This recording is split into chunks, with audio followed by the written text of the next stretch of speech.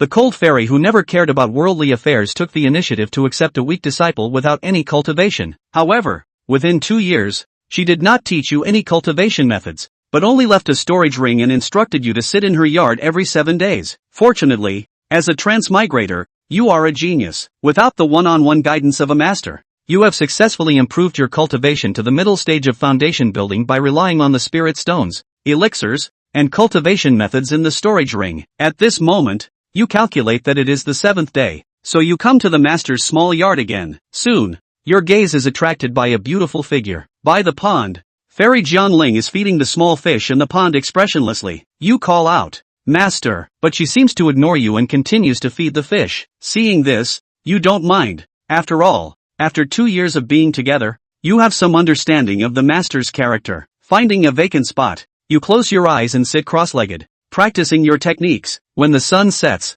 you open your eyes, but the master by the pond has already disappeared. Master, disciple is leaving, but there is still no response in the yard as usual. After a moment, you fly back to your bamboo house. Just as you are about to take out the remaining spirit stones from the storage ring for cultivation, a young female electronic voice suddenly rings in your mind. Ding! Congratulations to the host for binding the stronger system. You can obtain rewards by completing system tasks. The system has found the only target, Fairy Jiangling. For the host, the current system functions include target status viewing, task material search, and identification functions. Task target, Fairy Jiangling current status, cold, resolving the curse of the shattered sky. Task, make Fairy Jiangling feel other emotions. Reward, soul flag, growth type. At this moment, looking at the system panel, you are a bit dumbfounded. You followed your master for 2 years, and besides coldness, you have never seen any other emotions on her face. But thinking about the Wanhun flag emitting black smoke during battles, along with that eerie laughter, you couldn't help but drool. By the way, system, what is the curse of soul breaking the sky? The curse of soul breaking the sky suppresses the cultivation of over 99% of those cursed, and can cause the cursed individual's soul to perish in endless erosion. You should know that in the sword sect, peak masters have at least reached the nascent soul stage, which means that even after being suppressed by 99% of their cultivation, the master still has the strength of the nascent soul stage. After a moment of silence, you secretly made up your mind to help master restore his cultivation. After understanding the system, you plan to first break through to the later stage of foundation building, and then go to the sect's scripture pavilion to find an attacking technique. The heart technique given by master in the storage ring, the 10,000 swords technique, was identified by the system as a divine level technique. Even the ink shadow sword you usually use is a treasure beyond the level of Dao artifacts. The most powerful treasure in the profound realm currently only reaches the level of Dao artifacts. Thinking of this, you couldn't help but feel warm in your heart, and your determination to help master lift the curse became even stronger. As for the emotional task on master's side, you already had an idea. With master's vision, there are probably few things in the profound realm that can cause her emotional fluctuations. However, as a transmigrator, there are not many things from the blue star, but there are quite a few strange and rare items. 2 days passed in a hurry, and you successfully reached the later stage of foundation building. You selected a profound level attacking technique called Little Sword Technique in the Scripture Pavilion, and successfully learned this technique within 3 days. You also prepared 3 novels, because after your understanding, you found that there were no such books in this world. So you wanted to see if you could use novels to arouse master's curiosity. Tomorrow happens to be the 7th day agreed upon with master. The next day, you once again arrived at the peak of the Ice Sword Peak. Jiang Xianling was not feeding the fish today, but was sitting cross-legged under the plum tree. As usual, you called out to her, "Master." Seeing that she still did not respond, you went to practice on the side. In the blink of an eye, it was dusk, and you opened your eyes to look at the stunningly beautiful woman with a cold face under the plum tree. Instead of saying goodbye and leaving as usual, you took out 3 novels from the storage ring and said, "Master, these are books that Disciple accidentally obtained." Disciple finds them very interesting and wants to give them to master to read. After a while, a clear and moving voice came from under the plum tree. "No need, master. Disciple has placed the books here." After saying that, you didn't care whether she responded or not, and disappeared on your sword. Back in the bamboo house at this moment, you were sweating profusely, afraid that your strong-arm tactics would anger master. Soon, an hour passed. Just when you had no hope, the system's voice sounded. Ding! Task completed. The 10,000 souls banner has been issued to the host's storage ring. You looked at the status bar in disbelief. Jiang Xianling, current status, 99% cold, 1% curious. Resolving the curse of the shattered sky. You couldn't wait to take out the 10,000 souls banner to check. only to see that the banner was pitch black, with countless ancient inscriptions engraved on it. Just as he was looking closely at the inscription, he suddenly felt a pain in his head. A wave of ancient formation Dao memories surged into Suji's mind like a tidal wave. In a few moments, Suji wiped away the sweat on his forehead, his eyes gleaming as he put away the 10,000 soul streamer. That's lucky. I didn't expect it to be an ancient inheritance. It was rumored that certain ancient magic treasures would contain the inheritance of ancient cultivators, and he had never thought that he would encounter it this time. Looks like we'll have to work on this formation. After all, there is no such thing as too much underpinnings. With that thought, he opened his storage ring. He was about to take some formation materials to practice, but violently realizing, where did he get the formation materials? Inside the storage ring there was just a copy of the 10,000 swords technique and an ink shadow sword, plus a few pills. The coquettish woman can't cook without rice. How about a walk to the trade mart? The sword sect has a trading market for disciples to trade with each other. Although Suru hadn't been there yet, he did know that there was such a place. Once he figured it out, he decided to go to the trading market to take a stroll. Let's see if we can exchange some pills for some spirit stones and formation materials,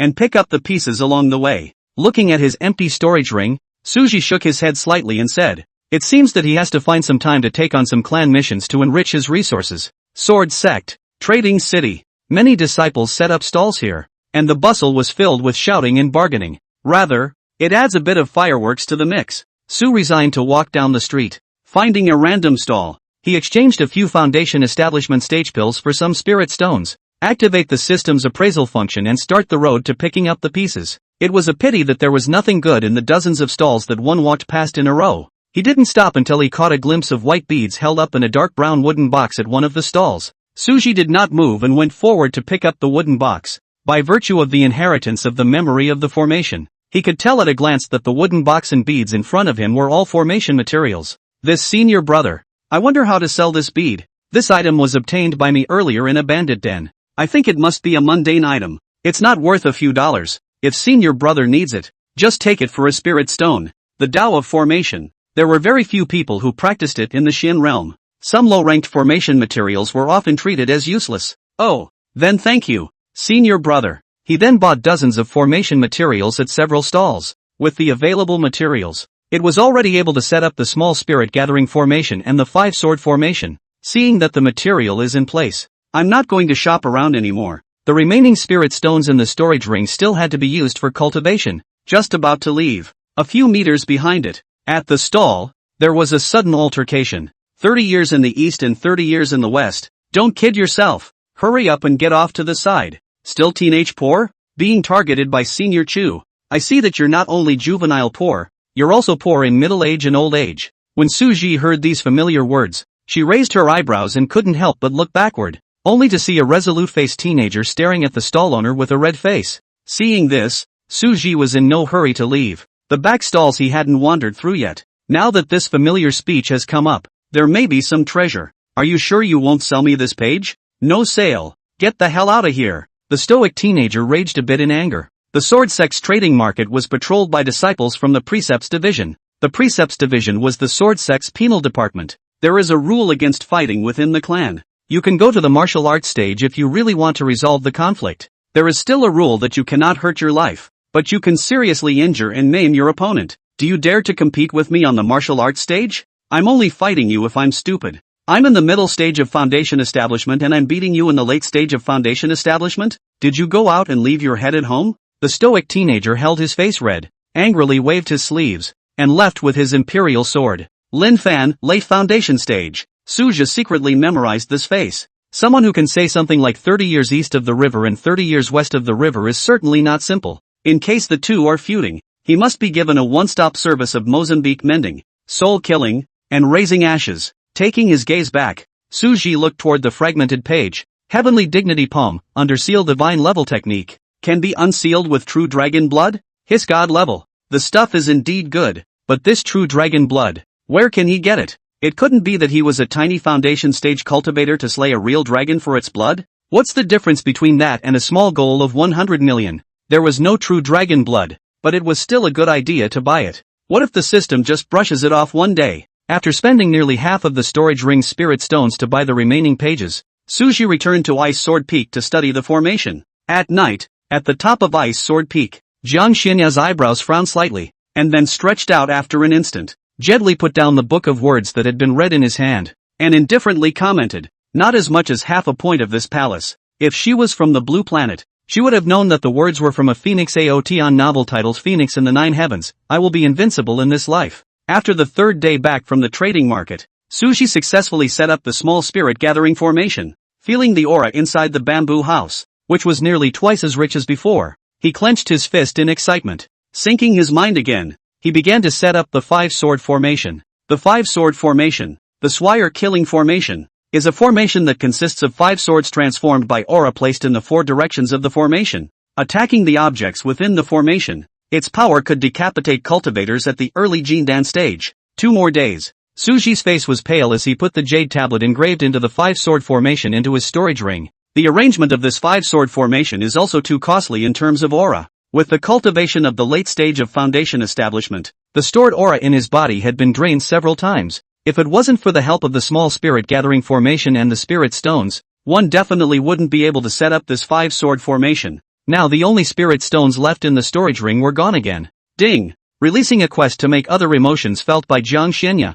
Reward, water and cloud travel. Water and cloud swimming, divine level stance. The figure is unpredictable, like a fish swimming in the water, walking in the clouds like floating in natural. Good stuff. Su Ru's eyes were filled with joy, and the task was not difficult. 3 more carefully selected books after the last time my master was curious about the novel. This time, however, the novel adds a slight romance element compared to the last time, when the reborn heroine was Dokmi. After all, if it's always the same subject matter, even if you found it interesting before, you'll find it boring afterwards. It wasn't like he dared to show his master directly a romance novel. So this time, let's test a small wave first and see how the master teacher reacts. Just in case, another trip out of the clan. Going to the forest. He cut down some fragrance-containing white spirit wood and made a rocking chair that was pure white and gave off a light fragrance. The next day, the top of Ice Sword Peak, Suji pushed open the wooden door and entered the courtyard. Seeing that master teacher was still cross-legged under the plum blossom tree,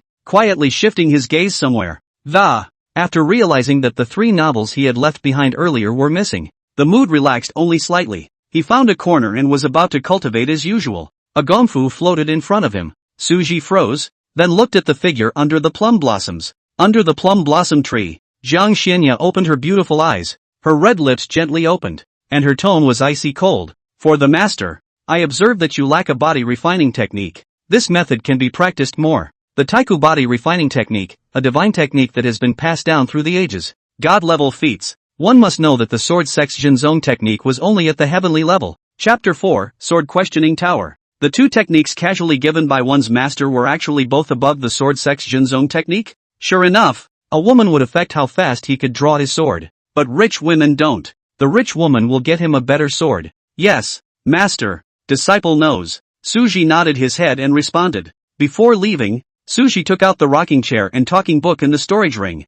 Master has treated me with kindness. Disciple has nothing to return. This rocking chair is a token of disciple's appreciation. Putting the 2 objects down, this time there was no choice to flee with the imperial sword. Instead, he stood still and waited for the master's answer. Jiang Xianya's deep turquoise-colored beautiful eyes swept Suji a glance, lightly nodded her head, and did not refuse. Seeing his master's nod, Suji breathed a sigh of relief and excused himself. Returning to the bamboo house, Suji immediately began to cultivate the Taiku body refining method granted by his master. The system's voice lived up to its name in the early evening. Ding! Mission accomplished. Reward Shui Yunyu has been issued. In a jiffy, an arcane and mysterious aura poured into Suji. Noticing the abnormality, Suji hurriedly withdrew from cultivation. Upon realizing that he had learned a stance out of thin air, Suji's eyes were filled with disbelief. This? Just learned the divine level body technique? One step? With a thought, water cloud swimming was cast. Whoosh! Suji's figure instantly scurried out. That's too fast. This is going to be put on the blue star. Straight up. No more beef. Ghostly, he glanced at his master's status bar. Kong Siana. Current status, ice cold, 89% ice cold, 10% curiosity, 1% comfort. In the process of resolving the curse of the broken dome of the sky, Suji's face became strange. Is this state really something a normal person could have? A fan chart? Isn't that the same as, say, 3 parts thin-skinned, 3 parts sneer and 4 parts rambling in the eyes? Shaking his head, Suji dispelled the strange thoughts in his mind and continued to cultivate the Taiku body refining method. It was decided that once the Swire body refinement method was introduced, he would head to the sect trial to test his battle power, and incidentally see the power of the 5-sword formation. He is extremely lacking in real combat these days. Once they had practical combat experience, they could start preparing for sect missions to earn cultivation resources. Ice Sword Peak. Under the plum tree, the rocking chair rocked. Like a fairy in the ice and snow, Jiang Xianya lay still in her rocking chair, holding her talking book in her right hand. A light breeze blew the hair on her forehead, revealing a stunningly beautiful face. Her skin was as fair as porcelain, and her deep turquoise eyes were as poetic as picturesque. This rocking chair is quite something, Jiang Xianya said softly. Although the voice was cold, it was melodious and pleasing to the ear, like heavenly music. Sword Sect, asked the Sword Tower, one of the sect's 3 major trials. There were 9 floors and only disciples of the foundation establishment and Jindan stages were allowed to enter, and there were 2 stone monuments standing outside the tower, each recording the top 10 rankings of the 2 realms. If the same number of levels are cleared, the one that takes the least amount of time to clear the level is preferred. After entering the list, if the cultivation level breaks through Jindan, his name will be dissipated at the monument itself, and the disciple who is next in line will take his place. The questioning Sword Tower was mainly focused on honing the practical combat level of the Sword Sect's disciples. Those who could make it to the list were undoubtedly not the Sword Sect's Heavenly Pride disciples,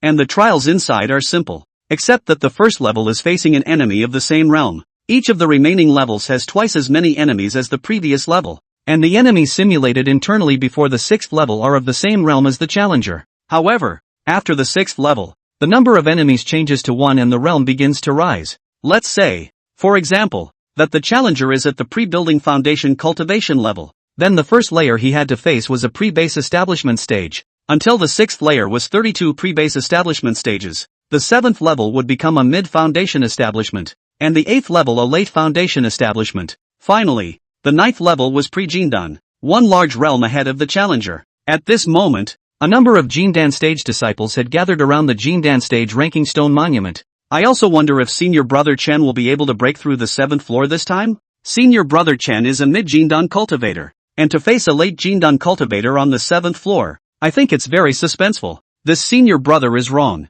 Senior Brother Chen was already able to break through the 6th floor 3 months ago, and this time he's coming back to break through the tower after 3 months, so he must have some certainty. Change. The ranking has changed. Suddenly, someone exclaimed. The crowd followed the sound, only to see Chen Tian, who was originally ranked 6th at the stone tablet, instantly jumped to 3rd place, worthy of being Senior Brother Chen. It's as terrifying as this. Although Senior Brother Chen's strength is superb, compared to the top 2 on the list it's still. Before the words fall, he saw a man in a green shirt dyed in blood, his face pale, and his steps hobbling to the monument. Eyes full of unwillingness, he stared dead on at the 2 names that were ranked above him. He stared for a long time before turning slowly and limping away. Jindan ranking tablet.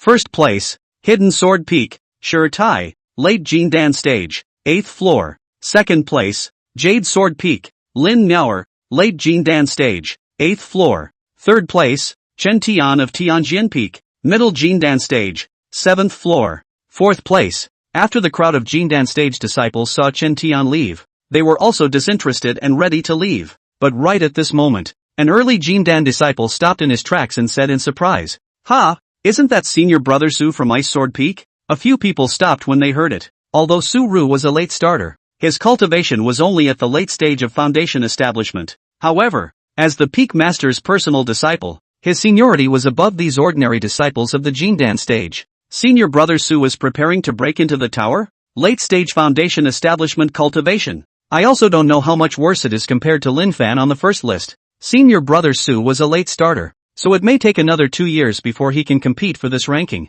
Fair enough. After all, cultivation is not absolutely correlated with actual combat ability. There were also quite a few late-stage foundation establishment disciples who didn't make the list. Instead, some pre-establishment bases with outstanding fighting abilities were able to make the list. Unlike the Jindan stage ranking stone monument side, there were more people on the foundation establishment stage ranking stone monument side. However, it was also the case that no one was optimistic that Suji would make the list. There were many other late-stage foundation establishment among them who had been initiated for 4 or 5 years, and none of them had the chance to be on the list. Foundation stage ranking stone tablet. 1st place, Lin Fan, Divine Sword Peak, late stage of foundation establishment, 7th floor. 2nd place, Chen Wen of Hidden Sword Peak, late stage of foundation establishment. 6th level. 3rd place. Su-ru came to the tower. After bowing towards the tower guarding elder, he handed out his identity jade token. The tower guarding elder took the jade tablet and urged, "Just do what you can, don't do what you can't do." In previous years, there were also many instances of tower-breaking disciples who fell after exhausting their strength and passing out without disengaging in time. After following the usual practice, the tower guarding elder handed back the jade token. Yes, disciple knows. Su-ru received the jade token and stepped inside the sword-asking tower. On the first layer, Suji gazed at the simulated late-stage foundation establishment cultivator in front of him, lightly lifting the palm of his hand. A thick aura gathered into a slapping down directly on his head and dispersing it. On the 2nd level, there was still a giant palm of aura. On the 6th level, as the enemy is a little too spread out. That's why it was only after swinging several huge palms of aura one after another that the enemies on this floor were resolved. He knocked down the spirit recovery pill and recovered some of his spiritual energy before walking towards the next floor. 7th floor. Looking at the simulated early Jindan cultivator in front of him, Su-ru's eyes stared slightly. Exercising sword chi to protect his body, he stepped on the water cloud swim and held the ink shadow sword. Dodging as he did so, he exchanged a few blows with them. The Jindan stage is not bad. The quality and quantity of spiritual energy is simply not comparable to the foundation establishment stage. The several collisions between the two men's moves also gave him a certain understanding of the strength of the Jindan stage. Following that, there was no more trying. Finding the right moment, he used his spiritual power to catalyze the jade plate of the 5-sword formation, enveloping the early Jindan cultivator in it. Half an incense stick later, the powerful sword chi within the 5-sword formation managed to cut him down. As far as the 5-sword formation was concerned, early Jindan cultivators were the best test subjects. The questioning sword pagoda's simulated Jindan stage cultivator was ultimately lacking some godliness. It was good enough to cage the Jindan stage in real combat. However, although the coverage of this formation was small, its power was not to be underestimated. If he didn't use the sword formation, he probably would have had to tangle with this early Jindan cultivator for a while. After taking a spirit recovery pill again, Suji caught the slightly cracked jade tablet. After a little bit of sensing and realizing that it could still be used once, he took it back into his storage ring. Chapter 5, Liking the Master. Ask the Sword Tower. 8th floor. A figure holding a 3-foot blade stood in front of Suji. After feeling the oppressive feeling of that mid-Jindan stage, Su resigned without hesitation. Protecting his body with sword chi, he executed water cloud swimming and slapped a large palm of aura directly towards the figure. The silhouette sensed the attack and swung out a palm as well. The two palms clashed, instantly erupting into a deafening sound. Suji was shaken back a few steps before he could make a move. A stern sword blade broke through the air like lightning. Suji's pupils shrunk violently. In the nick of time, it was narrowly avoided, and cold sweat beaded on his forehead. Luckily, there was a system-infused god-level stance. Otherwise, if one was struck by this sword chi, one would be seriously injured at the least. The silhouette did not stop at all after chopping out a sword. Just like a ghost, a few dodges appeared beside Suji,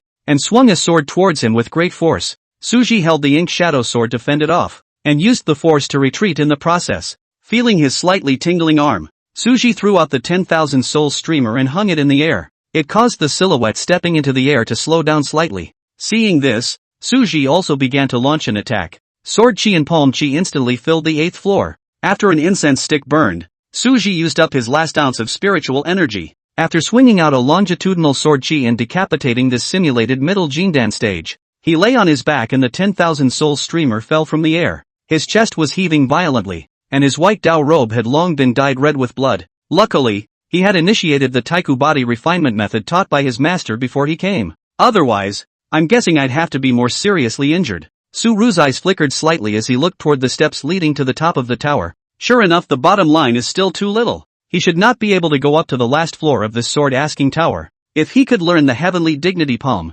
he might even be able to try it. However, he only had one Xian great attack technique today, the small sword technique, although the gong methods one cultivated were all very advanced. However, apart from the body techniques given by the system, the other feats were only barely at the introductory level. However, he believed that when he broke through to the Jindan stage, the situation would be very different. Even if he had to face the Yuaning stage at that time, he would not be the least bit weak. After a few moments of rest, brace yourself to retrieve the ink shadow sword and the 10,000 soul streamer. Su-ru was still a bit dissatisfied with his first real battle, but he didn't force it. He wasn't stupid. In case he died in the sword-asking tower because of bravado, wouldn't it make people laugh? This top floor. It is better to wait until after breaking through to the Jindan stage. At this moment, the area around the Foundation Establishment Stage Ranking Monument outside the Sword Asking Tower was silent. Foundation Stage Ranking Stone Tablet. First place, Suji from Ice Sword Peak. Late stage of Foundation Establishment. 8th floor. Second place, Lin Fan. Divine Sword Peak. Late stage of Foundation Establishment. 7th floor. Third place, I'm not dreaming, am I? A Foundation Establishment disciple pinched his face. After realizing that he wasn't dreaming, a look of disbelief appeared on his face. Too strong. Senior Brother Su. Seeing Senior Brother Su's valor, I see that Lin Fan is also a dirt cheap dog. Senior Brother Su has only been initiated for less than 2.5 years. It's unbelievable. To the astonished, admiring eyes of the crowd, Suja left the Sword Asking Tower. Back at Ice Sword Peak, Su-Ru cleaned the blood from his body. Then sitting cross-legged on the bed, he sighed. If one were to rely solely on exhaling aura for cultivation, it is estimated that it would take at least 2 to 3 more years to break through to the Jindan stage. It seems like I have to visit the clan's mission office tomorrow. With this thought, Suji began to absorb aura to nourish his injuries. Early the next morning, Suji came to the clan's task office and took a task to kill an early Jindan stage wolf demon. When the grey-robed old man saw this, he couldn't help but raise his voice to remind him.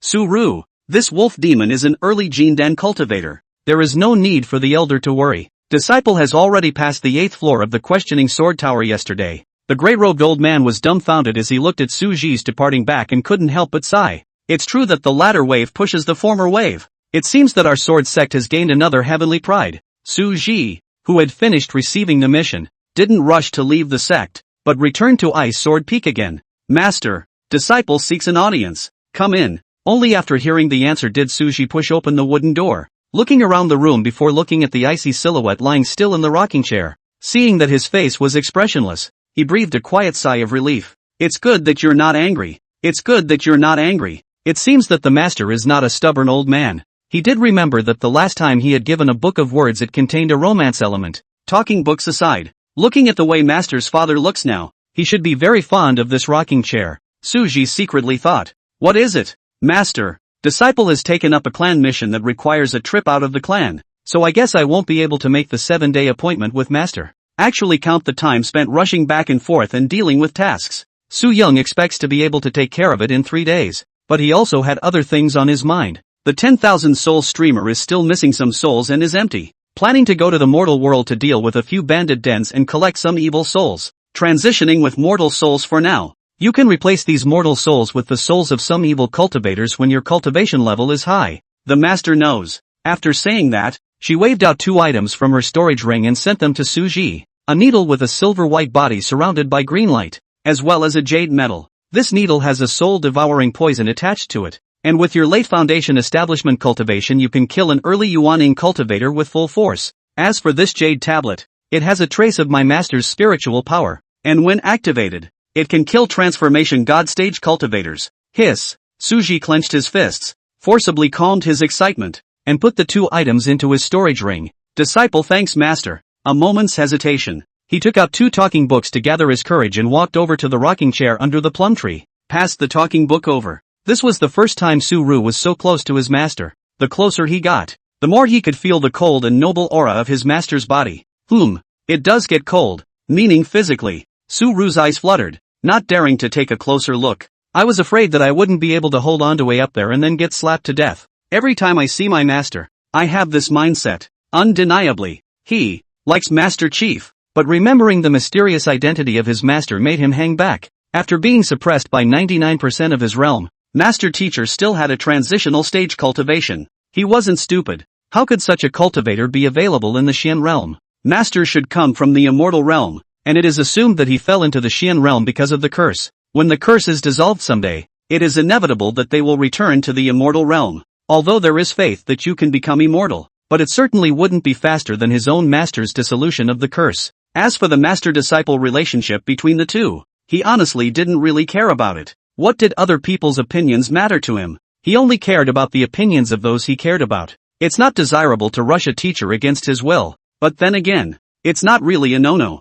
Standing beside the rocking chair, Suji was surrounded by a faint but extremely good-smelling cold floral fragrance. Can't help but wonder if the plum blossoms smell so good. Want to plant one in your own yard? After putting the 2 talking books into her storage ring, Jiang Shenya waved her skirt sleeve. When Suji came back to his senses, he had already appeared outside the sect gate. The corners of his lips hooked up in a smile as he said, it's much faster than my imperial sword. Without hesitation, he summoned the ink shadow sword and flew towards the east with his sword. He was going to land in Kirin City, the nearest mortal city to the mission site. Spy on the wolf demon. After all, that Jindan wolf demon couldn't stay in one place all the time. Chapter 6, Returning a Clear Sky to the Mortal Realm. One day later, Kirin City. The streets were bustling with activity, and from time to time, flashy carriages galloped by and, occasionally, rich kids dressed in expensive silks could be seen all around. Tea houses and wine shops are even more packed. Suji arrived just in time for the tea house to vacate a table.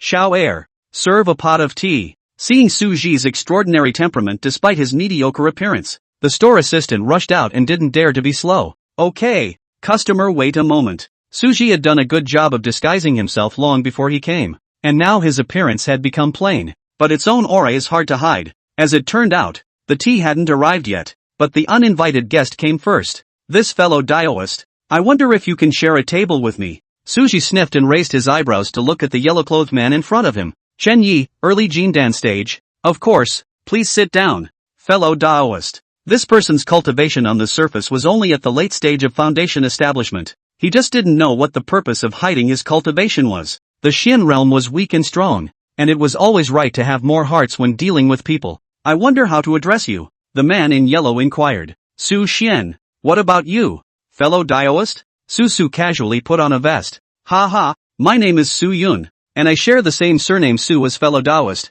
so it's fate for the two of us, Suji surprised said. Fellow Daoist Su Yun. Then we are indeed very fortunate. I wonder what is the purpose of your visit to this Qilin city. After a pause, he added. Of course, if it is inconvenient for fellow Daoist Su Yun to speak, then I will not ask. After saying that, Suji carried the teapot that had just arrived, took out a teacup from within his own storage ring, and poured himself a cup of tea without slowing down. Fellow Daoist Su Xian is overstating the case. You and I are like old friends at first sight. What's so inconvenient about it? Who knows you by sight? Not only was the realm fake, even the name was fake. Just like a dummy, Suji couldn't help but spit in his heart. In fact, I came here today for the Jindan wolf demon outside of Qilin City.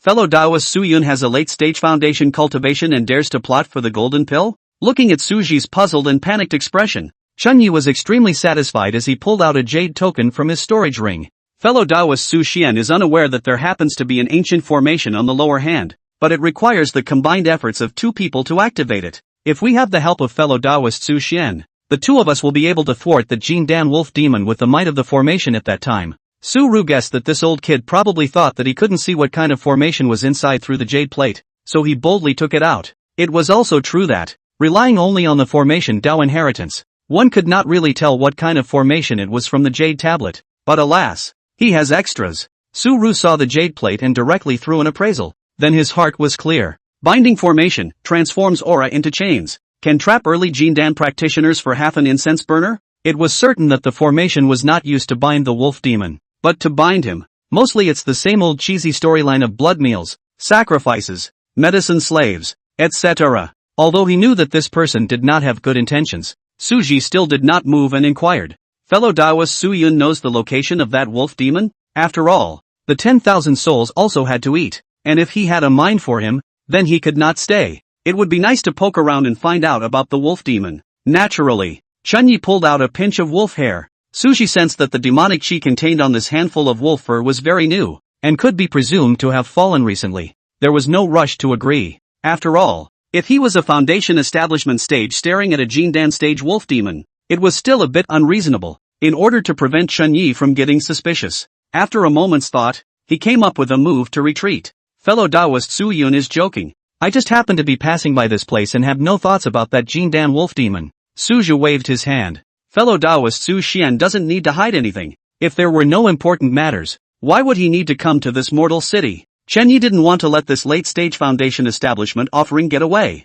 Whether he came because of the wolf demon or not, the Golden Dan wolf demon is full of treasures. Just a wolf skin is worth hundreds of spirit stones, not to mention the demon pills in its body. Just promise yourself some favors. These people would just their pants and lean over. And that's how he counted those cultivators before. In order not to attract the attention of some sects, he spent several years counting around. Sacrifice hundreds of foundation establishment cultivators and dozens of Jindan primary cultivators. Now that Inheritance Cave was just one step away from being opened. Originally, he had planned to capture that wolf demon and use it for sacrifice at the risk of being injured. Instead, he ended up meeting Su Ji. So naturally, he didn't have to risk messing with that wolf demon. After sacrificing Su Ji, that cave would be opened. So he couldn't let this person run away now. Fellow Taoist Su Xian. I just couldn't bear to see the mortals of Kirin City being threatened in this way before I decided to step in. If fellow Taoist Su Xian can help me, then I can make a heavenly Tao oath. Promise that if you can kill the wolf demon, you will hand over all of its corpse to fellow Taoist Su Xian. Ha! If you can kill? Playing word games with him? With a flash of his eyes, Su Ji instantly had a decision. Fellow Taoist Su Yun is truly a model of the righteous path. I am ashamed of myself and would like to help you. Since that's the case, then tomorrow we will meet outside the city gates and kill the wolf demon, returning a clear sky to the mortal world. Su resigned righteously. Fellow Taoists, great righteousness. Then I'll take my leave first. Seeing that Su Ji on the hook, Chen Yi did not stay long, and left the tea house in a hurry. The two men each have their own hearts in the right place. On the following day, after the two of them met outside the city, they separately rode their swords to the east of Qilin City. Jindan practitioners can travel in a recluse. However, at this time, Chen Yi was still hiding his cultivation, so he rode his sword just like Su Ji. Chen Yi was extremely happy today. He could no longer hold back his thoughts of the wonderful days when his strength would soar after receiving the cave inheritance, and Su Ru didn't think about it so much. He just wanted to see what this Chen Yi plotted him, so that he could gain insight and enrich his experience. And then, after pursuing the wolf demon's whereabouts from Chen Yi's mouth, he sent him into the 10,000 soul streamer. The main one is plain and simple. It was only after following Chen Yi around for half an hour that he was seen stopping in front of a cave entrance. Fellow Taoist Su Yun, is that Jindan wolf demon in the cave? Jia, you are really stupid. As the words fell, the pressure of an early-stage Jindan erupted from Chen Yi's body. You tricked me? Su Ji said in disbelief. Jia, now you're the only one missing. As long as you're sacrificed, this cave will be opened. Sacrifice? A cave? Although he guessed that the sacrifice in these mundane plays, he really didn't know that there was a cave in this place. Looks like he got lucky again this time. If you want to blame it on your own lack of heart. Not knowing the perils of the Xian realm, Chen Yi's face was hideous as he raised his hand and manifested a huge hand of aura to grab at Su Ji. The giant hand of aura firmly gripped where Su Ji was in an instant, but immediately afterward Chen Yi realized that the aura giant's hand was empty. Is my heart really lacking? A voice like a demon's whisper appeared in Chen Yi's ears. Chen Yi's pupils suddenly shrunk, and without hesitation, he clenched his right hand into a fist and just wanted to turn around and blast out. A stern sword blade was already in front of him. Put! Chen Yi sprayed out a mouthful of blood and was hacked out like rags. Su Ji held the ink shadow sword and laughed lightly. Fellow Taoist Su Yun. Ah no, it should be fellow Taoist Chen Yi. I'll take this cave residence of yours with a smile. Chen Yi was as cold as if he had fallen into an ice cave. Why did this person know his real name? Could it be that his every move was under this person's surveillance? After the fear, however, what followed was endless resentment and anger. I'm not willing to let my years of hard work go to waste. Resentment that he was only one last step away from this heavenly opportunity. If Su Ji could hear the heart, he would have told him that he was overthinking it. He was the one who didn't need to spy on a mere early Jindan stage. No, this seat kills you. Spiritual energy surged. Chen Yi looked like a madman. The corner of Su Ru's mouth was slightly raised,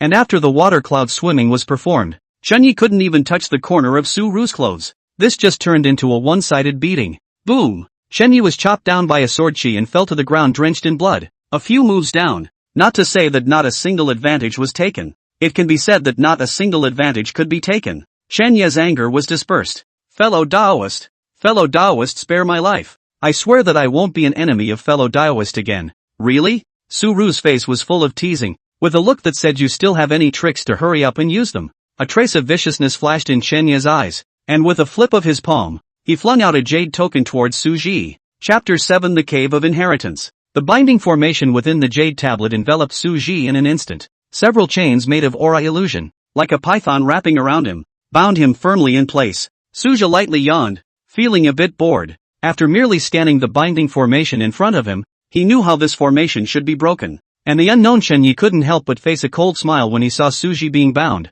Ha ha, little, didn't expect it. After this seat has sacrificed your flesh, It will then detain your divine soul, so that you will suffer from the burning of your divine soul day and night. Before the words fell, an incredible scene appeared, only to see the aura chains that bound Suji crumble one after another. The original binding formation that had enveloped Suji's body instantly retracted back into the jade tablet. Suru slightly hooked his hand, and then he received the jade token within his storage ring. Dare to show off the formation in front of him? It's really playing with a big sword in front of Guangdong's door. Chenya's smile froze on his face all of a sudden, and after reacting, he hastily begged for forgiveness. Fellow Daoist, I was wrong about the storage ring. I'll give you the storage ring. Suji laughed faintly. Fellow Daoist is confused. Killing you is also mine. Then still holding the ink shadow sword, he slowly stepped forward. Right. That wolf demon.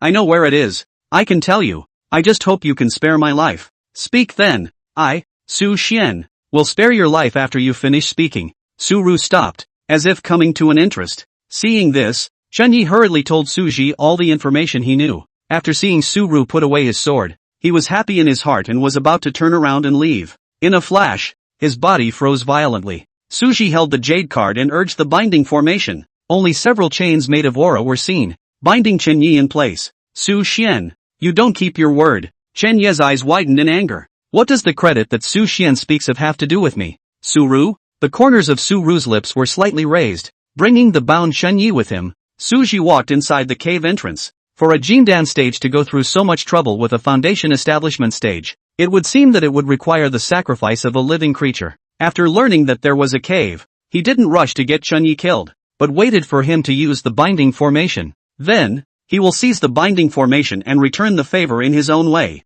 Otherwise, he will not bother with Chenyi more words. Directly get dead is not good. As if he knew his end, Chenyi said with a face full of resentment. I won't let you go even if I become a ghost. A ghost? People are ugly, but they think beautifully. Suji gave a faint smile. Fellow Daoist, don't worry. Your divine soul, my 10,000 soul streamer, is useful and won't give you a chance to become a ghost. Chenyi finally turned ashen when he heard this. Taking a glance at the sacrificial formation inside the cave, he probably guessed what Chenyi was doing yesterday when he left in a hurry. But it's cheap for him now. After sacrificing Chenyi, and having his divine soul incorporated into the 10,000 soul streamer, he put it away with satisfaction only when he felt that the might of the 10,000 soul streamer had strengthened by a fraction of a second. Looking at the inheritance cave that opened in front of him, Suji was a little hesitant. It was identified by the system as an inheritance cave of the god transformation stage. Danger and opportunity always go hand in hand. There might even be a scene in there about taking over a house or something like that.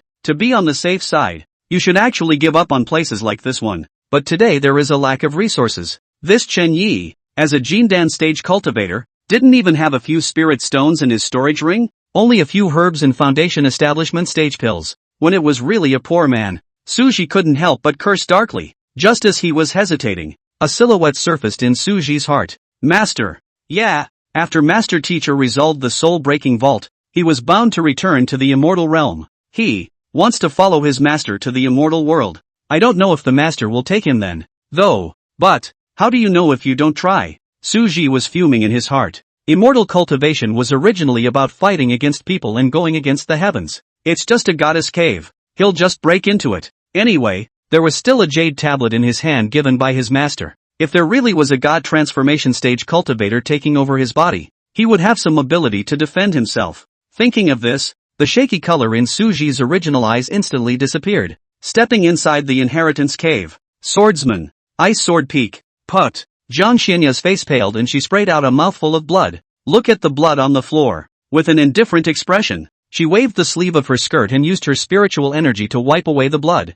Feeling the extremely weak aura within her body, her eyebrows furrowed slightly. Due to his eagerness to dissolve Soulbreaker Vault, he ended up receiving its backlash instead. This has led to an increase in injuries nowadays. The Tai-in divine body, which was still able to be suppressed, also became difficult to suppress. Thinking that he had let his disciple come over every 7 days to borrow the yang qi generated from his sun god body's cultivation to suppress the Tai-in god body, and now that his injuries had been compounded, it was estimated that he would have to let him come twice in 7 days. Thinking about this around the cool as a fairy, Zhang Xianya, also a little embarrassed up. That's all. Be nice to him from now on. Snort. After stabbing the last late-stage foundation establishment demonic beast to death, Suji shook off the demonic beast blood staining his sword and looked up at the closed bronze gate in front of him. Instead of rushing in, He sat in place to recover his body's aura. The road behind it had long been piled with the corpses of demonic beasts. It's bad luck to say the least. As soon as I came in, I was in the dark, and I realized that the darkness was full of green eyes. Luckily, the reaction was quick. Immediately, he pulled out a lighting stone and embedded it into the stone wall above his head, took out the ink-invisible sword, and performed water cloud swimming. Otherwise, when faced with these densely packed groups of demonic beasts, of which there were even a few Jindan stage ones, they would definitely have to be injured. After an incense stick, it was only then that Suji stood up and took out the jade tablet from his storage ring. He held his sword in his right hand and clutched the jade tablet in his left. Using the hand holding the jade token to push open the bronze door in front of him, he carefully stepped inside. Unlike the darkness outside, there are illuminated stones embedded in the walls all around the door. With just one glance, Suji froze. Spirit stones. That's a lot of spirit stones. Moreover, there were some feats, magic treasures, and pills mixed in with the spirit stones. Not being mesmerized by what was in front of him, he stabilized his mind. Since it was identified by the system as an inheritance cave, it was bound to have an inheritance. Now in front of himself there is only treasure, and the shadow of the inheritance that is nothing to see. Shifting his gaze from the pile of spirit stones, Suji began to scan the surroundings. Suddenly, he saw a dead bone in a corner. Lin Tiansun, dead bones at the transformation stage. The withered bones of the goddess of transformation stage. After the appraisal, I don't know if this withered bone will suddenly sprout a residual soul to take over. In the spirit of the principle of being careful, Suru kicked a stone to the feet of the withered bone. No movement. After thinking about it, he swung out another sword chi towards the stone wall next to the withered bones. Still no movement. C2 tries and nothing. Suji immediately cast sword chi to protect his body, holding the jade card in one hand and the sword in the other, and carefully leaned over. His body was taut, and once there was any movement, he would directly activate the jade card and then perform water cloud swimming to retreat. But until he walked up to the withered bones, there was still no movement at all. It was only after getting closer that Suji noticed a jade tablet hanging from the waist of the withered bone. Just as he was about to take it in with his spiritual power, the mutation is sudden. Only a flash of white light popped out from within that jade tablet. Before he could activate the jade tablet bestowed by his master, white light instantly attacked Suji's face. Suji's last thought was, "My life is over." Chapter 8, The 9 Yin and 9 Yang Flowers. But immediately after, Suji realized that he was the one who thought too much. That white light should be the so-called inheritance within the inheritance cave. This seat, Lin Tianxuan, is the sect master of the second grade sect,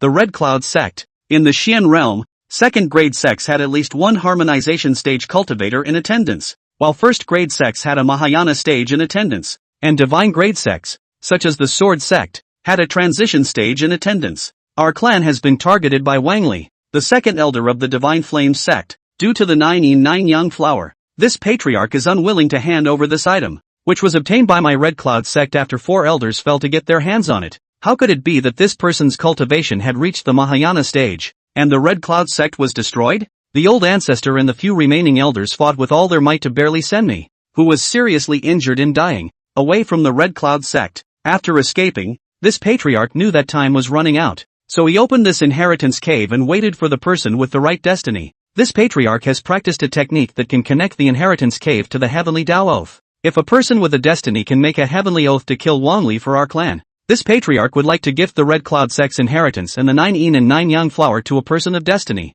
If the fated person does not wish to take on the karma of the sect, he may also take other treasures and leave. Afterwards, the white light drilled out of Suji and returned to the jade tablet at the waist of the withered bone. After contemplating for a moment, Suji made up his mind to leave after collecting the treasures. After all, this inheritance could only be said to be the icing on the cake for him, who was covered in divine level techniques. As for the 9 Yin 9 Yang flower, it was rumored that it could only grow for 1,000 years and could be refined into pills above the transitional stage, although it was very precious. But this was even more of a chicken rib for a tiny foundation stage who couldn't make pills. What was most lacking now were basic resources like spirit stones. As for the future, I believe that when his cultivation is high in the future, the unified sun will not treat him poorly. So there's no point in taking the risk of taking on someone else's karma at this stage. After putting the spirit stones, techniques, pills and magic treasures into the storage ring, Suji cupped his fists towards the withered bones and bowed deeply. Although he didn't get the biggest chance in the inheritance cave,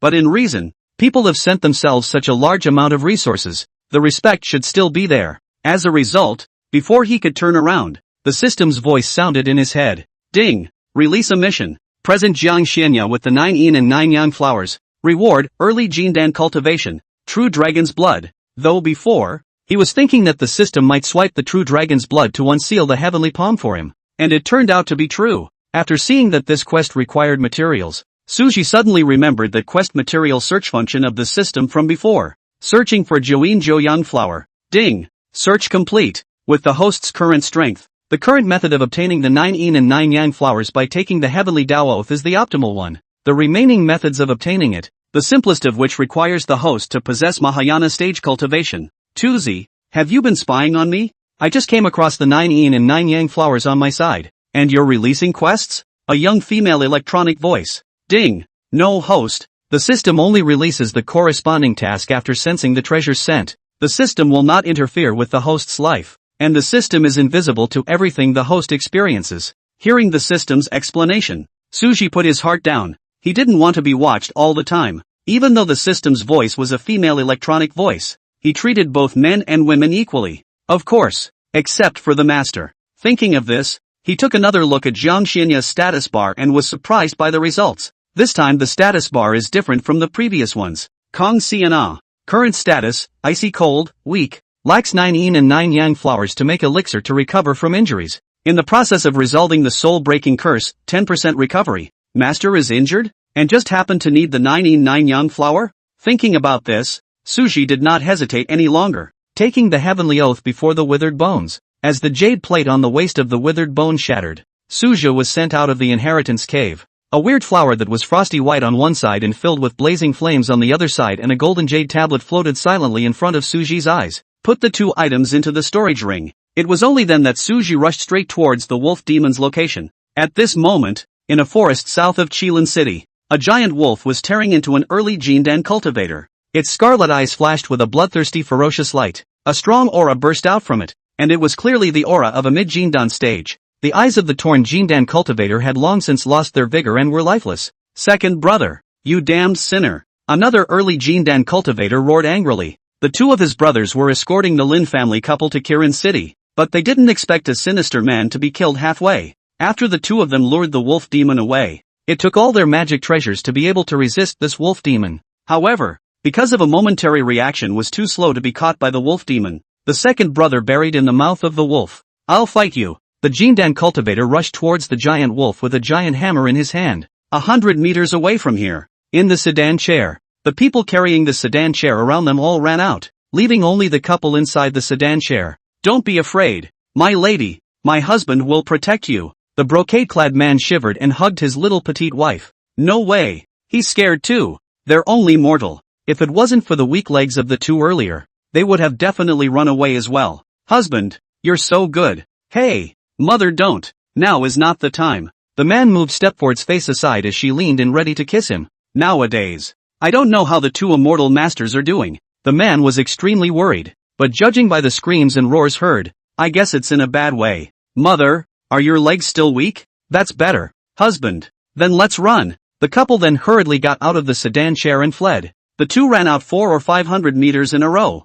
Suddenly, a handsome white-robed man who rode a sword in the sky came into the eyes of the two. The handsome man was none other than Su Ji, who had arrived from the inheritance cave. By now he had unlocked his disguise. Immortal master, there are wolf demons over there. Don't go over there, the brocade-clothed man kindly reminded. I'm here to behead demons. Su Ji looked towards the direction the brocade-clothed man was pointing, and after sensing a mid-Jindan stage pressure, slightly surprised. I didn't expect this wolf demon to actually break through. It wasn't bad though. He had the magic treasure given by his master to pocket. Originally, he had planned to use this wolf demon to sharpen himself, but now I'm in a hurry to get back to the clan, so please just go to hell. Looking at the couple, he said as he pointed towards where he had come from. I just came from the east side of Kirin City. There are no demonic beasts on this road for the time being. You two can safely reach Kirin City by following this road. Thank you, Immortal Master, for your guidance. I wonder if Immortal Master knows the situation of the other two Immortal Masters who were entangled with the wolf demon. The brocade-clothed man cautiously inquired. I only sense the wolf demon's scent. Upon hearing this, the couple was slightly gloomy and made a deep bow towards Suji before leaving. Rushing to where the giant wolf was, Suji landed with a sword. Shoo! The sword she attacked the back of the giant wolf that was tearing into the cultivator's corpse. However, as if the giant wolf had eyes in its back, It dodged away extremely nimbly. Before the giant wolf could land, Suji swung another sword chi towards the front of the giant wolf. At the same time as he swung out his sword chi, he also threw 2 jade tiles towards the 2 sides of the giant wolf, sealing off the giant wolf's path of retreat. Sensing the danger, the giant wolf dodged towards the right where it thought it was the least threatening, and it was just as Suji had intended. The binding array within the right jade tablet instantly enveloped the giant wolf, trapping it for a moment. This moment was enough. Pouring 80% of his spiritual energy into a needle with a silver-white body surrounded by a surfeit of green light, Su Shu controlled the silver needles to stab towards the trapped giant wolf. Unsurprisingly, a magic treasure that could kill an early Yuaning cultivator by fully infusing it with spirit power. Even if it was only infused with 80% of its spirit power, dealing with the demonic wolf in the middle stage of the Jindan region could only be said to be killing a chicken with a bull's knife. Receiving the jade tablet and the demon wolf's corpse into the storage ring, looking at the 2 disfigured corpses on the ground, he shook his head. Immediately, the spiritual power surged and blasted out a huge pit, using the spiritual power to sweep the 2 people in and bury them before the imperial sword left. Chapter 9, The Goddess. Ice Sword Peak had an uninvited guest at this time. The man stood outside the courtyard in a green robe, a hint of shade and anger in his eyes. This person was named Yang Chen, the peak master of Immortal Sword Peak, and possessed an early-stage ferrying cultivation. Mr. Yang begs to see Fairy Jiang. I still hope that Fairy Jiang will come out to meet me. Yang Chen's voice was mixed with a hint of anger. A few years ago, upon the recommendation of the Jade Sword Peak Master, Jiang Xianya joined the sword sect as a casual cultivator.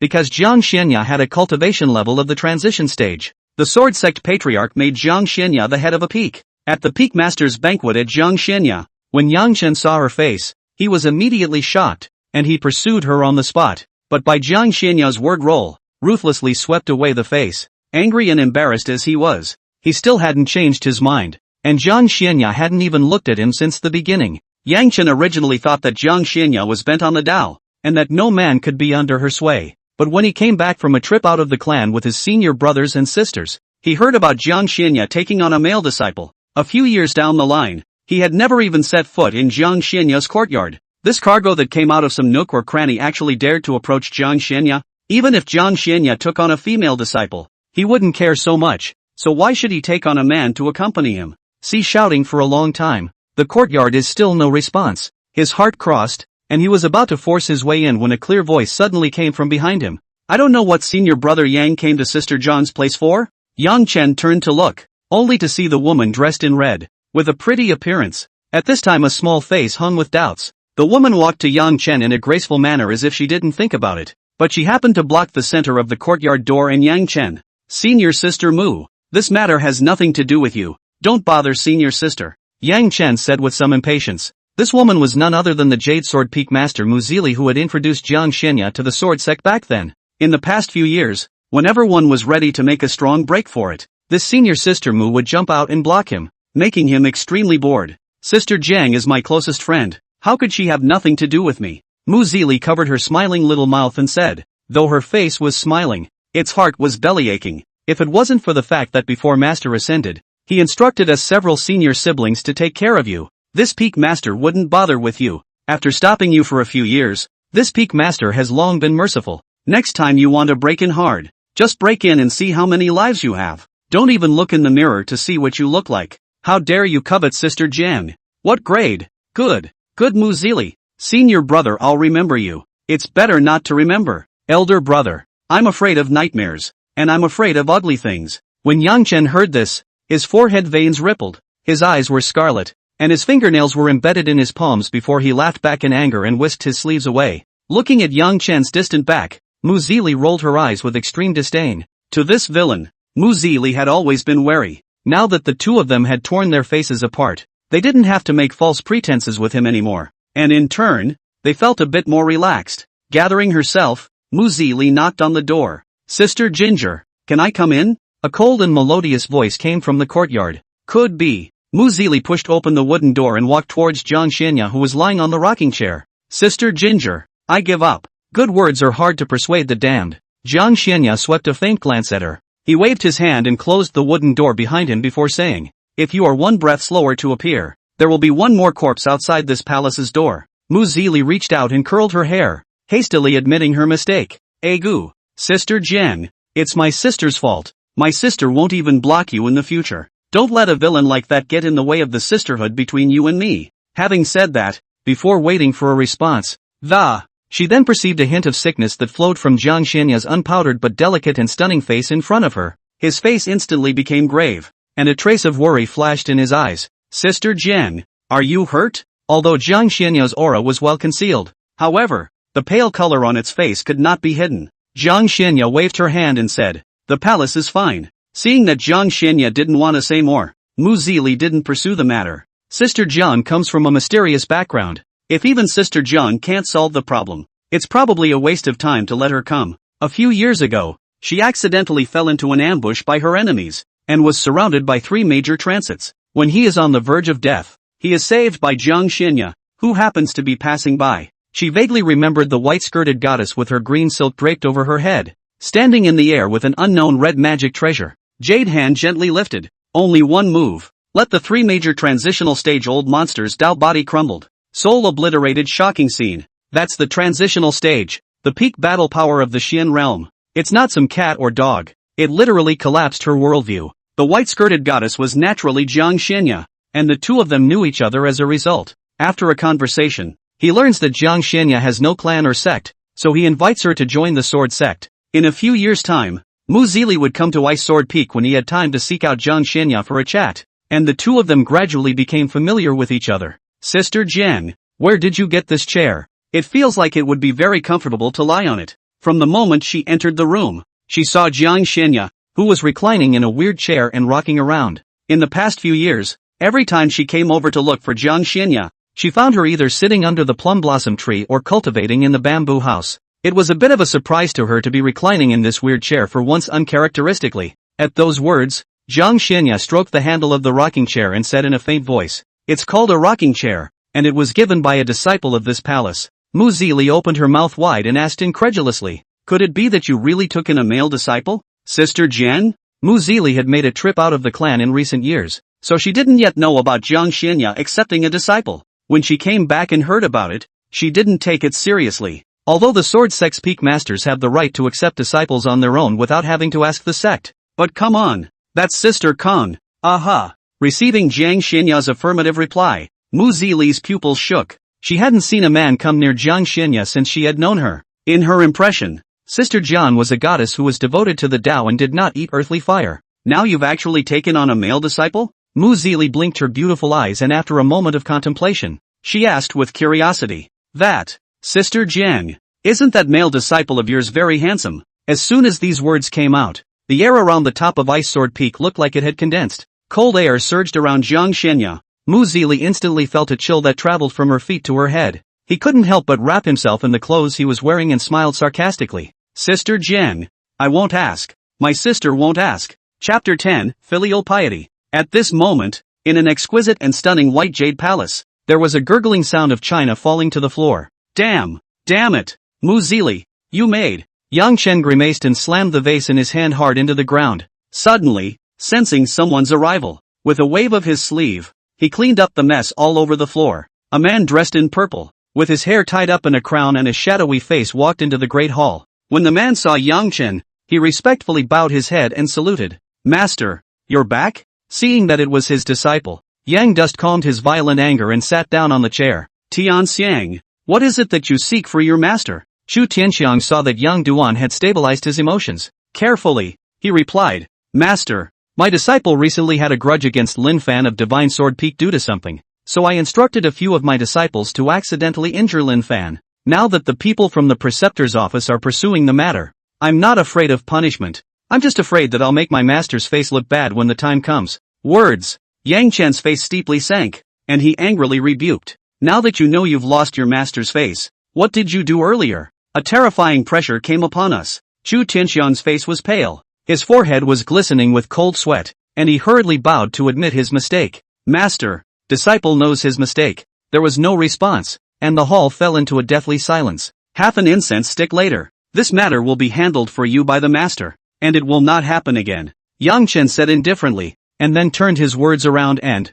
"I heard that Ice Sword Peak has recently taken in a male disciple. I think it's better for this person to die outside the Sword Sect. What do you think, disciple?" Chu Tianxiang lowered his head. The corner of his mouth swept through an imperceptible cold smile, and his eyes even showed a color of contempt. This old piker is so pawned and risen. One minute he's playing the honorable man to him, the next he's instructing him to kill someone. Master, disciple knows that this time, Tian Xiang will do it cleanly. Well, stand down. Yang Chen was extremely satisfied. Looking at Chu Tianxian's departing back, he turned around with a leathery grin and mumbled, "What is mine will always be mine, and no one can get their hands on it." At the gate of the sword sect, swish, a white-clothed figure sped along with a sword, instantly skimming past the two Foundation Establishment stage gatekeeper disciples. Hey, you! The guarding disciple on the left was about to open his mouth to rebuke, but the guardian disciple on his right quickly covered his mouth. "You're crazy! That's senior brother Su Ji from Ice Sword Peak." "What? That's senior brother Su who ranked first in the stone tablet at the Foundation Establishment stage of the Questioning Sword Tower?"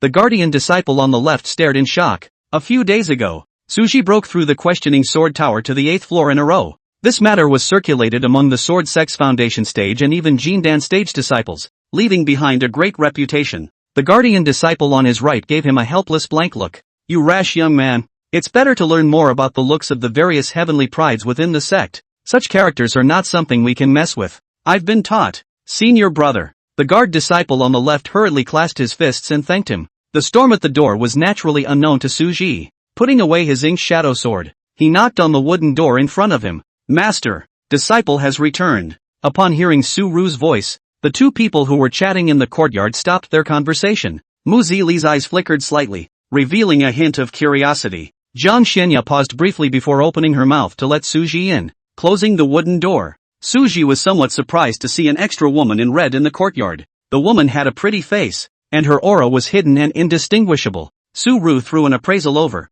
Mu Zili, pre-transition, a transmigrating monk? Although the name of the woman in red in front of him was already known. But still, pretending not to know, he politely inquired, "Master, I wonder who this senior is." It's always right to call out seniors. It was important to realize that immortal cultivation was really only 3 realms, the Griffin realm, the Tao Fellowship realm, and the Seniors realm. Jade Sword Peak Master Mu Zili.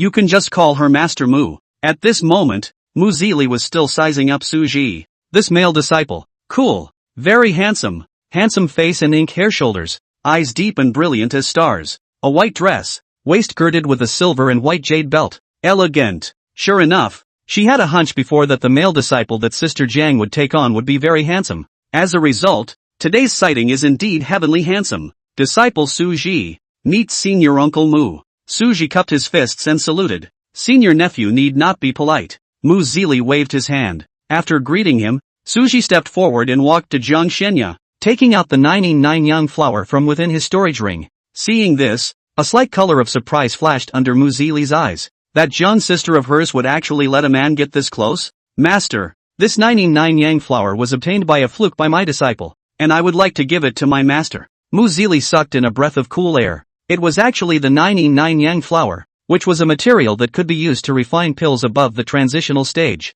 She had never even seen this kind of divine material before. Now this master nephew actually got it with a mere late-stage Foundation Establishment cultivation? What surprised her even more was that her senior nephew was actually planning to give the 99 Yang flower to Sister Jiang. She had never seen anyone so dutiful. When I think of the female disciples in my family who only link in front of her every day,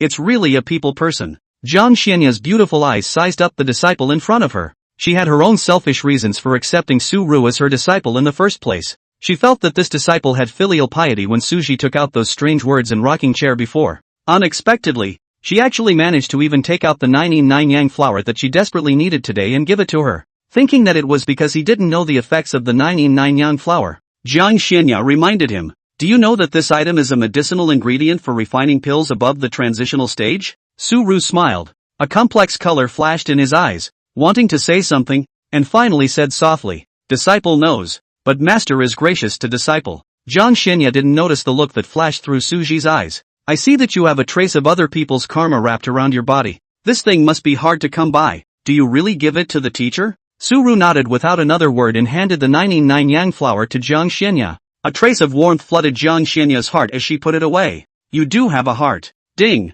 Mission accomplished. True Dragon's blood has been released. Ding! Does the host break through to the early Jindan stage now? No! Wait until I get back. Okay, what is the reason for the karma you bear? The master has helped you deal with it. Master teacher, there's no need for that. I want to use it as motivation, and I believe that I can handle this karma. Suji smiled faintly. Good, since that's the case, in the future, when you come over again, my master will help you. A trace of gentleness flashed through Jiang Xinya's icy cold beautiful eyes. Originally, the lack of the 9 yin and 9 yang flowers resulted in the inability to concoct a healing elixir. Under the curse of the soul-severing vault, the Taiyin divine body became difficult to suppress. Now there is no such worry. Naturally there is no need to let Suji come twice in 7 days. Just come once in 7 days as usual. Yes, master. Su resigned with a bow and excused himself. Nowadays, there is a huge pile of resources on hand, which urgently needs to be transformed into war power. After advancing to the Jindan stage,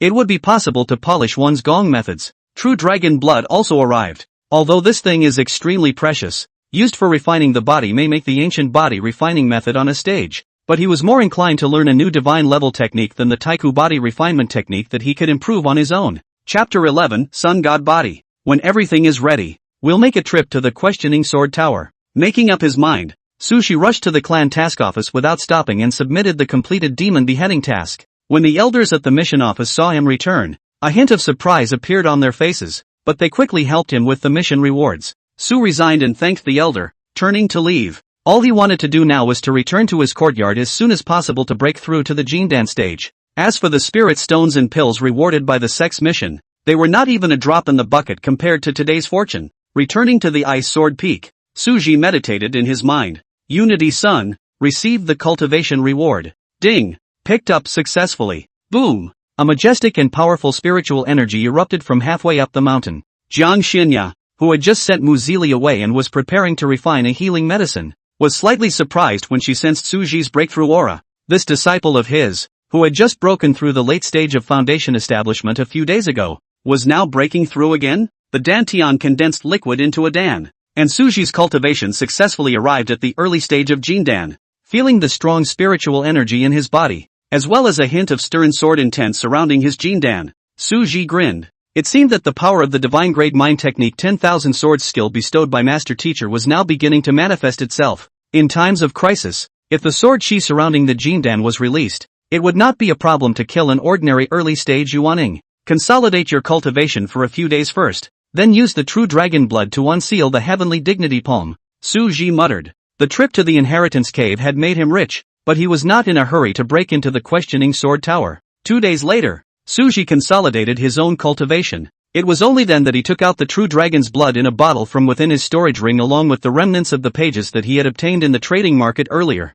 Dropping the true dragon's blood onto the remnants of the page, a blinding golden light flashed. On top of the originally blank remnant page, a paragraph of text suddenly emerged. Without rushing to cultivate, he glanced uneasily at his master's state. Kong Siana. Current status, ice cold, 89% ice cold, 10% comfort, 1% pleasure. In the process of dissolving the soul-breaking curse, recovery 20%. Pleasure? Out of new words. And the progress of recovering the curse on master's body became 20? Looks like he's running low on time again. Of course he hoped that his master would resolve the curse soon, but when he thought that after resolving the curse, his master would leave the Xian realm, Suru then couldn't help but feel some sense of urgency. Looks like we need to hurry up and cultivate. Seeing his master's weak state disappear, he was no longer worried, so he quieted his mind and began to cultivate the heavenly dignity palm. 2 more days of watching the ground sink a dozen feet in front of me. Suja secretly decided that in the future, he would go to the forest next to the sword sect if he cultivated this type of technique. Otherwise this halfway point is a bit unsightly with the potholes from being visited a few more times. Now that the celestial palm has also been initiated, we can ponder over the 10,000 soul streamer. Poor Haki. There's only been one divine soul in there so far. Tuzi, what materials do I need to prepare for the advancement of the 10,000 soul streamer? Ding. As long as the host collects enough divine souls it will be automatically upgraded. The Devil's Way giants are ecstatic. Look at this system. It still needs to let him kill more people? He wasn't some kind of homicidal maniac. What was the point of killing others without any grievances? This 10,000 soul streamer is currently a bit of a chicken rib for me. He sighed slightly. Previously, he had wanted to fill up the souls of some bandits, but when he saw that his master was injured, he lost the idea because he was in a hurry to rush back to the clan. As for killing evil cultivators, with the current battle power, Without relying on external objects, only the strongest of the early Yuaning stage can be defeated. Relying on external objects can only use the jade card given by the master to exterminate the god transformation stage. What is the difference between this rounding up and sending to death? Evil cultivators have always been sinister and cunning, and their weird magic treasures are endless. For insurance purposes, it's better to talk about it later, and the Ink Shadow Sword is enough to use today, so there's no need to cling to the 10,000 soul streamer. Just as Su Ji was about to continue his cultivation, a cold voice rang in the ears of the "Come to this trip for the master." Hearing his master's voice transmission, Su Ji was a bit surprised. It was because this was the first time that the master had given him a voice. Could it be that it's already the 7th day? Couldn't help but pinch my fingers and realize it hadn't even been 7 days yet. With doubts, Su Ji then rushed towards the mountain. Now that he was at the Jindan stage, he could ride the transported light. This recluse is a few points faster than the Imperial Sword. I also don't know what the master's voice transmission is looking for me for. Pushing open the wooden door, he saw at once Jiang Xianya, who was feeding the fish by the pond. "Master, disciple is here." At those words, Jiang Xianya only put down her fish feed and turned to look at him. After a pause, he waved out 2 bottles of pills from his skirt sleeve and suspended them in front of Su Ji. "The 9 yin and 9 yang flowers that you gifted to master earlier." Master took some and kept some. The portion that was left behind, master added some mild herbs to make the Shanghua Dan. You may use this Dan to cultivate the Swire body refining method. However, although this Dan has been added by master with mild herbs, it still cannot be consumed with your cultivation at the early stage of Jindan. Su Ji didn't rush to ask. He knew that his master must have a way. "The other bottle of elixir is for awakening your physique." Physique? Su Ji's eyes widened abruptly. He could know that he wasn't from this world, and that he actually had a physique when he was dressed here. Murphy. Su Ji reached out and rubbed his chin. "He's the chosen one? The more I think about it, the more likely it seems. The reason my master did not explain this to you before is because your physique, at least, must be at the Jindan stage to be awakened. Moreover, master accepted you as a disciple in the beginning because of your physique." After saying that, a rare trace of apology flowed out of Jiang Xianya's deep turquoise eyes. "There's no need for master to be concerned. The disciple has not placed it in his heart. First of all, not to mention the fact that accepting a disciple is definitely to accept a disciple with high qualifications. Furthermore, he also had a point of his own small mind when he became Jiang Xianya's disciple. After all, if you don't become Jiang Xianya's disciple, the Xian realm was vast. How was he going to find Jiang Xianya? He hadn't forgotten the sound of his own heart beating as loud as a gong on the first day they met. It's hard to like someone for once. What's wrong with being proactive? Su Ji failed to comprehend the meaning of Jiang Xianya's words, and still thought that he had been accepted as a disciple by his master because of his good qualifications. "Master, what kind of physique is the disciple?" a certain rebellious disciple inquired in a low voice. Jiang Xianya's icy brows brought a hint of softness to her eyes as she said, "You bear the sun god body. This is the 3rd-ranked god body in the immortal world." Hiss. Su Ji sucked in a mouthful of cool air. He did think he'd be a bully before, but he didn't dare think of himself as such a bully. Ha! It seems that his status as a man of destiny is sitting pretty. Nor did he know what crisis in the Xian realm needed him to solve. It's fine to help when you can, but if you want him to fight for his life, that's a no-no. Su Ru was still there brainstorming. Unexpectedly, Jiang Xianya's next sentence directly made him freeze in place. "The Sun Divine Physique, which is the Tai Yin Divine Physique's furnace physique." When he said that it was the furnace of the Tai Yin Divine Body, Jiang Xianya's deep turquoise eyes flashed unnaturally. The jade cheeks even revealed some redness, but in the blink of an eye, she suppressed it, and Su Ji didn't see the scene. "Hearth? Furnace tripod?" Su Ji's eyes were filled with disbelief. How is this different from him swearing that he thinks he is the chosen one and then running to the tiger vanguard to deliver a monkey's head? It's been solved. He's just a little minion. He's not a man of destiny. Chapter 12, Awakening the Divine Body. "Master, isn't that sun god body very weak?" Su Ji asked with the last glimmer of hope. "Not weak. If..." Jiang Xianya's voice lowered, as if it was somewhat difficult to speak. "Master, if what? If you can find the Tai Yin Divine Body and dual cultivate with it, your power and physical strength will increase geometrically," Jiang Xianya said as she turned her back. "Then are there many female cultivators with the Tai Yin Divine Body?" Su Ji's face was ashen. In his heart, he secretly pondered that he would have to be more careful in the future so that he wouldn't be taken captive as a furnace by certain old monsters who possessed the Tai Yin Divine Body. The only person in his heart was his master, and he had no interest in other female cultivators, let alone dual cultivation with a female cultivator of the Tai Yin Divine Body. Seeing Su Ru's misunderstanding, Jiang Xianya explained, "The Tai Yin Divine Body is a divine body that does not come out in the ages, and once it appears in the world, Only one person in this world can possess it, and the same goes for the Sun Divine Body. Only after hearing this did Suji gently let out a sigh of relief. In a sea of people, trying to meet a female cultivator with a Taiyin Divine Body would be no different than the probability of winning the lottery twice in a row at Blue Star. After letting go of his heart, Suji was puzzled. Master, could it be that this physique of my disciple has other benefits besides becoming stronger through dual cultivation? It was impossible for his own master to let him awaken a dual cultivation physique for no reason. That's right, after awakening, even without dual cultivation, your physical body strength will increase exponentially, growing with every realm you break through. Although it doesn't grow as fast as dual cultivation like that, but paired with the Swire body refinement method is enough to allow you to reverse the late Yuaning stage with your early Jindan cultivation. After awakening your physique, you'll be able to take the sacred Hua Dan even with your Jindan cultivation. Master, then disciple will awaken now. He didn't think he would be so unlucky as to meet the only Taiyin god body in this world. Unbeknownst to him, his master was the only Taiyin god body in this world. Sit down on your knees and take the pills. For master to help you. Yes, master. Suji sat down on his knees and swallowed the elixir without hesitation. All of a sudden, an appalling yang qi gushed out from Suji's body. Jiang Xinya's jade finger tapped in the air, and a wave of ice-blue spiritual energy whisked around Suji, continuously rotating. It eased his meridians, which were originally distended by yang qi, clearly feeling the strength of his body increasing at a very fast rate. Half an hour later, Suji opened his eyes, a flash of golden light fleeting in his ink-colored eyes. An ancient inscription in the shape of a golden sun even appeared between its forehead. It adds a touch of nobility to its original handsomeness. Master, I feel like I can tear apart early-stage Yuaning cultivators with my hands nowadays with just my physical strength. Suji raised his sword brows, his face full of joy. The awakened sun god body isn't just improved in terms of having strength. Try running your spiritual energy and see. Jiang Xianya reminded. Upon hearing this, Suji didn't hesitate and immediately revolved his spiritual energy around his body. Suddenly, he realized that there was also a hint of light gold color in the current spiritual energy compared to the previous cyan-colored spiritual energy. This hint of light gold color actually made his spirit power a few points more dominant. Suji was greatly pleased. When your god body becomes a great success, the spiritual energy in your body will completely transform into a true golden color, and it will be even more domineering and powerful then. Disciple is clear. Jiang Xianya nodded slightly. Starting today, you do not need to come to this for your master every 7 days, but in the future, if you encounter any problems in your cultivation, you can come back to find your master.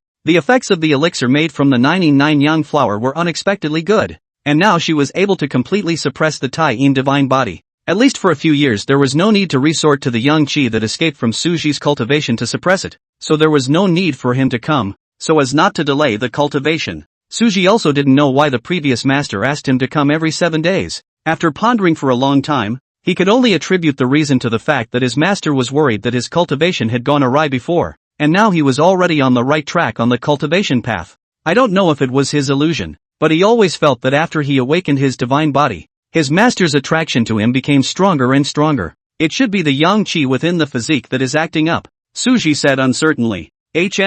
Master, then disciple will leave first. Go on. Jiang Xianya walked towards the rocking chair. Suji also glanced at the status bar before leaving. Kong Siana. Current status, ice cold, 90% ice cold and very mild. In the process of resolving the curse of the soul-breaking dome, recovery degree 20%. Mild. Another new phrase. Excalibur, mountain range. A young boy with a resolute face was lying on a bed covered in wounds. The eyes were filled with anger and resentment. This person was none other than Lin Fan, who had been seriously injured by Chu Tianxian. This damn Chu Tianxian. A few days ago, he was seriously injured by a few fellow disciples abetted by Chu Tianxian, and after the investigation of the Precepts Division, in addition to those few fellow disciples who made the move being chastised, the initiator Chu Tianxian even did not have half a bit of punishment. Lin Fan was furious when he found out and requested his master to let him meet the peak master. Originally, he thought that with his weight of being the second highest ranked at the foundation establishment stage of the questioning sword tower, he would be able to make the peak master take action to punish Chu Tianxian. Surprisingly, the peak master even sent Lin Fan away after giving him some healing pills on the grounds that a heavenly pride should be sharpened more. Damn it! It seems that the questioning sword tower foundation establishment ranking list is still lacking in gold content. If I had ascended to the Jindan ranking list, the result would have been different. I don't know what kind of demon this Suji is. He can actually be stronger than me in the same realm. The words he said when he broke through to the late stage of foundation establishment. From this moment on, Mr. Lin will be the first person under the Jindan. Have become empty words. Luckily there was no one around when that was said. Otherwise it would have been downright humiliating. What he didn't know was that Suji had now broken through to the Jindan stage. A few days earlier, upon learning that his ranking had been squeezed out by Suji, he unwillingly went to break into the tower a few more times. It turned out to be just a few minutes faster than the previous passage time, and the number of layers didn't change at all. It was also that day, just as he was leaving the questioning sword tower covered in injuries, on his way back to the Divine Sword Peak, but he met Chu Tianxiang. Lin Fan didn't take him to heart either. Although the two have a grudge, Chu Tianxiang has always held his own identity. Even though he has long been in the middle stage of Yuaning, he has never made a move with Lin Fan. But this Chu Tianxiang didn't know if he was crazy at that time, and he went against the norm. Upon seeing him, he turned his head and whispered a few words towards a few late Jindan followers. Those few late Jindan stages then swarmed him and made him male on male. Not to mention that he was in an injured state at the time. Even if he was not injured, he would not be able to withstand the siege of several late Jindan dudes. No surprises on the spot. Thinking about this, the more Lin Fan thought about it, the angrier he became. This Chu Tianxiang already has a way to take death. When I break through to the Yuaning stage, I will take your dog's life. As for now, it's better to develop obscenely first, Lin Fan said ironically. 1 month later, in a forest outside the sword sect. Damn it, is this Suji dead? We've been squatting for more than a month and we haven't seen him leave the sect.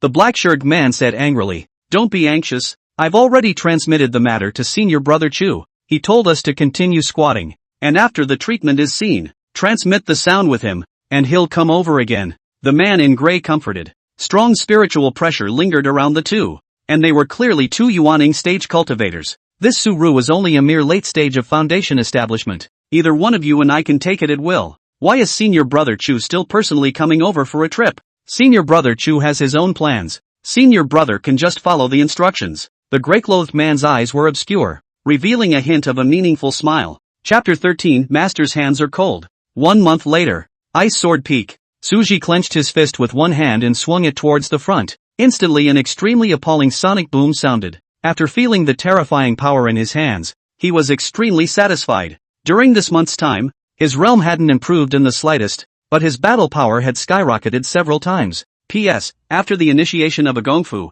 it is the Dengtang, Shao Chang, Da Chang, and the realm of transformation. Take the Shenghua Dan given by Master. The Taiku body refining method had finally broken through from the introductory level to the Dengtang realm. Superimposed with the two of the Sun God body, Suji's physical strength had reached the point where even if he stood still, a cultivator in the middle Yuaning stage couldn't injure him. And he also comprehended a hint of sword intent with the sword chi generated within his Jindan by virtue of the divine grade mind technique 10,000 swords. Just this hint of sword intent made his sword chi even more powerful. Nowadays, although the realm is only at the early stage of Jindan, the real strength is estimated to be able to chop some ordinary late-stage Yuaning without the slightest problem. Alas, what's the difference between not being able to fight across two realms and being a waste? Su said to Versailles. While sighing, the system's voice suddenly rang in his head. Ding! Releasing a mission. Touching Jiang Shenya for half an incense burn time. Reward, 100 battles body. Glazed ice veil. 100 battles body, the worse the wound.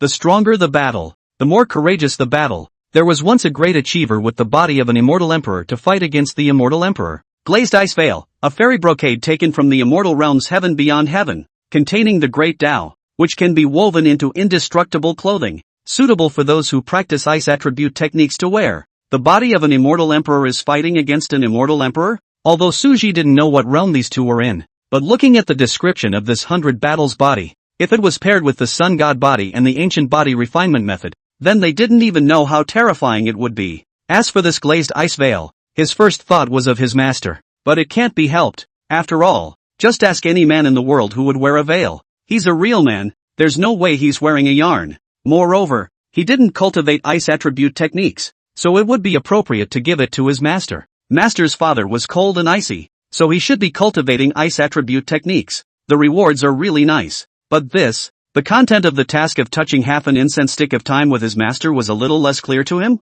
Dude, where the did this come from? Is this still the system? A whole lot for him at once. Before that, picking at emotions and sending materials and whatnot was barely circumspect. Straightforward touching now? And half an incense stick? Can it be that this system is a perverted system that reads as a strongman system but is actually called a wife collection system? He couldn't even begin to think about how outrageous the subsequent tasks would be. This Tuzi forced him to do it. Tuzi, can this half-incense burning task time be shortened a bit?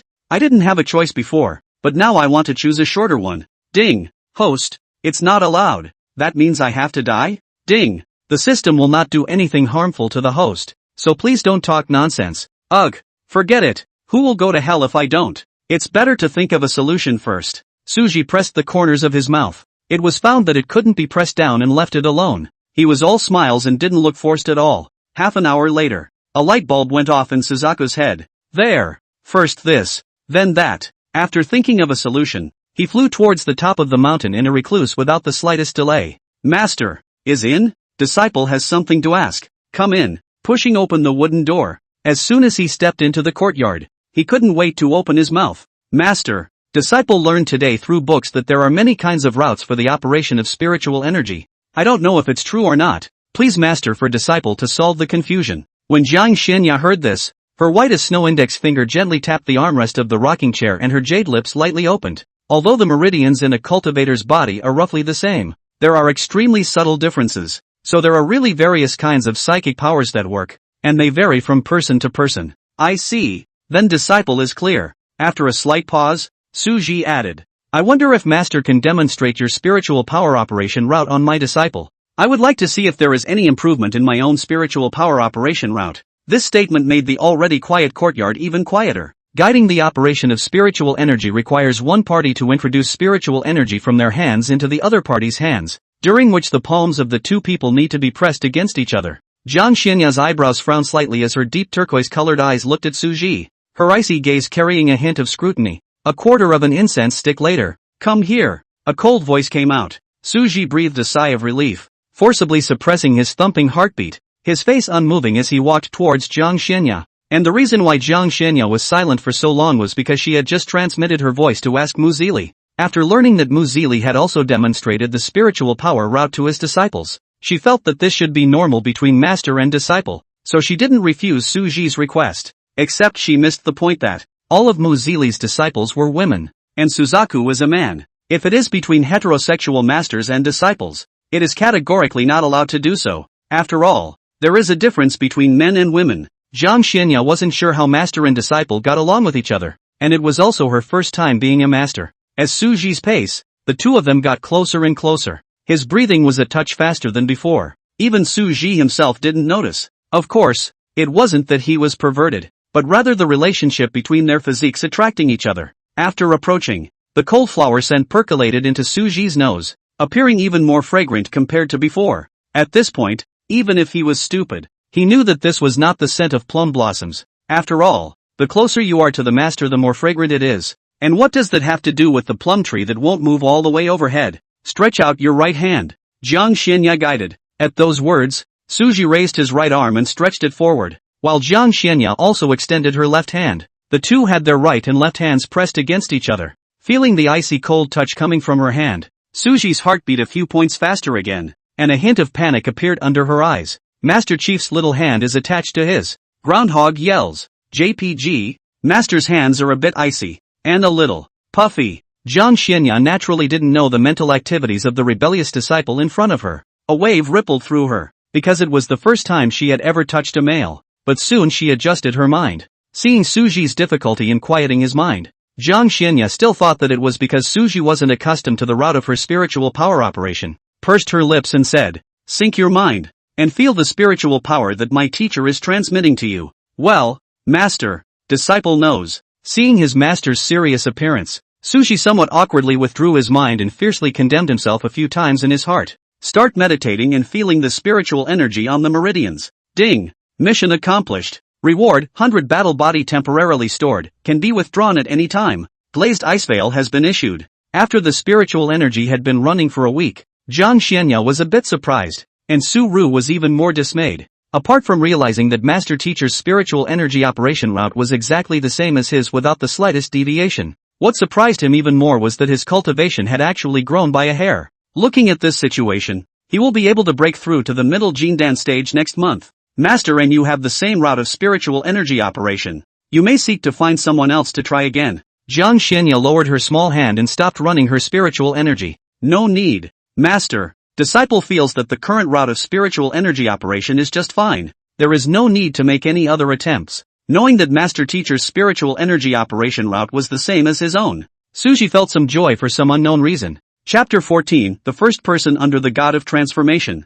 Back halfway up the mountain, he attributed the increase in cultivation to his master's profound cultivation, and then he took out the glazed ice veil and looked at it. Ice veil is smooth and soft, with a cool body, flawless white color from a distance, and a dreamy light blue color up close. This glazed ice veil looks like a good material to make an immortal dress. Suji couldn't help but exclaim. He could no longer imagine how stunning his master's father would be wearing the immortal dress he had made from glazed ice yarn, coupled with his cool temperament. Looks like we'll have to learn tailoring sometime. With a flip of his hand, he put the glazed ice veil into his storage ring. Unified Sun. Received the 100 battles body. Ding. Picked up successfully. Swish. A blinding light emanated from Suji's body, and a domineering aura emanated from his body, paired with the sun god tattoo on his forehead. It was as if an ancient god king had descended. Ha! Suja grinned, carrying two types of physique. His battle power had reached an extremely terrifying point. The physical strength of the sun god body and the 100 battles body, which grew stronger the more heavily injured he was in battle,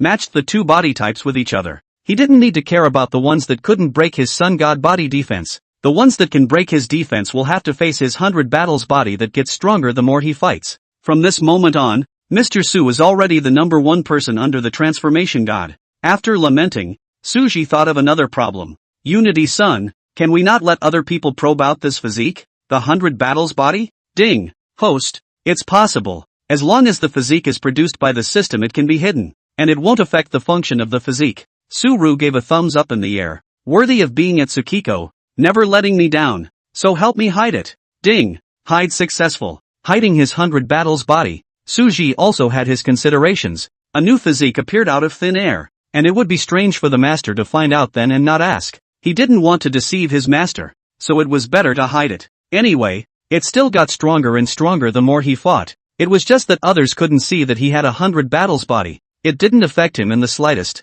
5 days later, Tower of the Sword, in former times. Unlike a month or so ago, today's questioning sword tower was bustling with activity. The reason for this was that the sword sect's annual clan competition would be held in a month's time. The rewards of the sect competition were in accordance with the usual practice of previous years, and this year was bound to be extremely precious as well. Many disciples who were not in seclusion had come out of seclusion and came to the questioning sword tower to sharpen their level of practical combat, in order to show off their skills in the sect competition. There were also some disciples cutting and polishing each other on the martial arts stage. However, when comparing the two, more disciples still favored the questioning sword tower. When one cuts in the martial arts stage, one would more or less expose one's own cards. The many disciples who had gone out to break into the tower had also caused the Jindan stage ranking stone tablet to constantly change, except for the first and second on the list. Of course, the first and second on the list were still the same two people from a month ago, but the number of layers they had cleared had both changed from 8 to 9. The original third-ranked Chen Tian had already been squeezed out,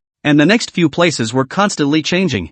Jindan ranking tablet. First place, Hidden Sword Peak, Sure Tai, late Jindan stage, 9th floor. Second place, Jade Sword Peak, Lin Miaoer, late Jindan stage, 9th floor. Third place, Divine Sword Peak Wu Waomei, late Jindan stage, 9th floor. Fourth place, Immortal Sword Peak Tang Li, late Jindan stage, 8th level. Inside the questioning sword tower, looking at the simulated early stage Yuaning silhouette in front of him, Suji gently smiled. Once again coming to the questioning sword tower, he found that the top of the tower, which was once difficult to reach, was now as simple as picking up a bag, all the way to the top of the tower with ease and comfort, not even needing to take out the ink shadow sword. He arrived at the top of the tower with the power of his physical body alone. To the average Jindan stage, the pressure of a Yuanying stage cultivator was enough to give them a pot to drink. However, this pressure was as painless as a breeze in front of Suji's terrifying physical body. There was no hesitation,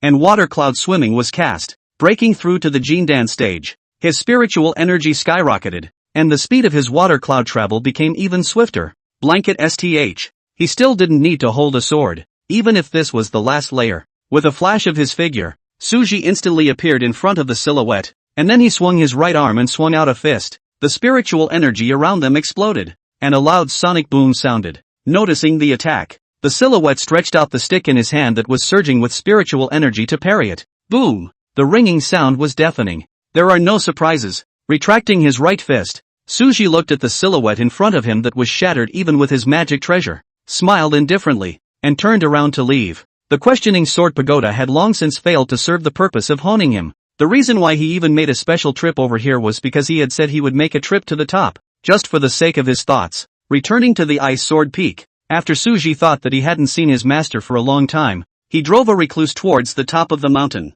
What he didn't know was that a pot had exploded beside the Jindan stage ranking stone tablet. Jindan ranking tablet. First place, Suji from Ice Sword Peak. Early Jindan stage, 9th floor. Second place, Hidden Sword Peak, Sure Tai. Late Jindan stage, 9th floor. Third place, Jade Sword Peak, Lin Miaoer. Late Jindan stage, 9th floor. Fourth place, Divine Sword Peak, Wu Waomei. Late Jindan stage, 9th floor. This, elder brother Suji? First? What's going on here? Could it be that something is wrong with the ranking stone tablet? Dozens of Jindan stage disciples in front of the monument were dumbfounded, looking at Suji who had rushed to the top of the list like a rocket. They would rather believe that there was something wrong with the ranking stone tablet than believe that it was something Suji had achieved with his own strength. Quickly go and call the elders over to see what's going on. A Jindan stage disciple hurriedly went to invite the elders, and as a result, after the elders' tests, they found that there was no problem with the stone tablet.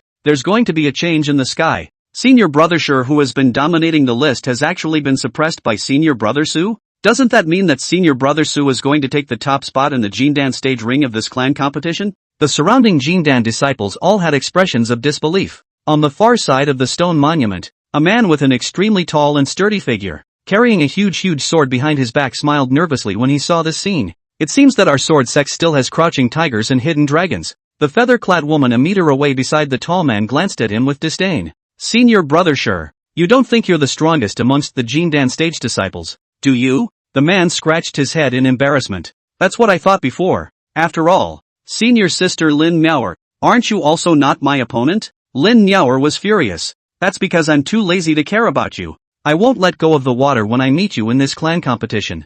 Really? Senior Sister Lin. Then Senior Brother will wait and see. Lin Miaoer stalled. She had forgotten that the stupid big man in front of her was a fighting maniac. I hope that in this clan competition, this Senior Brother Su can have a good fight with me. He and Lin Miaoer beside him were both personal disciples of the Sword Sect's peak master. According to the time of initiation, he could be called Suji's senior brother. Don't be fatally beaten up by Senior Brother Su when the time comes. Lin Miaoer scoffed. Please. Sure Tai's eyes glowed. Sheesh. Again. She had forgotten this silly big man's character of getting more and more frustrated. Whatever. I'll go back later and ask my master to give me a bit of good magic treasure. Let's see if I can't beat you to death this time. At this moment, inside the bedchamber of a pink-colored palace, Mu Zili sneezed. Hell no. This palace is already at the stage of transition? How can I still sneeze? Can't it be that those dead girls are again thinking of the palace's treasures? Speaking of which, the more Mu Zili thought about it, the more angry she became. Why is the disciple of Sister Zhang's family so filial, with the rocking chair and the 9 yin and 9 yang flowers?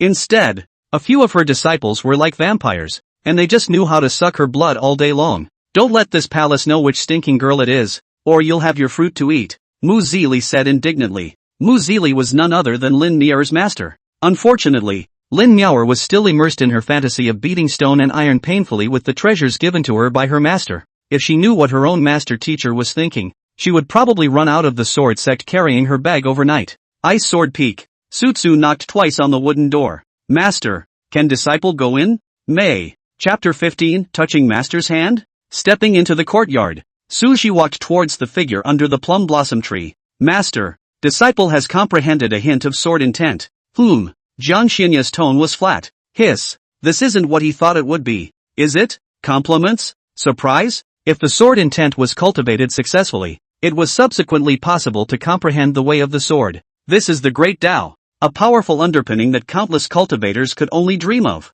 I did not expect that Master's reaction would be so flat, as if it was a pool of stagnant water without the slightest ripple. Before he could continue speaking, Suji only felt the scene in front of him flicker like a slideshow. When he stood still, the person was no longer in the sword sect. In its place was a vast and sprawling forest, with ancient trees rising up from the sky, huge roots like giant dragons stretching across the ground, and a canopy cascading like a sea of clouds, covering the sky and the sun. Suji looked at his master teacher with a puzzled face, not knowing why she had brought herself over here. The two stood in the air. Master, here? Savage forest. Why did Master bring the disciple here? There is a transitional demon beast in this place. The essence blood in its body is suitable for you to cultivate the swire body refinement method. Besides, haven't you comprehended a trace of sword intent? Suji was wondering why cultivating the Taiku body refining method was still related to sword intent. A ghastly pressure swept over the area. Because he was standing beside Jiang Xianya's body, Suji only felt a hint of that transitional demon beast's pressure. However, just this hint of pressure made Suji's face pale and his body stiffen. Seemingly sensing Suji's discomfort, Jiang Xianya waved the sleeve of her skirt, separating that hint of pressure. Only then did Suji's face slowly recover. Seeing this, he couldn't help but laugh bitterly in his heart. It turned out that in front of the transitional succession stage, just a hint of breath would be able to just crush him into immobility. One is still too weak. Master's actual cultivation level was unknown how much higher than that, and he was still far from it. The original complacent thoughts of being able to fight across two realms were extinguished by him. Strong human cultivator? What is the purpose of coming to this seat's territory? This transitional demon beast was 100 feet long, with reddish fur, resembling a wolf or a tiger, with 4 claws as sharp as blades, and scarlet eyes, exuding a palpitatingly ferocious aura. If he hadn't felt an extremely terrifying aura on Jiang Xianya's body, with its temperament it would have rushed up and swallowed the person alive into its stomach. 7 days ago, the Xuanwu cultivator kingdom was destroyed by a wolf-like demonic beast of the transitional succession stage,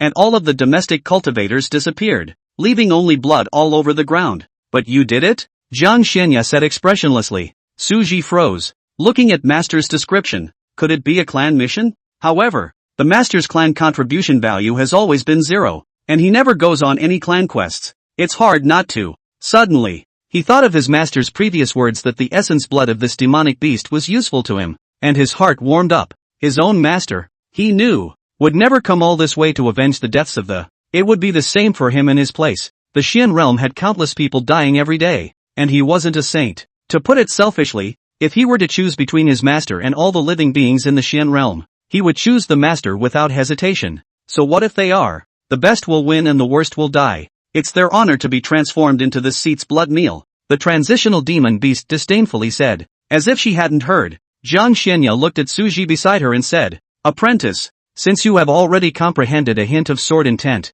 then take a good look at this sword of my Master." Having said that, a sword with a gust of cold air emanating from its body and 9 ancient runes engraved on its body appeared in Jiang Xianya's hand. Without the slightest excess movement, Jiang Xianya gently swung her sword forward. Sensing the aura of destruction, the transitional demon beast showed panic on its face and roared, "No!" Only to see a frosty blue sword chi that was so fast that it passed through the transitional stage demonic beast in a lightning-fast manner and ruthlessly struck the ground horizontally. Rumble! The smoke and dust spread out like a huge rolling wave, and when the smoke gradually cleared, a sword scar thousands of feet long and deep appeared before his eyes, like a hideous wound where the earth had been torn open. The sword mark was surrounded by frozen frost, as if it was like an ice dragon snaking and coiling. As for that transitional stage demon beast, it was already dead beyond death, having been split in half by that frosty blue sword chi along the top of its head and downwards, and ice had even formed at the point of fracture. This shocking sword was about to scare Suji to death. Is this really the effect that sword intent can cut out?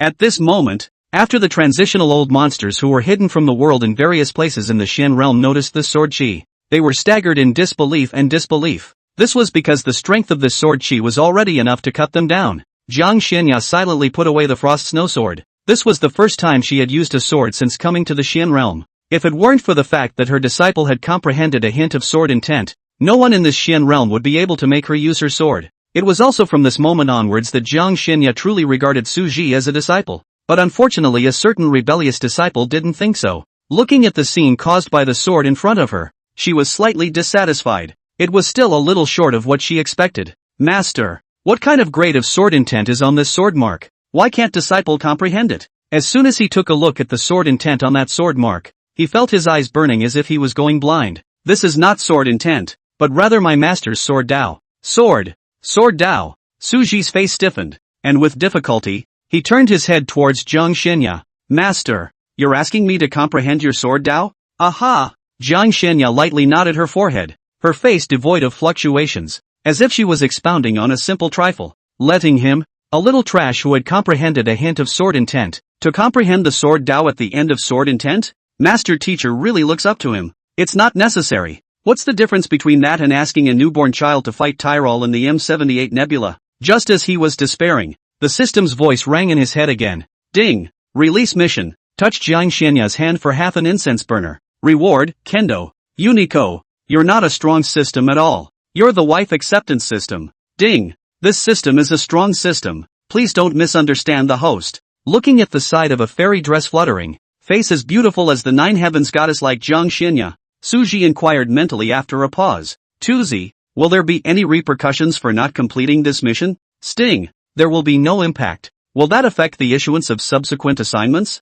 Ding, no, it won't, and there is no set time for this quest. The reward will be issued when the host completes it. Suji exhaled a mouthful of cloudy air. That's good. He didn't want to approach the master with a purpose. He admitted that he did want to touch his master's little hand, but that premise had to be based on no other factors. Before, he had been ghostly to lure his master into completing that contact mission. He didn't want to do that again and again. He was not a puppet of the system, and even if he was grateful for the help the system brought, he would not do whatever the system said because of it. Just go with the flow. When the water is ready, this task is naturally very simple to accomplish. Master, let's go back. Disciple has had an epiphany and wants to go back to sink his teeth into it. Although his eyes were extremely painful, he was still gaining insight on that sword mark. Perhaps it would be possible to push that glimmer of comprehended sword intent into the realm of initiation. Although Jiang Xianya didn't understand what precipitation meant in Suru's mouth, she didn't refuse the request to go back. Throwing out a jade bottle,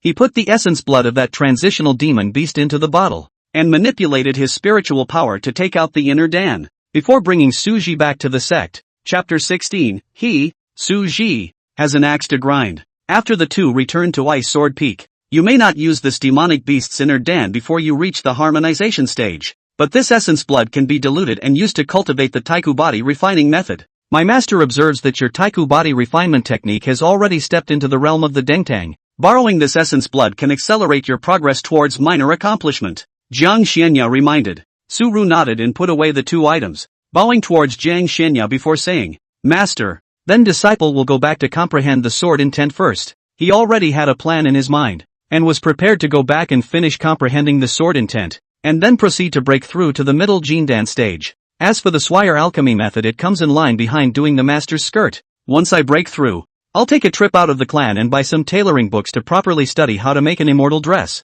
There is also the glazed ice veil and other divine objects on hand, so it can't be wasted for nothing. As for the clan competition in a month's time, Suji was not prepared to participate. For one thing, there's no shortage of resources at the moment. What's lacking is time. The second is that with the early Jindan cultivation sect competition will inevitably be assigned to the Jindan stage ring, which is unchallenging for today's battle power. It would be better to go to the clan competition than to exhale aura a few more times. Go! Jiang Xianya waved her skirt sleeve. Returning to the bamboo house, Suji sat on his knees and immediately began to comprehend the sword intent. Closing his eyes, he recalled his master's magnificent sword, and as time passed, Suji immersed himself in the sword intent, his thoughts surging like a tidal wave. A few days later, he managed to comprehend the sword intent, and without wasting any time, in the following days, Suji devoted himself wholeheartedly to his cultivation enhancement again. 20 days have gone by without realizing it. On this day, Suji successfully broke through to the middle stage of Jindan and his sword intent reached the realm of Dengtang.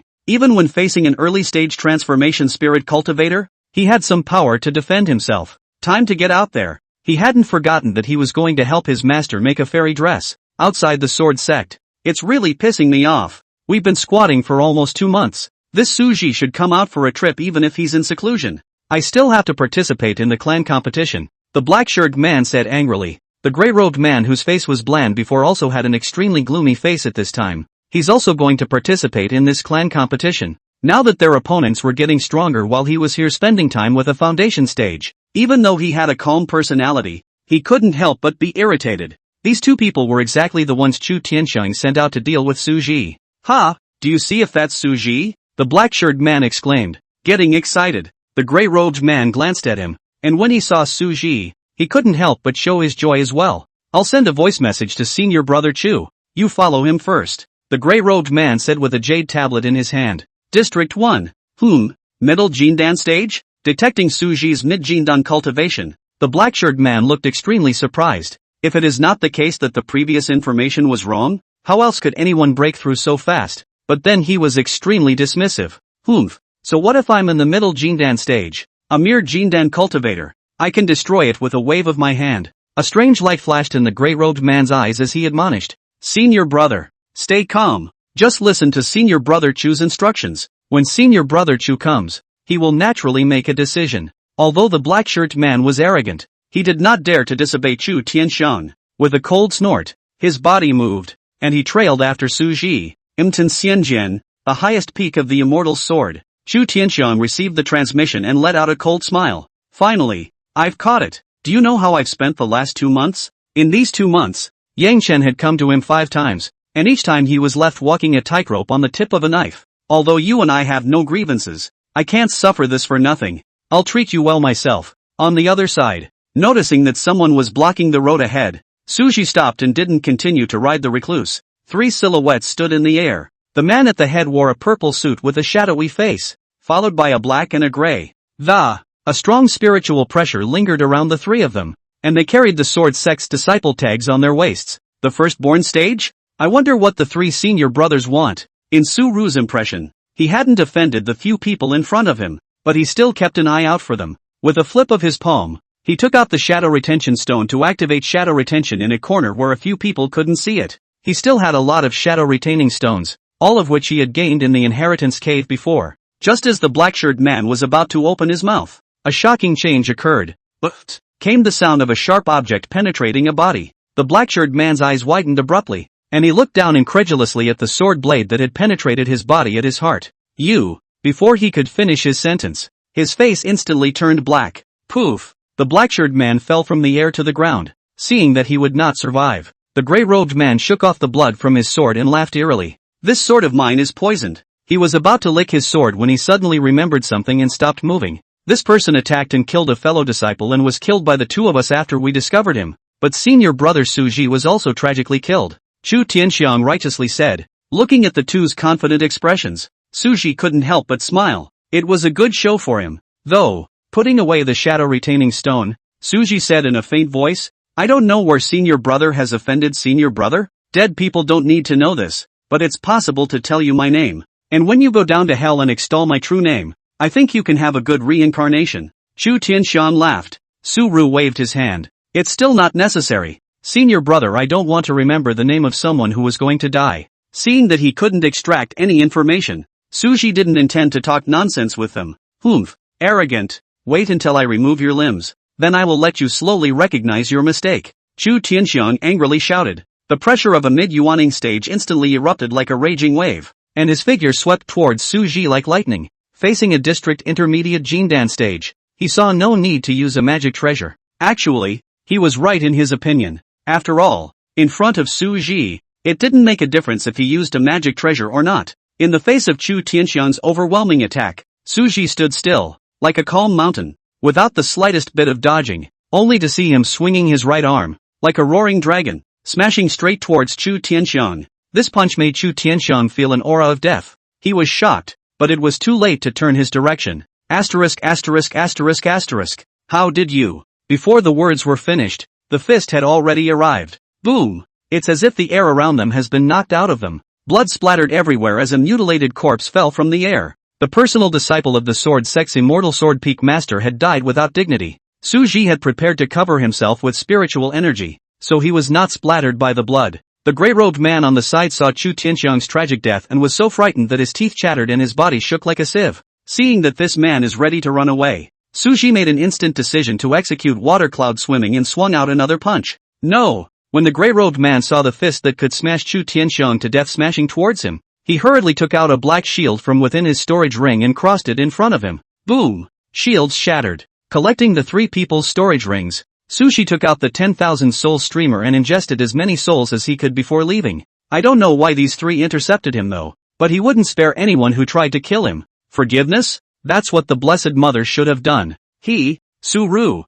had an axe to grind. Once you enter the immortal cultivation, you are like the sea, and from then on, all the red dust is passing by. Chapter 17, Security from the Master. Su Ru bought some tailoring utensils and immortal dressmaking illustrations in a nearby city, and acquired a few silks before returning to Ice Sword Peak. When he was about to enter the house to make the immortal skirt, an extremely terrifying pressure came towards Su Ji to suppress him. His heart tightened, and he was about to resist, when, but in an instant this pressure was brushed away again by a breeze. A faint scent of cold flowers came through. Suji looked up at the back of his own cool master. A strong sense of security surrounded his body, although Suji felt that he should be the one to stand in front of his master and then give him a sense of security. But nay, his strength was not good, so he could only see if there was this opportunity in the future. Yang Dust, early stage of the transition. Could it be that it was the master of those people? Suja secretly thought. Fairy Jiang, this person killed my disciple. Do you really want to protect him?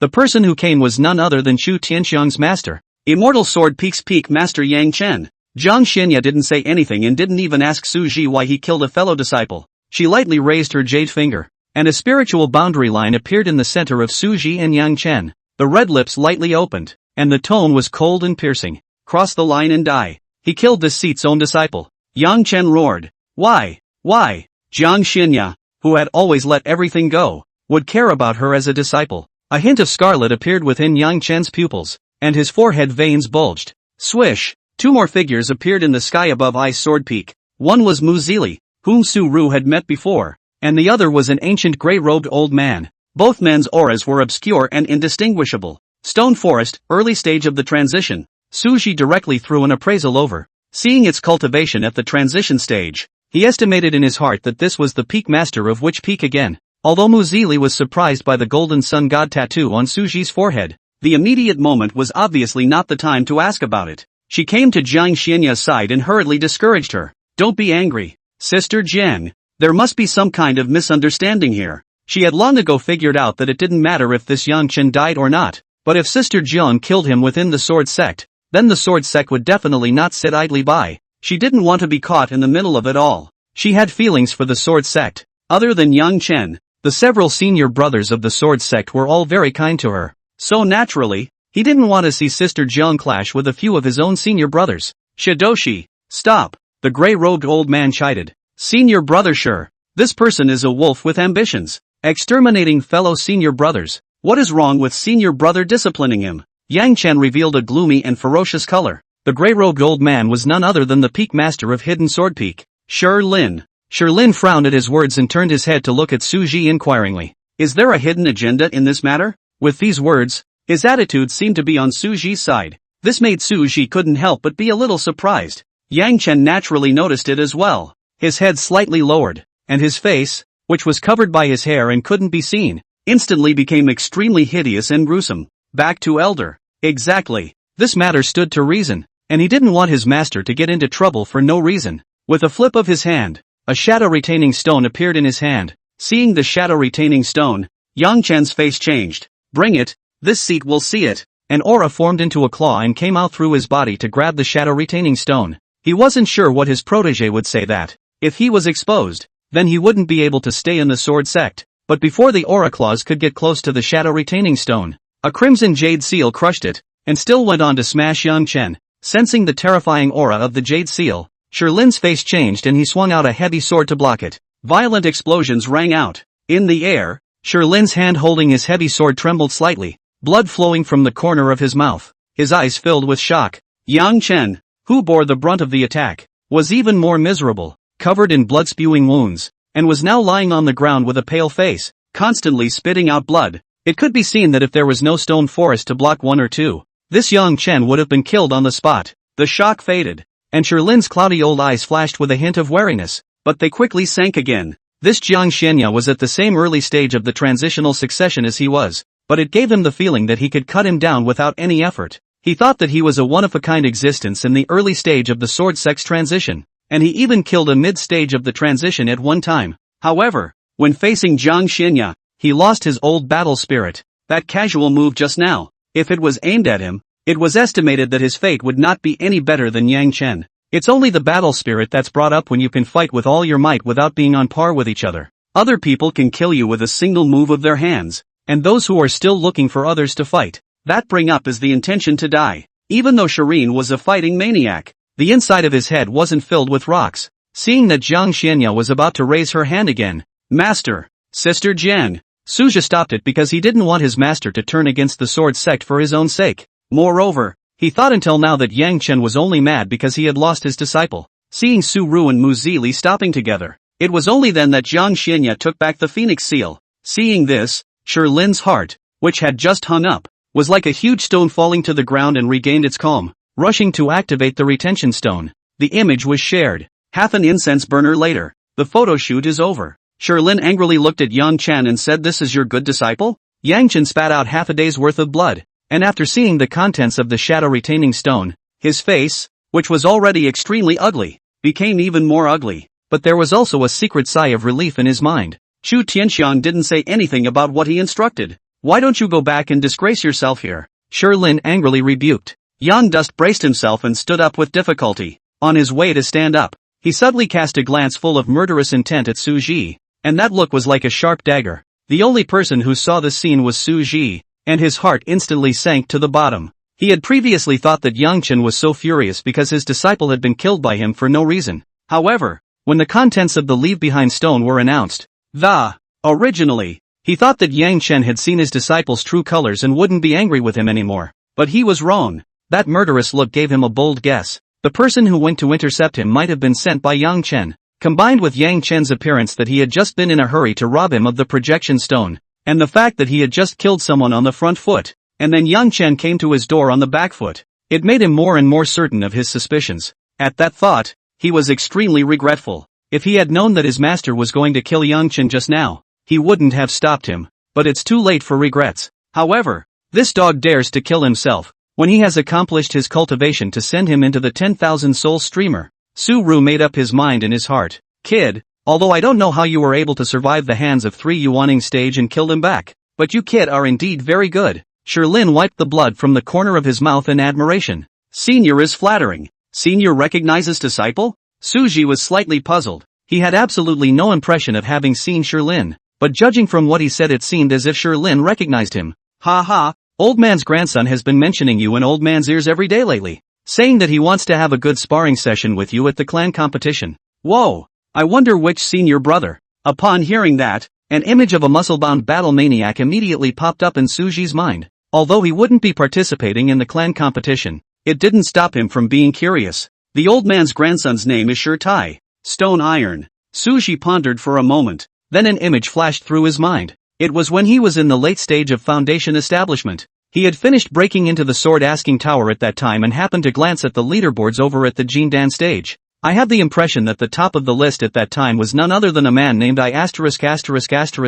Getsu. It must have been because he went to break into the tower last time and pushed Tai's ranking down, thus drawing his attention. Chapter 18, Glazed Ice Dress. With this matter out of the way, Lin came and went in a hurry, and soon there were only 3 people left in Ice Sword Peak. Su Ji stepped forward with a question and inquired, "Master, do you have a grudge against that Yang Chen?" "Put." Before Jiang Xianya could reply, Mu Zili on the side burst out laughing. "Uncle Mu, what are you laughing at?" "No, I didn't laugh." Mu Zili hastily reached out to cover her mouth, but the curves of the corners of her mouth curving up were extremely obvious. "Uncle Mu, you're just laughing. You haven't even stopped." Feeling that it wasn't good to keep smiling, she bit her lower lip to make herself look serious. "Why do you think that, Master Nephew?" Su Ru voiced out his previous guesses. The more Mu Zili listened, the uglier his face became, and in the end, he even directly revealed a color of disgust. "I know why he has murderous intent towards you, Master Nephew." She paused and continued. "Actually, Yang Chen is Sister Zhang's suitor and has been stalking her all these years." When these words came out, Su Ji's expression instantly became serious. "I guess this villain is jealous of you because he sees that you can follow Sister Jiang." "Senior nephew." After listening to Mu Zili's explanation, Su Ji frowned and said bluntly, "I've never seen such a brazen person. I very much agree with what you said, Senior nephew." She nodded her head in approval. Then, as if remembering something, she asked, "By the way, Senior nephew, how did you get the golden sun god tattoo between your forehead?" Looking at Su Ji, who had become even more handsome, Mu Zili was filled with curiosity. Before Su Ru replied, a cold and pleasant voice rang out. He awakened his physique. Seeing his own master's words, Su Ji chose to keep his mouth shut. "Oh, so that's how it is." Mu Zili didn't ask in detail what kind of physique it was. After all, cultivators have their own privacy. "This matter involves the peak master. I have to report to the patriarch. Senior nephew need not worry. Senior uncle will return justice to you." After saying that, Mu Zili left in a hurry. "Master?" Seeing that his own master stood still with no intention of going back, Su Ji was a bit puzzled. Jiang Xianya looked towards Su Ji, and with a wave of her skirt sleeve, A red jade pendant and a jade token floated in front of him. Master, this is? Her red lips moved slightly, and her tone became softer compared to the cold and piercing before. The sword sect won't deal with a peak master because of a disciple, so this matter will be trivialized. After the jade pendant is crushed, master can sense your location. There is a defense formation engraved on the inside of the jade tablet, which can block the transition stage for a few moments after activation. If there is any danger, you can activate the jade token before crushing the jade pendant. Suji's heart warmed. It turned out that Master had stayed here because he was worried about him. Master! Suji couldn't help but shout. What is it? Thank you. This matter is also considered to have arisen because of Master. If he dares to make a move against you, Master will behead him. After saying this, Jiang Xianya's figure gradually faded away. Suru smiled bitterly at his words. It's over, teased by the Master. Shaking his head, Suji put away the two objects, the mood to become stronger growing stronger. Before there was still the karma of the undertaken Mahayana stage, and now there was the obligatory transition stage. With his current middle Jindan cultivation, even if he could cross the stage to battle the transformation god stage, in the eyes of the Mahayana stage, he would still be a griffin that could be annihilated with a snap of his fingers. Not to mention the ferrying stage. The further one went into the later realms, the harder it was to cross the ranks. When he broke through to the middle Jindan stage, he had only used less than 20% of the resources he had previously obtained in the inheritance cave, and he believed that the remaining resources would be enough to break through to the Yuanying stage. When we break through the Yuanying stage, we can start preparing to kill the evil cultivators. After all, killing evil cultivators, reputation aside, the resources of evil cultivators, the sharpening of battle power, none of them are benefits. And don't forget that he still has the 10,000 soul streamer. It looks like it's going to be another long period of seclusion after doing the master's skirt. After sighing, Suji went into the house and began to learn the method of skirt making. 5 days passed in the blink of an eye. Suji looked at the dozen or so failed items around the house and secretly rejoiced. Fortunately, he had the foresight to prepare some ordinary silk in advance to practice. Otherwise this glazed ice veil was going to be finished by his hokum. His eyes fell on the dress that was spread out on the table, and Suji was extremely satisfied. The dress was exactly the same style as the one worn on Master's body, only the material used was different. This dress made of glazed ice yarn seemed to emit a faint layer of light. The skirt is as beautiful as basalt ice, flawless white from a distance, and a dreamy light blue up close. In fact, at first, he had originally planned to follow the style in the fairy dress making illustrations, but then I realized that none of those styles seemed to perfectly complement the temperament and beauty of my master. After a few moments of thought, he finally decided to make this glazed ice veil skirt by imitating the style worn by his master. The finished product did not fail him, and Suji revealed a pleased smile. But then Suru faced another problem. It's pretty to look at, but how do I give it to master? Isn't it a bit inappropriate to give a fairy dress to your master? Forget it, stretching one's head and shrinking one's head, do it all, send it directly is. The big deal is to be slapped away by the master. After deciding, Suji drove the recluse away. Only the speed was nearly twice as slow compared to the past. On the way, two small figures, one black and one white, appeared on either side of Suji's head. White Suru, you should pay attention to the division between master and disciple, and not go over the line. Things like giving away clothes can only be done by Dao couples. Black Su rhetoric, what proportion? It's obvious that I like it, so what if it's too much? Why do I need to explain my behavior to others? White Suru, you're acting like a rebel. Black Suru, a rebellious disciple is a rebellious disciple. You dare to say you don't like master? White villain, without hesitation, I agree with what Black Suzaku said. Black Southern reference, shaking hands, agreed. The summit of Ice Sword Peak was not far from the mountainside, so even though Suji's speed was slower than before, he reached the top of the mountain. A quarter of an incense stick has passed. A second and a half of an incense stick has passed. An incense stick of time has passed. Suru remains standing in the doorway. If you're here, why don't you come in? A familiar icy voice came out from the courtyard. Suji stiffly pushed open the wooden door and looked towards the cold and absolutely beautiful master teacher who was leaning against the rocking chair. I don't know if I was affected by those two little people, but my heart was beating fast. Every time he was alone with his master, his heartbeat would speed up, but only this time, it was so fast that he couldn't adjust it for a while. Instead of approaching the master as usual, he stood still and made an effort to calm his heartbeat. What does the apprentice want with his master? Ever since master called him disciple, he didn't know if it was an illusion, but he always felt that there was a hint of softness in master's tone. It was something that wasn't true for anyone else. Even when talking to Muzili, Senior, disciple is going to start closed-door hard cultivation recently, and won't come out until I break through to the Yuanying stage. Suji said with a firm face as he looked at his master.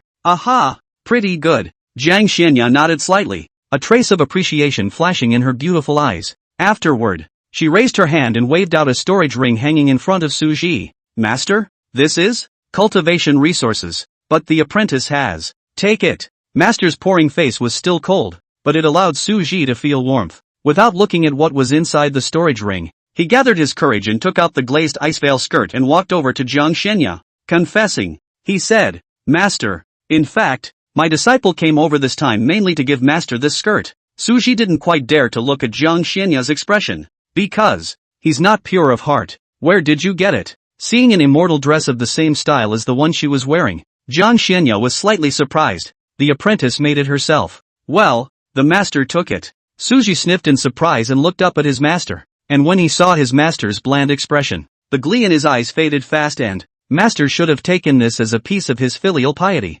Kong Siana. Current status, icy, 60% cold, 30% soft, 10% pleasant. In the process of resolving the soul-breaking curse, 20% lifted. Chapter 19, I'll take it. After going back, Suji sat cross-legged on the bed, taking out the storage ring given to him by his master and looking at it. As expected, there were even more resources inside than what he had gotten inside the inheritance cave. And there were even many formation materials. With his formation inheritance, Suji utilized some of the materials in it to set up an isolation formation. Then with a wave of his hand, more than 30 bottles of pills instantly appeared in front of him, surrounding his body. Begin closed-door bitter cultivation. A trace of determination flashed in Suji's eyes. There are no years of practice. Once the door to the bamboo hut is closed, it's 6 months. It took 2 months for Suji to break through to the late Jindan stage, and 1/3 of the essence blood of the demonic beast at the transition stage was consumed. The Taiku body refining technique was still one step away from climbing from Dengtang to Shaochang,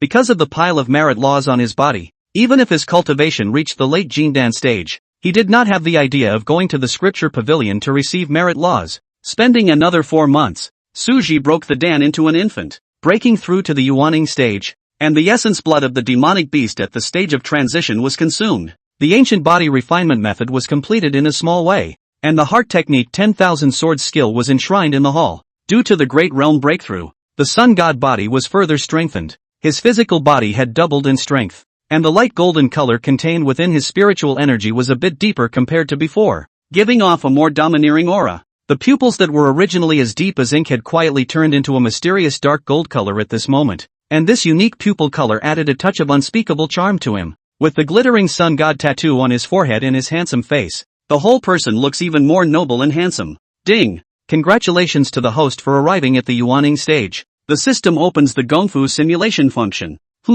Opening a new function? Suji was surprised. There's actually a surprise? Unicorn, what is the function of the Gongfu simulation? Ding! This function can increase the proficiency of the host's feats by consuming simulation points. Suji's eyes lit up, and then he inquired. Unico, how do I get this simulation point? Ding! This simulation point is gained by completing tasks. 1 simulation point is equivalent to 1 year of proficiency. From now on, all tasks issued by the system will reward simulation points. There was a light of excitement in Suji's eyes. Tadako didn't let him down. Relying on this function, he would be able to save a lot of time in cultivating feats. I also don't know if breaking through to the transformation god stage later on will have new features as well. Suji stabilized his mind and composed himself for a moment. The figure of his master slowly surfaced in his mind. Taking a deep breath. It's been a long time since I've seen my master, so prepare some gifts and make a trip to his place. After saying that, he began to tinker with it, and even made a special trip to the trading market to buy some materials that needed to be used.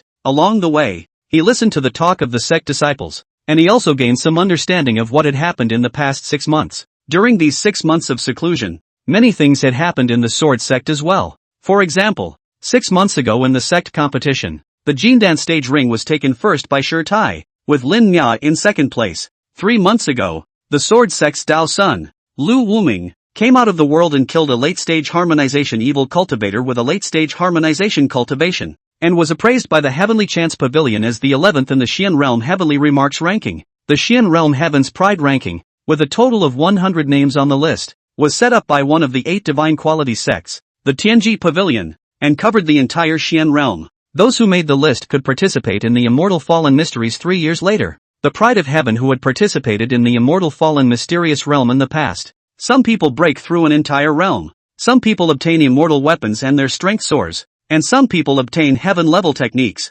In short, there are endless opportunities in there. These were things he had heard in the trading market. To tell the truth, Suji's heart was moved. It wasn't the heartwarming immortal artifact, but that chance to break through an entire great realm. He had just come out of the gate when he glanced at his master's status bar and found that the progress of his master's curse dissolution had come to 30 from the original 20, whereas his cultivation level today was still extremely far from ascension. This immortal fallen mysterious realm could be a trip, and he had no doubt that he would be able to enter the Heaven's Pride ranking. Opening in 3 years? If I can break through to the God transformation stage within these 3 years, and then enter the immortal fallen mysterious realm to break through a large realm, I might be able to catch up a bit with my master's speed by then, Suji muttered. After making the gift, Suji hoofed it towards the top of Ice Sword Peak. Upon seeing that familiar figure, Suji's original somewhat restless heart instantly calmed down. In front of me, the master is still absolutely beautiful. Green silk like waterfall shoulders, delicate posture, wearing a white wide-sleeved fairy dress. Every move is as cold as possible. Suji knew very well that Master Teacher's beauty did not only lie in her appearance, but also in her unique temperament. Master, disciple has broken through to the Yuanying stage. Jiang Xinya lightly lifted her head to look at Suji when she heard this. Aha! Very good. Still as usual, cold with some softness in his voice. What made him a little disappointed was that Master Teacher wasn't wearing a glazed ice veil dress. Master, my disciple has some small gifts for you. A little gift? Jiang Xinya's beautiful eyes flickered with a hint of curiosity, her slender eyelashes fluttering slightly like butterfly wings. She then saw Suji take out one thing after another. Master Teacher, this is the tea table and chairs I made out of fragrant white spirit wood. This is a parasol. This is a teapot and cup that I refined from flawless jade, so Master Teacher can relax in his leisure time by brewing spiritual tea. These spirit teas were planted by the apprentice. If the master thinks it's not good, remember to tell the apprentice about it, and the apprentice will plant something else. Looking at the eloquent Suji, even Jiang Xinya was lost in thought for a moment. Her deep turquoise eyes quietly surveyed the apprentice in front of her who was helping herself to arrange things. For as long as she could remember, no one seemed to have gotten as far as he did. This disciple always comes up with something strange and weird. Jiang Xinya looked at the so-called parasol. As a cultivator, she had long been unafraid of the sun, but this apprentice of hers acted as if she was afraid of her getting sunburned. An indescribable mood slowly filled Jiang Xinya's heart. Debbie's eyebrows stretched, and for the first time, she shed her icy tone and said gently, thinking of master's cultivation, there is actually no need for these out-of-body objects, but if it's my disciple's intention, then it's fine for my master to accept it. Suji dumbfoundedly put down the teacup in his hand, and then incredulously pinched his arm. What's going on? Hearing voices? Master can actually speak so softly? Hiss, it hurts. Not dreaming. Listening to that soft and moving voice, Suji's heart was like a spring breeze brushing over malt sugar. A little sweet. The corners of his mouth couldn't help but curl up, and a smile filled his eyes. Master, it's mainly because my apprentice thinks it's time for you to relax and unwind once in a while. That was a bit of a treacherous statement, but Jiang Xinya didn't refute it. The atmosphere in the courtyard was relaxed. After placing things in order, Suji suddenly remembered the immortal false secret realm. By the way, Master, there's something my disciple wants to ask you. You say, it's the immortal fallen mysterious realm that's about to open in 3 years. I wonder how much Master Teacher knows about the immortal fallen mysterious realm. Jiang Xinya said after a moment of contemplation. A few years ago my master learned about this place. There is a weird law within it that only allows cultivators below the Mahayana stage to enter, but it has the aura of the immortal realm within it. My master guesses that this so-called immortal fallen mysterious realm is actually a region of the immortal realm that has been shattered by someone, and the bizarre laws within it should have been formed gradually after falling into the Xian realm. What level of powerhouse was it that could even shatter a territory? But soon this idea was put behind Suji. All of this was far away from him. Master, can the immortal fallen mysterious realm really allow one to break through a great realm? Su-Ru asked. That was his main concern. Aha! Receiving an affirmative reply from his master, Suji's eyes flickered with an idea. Master, is there a way to make the cultivation level rise quickly? Apprentice, your cultivation has already risen very quickly. Don't be overly ambitious and cause your foundation to become unstable. Jiang Xinya admonished. Suji's breakthrough speed was already at the level of a heavenly pride when placed in the immortal world, and it was too much. Don't worry, Master, the apprentice knows in his own heart. Chapter 20, The Land of Many Fires. Jiang Xinya looked deeply at Suji. Seeing that he had a plan in mind, she stopped stopping and her red lips lightly opened. Outside Xiantian City to the south of the Sword Sect, there is a land of many fires, within which there are several spirit volcanoes, and deep within the one in the center there is a divine fire. That divine fire is extremely yang. With your sun god body cultivating with the help of this fire's yang energy, you can get twice the result with half the effort. It would be better if we could take it in, but remember not to force it. After Jiang Xianya finished speaking, she took out a jade token from her storage ring and handed it to Su Ji. Su Ji caught the jade tablet and said in confusion, "Master, this is? My master had left an imprint when he passed through back then, and my disciple can sense the location of the divine flame with this jade tablet. So it is. If the positioning disappeared then naturally it was obtained by someone, but now the positioning was still there indicating that the divine fire still existed. Then why didn't master teacher collect the divine flame at that time?" Su Ji asked curiously. This kind of divine object was of great benefit even to cultivators who practiced ice techniques. At that time, the divine flame had not matured, so master could not see it, and left after casually leaving his mark. Indeed, with the identity of the master, the immature divine fire in her eyes is probably rags. The kind of fall on the ground are too lazy to pick up. Su Ji secretly sighed. In that case, then the apprentice will make a trip to that land of many fires. Back halfway up the mountain, an unexpected person appeared outside Su Ru's courtyard. After she saw Su Ji, she rushed forward. "Senior nephew, you've come out of the gate?" The visitor was none other than Mu Zili. In fact, she had come a few months back, but Su Ji happened to be in seclusion, so she had delayed until now. Su Ji had some guesses about Mu Zili's coming, but still opened his mouth to explain and inquire. "That's right. I just got out of customs and made a trip to my master's place. I don't know what is it that Uncle Mu came to my master's nephew's place for. It's, before, you said that Yang Chen had murderous intentions towards you." Mu Zili was filled with guilt. As soon as these words came out, Su Ji knew that his guess was correct. Sure enough, it's still true what master said. After figuring out Mu Zili's reason for coming, Su Ru said with a wry smile, "Is Yang Chen being punished with confinement?" "Ha! Why would senior nephew know that?" Mu Zili exclaimed. It was reasonable that only she and the patriarch knew about this news. Su Ru smiled faintly and explained, "Peak master and disciple. It's clear at a glance who is of greater value to the sword sect. Words are hard to say, but that's the way it is." The upper echelons of the sword sect used their personal values to evaluate disciples, and it was nothing wrong with standing up for the sect. Su Ji didn't care about this expected result. He didn't have any sense of belonging to the sword sect anyway. As long as he could follow his master, he wouldn't hesitate even if he had to leave the sword sect. Mu Zili smiled sarcastically. She couldn't refute it because that was how the sword sect had always treated its disciples. Even though she didn't agree with the patriarch's senior brother's approach, there was nothing she could do to stop it. After all, the sword sect had become one of the 8 divine sects in the Xian realm under such measures. "This is some compensation that senior uncle took for you. Senior nephew, take it. Otherwise I don't have the face to go see Sister Jiang." Looking at the storage ring Mu Zili handed him, Su Ji was slightly surprised. It was said to be taken, but in reality it should have been Mu Zili who helped him fight for it. Senior and Uncle Mu are really close. Su Ji sighed. He wasn't stupid. The friendship between the two was extremely shallow. Mu Zili would have reached this point. It must be because of his own master. But this is good. It's not good for master to be cold all the time. He should meet some female friends. Su Ru took the storage ring and thanked him from the bottom of his heart. "Thank you, Uncle Mu, for letting Uncle Mu take the trouble." After a pause, he added, "I don't think master will blame Uncle Mu for this." Seeing Su Ru accepting it,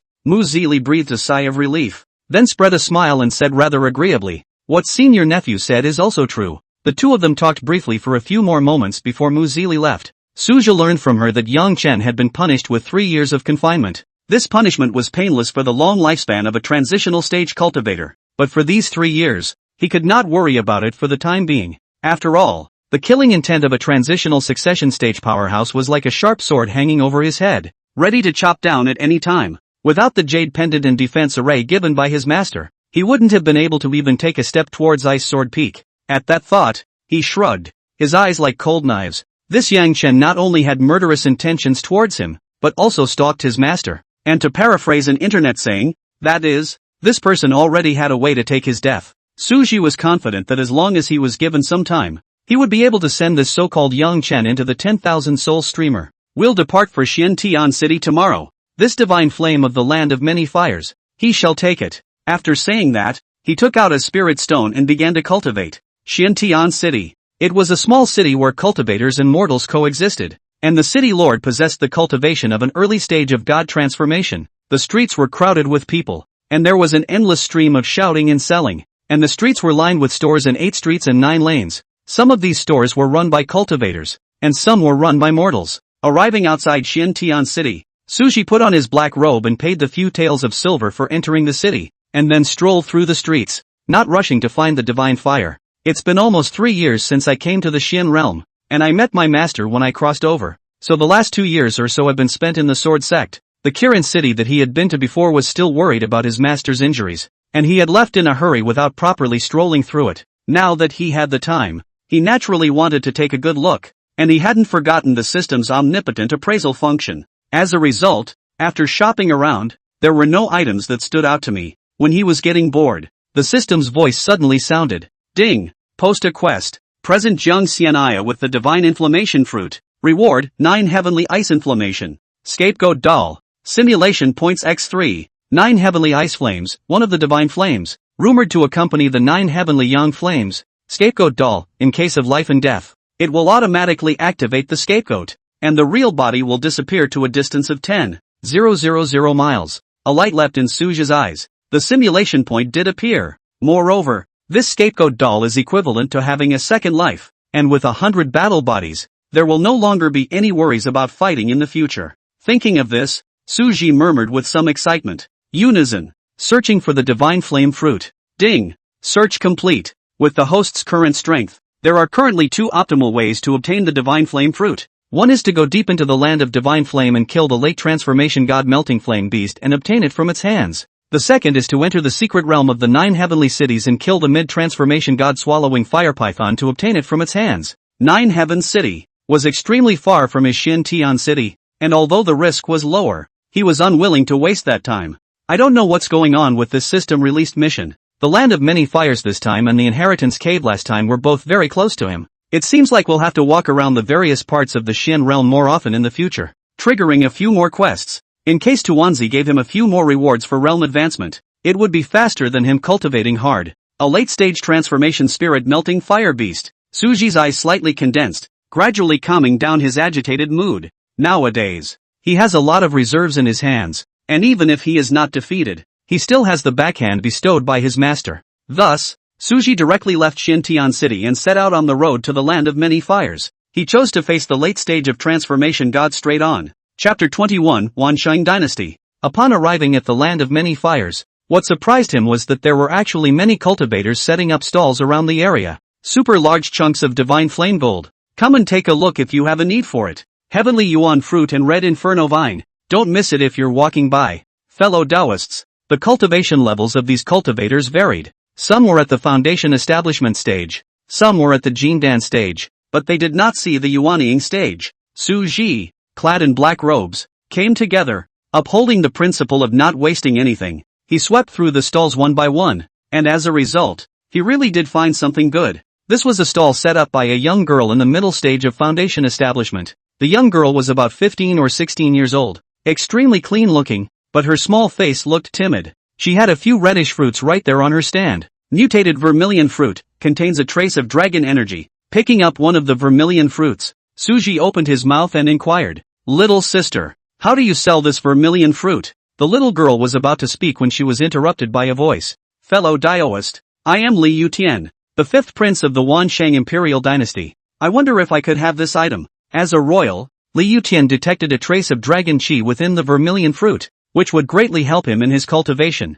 and immediately identified himself as such. Not feeling the slightest bit that the black-robed man in front of him dared to go against the Wansheng dynasty, he revealed an expression of determination. When the surrounding cultivators heard this, they were shocked and hurriedly dodged to the side for fear of accidentally bumping into this person. Hiss! It's actually the 5th prince of the Wansheng Imperial Dynasty? I also wonder what the 5th prince is doing in the Land of Many Fires. The Wansheng Imperial Dynasty was a behemoth that was known as one of the 8 divine grade sects in the Xian realm alongside the Sword sect, and unlike the form of normal sects, the Wansheng Imperial Dynasty was a divine grade power that operated in the form of a mortal dynasty. Seeing the reaction of the people around him, Li Yutian was satisfied and spoke proudly. "If you, fellow Daoist, give in, let's say that this emperor owes you a favor. How about that?" Hearing that the black-robed man had received a favor from Li Yutian because of a single vermilion fruit, the surrounding cultivators showed signs of envy and jealousy. This black-robed man has a good life, actually relying on a vermilion fruit to get a favor from the 5th prince.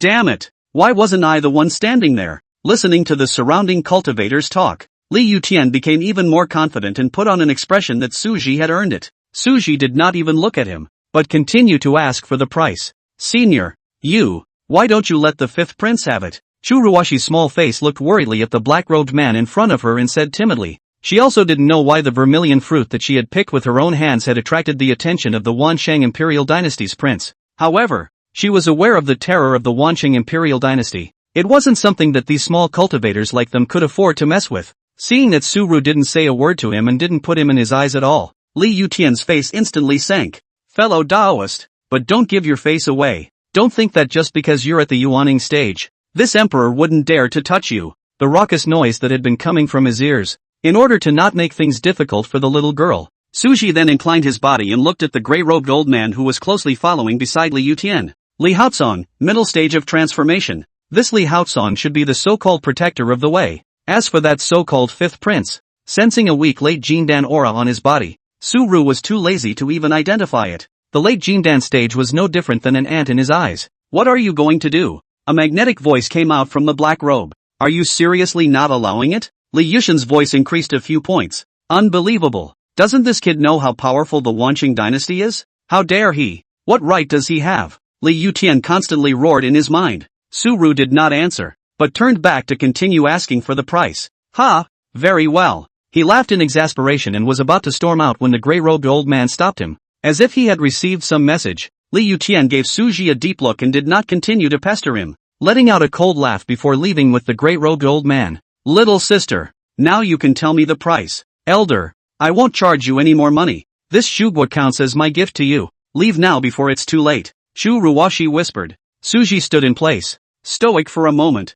He naturally knew what the little girl was worried about. Odds were that when he got away from the crowd, those two would reappear in front of him. But let it be. I'll just chop up the middle stage of the transformation of God, putting away the vermilion fruit. Suji did not explain to the little girl, but took out a storage ring from a corner where no one could see it, and handed it to the little girl before turning to leave. Churuwashi looked at the storage ring that the black-robed man had secretly handed over with some confusion, and when she saw what was inside, her entire body was instantly stunned. When he reacted again, Suji had long since left. From the beginning to the end, Suji never showed his face, nor did he take this matter to heart. But what he didn't know was that this storage ring would create a female cultivator of the transition stage 200 years later. Inside the storage ring were the Qixia sect's inherited techniques that he had previously obtained in the inheritance cave, as well as a number of spirit stones and some foundation establishment stage and Jindan stage pills that Suru could not use. The heart technique he cultivated was the 10,000 swords technique, so he didn't cultivate the Red Cloud sect's inherited technique.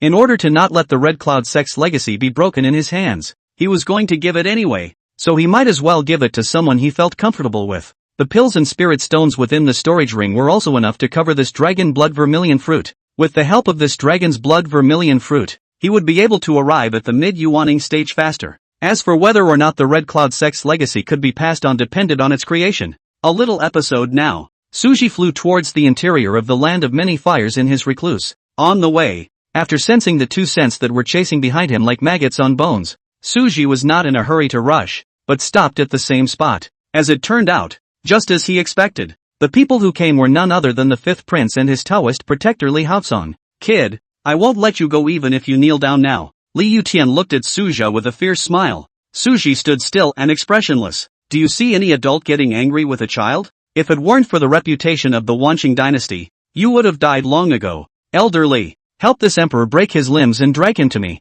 He had long ago placed his attention on Li Haotsong. Seeing Li Haotsong make a move, and without hesitation, Suji's right hand was held in a false grip, and the inked shadow sword instantly appeared in his hand, and his left hand pinched towards the place where the two were was a heaven's dignity palm that blasted down. When Li Yutian felt the powerful might of the heavenly sovereign palm, he was instantly scared pale and his legs were shaking non-stop. Li Haotsang on the side was secretly shocked that this person with a mere early Yuaning cultivation could make such a terrifying killing move. He didn't dare to be slow, and with a single hand, he only saw an aura shield instantly appear, enveloping Li Yutian along with him, and with great difficulty, he resisted the attack of the heavenly sovereign palm. After resisting the attack, when Li Haotsong looked again, the place where Suji originally stood had long been empty. Running away? No! In a flash, alarm bells went off in Li Haotsong's heart. Seeing that this old man reacted, But the distance between the two was not close enough. Suji's feet stepped on the water cloud swimming in the moment to make a decision,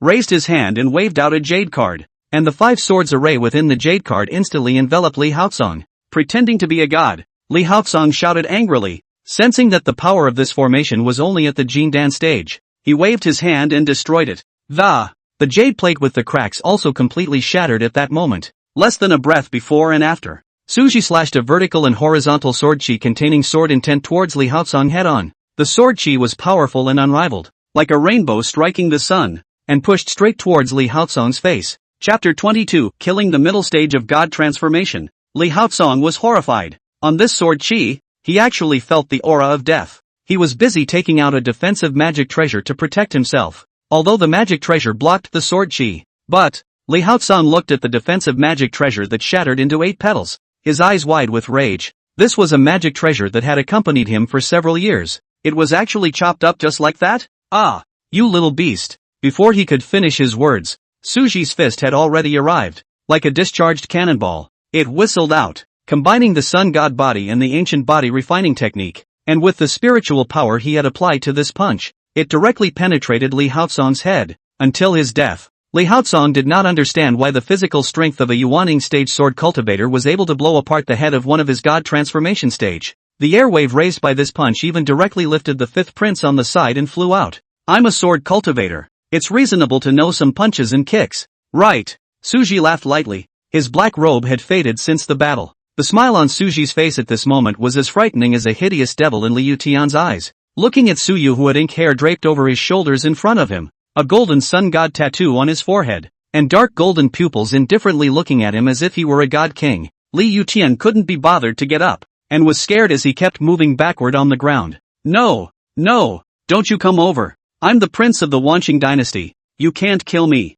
Suji didn't bother to talk nonsense with him and directly slapped him to death with a big aura palm, putting the 2 people's souls into the 10,000 soul streamer. In order to prevent any cross-currents, Suji also checked both of the storage rings that he had ingested. Only after realizing that there were no problems did he put away his storage ring and continued to go deeper towards the land of many fires. An hour later, he searched for the spirit volcano where the seal was located with the guidance of the jade tablet. The journey was not uneventful, as he killed several Jindan stage and even Yuaning stage demonic beasts in a row. Luckily, I have the jade token given by my master. Otherwise it would never be easy to find this spirit volcano within this vast land of many fires. Suji secretly celebrated. Seeing that he had arrived at his destination, he put up his spiritual power shield and stepped inside the spirit volcano. The spirit volcano was filled with crimson tongues of fire everywhere, and seeing that the flames in the periphery were unable to affect him, he didn't stay for long, constantly weaving between the jagged mountains and rocks within the spirit volcano. Soon Suji's figure disappeared into the outskirts and came to a rift valley that split open for hundreds of miles. Looking down towards the bottom, he realized that the chasm was reddish and deep. The jade tablet in his hand grew brighter and, going to jump? Thinking for a moment, Suji made a decision. There's no road ahead anyway, so why don't we go down and take a look? Stretching his sword chi body protector to thicken his aura shield, Suji leaped down. Clouds of red and yellow dust obscured the view, and just in case, Suji slowed his descent. Snap! Lands safely, but the moment the shoe makes contact with the ground, it produces a nuisance sound of water vapor evaporation. Suru fixed his eyes. It was actually the sound of the temperature at the bottom of the valley eroding the aura shield. His heart couldn't help but sink, and he hurriedly took a step towards the inside. Even with the protection of the aura shield, the hot breath of this place still passed through the white Taoist robe to Suji's skin. The deeper they went, the faster the aura was depleted. The ground under his feet had also turned into a broken and mottled pattern, with spirit flames emerging from the cracks of the propped open ground from time to time. Well, it didn't take long for a pale golden fire to come into view. 9 heavenly Yanyan, one of the divine flames, rumored to accompany the 9 heavenly ice flames. 9 heavenly Yanyan? After knowing the name of this divine fire, Suji instantly thought of the 9 heavenly ice flame rewarded by the system quest. I don't know if it can be fused. After all, that's how Netflix is written. So as long as it's on fire, it'll blend. Even in this extremely bright place, the 9 heavens Yanyan emitted light that was brilliant. Noticing that his sun god body was thirsting for the yang qi emanating from the 9 heavens Yanyan, Suji stepped forward to make the fire control technique. This gongfu, or the one his master made him learn before he came here. His hand gestures changed and he pinched several times, only to see a chain made of aura bundling towards the 9 heavenly Yanyan. The divine flame stirred, and a strong fire burst out around his body, crumbling all the aura chains. I knew it wasn't that simple. It looks like it's going to be a big project. Suji laughed bitterly. With a wave of his sleeve robe, he took out a pile of spirit stones and spread them underneath him. Started the big fire collection. Several days have passed in a flash. Fortunately, the effort was not enough, and the 9 heavenly yang flame was successfully taken into Suji's body. Seeing that he had taken in the 9 heavenly yang flame, only then did Suji heavily exhale a mouthful of turbid breath. With a thought, a light golden flame instantly hung in his hand. This 9 heavenly yang flame is indeed extremely suitable for my physique, just as Master said. He stared for a few more moments before taking back the 9 heavenly yang yen and taking out the spirit stone from his storage ring to recover. In the past few days, Suji had been in a constant cycle between spiritual energy depletion and spiritual energy recovery, and even though his body was strong, he almost couldn't withstand it. However, this trip has yielded a huge harvest, and now the cultivation level is infinitely close to the middle stage of Yuaning, only one opportunity away from a breakthrough. We still have to keep going deeper and look for a late-stage transformation spirit melting fire beast to fight. He hadn't forgotten about the mission issued by the system. After recovering his spiritual energy, Suji raised his eyes to look deeper. Late stage of transformation. Unless he used the base cards given by his master. He wasn't completely sure, but he didn't want to easily waste those base cards. If you keep relying on your master in danger, when will you be able to stand in front of him? After thinking for a moment, he took out the formation materials from his storage ring and began to carve the formation. Now that he was rich, the proceeds from the scavenged storage rings and inherited caves, plus the resources bestowed by his master, could be said to be deeper than a Mahayana cultivator's base. The formation materials on hand were also enough to set up some more advanced formations. Frost and ice formation can condense the transformation period for 1 breath of time. Cold ice formation freezes the surrounding breath, slowing down the speed of the transformation stage for 3 breaths of time. 3 talents water dragon formation can summon 3 late-stage Yuaning water dragons to attack the enemy. After selecting a few formations that would restrain the fire-melting beasts and completing their setups, Suji swept towards deeper depths, searching for the flame-melting beast that guarded the divine inferno fruit. The surprise was because of the 9 heavenly yang flame. Even when he traveled to the depths, his body was refreshed and completely lost the burning sensation he had at the beginning. In a short while, he sought out the location of the fire-melting beast. Roar! A demonic beast with a reddish body, a beast's head with horns, and a scorching aura emanating from its body roared towards Suji. Fire-melting beast, late transfiguration. Suji didn't rush to make a move, but instead looked at a spiritual plant behind the melting fire beast. A reddish and flame-filled fruit grew on the spiritual plant. Divine inflammation fruit contains a strong element of fire, can be used as a material for alchemy. It seems that we didn't find the wrong place. This should be the location of the mission. Suji took out the inked shadow sword and said indifferently, without any further hesitation. While blasting a heavenly poem towards the flame-melting beast, he swiftly approached the flame-melting beast with his feet on water cloud swimming. Physical combat. It was the best way he thought of. Even if the other party was a demonic beast, he was not weak when it came to physical strength. Seeing that the 2-legged beast in front of him actually dared to covet its treasure, the molten fire beast was enraged and a terrifying flame spewed out of the beast's mouth to phase with the heavenly dignity poem. After the flames dispersed the Heavenly Father's poem, it went on unabated towards Suji. Although the attack of the melting fire beast was close at hand, Suji's speed of advancement didn't stop for half a second, chopping out the already stored sword energy in his hand. The powerful sword she instantly sliced through the flames towards the melting fire beast. When the melting fire beast saw the incoming sword chi, it was about to dodge when its feet were frozen in place. It's the frost and ice formation. Although it quickly shattered the cold ice, the fused fire beast also lost the best time to dodge the sword chi. Chapter 23, The Master is Coming. The flame-melting beast roared angrily and immediately put up its aura shield to block the sword chi. But immediately after, 3 more water dragons attacked to trap it in place. The molten fire beast's inflammatory chi burst out around its body, vaporizing the 3 water dragons. Its anger boiled over, and the flames in its mouth filled the air,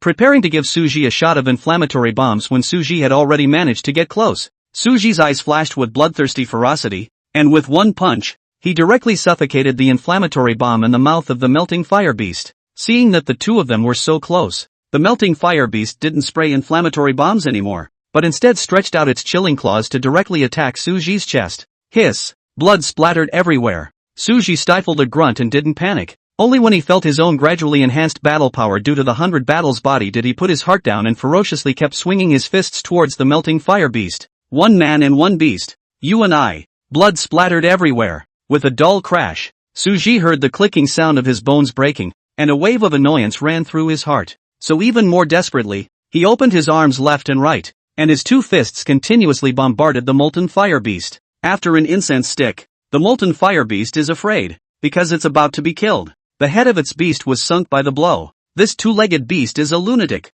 At first, he swung himself at him and he punched himself, but as the fight went on, I don't know when the picture suddenly changed. It becomes it swings a claw and he punches it 3 times. It spit out who knows how many mouthfuls of beastly blood. It felt like if I continued to physically fight, I was going to be beaten alive. Seeing the fused fire beast budging back, Suji's bloodthirsty and ferocious eyes flashed with a hint of clarity. He had waited for this moment. With a wave of his Dao robe, the cold ice formation and the binding formation instantly enveloped him. Although the binding array can only bind Jindan stage cultivators, but for the end of the fire-melting beast, supplemented by the cold ice array, even more trapped half a breath will be enough. The retreating figure of the melting fire beast lurched, and the 2 jade tiles shattered in unison. Suji ran the last of his spiritual energy, took out the inked shadow sword, and swam with his feet on the water clouds. Swish! A man and a beast staggered past. Suji's sword-wielding figure instantly appeared behind the melting fire beast. Roar! The molten fire beast let out a mournful cry. Just when Suji thought it would just die. Accidents happen. Self-destruct? The melting fire beast emitted a blinding red light all over its body. Seeing this, Suji's body went cold, and the last trace of blood on his face, which was already pale from blood loss, faded away. Dying, Suji's face showed bitterness. He didn't have the slightest ability to resist anymore. He was the one who underestimated the late stage of transformation spirit. At this point, even if one wanted to use the bottom card given by the master, there was no way to do so, because he didn't even have a trace of spiritual energy in his body right now. Rumble! Violent explosions rang out. Red flames swept across the sky and, however, Suru did not have the expected pain of being blown up. Puzzled, he opened his eyes and, only to see a jade tablet emitting a light blue light floating in front of him. The light blue light covered Suji, shielding him from the damage of the melting fire beast's self-detonation. Is this the jade tablet given by Master Teacher to mark the 9 heavenly yon flame? Returning from the dead, the muscles on Suji's face were trembling with excitement. The color of surprise popped out of his eyes, and his heart was filled with warmth. After the aftermath of the self-explosion faded and saw that there was no danger, Suji sat on his butt on the ground, panting loudly. Luckily, he was protected by his master's token, or else he would have been a corpse by now. Suddenly, as if he thought of something, he looked up sharply and, only when he saw that the divine flame fruit had not been affected did Suji let out a sigh of relief. According to the 9 yin and 9 yang flowers released by the system earlier, he guessed that this divine inferno fruit was also an item needed by his master, though he opened his master's status bar and didn't see the one from before that. I don't know if master needs it, but it doesn't hurt to give it to master. Thinking of this, he braced himself and limped to put the divine flame fruit into his storage ring. Subsequently, after he checked his injuries, he couldn't help but suck in a breath of cool air. The arms were numb to the point of senselessness. The wounds on the chest were deep enough to see the bones. Blood was constantly gushing out. The internal organs were shifted, and the spiritual energy was depleted. Countless injuries had piled up on him, a condition that by normal human standards would have been lying on the boards long ago. Still too risky this time. Lives are on the line. Suji laughed bitterly. After drawing some warning in his mind, he took out the spirit stone and was about to recover when the change was instantaneous. An uncountable amount of pressure that was extremely similar to that of the flame-melting beast actually rose around him. Noticing that he was surrounded, Suji's face was ashen. Well, it's not like we have to recover now. Rather saves a lot of work. I don't know if master will be sad after I die. Suji couldn't help but sigh. Then remembering Tadako, he couldn't help but ask that. Tuzi, why didn't you say that the flame-melting beast is a group-dwelling demonic beast? Ding. The host didn't ask. Okay. He took it for granted. He thought it was just one, but he didn't realize it was a flock. Tatsuko, you really believe in me? Ding. The system trusts the host 100%. I now believe more than you do that I'm going to die here. Ding. The system can't answer. As far as the eye could see were the figures of the melting fire beasts, and Suji roughly estimated that there were hundreds of them, with the strongest few of them emitting a pressure that far exceeded that of the late transformation god stage. Moreover, the firelight in the mouths of those fused fire beasts flashed, and they had already spat out inferno bombs towards Suji. The heat came. Suji couldn't support himself any longer, and with a black eye, he fell forward, but the imagined hard touch of the floor didn't come. His chest was pressed against a small, cold, soft hand. Small hands avoided the wounds on his body. The familiar scent of cold flowers penetrated into Suji's nose, making his drowsy head instantly wake up a few points. Master? Aha! Jiang Xianya responded softly. Nope. What about the molten fire beasts? Thinking about his current situation, he raised his eyes worriedly to look around and, instead, it turned out that as far as the eye could see, there was a sea of azure-colored ice. Aha! Not bad for a master teacher. After seeing that there was no more danger, Suji also relaxed. Not wasting any time, he casually took out the 10,000 soul streamer and included all of these divine souls of the melting fire beasts in it. Absorbing these divine souls, the power of the 10,000 soul streamer had reached a critical point. Suji estimated that as long as he collected 1 or 2 more souls, this 10,000 soul streamer would be able to advance from a treasure weapon to a Dao weapon. The 10,000 soul streamer was extremely valuable even in the immortal realm, and although Jiang Xianya was puzzled as to why Suji had a 10,000 soul streamer, she did not open her mouth to ask. Su Ru was extremely satisfied as he put away the 10,000 soul streamer and turned his head to look at Jiang Xianya, asking curiously, "Why is Master here?"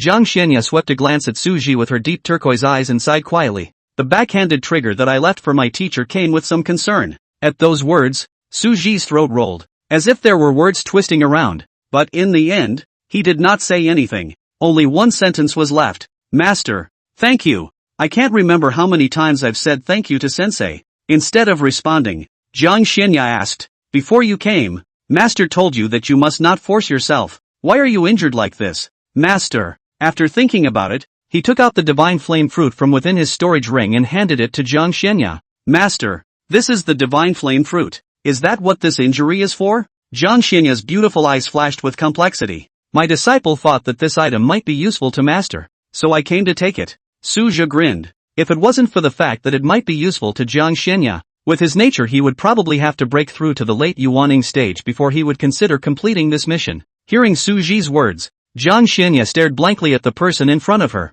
who was covered in blood and bruises everywhere. Looking at her with a smile, the lake of his heart, which had always been calm, seemed to have been thrown into the ripples as if it had been thrown into a stone. Jiang Xianya didn't know what this strange feeling was. She glanced at a divine flame fruit within her storage ring that was identical to the one in her hand, pursed her lips and softly said, It's indeed useful. The elixir that Master wants to refine is just short of this divine flame fruit. It's good to be able to help Master." Before the words fell, Suji's mind resounded with the system's childish female electronic voice. Ding! Mission complete. Scapegoat doll, 9 heavenly ice flames, and simulation points x3 have been issued. Unico, you. Before he could accuse, an extremely cold and hot aura emanated from Suji's body. Sure enough, he knew it. These two masses of divine fire could be fused. His heart crossed. Suji clenched his teeth and took out the jugwa that contained a trace of dragon blood and took it. Then he hurriedly opened his mouth. Master, disciple has had an epiphany and is ready to break through to the middle stage of Yuaning. It might take a long time, so Master can go back first. Chapter 24, This is the cup of my disciple. There were 2 divine flames, 1 ice and 1 inflammation, lingering around Suji, only to see the divine flames revving up and finally forming a large cocoon. Jiang Xianya was a bit surprised. She knew about the 9 heavenly yang flame, but she didn't expect Suji to have the 9 heavenly ice flame. Knowing that Suji was melting the fire, he didn't disturb it, but released the aura of the transitional stage, suppressing the entire spirit volcano to prevent accidents. After doing this, looking at the 2 divine flame fruits within the storage ring, after thinking about it, he still took out the one given by Suji to start refining the pills. The divine flame fruit was indeed useful to her, and as long as she took the pills made with the divine flame fruit, some of the curse on her body could be dissolved. But long ago, she had sought out a divine flame fruit a few days ago. This was why Suji didn't see the need for the divine flame fruit in her status bar. 7 days rushed by. Jiang Xianya took the elixir and successfully pushed the progress of curse lifting to 35%. Also on this day, the sound of shattering came from the large cocoon, and slowly the sound of shattering became louder and louder until it completely shattered. A strong aura raged. Suji opened his dark golden eyes and clenched his fist, feeling the surging spiritual energy in his body. Mid-Yuaning, and the foundation, by mistake, was also reinforced by the dragon's blood contained within the vermilion fruit. I originally wanted to break through with the help of this trace of dragon blood in the vermilion fruit, but I didn't expect that the fusion of these 2 divine flames would allow me to break through, Suji said in surprise. Now if he were to physically fight that late-stage transformation spirit melting fire beast again, it would definitely not be as miserable as before. Something? Jiang Xianya appeared out of thin air. You didn't leave, senior? After seeing his master, Su Ji was extremely surprised. It's just some time across the board. No harm done. Jiang Xianya said in a cloudy manner. Su Ru nodded slightly, then stepped forward and said, Master, my disciples harvest from this trip. Aside from the divine flame fruit and the breakthrough in cultivation,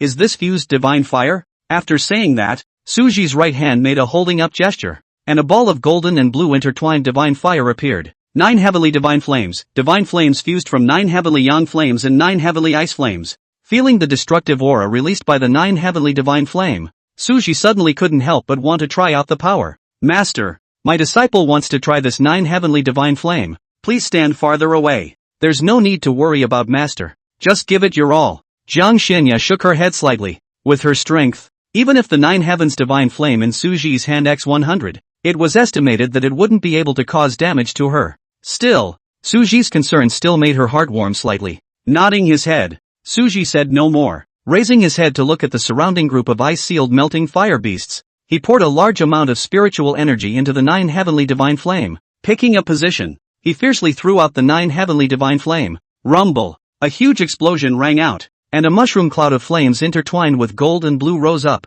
The ground shook within the spirit volcano, and countless demonic beasts scattered in terror. A powerful shockwave spread out in all directions with the point of explosion as the center, and wherever it went, everything was instantly destroyed. The debris splashed. Su Ji was immersed in the power of the 9 heavenly divine flame at this time, and did not notice the debris falling from the top of his head. A faint blue aura shield noiselessly appeared above his head to block the debris, a flash that comes and goes. The power of the 9 heavenly divine flame was beyond Su Ji's expectations, and the corners of his mouth couldn't help but rise. After calming his agitated mood, Su Ji thought of that divine flame fruit. I don't know if Master has used that divine flame fruit yet? Thinking of this, Su Ji looked at his Master's status bar with some curiosity. Kong Siana. Current status, icy, 50% cold, 45% soft, 5% happy. In the process of resolving the soul-breaking curse, 35% lifted. Seeing that the lifting degree of the curse became 35%, Su Ji guessed that it was due to that divine flame fruit.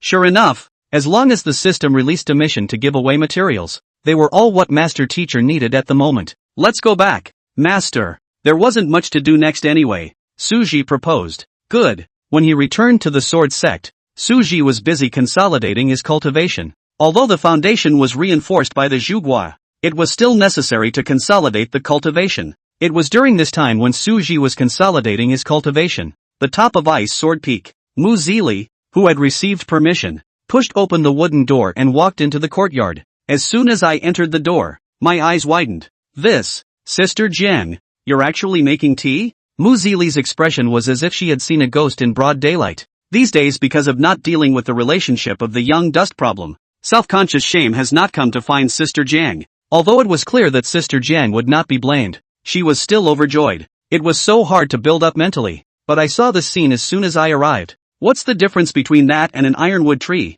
The Sister Jiang, she remembered. That was an unearthly goddess. Who would have thought that after having an apprentice, the picture would slowly change? A goddess is still a goddess, but a goddess who has fallen from grace. Surprised for a moment, Mu Zili quickly consoled herself again. Grounding is good. Sister Joan's nature was indeed a bit cold before, and it was not good to do nothing but cultivate every day. Taking a seat across from Jiang Xianya, Mu Zili was about to pick up the teacup on the wooden table when he did so. The teacups, however, have been moved away. Mu Zili's hand immediately froze in midair. Her heart couldn't help but panic. Could it be that Sister Jiang was blaming her for not handling Yangchen properly? But soon, Mu Zili's face changed from lost to speechless. This is the cup of this palace's apprentice. If you want to drink tea, bring yourself another teacup over. A clear, cold and melodious voice came. Mu Zili swore that she had never been so speechless. Okay, you guys are kind and filial. I'll put up with it. Jiang Xianya placed the teacup onto her soft red lips and took a light sip, her eyebrows slightly stretching. Seeing Sister John's relaxed and cozy look, Mu Zili, who originally didn't want to drink tea, also couldn't help but take out a small teacup and pour herself a cup. But she tasted it twice and couldn't taste anything special. It's no different than regular tea. Faint. Bitter. For a split second, a flash of light went through her head. There is only one truth. This tea is from my nephew. Associating it with the acres of tea fields she saw when she went to Su Ji's yard earlier, the more she thought about it, the more she felt that this was the truth. Ha! Mu Zili sneered in his heart. General Cargo. It was just like that. But that's just the way it is. What's so good about it? You're still alive without it? But then again, recently, her few rebellious disciples had slacked off a bit in their cultivation. When I return later, I will find those few rebellious disciples to practice and test the results of their recent cultivation. The Jade Sword Peak's pro-disciples were unaware that they were already in great trouble. Sister Jiang, what is this little thing on the head? Mu Zili casually asked as if she didn't think about it, shifting her eyes to the parasol above her head. She'd actually wanted to ask a long time ago, but hadn't found the right opportunity. A parasol, a gift from my palace apprentice. Ah, Mu Zili revealed a bewildered expression at his words. It's not. She didn't ask where it came from. This, who gets it? Just naturally say it's from your nephew? If this was known by the cultivators outside, they would still think that her Mu Zili's disciple wouldn't send anything to her. Go back and have those girls send themselves something. One for each person. The two of them chatted for a long time before Mu Zili stood up and said, Sister Jiang, then I'll leave first. As for the cup, I'll leave it here. I'll be coming back often anyway. Aha. Jiang Xianya didn't refuse. After Mu Zili left, Jiang Xianya looked at the two teacups across from each other that were only 2 fingers away, her eyebrows frowning slightly. Stretching out her slender and flawless white jade fingers, she pushed Mu Zili's teacup farther away, making the distance between the two teacups become farther away. And only then did she stop. Chapter 25. I wonder if Master has a Dao couple? On the 8th floor of the Questioning Sword Pagoda, Lin Fan exhausted his last ounce of chi from his heavy injuries and killed the late Jindan enemy in front of him. After coming out, he looked at the second position he was in on the Jindan stage ranking stone tablet and released a smile. When he learned that his enemy Chu Tianxiang had died at the hands of Su Ru, the last vestige of his heart to compete with Su Ru dissipated. Shi Tai, Lin Miaoi, Wu Wui, and even Su Ji, all broke through to the Yuaning stage. Originally, he had also viewed Su Ji as a rival, but now that he thought about it, it was laughable. Lin Fan wasn't the least bit surprised that Shi Tai and the others were able to break through to the Yuaning stage. However, Su Ji first topped the list with his early Jindan cultivation, and then left the ranking stone monument earlier than Shi Tai, who was in the late Jindan stage, when they broke through to the Yuaning stage, which made him feel horrified. Alas, I don't know when I'll be able to see senior brother Su's back. Lin Fan's face showed longing. Su Ji naturally didn't know that his wave of operation had directly harvested a lot of little minions, which even included Lin Fan, who had uttered 30 years east of the river and 30 years west of the river. Aside from Lin Fan, Shi Tai and the others were also after learning that Su Ji had broken through to the Yuaning stage. All of them had chosen to close their doors and cultivate, not wanting to lose to this late entry senior brother. It was already 3 days after Su Ru finished consolidating his cultivation, because he wanted to see his master and came in a hurry. Master, well, sit down. Seeing that it was Su Ji, Jiang Xianya raised her hand and gestured for him to sit across from her. Looking at his master who was drinking tea in front of him, Su Ji also felt a little thirsty, so reached for one of the teacups to pour himself a cup of tea. Coincidentally, the cup he was holding happened to be the one Mu Zili had drank from before. The hand was just halfway out when it was blocked by Jiang Xianya. The palms of his hands and Jiang Xianya's catkins touched each other. A surprisingly soft and greasy sensation came, and Su Ji's hand instantly froze. His throat was slightly dry and his heart thumped all the way. Crush! Sure enough, it's a one-man army. Master? Su Ji's face was puzzled. That cup belongs to your Uncle Mu. You use this one. Jiang Xianya raised her green jade finger and pointed towards the other cup. Hoo-hoo! Good. Su Ru hurriedly picked up a cup and poured herself a cup of tea to hide her panic. Didn't taste anything. The mind has long since drifted away. After a moment's return to his senses, his eyes became determined. Master, my disciple has a question I've been wanting to ask you. Ask. Jiang Xianya took a sip of tea and raised her eyes to Su Ji. Su Ji took a deep breath, then said firmly, I don't know if Master has a Taoist couple? When Jiang Xianya heard this, her hand that was about to put the teacup down paused before placing it on the table. Why would an apprentice want to ask that? Ahem. That is, as the disciple of my master, I feel the need to understand my master. Su resigned righteously, heart beating faster. Su Ji couldn't help but continue to add, if master has a mate, then I will at least be psychologically prepared. In case we meet in haste without any preparation, it's always a bit bad. Su Ji pronounced out the word Dao couple with difficulty and looked at Jiang Xianya with a nervous expression. Although he was afraid that his mind would be exposed, he was more interested in knowing whether or not his master had a Taoist couple compared to that. In his mind, he kept reassuring himself that his master would not notice, but then he couldn't help but think, what if master teacher finds out? Su Ji's brain was racing, trying to think of a solution. Can Maru spice? His head was now blank. No, Master is dedicated to the Tao and never gets caught up in such trivial matters.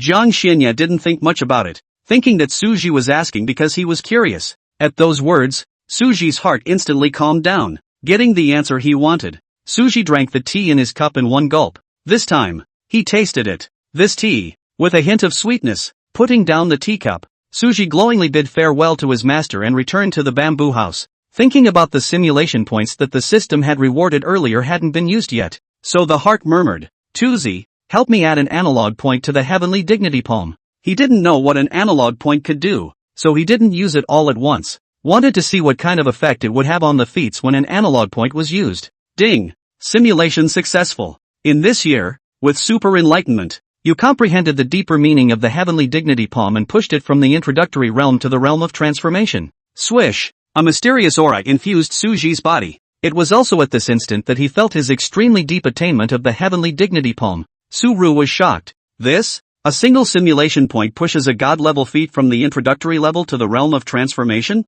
After getting a taste of it, Su resigned on the spot. Tuzi, add one simulation point to the 10,000 swords technique. Ding! Simulation successful. In this year, with your comprehension of the sword intent as well as super enlightenment, you realized the essence of the 10,000 swords technique and pushed it from Dengtang to Deshang. Unfortunately, one simulation point did not push the 10,000 swords technique to its realization. It seems that god-level mind techniques are indeed harder to cultivate than god-level feats. Suji sighed. The same amount of time was spent on one simulation point, but the heavenly dignity palm had all been transformed, and the 10,000 swords technique had only reached its great completion. After sensing that the thread of sword chi surrounding the Yuaning had become even more powerful, nor did he hesitate to spend the last bit of simulation points on the 10,000 swords technique as well. This year, after your continuous cultivation, you have gained a new understanding of the 10,000 swords technique. You spent a lot of time deducing it, and the 10,000 swords technique has been improved, and its grade has a tendency to slightly exceed the divine grade. And because of your natural talent, you have succeeded in bringing the 10,000 swords technique to the realm of the realm of the realm of the realm of the realm of the realm. It was also at this moment that Suji seemed to feel something and took out the ink shadow sword and came to the empty space. Close your eyes and stare for a moment. A few moments later, he opened his eyes and swung his sword forward, only to see a dark gold sword chi forcefully leaving a tens of feet long sword mark on the ground. Sword intent rampant on the sword mark. Seeing this, Suji smiled in satisfaction. This sword already had a hint of the shape of the sword that Master Teacher had chopped out earlier in the savage forest. It's worthy of being a 10,000 swords technique that has reached the realm of transformation. Very strong. Su-Ru gave a thumbs up. He then thought about the matter that the 10,000 swords technique had been improved, and its grade had a tendency to slightly exceed the divine grade. Unified Sun. After a feat reaches the realm of transformation, you can still use simulation points to deduce a feat to upgrade its grade? Ding. It's okay, host. This golden finger is really terrifying, and I wonder how many simulation points are needed to upgrade the feats. With nothing else to do, Suji got up the idea of going outside for a stroll. There's nothing to do now anyway, so I might as well go out and take my chances. This system didn't know if it was intentional or not. Whenever he went to a place it would trigger a material quest near that place. The quests were triggered in two places, the Inheritance Cave in Qilin City and the Land of Many Fires outside Xiantian City. Then, Suji packed up and left the sect. In Tianwu City, inside a gorgeously decorated guest room, two black-robed men with long breaths and reeking of blood were drinking tea and talking. Old Devil Wang, when are we going to make our move? Old Devil Wang put down the teacup in his hand when he heard the other party's question. It's still early to make a move at this moment. Old Monster Lin, what's your hurry? Late is late. Don't you understand? Old Devil Wang said disdainfully. What can change? The highest cultivator in this city is only at the Yuaning stage. You and I are both in the middle stage of God transformation cultivation and have set up a blood sacrifice formation. After saying that, he laughed eerily twice and added, if this blood sacrifice formation is successfully opened, even a cultivator at the late stage of spirit transformation will end up being turned into a puddle of blood and water and become a sacrifice. Old Devil Wang was very confident because this formation was something he had gotten from a secret realm. Relying on the power of this formation, he had cultivated from early transformation god stage to mid-transformation god stage in a few years. They spent months setting up this formation. During that time, there were even harmonized cultivators who had come, but they couldn't detect the existence of the formation either. Now this formation enveloped the entire Tianwu city. Taking a step back, even if another harmonized cultivator came, he would still be able to escape with his backhand. It's safe to say that it's foolproof. Old Monster Lin also began to look forward to it when he heard such confident words from this old devil. As long as they succeeded in blood sacrificing the cultivators of Tianwu City, they might be able to use this to break through to the late stage of transformation spirit, and even have a chance to step into a higher level. Thinking of the future is beautiful. The two evil cultivators cannot help but Jia laughed. As for what will happen to the mortals of Tianwu City, the two evil cultivators didn't care so much. In their eyes, mortals were like grass. Chapter 26, Evil Cultivator. In Fengxian City, Suji picked up the hairpin dotted with a few plum blossoms on the stall in front of him and bought it. He wants to give a hairpin to his master, but I didn't want to give a hairpin made by someone else, so I was going to buy a few more styles to go back and figure it out for myself. Coming to Fengxian City, originally he wanted to see if he could trigger the system's mission, but the result was not as he expected. Thinking about the fact that her master's father wore his green silk loose every day, he got up the idea of giving her a hairpin. The styles of these hairpins are relatively common. Why don't we go next door to Tianwu City and take a look? Suji pondered. Tianwu City was a city of cultivators, and unlike Fengxian City where there were only mortals, Tianwu City was split 50-50 between cultivators and mortals. Honestly, he was a little disappointed in the style of hairpins here. However, once he thought that Fengxian City was ultimately a mortal city with limited insights, he was relieved. It's not that bad anyway, so let's make a trip to check it out. Having made up his mind, Suji drove a recluse. He soon arrived at the entrance of Tianwu City, and after arriving at the entrance, he stopped and did not immediately enter the city. After sensing something, Suji frowned and retreated backwards explosively until he retreated to an uninhabited place around him. The hand gestures changed and several spells were pinched out in a row, only to see the 6 jade tags transform into 6 white auras flying towards the surroundings of Tianwu City. Suji used these jade tiles to observe this grand formation that enveloped the entire Tianwu City. That's right. When Suji had just arrived at the entrance of Tianwu City, he had sensed an extremely large formation enveloping Tianwu City. In the place of an ordinary cultivator, even the harmonization stage might not be able to detect the existence of this formation. It was because this formation was extremely hidden. He had also discovered it only by virtue of his formation memory inheritance, and had used identification in case he looked away.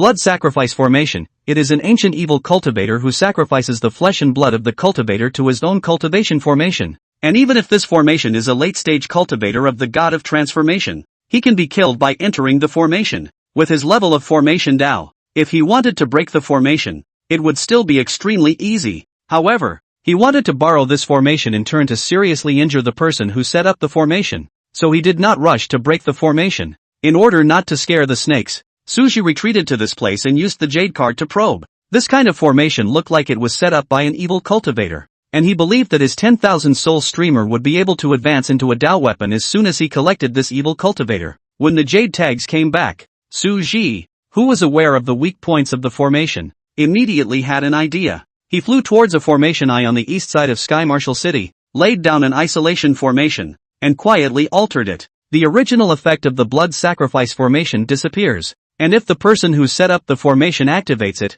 it will also backfire on him or her. Only after the arrangement was completed did Suji slowly enter the city wearing a black robe and a broken human face mask. This mask was bought by him in Bangxian City. It's the same mask as the one worn by the Maidujin in a certain game, which was an interesting purchase at the time, but now it's come in handy. Because of the wide black robe, as long as Suji didn't raise his head, no one could see the mask he was wearing. Walking through the streets of Tianwu City, he first bought a few hairpins with very nice styles to use as reference at the stalls of the cultivators. After buying some spiritual tea seeds, before finding an inn to sit down, quietly waiting for the evil cultivator to catalyze the formation. Inside the inn, guests in 2s and 3s were sitting on wooden benches and talking about. Su Resign called for a pot of tea. Because of the mask did not drink. As to why he did not drink but also point. That's because coming to an inn even if you don't eat, you have to order at least a pot of tea has become a tacitly recognized rule for all inns in the Xian realm. You are unaware of it. The transitional succession stage demon that exterminated the Xuanwu cultivator kingdom before was beheaded by a great power in the manhwa forest.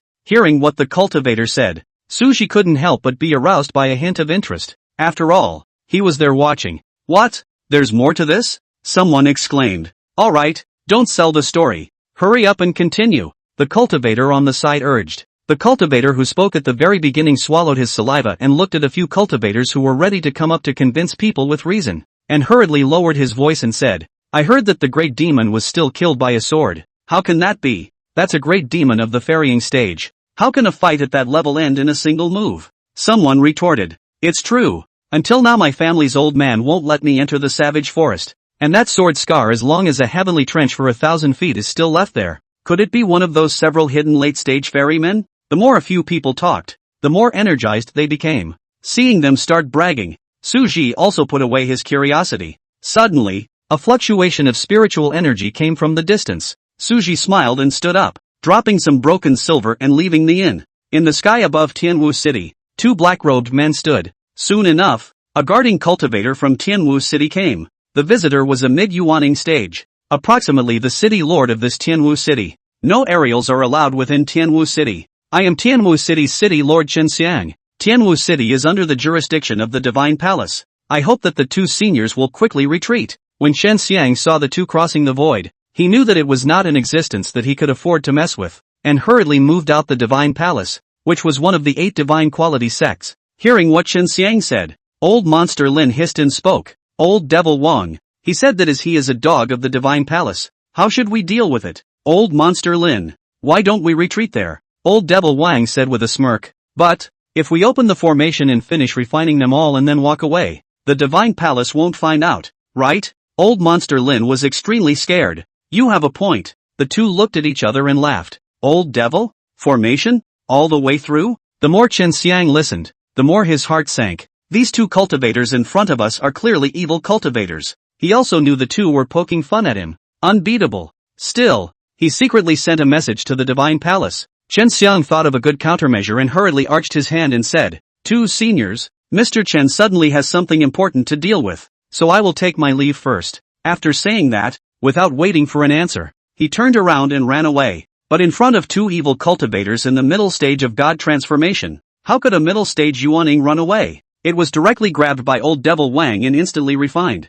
Su Ji, who had rushed over, saw this scene and turned his gaze to the 2 men with rolling black smoke emanating from their bodies. Manhwa, middle stage of transfiguration. Forest name, middle harmonization of the divine. It turns out that there is more than one person who set up the formation. But it's true, the coverage is so wide that one person setting it up doesn't know how long it will take until the monkey's age. I don't know if there are others in the shadows. It's better to be careful and wait for them to activate the formation to suffer a backlash before I go on. Thinking of this, Suji wasn't in a hurry to make a move. When the cultivators under Tianwu City saw the scene of Chen Xiang being refined, they also felt bad at once and fled in all directions. When Wang Hua saw it, he laughed 2 strange laughs. Make the great formation visible and trap all the cultivators in Tianwu City. Seeing that the plan was going so well, Lin Ning couldn't help but smile as well. The 2 exchanged glances and activated the blood sacrifice formation together, but the expected image of the Tianwu City cultivators exploding into a bloody mist didn't appear. Instead, the 2 of them had a sweet throat and spat out 2 mouthfuls of blood,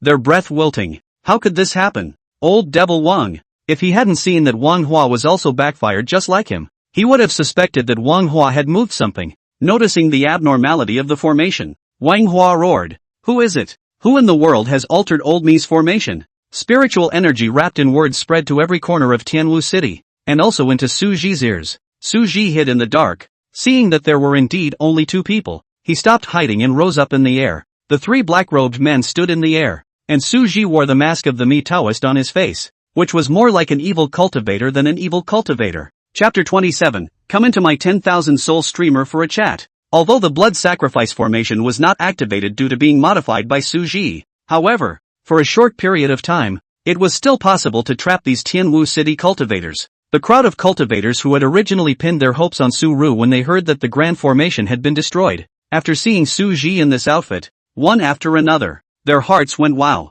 Unlike the shivering loose cultivators, quite a few cultivators with status were barreling around underneath. My father, Zhang is a spirit transformation cultivator? I would advise the 3 of you to let me go. 3 doves, my slave is willing to serve at your side, and I hope to spare my slave for once, okay? My son, Wang Tong, has the demeanor of a great emperor. Under the mask, Su Ji's face was filled with black lines. He was just more stable and chose to wear a mask and black robe. He also didn't know if these evil cultivators would have small teams, in case his face was revealed. What if he was remembered by those small teams seeking revenge? He was here to cultivate immortality, not to have a good time fighting. Seeing the black-robed masked man in front of them, Wan Hua and Lin Ming glanced at each other and transmitted their voices to each other. Old devil Wang, although this person only has a mid-yuaning cultivation, I sense a dangerous aura from him. Old monster Lin. Old me isn't a little cutie. This person was able to destroy the blood sacrifice formation. How could he be a generalized person? If not for this, I would have grabbed him and refined him in an instant. Both of you and I are now backfired by the formation. Our battle power has fallen to the early stage of transformation spirit. Why don't we activate our backhand to escape? The backhand is connected to the blood sacrifice formation. And now that the formation cannot be activated, then it will take some time to reactivate the backhand. There's no hurry. Wait for me to see what this person says. Manhwa replied. The two of them exchanged divine thoughts in just a split second. Manhwa was the first to speak. I don't know why this fellow Taoist, why did he destroy the formation that the two of us had set up? Suji sniffed, and unhurriedly took out the 10,000 soul streamer that was constantly bubbling with black gas, and his voice feigned hoarseness as he said, because this seat of the 10,000 souls still has shortcomings. Two fellow Taoists, why don't you go inside this seat's 10,000 soul streamer for a moment? Noticing the dangerous aura emanating from the 10,000 soul streamer, the two exchanged glances and the hearts were in sync as one left and one right rushed forward with their magic treasures in hand. But before they could get close, Suji had long since traveled around behind them with his feet on water clouds. With a wave of the 10,000 soul streamer, dozens of beast souls of the god transformation stage flame melting beasts rushed out from within the streamer and tore towards the backs of the two men. However, the two of them are also extremely experienced in fighting. With a turn in the air he slammed the mace in his hand onto the head of the beast. Its power caused the beast's soul to be smashed back several meters in a row. Noticing the force coming from his hand, Manhwa gritted his teeth and didn't charge up again. Instead, he pinched his fingers and his body's spiritual energy surged wildly. A few blood-filled palm chi struck towards the beast's soul. In a flash, the pungent odor of blood filled the sky above Tianwu City. Unlike Wang Hua, Lin Ming retreated at the first blow. He was holding a mirror-shaped magic treasure, and he was chanting something under his breath that, only to see a dozen or so black auras lingering around his body. The beast souls had trouble getting close for a while. Seeing that the divine transformation stage beast souls couldn't help them, Suji once again waved the 10,000 soul streamer to release the ensemble stage beast souls. Once Lin Ming saw the appearance of several beast souls of greater size and pressure, he didn't hold back. In a few flashes, he came to Wang Hua's side and said anxiously, "How long will it take to reactivate the backhand?" "It takes half an incense stick of time." Wang Hua's face turned pale as he stared resentfully at Suji. If it wasn't for this person, their plan would have succeeded long ago. How would they have ended up in this situation? "I'll fight for you." Lin Ming took out a large bronze cauldron and smashed it against the conjugation stage beast soul without hesitation. To Suji's surprise, the beast souls of the harmonization stage were also repelled. Seeing that Lin Ming was able to block it, Wang Hua didn't hesitate. Waving his hands, he took out several materials and began to try to contact the backhand that had been set up within the previous grand formation. The beast soul was at a stalemate with the great cauldron. The scene was at a stalemate for a while, and seeing that they were fixed in one place and not taking the initiative to attack, Su-Ru guessed that these two were either preparing to store up a big move, or they were ready to run away. With that thought, he waved his hand to call back the beast's soul and put away the 10,000 soul streamer. Lin Ming had just gotten a moment's respite, and before he could relax, only to see the black-robed man on the opposite side of the room make a hand in the form of a brace and, swish, a cluster of gold and blue intertwined flames appeared in his hand.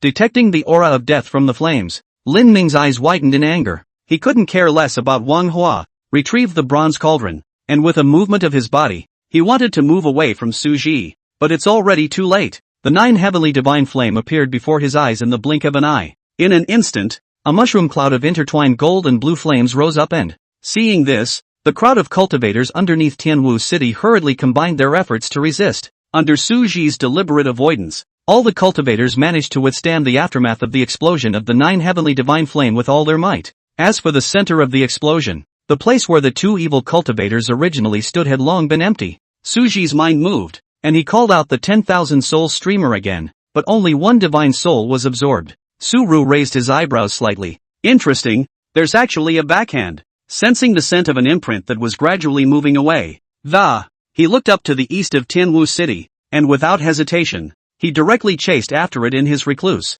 As early as the beginning, Suji was worried that these evil cultivators would have some weird magic treasures or spells or something, so stay ahead of the curve. On his way around behind the two, he placed a tracking mark on them. "I didn't think it would come in handy." The cultivators of Tianwu City secretly rejoiced when they saw Suji leave. "I told you that my father, Zhang they wouldn't dare to touch me. It's obviously that masked dove. Have mercy. Will you? A bunch of ignorant people." The other party was scared away by my son's great emperor's talent. A few people had just come from a ghostly journey and relaxed, so they couldn't help but talk eloquently. That masked evil cultivator won't come back. A voice suddenly emerged from the crowd. It made the previously lively scene quiet all of a sudden, so quiet that even a pin falling to the ground could be heard. The crowd of cultivators shut their mouths and dispersed, rushing to leave Tianwu City. The blood sacrifice formation had been destroyed long ago when the 9 heavenly divine flame exploded. On the other side, manhwa, who was rapidly fleeing Tianwu City. His clothes were torn and tattered, his wounds were deep to the bone, and blood continued to gush out. Fortunately, he had obtained, by chance, a disposable recluse magic treasure. Otherwise he would probably have to fold up in Tianwu City with old Monster Lin, spitting out 2 mouthfuls of old blood. Wang Hua's face was as gloomy as ink. When did the Xian realm make even the middle Yuaning stage so fierce? Could it be a heavenly pride on the Heaven's Pride list? But then he denied it. The Heaven's Pride list requires at least a divine transformation stage cultivation in order to be on the list. This person is definitely not. Just as Wang Hua was thinking about how to take revenge, the corner of his eye inadvertently glimpsed a black figure. It made his scalp numb and his cold sweat run cold, and he was horrified. How is it that you're just a Yuaning stage? And how is it that you can catch up to me? A transformation spirit stage? Hell no. Wang Hua suspected that he had seen a ghost. Suji's feet stepped on the water clouds and swam. Without talking nonsense to him, the heavenly dignity palm slapped down on his head. Wang Hua grimaced and braced his blood shield to fend it off. This blood shield was something that would consume his blood chi, and it could even touch a late-stage transformation god. But when the two came into contact, the blood shield he had put up shattered apart inch by inch in Wang Hua's unbelieving gaze, and the Heavenly Father's palm went blasting towards him. Before he died, Wang Hua was still wondering why this person was so good, but he was destined to have no answer to that question. Cultivating the heavenly dignity palm and water cloud swimming to the realm of transformation, the two divine level techniques were not comparable to an evil cultivator. Su waved the 10,000 soul streamer and took away Wang Hua's divine soul. Also at this moment, the 10,000 soul streamer advanced. The 10,000 soul streamer, which has advanced from a treasure weapon to a Dao weapon. The body of the streamer was even blacker. The runes on the streamer were even more dazzling, and the power was increased by a large margin. Sushi put away the 10,000 soul streamer with satisfaction and removed his black robe and mask. He didn't leave in a hurry, but instead, his brows furrowed as he looked toward a hole that had just been mistakenly blasted out by the Heaven's sovereign palm. Chapter 28, Giving a Hairpin to Master. Looking around, he realized that this forest was extremely silent and could even be described as dead. It's not right. By all rights, a place like this should have an endless stream of bird calls and cicada chirps. With a flash of his storage ring, he took out the jade tablet given to him by his master. This jade tablet contained a defense array that could block the transitional succession stage for a moment. Slowly descending closer to the cave entrance, the closer he got, the deeper Su Ji's frown became. I was far away from the entrance to the cave, so I didn't notice it. Now he realized that as soon as he got closer to the cave, the stronger the ancient aura that emanated from just inside the cave entrance. Su landed on the edge of the cave entrance, and before he could stand still, in an instant, an extremely tyrannical and cold thought surged into Su Ji's mind. The image in front of me changed abruptly, and, in the land of endless stars, there stood 5 demonic figures. Among them, those 4 terrifying existences, which were like 4 hideous stars, were joining forces to surround a white-haired man who emitted a rolling black aura and was bare-chested with scarlet eyes. Those 4 terrifying existences, with twisted faces in different forms, as if they were monsters crawling out of the dark abyss. Weird. Indescribably weird. Without any reason. It gave Su Ji some grotesque feelings. The hairs of sweat stood straight up. He also discovered that the system appraisal function, which had always been unbeatable, actually failed at this point. Tadako, why can't you identify these existences? No response. Toon-chan? After calling out several times in a row with no response, Suji gave up, and he looked towards the white-haired man's fight. It was also unknown whether or not it was intended for Suji to see. With his eyesight he was actually able to capture the movements of these terrifying existences. To Su Resigns' horror, these terrifying existences carried endless pressure and destructive power in every move, breaking the stars in this starry sky all the time. The white-haired man moved faster and faster as time went on. Each of his strikes contained infinite power, and blood mixed with gore splattered everywhere. The man's upper body was covered in glistening bloodstains as he fought more and more. His eyes were filled with unyieldingness, as if he wanted to fight these terrifying existences to the death. Seeing this scene caused a wave of admiration to well up in Suji's heart. Time seems to have lost its meaning. A starry sky originally dotted with countless stars. Because of the attack of these existences, turned into a white void of nothingness that, the white-haired man first decapitated a grotesque existence with its entire body in tatters at the cost of breaking an arm. Afterwards, at the cost of having a large hole blasted out of his chest, he forcefully killed the second venerable, followed by the third Zune, the fourth Zune. The man's body and origin continued to disintegrate, but he let out a loud laugh that sounded like thunder. Burning blood, burning body, burning source, after all, this emperor has won. Ha ha, this battle can be another 10,000 years of fighting for you. Heavenly Tao, this emperor is not ashamed of you. When he was dying, the white-haired man seemed to be looking through the river of time, his scarlet eyes looking towards where Suji was. Suji froze. When he came back to his senses again, the scene in front of him changed back to the forest where he had been before. The original aura emanating from the entrance of the cave had also vanished into thin air. Seeing that there was no danger, he took the jade tablet back and quietly gazed at the cave entrance for a long time. Hole in the wall, a mediocre hole in the wall. Seeing that the system's appraisal function was working again, he couldn't help but ask, Unico, why didn't the appraisal function work just now? Ding! What are you talking about? The system doesn't know. The system spoke. A few moments faster than before, and because it was so inconspicuous, Suji didn't notice it either. He knew that the scene he'd just witnessed wasn't a dream. Although there was nothing inside this cave now, a technique appeared in his mind. Intuition told him he couldn't practice that, but the white-haired man said something to him before he died that shook him. The kung fu was called Fallen Devil Immortality Tips. This emperor did not practice this technique because it would obliterate emotions, but I never thought that I would still lose her and die outside the domain. Later people. This emperor has scattered countless legacies all over the world, and has seen countless people. You are the first person who can cultivate this skill besides this emperor. If you have someone you want to protect, cultivating this skill can seize a ray of life. Otherwise after 10,000 years, the domain. Perhaps I should say that the immortal realm and the small worlds under it will all be destroyed. These words were spoken by the white-haired man. Suru was despondent. He just wanted to fall in love with his master. He never thought about saving the world or anything. But if it's true what the white-haired man said, alas, will I still like master teacher when I've been emotionally obliterated? Forget it, it's useless to think so much now. What happens later? Think later. The thing he has to think about now is that, within 3 years, break through to the divine transformation stage, then step into the heavens pride ranking and enter the secret realm of the immortal fall. Returning to Ice Sword Peak, Suji didn't immediately go to find his master. Instead, he took out some fragrant wood and started carving the hairpin with reference to the sample he had bought earlier. It was only after failing several times in a row that the hairpin was finally carved out. The hairpin was made of sandalwood, emitting a gust of sandalwood fragrance, and the body of the hairpin was engraved with a few plum blossoms. The more Suji looked at it, the more satisfied she was. Master has specially planted a plum blossom tree in the courtyard, so I'm sure he'll like this plum blossom hairpin. He knew about the fact that she had built the master's courtyard with her own hands. After all, before, when he first came to Ice Sword Peak, it was only through his own hands that he got his current residence. At midday, the sun is high in the sky, burning everything. Under the parasol, Jiang Xianya was sitting on a chair and brewing spirit tea. Ever since Suji gave her a set of tea utensils, she seldom reclined on the rocking chair. Her jade hand gently lifted, she took out the spirit tea leaves and put them into the pot, gently shaking the pot, her beautiful eyes focused, so that the spirit tea leaves were evenly distributed.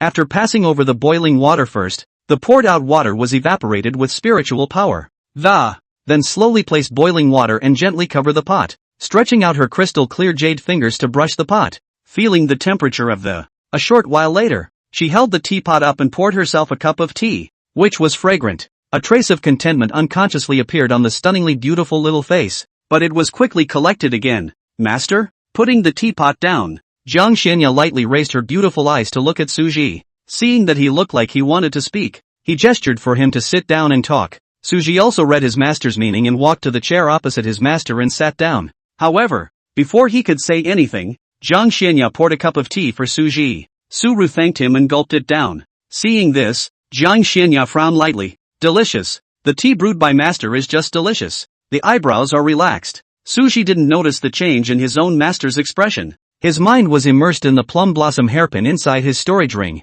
Seeing that the time was almost right, Suji took out the plum blossom hairpin and put it on the table. Master, my disciple passed through Tianwu City a few days ago, and saw some beautifully styled hairpins at a stall, and on a whim, I sculpted one myself on my way back, and would like to give it to master. I wonder if master likes it. I saw the plum blossom pin on the table. Jiang Xianya's eyes became complicated and indistinguishable when she looked at Suji, but they quickly returned to normal. It should be that she's overthinking it. The disciple only has filial piety and no other superfluous thoughts. Even though she usually didn't care about that, she still knew what something like giving a hairpin represented. A man giving a woman a hairpin is seen as a symbol of love and fidelity from the man to the woman. Chapter 29. Master likes to drink tea. If Suji knew what was going through Jiang Xianya's mind, he would definitely cry out that he was wronged. He did want to express all of this, but he really didn't think so much about giving away hairpins this time. After hesitating for a while, Jiang Xianya finally accepted the hairpin. After delivering the hairpin, he thought about what had happened earlier. Couldn't help but ask, "Master, have you ever seen this kind of creature?" Suji used his finger as a brush and his spiritual energy as ink to draw a grotesque creature that he had seen before. Although the details were much worse, the general appearance, he still depicted. Seeing the creatures Su-Ru depicted, Jiang Xianya's beautiful eyes flashed with a hint of bewilderment. Weird.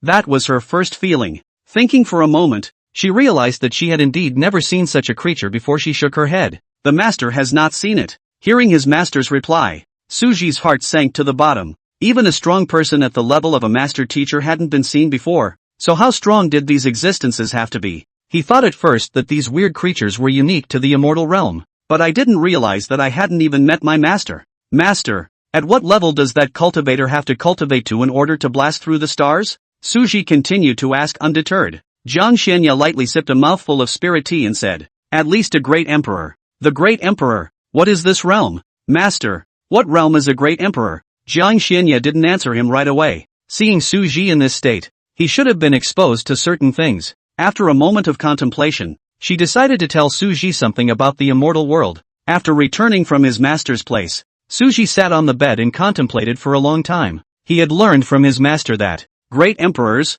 that was the peak battle power of the immortal world, and master is really from the immortal world. But even one as strong as master teacher, he had only arrived at the immortal exaltation realm, and there was still an immortal emperor realm between him and the great emperor. Moreover, he had learned that the great emperor merely had the ability to shatter stars, but the battle he saw before was clearly a snap of the fingers, and the stars flew away in ashes. Combined with the white-haired man's statement about fighting for 10,000 years, it meant that those grotesque existences would still appear. So how much time is left now? But he remembered what the white-haired man had said earlier about how he had seen countless people. Alas, forget it, it's better to honestly raise your strength. He was just a tiny mid-yuaning. What was the point of thinking so much? If he really wanted to, it would be after he ascended to the immortal realm. As soon as the bamboo door was closed, Suji began his boring cultivation again. Half a year later, Suji came out of the gate. Feeling the overflowing aura in his body, he frowned slightly. It's still close. Could it be that we need to fight?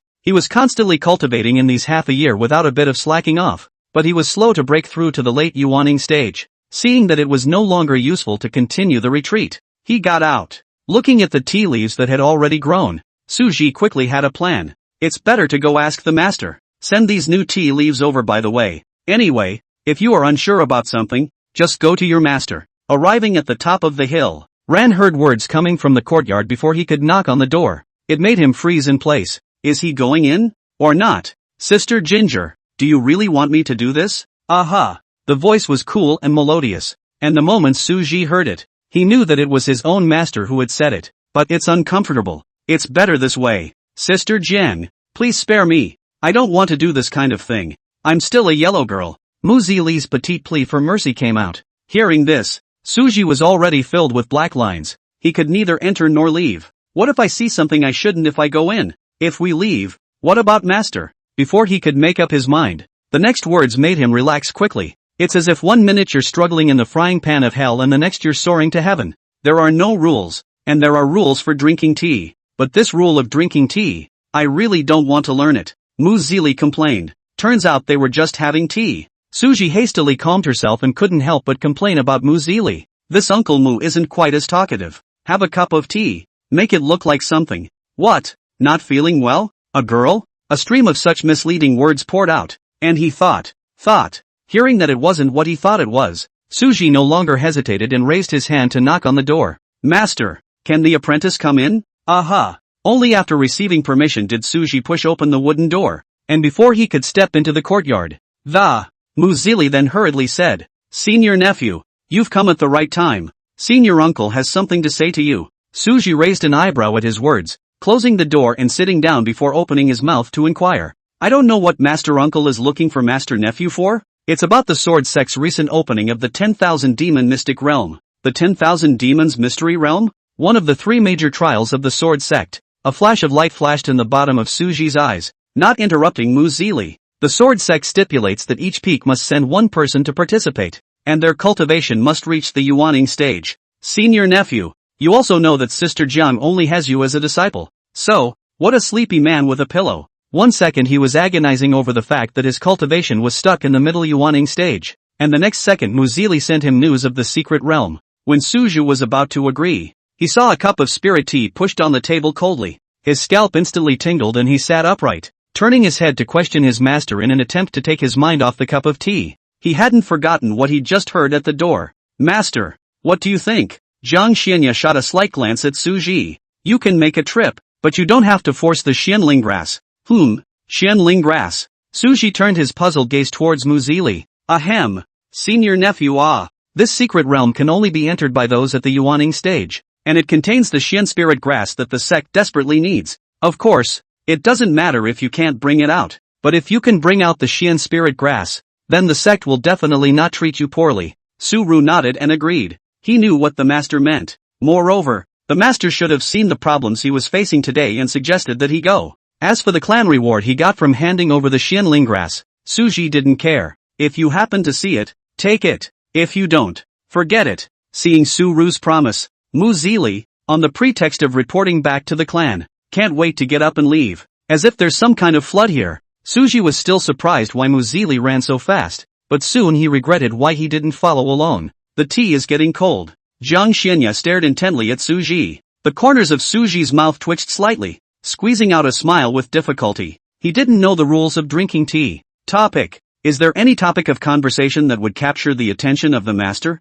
Suji's head spun like a rocket. Soon he thought of a response and was about to speak, but in an inadvertent glance between raising his head, he saw the light of anticipation flickering in his master's beautiful eyes. Without the slightest hesitation, he swallowed back the words that were on his lips hard. Immediately afterward, releasing a smile, he said in a tone as soft as the spring breeze, Master, how is it okay for a religious child to drink tea? When these words came out, Zhang Xianya's deep turquoise-colored eyes were as if they were sparkling stars that lit up a bit. Good. Before Zhang Xianya could teach him, Suji remembered the matter of spirit tea. Right, Master. My disciple still has some spirit tea here, planted before the previous seclusion. Zhang Xianya didn't even look at the spirit tea. Master will teach you first, and leave the rest for now. Suji could only give a helpless smile. It seemed that Master was really fond of tea. Not even a rocking chair. Looking over to the few leaves that had fallen from the rocking chair under the plum tree, Su-Ru laughed softly. Then it will be a hard day's work for Master.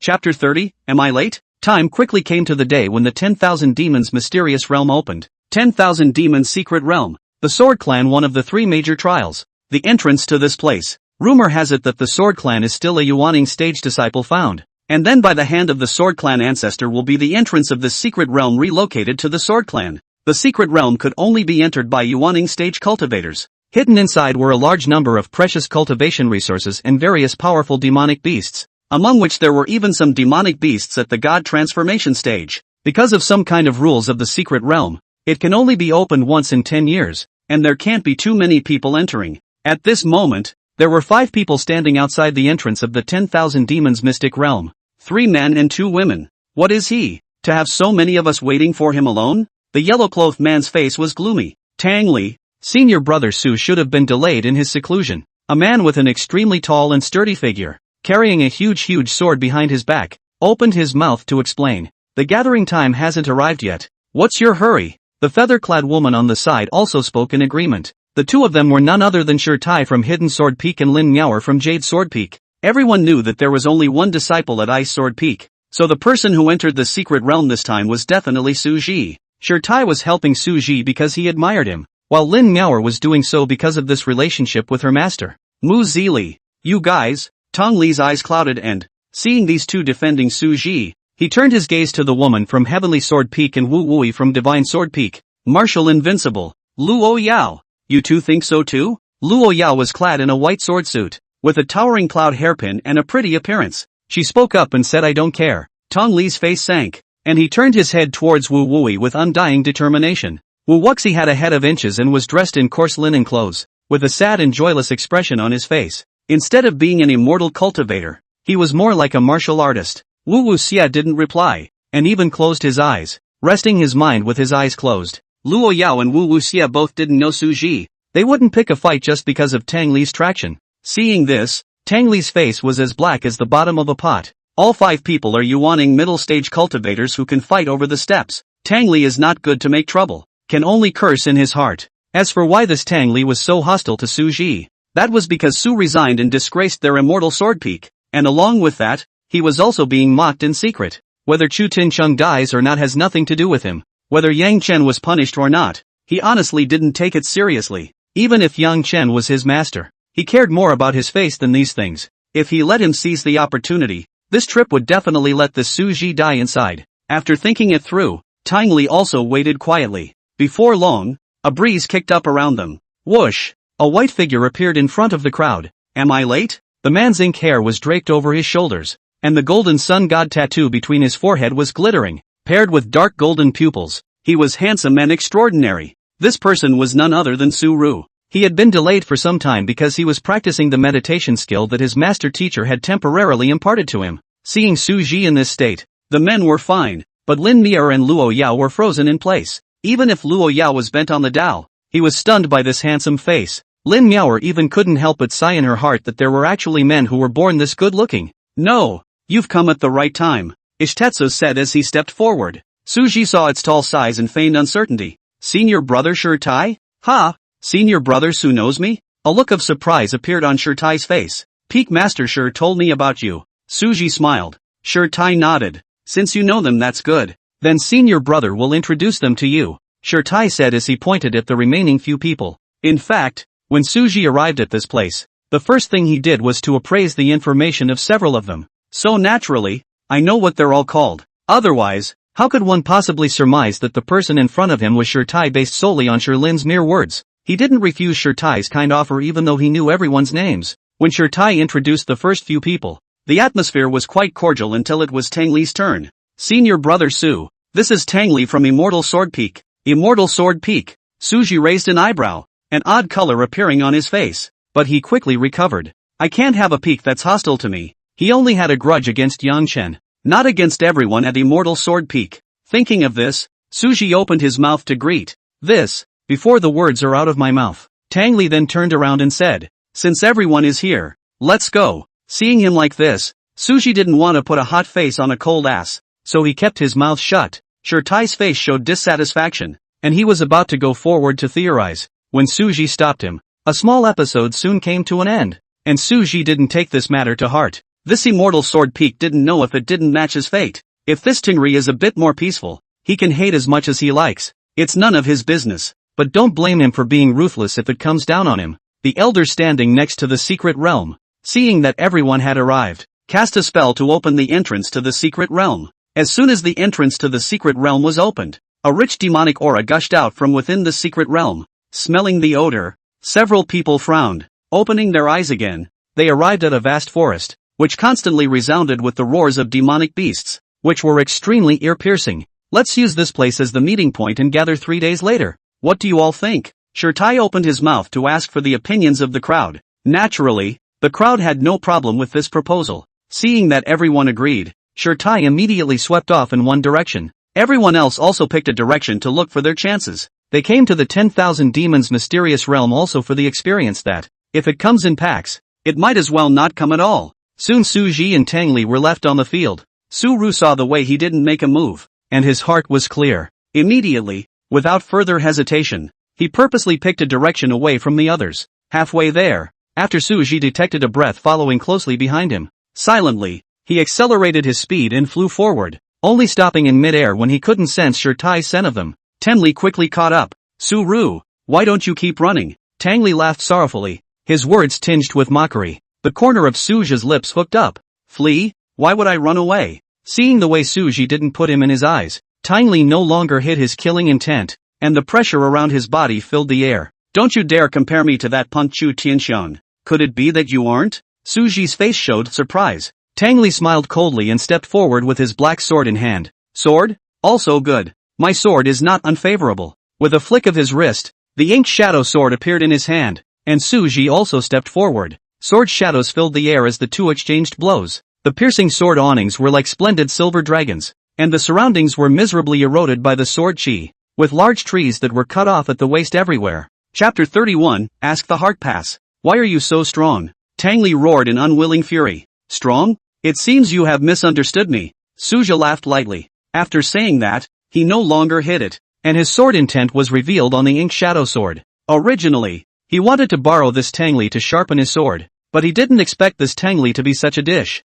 He couldn't even spar with a sword that he hadn't used his sword intent on. This person is just barely Tu Chu Tiansheng, belonging to the level of a little something but not much. Su Ru secretly evaluated. Seeing the sword intent, Tang Li's eyes went wide. Sword intent of the Dengtang realm? Even if Tang Li could battle transformation gods across the ranks, he was still extremely far from comprehending the introductory sword intent. This Su Ji has actually comprehended sword intent? And he has even reached the realm of the Hall of Enlightenment? Unbeatable. With the thought together, Tang Li feigned anger and poured a large amount of spiritual energy into his sword. Roaring, impossible. It's impossible for you to comprehend sword intent. Eat my sword. Tang Li chopped out a huge sword chi, used the force to storm back, and turned his head to escape in the direction he was chasing from before. Escape. Must escape. It was impossible for him to defeat this person. As long as he could touch the others, he had a chance of survival. Within the sword sect, there was a disciplinary rule that forbade disciples to kill each other,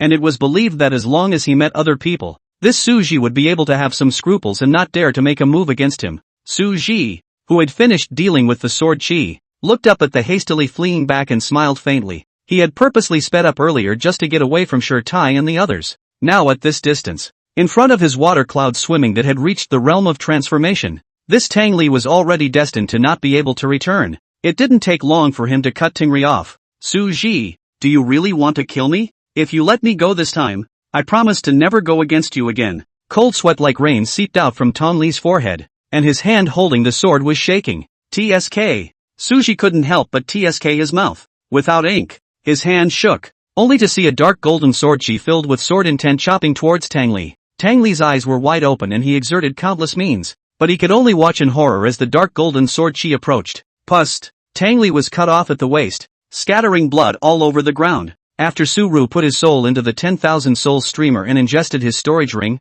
his fingertips flicked out a touch of 9 heavens divine flame, destroying the corpse. It's better to go find some god transformation stage demonic beasts to be able to do that. It always feels like something is still missing. But before he could move, the system's voice rang in his head. Ding! Release a quest. Present Jiang Xian Iya Sky Demon Grass. Reward, Dong Huang Clock. Simulation points x2. The East Emperor's Bell, a quasi-imperial artifact, combining offense and defense, a remnant of the ancient past. The East Emperor's Bell? A quasi-imperial weapon. Suji sucked in a breath of cool air. He now had an immortal weapon ink shadow sword and Taoist weapon 10,000 soul streamer in his hands. By definition, an immortal artifact was already the supreme magic treasure of the Xian realm, but now Unity Sun had even taken out a quasi-imperial weapon above an immortal weapon. Unico, you're this. Suru gave 2 thumbs up in the air. Ding! The system cannot answer. Thinking of the main event, Suji also stopped joking and silently said, Unison,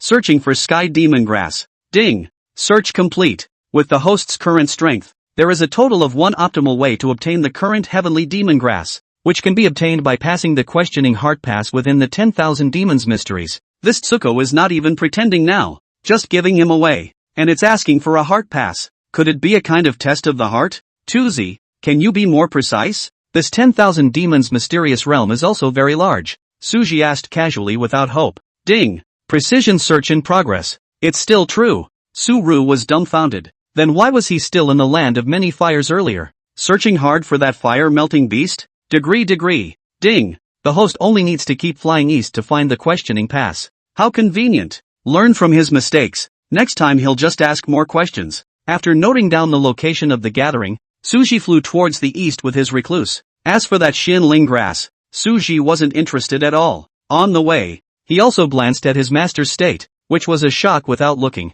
Kong Siana. Current status, cozy, lack of heavenly demon grass to make a potion to dissolve the curse. In the process of dissolving the soul-breaking curse, 35% dissolved. Suji couldn't help but take another look and realized that he really hadn't made a mistake, and couldn't help but be stunned. It's normal for Master Teacher to need the heavenly demon grass, but the cozy. Immediately afterward, he remembered the expression on his master's face the last time he had tea with him. It's like, indeed, it's a little less cold. Thinking of this, Suji couldn't help but shake his head and lose his smile. At the top of Ice Sword Peak, Jiang Xianya sat in a chair making tea. Even if she was the only one drinking it, she would never get bored. She poured herself a cup of brewed tea and gently blew on it with her red lips near the mouth of the cup, and the tea smelled fragrant. Only when the temperature was about right did he gently take a sip of the spirit tea. The white jade-like swan neck moved slightly, as if it was a piece of finely carved art. Drinking down the spirit tea, a hint of satisfaction spread across Jiang Xianya's stunning face. Putting down the teacup,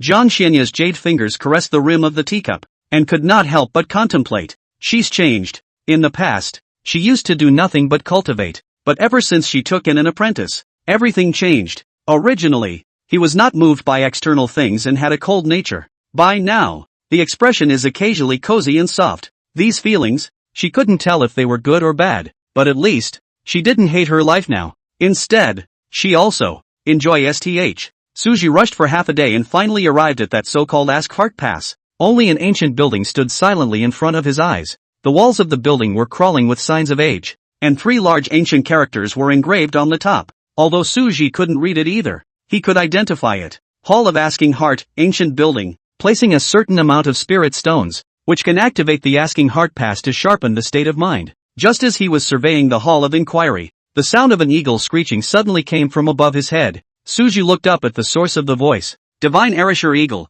Midway through the transformation of the divine, the divine Arisher Eagle was dozens of feet long. Its feathers were as sturdy as if they were cast in steel. Its beak was slightly open, and its scarlet eyes flashed with a bloodthirsty light. A strong aura burst out from it. When the divine lantern eagle saw the prey coming to its door, it couldn't help but shriek with excitement as it was worried about having no dinner. The figure was as fast as lightning as it swooped towards Suji. Seeing this, Suji's eyes stared. The speed of this divine lantern eagle was already close to catching up with his water cloud swimming. He knew that these types of flying demonic beasts were known for their speed, but he didn't expect this divine Arash eagle to be so fast, nor were they in any hurry to enter the Hall of Inquiry. Originally, he had come to the 10,000 demons mysterious realm in order to find some god transformation stage demonic beasts to break through their bottlenecks. Now that this divine lantern eagle had come to his door, it was just what he wanted. Instead of retreating, Suji advanced and met him with the ink shadow sword in hand. Chapter 32, A Familiar Room. A sense of dissonance?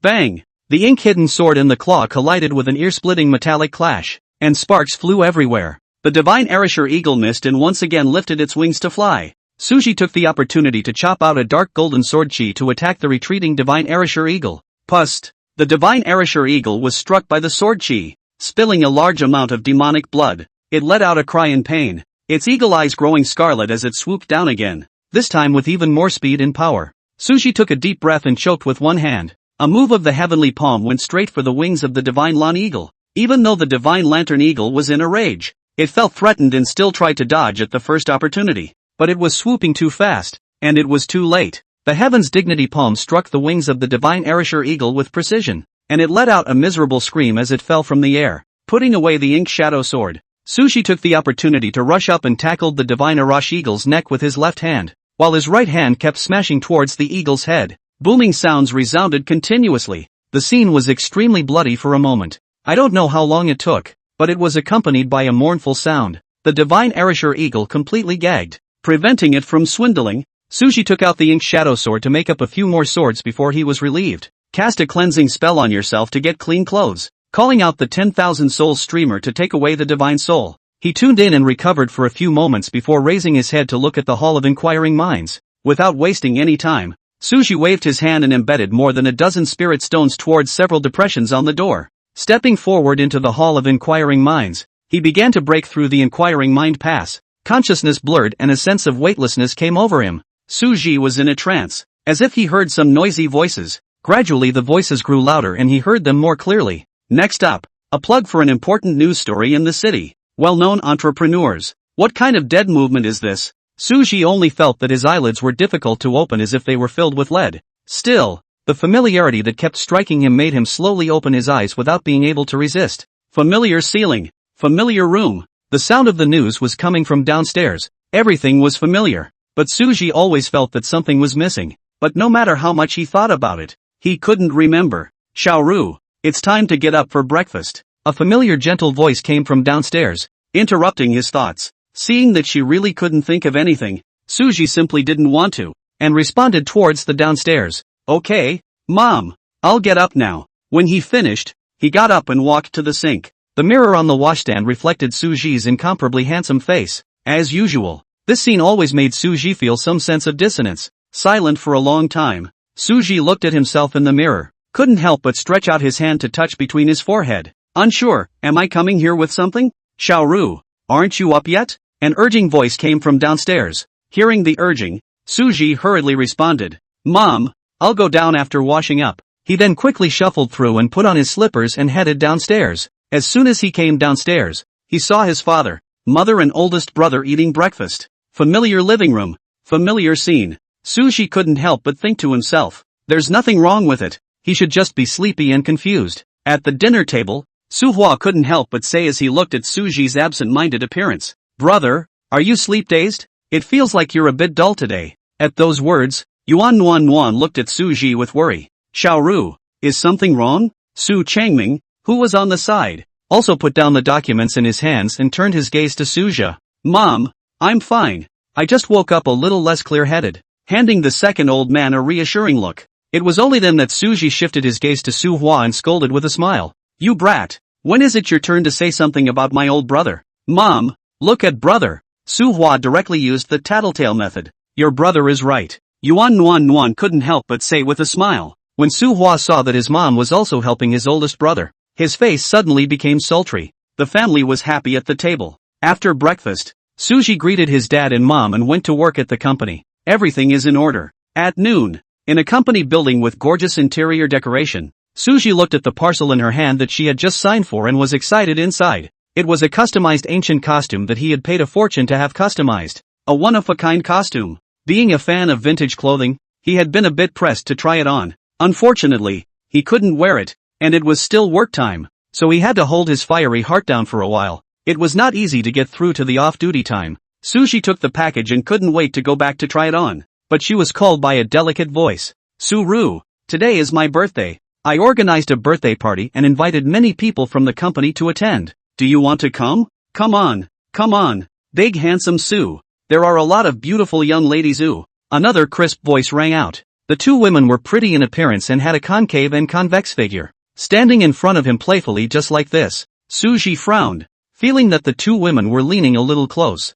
Slightly backed up a small step. The scale control was just right, not being discovered by the two women. He said with a gentle but distant face, that's so, but what a coincidence. I just happen to have something I can't get away from today, so I wish you a happy birthday in advance. Suru smiled with an apologetic smile. More and more people were gathering around and they were all female co-workers. Ah, Mr. Su won't go? How meaningless this is. Another female colleague said. It is. That's it. It's only fun when we all come out together. The man on the left chimed in. Hearing that Suji would not participate, more and more female co-workers came over to persuade Suji. Next time. I'll be there next time I get a chance. Seeing that the scene was a bit out of control, Suji hastened to use the next time for sure technique. When he finished speaking, he took the package and left the company bypassing the group of female co-workers. On the way, Suji couldn't help but speed up his pace. Turning down an alley, another familiar scene comes into view. Subconsciously, he looked aside to the road.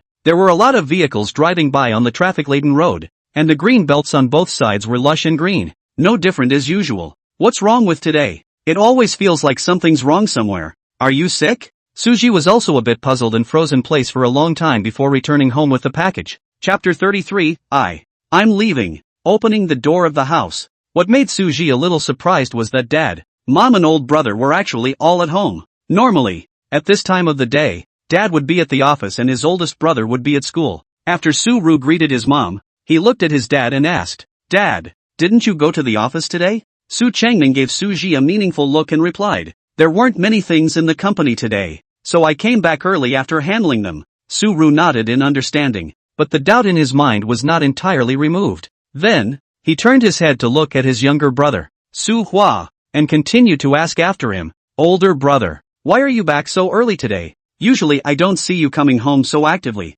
Suhua was holding his cell phone and playing a game, sniffing and saying without lifting his head, "There's nothing going on in the club today, so I came back as soon as school was over." Seeing how he was concentrating on playing the game, Suji couldn't help but walk up and knock him on the head. Then, amidst Suhua's grumbling, he went back to his room and began to try on the ancient clothes. Putting on her ancient clothes, Suji came to the washstand. Looking at the handsome and graceful person in the mirror, the corner of Suji's mouth hooked up. I couldn't help but murmur softly, "If there are immortals in this world, they must be people like me. So handsome. It's no wonder that master would accept me as a disciple." The words came out of his mouth without any reason. Suji was stunned, and before he had the time to generate doubts, a huge pain came from his head, and his heart seemed to be pressed against a huge stone, causing him to be almost unable to breathe.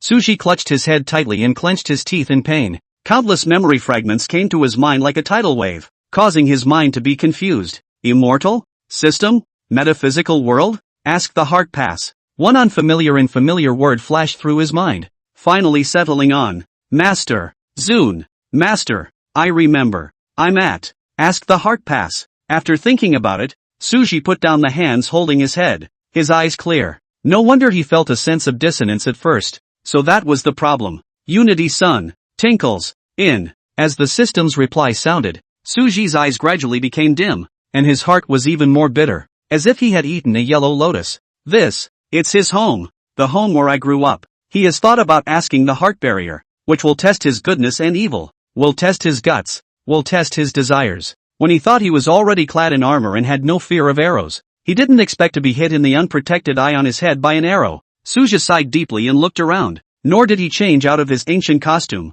striding towards the bed, picking up the picture frame placed on the bedside, scrutinizing the family of the photo. I don't know how long it took before he gently put the picture frame down and left the room without looking back. Arriving downstairs, the first thing that caught the eyes of his parents and his oldest brother was Suji, who was dressed in an ancient costume. Wow, older brother, you look too handsome in these clothes. Su Hua marveled. Xiaoru, very handsome. Yuan Nuan Nuan gave a thumbs up with a proud smile on her face. Su Changming also revealed a praising gaze and nodded in agreement. Su Ji's lips trembled slightly, his nose turned sour, his expression struggled, and finally his voice hoarsely said, "Dad, Mom, and older brother, I have to go." As if they had expected it, they didn't ask Su Ji why he was leaving or where he was going. Yuan Nuan Nuan shed tears and choked. "Son, be sure to take care of yourself. When you're tired, just go home." Su Changming stepped forward and hugged Yuan Nuan Nuan. His eyes filled with reluctance as he gazed at Su Ji and said,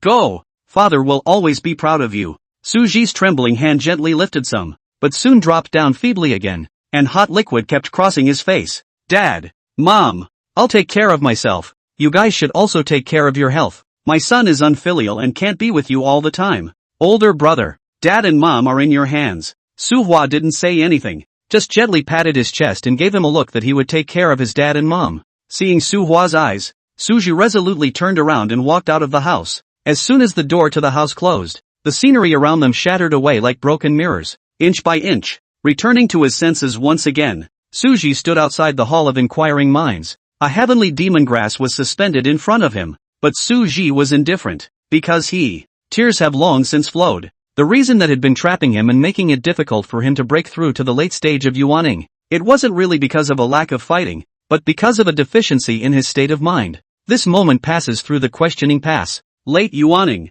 water to water. As if time had stopped, Suji stood still for a long time, running the meditation technique several times before adjusting his emotions. Casting a cleansing spell, he collected the heavenly demon grass and rushed towards the gathering place. Soon Suji arrived at the meeting point, only to realize that he had arrived the earliest, so he didn't stay idle either. He sat down on the ground and took out the spirit stone and started cultivating. Only after a long time had passed, sensing an aura approaching, did Suji retreat from his cultivation state. "Senior brother Su, you're here so early?" The person who came was none other than Shi Tai. "Senior brother Shi, I also just arrived not long ago. You made a breakthrough?" Shi Tai's eyes widened in disbelief. "A fluke." Suji smiled faintly. "It's still early." Shi Tai coldly and uncharacteristically uttered these words, just as Suji was puzzled. Only Shi Tai's eyes lit up with fighting spirit as he looked at Suji with great interest. "Senior brother Su, let's spar." Suji originally wanted to refuse, but after seeing the fighting spirit in Shi Tai's eyes, he thought about it and agreed. With a slight smile, he arched his hand and said, Senior brother sure. Then I'll suppress my cultivation to the middle yuaning stage. And we'll go point to point. Good. As if he was afraid that Suji would back out, Shirtai hurriedly agreed. Then, he removed the heavy sword behind his back and stood opposite Suji, like an iron tower, with a thick and heavy aura surrounding him. Seeing that Suji didn't have the intention to attack first, Shirtai's eyes condensed and he shouted under his breath. Senior brother Su, be careful. After shouting, Shirtai's figure instantly disappeared in place. Suji raised an eyebrow as the ink shadow sword appeared in his hand and crossed in front of his body. Dang! The ink shadow sword and the heavy sword clashed together. Shirtai was knocked back several steps by Suji's sword after feeling a huge force coming from his hand. On the contrary, Suji was still standing in the same place with a light-hearted demeanor. Shirtai's muscles tightened, his arms trembled slightly, and his eyes were filled with disbelief. However, he was soon filled with fighting spirit again, and his body was red as he swung his heavy sword once again and attacked towards Suji. This time the attack was even more violent. The two swords collided. Suji felt the strength coming from the heavy sword, and was slightly surprised in his heart. Then he exerted a little more force into the sword. The two of them went back and forth, their sword chi spreading across the landscape, and the flowers, plants, and trees around them were all destroyed by their sword chi. As time passed, Shirtai's forehead was sweating and the rising redness on his body faded. Looking at Suji again, his face was not red and his heart was not jumping. He was merely competing with the strength of his physical body, and he hadn't even used his sword intent and other moves. The highs and lows between the two, Lin Mir and the others, too, had arrived at the gathering point when Shirtai was reddened. However, they all tacitly stood aside quietly observing the two men's sparring session without disturbing them. Chapter 34, Master Promises You. Shirtai gasped for air, gradually feeling a bit overwhelmed. Although his attacks were fierce, they did not cause any damage to Suji from start to finish. Heavily swinging down a heavy sword, Shirtai used his strength to retreat and praised. Senior brother Su, you are really ridiculously strong. Senior brother Sure, you're not bad either. Senior brother Su, senior brother is going to make a stance. Shirtai had a serious expression. Senior brother Sure, just let your horse come over. Suji held his sword across his body, his face calm. Okay, senior brother Su, be careful. One could only see the heavy sword in Shirtai's hand being haunted by a touch of light golden dragon chi. That's right, it's the dragon's breath. A hint of surprise appeared on Suji's face. He didn't expect senior brother Sure to actually have this kind of chance. In the Xian realm, as long as it was related to dragons, whether it was a technique or a weapon or a medicinal herb that could be something of great value. Feeling the pressure on the stone and iron heavy sword, Suji was not too big for his britches. Increased the power from only 20% of the original power used to 40%. Boom! As the two swords collided, the aura raged, and the land underneath both of their feet crumbled apart, smoke and dust filling the surroundings. Lin Miaoer and the others couldn't see who was winning and who was losing for a while. Only when the smoke and dust cleared a bit did they see Suji, who stood still and didn't move, as well as Shirtai, who fell to the ground with a pale face, constantly gasping for air. Senior brother Sure, are you alright? Suji put away his ink shadow sword and went forward. Shirtai waved his hand and smiled bitterly. I didn't expect you to be so strong. Senior brother Su, even the heavy sword with dragon chi attached couldn't make you take a step back. I apologize. Senior brother Sure. Suji smiled faintly and said modestly. Seeing that the two had finished fighting, Lin Miaoer's few people also leaned over. Are both of you alright? Lin Miaoer inquired as she looked at the two. It's fine. Just a little bit off. Shirtai stood up. After the rest he had just had, he was slowly recovering. Su Ru also shook his head, indicating that he was fine. Seeing that both of them were fine, only then did Lin Miaoer turn her gaze to Suji, her beautiful eyes filled with surprise, and so did Luo Yao on the side. They were not surprised that Suji could defeat Shirtai. After all, Suji's ranking in the questioning sword tower was above Shirtai. They were surprised that Suji had actually broken through to the late yuaning stage. Martial Wao Xie's face, which had originally been devoid of sadness and joy, also revealed a warlike intent. He couldn't help but step forward and say,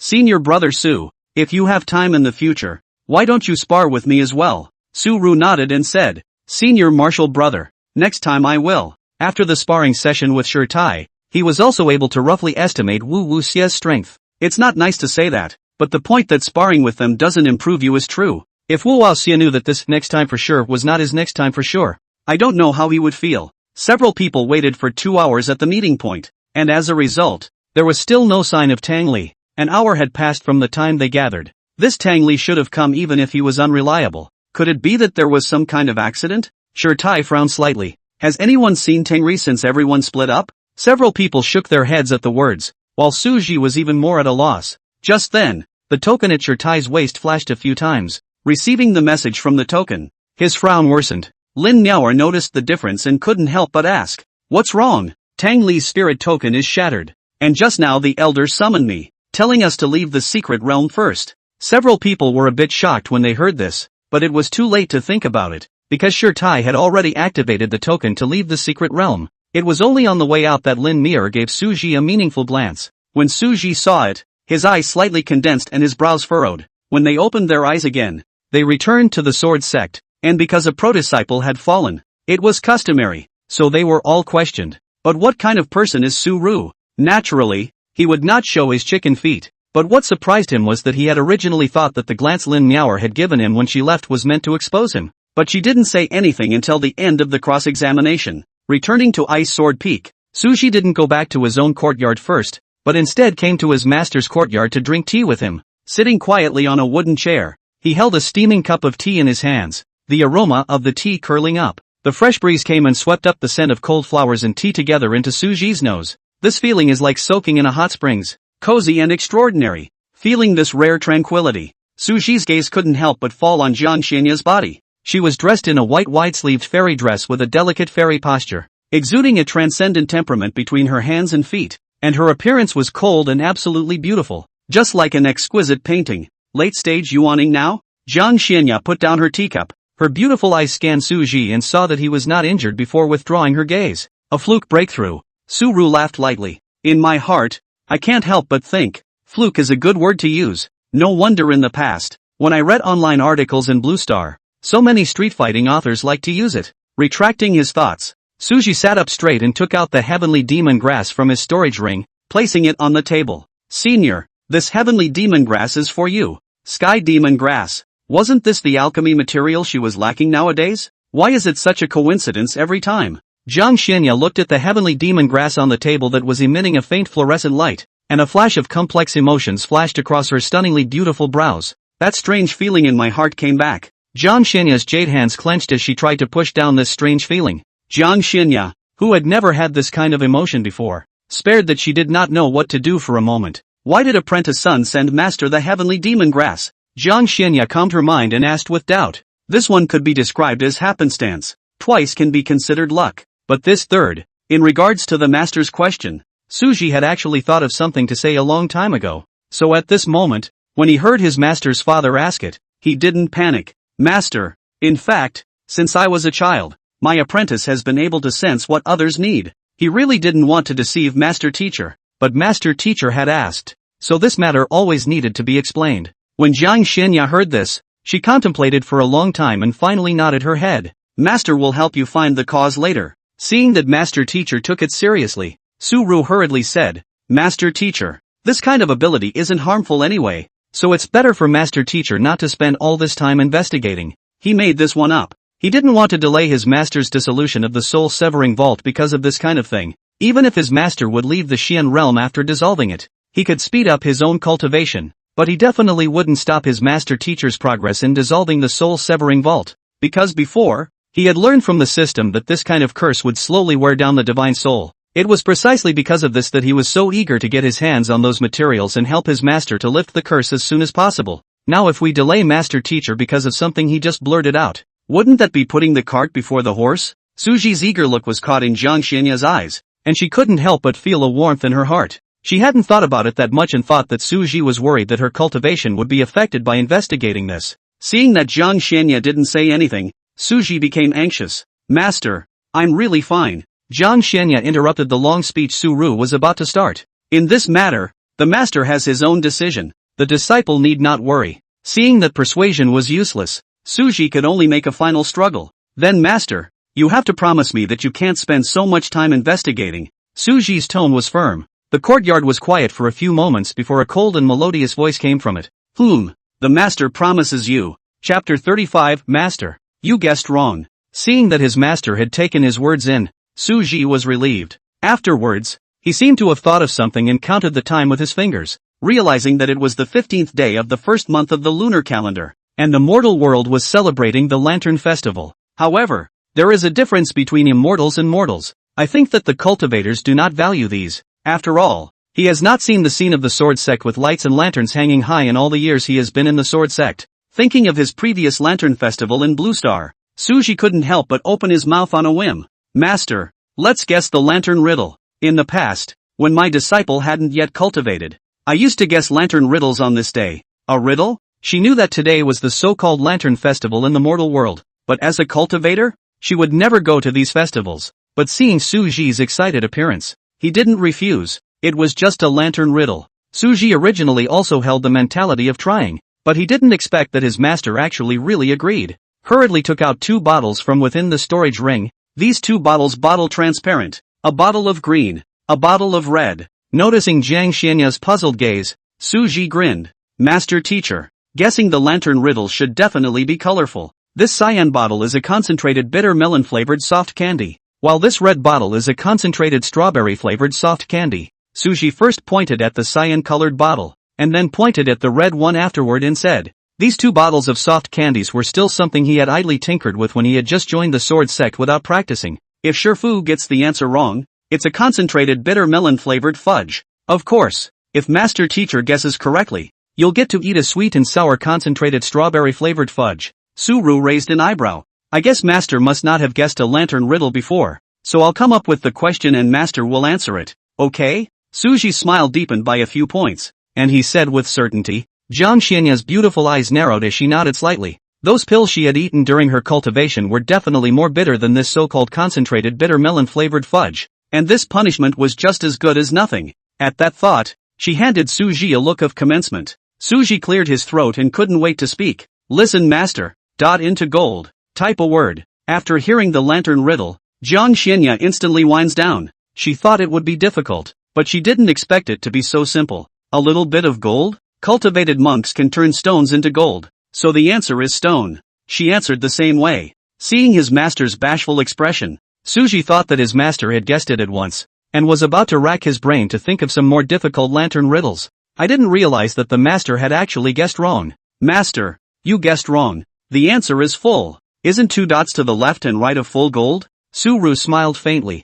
Jiang Xianya didn't say anything, but silently picked up the green-colored bottle, poured out a soft candy and ate it. The soft candy melted in the mouth, and even Jiang Xianya, who was usually used to the bitter taste of pills, couldn't help but frown. Bitter. An indescribable bitterness melted away. A moment later, Jiang Xianya raised her beautiful eyes to glance at Suji and said in a flat tone, continue. He also didn't know if it was Suji's illusion, but he always felt that there was an extra cold, chilling light in his master's eyes when he looked at him after he ate the bitter melon-flavored fudge. Then listen. Master. 100-1. Play the word. This time, Jiang Xianya was a bit more cautious and referred to the previous lantern riddle. 100-1. Normally, she'd say 99, but typing one word, then it's only possible to subtract 1 from 100. The answer is 100. After hearing her master say 100, Suji shook her head and softly said, Master, you guessed wrongly. This time the answer is white. 100 refers to the character for 100,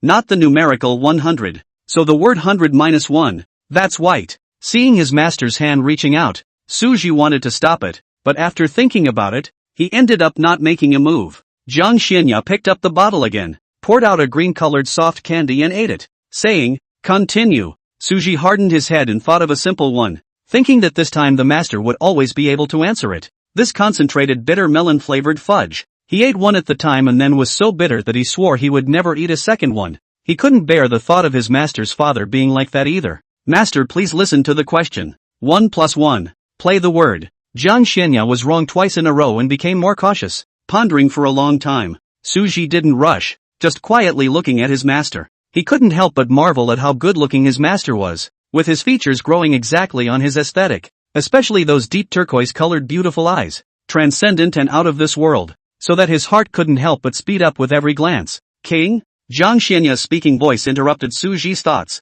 Senior answered correctly. Suji applauded and laughed. When Jiang Xianya heard that she had finally gotten it right, her eyebrows instantly stretched. Having tasted the bitter melon-flavored fudge, it made her a little curious as to what the strawberry-flavored fudge would taste like. After pouring one and eating it, Jiang Xianya's beautiful eyes brightened slightly. Unlike the bitter melon flavor, this strawberry flavor is tart and sweet. Seeing that his master's mood had changed for the better, Suji only continued to ask. The two of them asked questions and had their first experience with a right answer. Even if Suji deliberately came up with some difficult lantern riddles in the back, they were easily guessed by Jiang Xianya. This horrible learning power made him sweat a little. Time flew by, and Suji drank the tea in his cup, leaving behind 2 bottles of soft candies and the sky demon grass before excusing himself and leaving. Jiang Xianya shifted her gaze to the 2 bottles of fudge sitting on the table and thought, ding! Quest completed. East Emperor's Bell and Simulation Points X2 have been issued. Suji, who had returned to the bamboo house, took out the Eastern Emperor clock and looked at it carefully. The Donghuang bell carries intricate decorations and mysterious runes, and the body of the bell is golden in color. Even if Suji hadn't injected spiritual energy, the circumference of the Eastern Emperor clock radiated a surging and powerful aura. Attempts to inject spiritual energy resulted in a stony silence. However, he soon released a smile. With his current cultivation, it would be unreasonable if he could drive this quasi-imperial weapon. He estimated that he would have to wait at least until his cultivation reached the harmonization stage before he could utilize even a hint of the power of the Eastern Emperor's bell. Thinking of this, Suji clenched his fist, took out the spirit stone and began to cultivate with his eyes closed. As a matter of fact, Suji still didn't have a clear concept of quasi-imperial artifacts. In the immortal realm, an imperial artifact, that's only possessed by great emperors. On the other hand, quasi-imperial artifacts were existences that made immortal emperors and immortal zoons snatch their heads off. And a quasi-emperor artifact has a chance to advance into an emperor artifact. Back then, Jiang Xianya was besieged by those heavenly pride immortals on the road to becoming an exalted one in order to snatch the quasi-emperor artifact Frost Snowsword and Phoenix Seal from her. The power of the Phoenix Seal had already been appreciated by Yang Chen at that time. And even if Jiang Xianya's cultivation was reduced to the early stage of the transitional tribulation, and she could only utilize a trace of the Phoenix Seal's power, she had almost shocked Yang Chen to death with a single strike. The power of the Frost Snow Sword, which was also a quasi-imperial artifact, could be referred to the sword that Jiang Xianya had chopped out. That frosty sword sheathed was thousands of feet long still lingered in the savage forest, and no demon dared to approach. Chapter 36, Returning to the Purpose. On the following day, Suji withdrew from the state of cultivation. For the 2 analog points you just acquired, you don't keep them either. Thinking that the Swire body refinement method was still at the level of a minor accomplishment, he added these 2 simulation points to the Swire body refinement method. Ding! Simulation successful. In these 2 years, with your diligent cultivation, you have pushed the Taiku body refining technique from the minor to the major level, and your fleshly body is comparable to that of a Dao weapon. There was a crackling sound like that of firecrackers. However, upon careful listening, he realized that it was not the sound of firecrackers, but from the collision of bones within Suji's body. Feeling the changes in his body, a trace of excitement surged in Suji's heart. He tried to make a fist, then swung it forward with all his might, only to hear a loud boom. The air in front of him was actually burst by his fist. The scene stunned him. He never thought his power could be so terrifying. The Taiku body refining technique had come to a great completion. His flesh was reshaped, his muscle lines were as perfect as carvings, and every cell was full of vitality. If someone were to fight him in close quarters, they probably wouldn't be able to tell the difference between him and the flood beast. I really didn't expect that after using 2 simulation points, the enhancement would actually be so great. Even though the Swire body refinement method hasn't been transformed yet, but it's enough. Originally, Suji was still holding the thought that using 2 analog points would not be too much. Now it seems like he's being a little greedy. The 2 analog points used are still good value for money. Shaking his head with a bitter smile, Suji also had to not take advantage of the situation. Sitting on his knees, he took out the spirit stone and continued to cultivate. Meanwhile, at Jade Sword Peak, in a gorgeous little courtyard, 4 female cultivators sat around the stone table. Eldest senior sister, what do you think is going on with senior recently? How come there are cultivators celebrating their birthdays? Lin Miaoer asked with a bitter little face. Junior sister, eldest sister isn't sure. It always feels like master is like a different person. Shen Yuyao frowned. Recently they felt that Mu Zili had become very strange.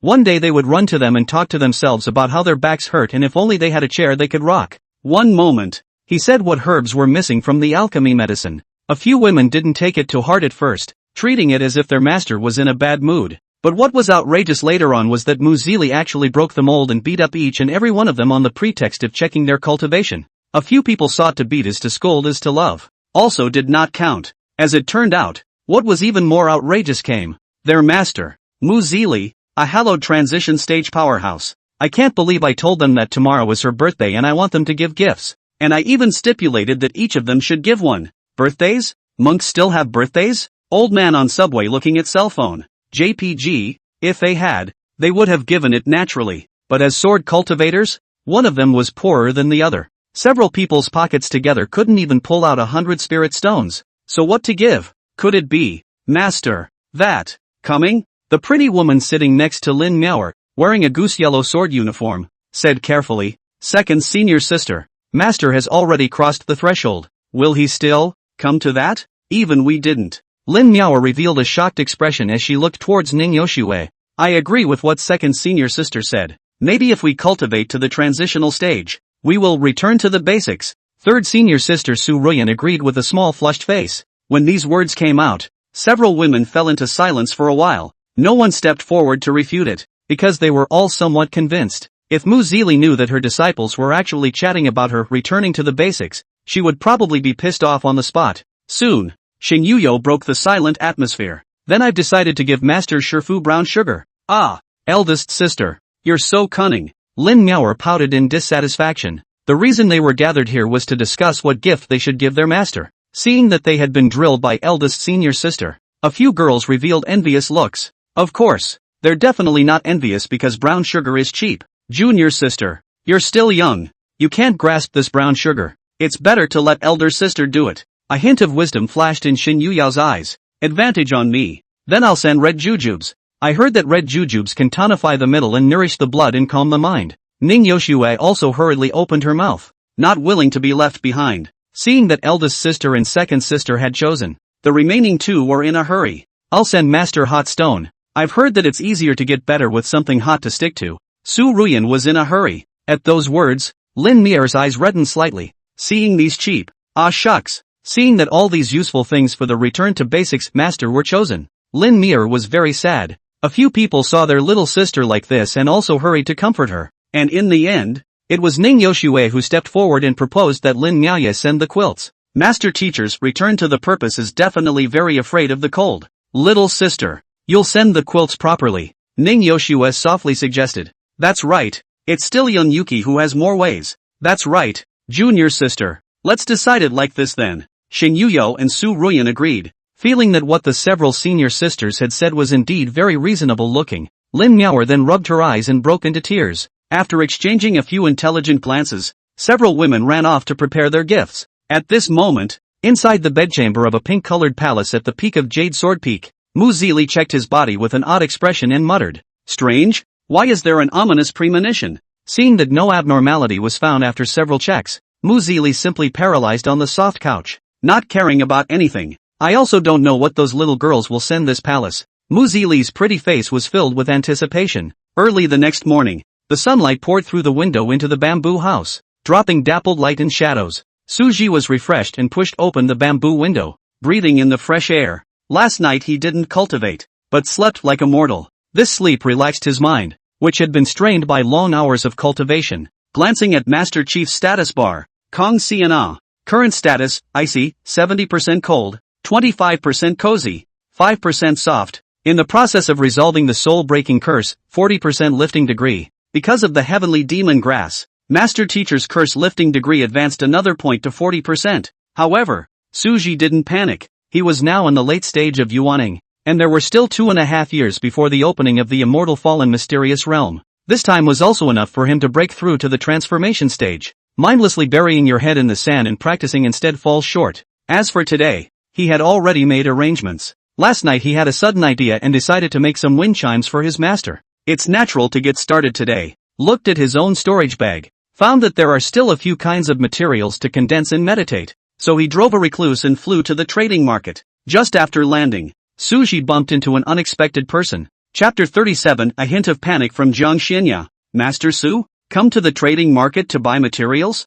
Seeing Suji, Lin Miaoer put the objects in her hands back to the stall and walked up to him. That's right, senior sister Lin. Su Ru nodded. Seeing Lin Miaoer's desire to speak, Suji raised his eyebrows slightly and did not urge, waiting quietly. That. Senior brother Su, let me ask you something. That is, have you ever given a gift to your master? That's it? Su Ru was a bit helpless. He thought Lin Miaoer would say something about killing Tangli in the secret realm before, but it turned out, just this? The reason why Lin Mier asked Suji this question was because Muzili often praised Suji in front of her for her filial piety, so she sought to find out if Suji would have sent something to his master as well. If so, it might give her some references. Even though her sisters had asked her to deliver the quilts, and she had felt it was appropriate, she still felt a sense of foreboding lingering in her mind. So after she bought the quilt yesterday, she came to the trading market today to see if there was anything more suitable. As a result, after picking for 2 hours, he still didn't see any suitable ones,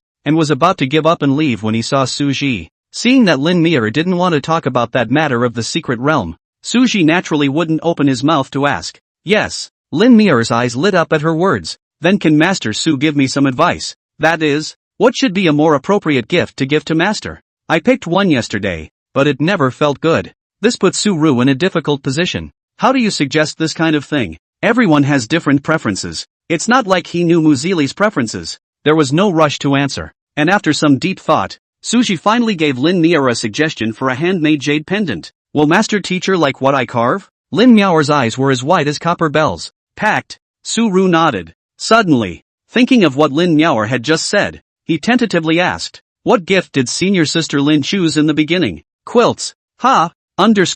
Who's nice enough to send a quilt? Suji didn't feel it before, but now the more he looked at her, the more he felt that the elder sister in front of him was full of wisdom. He had only seen this kind of intelligence in Blue Star's husky. Just in case, he asked one more time. After all, Lin Mier could have been swindled, not necessarily by her own thoughts. Did senior sister Lin think of this gift herself? It's something I've been discussing with my sisters. And the cake hand? Suji suddenly sympathized with Muzili a little. One would be fine, but I didn't realize it was actually a group. That's the old saying, people are what they are. Where there is a crouching dragon, there will be a phoenix chick. Thinking of this, Suji frowned, realizing that things were a bit uncomplicated. Will this Uncle Mu also? After a moment of silence, Suji sighed and said, then, senior sister Lin can send it together. Lin Miao's eyes brightened even more at those words, and she arched her hand towards Suji. Thanks to senior brother Su's suggestion, then I've decided to send both together. Good. Then senior sister Lin walk slowly,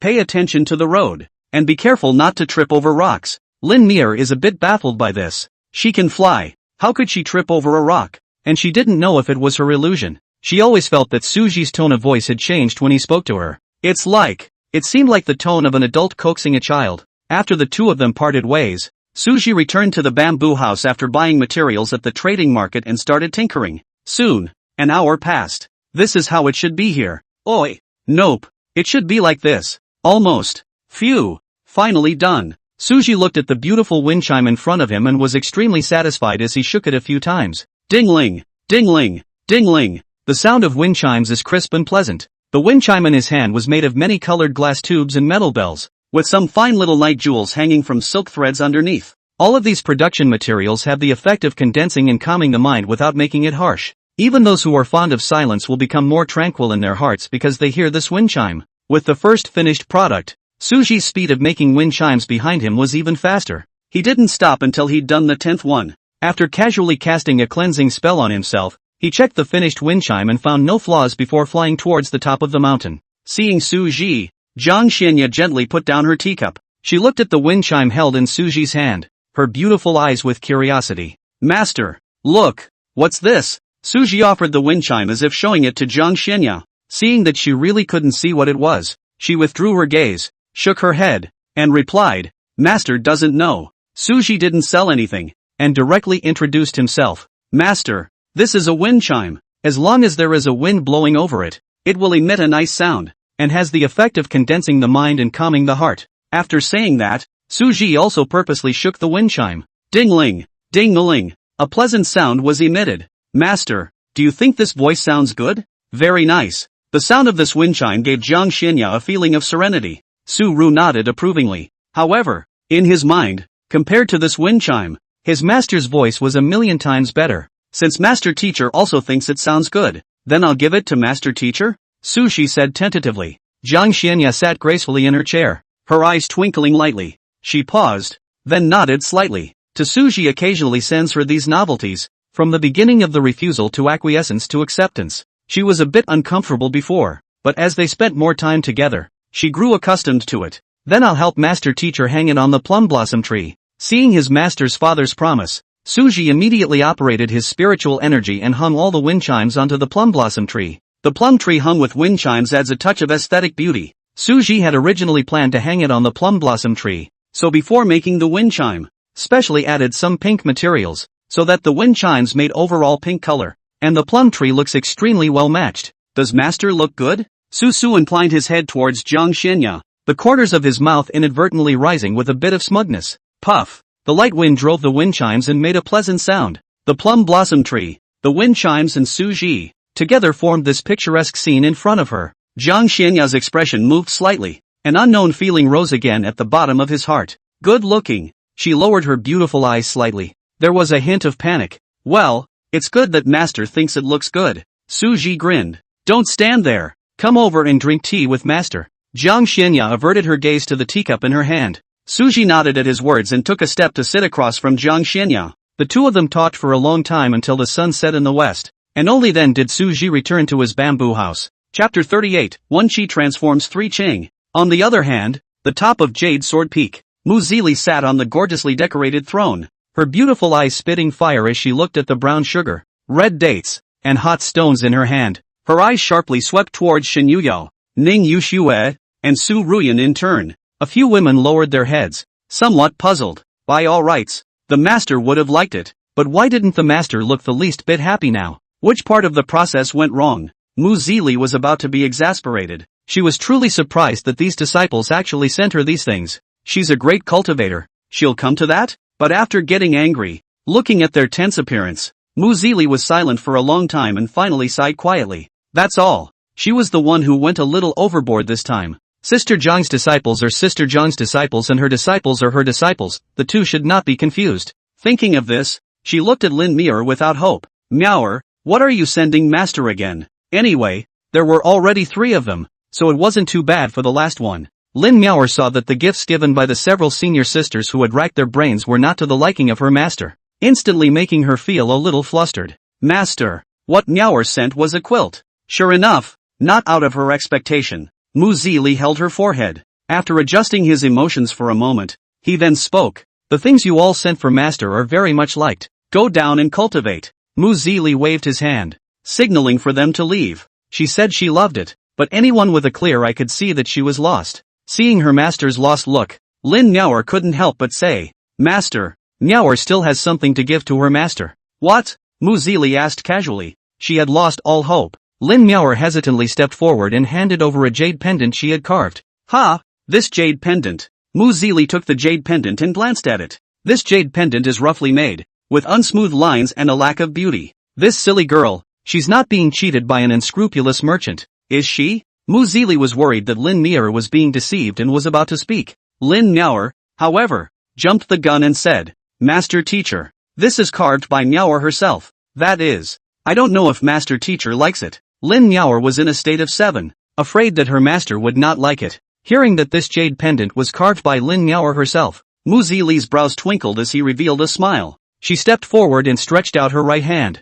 touching Lin Miaoer's little head, and said in a light tone, Master loves it. Her left hand clutched the roughly made jade pendant as if she was holding some treasure. When Shin Yuyo and the others saw Mu Zili sweeping away her loss, they all put their hearts down as well. In his heart, he thought that he would go back later to take lessons from his little sister, but he didn't realize that his little sister was actually deeply hidden. Seeing that her master teacher liked it, Lin Miaoer put her heart down and happily squinted her eyes. Feeling her master teacher's touch on her head, she couldn't help but think in her heart, Senior Brother Su is really powerful. Just one suggestion made the master sweep away his loss. No wonder the master said he was very filial. It's worthy of being certified by the master. I, Lin Miaoer, would like to call Master Su the most filial. Suja naturally didn't know what happened at Jade Sword Peak. At this moment, the system's voice came out again in his mind. Ding! Posting a quest. Presenting Jiang Xianya with a golden lotus. Reward, 1 Qi transforms into 3 Chang. Simulation points x2. 1 breath transforms 3 purities, immortal level technique.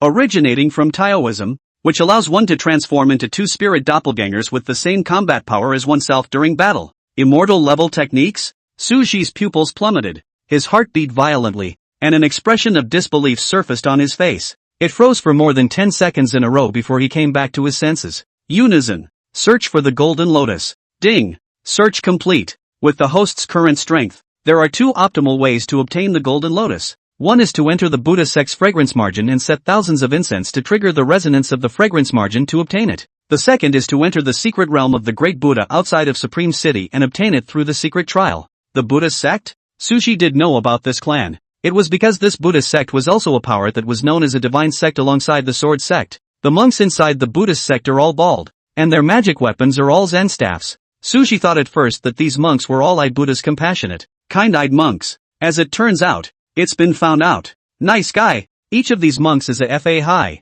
or the kind of existence that, at the drop of a hat, says that the monk this will overtake the giver. If he were to say that his impression of the Buddha sect right now, it would be that it gave him the feeling of a Tang monk carrying a Gatling. This first method, not only to enter the Buddha sect also need thousands of incense. Into the Buddha sect aside. The key is this incense. Where do I go to get? Suji neither had any believers, nor did he want to spend his precious cultivation time doing good deeds, nor did he want to become a monk. So this first method was simply dropped by him. That leaves only the second method. This supreme city was a bit far away from the sword sect, but for the sake of the immortal grade feats, it wasn't a bad trip. But what Suru didn't know was that this great Buddha secret realm not only had the golden lotus he needed, but also had other things of incalculable value. It was also because of these treasures that many of the prides on the Heaven's Pride ranking were attracted to go there. 10,000 miles away, within a grand and spacious treasure hall, sat several old monks with long breaths and dazzling golden light emanating from their bodies. The treasure hall was brilliant.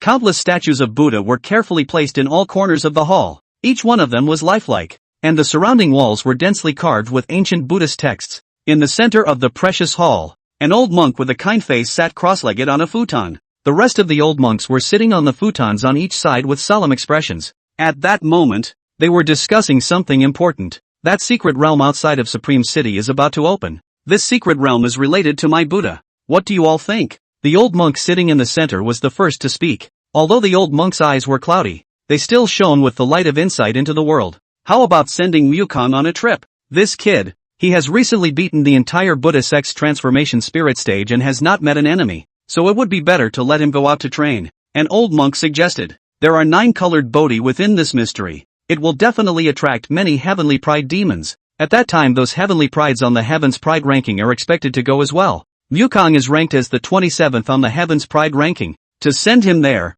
I think it's very appropriate. Another old monk also chimed in. This 9-colored Bodhi, however, had the efficacy of helping late-stage transformation spirit cultivators break through to the harmonization stage. The Heaven's remarkable ranking, except for the few at the top of the list, the rest were all at the God transformation stage. So the attraction of this 9-colored Bodhi to them was extraordinary.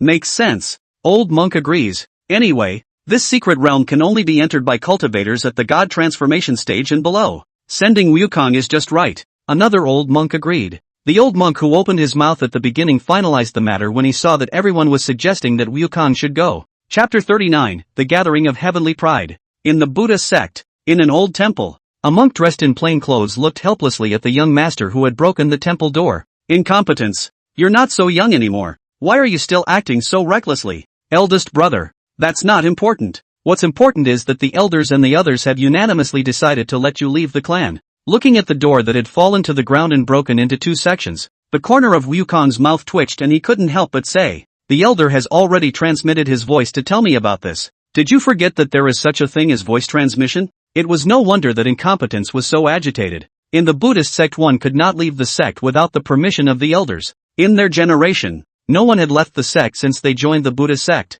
Now that eldest brother was allowed to go out by the elders, it was a bit hard to say if this didn't make him excited. It seems so. Incompetence sniffed as realization dawned on him, reaching out to touch his bare head and smiled sardonically. In his haste, he had forgotten that cultivators also had the ability to transmit sound. Hollow couldn't help but hold his forehead. This stupid senior brother. Alright, okay, I know. Senior brother wants to repair the door. Senior brother, hurry up. Incompetence looked at the door that was broken into 2 sections. He wouldn't be able to repair it anyway. And the eldest brother knew about the exit from the clan. And there was nothing else going on left or right, so he obediently and dutifully left. Wukong looked at Incompetence's back and was extremely powerless. This senior brother of his was good at everything, but he was just a headstrong. Only after his senior brother's back disappeared from his line of sight did Wukong raise his head to look in the direction of Supreme City. The tiger's eyes kept flickering. On this trip to the secret realm, He would like to see the gold content of this Heaven's Pride ranking. Don't let me down, Wukong muttered, his body radiating golden light like a heavenly god descending. The air around him actually had a tendency to solidify somewhat under the influence of his powerful aura. Meanwhile, far to the east of the Buddhist sect on a small island, an old Taoist priest covered in rags looked at a small Taoist priest covered in rags and said, "Little Lok Zi, you can go and make a break for it this trip." Little Taoist Chen Lu stared at his words, his face filled with doubt. "You stinking old man, you're willing to let the little master out?" The old Taoist priest raised his hand and gave Chen Lu a headbutt, laughing and scolding, "Why don't you want to give up? I get annoyed when I see you brats." Seeing that the old Taoist priest did not look like he was joking, Chen Lu put away the cynicism on his face and stood up from the ground, patting the dust. In a serious tone, he said, "Old Tao, little master won't let you lose face. Come on. I'm just a poor Taoist priest. What shame am I afraid of? How much is that thing worth? Get lost. Don't disturb my purity." The old Taoist priest pushed Chen Lu and turned around to go back inside. Looking at the old Taoist's back, Chen Lu's heart was complicated. The old Tao was telling him not to stress out. This old Taoist has always been like that. He's a free spirit. He could care less. But Chen Lu, as his disciple, could not help but fight. The 25th on the Heaven's remarkable ranking, Chen Lu, at this moment, left the island where he had stayed for more than 20 years. Also at this time, the savage forest. A double ponytailed girl in a red power suit, after piercing the late-stage transformation spirit demonic beast in front of her with a single shot, said silently in her mind, "Aunt Yoon, the secret realm of Supreme City is going to open? That's right, wizened, but there's no need to rush, because right now you have just enough time to get there from this side." A mature female voice rang out in the twin ponytailed girl's head. "I know, Aunt Yoon." Su Zhizhi nodded and drew back his lance, shaking off the blood on it before turning around and disappearing. She had to get stronger. She still had a blood feud to avenge, and as long as she could get stronger, she dared to break through whatever dangerous ground she could. The 21st on the Heaven's remarkable ranking, Su Zhizhi, also on this day, left the savage forest. In the Supreme City, inside a small inn, a fortune teller clad in bagua vestments and sunglasses was chanting under his breath. After a flurry of maneuvering, tossing the gua money in his hand onto the table, when the bystanders saw his charlatan-like appearance, they showed a look of contempt and disdain. Yi Tianming ignored the gazes of the people around him and looked at the trigram money on the table, his eyes flickering. "Ha! Looks like it's going to be fun this time." His voice was low with anticipation. The 100th in the Heaven's remarkable ranking, Yi Tianmian, has arrived at Supreme City. The 5-colored glazed mountain range. The spiritual chi on every immortal mountain in this mountain range was extremely dense. However, no other cultivator dared to set foot here, simply because it housed the Divine Palace, one of the 8 divine quality sects in the Xian realm. At this time, on the highest immortal mountain, the Divine Palace Palace Master, who was clad in a light veil and whose appearance declined in the declining sun, sat on a high seat, looking expressionlessly at the Divine Palace Holy Maiden who made a bow, and indifferently said, "Emotionless, this time, you will go, and the task is to seize the 9-colored Bodhi." Yes, Emotionless accepts the order. Emotionless made a bow towards the Palace Master and his figure faded away. The 23rd on the Heaven's remarkable ranking, Emotionless, left the Divine Palace for Supreme City. Just like the Divine Palace and the Buddha sect, the remaining several great divine grade sects all had a tacit agreement to send their elite disciples from within their sects. It was just that apart from the Buddha sect and the Divine Palace, all the other divine grade sects had obviously underestimated the gold content of this secret realm, and did not send any of the Heaven's Pride list's celestial pride to go there. The Supreme City instantly swarmed with heroes. That's not a good thing for some people. For example, Supreme City, City Lord's Mansion. At this moment a middle-aged man was pacing back and forth, sweating anxiously. Seeing this, the City Lord's wife, who was sitting on a chair at the side, hurriedly consoled. "Seek Chuan, you don't have to think so much. Supreme City is under the jurisdiction of the Sword Sect no matter what, and those heavenly prides won't be messing around." Lu Xiuchuan stopped at the words and smiled bitterly, saying, "Ma'am, you don't know. This time, my husband received a message from the Sword Sect that this time, not only will there be clan prides coming to the secret realm, but there will also be a lot of hidden prides coming as well. The clan's heavenly pride can still have some jurisdiction, but those hidden heavenly prides, even the Sword Sect can't suppress them." There were still a few days before the opening of the secret realm, and now countless heavenly prides were converging on Supreme City. It is inevitable that there will be conflicts. Lady Lu's face turned slightly white. Being able to become the City Lord's wife, she naturally thought of this. These hidden heavenly pride, each of them is the golden lump of some old monsters. in case which one falls and touches them, then these old monsters shall not be angry with them? Seek Chuan. What did the sword sect side say? The sword sect will send some harmonization stage elders over to assist. Alas! I just hope that nothing will happen during this period of time. Lu Shuchuan was worried. He knew the sword sect's style of behavior. Small matters might still be resolved, but if something big really happened, the sword sect's higher-ups definitely wouldn't care if they lived or died. However, this time Lu Shuchuan, including the sword sect, had underestimated the strength of the hidden heavenly pride. Among the Heaven's Pride who came to Supreme City, 3 of them were even ranked extremely high on the Heaven's Pride ranking. After Su Ru greeted his master, he set off on the road to Supreme City. Since the secret realm hadn't opened yet, he planned to land in the nearby Supreme City first. On the way, without wasting a bit of time, Su Ji was cultivating with a spirit stone in his hand at all times. As long as the roll doesn't kill you, roll it to death. Chapter 40, Kowakchi. By the time Su Ji arrived at Supreme City, it was already 2 days later. Looking at the gates of the city in front of him, where the crowd was piled up and crowded in an extraordinary way, he wondered a little if he had opened it in the wrong way. This is too many people. Su Ji, clad in a black robe, lamented. This time he didn't wear a mask, lest he be treated as an evil cultivator like last time and cause trouble across the board. This fellow Daoist, what you see is the same. A cynical voice sounded beside Su Ji. He never expected that this Taoist priest would actually take the initiative to strike up a conversation with him. Chen Lu, middle stage of transformation. In fact, Su Ji had already detected this person's presence from the very beginning, because this Taoist priest, who was covered in rags and tatters as if he had just crawled out of a beggar's nest, actually gave him an unspeakable sense of danger. Logically speaking, with his strength facing a cultivator in the middle stage of God transformation, it was impossible for him to develop such a feeling. Although his heart was filled with misgivings, Su Ji still decided to see what this Taoist priest actually wanted to do. My name is Chen Lu. What about you, fellow Daoist? This person is honest. Did not make up the vest. Su Ru also thought that this Taoist priest with the previous that Chun Yi is all the way people. Su rhetoric. Hearing Su Ru's reply, Chen Lu's smile deepened. He coughed lightly twice and said, fellow Daoist Su Ru, it's like this. There's something that little master I would like to ask of you.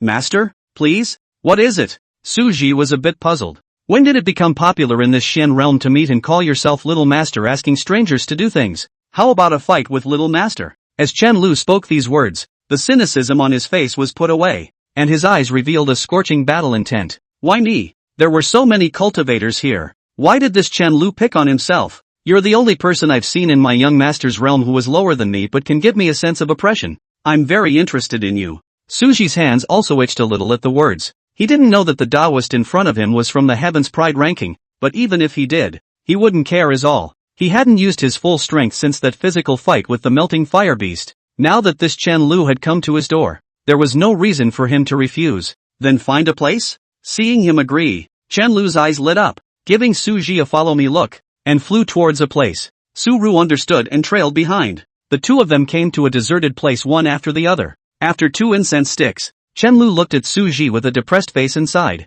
He lost. I didn't realize that his first battle out on the island would end in defeat. Su Ji, you are truly a demon. Letting little master taste defeat with his cultivation at the late Yuaning stage. Then thinking of Su Ji's appearance that shed his black robe, he indignantly said, damn it, not only is he handsome, his strength is also so demonic. Su Ji's black robe had faded during the battle. At that, he smiled. It was just a fluke win by half a move. Su Ji was not modest, the strength of the two was similar, and he had only won by half a move. As for handsome, that can't be helped. Let's just say it's natural. The battle with Chen Lu had allowed him to figure out his strengths and shortcomings. He roughly estimated that his current strength should be at the level of the early stage of harmonization. As for the deficiency, it was the cultivation. Chen Lu was furious. A fluke? There's no such thing as a fluke. If the two were in the same realm, he doubted that he would be able to walk through a single move in Su Ji's hands. A loss is a loss, and my little master is convinced. What they didn't realize was that the entire battle was being watched by a white crane.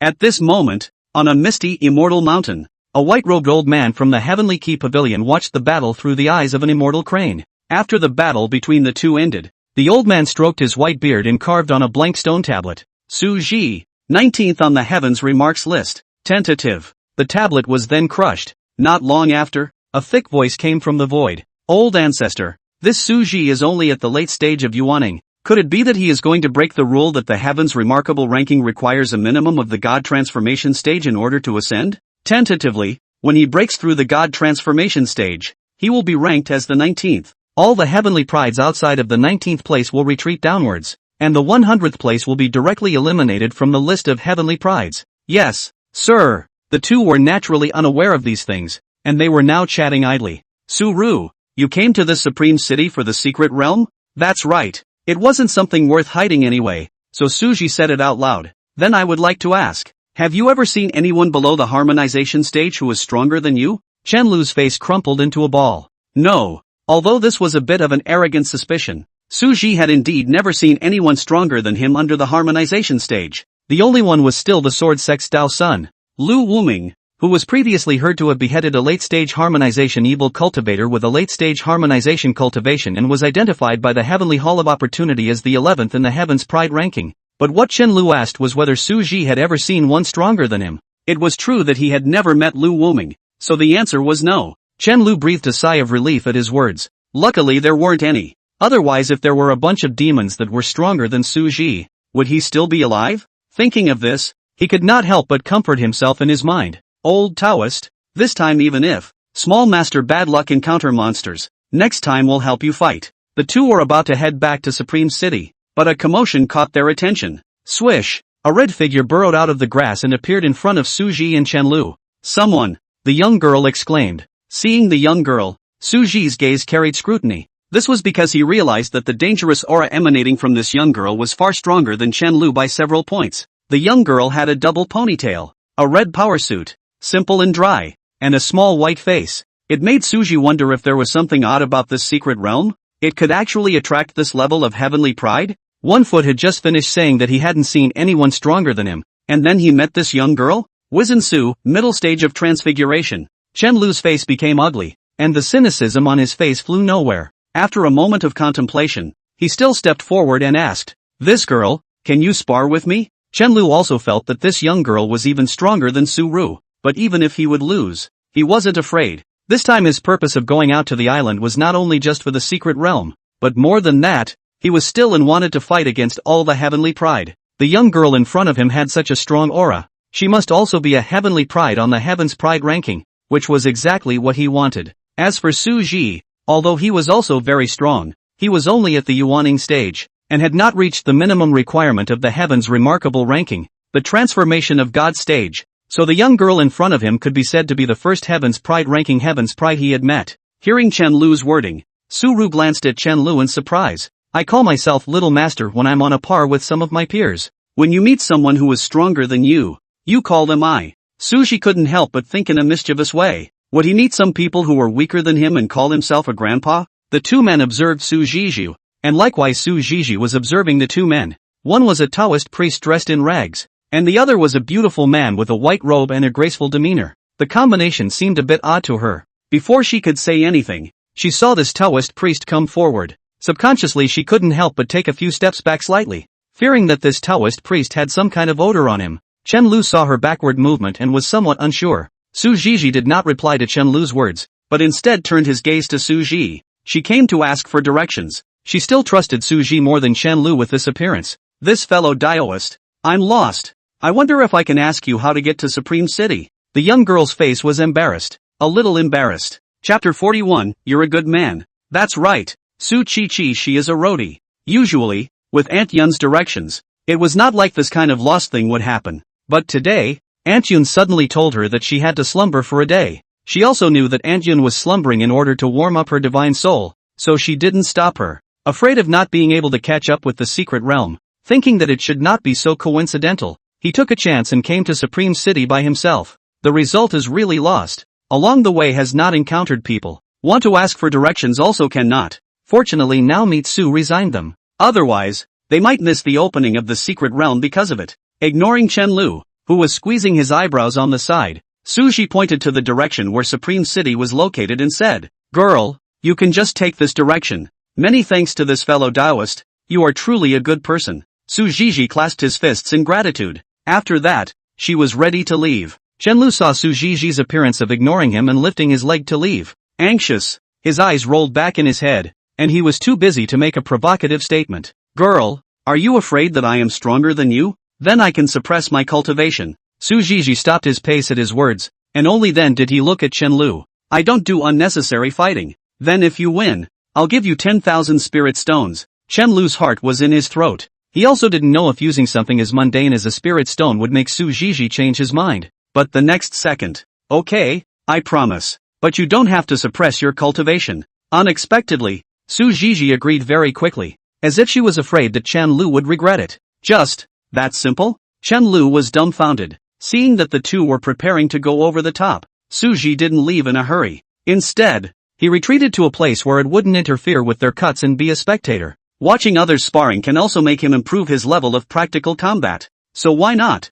Before Chen Lu could recover from his daze, then Su Zhi saw Su Zhizhi take out the lance that was taller than her person. Chen Lu's jaw hit the ground when he saw the lance. The man seems a bit pugnacious. Su Zhizhi held his lance in his hand and stared intently at Chen Lu on the opposite side. Seeing the gaze cast by Su Zhizhi, only then did Chen Lu take out a sword, set up his stance, stood in place, and without speaking, began to act like an expert. It turned out that half an incense stick hadn't even been burned. Chen Lu was then drawn into the ground with his sword by the lance in Su Zhizhi's hand. The entire person was embedded in the ground. Extremely wretched. Seeing this scene, Su Zhi couldn't help but laugh out loud. Chen Lu was trying to maintain what little face he had left, acting as if nothing had happened. He stood up, patted the dust, and threw out a storage ring to Su Zhizhi. There was a cloudy, nothing more than that expression on his face. Su Zhizhi looked at the storage ring in her hand and sincerely thanked Chen Lu. Thank you, you are also a good person. This interlude passed, and the three of them traveled back to Supreme City,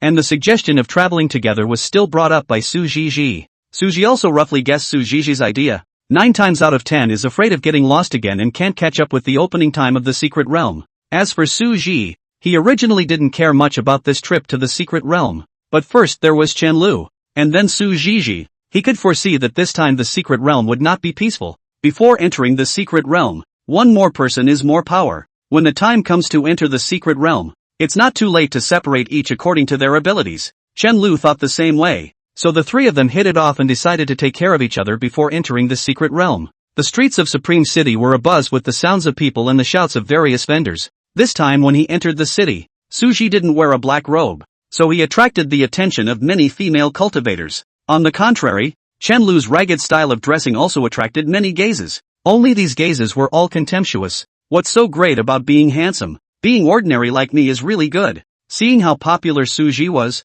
Chen Lu's tone was as sour as if he had eaten a yo-yo plum. Su Ru was non-committal. He also didn't know what was going on with this Chen Lu. From the fact that Chen Lu threw 10,000 spirit stones to spar with Su Zhizhi, one could tell that Chen Lu was not short of money, but he just didn't change into clean and tidy clothes. Moreover, I don't know whether Chen Lu has a misunderstanding of ordinary or not, but he doesn't look like ordinary in any way. Su Zhizhi on the side even directly shut his mouth. The fact that she didn't show the same disdain as the passers-by was as far as she could go. The three of them were walking down the street and were about to find an inn to stay at. Suddenly, Su Zhizhi's eyes were attracted by an old woman selling sugar gourds. The old woman's stall was filled with all kinds of candy canes, and she was accompanied by a little girl of about 6 or 7 years old. Her eyes were huge, and hiding behind the old woman, she was curiously sizing up Su Zhi and the others. Su Zhizhi walked up and inquired, "Granny, how do you sell these sugar gourds?" The old woman saw the dress of Su Zhizhi and the others and knew that they were not mortals, so she spoke with restraint. "This immortal master, sugar gourds are 1 per bunch." After saying that, the old woman handed a bunch of sugar gourds to Su Zhizhi. Su Zhizhi took the sugar gourd and gently bit into it. The moderately sweet and sour flavor made her eyes light up, and she looked back at Su Zhi and Chen Lu. "You guys want to eat? It's delicious. My treat." Su Ru waved his hand to show his refusal, and Chen Lu also didn't like sweets, so he shook his head as well. Seeing that the two did not eat, Su Zhizhi did not force himself. She bit into the sugar gourd and looked at the other various styles on the stall and said, "Granny, please help me get a string of each style." At the checkout, Su Zhizhi threw out a large silver ingot, which scared the old woman and the little girl white. "Immortal master, these sugar gourds aren't worth that much." The old woman's tone trembled as if she was afraid of something. Su Ru looked around if he felt something, and his heart was clear. He walked forward and placed the silver ingot back into Su Zhizhi's hand, then took out some broken silver and handed it to the old woman. The old woman's face then looked a little better, but she still refused with a difficult face. "This immortal master, these sugar gourds are really not worth so much money. Su Zhizhi stared blankly at the silver ingot in his hand, somewhat puzzled. But soon, she realized that some of the traders around her were looking at the large silver ingot in her hand with greedy eyes hidden in their eyes. At this moment, Su Zhizhi finally realized how inappropriate her behavior had just been. Her almond eyes were cold, her spiritual energy surged around her, and the pressure of the middle stage of transformation spirit was like an invisible giant hammer that smashed into the hearts of those traders. They sat paralyzed on the ground, trembling, looking at the woman who emitted a terrifying aura in horror with fear and awe in their eyes. The originally noisy market instantly became silent, afraid of attracting her attention. Suja did not reply. The old woman saw that he insisted on doing so she had no choice but to thank him and accept it. Seeing this scene, the little girl also plucked up courage to stand out from behind the old woman, and said in a childish voice, "Big brother, thank you. When I grow up in the future, I will definitely become someone like you." In her mind, the big brother in front of her, who was not only good looking but also helped her mother-in-law, was a good person and a role model for her. The little girl paused, then turned toward Su Zhizhi, saying, "And big sister, thank you for buying Granny's sugar gourd." Upon hearing this, Suji nodded with a light smile, and Su Zhizhi leaned down with an apology and touched the little girl's head. In a moment of carelessness, she almost let the granny and the little girl suffer, and although her intentions were good, she always did something bad. Leaving the sugar gourd stall, the three of them searched the city for half a day before finding an inn that was not yet full. After agreeing to rendezvous downstairs when the secret world opened, they each returned to their own rooms. Suji didn't waste any time. He laid down a simple spirit-gathering formation, maintaining the formation in a way that he wouldn't over-cultivate. After all, the opening of the secret realm must move. If immersed in cultivation cannot hear the movement, miss the opening time of the secret realm, then it is not a trip in vain? What's more, Suji still had a system mission in mind.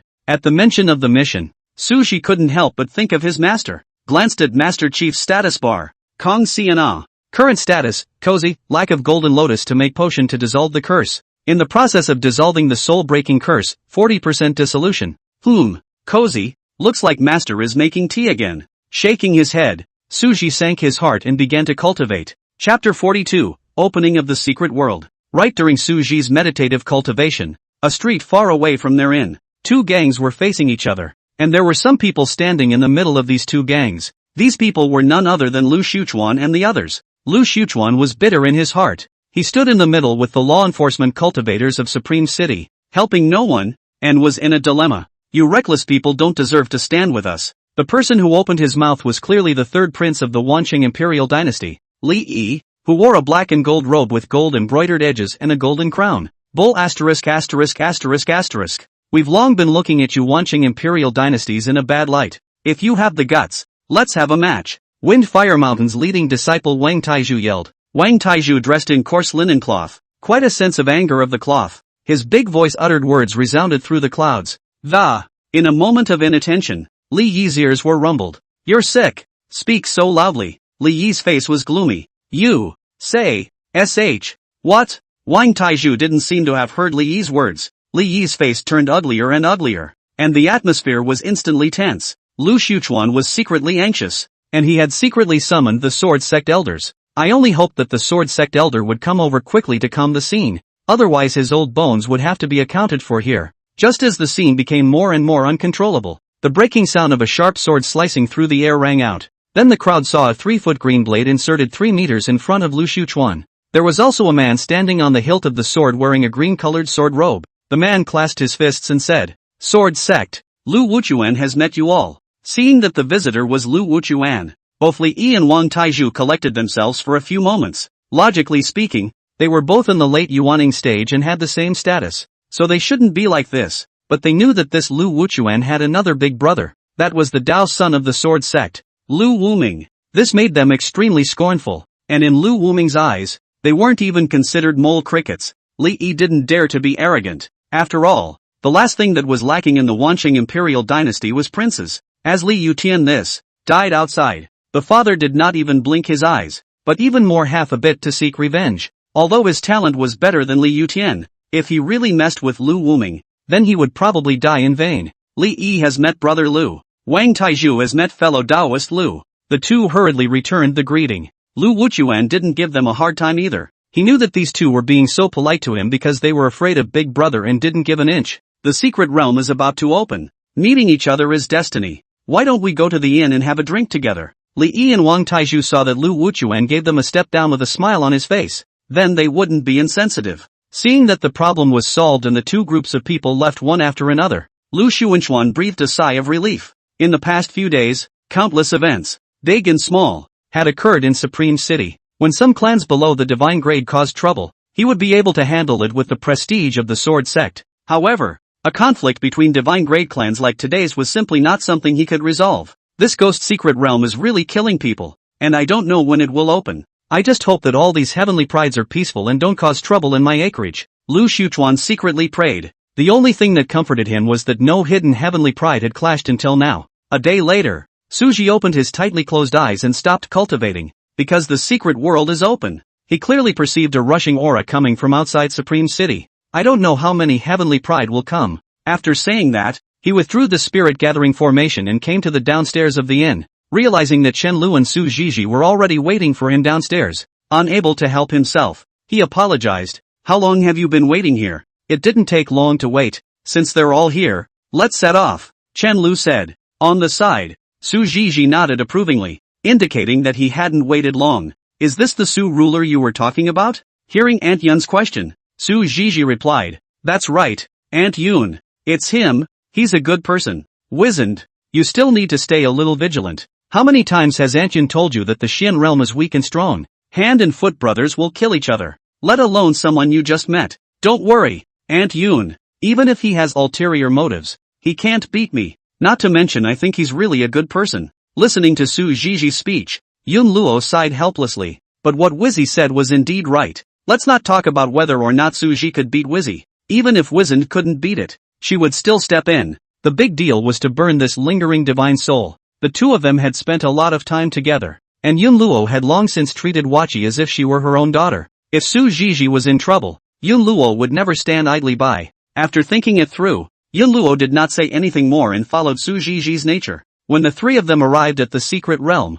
it hadn't been fully opened yet. Su Zhi surveyed the sea of people in front of him. These people, some with their eyes closed, some talking in low voices, but without exception, their cultivation levels were at the minimum of the Yuaning stage. There were even a few of them who had reached the late stage of God transformation, but Su Zhi didn't feel an aura of danger on them. Just look at it and stop paying attention. Instead, there were a few mid-transformation spirit auras that were extremely strong. If one were to say how strong it would be that Su Zhi felt the same sense of threat in them as Su Zhizhi and Chen Lu. There were a total of 4 of these people. The first being a beautiful woman wearing a black palace dress with a jade pendant around her waist. The second being a monk, and the third being a man wearing a Bhagwa Dharma robe. The last one is a whole body shrouded in black robes, cannot see the appearance, but the body is small as if a child's black-robed person. Suji finished appraising the information of these 4 people and wrote down each of these people. Emotionless, middle stage of transformation. Mukon, middle stage of transformation. Leaf's heavenly fate, middle stage of transfiguration.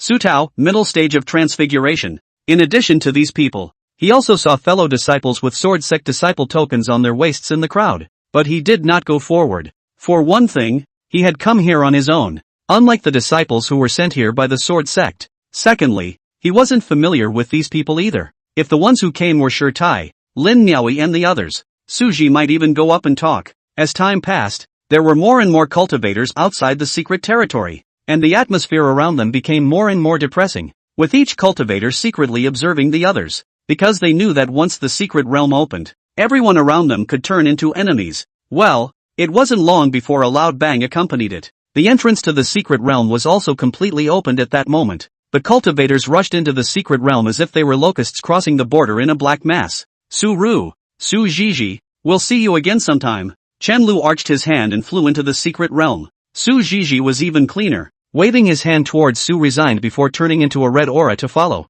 Seeing that he was the only one left, Suji didn't hesitate and drove the recluse into the room. The eyes went black, and opened again. Suji then realized that he had come to a blood-red place with red mist floating around and looked at the dark red land. He frowned, looking around warily. It was discovered that there were many other cultivators around. Despite the large number of people, the figures of Chen Lu and Su Zhizhi were not found, and even the 4 people that Su Zhi had noticed earlier were not here. Fellow Taoists, please also gather together, a wise man among the cultivators suggested. Soon there were monks responding. Suji's face became a bit ugly. He was trying to travel alone, but just now when he probed his divine sense, he realized that these red mists actually had the effect of isolating his divine sense, causing him to be unable to use his divine sense to probe the path. Seeing this, and without hesitation, Suji took out the ink shadow sword and bronze cauldron from within his storage ring and approached the group of cultivators. This bronze cauldron was something he had gotten from killing Lin Ming in Tianwu City. At that time, when he saw that this bronze cauldron was catalyzed by the middle stage of the transformation spirit,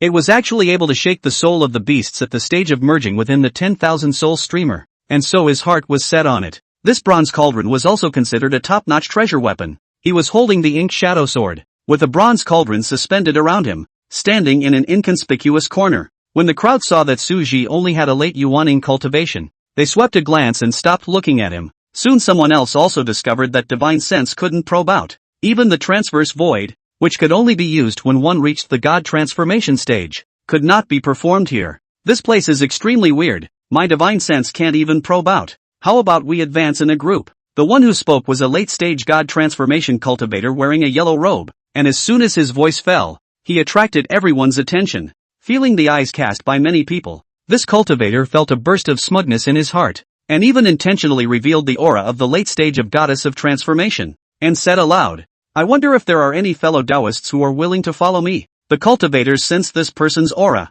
and those who had some hesitation in their hearts no longer hesitated and responded one after another. Seeing such a large number of responding cultivators, the yellow-robed cultivator felt a bit flustered. "Fellow Taoists, just follow me. If there is any danger, I will take care of it." As the words fell, the yellow-robed cultivator stepped forward, and the crowd at the back hurriedly followed when they saw this. Chapter 43, Bloodthirsty Vine. Suji also didn't know if the yellow-robed cultivator had chosen this direction correctly, but it was better than him standing alone. Now that someone was leading the way, in case there was danger, there would be a yellow-robed cultivator to take the top, and if there was no danger, then he would leave the treasure hunt alone. Ha! A claptrap generation. I don't know how he cultivated to the late stage of transformation spirit. At this moment, the purple-clothed cultivator beside Suji snorted. Hearing this, Suji also quite agreed. This kind of thankless thing, if it were him, it would never be done. Soon, the cultivators hadn't gone far in this blood-red land when they heard a subtle rustling sound.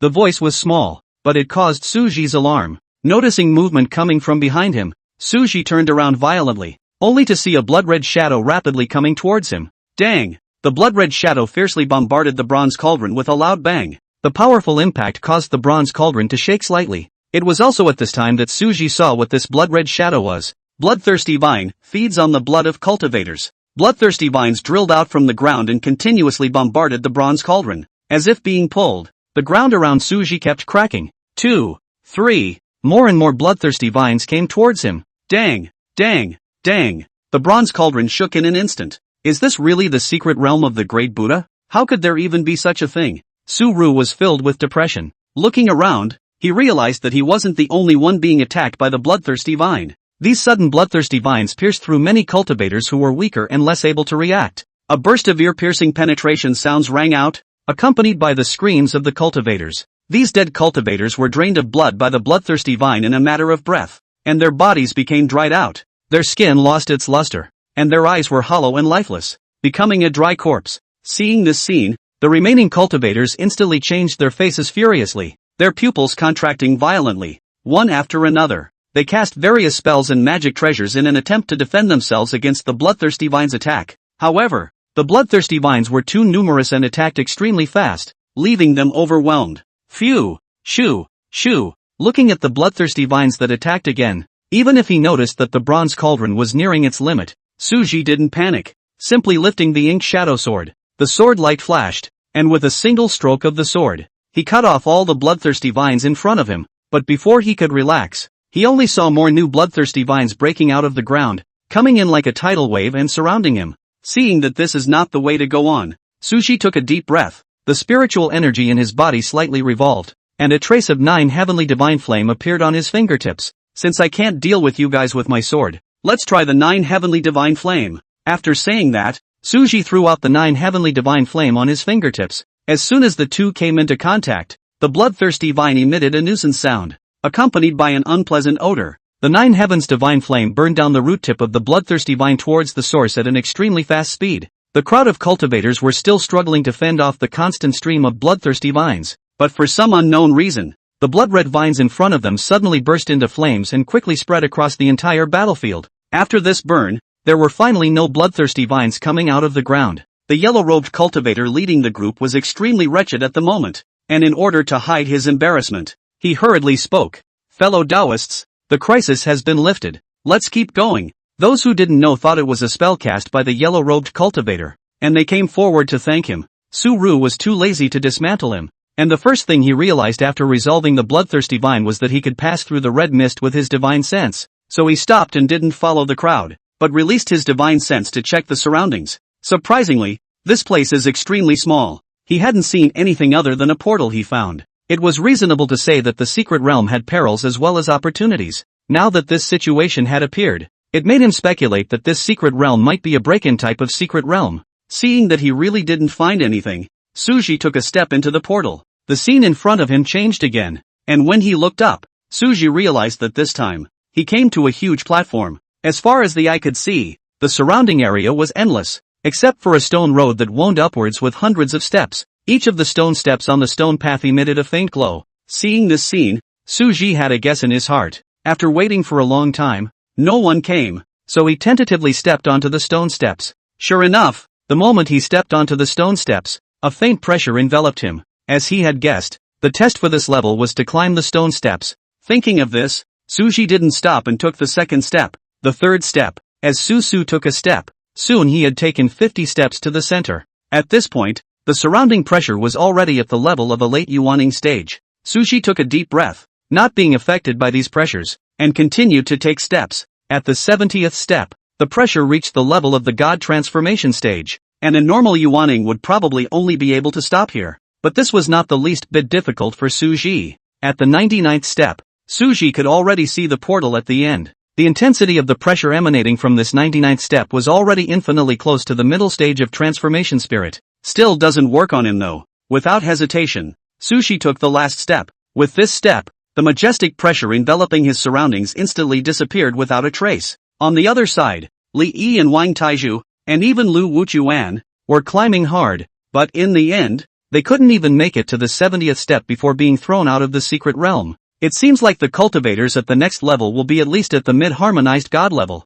Suji stood in place and sighed with emotion before walking into the teleportation portal. Coming to the next level, before Suji could open his eyes, a crisp voice came from the side. "Su-ru, what a coincidence." Fixing his eyes, he realized that it was actually Su-jiji. "Ko-chi-chi, you're the only one here?" Su-ji was surprised. "It's not just me, there's also the two of them." Su-jiji shook his head and pointed towards behind Suji. At those words, Suji looked back, only to see Emotionless and Su Tao standing not far behind him. Seeing these two people, Suji's heart slightly condensed. It looks like this level is not going to be so easy. "You know them?" "Recognize one. That's the one in the black palace dress. She's the holy maiden of the divine palace." Emotionless, ranked 23rd on the Heaven's Pride ranking. Seeing that Su-jiji actually really knew, Suji was a bit stunned. He was just casually asking, "So which one of you is better?" "I'm a little better than her. We've fought before." Hearing Su-jiji say that she was even more powerful than Emotionless on the Heaven's Pride list, Suji couldn't help but ask, "Can it be that you're also on the Heaven's Pride list?" "Right, didn't I say that? And so is Chen Lu." Su-jiji tilted her head, her face filled with doubt. "When did you say that? But it's actually true when you think about it." Suji thought that he wasn't weak, but if he really had to fight with Su-jiji, the probability of him losing would be very high, so the fact that she was ranked in the Heaven's Remarks list wouldn't make him feel strange at all. His eyes darkened, and Suji didn't expect that he had actually come into contact with the Heaven's remarkable ranking without realizing it. As for Chen Lu, although this person looked unreliable, he had to admit that he still had two skills. In that case, then those people he had sized up earlier were in all likelihood the Heaven's Pride list's Heaven's Pride. Suji was sizing up the two men, and the two men were also sizing up Suji. Looking at the handsome and peerless man in front of him, after sensing that he only had a late-stage yuaning cultivation, Emotionless was a little surprised. The 99 steps of the stone path of the second level of the secret realm, but the middle stage of the god of transformation pressure. How did a small late stage of yuaning come here? On the other side, although Su Tao felt equally strange, she didn't think much about it. Just without showing any trace, he looked twice more at that handsome face of Suji. In her mind, even if this handsome man had the strength of a middle stage transformation spirit, in front of Sister Peach, who was the 22nd on the Heaven's remarkable ranking, it was nothing. Then again, this kid really is a bit outrageously handsome. Not long after, Chen Lu and Yi Tianmian and Wukong all appeared one after another. There were 7 people standing here at this moment, and other than the 3 of them, the remaining people were the ones that Su Ru had specially scouted before entering the secret realm. Su Ru, did you also encounter those weird red vines at the first level? Chen Lu walked forward. The second level is the stone path. Su Ru replied. Chen Lu wasn't stupid, and knew in an instant what Su Ji was trying to convey. Then it seems we have the same experience. Chen Lu spread his hands and spat. But how come there's nothing in this secret realm? Su Ru was also a bit despondent, and he didn't know where the golden lotus he wanted was. When he first entered the secret realm, he had asked the system about the exact location of the golden lotus, and the system kept repeating that it didn't know. Don't know. Obviously, when he was in the 10,000 demons mystic realm before, the location he gave was quite accurate, but now I don't know what's going on. But suddenly it doesn't work again? Chapter 44, Transitional Evil Spirit. The 7 waited for a long time before other cultivators arrived one after another. Some of these cultivators were covered in injuries, and some were pale, in stark contrast to the 7 of them who were neatly dressed and had a smooth breath. Without exception, the weakest of these later cultivators were all in the middle stage of god transformation. Su Su, a late stage Yuaning, appeared out of place. On top of that, he also found that the yellow-robed cultivator who led the first level was clearly among them. Also at that moment, a loud bang came from the sky. Only a silhouette shrouded in golden light appeared in the air. This place is the place where I sat down, and it contains treasures such as the 9-colored Bodhi and the golden lotus, provided that you can pass my test. The voice was loud and carried to everyone's ears. However, Suji's eyes narrowed slightly and his face was grim as he looked at the golden silhouette. Evil spirit of the transitional world, it is formed by the heart demon of the great Buddha transitional world at the transitional happening stage. Fearing flames, with a cultivation level of the late stage of the harmonization period. This secret realm wasn't as simple as he thought. He felt something wasn't quite right when he broke through the second level before. It always seemed that the first and second levels didn't look at all like they had been laid out by the hand of one person. I thought I was overthinking it, but I didn't realize it was really something. Seeing through the silhouette's disguise also allowed Su Ji to confirm his thoughts. Luckily, this world-transcending evil spirit was between a human and an object. Otherwise it was estimated that Su Ji could only identify its realm and could not know its weakness. However, this world-transcending evil spirit had a late stage of merging cultivation, and with his strength, even with the 9 heavenly divine flame, he was simply unable to resist. Gotta find help. After thinking it through, Su Ji quietly transmitted his voice to Su Jiji and Chen Lu. Su Jiji, who was on the side, was initially excited and ready to pass the test to get this 9-colored Bodhi. As a result, when he heard Su Ji's voice transmission, he instantly dispelled this thought. She's a roadie, not an idiot. This world-transcending evil spirit clearly had a late stage of harmonization cultivation, yet he was still faking with them, and it looked like he had something up his sleeve. Yun Luo, who heard Su Ji's voice transmission in Su Jiji's mind, couldn't help but say, Ji, be careful. When it really comes to the last moment, Aunt Yun will help you. Although Yun Luo wasn't sure if what Su Ji said was true or false, but this kind of thing, it was better to believe it than not.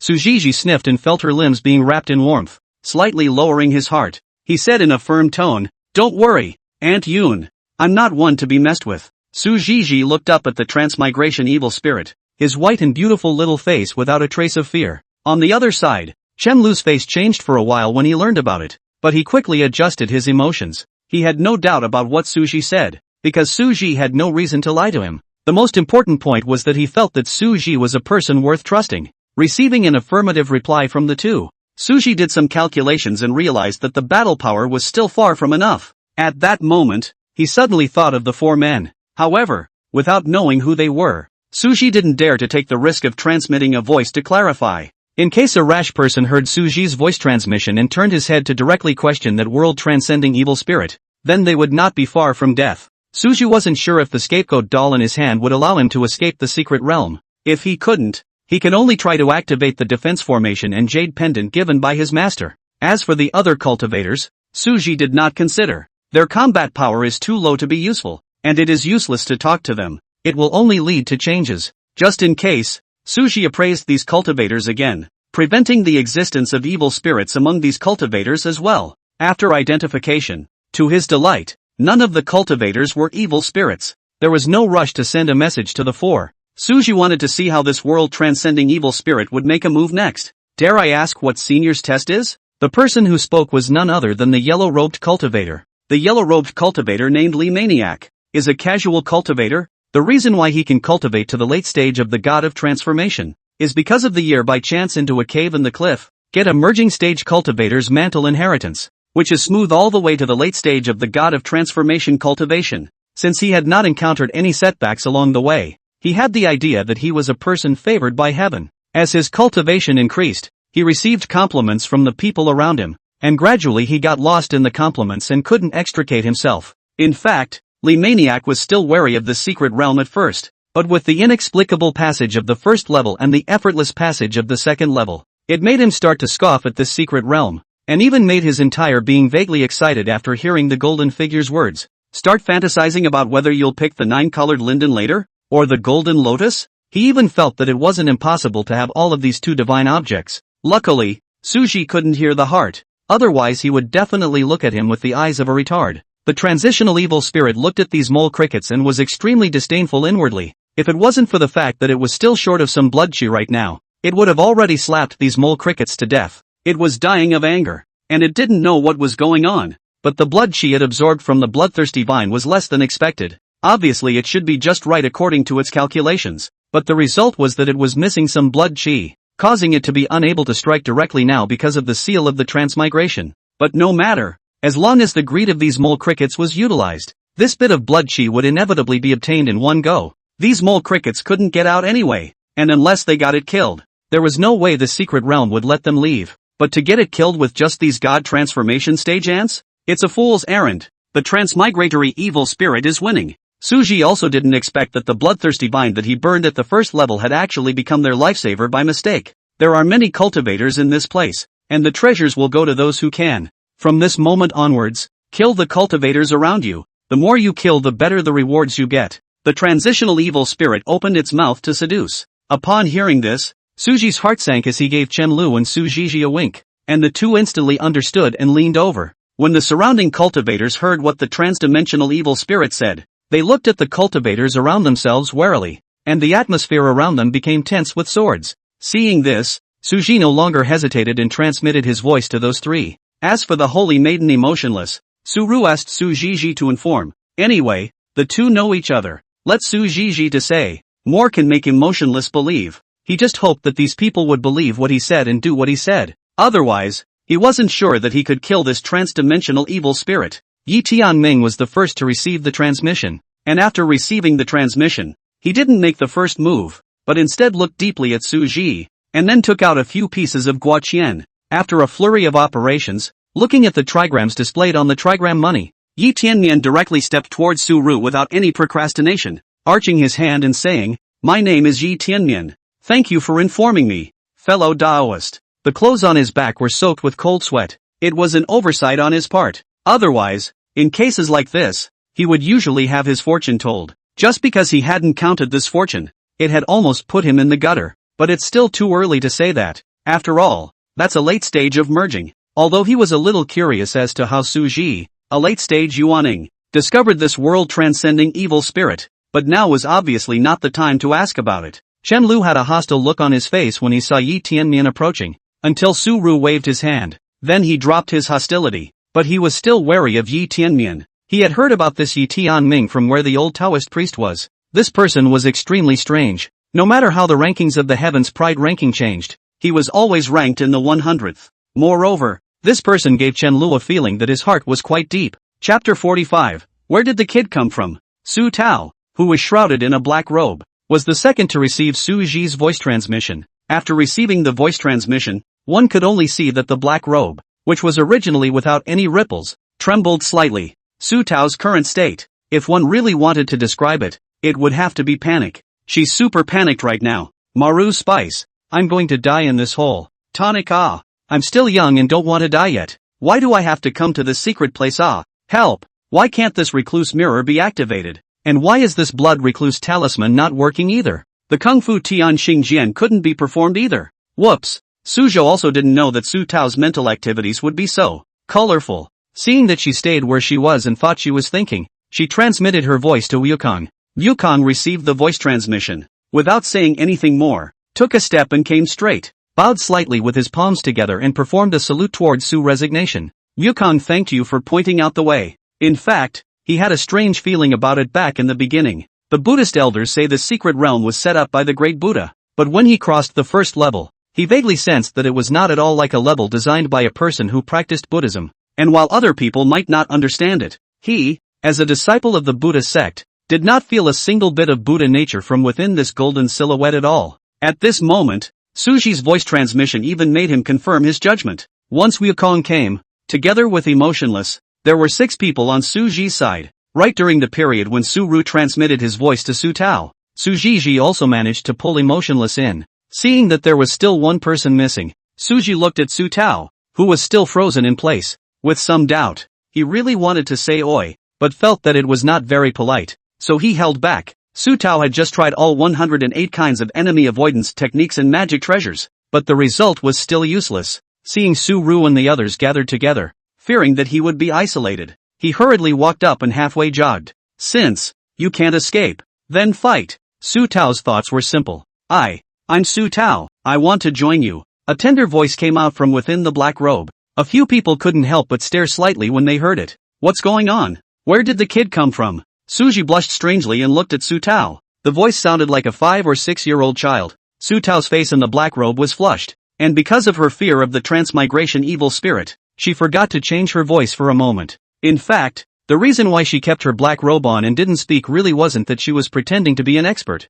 but because of her size and voice. She didn't know what was wrong with the gongfu she cultivated, and as she cultivated it, she cultivated her body into the shape of a child. Every time he met other cultivators, Su Tao could see strange colors in their eyes. Over time, Su Tao did not show her true colors. Anyway, they were also heard by Su Ji and their original voices, and Su Tao was also broken and indifferent. Instead of using the method of voice changing, he said in a childish voice, I'm not a child, as if guessing what they were thinking. A few people had seen the world and didn't dwell on it for long. Although Su Ru had never seen the world, business was important. He straightened his expression and said in a low voice, I don't know, fellow Taoists, if there is that kind of magic treasure that just allows multiple people to transmit sound. Next, I intend to talk to you about my arrangements, and any objections can be raised promptly. Yi Tianming sniffed and took out 7 jade tags and pinched several seals with both hands in a row before handing the 7 jade tags to Su Ji and the others. Yi Tianming said while handing over the jade token,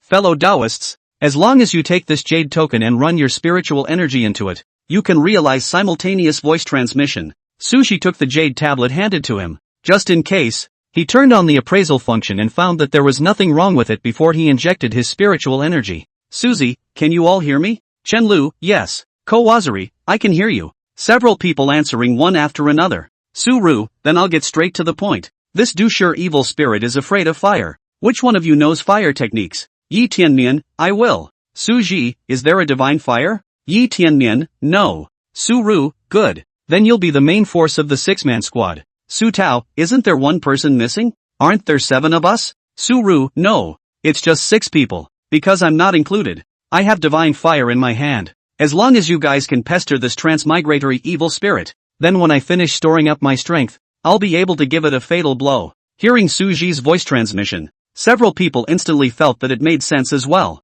Although Emotionless still held some doubts, he didn't object after seeing Su Ji's trusting eyes. She trusted Su Ji's vision. Su Ru, which one of you is confident in the speed department? Su Tao, I. A little. To be honest, she actually hated to stand up for herself, but the nest was falling apart. Su Ru, then you roam around as a support and come to the rescue of anyone you see in crisis. Su Tao's eyes lit up at the words. This errand is good. Very much to her liking. She patted the flat spot. Su Tao, wrap it up on me. Su Ru, who is confident that they can trap that world-transcending evil spirit and prevent my attack from falling through. Chen Lu, I don't know if I can top it. Su Ji gave Chen Lu a deep look. Su Ru, then this task will be given to Chen Lu. It doesn't need to be too long, just a few moments. He believed Chen Lu could do it. Su Ru, that leaves the question of defense. Hollow, leave this to me. Su Ru, good. Then the general tactical arrangement, you guys listen up. Su Ru, fellow Taoist, Yi is responsible for the main attack. Su Ji and Emotionless Holy Maiden, you assist in covering fellow Taoist Yi.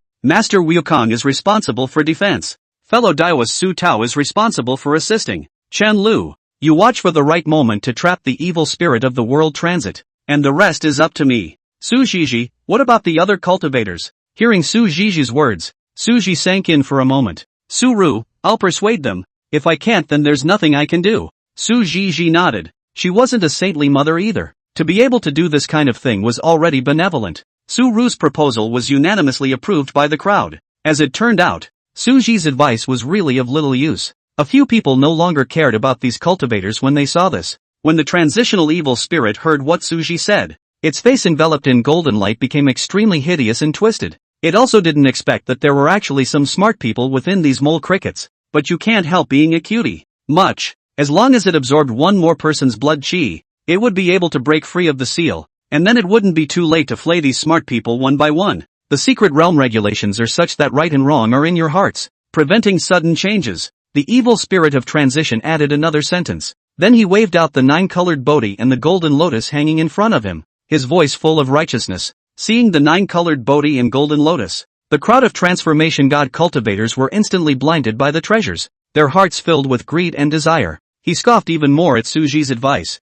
and even that yellow-robed cultivator, Li Maniac, sneered and mocked. Where is the Yuaning child from? Don't believe in this. After saying that, Li Maniac took the lead and took out his magic treasure and smashed it towards the mid-transformation spirit cultivator next to him. That mid-transformation spirit cultivator had been alerting his surroundings early on, and when he saw Li Maniac attacking, he didn't mess up. For a moment the two were locked in a tangle. However, with Li Maniac's late transformation spirit cultivation, victory was inevitable. Su Ru didn't say anything else. Good words are hard to persuade the ghost of that death. These people were looking for death. Could it be that Su Zhi was still stopping them? Chapter 46. The reason why Li Maniac he didn't choose to take a shot at Su Zhi was because Su Zhi was surrounded by 6 mid-transformation spirit stages. Weighing the pros and cons, he only chose the lone mid-transformation spirit cultivator next to him. Seeing Li Maniac start, some cultivators who had lost their minds also frantically attacked the other cultivators around them, fearful that they would be a step slow and lose touch with the treasure.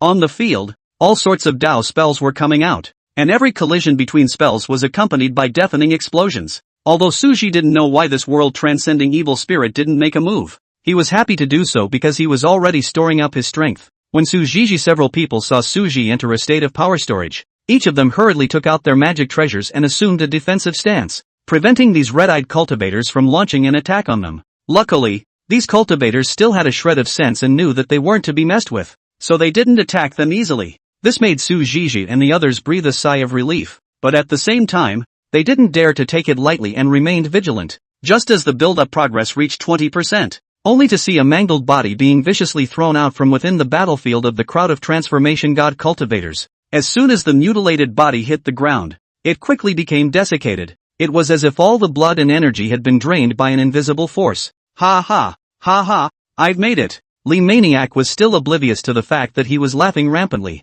It was also at this moment that an extremely chilly aura swept over, sending shivers down one's spine. The ground suddenly cracked open, and a stream of black smoke emerged from the cracks. These smokes spread out quickly, instantly enveloping Li Maniac and the crowd of transformation god cultivators. Accompanied by a mournful scream, these black mists slowly became blood red. The many figures in the black mist gradually blurred until no more sound was emitted. The foolish Li Maniac paid for his life after all. Looking at the other side, Wu Kong, at the first moment the black mist appeared, put his hands together and recited an ancient Buddhist scripture under his breath, his body radiating a dazzling golden light. As the scripture continued to be recited, a circle of golden light gradually formed and expanded, eventually forming a huge shroud of light that enveloped everyone. As soon as the black mist came into contact with the golden light shield, it instantly dissipated as if it had met its nemesis. Monk? I hate monks the most. The transmigration evil spirit roared, its voice filled with hatred and disgust for Wukong. Its hideous face was twisted, and there was a malicious gleam in its eyes. He also no longer teased these ants, and after opening his mouth wide and swallowing all the black mist into his stomach, he looked at Su Zhi and the others, preparing to kill them. The result was a huge palm of fire that came face to face. Yi Tianming struck a palm and roared, "Fellow Taoists, it's our turn." Swish, swish, a black and a red figure moved at the sound. Su Zhi held a lance in his hand, and Emotionless held a sharp sword. The two of them struck out together and sped towards the transdimensional evil spirit. Seeing the palm of fire, the heart of the fire-fearing transdimensional evil spirit couldn't help but feel a trace of fear, and was about to retreat. However, after noticing the weak aura of the fire palm, he stopped his retreat and raised his hand to disperse the fire palm. After the fire palms were dispersed, Su Zhi and Emotionless also managed to get close to the transmigration evil spirit.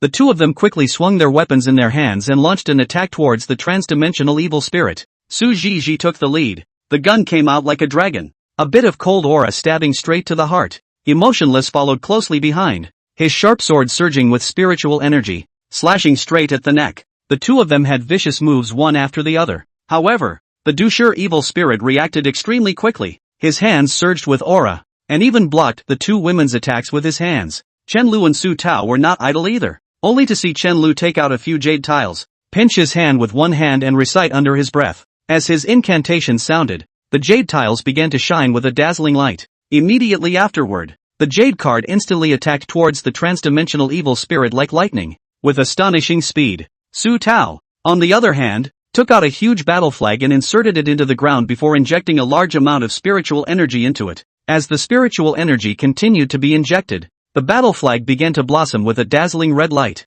The people who were illuminated by this red light only felt their bodies lighten up, and their movements and spiritual energy movement were a cut faster. Su Zhizhi and Emotionless even drew back in time with the help of the battle flag. During the period when the two of them were retreating, Chen Lu's jade card had arrived, only to see the jade sign transform into several spiritual chains, wrapping the transmigratory evil spirit like a python wrapping around it. Yi Tianming seized the moment and mobilized a large amount of spiritual energy within his body, invoking the fire element between heaven and earth, condensing it into a red lotus and ruthlessly smashing it towards the transmigration evil spirit. Boom! A strong roar, like thunder exploding in the ears, shook one's eardrums, and a wave of heat came over one's face. Although it was the first time for several people to cooperate, they were extremely tacit understanding, and one ring was a ring. Apart from Chen Lu, who had known Yi Tianmian's strength for a long time, the rest of the few people were extremely surprised as they looked towards Yi Tianmian, whose face was slightly blanched, and all of them thought in their hearts unanimously, "This guy,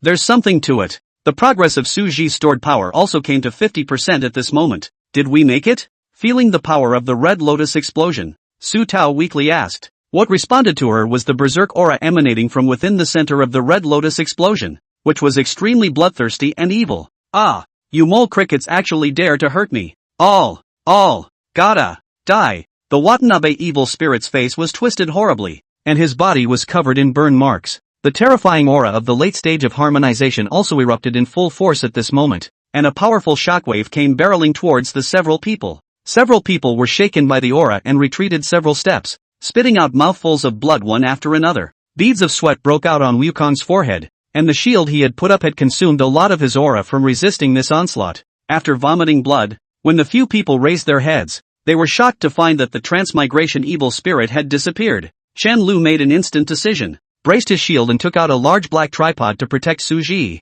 He did not know if this transmigratory evil spirit would rush towards Su Zhi. In case that was the case, it would be hard for all of them to escape death today. Wukong also reacted quickly, not only increasing the sturdiness of the golden shield, but also took out a golden mantle hanging above Su Zhi's head. But the target of the transmigration evil spirit was not Su Zhi. Pust! A sound of flesh and blood being torn apart came out. Even if Yi Tianmian ran his spiritual shield and crossed his arms in front of his body in an instant, this blow tore the flesh and blood of his arms apart, and his internal organs suffered a great deal of damage. Seeing that the strike did not kill this mole, the transmigratory evil spirit replenished another pitch-black palm wind in the direction of Yi Tianmai's backwards flight. In the nick of time, a black figure pushed Yi Tianmian to safety in a swift manner. The black figure was none other than Su Tao. Su Tao was about to dodge the palm wind after pushing Yi Tianming away, but that palm wind was just too fast. Boom! After the loud bang, the tiny black-robed silhouette was directly sent flying, and a large amount of blood spilled in the air,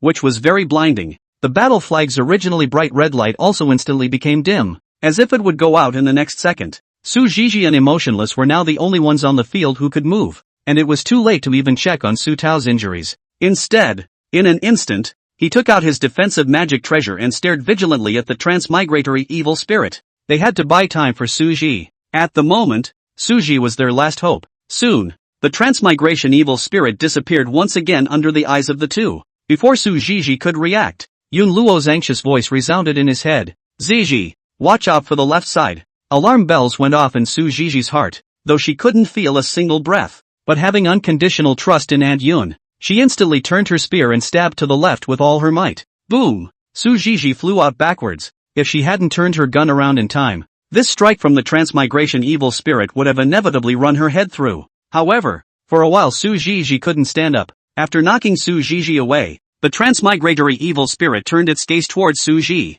This yawning stage mole cricket had been standing there since just now, protected by these transformation stages. Although it felt a little strange, it didn't put Su Zhi on its mind. It's hard to believe that this district yawning stage can still overturn the sky? Thinking of this, it shifted its gaze back to Emotionless, and with its right hand, it built up a huge ball of black chi and struck towards Emotionless. There was no accident. Even if Emotionless played all his cards, he still followed in Su Zhiji's footsteps and fell to the ground, unable to get up. The situation was instantly critical. Chapter 47, Su Zhi is a demon. Su Zhi, how long will it take for you to get better? Anxiety colored Chen Lu's brows and eyes as he turned his head to look at Su Zhi. About half an incense stick. Hold on. Su Zhi meditated and concentrated. He knew that the situation was very bad now, but the progress of power storage was still 40% short. Hearing Su Ru's reply, Wu Kong, who was on the side, spoke. Chen Lu, you guard Su Ru. The last step still relies on the two of you.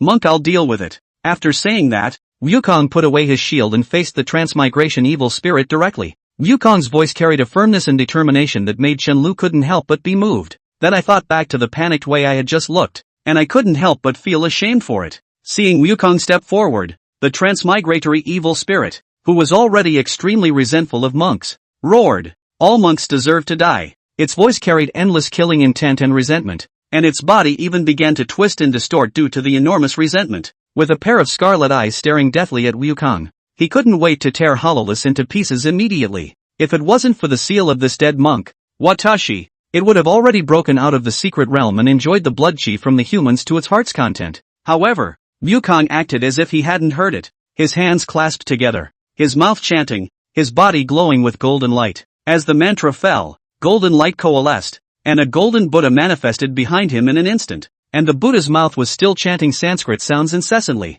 However, these Brahmical sounds did not work at all on the transmigration evil spirit. After all, it was originally transformed by the malice of a great Buddha. The transmigratory evil spirit sneered as the blood aura on its body grew denser and denser. Dead monk, I'll let you read. As the words fell, it violently slapped out a huge palm of black chi. Wukong's face was grave. Facing this huge palm of black gas, his hands were no longer folded, but pushed forward. At the same time, the great Buddha behind him also followed his movements, stretching out his huge palm and pushing forward. As soon as the Buddha's palm came into contact with the giant palm of black aura, it was in a rout. The black aura surged up to the Buddha's palm like a tidal wave, followed by a gradual spreading to the entire Buddha's body starting from both arms. In a few breaths, the great Buddha dissipated into thin air, while the huge palm of black gas still went on to blast towards Wukong. Wukong's face turned pale. Beads of sweat broke out on his forehead. He reacted quickly and took out his Zen staff to meet the giant palm of black chi.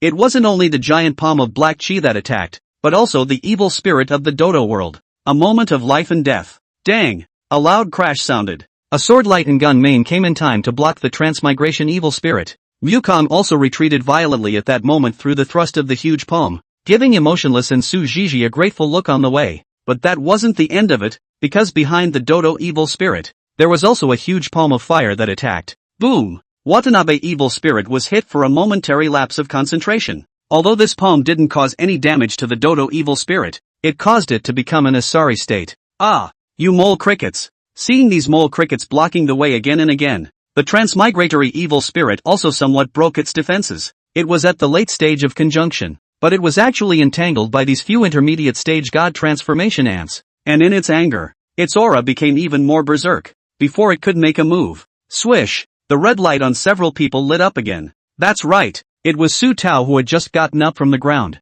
The crowd dragged their injured bodies and surrounded the transmigration evil spirit. All of them were topped with 2 to 3 defensive magic treasures, and their eyes were filled with wariness as they stared at it. When it came to defensive magic treasures, among the crowd, it was Su Tao who had to be the most outstanding. She was covered in golden light, and even if her entire body was shrouded under a black robe, she looked extremely bright, like a large light bulb. However, it was also because of the number of defensive magic treasures she had on her body. It was only then that he could block that blow from the transmigratory evil spirit. None of them flinched as they were the heavenly pride of the heavens pride ranking. Each has a pride of its own. On the field, with the tacit cooperation of several people, although they still suffered damage from one collision after another, they were able to buy time for Suji after all. The more the transmigratory evil spirit fought, the more urgent it became. and its terrifying late stage of harmonization cultivation caused several people to be in close proximity to each other. Chen Lu, who was on the side, put up a shield to block in front of Su Ji,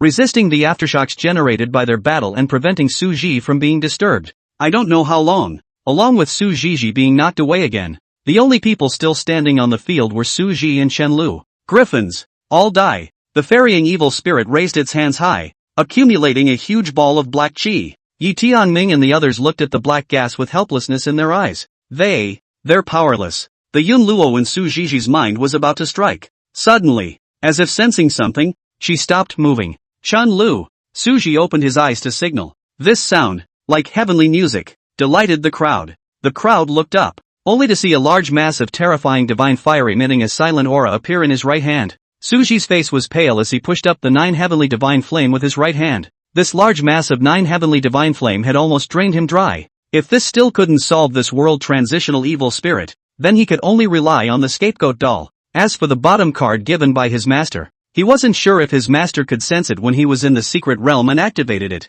But if this still couldn't kill this transmigratory evil spirit, then he could only rely on this bottom card and take his chances. Before Su Ru's words fell, Chen Lu moved. He waved his hands one after another, only to see a complex and profound rune emerge from his hands, intertwining into a huge and incomparable 8 trigrams formation in the air. This 8 trigrams formation seemed to contain the endless power of heaven and earth, suppressing it like a lofty mountain, locking the transmigratory evil spirit firmly in place. Without half a moment's hesitation, Su Ji had already approached with his feet on the water cloud swimming before Chen Lu could trap the transmigratory evil spirit. The timing is just right. The moment the Bagua formation trapped the Dodo evil spirit, he had already arrived in front of the Dodo evil spirit, and with his left hand storing up power, he used all his strength to blast the Dodo evil spirit into the sky with a punch. Although the punch was powerful, it didn't cause any damage to the Dusher evil spirit, but it was now a bit flustered, because it felt the aura of death from the ball of flame in Su Ji's hand. As it broke free from the Bagua formation and was about to make a move, a large mass of gold and blue intertwined flames kept enlarging in its eyes. It can't be avoided. Rumble. The power of silence contained in the 9 heavens divine flame erupted, and the entire secret realm space seemed to tremble with it, and the transmigratory evil spirit let out a shrill scream, and in a short while, it was no longer moving. An invisible shockwave centered on the point of explosion and spread in all directions. Chen Lu was quick on his feet and used the last of his spiritual energy to hold up a spiritual power shield to protect the people who had fallen to the ground. After sensing the disappearing aura of the transmigration evil spirit, Su Ji sat paralyzed on the ground, feeling that his body had been emptied. We won? Chen Lu was incredulous. A few people couldn't help but laugh out loud at the desperate situation, and Su Tao even cried out in joy. Yun Luo couldn't help but sigh with emotion. This Su Ji is a demon, actually able to achieve this level of cultivation with a late-stage Yuaning cultivation. At those words, Su Ji nodded rather approvingly. Yi Tiannian braced himself and walked to Su Tao, thanking him. Tiannian is here to thank fellow Taoist Su Tao for sacrificing her life to save him. If that move of the transmigration evil spirit had hit him, then he would undoubtedly have turned into a corpse by now. Su Tao waved his hand and said back in a childish tone, duty calls, fellow Taoist, he doesn't need to think too much. Since she had been assigned the position of support before, she was going to do well. She, Su Tao, was a person of principle, and once she promised something, she would do her best to fulfill it. Unexpectedly proficient in the great method of avoiding the enemy's sharpness, Su Tao was actually unexpectedly responsible. Even so, fellow Taoist saved my life. If there's any use for me in the future, heaven's mandate will be there for me. Once again, he arched his hand before walking to the side to recover from his injuries. But the shocking change came out of nowhere. Another golden figure actually stood before the eyes of the crowd. Su Ji was horrified and was about to fight for his life when the figure spoke. Chapter 48, 9-Colored Bodhi. Many thanks to all of you for helping my old lineage cut down this heart demon. The silhouette's voice was pale and righteous, somewhat different from before. Transitional divine thoughts, the last trace of the divine thoughts of a great Buddha at the stage of transiting the world. Su Ji was relieved when he identified this information. Hastily, he gave a reassuring look to the crowd who were about to fight to the death. I'm ashamed to say that the old lineage's name is transmuted into the world, but it has created such a bloodthirsty heart demon that has led to the tragic deaths of all the cultivators. Alas! It is truly the fault of the old line. Fairy World Divine Thoughts said in a sad tone. A few people relaxed a little when they saw the look Su Ji handed over and the tone in which this golden figure spoke. The scene was silent for a long time. Or Yi Tianmian opened his mouth to break the silence. Senior, is the owner of this secret realm? That's right, The old lineage intended to build this secret realm only because he wanted to leave some treasures for the people of future generations. Originally, there were only 2 levels in the secret realm. The first level was to walk the path of the mighty stone, and the second level was to take the treasures each by their own luck. But in the end, it was due to the devil in the heart that caused the first pass to fall many cultivators. Repent! Repent! The transmigration divine thought looked extremely mournful. Senior, then may I ask how this original second level is to be opened? Su-Ru hurriedly asked. He hadn't forgotten about the matter of his master's need for the golden lotus, which was also the purpose of his coming to this secret realm. A few people also turned their gazes towards the transmigration divine nemesis when they heard this. Originally, Lao Di was planning to do so, but now it's not necessary. Little friends helped old me to cut down this heart demon. Old me owes little friends a favor. These treasures, little friends distribute them on their own is. After saying that, the transmigration divine thought sighed deeply and gradually dissipated in front of everyone's eyes. With the dissipation of the transmigration divine thoughts, 8 precious lights descended out of thin air in the air of the secret realm and hovered in front of the crowd. Several people looked at these treasures. You looked at me. I looked at you. None of them reached out, but instead, they coincidentally turned their gaze towards Su-Ji. Su-Ru, you pick. Chen Lu was the first to speak out. The others didn't argue back, nodding rather approvingly. If there was no Su-Ru, not to mention getting these treasures, not losing one's life would be considered God's favor. So they agreed in their hearts that this was what Su-Ji deserved. Su-Ji looked at the crowd and did not see a bit of greed or unwillingness in their eyes. What was there was simply sincerity. He had thought that he would have to pay some price in exchange or something, but now it seemed that he was the one who had a small pattern. He guffawed and arched his hand. Then I am flattered. Raising his eyes and sweeping over all the treasures, he finally fixed his gaze on a lotus flower that was golden in color. Golden lotus, essential herb for refining spell-removing pills. I'll just take this golden lotus, and you guys distribute the rest. Su-Ru probed out his spiritual energy to collect the golden lotus into his storage ring. Upon hearing this, several people looked at each other in dismay. Or Su-Ji stood out and pointed at a colored Bodhi, asking, Su-Ji, this is a 9-colored Bodhi. Do you really not want it?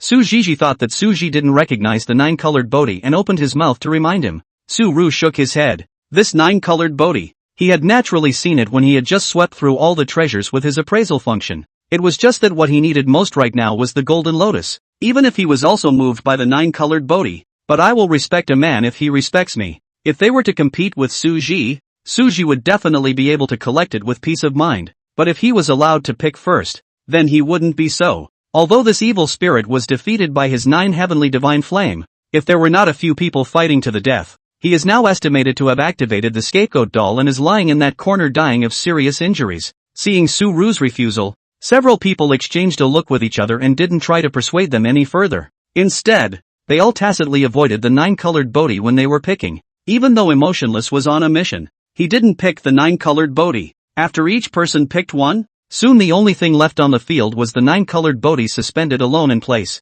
Seeing this scene, Su-Ji was a bit puzzled. This 9-colored Bodhi is arguably the best treasure on the field, so why didn't they all pick it? But then, Su-Ji saw Chen Lu probing his spiritual energy to throw the 9-colored Bodhi in front of him. Take it! Chen Lu had a disinterested look on his face. The remaining few didn't say anything either, as if they had reached some sort of consensus. Su-Ji stood in place, silent, and had to admit that he was touched. In his heart, although a few people were destined to meet each other because of this trip to the secret realm and shared the hardships, but after that, there should be no more interactions. But now he thought otherwise. It could be seen from Chen Lu, who had previously looked at Yi Tianmai with hostility, that he was now looking at Yi Tianmai with nothing but admiration in his eyes, without a hint of hostility. Thinking of this, Su-Ji exhaled a breath and smiled. Thank you all then. After receiving the 9-colored Bodhi, Su-Ji's trip to the secret realm came to an end here. On the way out from the secret realm, the people were informed of their respective identities after talking to each other.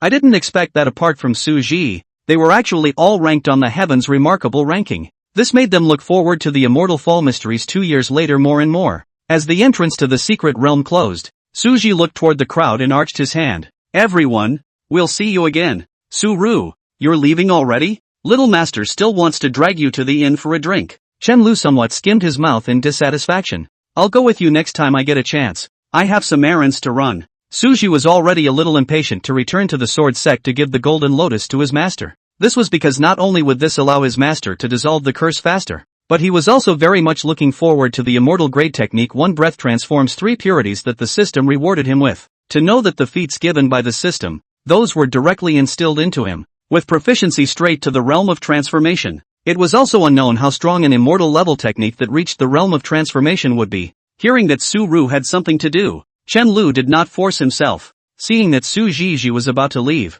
Su Zhizhi on the side opened his mouth and said, Su Zhi, you'll have no problem breaking through to the transformation god stage in 2 years, right? Of course. Su Zhi smiled confidently. He had to break through to the transfiguration stage within 2 years, otherwise his plans would be disrupted. Then I'll see you at the immortal false secret realm. As for the issue of Su Zhi not being on the list right now, Su Zhizhi and the others didn't put it on their minds. In their eyes, Su Zhi's ascension to the heavens' remarkable ranking after breaking through the god transformation stage was unquestionable. Good. See you in the immortal fallen mysterious realm. On the way back, Su Zhi recalled the expression revealed by his master eating strawberry fudge when he guessed the lantern riddle with his master earlier. Stopped by the mortal city market to buy some strawberry seeds and wheat seeds. He wanted to make strawberry cake for his master. I just don't know if master will like it. Chapter 49, I like it a lot. Sword Sect. Ice Sword Peak. Opposite Jiang Shenya sat Mu Zili, who was showing off his jade pendant at all times. Sister Jiang, this jade pendant was hand-carved by my little apprentice.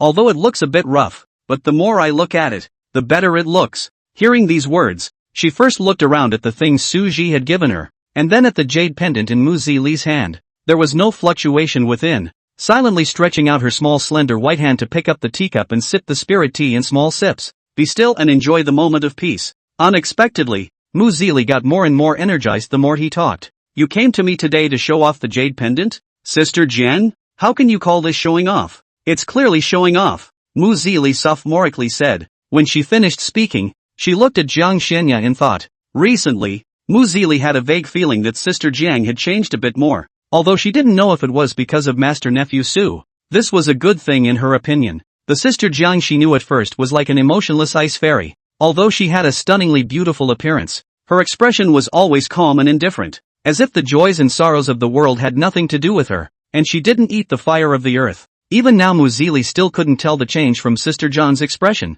but her sixth sense told her that Sister Kong had changed. During the thought, a light breeze brushed by. The wind chime swayed and rang with a melodious and pleasant sound. Mu Zili's gaze was instantly drawn to the delicate pink wind chimes hanging from the plum blossom tree. I couldn't help but open my mouth and say, Sister Jiang, you have so many wind chimes hanging from this tree, can you give me one or two? A few days earlier, she had learned from Jiang Shenya that the pendants were called wind chimes. At that time, she was envious for a while. Not only did this wind chime look good, but the sound it made was also pleasing to the ear. Without even having to ask, she knew that this was pounded out by Master Su's nephew and given to Sister Jiang. When she heard the wind chimes again today, she finally managed to resist the urge to ask Jiang Shenya to give her one or two. With the relationship between the two of them, Mu Zili felt that it was 9 out of 10. Even already fantasizing in my head about where I should hang my hat when I get back. Unexpected. No, Jiang Shenya answered quickly, speaking a little faster than she used to. Well,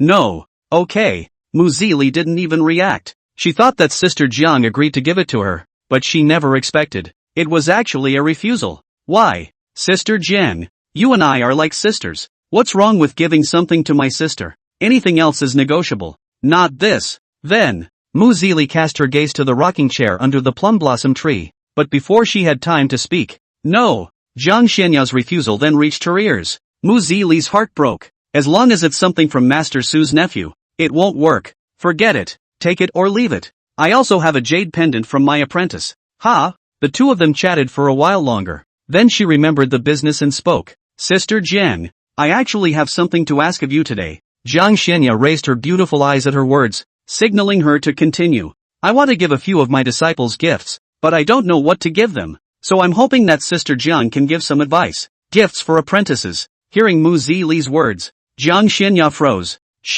Seems like she's never given Su Zhi a gift before. The feats, protective jade tags, and other things given before should, not counting gifts. So, shouldn't she? When Mu Zili saw Jiang Xian's frozen look, she thought that she was helping her think of a gift, and her heart was being moved to say something. But before she could say anything, she had Jiang Shenya in front of her. Swish! It disappeared in a flash. Seeing this, Mu Zili was silent for a long time and touched his somewhat stiff cheeks. The mind kept reassuring itself. Sister Kong. It should be. It's in. Helping her to find a way. Should. Probably. At the same time, in an icy place 100,000 miles away from the sword sect, a stunningly beautiful figure appeared out of thin air, her long hair fluttering in the wind, dressed in a white wide-sleeved fairy dress, like a goddess descending to the world. This person was naturally Jiang Xinya. The reason for coming here is, she had already decided what she was going to give Suji as a gift. On the other side, the Ice Crystal Beast King was very uneasy today, and it always had a feeling of great difficulty, but as a great demonic beast in the middle stage of the transition, it had long been unrivaled in this land of ice and snow. So why did it feel this way? The Ice Crystal Beast King was puzzled. The huge beast's pupils looked towards the ice jade that was frozen by the cold ice. This ice jade it has guarded for many years. There were often some unknowing cultivators who hit on this piece of ice jade. Among them, there was even an existence at the late stage of the transitional succession, but it was also repelled by it by virtue of its geographical advantage. As for those below the middle stage of the transition, it was unknown how many were buried by it. No one should be bold enough to come and touch it. With that thought, it dropped the beast's head and was about to close its eyes and sleep. Suddenly, noticing that someone Shio stepped into its territory, immediately, he roared angrily and growled, "Human, how dare you disturb this king's rest? This king will tear you alive." Jiang Xinya acted as if she hadn't heard, and the phoenix seal emerged behind her. Noticing the terrifying aura emanating from the phoenix seal, the Ice Crystal Beast King was instantly startled. Without a single moment's hesitation, he dropped to his knees on the spot on all fours, his huge beast's head buried deep in the snow. My lord, forgive me, my lord." Not. The little beast had no eyes and didn't know that it was your lord who had descended. "I hope your lord will forgive me." What does the lord want the little beast to give? The little beast has an old man and a young man. The Ice Crystal Beast King gabbled a whole lot, and his words were all pleas for forgiveness. With this flurry of maneuvers, even Jiang Xinya, who had seen a lot of things, couldn't help but stop the phoenix seal that was about to smash out. Seeing that it had no hostile intent, Jiang Xinya put away the phoenix seal and gently lifted her jade hand, collecting the ice jade before disappearing into thin air. This Ice Crystal Beast King was smart, but whenever it hesitated for just a second, it was expected to turn into an Ice Crystal Beast corpse. The Ice Crystal Beast King, who had luckily recovered his life, saw Jiang Xinya disappear and hurriedly fled the place, vowing not to set foot here in the future. Sure enough, those who could claim the title of king were not generalized. If they were any other beasts, the grass on their graves would probably already be several meters high. Returning to the sword sect again, Jiang Xinya realized that Mu Zili had already left and didn't care. She had already forgotten all about Mu Zili's request for her to think of a solution. Looking at the ice jade in her hand, Jiang Xinya frowned as she wanted to carve a jade pendant to give to Suji. But she'd never done anything like this before, and she wasn't sure if she could do it right on her first try. Walking into the bamboo house, Jiang Xinya took out some ordinary jades from her storage ring and prepared to practice with these first. 2 days later, the first thing Suji did when he returned to the sword sect was to go find his master. And then, he harvests a jade pendant. The edges of the jade pendant were carved with fine patterns, each line smooth and elegant, and the overall workmanship was exquisite, exuding a faintly chilling aura.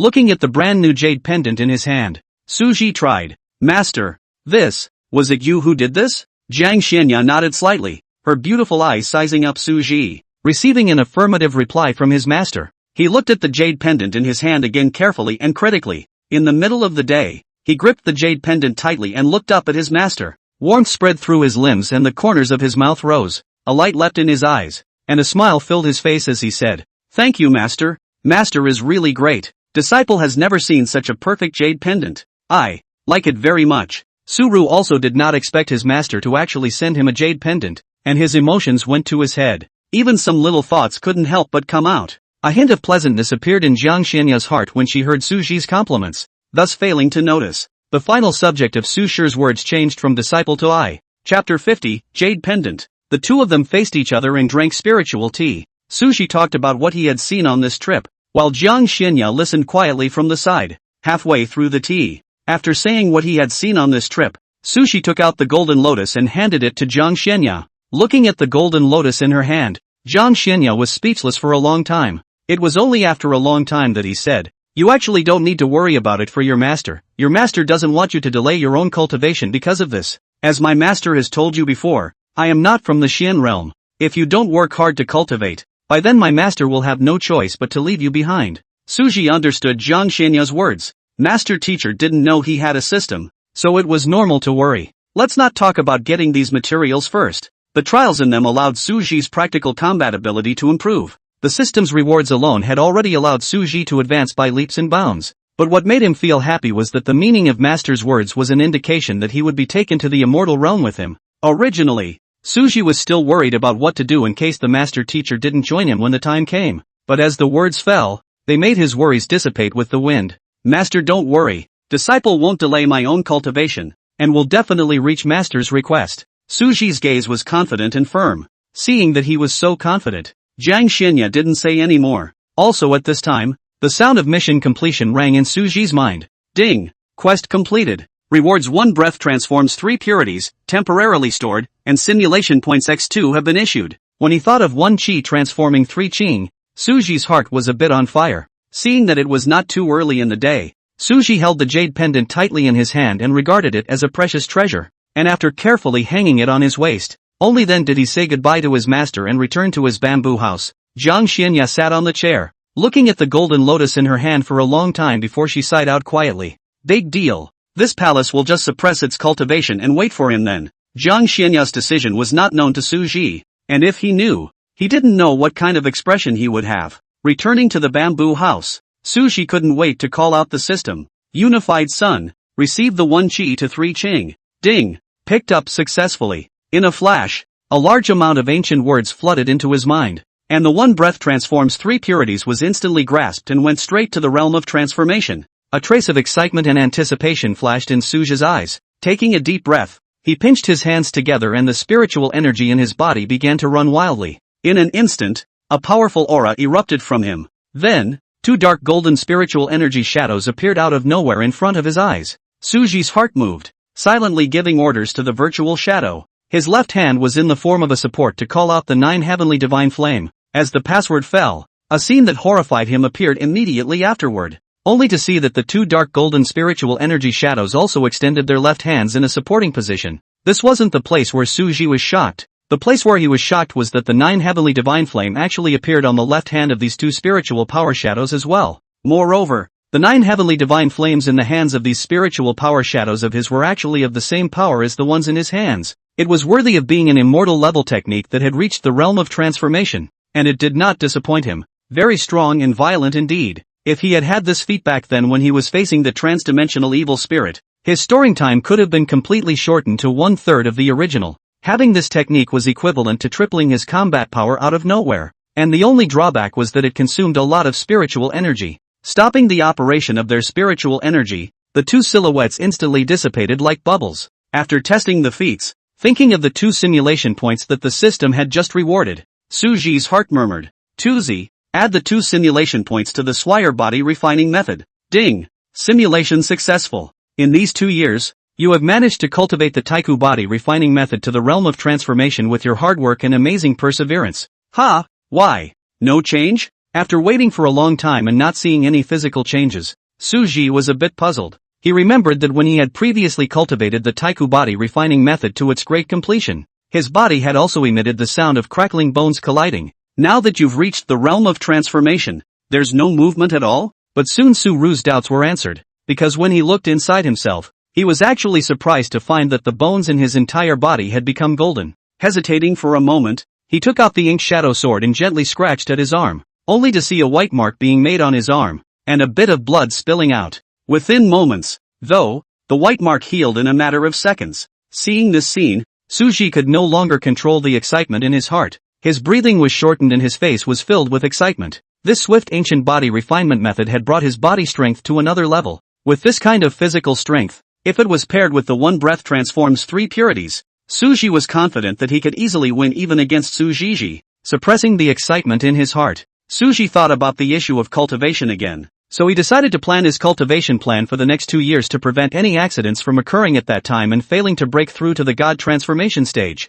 Just as Suji was planning his cultivation program. Extraterritorial. An eerie, dark place. This place seemed to be a black hole outside the domain, devouring the light emanating from the stars and exuding endless malice. Just above this dark place, several grotesque creatures with strange looks and twisted faces floated. The 2 grotesque creatures at the head of the group had an aura like an abyss, exuding a pressure that far exceeded that of the transitional succession stage. The immortal world. The time has not yet arrived. The king ordered us to To destroy all small worlds. A grotesque at the head opened his mouth. Gen. Realm. First station. Passage. Built. What? When? Another grotesque creature at the head of the group snapped. The few remaining grotesque creatures replied. About 20 years. Well, the words fell, and the voices, as emotionless as machinery, sank into silence. For them, 20 years passed in an instant. The air is silent, but the ground is a different story. The ground of this dark place was constantly emitting gusts of writhing sounds,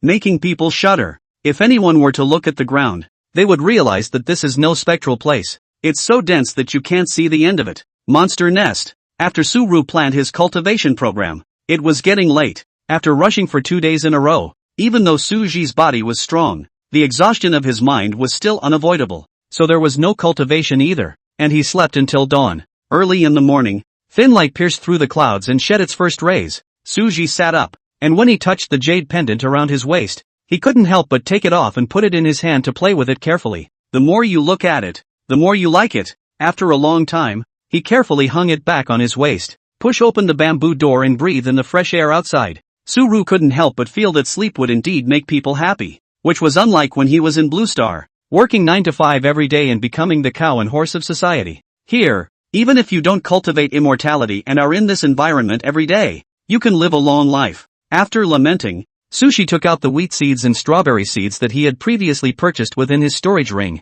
plant them in the field, run your spiritual energy and inject it into the soil. As the spiritual energy was injected, the soil gave off a faint glow and the seeds quickly sprouted. Using spiritual energy to ripen these mortal objects was actually a bit of a big deal, to be honest. But Sue resigned that she wanted to try her hand at strawberry cake today, so she was a little anxious to get her hands on ripe strawberries and wheat. As for the remaining materials, he had them within his storage ring, and these were the ones he had gotten when he hadn't cultivated before. At that time, he thought that it wouldn't go bad if he put it in the storage ring anyway, so Suji got a lot of them. Soon the strawberries and wheat grew well under the irrigation of spiritual power. I also don't know if Master Teacher likes cake. Murmuring a sentence, Suji walked into the stoveroom with the picked strawberries and wheat. Half a quarter of an hour later, looking at the freshly baked colorful strawberry cake, Suru couldn't help but sigh with emotion. Having spiritual power is different. Making cakes is so fast. Preventing the cake from getting dusty, Suji operated his spiritual power to cover the cake.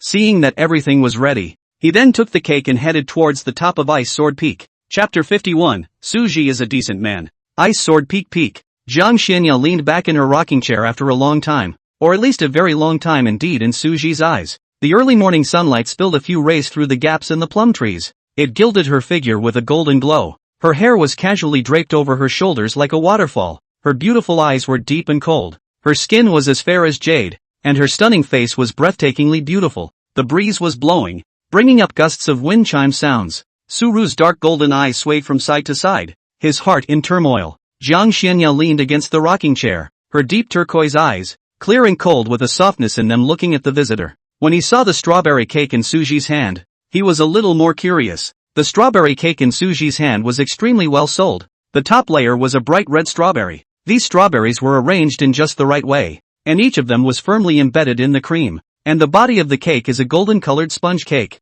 Just by looking at the exterior, you can feel the finesse and fluffiness. Apprentice, what is it? Hearing the question, Suji pointed at the strawberry cake and said, Master, this is a specialty from the side of Disciple's hometown, and Disciple would like to let Master try it out to see if it suits Master's appetite. What is it? Strawberry shortcake. Strawberries, she knows, but what is this cake? Seeing that Jiang Xianya didn't continue to ask, Suji thought it was because she didn't like the food, and her eyes dimmed slightly. Jiang Xianya was originally just wondering what the cake was, but when she looked up and saw Suji's slightly dull eyes, her mind instantly paused for some reason. Pursing her lips, she didn't say anything, just stood up, walked over to the tea table, and sat down in a chair. Suji was about to put the strawberry cake into his storage ring when he heard his master's cool and melodious voice. Come over here and try. At those words, the bitter emotions in Suji's heart were instantly swept away. It was like a willow, and even the corners of his mouth couldn't help but turn up. There was no half-hearted hesitation.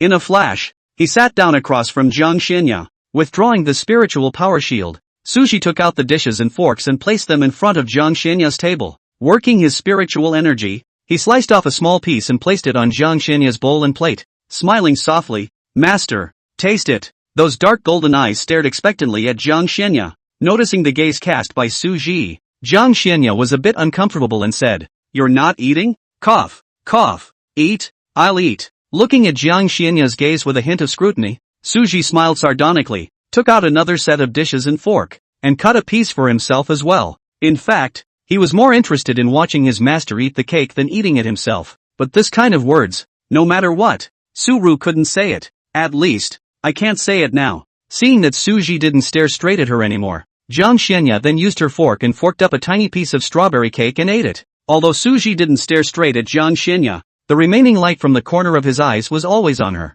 glancing at the hint of pleasure that showed in her brow. That's what put it down. It seems that master does like strawberries, Su-ru secretly thought. Suddenly, Su Ji recalled the expression on his master's face when he ate the bitter melon-flavored fudge earlier. Can't help but think that if bitter melon cake, shaking his head vigorously to dispel the strange thought, he didn't want to die young. Master, is this cake good? Well, not bad. Jiang Xianya nodded slightly. This strawberry cake gave off a light strawberry aroma and the sweet scent of cream, which she loved. Receiving his master's affirmation, Su Ji was flushed with an inexplicable sense of pride. Even the fairy master, who had such a strong cultivation and was so cool, said that he made delicious cakes. Ha! From now on, please call him Su Cake King Resign. Thinking about his master's cultivation and identity, Su Ji couldn't help but ask curiously, "Master, your cultivation is so strong in the immortal realm. For what reason did you come to the Xian realm?" Although he knew that his master teacher had come to the Xian realm because of the soul-breaking vault curse,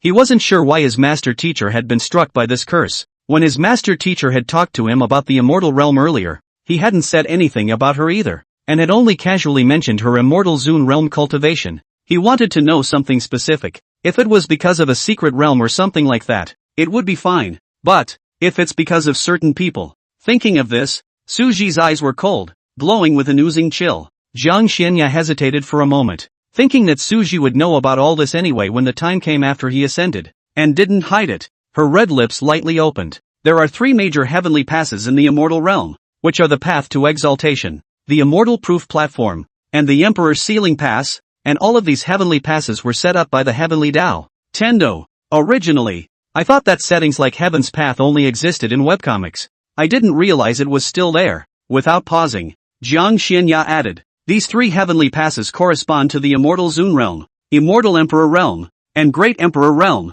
and the only way to break through the heavenly passes is to reach the corresponding realm. Master, are there any benefits to breaking through this heavenly pass? Su Ji couldn't help but ask. The immortal dignity realm is also divided into ordinary immortal dignity and perfect immortal dignity, and an ordinary immortal dignity can't defeat a perfect immortal dignity in the early stages even at the later stages. Jiang Xianya explained. Hiss, that big of a difference? Then, according to what Master said, could it be that the white-haired man from before was a late-stage realm perfect great emperor? The more Su Ji thought about it, the more he thought it was possible. After the science, Jiang Xianya directly took Su Ji's question from the beginning and spoke it out. My master was cursed back then because he was surrounded by some people for breaking into the path of becoming an emperor with 2 quasi-imperial artifacts. Hearing what his master said, Su Ji's hand under his sleeve robe clenched tightly, not even noticing the nails embedded in his flesh. He bowed his head slightly, and a hint of scarlet color appeared in his dark golden eyes. Before she could calm her mind, Jiang Xianya then added,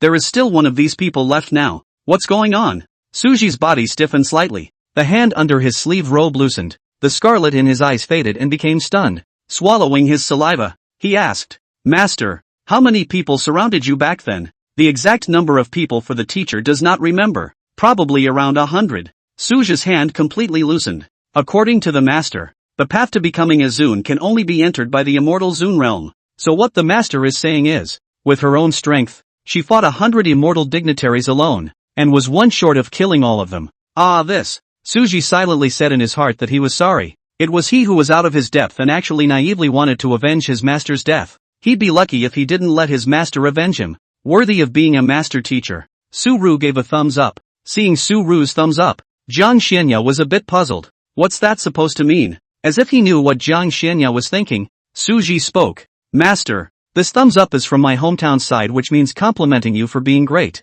Jiang Xianya nodded her head to show that she was clear and didn't pursue the matter. After all, Su-ru did often come up with strange things, and now he wasn't far behind with strange gestures. The two of them chatted for a long time more until the strawberry cake Su Ji brought over was finished. and only then did he take his leave. And before you leave, collect those dishes and forks. When he came to the cookhouse, he gazed for a long time at the forks and dishes that his master had used. Little people popped up on either side of their heads. White Su rhetoric, the whole thing. Black Su rhetoric, the whole thing. The whole head. Su-ru slapped the two villains apart. He's a decent man. He would never do something like this shrimp head. He now seriously suspected that both villains were his evil thoughts, not his positive and negative sides. After cleaning the dishes and forks with water, Suji returned to the bamboo house to cultivate. Chapter 52 Forging the Heart Path. The next day, Suji left Ice Sword Peak early in the morning, because he wanted to try out the sword sect's so-called Forging Heart Path today. This Forging Heart Path was one of the three major trials of the sword sect, excluding the Questioning Sword Tower and the 10,000 Demons Mysterious Realm.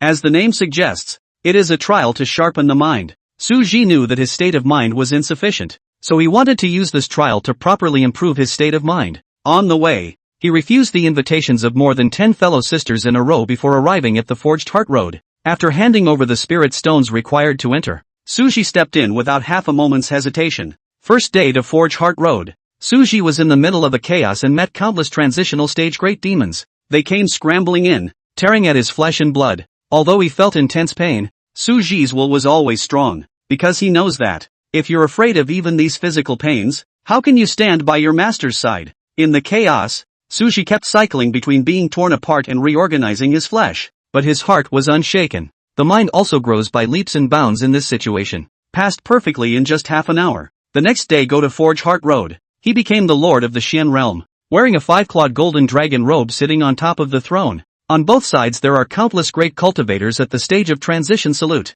Suji's gaze was like a torch. His eyes were deep and firm. Even though in the center below the throne, there were countless beautiful fairies singing and dancing, even if they are slender and dance lightly and beautifully. However, Suji was unmoved. As time faded, the space around them cracked like a spider web. Returning to his senses again, Suji was already standing outside the Forged Heart Road. The third day came to Rod Heart Road. After Suji realized the scene he was in, for the first time, a horrified look appeared from his face. He's now inside Ice Sword Peak's own bamboo house. But that wasn't what shocked him so much. The reason why this is so is because, at that moment, a woman was lying beside him. And this woman was more than familiar to him. The woman's silky satin-like hair lay flat on the couch, exuding an air of languor and nobility. Absolute peerless immortal face, transcendent, not only beautiful in appearance, its temperament is even more so that people cannot take their eyes off. Icy, white as snow, her skin was lightly glowing, emitting a faint scent of cold flowers. Moreover, she was wearing a glazed ice veil dress at this time. That's right, this woman is none other than his mentor, Kang Xianaya. The scent of cold flowers poured into his nose, and Suji stared at Jiang Xianya's radiant red lips. The knot in his throat moved and his body stiffened. She was breathing evenly. Her beautiful eyes were closed. Her eyebrows were stretched. But she was still absolutely beautiful and cold. To do what? Ah shucks. It's what to do. Blah blah blah. Suji's mind was thinking about leaving quickly, but somehow it turned into what to do and how to do it. He tried hard to tear his eyes away from his master, but the eyes seemed to have a mind of their own and didn't move away at all, as if sensing Suji's gaze. Jiang Xianya's slender eyelashes fluttered and slowly opened those deep turquoise eyes. The moment she opened her mouth, she almost made Suji roll off the couch. Baby, what's wrong with you? Looking at Suji's dazed appearance, Jiang Xianya inquired, her voice gentle and melodious like heavenly music. What's going on? Where had her high-flying master gone? The persona isn't right. And this baby, it doesn't look like a word from the Xian world. Master. Suji's head was so confused that it was difficult to even organize his vocabulary. He wanted to reply, but no words could come out of his mouth. Why do you call me master? Hearing Suji's address, Jiang Xianya's beautiful eyes darkened with thinly veiled anger. Ah, that. Then I. Shout what? Seeing the anger in his master's beautiful eyes, Suji forced himself to endure the palpitations within his heart and finished his words with difficulty. Spare a thought and stumble as if stuttering. God knows how excited he was to hear his master call him baby. If he didn't have enough stamina, he'd probably be clanging and spraying nosebleeds by now. He, Su-ru, had always been a strong-willed person. But, she called me baby. You called me baby last night. Ah, this, that, pa, bay, Suji shouted tentatively. Well, it's on. Jiang Xianya's beautiful eyes curved, a smile rippled at the corners of her lips, and her voice. There's a hint of sweetness. Seeing this lovely smile on master's face, Su-ru's gaze froze. He felt like there was a cat inside him right now. Scratching and scratching and scratching all the time. Hard to believe. Such a master teacher. Such a master. Super cute, okay. Love it. He really liked this kind of master teacher. No. It should be said that as long as it was a master teacher, he liked it. Suji hurriedly corrected himself. Was about to say something. Suddenly it felt a rush of heat inside his nose. Baby, why do you have a nosebleed? Seeing Suji's nosebleed, Jiang Xianya anxiously took out her handkerchief and wiped it for him. Ah, ha ha. Maybe it's too hot. It's okay. Teacher. Baby. As if remembering something, Suji immediately changed his words. Does it hurt? Jiang Xianya's eyes were full of pain. When has Suji ever seen this kind of scene? He was busy saying, no, won't. It doesn't hurt at all. In his heart, he couldn't help but despise himself for having a nosebleed at the mere sight of his master's smiling face. How lame. But, returning our main topic, who made Master Shifu so cute?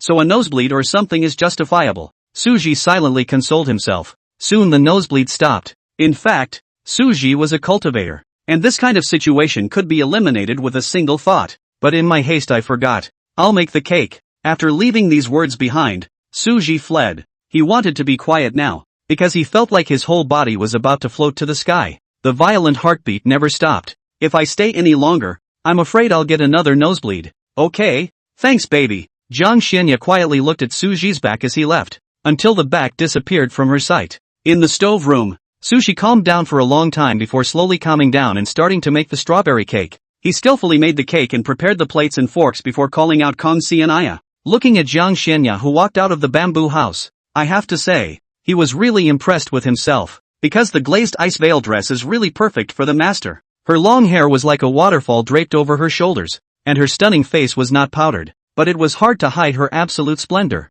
coupled with her cool temperament, paired with this beautiful glazed ice veil dress, simply super invincible cosmic thunderbolt whirlwind absolute beauty. Suji couldn't help but praise it. The fairy dress skirt was light and fluttered gently with her steps. She sat across from Suji and didn't say anything. She just picked up her fork and forked up a small piece of cake and stretched it forward. Looking at the cake handed to his mouth, Suji's heart, which had hardly calmed down, began to beat violently again. After forcing himself to calm down, he shook his head with a complicated face and said, Baby, you eat. I'm not hungry yet. Even if he were to call out to his master, Baby, he was somewhat unable to pass that mental hurdle. Seeing the master's feeding at the moment was heartwarming though, but he didn't want to blaspheme his master like that again. He hadn't made his feelings clear to him yet. Even if it was all a lie, even if all this was unknown to his master, he had his own principles. What's the point of sneaking around? He, Suji, is a manly man, and if he really wants to do so, it will be honorable. Jiang Xianya sniffed and withdrew the fork in her hand,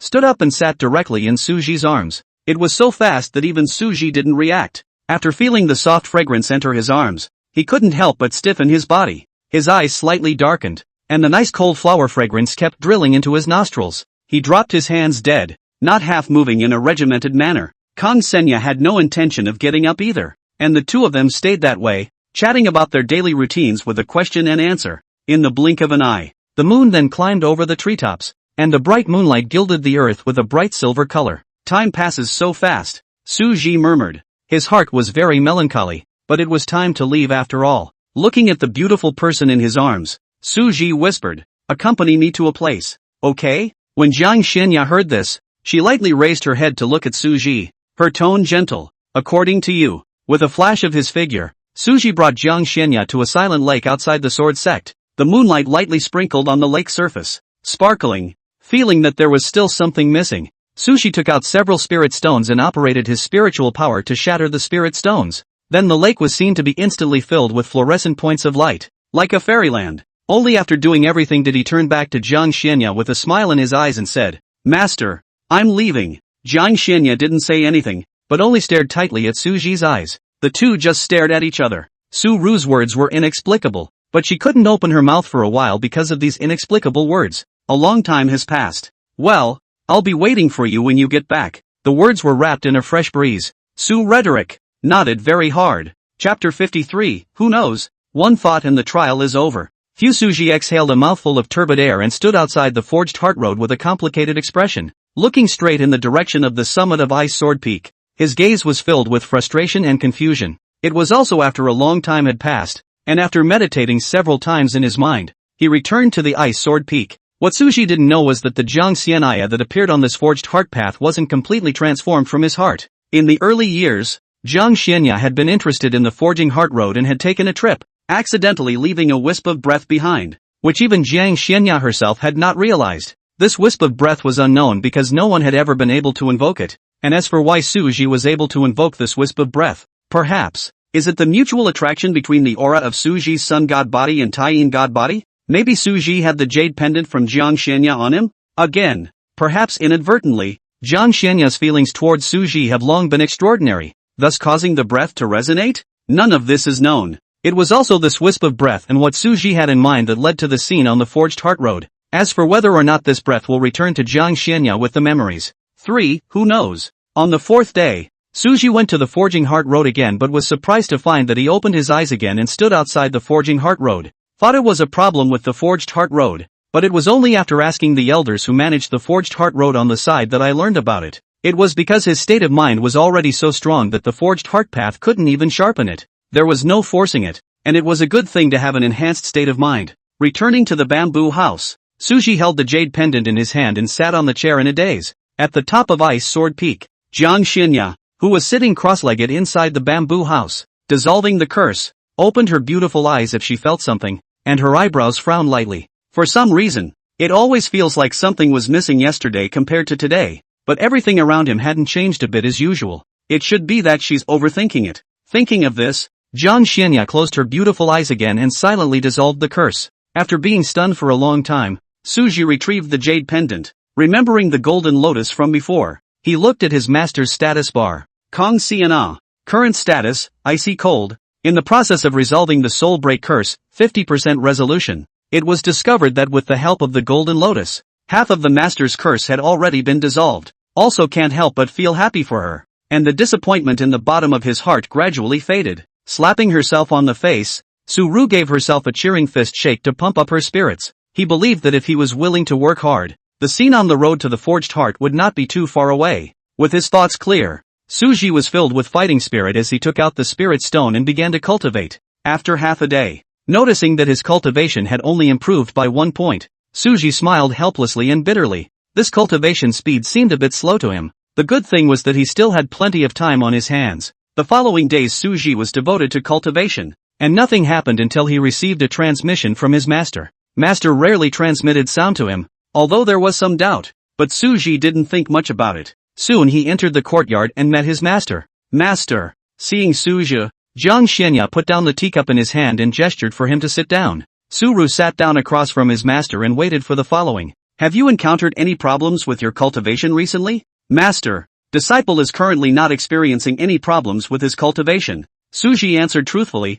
The surface was unmoving, but inwardly, he was muttering straight away. The master wouldn't have gotten up the idea of teaching him, would he? It was no wonder that Suji was like this. After all, he still remembered clearly the first teaching of his master. At that time, after his master had cut out a shocking sword in the savage forest, he had actually let him, a little hot chick who had just realized the sword intent, to understand the sword way. The incident had cast a bit of a shadow over him. It mustn't be what I think it is. It mustn't be. Suji kept praying inwardly. Master is not a qualified teacher. In fact, there are only a handful of times that I have actually taught you. Suji's heart cackled and his eyelids continued to flutter. Dizzily, he said, where are your words? Master, disciple has never thought of it that way. He really didn't think that way. The master teacher taught standards that were different though, but he had never felt that his master was unqualified, and in his mind he would always get full marks. He had also learned about her first time as a master teacher from talking to Jiang Xianya earlier. It's normal to be a little rusty the first time. Master has reflected on this, so next master will begin to supervise your cultivation. Snowflakes drifting. The north wind is blowing. Suji's mind inexplicably resounded with a song he had heard before in Blue Star, very much taking advantage of the scene. Master. Disciple feels that master's teaching style is very good and doesn't need to be changed. Suji fought undauntedly. Jiang Xianya didn't say anything, but only looked at Suji quietly with those radiant and moving deep turquoise-colored beautiful eyes. What could he do under the gaze of those beautiful eyes? It could only be agreeable. Disciple. Thank you, master. Hearing Suji's promise, Jiang Xianya then retracted her gaze in satisfaction and added, choose a day and I'll teach you to cultivate today. Ah, master, give disciple a little buffer time. Will you? Suji was shocked. Jiang Xianya was still silent, her beautiful eyes continuing to look straight at Su Ji. This again? Okay. Surrender. Surrender is not good enough. Then I'll trouble master teacher. He stiffly responded. Jiang Xianya nodded and led Su Ji to a forest outside the sword sect. The Taiku body refinement method that master taught you before was cultivated to that level? Master. The Swire body refinement method. Disciple has already cultivated to the realm of transformation. Su Ji replied with some apprehension. I also wonder if this speed will scare the master. After all, this Taiku body refinement technique was a divine level technique. The ordinary people should not say that they can cultivate to the realm of transformation in such a short period of time like Su Ji. Even if they can cultivate to the realm of Dengtang, they can already be called a heavenly pride. Jiang Xianya was indeed a bit surprised. She remembered that Su Ji had only cultivated this technique for a short while. In that case, it seemed that this disciple of hers had similar cultivation qualifications as her. Very good. Then master will teach you another technique today. Originally, she still wanted to teach Su Ji to cultivate the Taiku body refining technique, but since she had already cultivated to the realm of transformation, after thinking about it, she decided to teach Su Ji a new technique. Seeing that his master was excited, Su Ji didn't refuse and nodded in agreement. Chapter 54, The Return of the 10,000 Swords. Apprentice, what types of techniques are you currently lacking? Missing feats? After pondering for a moment, Su Ru spoke. Master, disciple currently lacks feats that are powerful against single kills. If he really wanted to mention attacking techniques, excluding the heavenly dignity palm, he was left with the swift ancient body refinement technique and one breath transforms 3 purities. Small sword technique and sword chi body protection. These 2 Xian level techniques Su Ji really couldn't look at them. As for the 9 heavenly divine flame and sword intent, those were not considered feats at all. Moreover, the Swire body refining technique tended to refine the body, while the one breath transforms 3 purities and the heaven's sovereign palm tended to attack in groups. Nowadays, if one could have an extreme pair of single feats, it would be able to make up for some of the disadvantages in certain situations. Jiang Xianya nodded slightly, and after a little thought, she took out a gongfu that emitted an ancient aura and handed it to Su Ji. Su Ji received the books handed over by his master, and his eyes fell onto the feats. Only the 4 big words 10,000 swords returned to the sect were printed in the bottom of his eyes. 10,000 swords, immortal level technique, catalyzed by sword intent, supplemented by spiritual power 10,000 swords, has the effect of locking up the enemy. Immortal level techniques? And the enemy lock feature? Su Ji's heartbeat accelerated, his eyes filled with excitement, and in his heart, there was some impatience to learn this technique. I also don't know how strong it would be to cultivate to the realm of transformation with simulation points by then. Before Su Ji thought about it in detail, the scene in front of him flashed up like a slideshow. When he stood still, he had arrived at the savage forest. Seeing the scene in front of him, Su Ji felt a sense of familiarity until he saw the huge sword mark.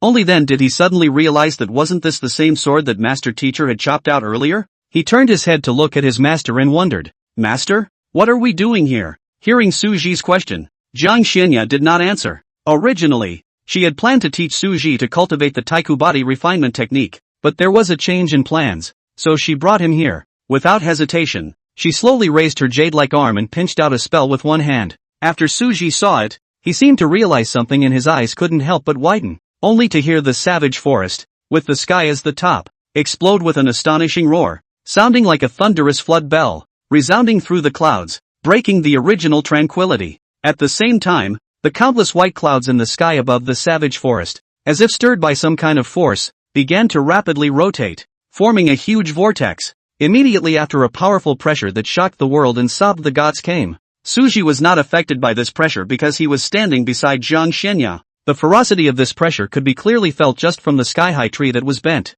As the pressure fell, the ground continued to crumble, and chunks of boulders and dirt were lifted off, creating a pit. A frosty blue giant sword that was incomparably huge, beautifully carved at the hilt, and inscribed with mysterious runes on its body, poked its head out in the center of the vortex over the savage forest. The frosty blue giant sword was nearly 100 feet long and was so long that it could not be seen from the top. The cold sword intent filled the air and there were countless clouds, smashing down from the sky. Rumble! A huge sound rang out, and a scene of mountains crumbling and cracking as if the end was near presented itself. Terrifying waves of air from the explosion came, but as soon as they got close to Su Ji, they were smoothed out by the spiritual energy around Jiang Xianya. Su Ji was so shocked by this scene that he forgot to breathe and froze for a long time before reacting. Apprentice son, how powerful is this move of my master? Jiang Xianya's tone was flat, as if she had just picked a small blade of grass by the side of the road in passing. When the smoke and dust cleared, the original lush forest had become bare for 100 miles around. A deep black hole was formed where the tip of the sword was hanging down,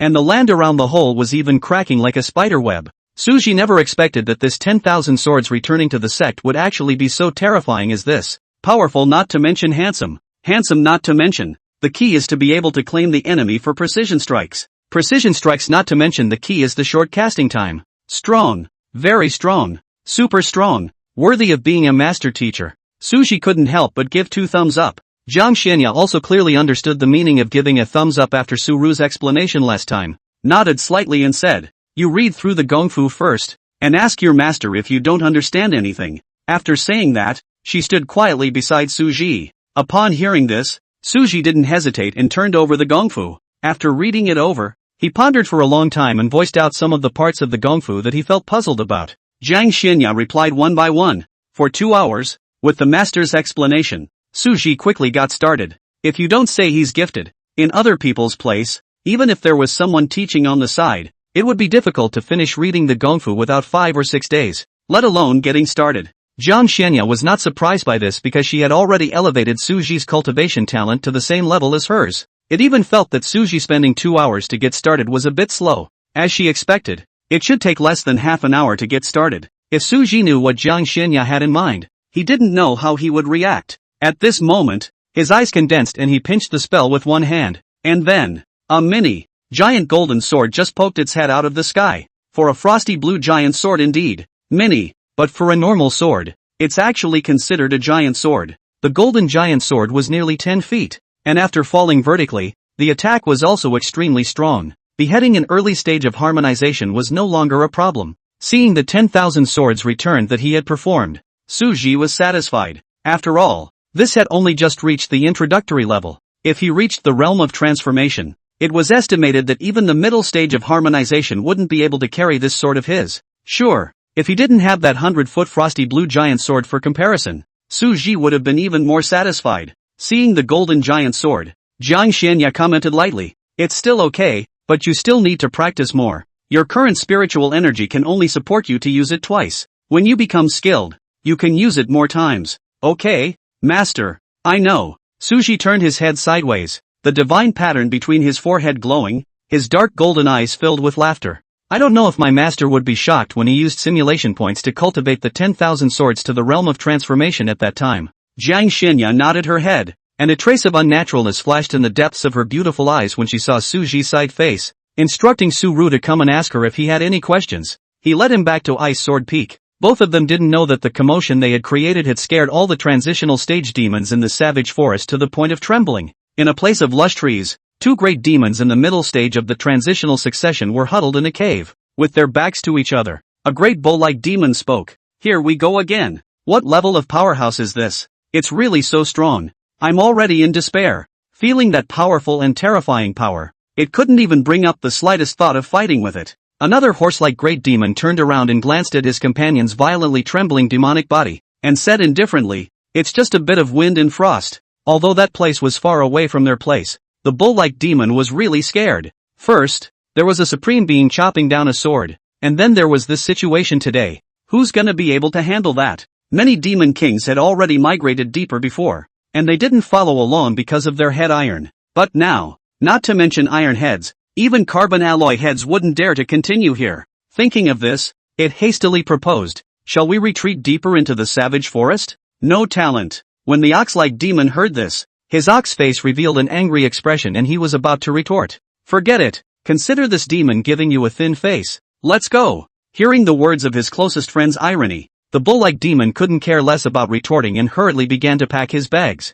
While cleaning up, I can't help but think in my mind, my old ox didn't look at the wrong demon. The old horse is really a horse. The camera pans out to show that the horse-like demon's package has actually been packed a good portion of the way back. The 2 demons ran that fast, as if there was a flooding beast behind them, but in the eyes of other cultivators, they were the ones who were flooding. In addition to the numerous demonic beasts in the savage forest, after sensing the terrifying aura, various hidden late-stage ferrying old antiquities in the Xian realm also ordered and warned their disciples not to stir up trouble. It was precisely this that actually made the Xian realm instantly less prone to countless fights. Chapter 55, Master needs to be cared for too. Far away on a small island to the east of the Buddha sect, Chen Lu grabbed the beard of an old Taoist priest who was covered in rags. Viciously threatened. Old Taoist, quickly teach me all your techniques. 2 years from now, I will participate in the Immortal Meteor Secret Realm and vow to defeat a certain person surnamed Su. The previous defeat had left Chen Lu with a bad taste in his mouth. If Su resigned with a stronger cultivation than him, it would be fine for him to lose, and he would just win it back in the future. But Su Ru was not even at the God transformation stage. How could this make him a person who ranked in the heavens remarks ranking at the middle of the God transformation stage? Feel embarrassed? No. As soon as he came back, he sought out the old Taoist priest to get his lessons. Egu, you little brat, inverted the Big Dipper and actually dared to pull the old Taoist's beard. The old Taoist blushed and angrily scolded Chen Lu. Seeing that the old Taoist priest seemed to want to get real, Chen Lu's neck shrank and he hurriedly let go of his hand. Then, with the look of a dead pig, he said, "Anyway, you must sharpen little master properly. Otherwise little master will go out and lose even your face." That all gave the old Taoist a laugh. He explored his hand like lightning, knocked Chen Lu's head, and said in a bad humor, "You little brat, eating me for life, aren't you?" Before the words left his mouth, he threw a secret book into Chen Lu's arms. "Get lost, little brat, don't fix yourself up in a hurry," the old Taoist monk scolded while reminding, a hint of relief hidden in the depths of his eyes. "Still counting on you, old Taoist, to have a bit of conscience. Don't worry, don't even look at whose disciple little master is." Chen Lu's heart warmed as he waved his hand, then patted his ass and left, leaving the old Taoist priest standing in place and cursing angrily. Inside an inn in a certain cultivator city, Su Zhizhi was sitting by the window. The tea on the table had gone cold, but she hadn't moved half of it. It was no wonder she was like this. After all, she had just learned that the enemy had already broken through to the Lake Mahayana stage yesterday. She, getting farther and farther away from revenge, wizened. It was only when she heard Aunt Yun's worried voice in her head that Su Zhizhi came back to her senses. "Aunt Yun, I'm fine. The Immortal Meteor Secret Realm will open in 2 years, and it's possible that I'll make a sudden advancement in the secret realm at that time. I still need to cultivate harder. I'll avenge this one day." Su Zhizhi cheered himself up. The vengeance of extermination was not shared. Even if it was a late-stage Mahayana, she had no reason to be afraid. Thinking of this, her eyes became determined, just as when she had faced the transmigration evil spirit head-on. "Then you'll be very tired." Yun Luo sighed quietly, a little unenthusiastically. "Aunt Yun, I'm not afraid of being tired." "Good. Then Aunt Yun will help you." Aha! She didn't say thank you to Yun Luo. It would only seem distant if she did. Aside from the two of them, Chen Lu and Su Zhizhi, the rest of the few people were not idle either. Empty enters the Buddhist sect's incense fringe to seek opportunities. Ruthless of the Divine Palace, after coming out of the ice prison for failing in his mission, also stepped into one of the dangerous places of the Divine Palace. Su Tao, on the other hand, was constantly taking on quests in the city of immortal cultivation to earn spirit stones, and receiving a wide range of magic treasures and techniques. Yi Tianmeng was also in a cavernous paradise, continuously refining his cultivation. Several people seemed to be stimulated by Su Zhi, constantly becoming stronger in their respective directions. As for the others in the Heavens Pride ranking, they didn't know that they would soon be unable to keep their positions. After Su Zhi returned to Ice Sword Peak from the savage forest, the first thing he did was to take out the spirit stones and start cultivating. According to the plan, he was about to hunt evil cultivators, so he could absorb 1 more ounce of aura now. The reason why he had this idea, Su Zhi was also preparing for the immortal false secret realm, because he was a little worried. In case there weren't enough resources in his storage ring at that time, then he couldn't go and rob the prides on the Heavens Pride ranking as a result. Could he? Upholding the principle that people don't offend me and I don't offend them, Su Zhi categorically couldn't do such a thing. Except, of course, for this principle of evil practitioners. Oh, these evil cultivators were doing nothing wrong, and he hunted evil cultivators just to contribute to the Xian realm. Thinking that there was still some time before he could leave, Su Zhi decided to send a gift to his master tomorrow. On the other side, Jiang Xianya noticed a few strands of green silk scattered over her ears and frowned slightly. With a flash of the storage ring, a delicate hairpin made of sandalwood, emitting a gust of sandalwood fragrance, with several plum blossoms carved on the body of the hairpin appeared in his hand. This hairpin, it's from Su Zhi. You can think of the significance of the hairpin. After hesitating for a moment, Jiang Xianya still took the hairpin back into her storage ring. Inside the storage ring, in the center, a hairpin floated silently, and next to it was a beautiful immortal dress. The next day, before dawn, Su Zhi left the sword sect and went to the nearby Fengxian city to buy some cotton seeds. After thinking about it, Many more strawberry seeds and wheat seeds and spiritual tea seeds were acquired. Returning to Ice Sword Peak, he didn't cultivate, but took out the cotton seeds and spirit tea seeds and planted them. Then he came to the stove room and used the remaining ingredients in the storage ring to make 4 strawberry cakes and 1 grape cake. Then wrapped these cakes in spiritual energy and packed them into the storage ring.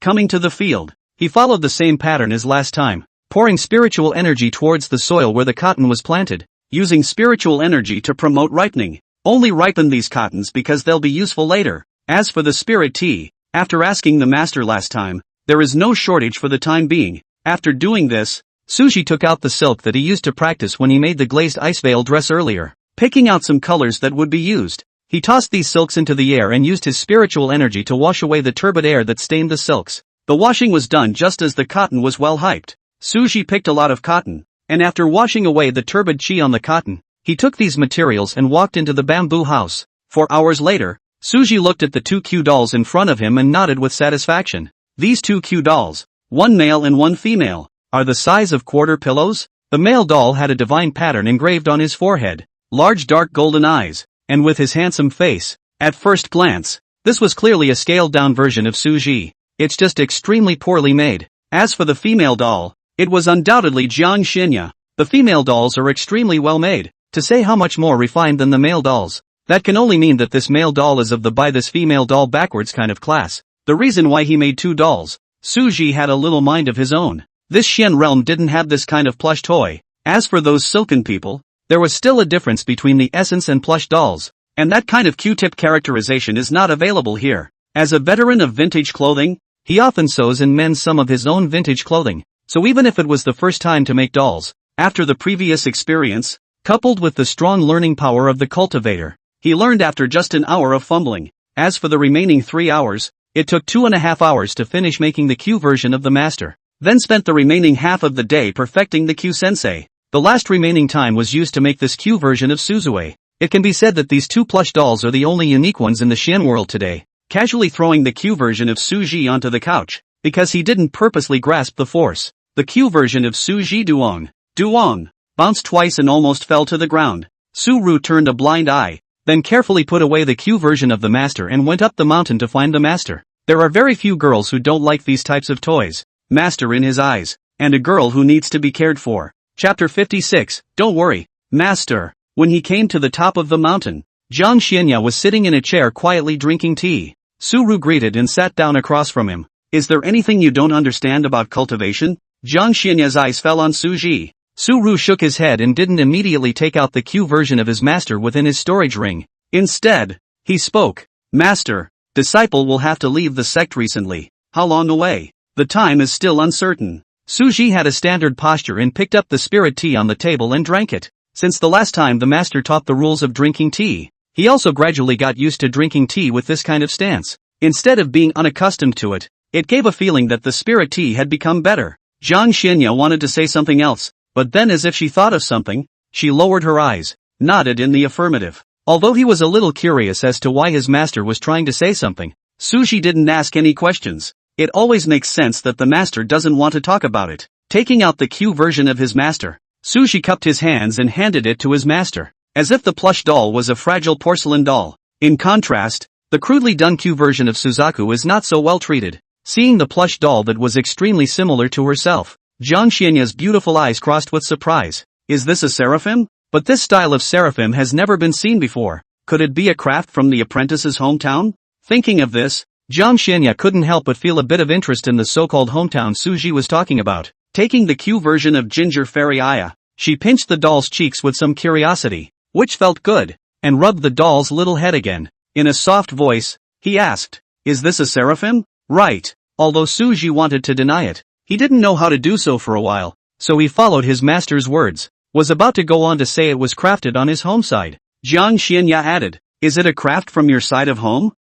Right. Okay. Master Ji had now learned to make up his own mind without him having to explain. After being helpless, he stared at the stunningly beautiful face and softly inquired, Master, do you still like it? Aha. Jiang Xianya didn't squirm, but admitted it graciously. This seraphim, she does love. Maybe it's because the seraphim looks like her? Or maybe it's because it's the first seraphim she's ever received? It could also be. Jiang Xianya didn't think any deeper. That's good. Su-ru smiled faintly. Even if there was 99% certainty that master teacher would like it, then this remaining 1% that he didn't like, he wouldn't ignore it and would do his best to avoid it. The two of them drank tea for a while longer, and Suji handed the storage ring with the cake to his master before getting up to leave. On his way out, Jiang Xianya called him back. Suji was a bit puzzled, not understanding why his master called him, but the next words filled his whole heart. Be careful in everything outside, and when you meet something you can't handle, remember to activate the jade pendant that master gave you.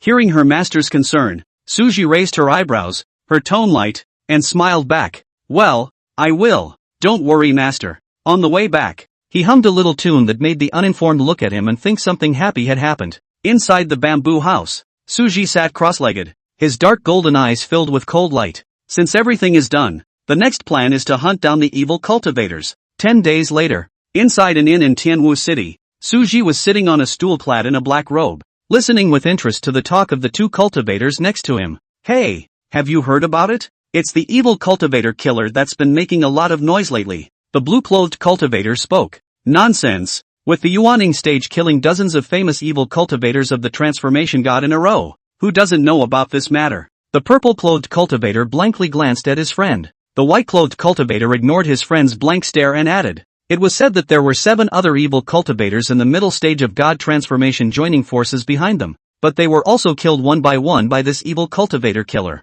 I know about this too. It's really drunk, and I don't know who this evil killer really is. Battling a transformation god with the power of a Yuaning. If it wasn't for the fact that he hasn't reached the transformation god stage yet, I'd think that he's some kind of heavenly pride from the heavens pride ranking. The purple-clothed cultivator couldn't help but sigh. Even if it's not now, it's estimated that breaking through to the god transformation stage and ascending the heavens remarkable ranking will be the nail in the coffin. But actually, I always have a feeling that this evil cultivator killer is simply me. The white-clothed cultivator took a sip of wine without eating the food or pairing it with peanuts. The purple-clothed cultivator sniffed and didn't say anything, just ate his food silently. Unbeknownst to the two, the evil cultivator killer they were talking about was sitting at the table next to theirs. It was also true that he had encountered a siege of 7 mid-transformation god stages, but these people could not do him a bit of harm even if they joined forces. Just the transformation realm's swift ancient body refinement technique alone was enough for those people to drink a pot of water, not to mention pairing it with the sun god body.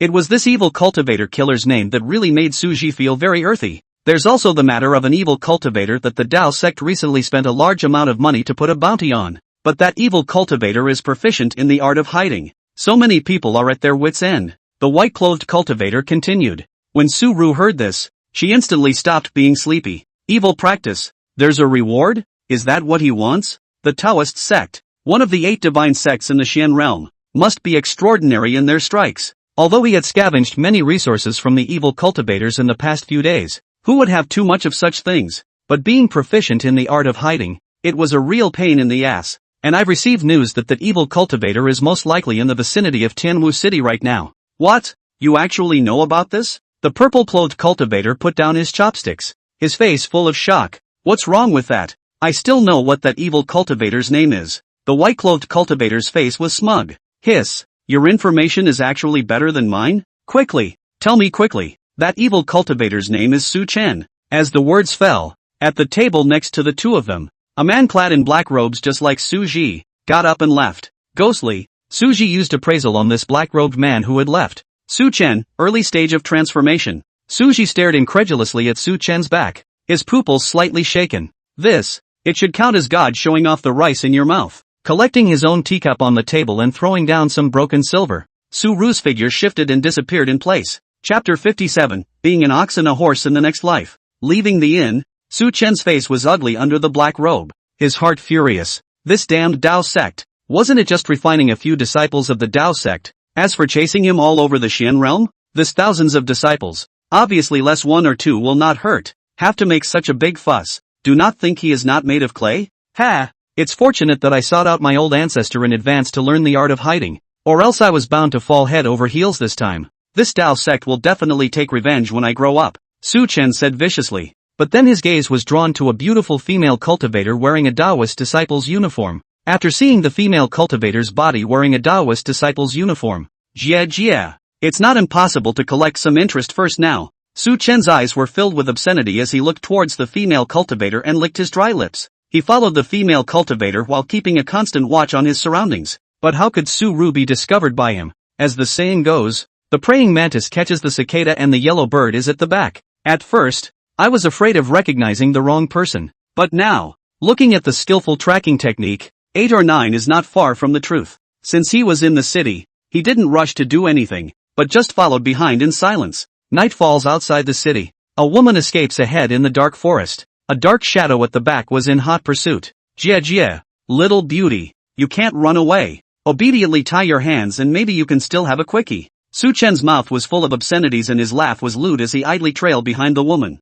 Suji followed behind the two and was almost amused when he heard this cannon fodder speak, thus causing his whereabouts to be exposed. The smell of cannon fodder is too strong. Ignoring the two people in front of him, thinking of what he would do later, Suji put on the Mi Taoist mask and changed his voice and figure so that his body gave off a rotten aura before calling it quits. With this flurry of maneuvering, no one could have guessed that underneath the black robe would be a handsome and extraordinary man. Suji can't dare to underestimate the killing power of the hero to save the beauty. He only likes his master. Being pestered by other women, this kind of thing can be avoided or try to avoid good. Although it can't be avoided or will be firmly rejected is. This female cultivator was also unlucky. Obviously there were Taoist disciples in all other directions, but she picked a direction where no one was. Suji didn't make a move at the first moment Su Chen left the city either because he was somewhat afraid of these surrounding Dao cultivators. He coveted this Su Chen's divine soul, and it was better for the 10,000 soul streamer not to reveal itself in front of these people. The master has also spoken of the preciousness and risks of the 10,000 soul streamer.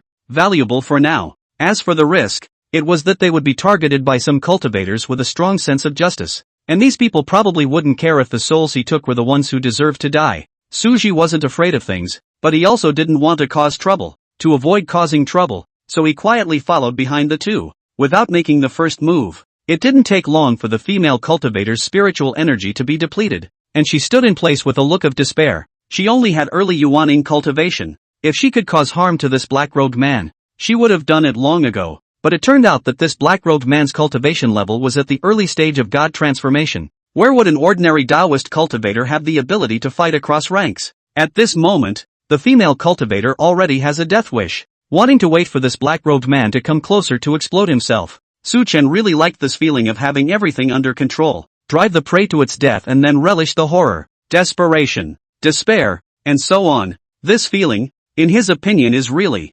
awesome. Seeing this frightened appearance of the female cultivator, her body trembled slightly with excitement. Although the female cultivator was unable to do anything about Su Chen, but Su Ji in the back wouldn't spoil this kind of epileptic. After getting enough distance away from those Dao disciples, a powerful heaven's sovereign palm slapped down hard on his head. Before Su Chen could react, the disposable amulet bestowed by the old ancestor was activated. Boom! As the smoke drifted away, Su Chen grimaced in disbelief. So much for the precious amulet. Have lost. Female child, quickly go. Seeing that a slap didn't kill this Su Chen, and worrying that there was a change in the back to be affected by the female cultivator's play, Suji opened his mouth and shouted towards the female cultivator. The voice was old and rotten. Seeing that she was saved, the female cultivator of the Dao sect was originally still colorful, but when she heard Suji's old voice and saw his hunched figure, her eyes suddenly cleared, feeling that some spiritual energy had been restored in her body. After casting a grateful gaze at Suji,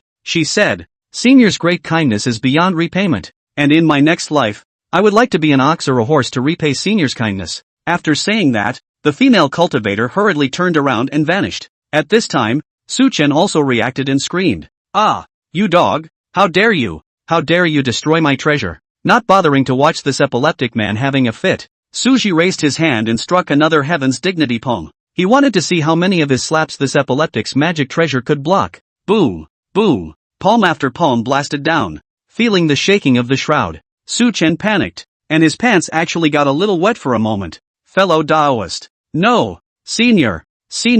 Spare me! Spare my life! My ancestor is a late Mahayana cultivator. As long as Senior spares Su Chen will definitely be grateful. After saying this, he fell to his knees with a thud, shaking like a sieve. Suji was as if he hadn't heard. Seeing that the Heavenly Father's palm was useless, he exclaimed that this turtle shell was really hard, and then he pinched a spell with one hand. And then, only to see the golden giant sword crashing down from the sky, easily shattering the barrier and penetrating Su Chen. A huge explosion came out. Seeing that the commotion was too great, Su Ji who had consumed a great deal of spiritual energy, hurriedly put Su Chen's divine soul into the 10,000 soul streamer. Then he took out an unused storage ring and placed Su Chen's corpse inside it, and quite disgusted with some cloth, 3 circles inside and 3 circles outside the storage ring wrapped up into the cuffs, before driving a recluse to leave. In a dark secret room, the red-robed old man sat cross-legged in it. There was no fluctuation of breath on him, as if he was an ordinary person.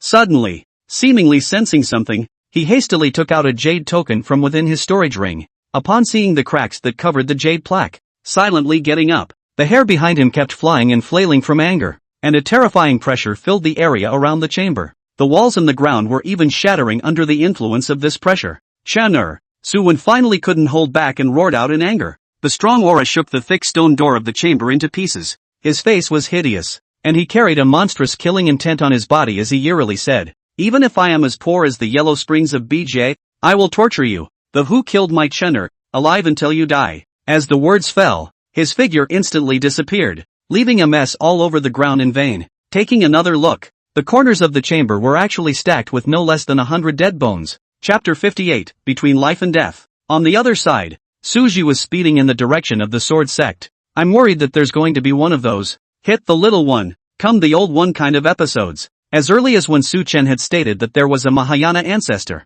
he had decided to make quick work of it. Otherwise, there was no need to use a technique that was so dynamic and consumed spiritual energy like the 10,000 swords return. Even if you don't, it's always good to have a hand in advance. There was also no rush to go to the Dao sect to hand in the quest, as the Dao sect was farther away from here than the sword sect. If he couldn't make it to the sword sect in time, then he would have no choice but to activate the formation and jade pendant given by his master. Suji was thinking like this, but still underestimated the late Mahayana cultivator. Perhaps the ordinary late Mahayana cultivator cannot help Suji, who has these 2 kinds of cards, but this was an evil cultivator, a late Mahayana stage evil cultivator. As we all know, the main focus of the evil cultivator's techniques and magic treasures is an unexpected one. Just less than half an incense stick of time after Suja left, 3 cultivators dressed in Taoist elder clothing appeared out of thin air. Their breath was powerful and they came across the void. The 3 cultivators were the outer sect elders of the Taoist sect, the strongest of which had reached the middle stage of harmonization,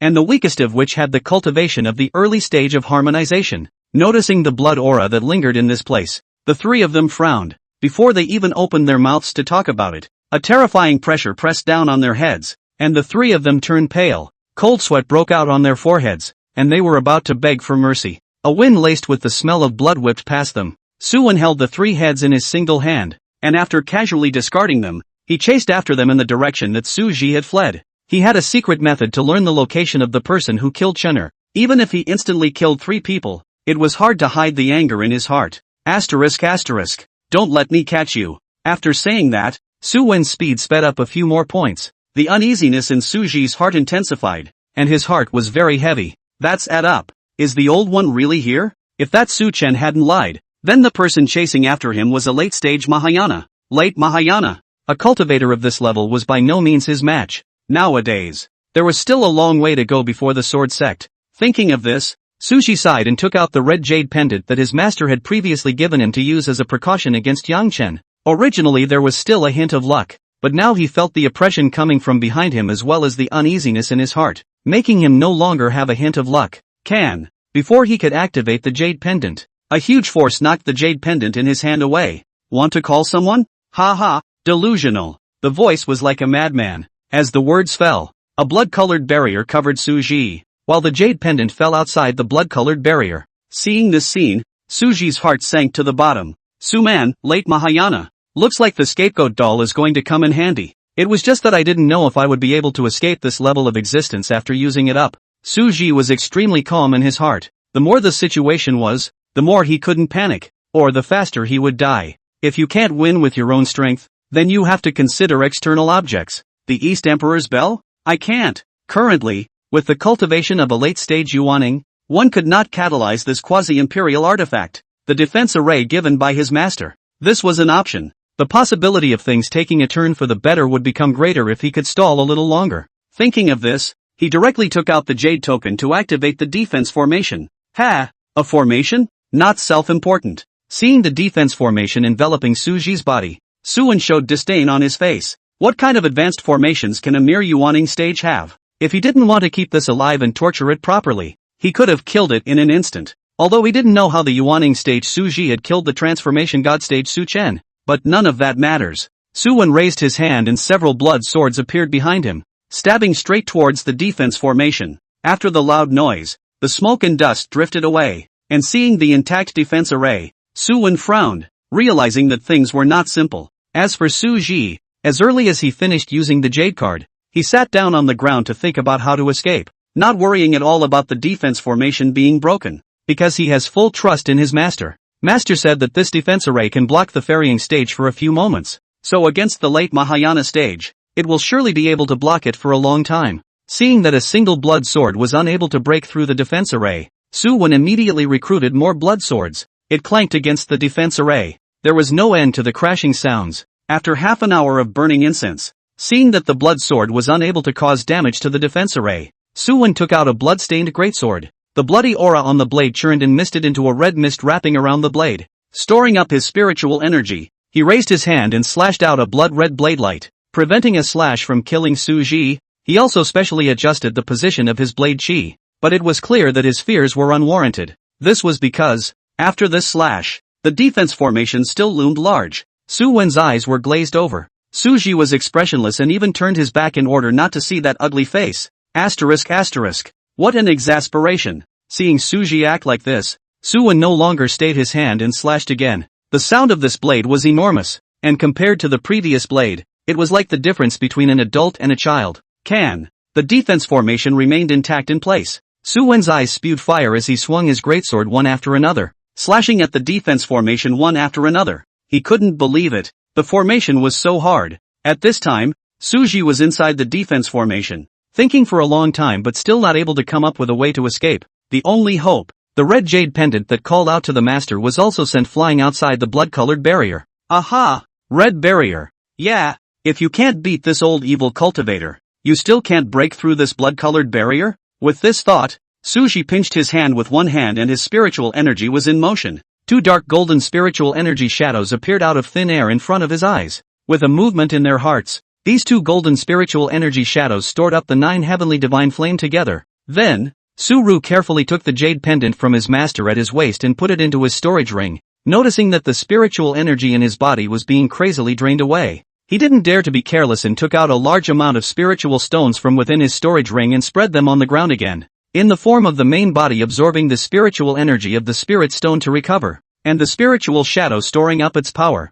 It began to hold back its big moves. Su Wen also saw this scene, but he didn't take it to heart. Could a mere Yuaning stage still turn the world upside down? As for the red jade pendant outside the barrier, he was more inclined to break the defense array first compared to it, and then torment Su Ji. Another long time passed. The defense array was already shaky, and Su Wen didn't have the patience to continue accompanying Su Ji to consume it, and with a face full of flesh pain, he took out an ancient talisman. When activated, throw it at the defense formation. On the contrary, the spirit stones that covered the ground inside the formation had all been reduced to pieces. At this moment, when the defense array was shattered, Su Ji was filled with spiritual energy and looked towards those two golden shadows that had stored up the 9 heavens divine flame. After giving a command, with one hand, he choked and executed the 10,000 swords, only to see that a giant golden sword descended from the sky and blasted at the blood-colored barrier. At the same time, the two golden silhouettes beside Su Ji also scurried out and threw out the 9 heavenly divine flames stored in their hands towards the place where the 10,000 swords returned to the sectors bombarded down before they dissipated.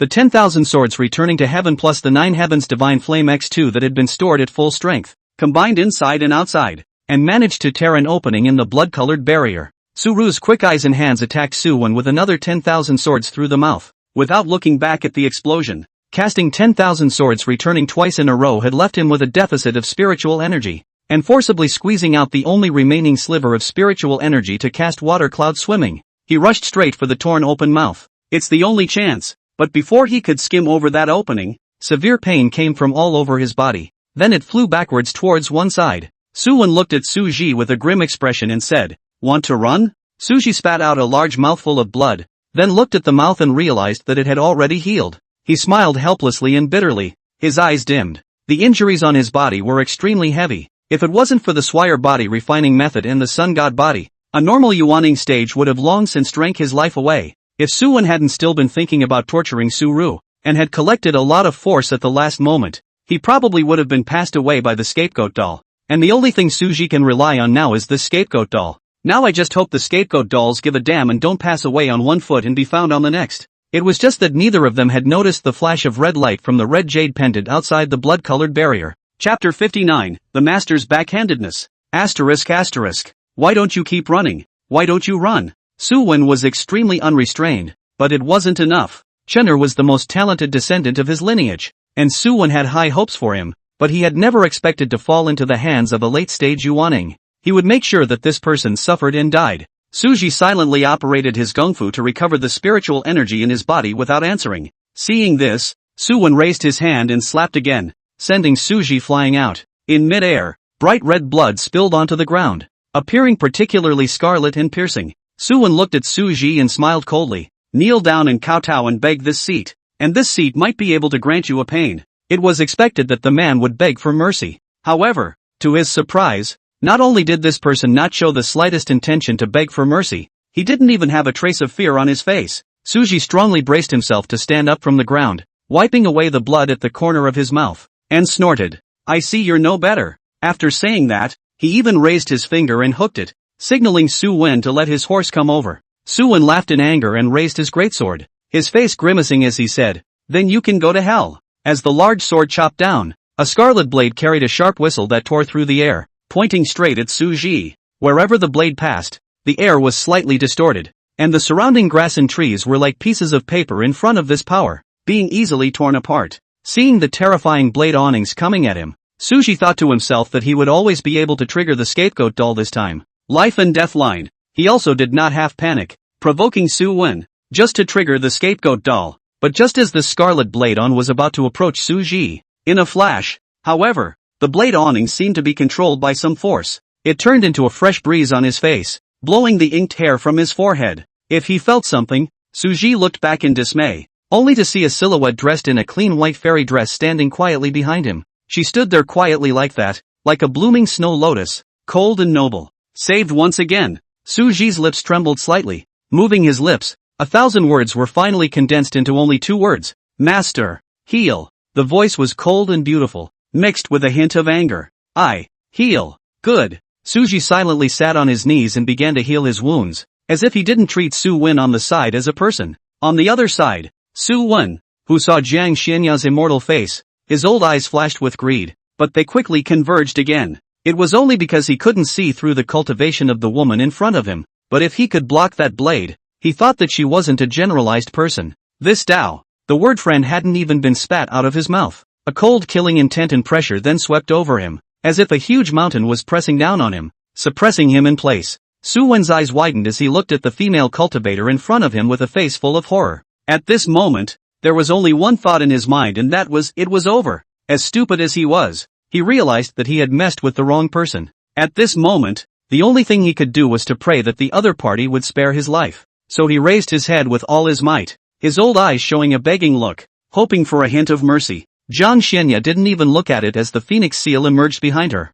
Without a single blow, Su-Wen was blown to pieces. Instead, the phoenix seal was suspended above Su-Wen's head. After reinforcing the ground, slowly press the phoenix seal down. Slowly, little by little, crush Su-Man into a puddle of minced meat. After dealing with Su-Wen, Jiang Xianya retrieved the phoenix seal and cast her gaze on Suji. Su-Ru's eyes darted around, not daring to meet Jiang Xianya's eyes. Even though he had just been recovering his spiritual energy, he had seen what his master had done. First of all, he was very much in favor of the master's approach, and not because he was afraid of it. Just based on the fact that this person had just looked at his master's face with that disgusting gaze, Suji wanted to thwart him 100 times over. As for not daring to meet the master's eyes now, that was because he detected anger in his master's expressionless face. Drops of cold sweat rolled down his forehead. Was master angry at him for not activating the jade pendant? But this is a real injustice. It's not that I don't want to, it's that I simply don't have that opportunity. But it was useless in the beginning, and it was true that he had the idea of not wasting his master's jade pendant, not to mention that he wasn't sure if it was dangerous or not, just based on speculation. Ahem, master, I'm fine. Cough. Master teacher doesn't have to worry. Cough. Suji directly activated the movie star mode and began to sell his misery. Jiang Xianya gave him a deep look and lightly lifted her jade hand. taking in the red jade pendant on the ground. And then, in Suji's shocked gaze, a hand crushed it. Master, don't! Suji cried out in shock, before the heartburn of the pieces of jade pendant on the floor. A blue jade pendant with a smooth body and extremely delicate workmanship emitting a cold light floated in front of him. This jade pendant can summon the master an unlimited number of times. Suji sniffed and froze, looking at Jiang Xinya. Puff, puff. It's not a knee-jerk sound. It's the sound of his heartbeat. Reaching out and holding the blue jade pendant in his hand, the corners of Suji's mouth couldn't restrain themselves from hooking up. Before he could say thank you,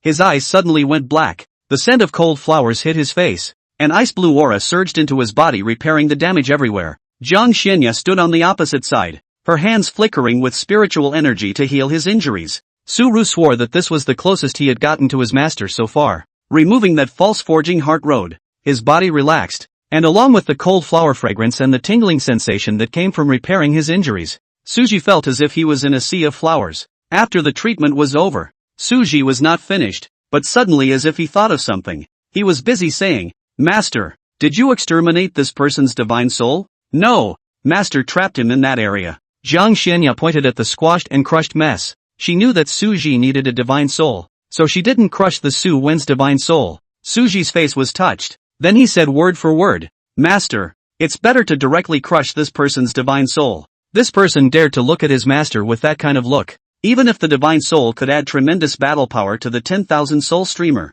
he didn't need it. Although Jiang Xinya was a bit puzzled, she nevertheless complied with Suji's wishes and crushed Su Wen's divine soul. After dealing with the divine soul, Suji went up and used his spiritual power to fish out the storage ring, moving the treasures inside one by one. When he was done moving, he discarded the storage ring in disgust. After casting a cleansing technique and taking out the jade pendant given to him by his master, he hung it back on his waist and said, "Master, I'll give these to you when I've cleaned them." "Master doesn't need it. Just take it." "Ah, Master, this is a storage ring from the late Mahayana stage? No need." "Alright, then disciple will have the cheek to accept it, and in the future, disciple will repay master." "No need." Su-Ru smiled and didn't reply. Thinking of the storage ring containing Su Chen in his hand, he added, "Master, disciple may still need to make a trip to the Dao sect. Do you want to go back first? What's the point of going to the dojo?" It's like this." After telling the whole story, Jiang Xinya nodded gently. "Master will take you there." Suji originally didn't want to trouble his master, but on second thought, if he wanted to go there alone, it would indeed be quite a waste of time. Master was a transitional cultivator, but he could instantly bring him to the Dao sect. Isn't it better to go back to Ice Sword Peak to accompany master teacher with this saved time? According to the previous plan, after hunting the evil cultivators was to close the door for 2 years to break through the spirit transformation stage. It could be said that this was the longest period of seclusion since the cultivation. You won't be able to see your master for a while. Thinking of this, he nodded his head and agreed. Well, then I'll trouble master. Chapter 60, Showdown. Then, at the top of the mountains, where the clouds and mist surrounded the area, there was an ancient sect, the Taoist sect. The buildings of the Taoist sect stand against the mountain in a staggered pattern, surrounded by ancient trees and greenery. Mountain springs fall from high above and join in clear streams that nourish the land. At this moment,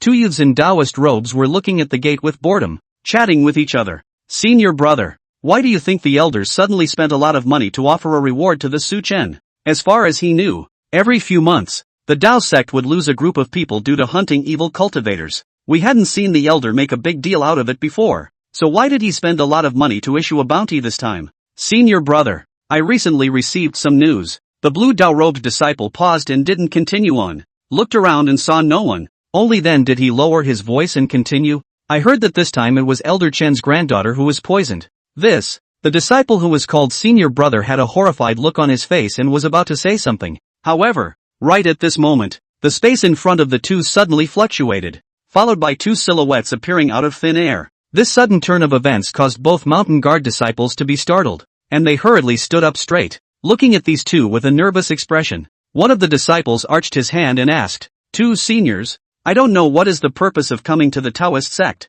The man among the two wore a white robe. His face was so handsome that it was almost demonic, and the aura emanating from his body indicated that he had stepped into the late Yuaning realm. And the woman standing beside the man whose face they couldn't see through at all. The two of them were only at the Jindan stage, and the reason why they could tell Suji's cultivation level was because of a secret technique unique to the Dao sect. But if the realm was too high, then this secret technique would be useless. These two were naturally Su Ji and Jiang Xinya. Looking at the scene in front of him, Su Ji was a little emotional. Obviously. One second he was around Tianwu City. This next second he appeared at the Dao Gate. The transitional stage is just convenient. You can go wherever you want. Hearing the two men ask questions, Su Ji stepped forward and said, "Two fellow Taoists, I've come to hand in my mission." Hearing Su Ru's reply, the two looked at each other. To say that outsiders submitted tasks, those two could only think of bounty orders issued by the elders. His heart condensed, and at that moment, he did not dare to be slow, and hurriedly arched his hand and said, "Two seniors, please wait a moment, I will report to the elders." After saying that, he hurriedly turned around and left. Before they could wait long, they only saw a fluctuation in the void, and then an old man appeared in front of them out of nowhere. This old man wore a white robe embroidered with intricate and mysterious patterns, immortal in style. Li Qingqiu, Middle Mahayana. So it's a fellow Taoist from the Sword Sect. I've heard a lot about you. Why don't you come into the Tao sect for a while? Su Ru shook his head. Senior's goodwill. Senior's heart appreciates it. Senior's trip here is only for the purpose of handing over Su Chen's corpse. Hearing the word Su Chen, Li Qingqiu's body trembled slightly, as if she was suppressing something, but he quickly came back to his senses inside, looking at Su Ji and Jiang Xianya with a slight apology. I'm sorry to make you two laugh, but it was the old man who lost his temper. Seeing Li Qingqiu in this state, Su Ji also had some guesses and said in relief, Senior, it's only human nature to talk about losing one's temper. This storage ring still needs to be confirmed by Senior. Li Qingqiu took a deep breath, calmed down a bit, and said, I've made you laugh, little friend. Receiving the storage ring handed over by Su Ru, after merely probing with his spiritual sense, he immediately held the storage ring in his dead hand. The knuckles of his fingers turned white due to excessive force, as if he wanted to directly pinch the storage ring to burst. Li Qingqiu made a solemn bow towards the two and handed Su Ji a storage ring. I, Li Qingqiu, would like to thank you both. The two of you helped the poor granddaughter of the old immortal to take revenge. I wonder how the two of you are addressed. If there is a need for help in the future, the old immortal will never say anything. Before Su Ji could open his mouth, a voice with a cold tone and without the slightest bit of emotion came out from behind him. The one who helped you is the palace's disciple, and it has nothing to do with the palace. Li Qingqiu's previous attention was attracted by the storage ring in Su Ji's hand. It was only at this moment that he heard Jiang Xinya speak, and then he shifted his gaze to Jiang Xinya. It's a shock not to see. The one from the sword sect? Li Qingqiu was shocked, never expecting that the one who came was actually Jiang Xinya. These disciples aren't sure, but they, the older ones, are clear on the subject. But for anyone with a bit of status, who wouldn't know about the Jiang Divine Maiden's killing of the three major transitions with a single move back then? There's still a saying in their older circles, that is, it is better to mess with the king of Hades than the goddess. I've met Senior Jiang. I didn't know that Senior had arrived. Please forgive me. I'll summon the patriarch. Hearing this, Li Qingqiu call his master Senior. Su Ji's face looked a little strange. This is like a gray-haired old man in his 80s calling a young, beautiful and energetic girl an old man. When had the two guarding disciples ever seen the elder look like this? They were stunned with their mouths wide open, petrified on the spot. No need. After saying that, without waiting for Li Qingqiu to respond, he took Su Ji and left the Dao Gate. It came and went quickly. Back at Ice Sword Peak, the two of them faced each other and drank spiritual tea. Seeing that his master's father was silent, Su Ji was the first to open his mouth to explain what had happened before. Master, actually, it's not that disciple doesn't want to activate the jade pendant. It's just that. However, before Su Ru continued, Jiang Xianya then waved her skirt sleeve, signaling that he didn't need to continue. Next time there is such a thing, just call for your master, and if you do it again, you will be dealt with according to the Ice Sword Peak rules. Ice Sword Peak rules? Got this? Su Ru was full of doubts. After worshipping the master for so long, how come he never knew that Ice Sword Peak had peak rules? Senior, what are the peak rules of our Ice Sword Peak? Jiang Xianya averted her eyes and faintly said, You'll know when you make another mistake then. Sure enough, Ice Sword Peak had no peak rules at all. Without revealing his master's father, Su Ji pondered for a moment and asked about his very first doubts. Senior, how did you know that I was in a crisis outside of Tianwu City? Jiang Xianya put down her teacup as she sniffed and explained. Even if that red jade pendant is not activated, as long as you are in a crisis, Master will be able to sense it. So it is. No wonder the Master's father wanted to say something at the last parting. Sorting out the ins and outs, Su Ji slightly lowered his head to not let Jiang Xianya see his expression and softly said, Thank you, Master. Jiang Xianya nodded slightly, not noticing the small movement of the bowed head. If one looks closely, one will find the love that constantly flickered in Suru's eyes. This love has quite a tendency to be overwhelming. Suji sipped his tea while contemplating. It was also contemplated for a long time and finally decided. Showdown with the master before entering the immortal fallen mystic realm. Since it's hard to hold back the feelings buried in your heart any longer, make your feelings known. Chapter 61, The Incorrect Thunder Tribulation. Master, do you think it would be better to have someone always by your side on the path of immortal cultivation? Since you're ready to make your feelings known, you definitely need to test the waters first. Master doesn't understand any of this. Jiang Xianya's face was unchanged, as if she was just answering a simple question, not at all noticing the hidden meaning in Suji's words. Seeing the usual response from Master, Suji clenched his teeth and then asked, if Master wants to find someone to accompany him, does Master have someone in mind? These words were actually considered to be nakedly explicit, but it was Jiang Xianya who ran into them. What is apprentice son asking about this for? Jiang Xianya slightly inclined her head, her beautiful eyes glancing at him with some doubt. Curious? No. Alright. Hearing his master's father say no, Suji was still a little lost, but it didn't affect his idea of having a showdown. Thinking about the upcoming closed-door breakthrough to the God transformation stage, Suji added, Master, disciple is going to go into seclusion next to break through the God transformation stage. I wonder how powerful this God transformation thunder tribulation is. When I wasn't practicing before, I wasn't sleeping. He still knew something about all the big realm breakthroughs behind the Yuaning stage that required a tribulation. Your swift ancient body refinement technique has reached the realm of transformation, and with the sun god body, this transformation god lightning tribulation can't hurt you. Hearing that his master said that he couldn't hurt himself, Suji put his heart down. Are there enough resources? Coldly, Jiang Xianya asked again. Suru opened his mouth, and before the words came out, a storage ring hovered in front of his eyes. Master, disciple went out this time to rob, not harvested a lot of resources. There's really no shortage right now, he explained as he reached out and pushed back the storage ring in front of him, but Jiang Xianya had no intention of taking it back at all.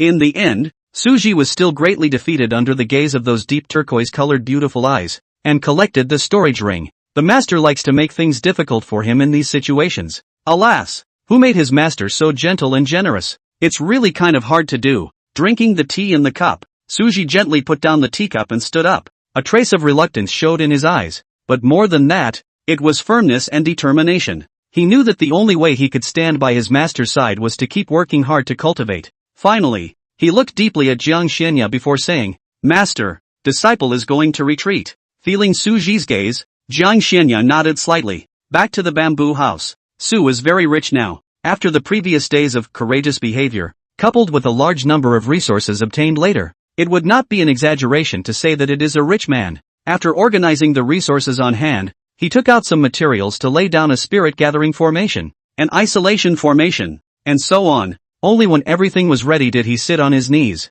adjust his breathing, and enter the cultivation state. This day, Suji once again began his seclusion, and for a period of 2 years. In 2 years, the Heaven's Pride ranking could be described as a chicken and dog. It changes every moment. First, Yi Tiannian broke through the late stage of God transformation and jumped from the 100th to the 10th place in the Heaven's Remarks list, shocking the world. Later, there was Buddhist sect Wukong who broke through the late stage of transformation of God to rush from the 27th to the 9th place in the Heaven's Remarks list, and was designated as the Buddhist sect's Buddha son. Immediately after that, the Divine Palace Holy Daughter Emotionless broke through the late stage of God transformation to rush from the 23rd to the 6th place in the Heaven's Remarks ranking. Su Tao broke through the late stage of transformation of God, jumped from the 22nd to the 7th place in the Heaven's Remarks ranking. Later, Chen Lu broke through the late stage of God transformation and jumped from the 25th to the 8th place on the Heaven's Remarks list. Su Zhizhi breaks through the late stage of God transformation and rushes from the 21st to the 5th place of the Heaven's Pride. This series of ranking changes caused the eyes of the cultivators to glaze over. The major heavenly prides in their original positions felt like the sky had collapsed after realizing that they had been trampled underfoot. There was a frenzy of cultivation, leading to constant changes in the rankings except for those after the top 10. No, nowadays, the Tianji city near Tianji Pavilion was overcrowded. The reason these people are converging here, it was only because there was a stone monument in this city that would update the rankings of the Heaven's Pride ranking in real time. They were all interested in this Heaven's Pride ranking. After all, the rumored immortal false secret realm was about to open. Swordsman. On this day, the Ice Sword Peak was covered in thunderclouds, and the heaven and earth became oppressive. Inside the bamboo house, Suji opened his tightly closed eyes and smiled slightly as he felt the realm barrier within his body. Getting up, He pushed open the bamboo door and gazed at the thunderclouds that continued to roll across the sky. With a flash of his figure, he arrived in midair and mobilized the spiritual energy in his body to prepare to cross the transformation god lightning tribulation. Without brewing for long, Suji's first thunderbolt descended.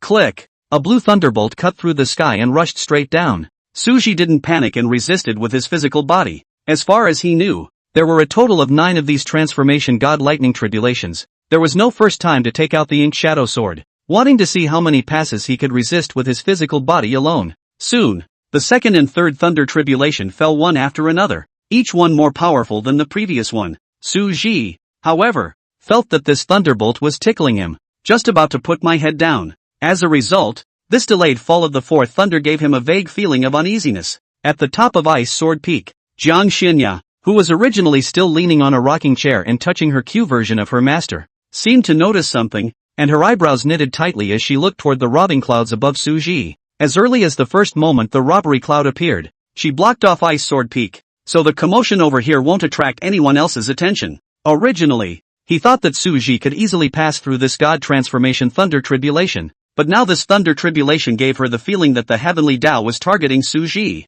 forcibly pressing down the thoughts of wanting to strike in his heart. Jiang Xianya's beautiful eyes looked at the thunderbolt with coldness, and the Q version of her master in her arms had been unconsciously pressed flat. When a cultivator crosses a lightning tribulation, outsiders cannot get involved. On the other side, the thunderbolt had been brewing for a long time and was finally falling. Resisting this thunderbolt hard left his skin with a scorched black mark. Suji's heart condensed. The intensity of this calamity lightning was not right. Without giving Suji time to continue reacting, the fifth thunderbolt fell with a loud bang. After this thunder, the scorched black marks on Suji's body became more and more obvious, and all of his internal organs suffered some damage. The situation was found to be out of control and the sixth thunder was about to fall. He stopped being arrogant and took out his ink shadow sword, emitting a stern sword intent around him, as if he had become one with the air around him. As the sword intent condensed, the ink shadow sword in his hand swung out violently. A dazzling dark golden sword light crossed the sky like a meteor, and collided fiercely with the sixth thunderbolt that had attacked and fallen.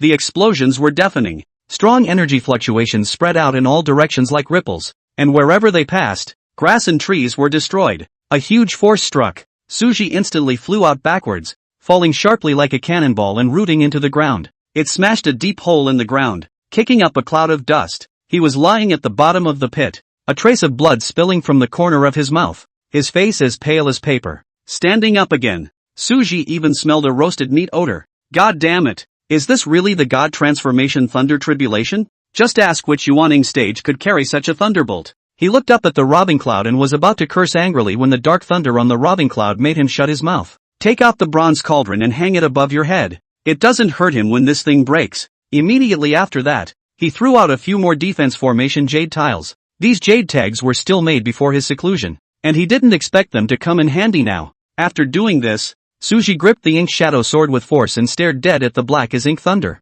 Chapter 62, The Blessing of Heaven. Boom! With a loud bang, the seventh thunder fell. This thunder was as loud and powerful as a descending thunder dragon, fiercely blasting towards Suji. His face was unsightly, and in his heart, he secretly wondered whether this bronze cauldron could withstand this strike or not. With a deafening roar, when all was calm again, Suji's eyes widened in disbelief as he looked at the bronze cauldron that shattered into 8 pieces. There was some suspicion that the thunderbolt had come to blast his heart to death. If the tripod shatters, it shatters, and it's good that this seventh thunder also carries it. After being weakened by the bronze cauldron and the defense formation, this seventh thunderbolt only brought up a hint of a stinging sensation when it struck him. Suji was extremely grave inwardly, looking towards the eighth thunderstorm that was brewing in the robbery cloud. A few more defense formation jade tiles were waved out. Then, he made a chi to transform the 3 purities, transforming 2 golden spiritual energy shadows to store up the 9 heavens divine flame. This stored up 9 heavenly divine flame was intended to be used to deal with the final thunderbolt.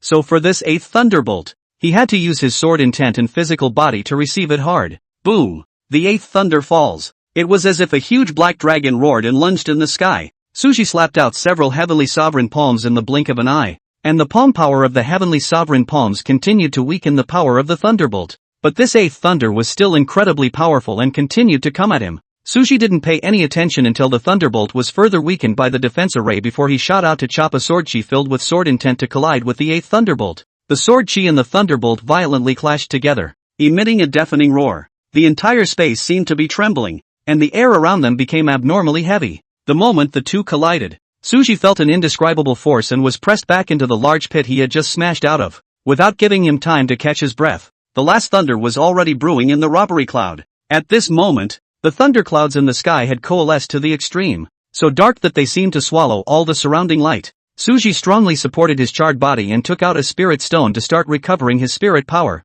Fighting for time. Ice Sword Peak at this time was enveloped by a pressure. The air has become somewhat stagnant. The ground is even more frost. Jiang Xianya stood up at an unknown time, her beautiful eyes staring at that last thunder with a deadly stare. The hand within the sleeve of her skirt clenched into a fist. Even if Jiang Xianya herself didn't realize it, her full attention was on the thunderbolt. At this time, after Su Ji, who was in the midst of the thunderbolt, recovered some of his spiritual energy, and that last thunder fell. This thunder dragon was as black as ink, as if it was going to split the world in half. The golden psychic shadow also acted as the thunderbolt struck. Throw out two huge balls of gold and blue intertwined flames. Suji didn't stay idle either. Pinching with one hand, he made the 10,000 swords return, smashing them together at the thunder dragon. There was no surprise as the thunder dragon continued to blast towards Suji after splitting the divine fire in the golden giant sword. Feeling the terrifying aura contained on the thunder dragon, he didn't hesitate and shielded the two spiritual power shadows in front of him as the ink shadow sword met it.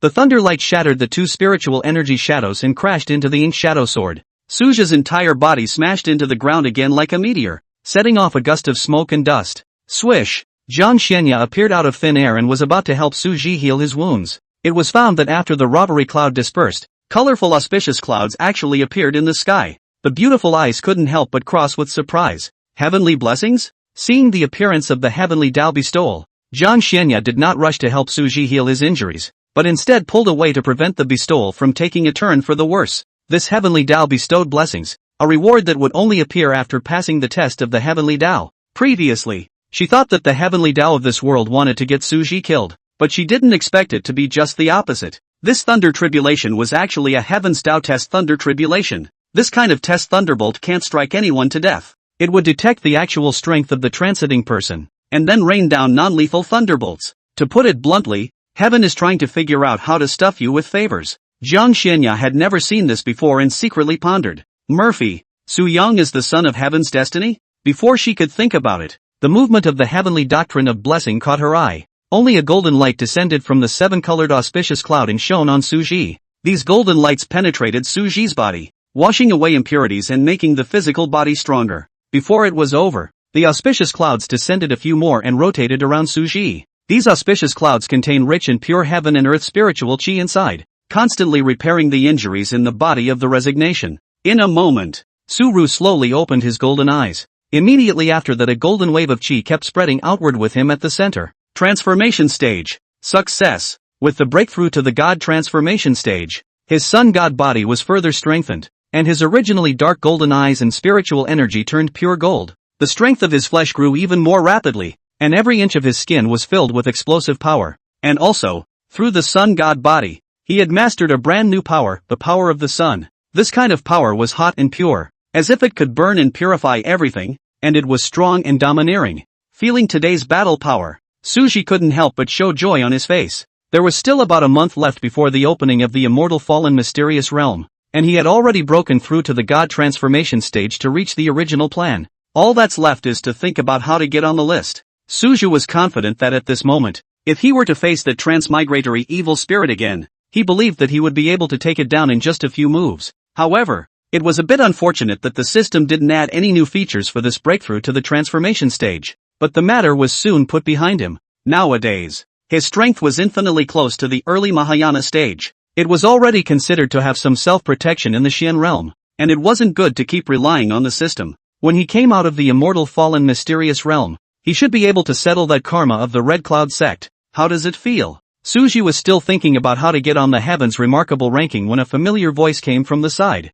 Master? Turning back to his head, as a flash of silhouette came into his eyes, a hint of joy flashed in Suji's eyes as he said, Master, disciple feels very good. Time passes like a white horse. Even though they hadn't seen each other for 2 years, there was still not the slightest barrier between master-teacher and him, as in the past. Well, that's good. Just broke through the transformation spirit stage. Remember to consolidate your cultivation. Suji also wanted to consolidate his cultivation, but time was a bit off limits, because he still had to find a way to get onto the Heaven's Pride ranking before he could do so, otherwise all this planning will go to waste. Master, disciple still has important matters to attend to. It's not too late to consolidate them after they're dealt with. Jiang Xianya paused at her words before speaking. What is it? Master will help you. Just consolidate your cultivation at ease. Suji shook his head. Master, it's better to leave this matter to my disciple to deal with on his own. My disciple wants to ascend the Heaven's Pride ranking and enter the immortal meteor's secret realm. Then you enter his. Why do you need to be on any list? With Master here, who dares to say anything? The hegemonic aura came out. Su Ru stuttered. After thinking about it, he still refused softly. Don't worry, Master. I'm sure that I can consolidate my cultivation in time for the opening of the immortal fallen mysterious realm after ascending the Heaven's Pride ranking. He had 100% certainty of ascending the Heaven's remarkable ranking to enter the immortal fallen mysterious realm. If just for the sake of saving a bit of time, it would cause his master to clash with the Heavenly Chi Pavilion because of this secret realm. That wasn't what Suji wanted to see. He didn't want to put his master in even the slightest bit of danger. Seeing that Su Ru was so determined, Jiang Xianya didn't insist and left a sentence. Come and have tea with me sometime, and disappeared into thin air. Su Ru reached out his Erkong hand, wanting to stay, but there was no way for the master to leave dryly. Chapter 63, Qualified Master. Mystery Shop. On a misty, immortal mountain, a white-bearded old man was sitting on a small pond fishing. What was surprising was that the old man was using a straight hook and had no bait. Suddenly, a strange fluctuation suddenly flooded the void, followed by a mysterious silhouette slowly emerging. The visitor was a middle-aged man with a cold face and extraordinary temperament. He stood quietly not far behind the old man, as if he had long been accustomed to the scene before him. Noticing the middle-aged man's arrival, the old man didn't turn around, but only opened his mouth faintly and asked, Little Abyssal Son, what is the reason for looking for the old man? Old ancestor, Suji has already broken through to transformation spirit, but now that the Heaven's Remarks ranking keeps changing, does he really have the strength to ascend to the 19th Heaven's Remarks ranking? Li Yuan threw out a doubt. He didn't understand why the old ancestor was so optimistic about this Suji. The Tianji Pavilion's oldest ancestor was silent for a brief moment before pinching his fingers and counting. In the middle of the day, he stroked his beard and smiled. Indeed, he cannot be ranked 19th. Li Yuan thought that his persuasion was working, but the old ancestor's next words made him freeze in place. In 4th place, I think, old ancestor, Suji is only at the early stage of God transformation. Li Yuan's face was horrified. The top 15 of the Heaven's Pride ranking were all cultivators at the late stage of God transformation and above. Why do I say above? That's because the cultivation of the top 3 had reached the early stage of harmonization. This Suji lined up behind these 3 early harmonization stage with an early harmonization stage cultivation. How did it make those late harmonization stage heavenly prides look? Li Yuan made up his mind to make his old ancestor change this decision. Little Yuanzi, has old me ever looked away? The Tianji Pavilion's old ancestor didn't move in anger, but only looked at Li Yuan with a faint smile. Li Yuan opened his mouth, but in the end, he was unable to retort, because it's true that the old man never looked away. He is now in this position, and was only promoted because the old ancestor saw fit to do so. If one denied the old ancestor's vision, wouldn't that be the same as denying oneself? A long silence. I know, old ancestor. I'll order it down. Near the Tianji Pavilion, there was an ancient cultivator city called Tianji City. In Tianji City, there was a huge stone monument that was dozens of feet tall, and it stood in the center of the city. Around this huge stone monument, there were also several Tianji Pavilion disciples standing in black Dao robes with long swords on their backs. They looked solemn, their eyes cold, always alert to the movements around them. At the very top of the stone monument, there were 3 big words carved in Dragon's Flight, Heaven's Pride ranking. At this moment, the area around the Heaven's Remarkable ranking was surrounded, simply because they had just actually seen more than 90 celestial pride actually retreat one at the same time. Tang Huayuan, who was originally in 4th place, was suddenly squeezed into 5th place by someone named Su Ru. And what made the surrounding people incredulous was the 4 big words behind this Suji's name, early harmonization spirit. This scene was also captured by the duo on the nearby tea house. When Little Master said that he was good before, he was thinking that he was good, but he never expected that he would actually be this good. Chen Lu joked while drinking tea. Who says it isn't? I'm already desperate. It feels like if I were to really go up against him, I probably wouldn't be able to get a single move under him. Yi Tianmeng looked helplessly at the Heaven's Pride ranking in the distance. After a pause, he then said, There's still about a month before the immortal meteor secret realm opens. What are your plans for this period of time? I'm going to go wool gathering some more. Wool gathering? Grip on who? Secret. Chen Lu smiled extremely lewdly. As soon as Yi Tianming took a look at his appearance, he knew that it was quasi not a good thing and did not ask much. At this moment, the old Taoist priest, who was thousands of miles away, sneezed and his old eyes narrowed. Thinking of some sort of possibility, he immediately disappeared onto the island with a flash of his figure, intending to go out and hide until the immortal meteor secret realm opened. It wasn't that he didn't want to give Chen Lu something nice, but he was really poor. He gave all the life-preserving spells that should be given. Give it any more and you'll probably be left with nothing but your pants. And then the Xian realm will give birth to a panty-waist powerhouse. Although this old face is not worth a few dollars, it is not used to lose it like this. With this little brat's strength nowadays, as long as he doesn't make a fool of himself, no one should be able to help him. The district immortal meteor secret realm, even if the fall rate was as high as 70%, he was convinced that Chen Lu would be the 30%. Chen Lu naturally didn't know that the old Taoist priest had prejudged his maneuver, and after bidding farewell to Yi Tianmian, he rushed towards the island. It turned out that he found himself pouncing, secretly vowing to pull off a few of his beards next time. He let it go. Coincidentally, Chen Lu and Yi Tianmian had just left on the front foot when Suje arrived at Tianji City on the back foot. He knew that there was a heavens remarks ranking here, so he planned to poke around over here to plan for his ascension to the ranking. When he entered Tianji City, he didn't wander around, but directly came to the central stone monument and surveyed the huge monument. Start at the bottom and work your way up. After seeing the 20th place in a row, he did not see the names of Chen Lu and the others. At that moment, his heart sank. Could it be that several people had not yet broken through to the late stage of transformation?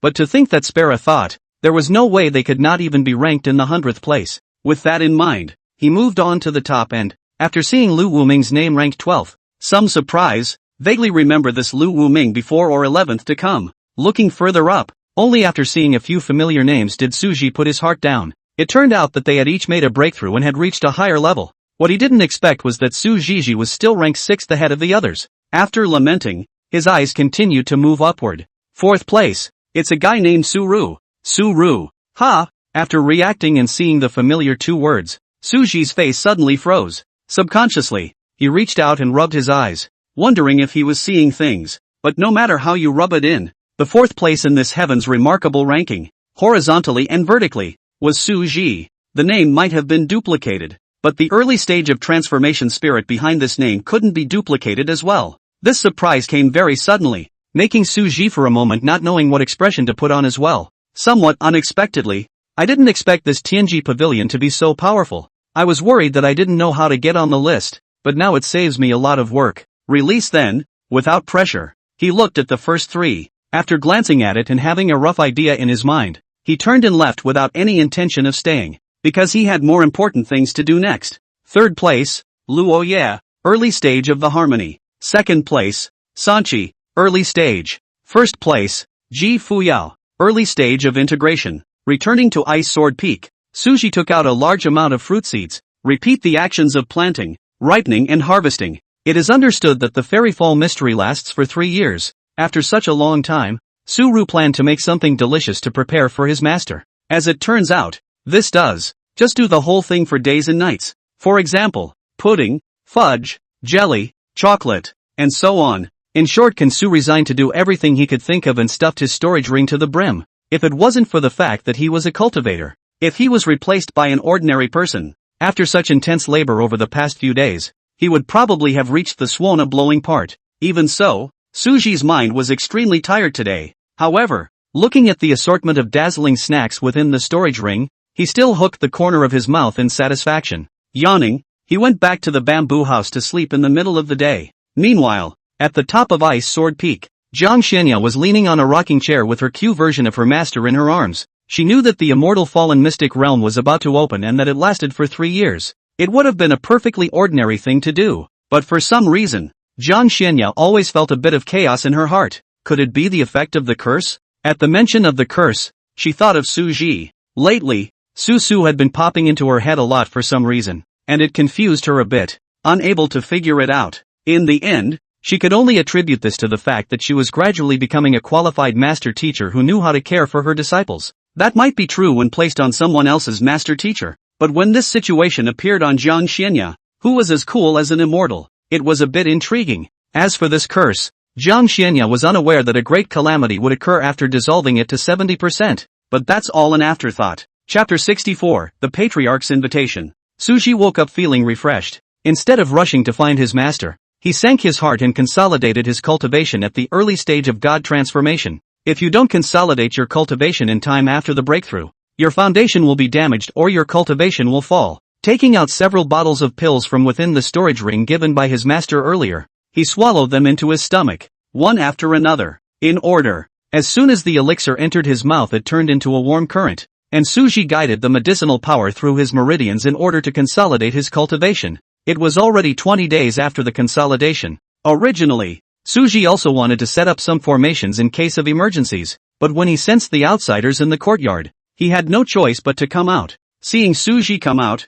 Shirtai rushed forward. Before the words were even uttered, he sensed the pressure of the transformation god stage on Suji's body. Instantly sucking in a breath of cold air, he froze in place on the spot. Suji thought that Shirtai was looking for him to spar, and was about to refuse. But the next sentence left him in deep thought. Shirtai snapped back from his shock and remembered the main event, and busily said, "Senior brother Su, the patriarch has an invitation. Master of the sword sect, is it possible that you know about the heaven's remarkable ranking? Thinking about it is the only possibility." He had the upper hand in Chu Tianxiang's matter, and it was unlikely that the patriarch would trouble him for it. The matter of killing Tangli in the heavenly demon mystic realm was also done very covertly, and in the past, there were also incidents of disciples entering the heavenly demon mystic realm and falling, so it was unlikely that they would be investigated to his head. In that case, it's really because of the heaven's pride ranking. Although there was complete certainty, he still didn't rush to answer Shirtai. Instead, he quietly transmitted his voice to his master,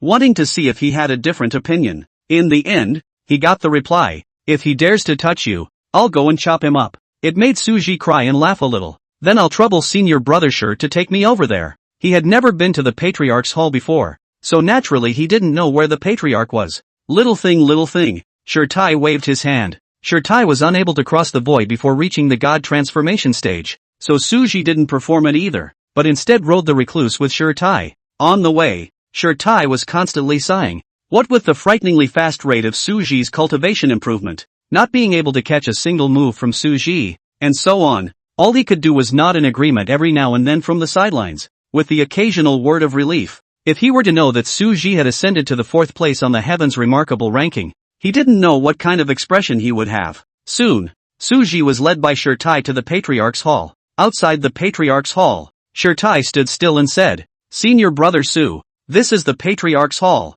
You can just go in directly." Suji nodded, arching his hand and saying, "Good, thanks to senior brother Shir for leading the way." "You're welcome." If Shirtai was about to say something, but in the end, he didn't say the words that he was free to cut up the conversation. He knew that Suji was already in 2 worlds with him, back in the previous heavenly demon mystery realm cut. Even if Suji suppressed his cultivation to the middle Yuaning stage, he still couldn't shake Suji by half a step even if he exerted his full strength. Not to mention breaking through to transformation spirit now. It would indeed be a bit uninformed if one were to seek him out for another cut. Suji guessed what Shirtai hadn't said out loud. There was a huge difference in strength between the two. If they agreed to Shirtai's request for a sparring session, but that would not be good for Shirtai instead. With his current physical strength, even if he collected 90% of his force, it was probably not something that Shirtai could resist. Once or twice might not be a big deal, but over time it might even cause Shirtai to develop a heart demon. Hesitating for a moment, Suji said in a loud voice,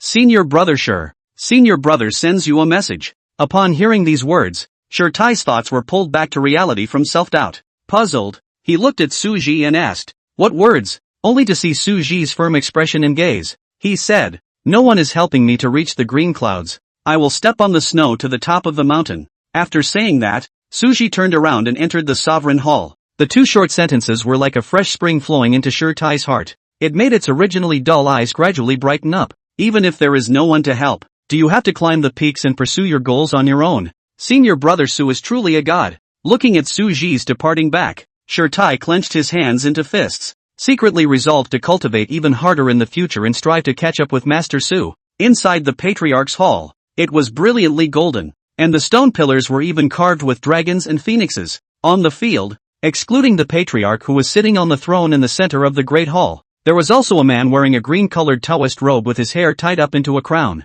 Li Chongqing, mid-jacking, Willow Mooming, late stage of transfiguration. After checking the 2 people's information, Suji also knew that Fang's guess was not wrong. Towards the patriarch on the throne, he bowed. Disciple Suji, meet the patriarch. On the throne, Li Changqing nodded with appreciation in his gaze. Su Ru, your recent performance is obvious to all in the sect. This patriarch already knows about your ascension to the 4th place on the Heavens Remarks ranking, which is truly a source of pride for our clan. Oblivious to the eyes full of interest cast by Lu Wuming on the side, Suji responded modestly. Patriarch's fallacious praise, disciple is merely a fluke. All thanks to master's good teaching. At the mention of Jiang Xianya, Li Changqing's face stiffened and waved his hand with a slightly unnatural color, saying, the ranking of the Heavens Remarkable ranking, can't it be summarized by the word fluke? Speaking of Jiang Xianya, he recalled the previous clash between Jiang Xianya and Yang Chen. This matter, Li Changqing was actually the first to sense it. Originally, as the strongest person in the sword sect excluding the old ancestor should be the first to step in.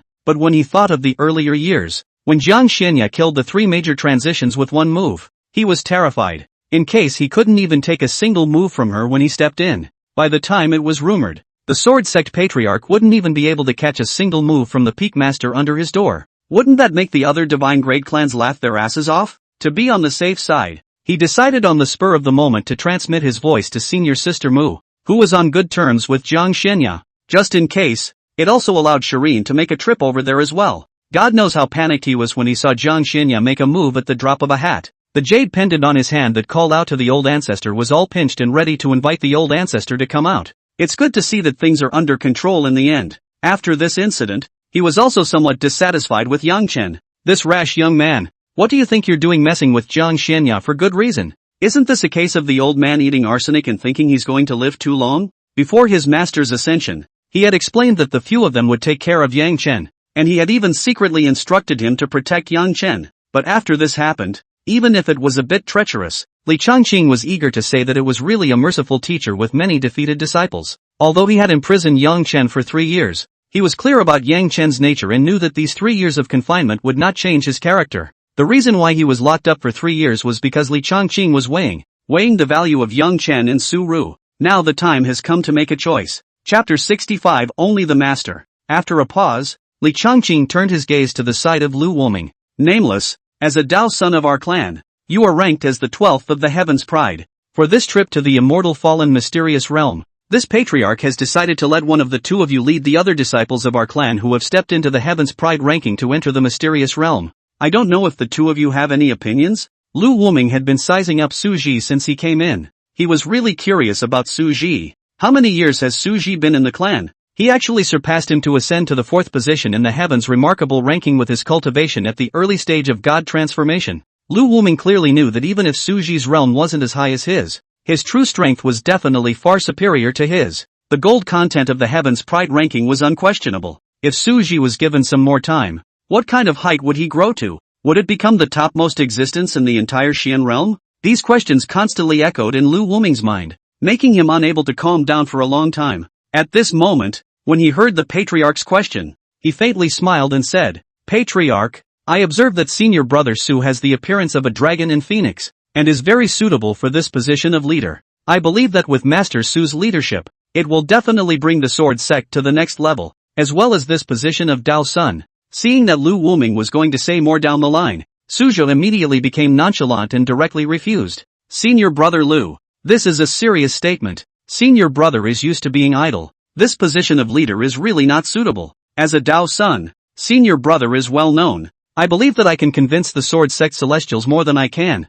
so it's better for senior brother to lead the team. Entering the immortal fallen mysterious realm, he wanted to seek the chance to break through the harmonization stage inside, but he didn't want to be delayed because of the matter of the leader. Master's father was now dissolving the curse faster and faster, and Su Ji couldn't lag behind. Upon hearing this, Lu Wuming glanced at Su Ji with slight surprise. Originally, I thought that a heavenly pride like Su Ji was arrogant and domineering, the kind of person who looked as if the old man was the first in the world and didn't put anyone in his eyes. I never thought that I would be so humble and courteous. In his heart, the intention to make friends immediately rose. Seeing Su Ru's refusal, Li Changqing did not force himself, although in his eyes, Su Ji was more suitable for the position of leader than Lu Wuming. He didn't want to cause a rift between Su Ji and the sword sect because of this matter. Since he had already chosen to give up on Yang Chen, Su Ji's opinion could not be ignored. That's right, Li Changqing had finally decided to give up on Yang Chen. Even if Yang Chen had the cultivation of the ferrying stage,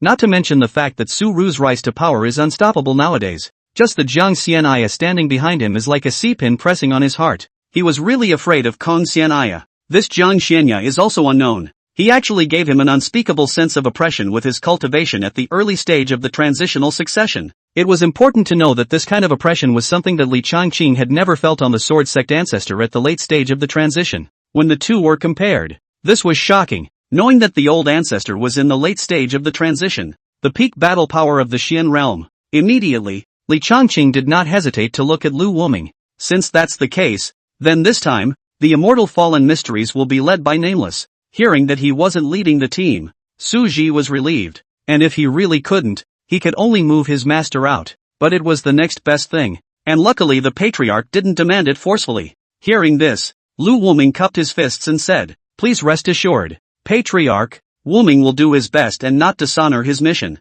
although I don't know why Su Ru refused the scenic leader position." However, he did not think about it in detail. What he needed to think about now was how he should protect the sword sect's heavenly pride disciples. Glancing at this determined look in Lu Wuming's eyes, Li Changqing nodded in satisfaction. The immortal fallen mysterious realm contains endless opportunities and dangers. The specifics will be made clear to you by the cultivators of the Heavenly Chance Pavilion before you enter the mysterious realm at that time. After he finished speaking, he dropped his gaze onto Su Ji and said in a serious tone, "Su Ji, on this trip to the secret realm, the two of you remember to support each other." Su Ji's heart flinched as he understood what the patriarch was trying to convey. However, he is not a cold-blooded person. If he meets a disciple of the sword sect in distress in the immortal fall mysteries, it is natural to give a helping hand when you can, but if it endangered lives, then he would not want to. In the entire Xian realm, the only person who could make Su Ru fight to the death for him was his master. Taking a deep breath, Su Ji replied, "Within his power, Su Ji will definitely live up to the patriarch's expectations."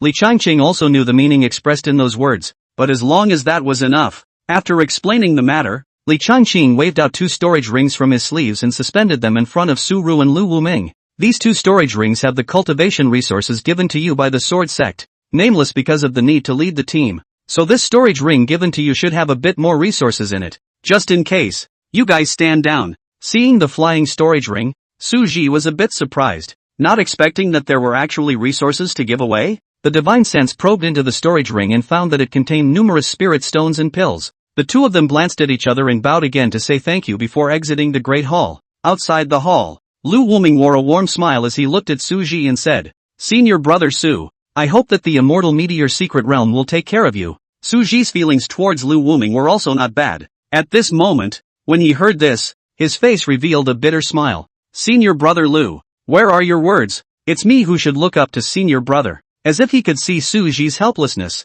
Lu Wuming added, "Don't worry senior brother. Senior brother also still has 2 brushes. Protecting the sword sect disciples is still no problem." Su Ru shook his head and lost his smile, not answering. If only this immortal fall mystery realm was really that simple. According to what Master Teacher had said, this immortal fallen mysterious realm was a piece of territory in the Xian realm where the immortal realm had fallen down to the Xian realm. No matter how you think about it, it can't be that simple. Next, the two of them chatted for a while before they each excused themselves and left. Back to Ice Sword Peak. After telling Master Teacher through voice transmission about what happened in the Sovereign Hall, Su Ji then took out a large amount of formation Dao materials and began to set up some formations. Consider the possibility of breaking through many realms in the immortal fallen mysterious realm at that time. He decided to prepare some more formations to prevent being disturbed when he broke through at that time. Currently, there was no telling what the situation was like inside the immortal fallen mysteries, so it was always better to be prepared with a few extra things. A few more days passed. At this time,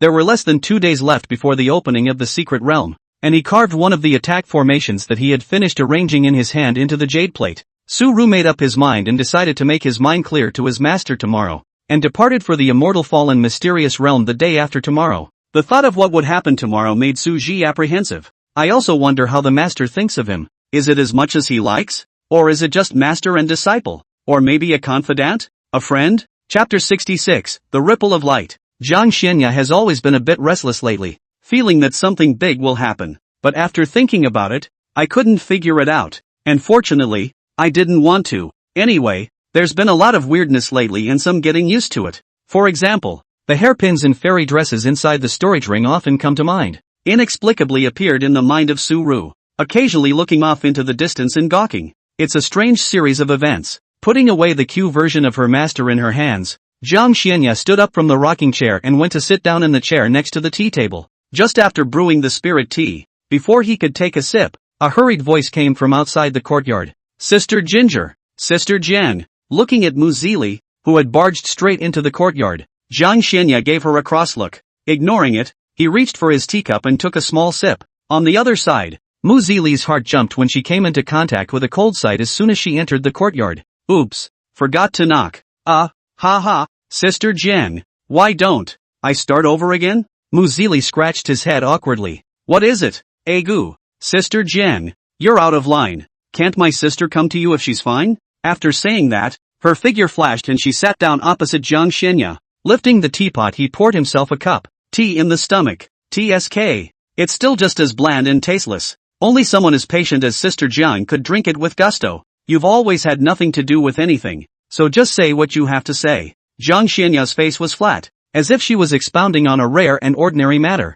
Mu Zili was a bit tearful. I didn't realize that Sister Jiang actually saw herself this way. Although, something did come up this time. But it wasn't just once or twice? Where does it get to the point where nothing happens? Alright, Sister Jiang, I do have something to ask of you this time. Before the words fell, Mu Zili saw Jiang Xianya's expression of I'm sure it's so, and her voice couldn't help but weaken. My great disciple, she should be entering the immortal fallen mysterious realm this time as well. That's why I wanted to ask Sister Jiang if there's any way I can get my disciple out of the immortal fallen mysterious realm safely. In fact, the best way was to have Su Ji take care of Xin Yuya, but she was also clear that this was very unrealistic, so she didn't open her mouth, lest she make things difficult for Su Ji. The reason why he thought so was because Mu Zili had also heard about Su Ru from the sect master's side. When she learned that Su Ji had ascended to the 4th place on the heavens remarkable ranking with an early-stage harmonization spirit cultivation, her jaw slammed to the ground in shock. I had thought that with Su Ji leading the team this time, there would be no problem. Unexpectedly this time, Su Ru refused to lead the group this time, rather like a lone wolf. Since Su Ji decided to travel alone, it was no good to force him. Even though Lu Wuming wasn't bad, she was still a bit worried after all, even after giving that ninny numerous magic treasures. That's why I came to ask Sister Jiang today, to see if there's any way to make that ninny a little more safe and secure. Hearing Mu Zili mention the immortal fall mystic realm, a trace of worry rarely appeared on Jiang Xianya's face. The immortal fallen secret realm. Other people might not know about it, but Jiang Xianya knew that it was a region of the immortal realm that had been shattered. Whether or not there would be true immortals or even above immortal beasts present inside, she wasn't sure. Secret realms are often a mix of danger and opportunity. With great opportunity, naturally comes great terror. Lately, she had been vaguely aware of something. No wonder Su Ji swore in the beginning that he would definitely not delay his cultivation. No wonder he would want to ascend the heavens pride ranking and obtain the qualification to enter the immortal meteor secret realm. No wonder. One would ask if entering the immortal fallen mysterious realm could break through a great realm. Maybe all of this was just to ascend to the immortal world with her. Thinking of this, Jiang Xianya's beautiful eyes lowered, not letting Mu Zili see the complex color under her eyes. There were still 2 days left before the opening of the secret realm. It looks like we'll have to talk to Su Ji tomorrow. Jiang Xianya withdrew her thoughts after making up her mind. She didn't forget that there was another person waiting in anticipation at this time, and took out a jade token from within her storage ring and handed it over. Mu Zili accepted the jade token somewhat woodenly, a little puzzled, not knowing why Sister Jiang gave her the jade token. There is an attack formation engraved inside this jade tablet that can cut down mid-harmonization cultivators. Mu Zili's eyes lit up at his words. Worthy of being Sister Jiang, this is such a good thing right out of the gate. With this jade token, I believe Xin Yuya would also be able to have a few more points of certainty in the immortal fallen mysterious realm. Thank you, Sister Ginger. Jiang Xianya nodded, then asked, do you know the circumstances of entering the immortal meteor secret realm last year? The immortal meteor secret realm opened once every 3 years, so perhaps something could be inferred from the last opening. When she learned about the immortal fallen mystic realm before, it happened to be a few days after the end of the last mystic realm. He left after merely exploring the immortal fallen mysterious realm, so he didn't know the condition of those who entered the realm at that time. At this moment, seeing Mu Zili looking as if she was on the verge of an attack, she guessed that she definitely knew what was going on at that time. Hearing Jiang Xianya's question, Mu Zili's face became grave. Nor did he hide it, telling all he knew. This was information that she would have known little about. It was also after knowing that Xin Yuya was going to enter the immortal fallen mysterious realm that he made a special effort to find out. I've heard that this immortal fallen mysterious realm may actually be a piece of territory in the immortal realm, and that the demonic beasts within it have the strength to fight 10 to 1 under the same realm when compared to the demonic beasts in the Shen realm. These were also the news that Jiang Xianya had gotten earlier. It was Mu Zili who looked a little surprised when she saw the expression on Jiang Xianya's face. You know that when she first found out, the expression on her face was extremely complex and vivid. Can't I get you? Without pausing, Mu Zili continued, bound to surprise Sister Jiang. The most terrifying part of this secret realm isn't because of these demonic beasts, but because this secret realm is filled with other large and small secret realms, associating this with the fact that this was a piece of territory dropped from the immortal realm, so it made sense that there were other secret realms within it. Jiang Xianya raised her head slightly, signaling Mu Zili to continue. The most famous of the secret realms in here are the 3 of them: the Sword Mound, the Inferno Realm, and the Land of 10,000 Treasures. The Sword Mound focuses on honing sword intent, while the Inferno Realm contains numerous divine flames within it. This last one of the 10,000 Treasures land is a bit interesting. I heard that everyone who enters can pick one treasure from it, but all the treasures inside are masked from the breath, causing many people to realize that they've picked a rag after picking. These 3 more famous secret realms have almost never suffered casualties, and the ones that have really suffered casualties are some unknown secret realms that appeared out of nowhere. Previously, one of the Heaven's Pride ranked at the top of the Heaven's Pride ranking was directly breaking through a large realm because of this unknown secret realm. But success is also a secret realm and failure is also a secret realm. And it's also because of this kind of secret realm that the original almost lossless Heavenly Pride suffered heavy losses. Entering 100 people, only less than 30 actually came out. Hearing that only 30 people came out of 100, Jiang Xianya's stunningly beautiful deep turquoise pupils were filled with deep waves of light, making it impossible for people to guess what was in their hearts. Chapter 67, Master, I like you. Mu Zili didn't see the surprise on Sister Jiang's face until she left. In the end, he could only secretly sigh. Sister Jiang is really calm. Jiang Xianya sat on the chair for a long time. The spirit tea on the table had already cooled down, and her line of sight rested on the direction of the bamboo house halfway up the mountain where Su Ji was. Only 30 out of 100. If he didn't have that so-called breakthrough to a great realm in mind, I believe that with Su Ji's strength, this immortal fallen mysterious realm wouldn't be able to help him in the slightest.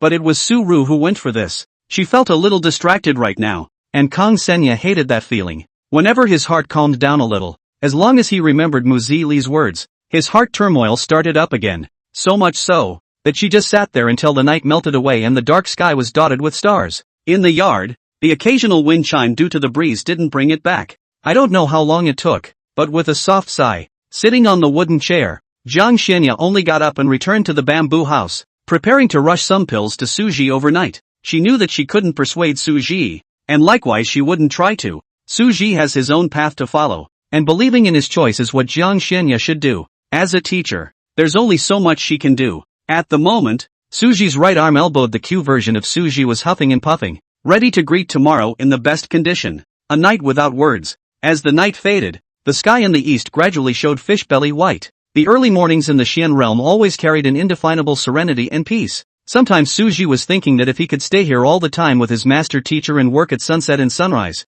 it wouldn't be a bad idea. He had gotten up early today, changed into a much nicer white dhoti, and cleaned himself up a bit, just in case. Su Ji's spiritual power transformed into a mirror, reflecting himself, the person in the spirit mirror, a gold-patterned white Taoist robe, ink hair draped behind him, his waist tied with a silver and white jade belt. The divine pattern between his forehead glittered, his golden eyes were deep and brilliant like stars, and his face was handsome and dashing. If you really want to comment, then it's the prince of the world. Su Ji, who saw this posture of his own from the spirit mirror, hooked the corner of his mouth in satisfaction. Stretching his back, he picked up the storage ring with snacks on the table and took one step after another towards the top of the hill. There was no crossing the void, nor did he ride a recluse, just bare legs and feet, traveling upward. The closer he got to the top of the mountain, the faster Su Ji's heartbeat. The thumping heartbeat was unrelenting, until the familiar courtyard came into view. In a flash, a mood of tranquility and ease filled itself,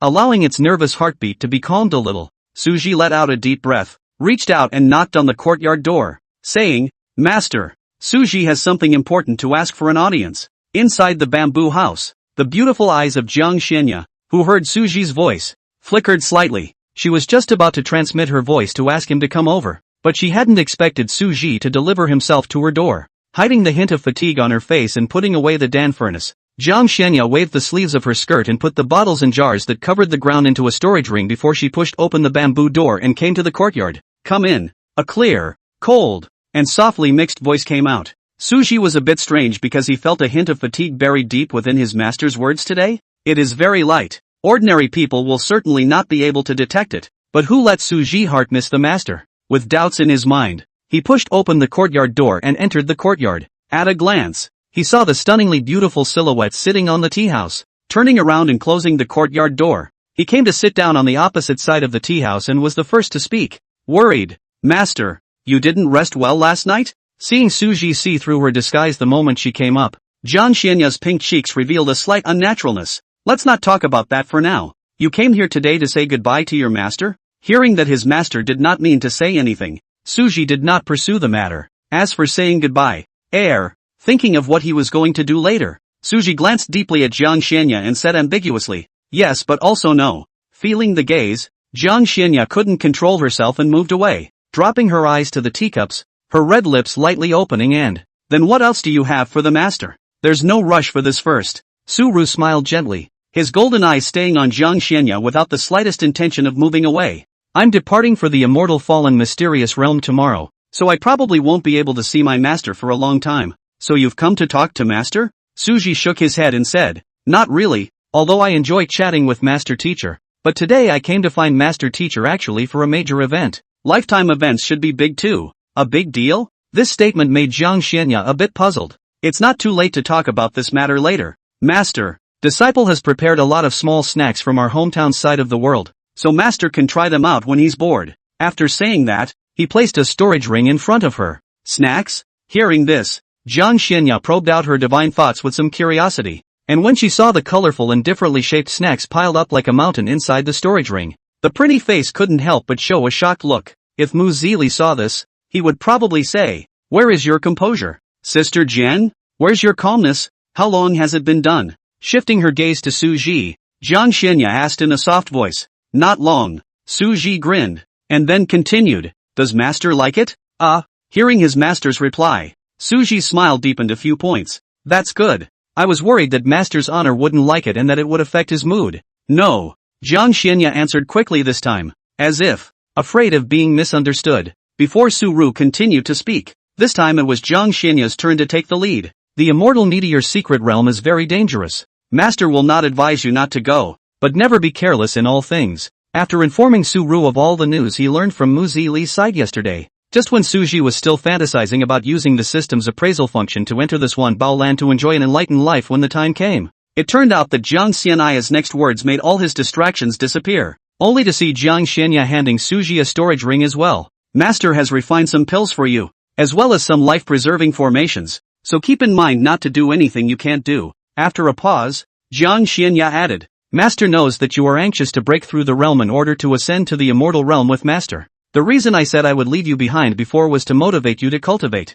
But, even if you reach the transition stage later, Master will also wait for you." As the words fell, Suji's heart beat like a drum. It was like when he first met Jiang Xianya back then. Yet it was a little different, reminding him of Blue Star's words. Liking someone starts with their face, gets stuck in their talent, and stays true to their character. Suji realized that he had actually been inseparable from his master for a long time. Thinking of this, Suji did not hesitate for a second. The love in his eyes was no longer hidden, staring tightly into those deep turquoise-colored eyes, and said in a decisive word, "Master teacher, disciple Su-ru, today, I have the audacity to want to become a Taoist couple with master." The voice was firm with a magnetic edge. Jiang Xianya understood every word, but the words were a bit unfamiliar when they were linked together. Disciple? Master? A couple? Jiang Xianya. Chapter 68, The Adversary. From the time Suji uttered that sentence about becoming a Taoist couple, the entire world seemed to have fallen into silence, with only the breeze blowing gently,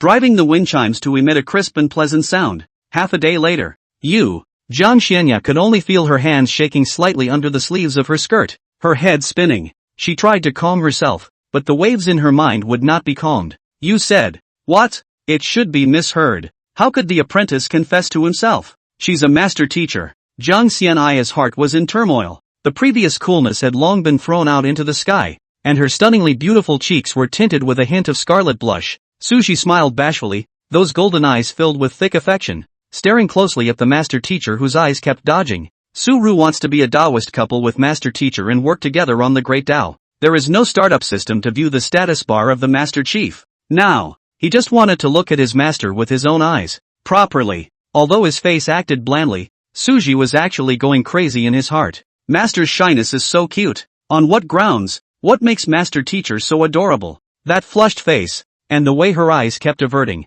Cool shy. The contrast almost killed him. Su-ru now sort of somewhat understand those of Blue Star. Crazy for their sister. Crazy for their sister. Clanging against the big wall for their sister's mentality. It was no exaggeration to say that Su-ru wanted to clang against a big wall for his master right now. At this moment, hearing Su-ji repeat himself, it was also clear that it wasn't a mishearing on his part. Jiang Xianya lowered her head, her thick and slender eyelashes hiding those deep turquoise-colored eyes. By all rights, she, who had never been interested in such things, should have coldly refused without hesitation. Inside, however, the feeling was not one of such rejection. It was a feeling she'd never had before. Strange but familiar. Because the first time I had this feeling, I also felt it in Suji. With her hair hanging lightly, half covering that perfect face, Jiang Xianya's beautiful eyes were perplexed. Hearing his master's father speak, Suji hurriedly concentrated 12% of his spirit and sat quietly in his position. You go ahead and calm down. Su-ru's eyes widened, never expecting his master to reply like this. As he was about to speak, he suddenly felt himself being lifted up by a breeze, and then it's farther and farther away from master. Further and further away. Standing again, he was already halfway up the hill. Flying down along with Suji, there was also the storage ring given by the master. He put away the storage ring without looking at what was inside, and was about to cross the void back to his master's courtyard. Instead, he found that all the space in that part of the mountaintop had been blocked by the master. Discovering this scene, it couldn't help but make Suji cry and laugh a little. Master, is this avoiding him? But no wonder. The confession did come a little out of the blue today. However, Suji was not discouraged. In fact, this time he went to confess his feelings. He just wanted to let his master know that his feelings for her were more than just master and disciple. He also understood his master's nature. Although the current situation at the top of the blockade mountain was indeed a bit out of his expectation. Overall, though, it turned out well.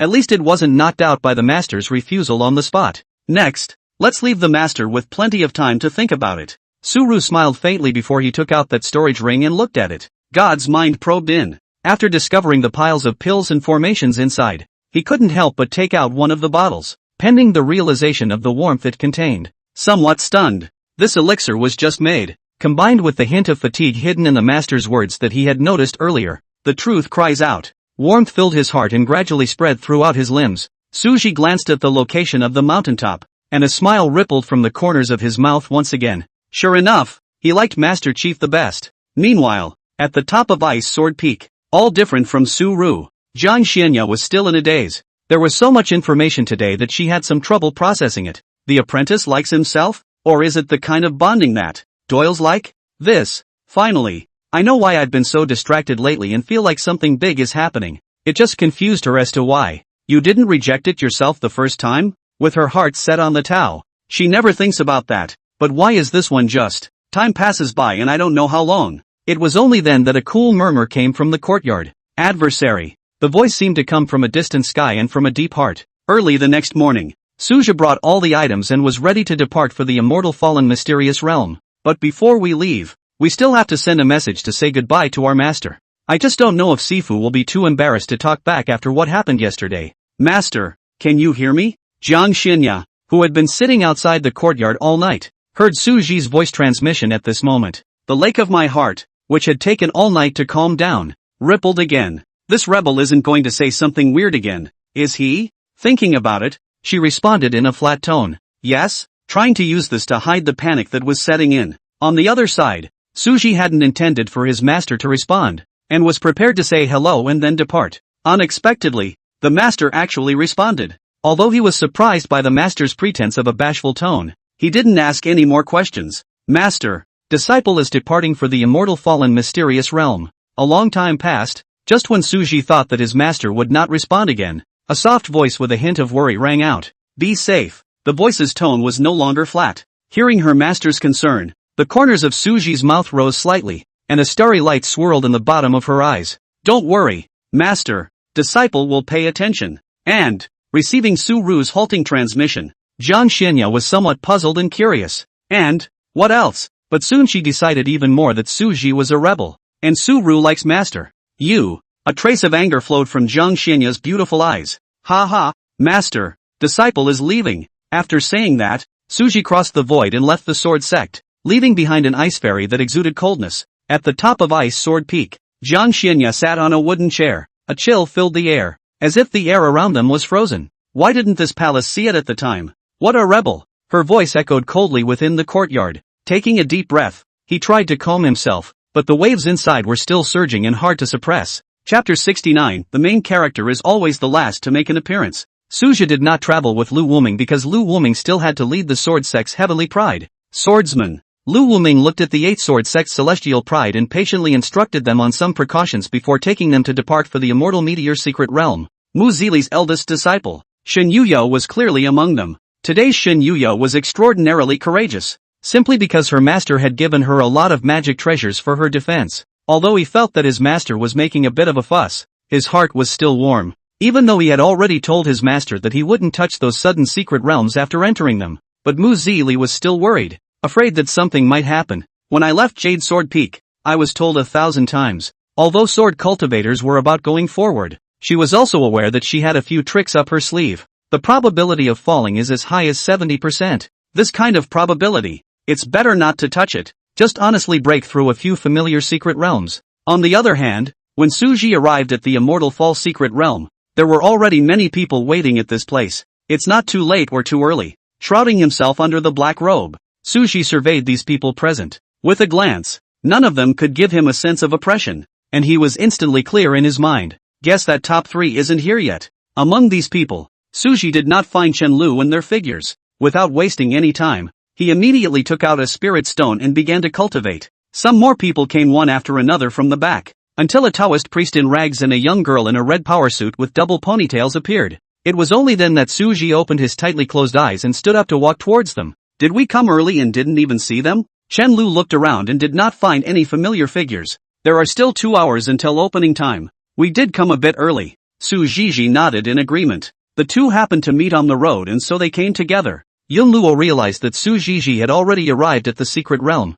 and couldn't help but persuade him again. Jiji, do you really want to go in this unknown secret realm? Hearing Yun Luo's words, Su Jiji firmly replied, Aunt Yun, I must enter. Otherwise I don't know which monkey's age I'll have to take revenge. Aunt Yun, don't worry. I will pay attention to safety. Yun Luo sighed helplessly. She had already spoken to Su Jiji about the terror of these unknown secret realms many times before she came. The reason why Yun Luo would know was because she had once participated in it. He vaguely remembered the scene when several heavenly prides ranked higher than himself died in front of him. If it wasn't for her luck, she would probably be buried in that unknown secret realm as well. These unknown secret realms are extremely odd. Some needed to know the corresponding technique. Some needed a strong physical body. Some needed to be knowledgeable. And some needed luck. If she encountered these unknown secret realms, even if she burned out her own divine soul, she was not sure that she could bring Su Jiji out safely. That's why it's persuasive all the way. But this ninny's mind was made up. Now one can only pray that they won't meet those unknown secret realms of 9 deaths. After comforting Aunt Yun, Su Jiji chatted with Chen Lu a few more times. During the conversation between the two men, Chen Lu sensed that a black-robed man was sneaking around and approaching them. At that moment, his eyes glazed over. Because this black-robed man is very strong. Chen Lu's vigilance was still good. It was just that he didn't know what kind of brain circuits this Chen Lu was in that he actually thought he was sneaky. It was clear that Su Ru was walking over brightly. Chen Lu looked at its body type, and it did not look like Su Tao, so he stopped the black-robed man from continuing to approach. Does your excellency have no sense of boundaries? Do you want me to teach you about boundaries? Suji sniffed and let out a light laugh, removing the hood of his black robe, revealing a handsome and dusty face. Chen Lu, after not seeing you for 2 years, I didn't expect you to be getting more and more energetic. When Chen Lu saw Su Ji, his hostility subsided, and his originally tense body instantly relaxed. Su Ru, so it's you kid. Chen Lu laughed out loud, his eyes filled with surprise, feeling the sense of oppression emanating from Su Ji's body. The surprise in Chen Lu's eyes was gradually replaced by wariness. Su Ji had just finished greeting Su Jiji when she met Chen Lu's eyes that were filled with wariness. At that moment, he couldn't help but lose his smile. Want to fight me again? Humph. For now, little master will let you off the hook first, and we'll duke it out when the secret realm comes out. Chen Lu skimmed his mouth. Oh, Su Ru sniffed a little strangely. I didn't realize that Chen Lu actually didn't mean that, but soon thinking of a certain possibility, Su Ji looked at Su Jiji with a sudden realization. You guys had a fight before you got here? Unsurprisingly to Su Ru, Su Jiji nodded. Before the two came, Chen Lu requested her to fight again for a heavy price. It just so happens that Su Jiji is also short of resources, and the two of them hit it off right away. Only it turned out to be the same as last time. Again, less than half an incense stick, Chen Lu was drawn into the ground by the long spear in Su Jiji's hand. I didn't expect Chen Lu to precipitate for 2 years and still be a cow and horse when he returned. Tianjiao list 6th Su Jiji are still so. Not to mention now Tianjiao list 4th Su rhetoric. Chen Lu still recognized the authority of the heavens' remarkable ranking. The Xin realm shouldn't have the kind of cutie who doesn't believe in the gold content of the heavens' pride ranking. His only hope now was that this immortal fallen mysterious realm could bring him a qualitative leap in strength. Only in this way could he get rid of being suppressed by Su Ji. Hearing Chen Lu say that the secret realm came out to find him for a duel, Su Ru said with a wry smile, good. After coming out of the secret realm, he shall break through to the harmonization stage. I hope that by then, Chen Lu's expression would be as untamed as it was now. The three didn't wait long before a familiar voice came from behind them. Long time no see, gentlemen. Along with the fall of the words, several familiar silhouettes appeared one after another. It was clearly Yi Tianmian, emotionless, and empty. What started out as 7 is now down to 6. Only one Su Tao remains to arrive. Before a few people finished their greetings, a loud dragon's roar resounded in the air. Immediately afterward, a slender figure descended from the sky like a god. This person exuded a powerful aura around him and wore a metaphysical colored robe with gold embroidered edges. The robe is embroidered with lifelike dragon motifs, and every detail reveals luxury and dignity. The man's appearance attracted the attention of everyone in the arena, and the vast majority of them had awe in their eyes. The reason was that this person was the crown prince of the Wansheng imperial dynasty, the current heaven's remarkable ranking one, Ji Fuyan. Chen Lu. Several people glanced at each other, and they all detected a look of gravity from each other's faces. The sense of oppression Ji Fuyao's early stage of harmonization cultivation brought to them was simply too great. Several people were able to cross the ranks. However, the premise was that the other party was not the kind of heavenly pride that could cross the ranks just like them. Before Su Ji used his appraisal, he knew the identity of this person from the talk of the people around him. The crown prince of the Wansheng dynasty. At the mention of the Wansheng imperial dynasty, the first thing he associated with it was the 5th prince he had killed earlier in the land of many fires. What exactly was the name? Su Ji had forgotten. With Ji Fuyan's appearance, 2 more cultivators filled with a terrifying sense of oppression soon arrived one after the other. A man and a woman. The man wore a golden brocade robe, gorgeous and noble, as if he were a noble gentleman. The woman was shrouded under a white robe, making it impossible to see her face, but she could tell through the outline of the white robe that it was a woman with a slender figure. Lo ya, early stage of integration.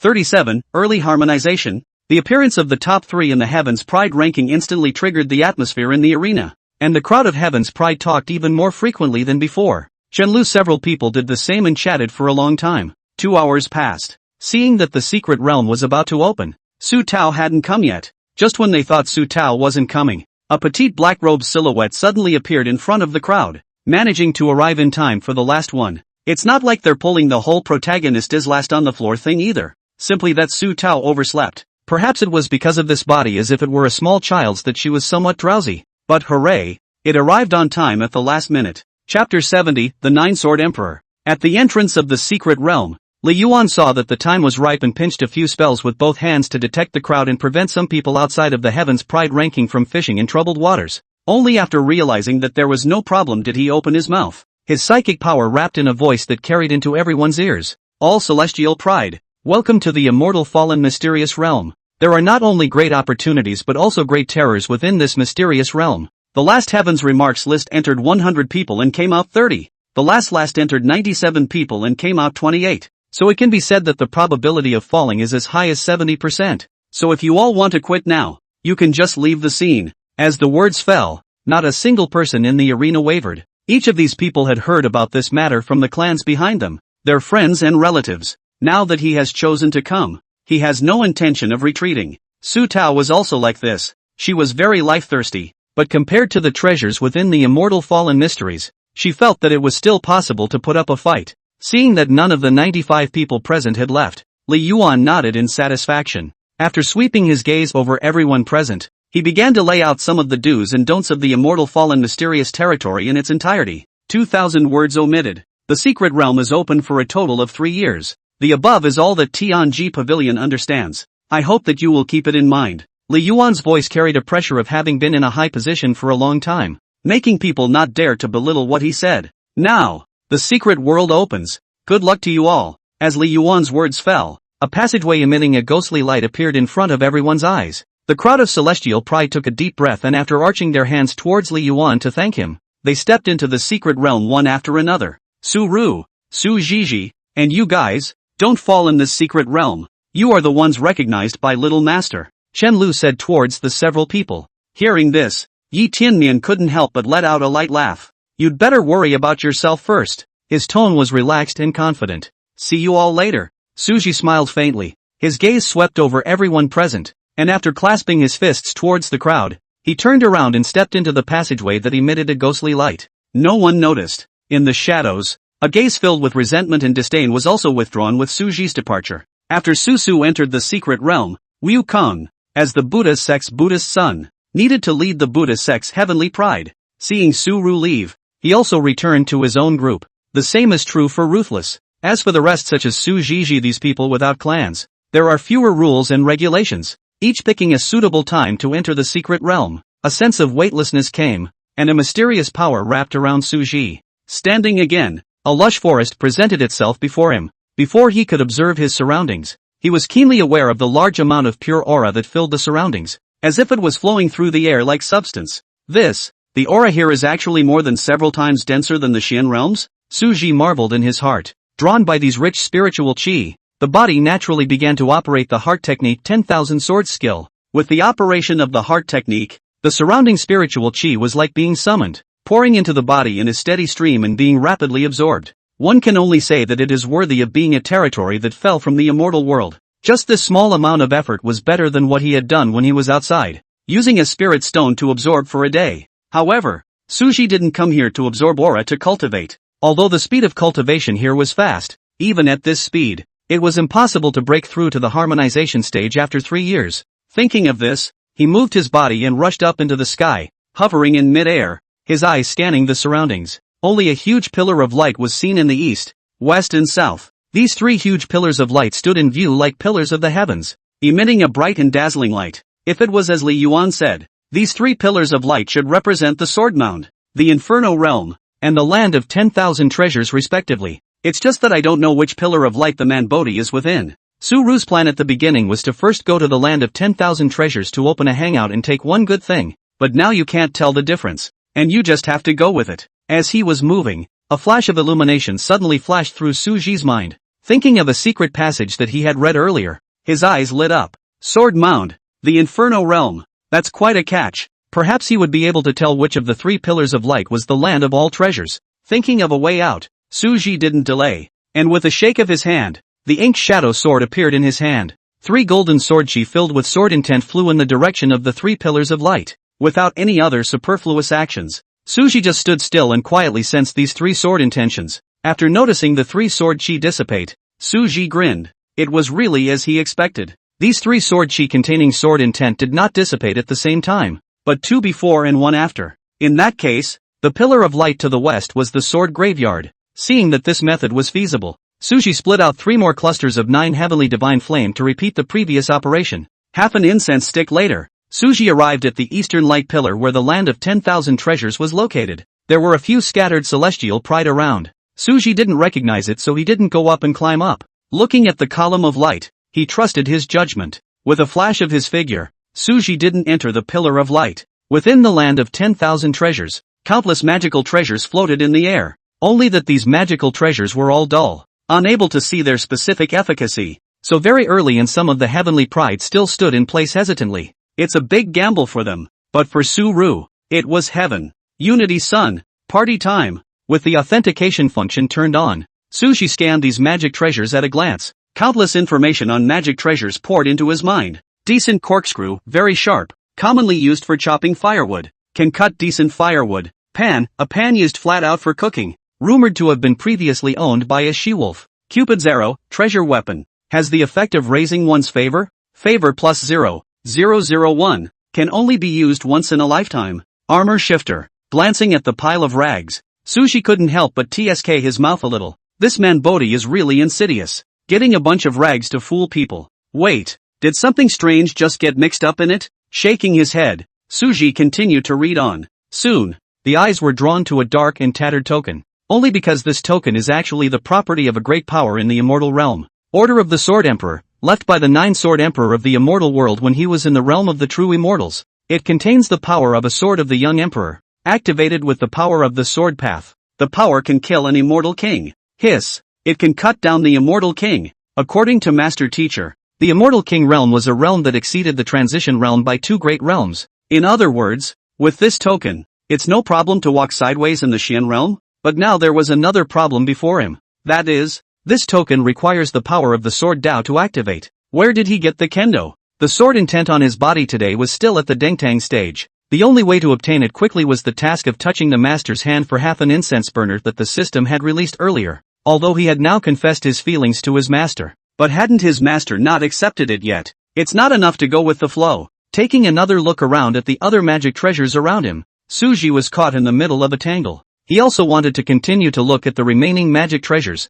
but there were more and more heavenly prides within the land of 10,000 treasures, so it was inevitable that they wouldn't be picked off at that time. To say why Suru was dead set on this token, that was because, in his mind, he had a premonition. It was as if he didn't choose this token today, he would regret it for the rest of his life at some point in the future. Chapter 71. Without hesitating for long, Suji took a deep breath and reached out to remove this token when he heard a contemptuous taunt from behind him. Ha! Is this crap worth your time? To even look at something like this? I thought you were some kind of big shot, but I didn't expect you to turn out to be a little yakuza. Seeing the visitor, Suji was a bit puzzled. He wasn't exactly a protagonist, so why was he experiencing this kind of jump-faced mockery? Tung Huayuan, late transformation, asked himself. The impression was that he really hadn't messed with this person. What Suji didn't notice was that this person was none other than Tang Huayuan, who had been squeezed out by him from the 4th place in the Heavens Pride ranking. At that time, when Suji was looking at the Heavens Remarkable ranking, he subconsciously skipped over Tang Huayuan because he saw his own name. So at this time, he really didn't know why this Tang Huayuan had come to pick a fight. Tang Huayuan looked at Suji, his eyes filled with disdain. Those old things in Tianji Pavilion were so old and dim-eyed that they felt that this Suji was more powerful than they were. He could hang this kind of stuff with one hand. Chen Lu also did not think that the Heavens Pride list actually has this kind of crouching dragon phoenix chick, before also swore that the entire Xian world, there is no kind of do not believe that the Heavens Pride list of the gold content of the little cutie. This is not happening now. The gazes of the other celestial pride on the field were also attracted by the commotion occurring between the two. There was hilarity, and they stopped their respective movements in unison. Because of the reason for the crossover, not many people recognized Suru. Instead, it was Tung Huayuan who had long been ranked 4th on the list. Oh, now the 5th on the list, known by all the heavenly prides. Seeing the awe cast by the other celestial pride around him, Tung Huayuan was extremely comfortable. In his eyes Suji was a clown. To actually dare to rob him of the title of the number 1 person under the merged body? It's unbridled. Secretly resolved that this time, he would settle Suji in the secret realm. When this immortal fall mystery is over, let's go back to the clan family and get married. The woman was reluctant, but Tang Huarin didn't care. What do you care about this and that? Ever since he was a little boy, Pops had told him, Edge, whatever you want is yours. What Pops says is the truth. He is the divine order. This Suji was a mere early stage of God transformation cultivation. There was nothing to be afraid of. Suji also knew about this person being the 5th in the Heavens Pride ranking from the sound of the people around him talking. Seeing this face of Tang Huayuan and the sympathetic gazes cast around him, Suji somewhat wanted to laugh. It's ing vestigial. In Blue Star, as a patient poisoned by the internet, one could not be more familiar with this trope. The latter is expected to unfold with another facepalm. Shock. And this son is as scary as it gets. He knew it was useless to argue with such people, but he didn't want to show weakness either. After reaching out to remove this token, accompanied by the illumination of the teleportation glow, he calmly and indifferently responded, I'll wait for you outside. Fighting is not permitted within the secret of the land of 10,000 treasures, so Suru decided to settle this noisy cargo outside. This kind of person, if you ignore him, the back is expected to trip you up. Across the board is just half an incense burner, and it won't waste much time. As the words fell, the land of 10,000 treasures was instantly silent. All the celestial pride immediately and nimbly picked a magic treasure each and teleported out. For these magic treasures, they couldn't see a thing anyway. Now that there was a lively scene, they couldn't wait to pick away the magic treasures they had been looking at before to prevent missing a good show. Unlike them, at this moment, Tang Huayuan stood in place, his face filled with disbelief. What's his status? How dare he speak to himself like this? Tang Huayuan's body trembled violently, his face twisted. This man already has a way of taking his own life. Nor did he pick. Reaching out and ingesting a long sword, he threw it into his storage ring without even looking at it. Secretly vowed to torture Suji to death later. Marlborough Land. As soon as Suji came out, he met Yi Tianming. Yi Tianming was about to enter the land of 10,000 treasures, but seeing Suji, he was in no hurry to enter. Su, what a coincidence. Suru smiled slightly. Upon learning that Suji was going to wrestle with Tang Huayuan later, Yi Tianmian couldn't help but frown slightly. This Tang Huayuan he knows, rumored to be the first person under the merged body, but now that name comes to Suru. Are you sure? Do you need my help? Suji sniffed and loosened his muscles, the corner of his mouth slightly hooked up. You think? As if remembering something, Yi Tianmian slapped his head. That's true. The two men smiled at each other. Yi Tianming then didn't rush into the land of 10,000 treasures, but walked to the side and prepared to watch the battle. He was clear that Suji was strong, but he didn't know exactly how strong he was, so he decided to observe and watch. It wasn't long before Tang Huayuan was teleported out of the secret realm. As soon as he came out, he mobilized the pressure of the late stage of God transformation on his body and pressed horizontally towards Suji. The celestial pride who had come out earlier were all crouching in a corner at the moment. Some people looked indifferent. Some had a mocking look on their faces, and some were even chewing on melon seeds, looking as if they were not concerned. Every now and then they exchanged words and seemed to be discussing something. Among these people, other than Yi Tianming, none of them looked favorably on Suji. Buy and set your hand. At this moment, the shout of a yellow-robed heavenly pride reached Yi Tianming's ears.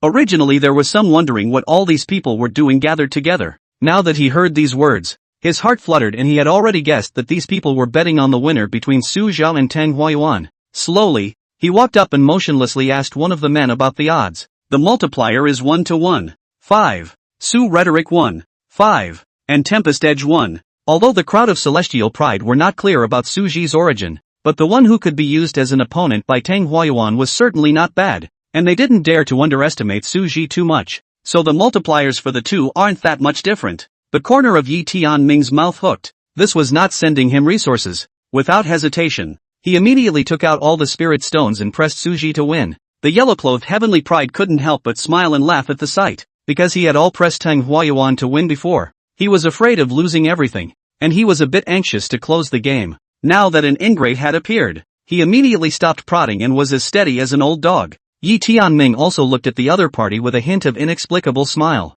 Both saw the other as a money giver. Chapter 72, Tornado Destroys Parking Lot. The white-clothed man next to the yellow-clothed Tianjiao saw that Yi Tianmian looked emboldened, and somewhat uneasily pushed his shoulder and transmitted his voice. I don't think this person looks like a cutie either. Is that handsome man not an expert? Will we win? This time, the two of them were the joint banker together in the betting game, and they were worried that they would lose all their spirit stones by then, which was why they voiced out a reminder. Hearing the white-clothed man's voice transmission, the yellow-clothed Tianjiao looked at him contemptuously, and although he was a bit disdainful to answer, he finally looked at his partner's face and replied carelessly, "It will win." Looking at the other side, facing Tang Huayuan's terrifying pressure that was coming from all over the place, Suji was standing in place expressionlessly. Seeing Suji's unimpressed appearance, Tang Huayuan was suddenly enraged, and the anger in his heart grew a few more points. Humph! Only to see him snort coldly, he immediately grabbed with all 5 fingers, and a powerful aura gushed out from his palm. In the blink of an eye, it coalesced into a huge aura claw, carrying a harsh and powerful wind, and viciously attacked Suji's face. Your life is like a candle in the wind. Die for me. With a gentle flick of Suru's sleeve robe, the incoming aura giant claws were like snowflakes encountering a blazing fire, instantly shattering into countless pieces and dissipating into the air. Seeing through the other party's intention to test, Suji said with a bland expression, "There is no need to test. Just give it your all." At those words, Tang Huayuan's face became a few points more ugly and he stopped trying. The silhouettes of the two men disappeared in place at the same time as if they were ghosts. In the next moment, a dazzling light erupted in the sky as the two men clashed with their swords. The speed is simply staggering. Some of the weaker celestial pride seemed to find it quite difficult to even see their movements. Under the powerful addition of sword intent, Suji completely gained the upper hand, completely pressing Tang Huayuan to fight. Suji's swordsmanship was as domineering and swift as a blistering wind and rain, and each sword was attached with sword intent and sword chi that dazzled the eyes. On the contrary, Tang Huayuan's sword technique was sinister and erratic, and each sword made it difficult to defend against. One could only say that it was worthy of being on the Heaven's Pride list. This Tang Huayuan really did have two brushes. Although it was difficult for an ordinary person to resist Tang Huayuan's sword technique, but who let him meet Suji? The dominance of the golden spiritual energy alone was enough to give him a pot to drink, not to mention the addition of sword intent. Watching the battle from the bottom, some of the more powerful celestial pride were not blind. They all watched as Tang Huayuan was suppressed. Among these people, the one who panicked the most was going to be the man in white. He trembled and looked at the yellow-clothed heavenly pride, who also read the meaning in his eyes. Still confident, he said, "It doesn't matter. This is just the beginning." Tang Huayuan is bound to still be retaining his strength. As his words fell, the battle situation in the sky really changed, only to see Suji's figure flashing, instantly appearing in front of Tang Huayuan, with a wave of the ink shadow sword in his hand. A golden sword chi was like substance as it chopped towards Tang Huayuan. Boom! Tang Huayuan was unable to dodge and was chopped down to the ground by this golden sword chi, wiping away the blood at the corner of his mouth. His face screwed up, and the spiritual energy in his body became more and more violent, setting off gusts of wind. It's not supposed to be like this. It can't be. Absolutely not. Ah! Tang Huayuan hissed out. The narrow, shadowy eyes were bloodshot. Suji didn't pay any attention to his hissing voice, and after chopping him down to the ground, his left hand's spiritual energy surged. The heavenly dignity palm directly blasted down on his head. A huge explosion sounded again. This move was extremely powerful with the golden spiritual energy, and the heaven's dignity palm whose proficiency had reached the realm of transformation. When the smoke and dust cleared, all the celestial pride had horrified faces. They actually saw Tang Huayuan vomiting blood. The white-clothed man once again looked at the yellow-clothed heavenly pride. Yellow-clothed Tianjiao, no problem. Minor injuries, Tang Huayuan will win. Tang Huayuan's face grimaced as he flipped his left hand and turned over a jade tablet.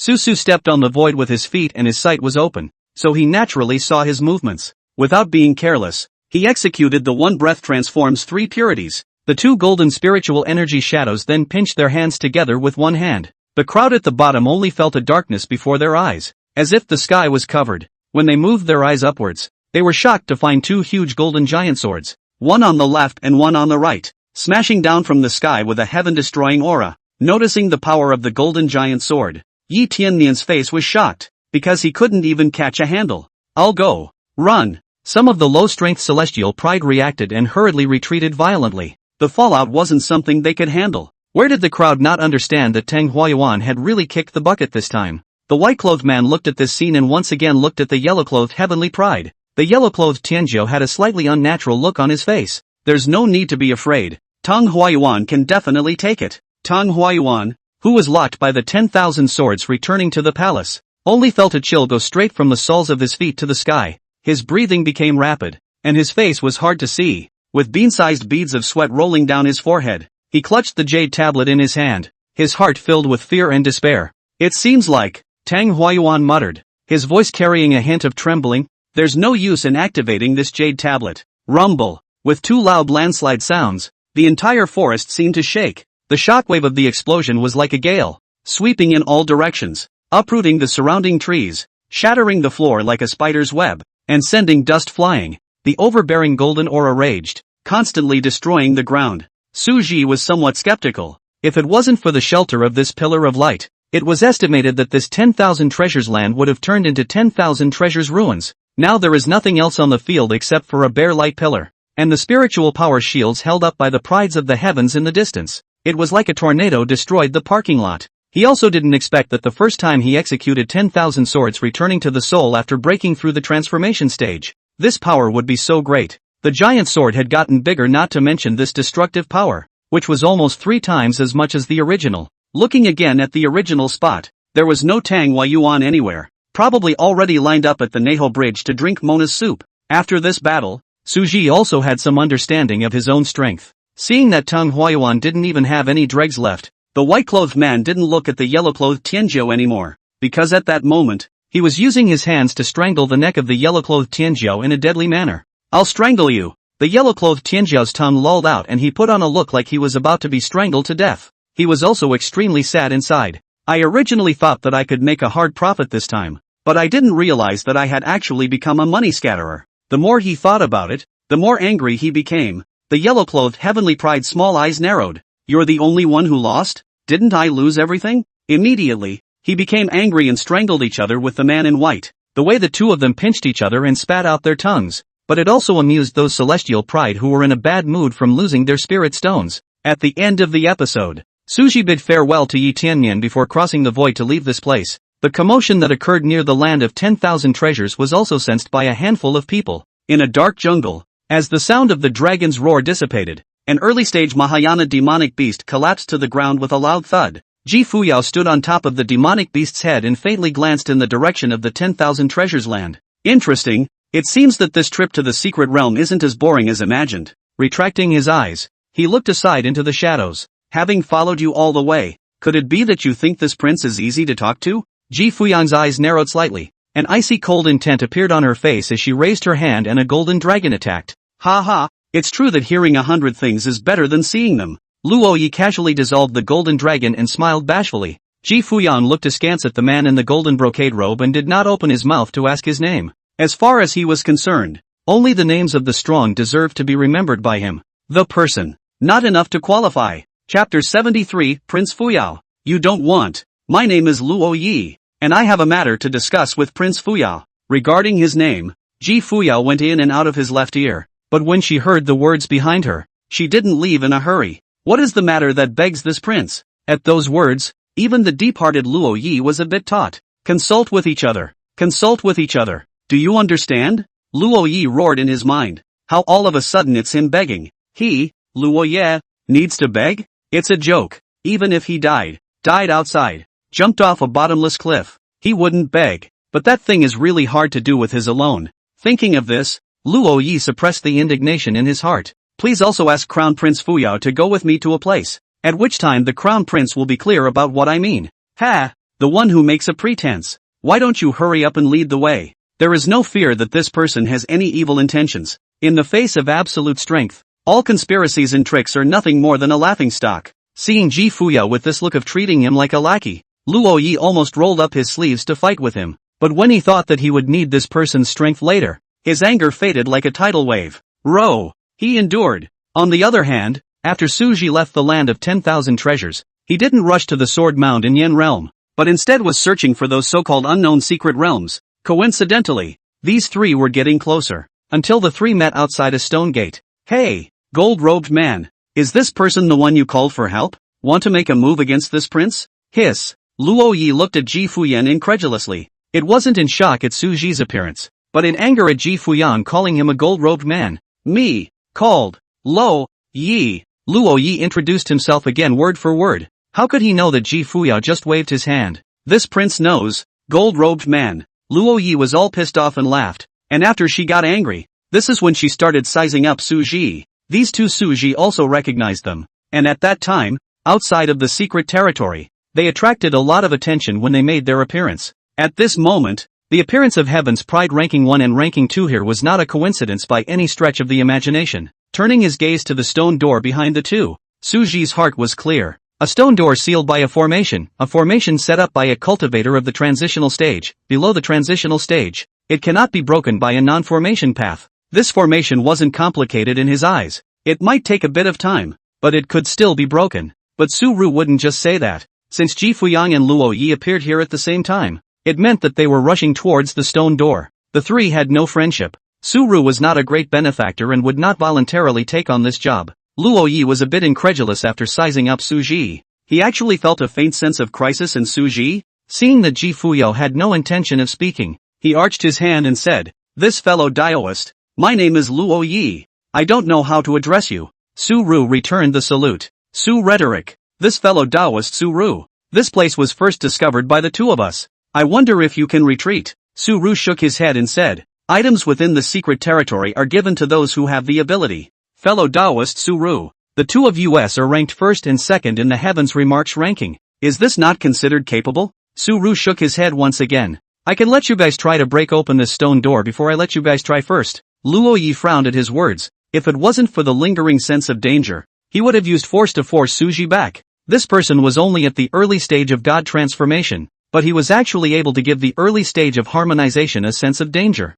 Luo Yi didn't dare to be careless and didn't take Su Ji lightly just because his realm was low. This secret realm had been opened for 3 years, and it was not clear what unknown secret realm would be behind it, and one needed to do their utmost to avoid being in an environment where they were injured. Thinking of this, he looked at Ji Fuyang to the side, wanting to kill someone with a knife. As if she had read his mind, Ji Fuyao did not do as he wished. Instead, he said disdainfully, grinding and whining, "How can we talk about the Great Tao? A mere stone door. This prince will just shatter it with one punch." After clearing his thoughts, he also knew Luo Ye's intentions for bringing him here. It was probably unable to take this stone door and was ready to borrow his power. It was this kind of person that Ji Fuyang despised the most. Luo Yi felt a bit suffocated. Why is it so hard to communicate with him? 2.5 of the 3 sentences had people boiling with rage. If not for his high cultivation, with a character like him, the grass in his grave would probably be taller than him. Luo Yi belabored. Without much nonsense, Ji Fuyang stood in front of the stone door,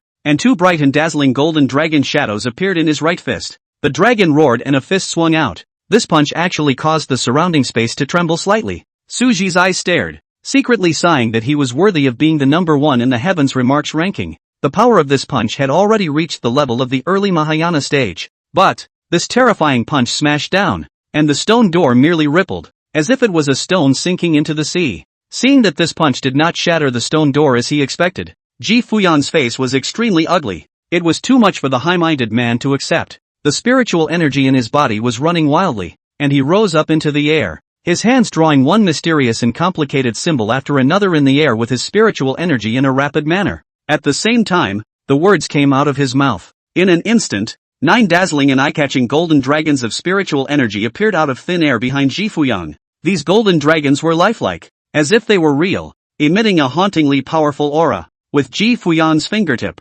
9 giant dragons of spiritual energy immediately roared and rushed towards the stone door, with a majestic momentum that resembled a golden torrent. The 9 giant dragons of spiritual energy continuously slammed against the stone door, emitting a deafening roar. Bang! Bang! As the golden dragon kept hitting the stone door, powerful fluctuations of spiritual energy spread out quickly like ripples. Being affected by psychic fluctuations, Luo Ye's chest was stuffy, and he screamed in his heart that it was not good. So he hastily cast a layer of spiritual power shield to protect himself tightly. Then he looked at Su Ji, who was standing like a nobody on the other side. Luo Ye's face was a little less than pretty. The feeling in his heart was indeed right. This one called Su Ji was by no means an idle person. After a quarter of an incense stick, the spiritual power dragon dissipated. Ji Fuyang's face was as black as the bottom of a pot, silently standing in place without speaking. Luo Yi also did not dare to touch his mold, and originally wanted to taunt and ridicule 2 sentences. Now that I see him in this state, I really have to say that if I were to speak out,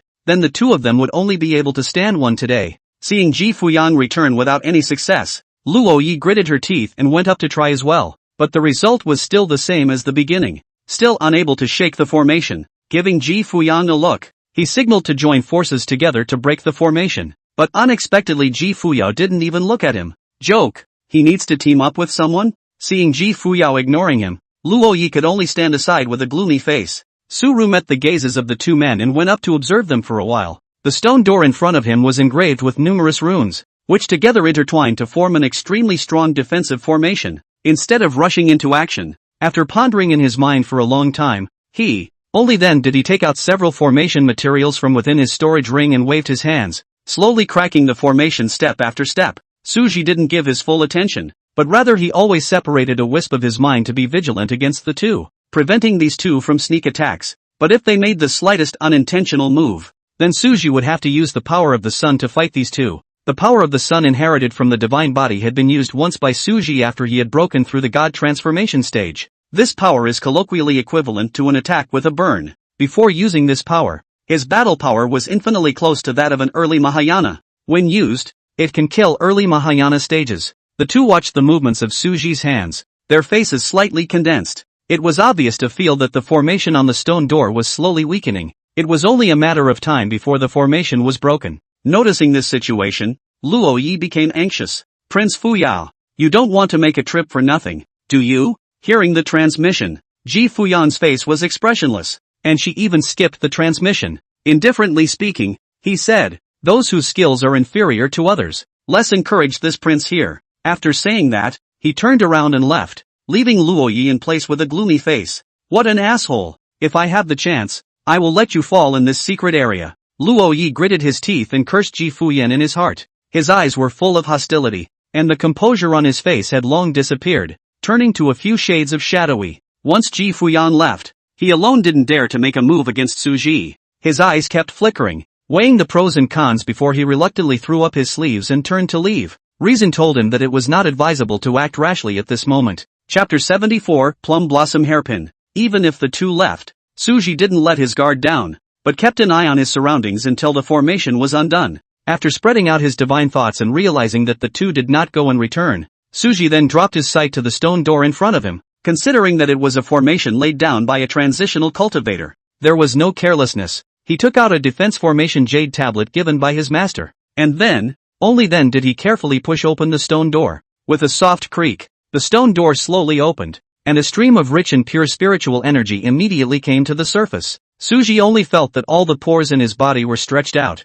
as if he was immersed in a hot spring, incomparably soothing. Feeling the majestic aura, Suji couldn't help a flash of surprise in his eyes. Could it be that there was a treasure inside that could make a breakthrough?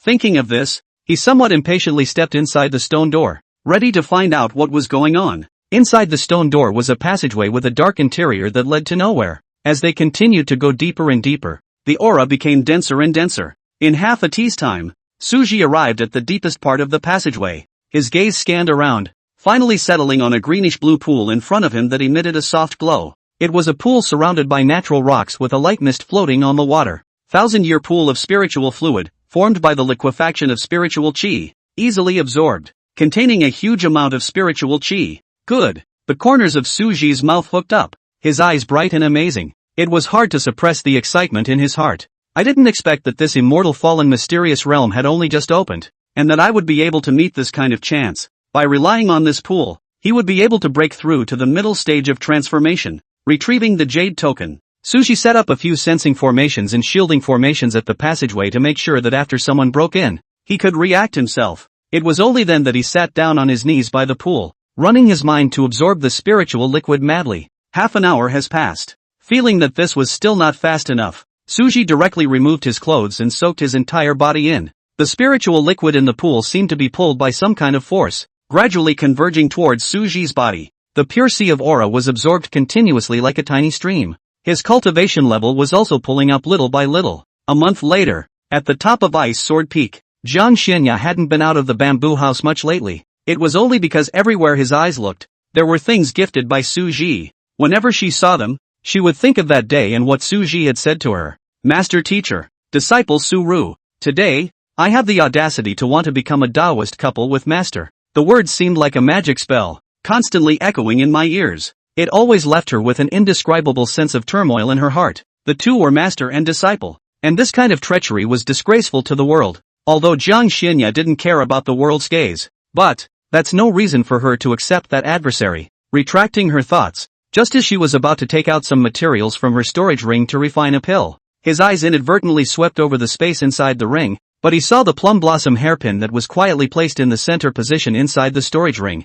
Ghostly, Jiang Xianya took out the plum blossom hairpin. When she came back to her senses again, Jiang Xianya's newly calmed mind was broken once more. The person reflected in the mirror, absolutely beautiful. The head of the plum blossom hairpin is for its cool temperament to add a point of warmth and softness, like a snow lotus blooming on the iceberg. Why did you unconsciously take out this hairpin? At this moment, Jiang Xianya's heart was filled with doubts and confusion, yet there was no one to answer them. One can only stare silently at oneself in the mirror, trying to find the answer in one's own eyes. At the same time, Su Ji, who was in the immortal fallen mysterious realm, slowly opened his golden eyes that were as bright and dazzling as stars. Finally, I've broken through to the middle stage of transformation spirit, he whispered to himself, his tone filled with joy. The originally sparkling greenish-blue pool was now crystal clear. Suji stood up and stepped out from the pool, and after using his spiritual energy to steam dry the surface of his body, he put on his clothes and turned to leave. Spending a month to break through to the middle stage of transformation spirit,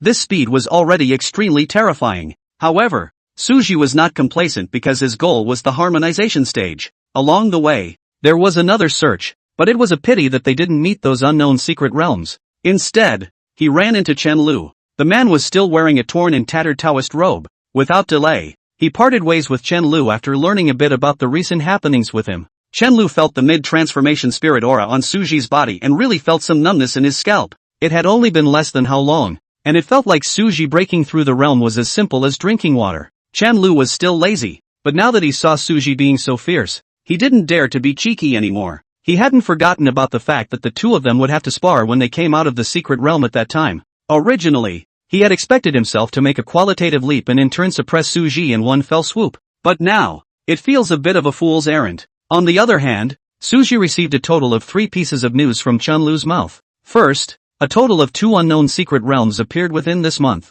and several people fell. But from these secret realms out of the heavenly pride, all of the strength has been enhanced, among which Sujiji and Emotionless are the 2 most outstanding. Second, San Qi, the 3rd on the Heaven's Pride list, fought with Jifu Shua, the 1st on the Heaven's Pride list, and San Qi was seriously injured while Jifu Shua was lightly injured. Thirdly, ghostly cries and howls occasionally emanate from the vicinity of the sword mound, suspected to be an unknown secret realm.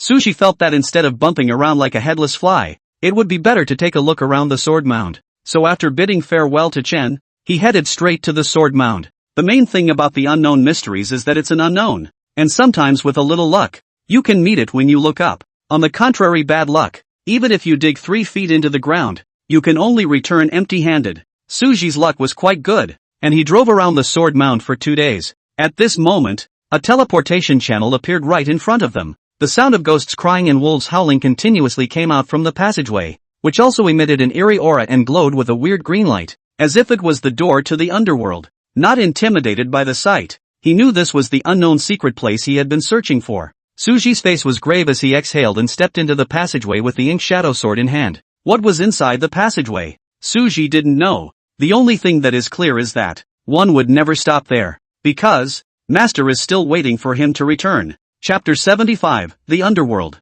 The passageway even directly disappeared as Suji stepped in, as if it had never appeared. The land of the underworld. This place is surrounded by an eerie atmosphere, and the air seems to condense with the smell of death. There were countless divine souls wandering among them. These spirits are all people who have committed many evil deeds and crimes in their lives. They were banished from this place by the heavenly Tao for some unknown reason. The strength of divine souls was generally at the Mahayana stage. At this moment, these divine souls were grimacing, constantly impacting a curtain of light at the center. The curtain of light looked out of place in the eerie surroundings. In the curtain of light, a translucent green fruit grew, and next to it was a teleportation channel. However, no matter how much these divine souls impacted, the light curtain was still incredibly sturdy, always standing firm. There was no daytime here, and these divine souls were so defiant because they could absorb the night's qi all the time and use it to recover from their soul injuries. Suji walked out of the passageway and saw the scene of countless divine souls scrambling to pounce on the light curtain in front of him.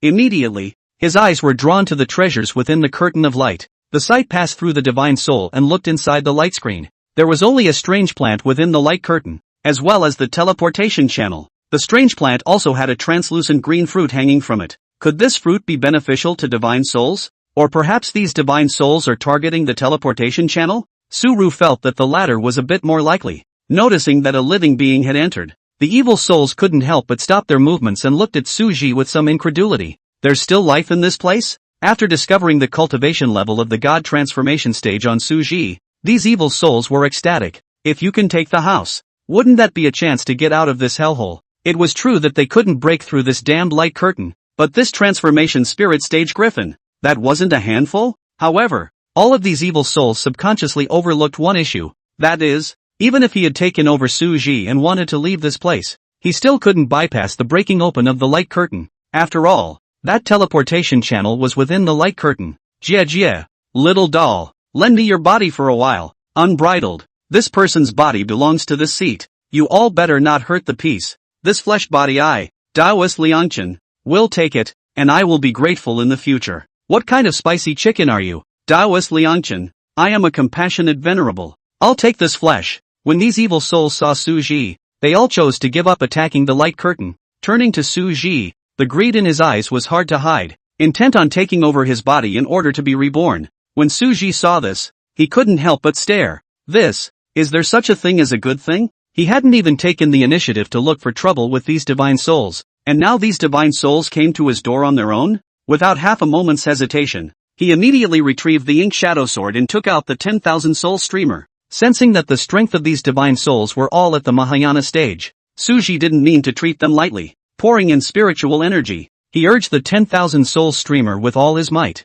As the spiritual energy was continuously injected, only the runes on the surface of the streamer emitted an eerie black light, writhing as if they were living creatures, emitting a huge suction force towards those divine souls. This suction force was like a black hole, and some divine souls with low strength were simply powerless to resist it. Their originally ferocious and hideous faces instantly became terrified as they tried to struggle to escape, but to no avail. Just seeing Suji raise his hand and gently wave it, the 10,000 soul streamer carried an irresistible force, sucking those pouncing divine souls into the streamer, just like moths to a flame. In the blink of an eye, countless divine souls disappeared without a trace. Some sharp-eyed and powerful evil souls saw the 10,000 soul streamer and immediately braked, letting out ear-piercing screams. Damn! It's the 10,000 soul streamer. Suji estimated that just now that wave had directly allowed him to harvest more than 1,000 harmonization stage divine souls as well as hundreds of Mahayana stage divine souls. With the inhalation of these divine souls, the 10,000 soul streamer began to shimmer with light.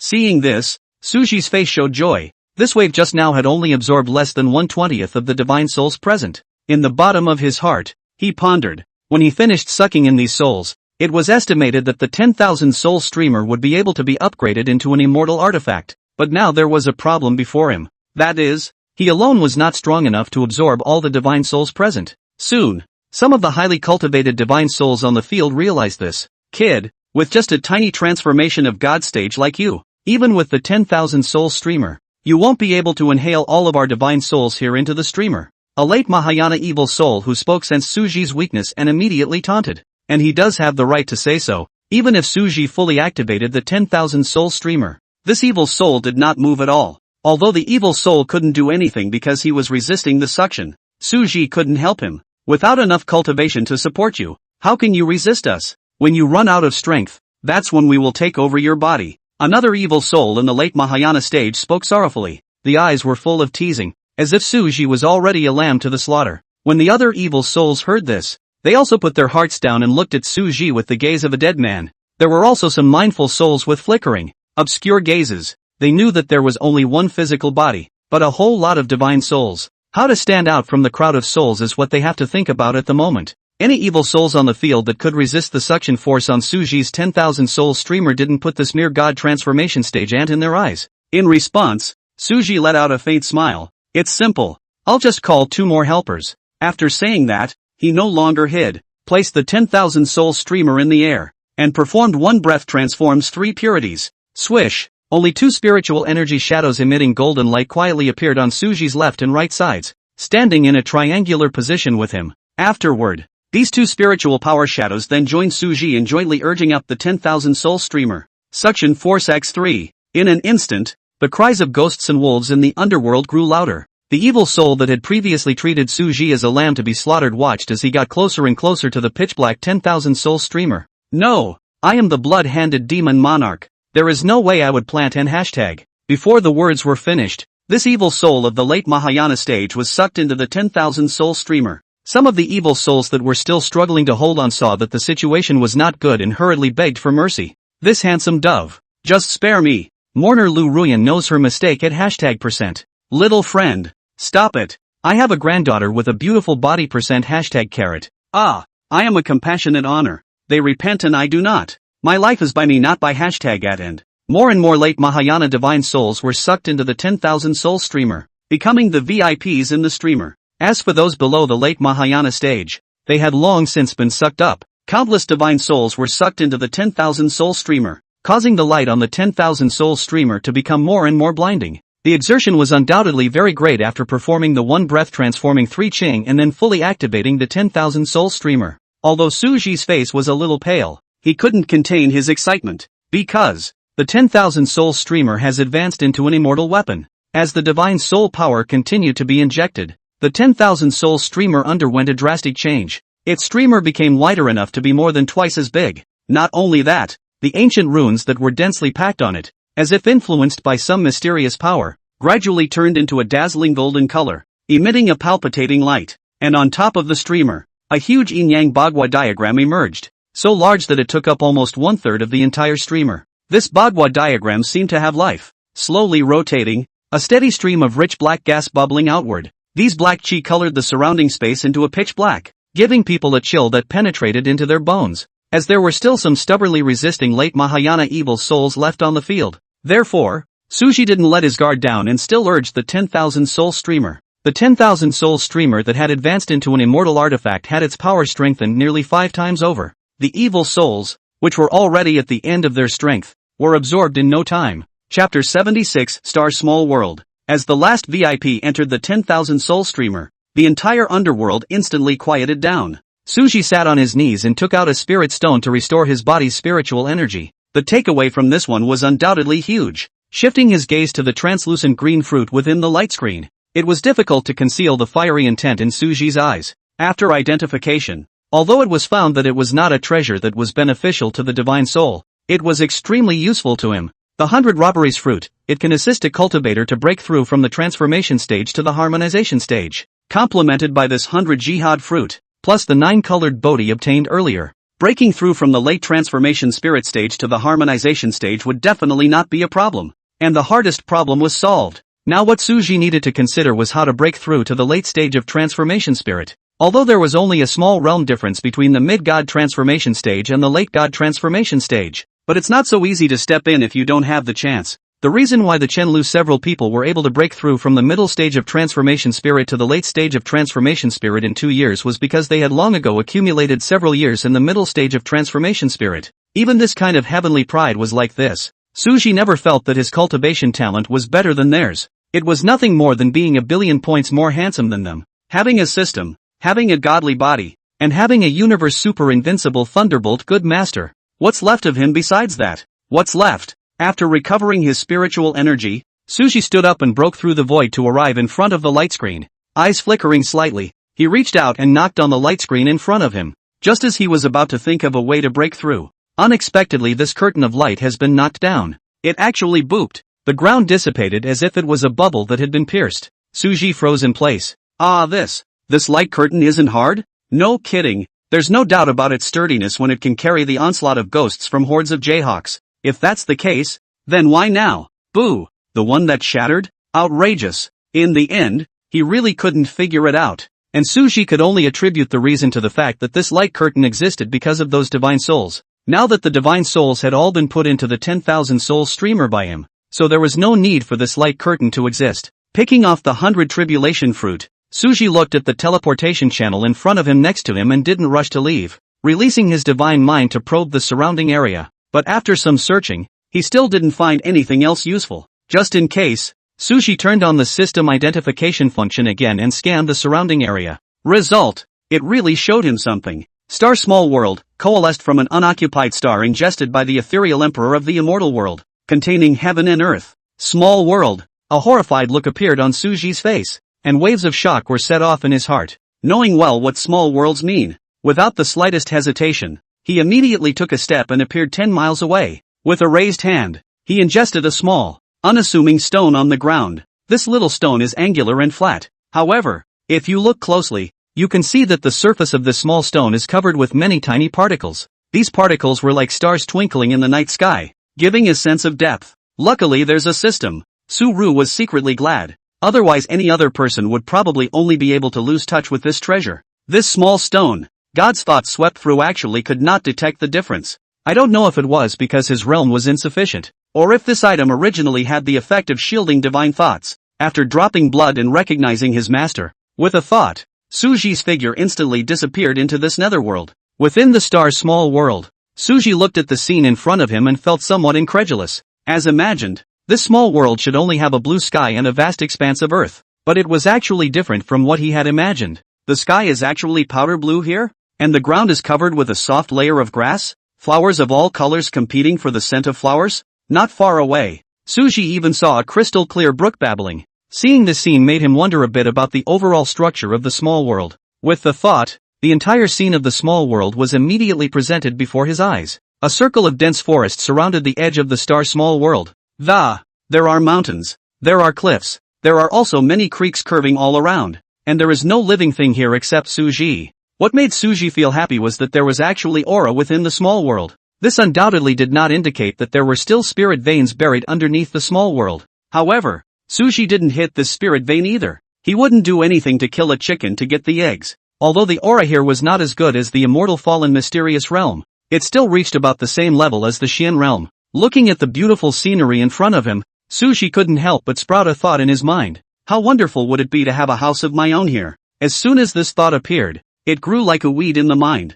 Saying that he would do it, he took out the fragrant white spirit woods from his storage ring and used his spiritual power to manipulate these white spirit woods to build a house. Soon, a small cabin was added within the star small world. The cabin is not large, but it is adequate for daily living. After building the wooden house, Suji also reclaimed a field in the place next to the wooden house and planted some spirit tea. A fence made of white spirit wood was also arranged around the cabin. There are no other living things here, but it would be more aesthetically pleasing. After doing this, Suji looked at the fruits of her labor and couldn't help but sigh. The stuff is new, but it's very open door. If I were to ascend to the immortal world in the future, I would move the bamboo house I built on Ice Sword Peak as well. Of course, if Shizuku is willing, then move Shizuku's bamboo house as well. When he thought of his master, some frustration appeared on Suji's face. He hadn't seen his master teacher for 2.5 months, and he really did miss him a bit. I don't know if the master has missed him. What Suru didn't know was that Jiang Xianya was already a bit skeptical of life at this point.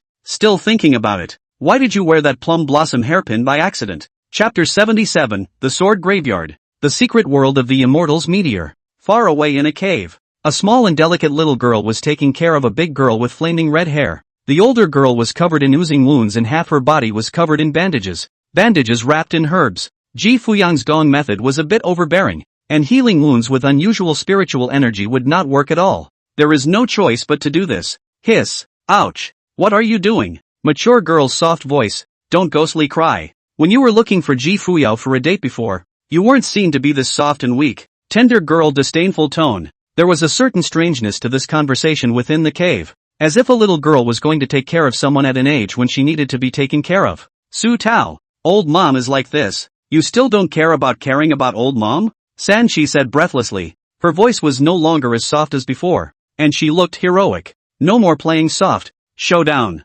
Su Tao helplessly rolled his eyes, then with his mouth averted, he mimicked in a decent manner. Ji Fu Shua. There are thousands of immortals in the sky, and even when they see me, San Chi, they lower their eyebrows. Heaven does not give birth to my 3 sevens, and the immortal path is as long as the night. I have a sword that can. Alright, don't read it, don't read it. Sanchi hurriedly interrupted Su Tao's words, her face reddening. At that time, I did not know how. The heart suddenly welled up with a great ambition, and the words came straight out of my mouth. Now that he looked back and listened to Su Tao repeat it again, he was simply so embarrassed that his toes were digging into the soles of his shoes. Su Tao had an expression like he couldn't rule you yet. Then he said, Sanchi, I say you can't let Sister Peach save her heart. If not for me this time, you'll have to report to the King of Hell in less than 2 days for this injury. I'm not angry. That Ji Fuyang actually called me a shrew. Who can bear that? Sanchi first nodded coyly in agreement with Su Tao's words, then grumbled again.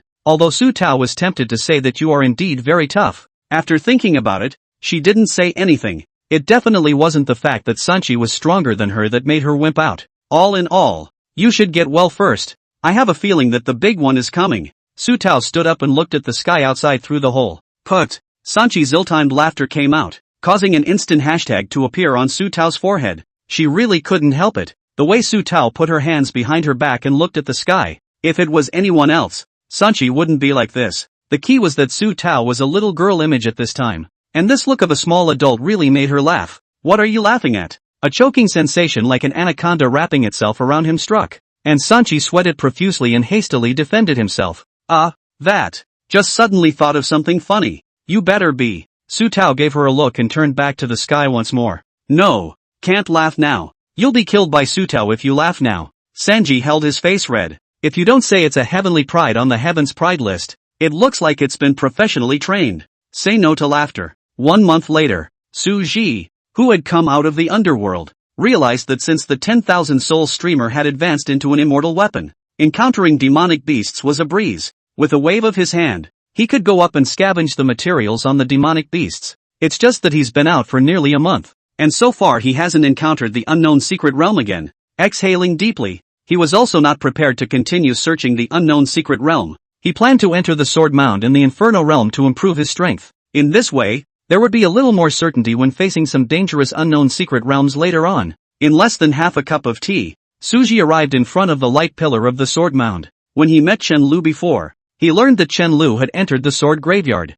Thinking that he was going to enter later, he inquired about the inside. So it's not exactly a double whammy right now. The sword mound, within which countless swords were buried. Unfortunately, none of these swords could be taken out and used again. For some sword cultivators who had not comprehended the sword intent, this place could help them to comprehend it. Although the probability was very low, but as long as there was a chance, it would be worth it for these heavenly prides to come forward. For those who comprehend the sword intent, it plays a role in sharpening and refining. And Su-Ru is also aiming for this. This sword mound was different from the 10,000 treasures land which only had one layer. There were 8 layers. The further down they went, the thicker the sword intent that filled them became. It wasn't clear how far his Dengtang sword intent could go, but in any case, it was good to give it a try to the best of one's ability. Stepping inside the pillar of light, a change passed before his eyes. Suji came to the first level of the sword mound. This place was covered with a shallow sword intent condensed from sword chi, which was extremely faint, not even reaching the level of an introductory level.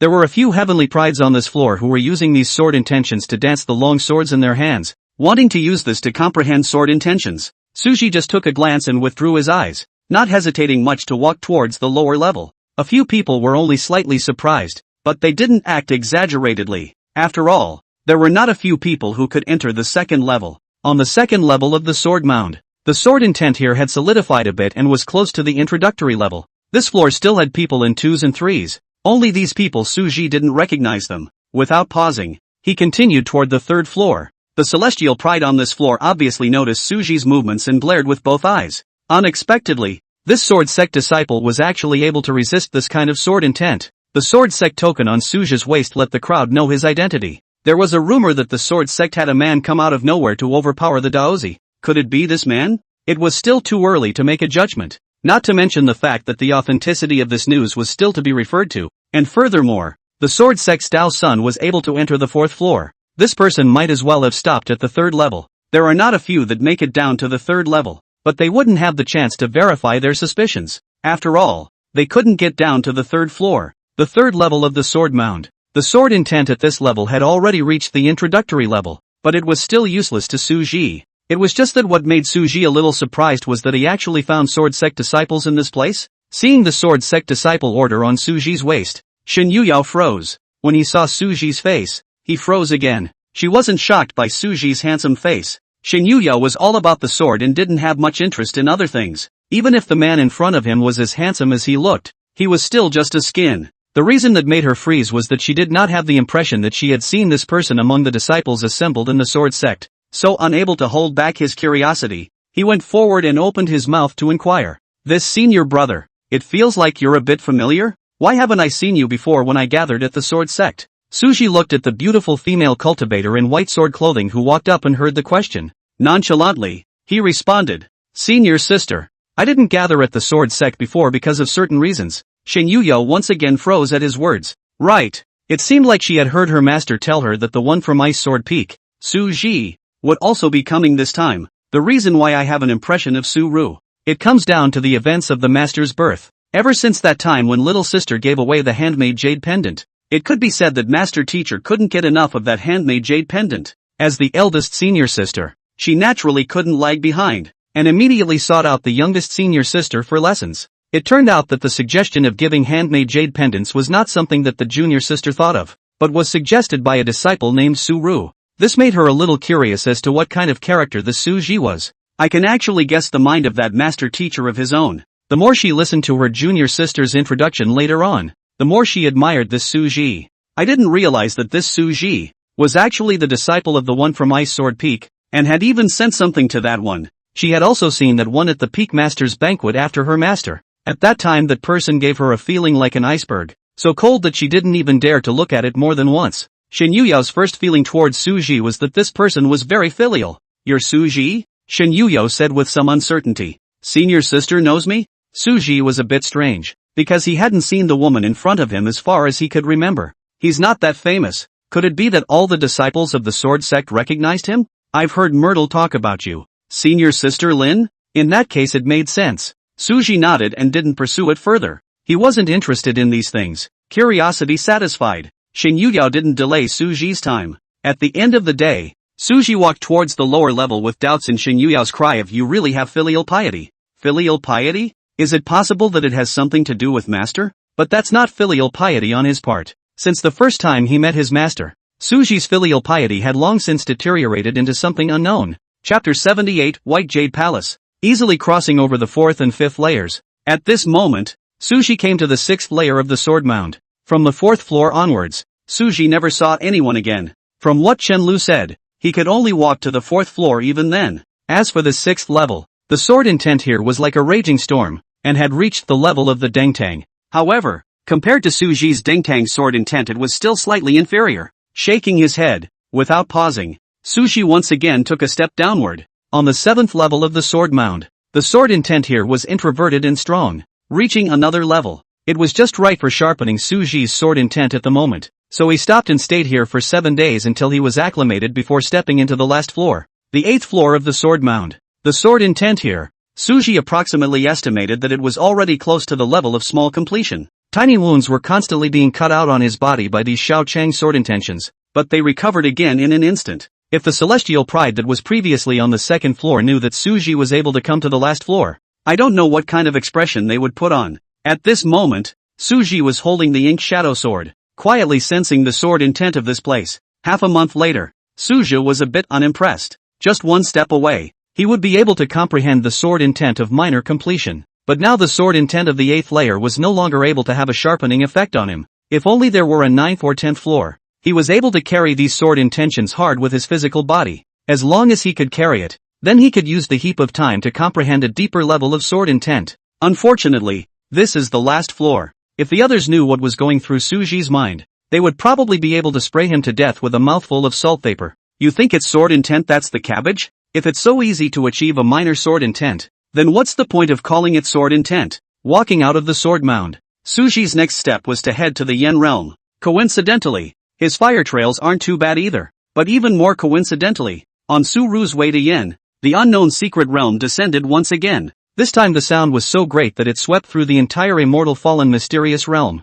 As if the celestial pride had a telepathic connection, they unanimously raised their heads and looked towards the white jade palace that suddenly appeared in the sky. This palace was like a sacred temple, emitting a breathtaking aura. It was quietly suspended in the air like a bright pearl, attracting everyone's attention. The eyes of the celestial pride flashed with a blazing light. Some are afraid of the dangers inside, others are confident beyond, but without exception, all the heavenly pride are at this moment put down the matter at hand, have to exert all their strength toward the white jade palace and go. It's one thing to be scared, but the hilarity is still there. Suji looked at the white jade palace in the opposite position of the inferno realm, and without the slightest hesitation, he immediately reversed his direction. He had a premonition that this alabaster palace had something he wanted, because Suji had learned through the system's appraisal that this white jade palace was True Immortal Legacy House, True Immortal's legacy mansion. Before the fall of the True Immortal realm, it was built to leave a legacy for future generations, with great opportunities and terrors within.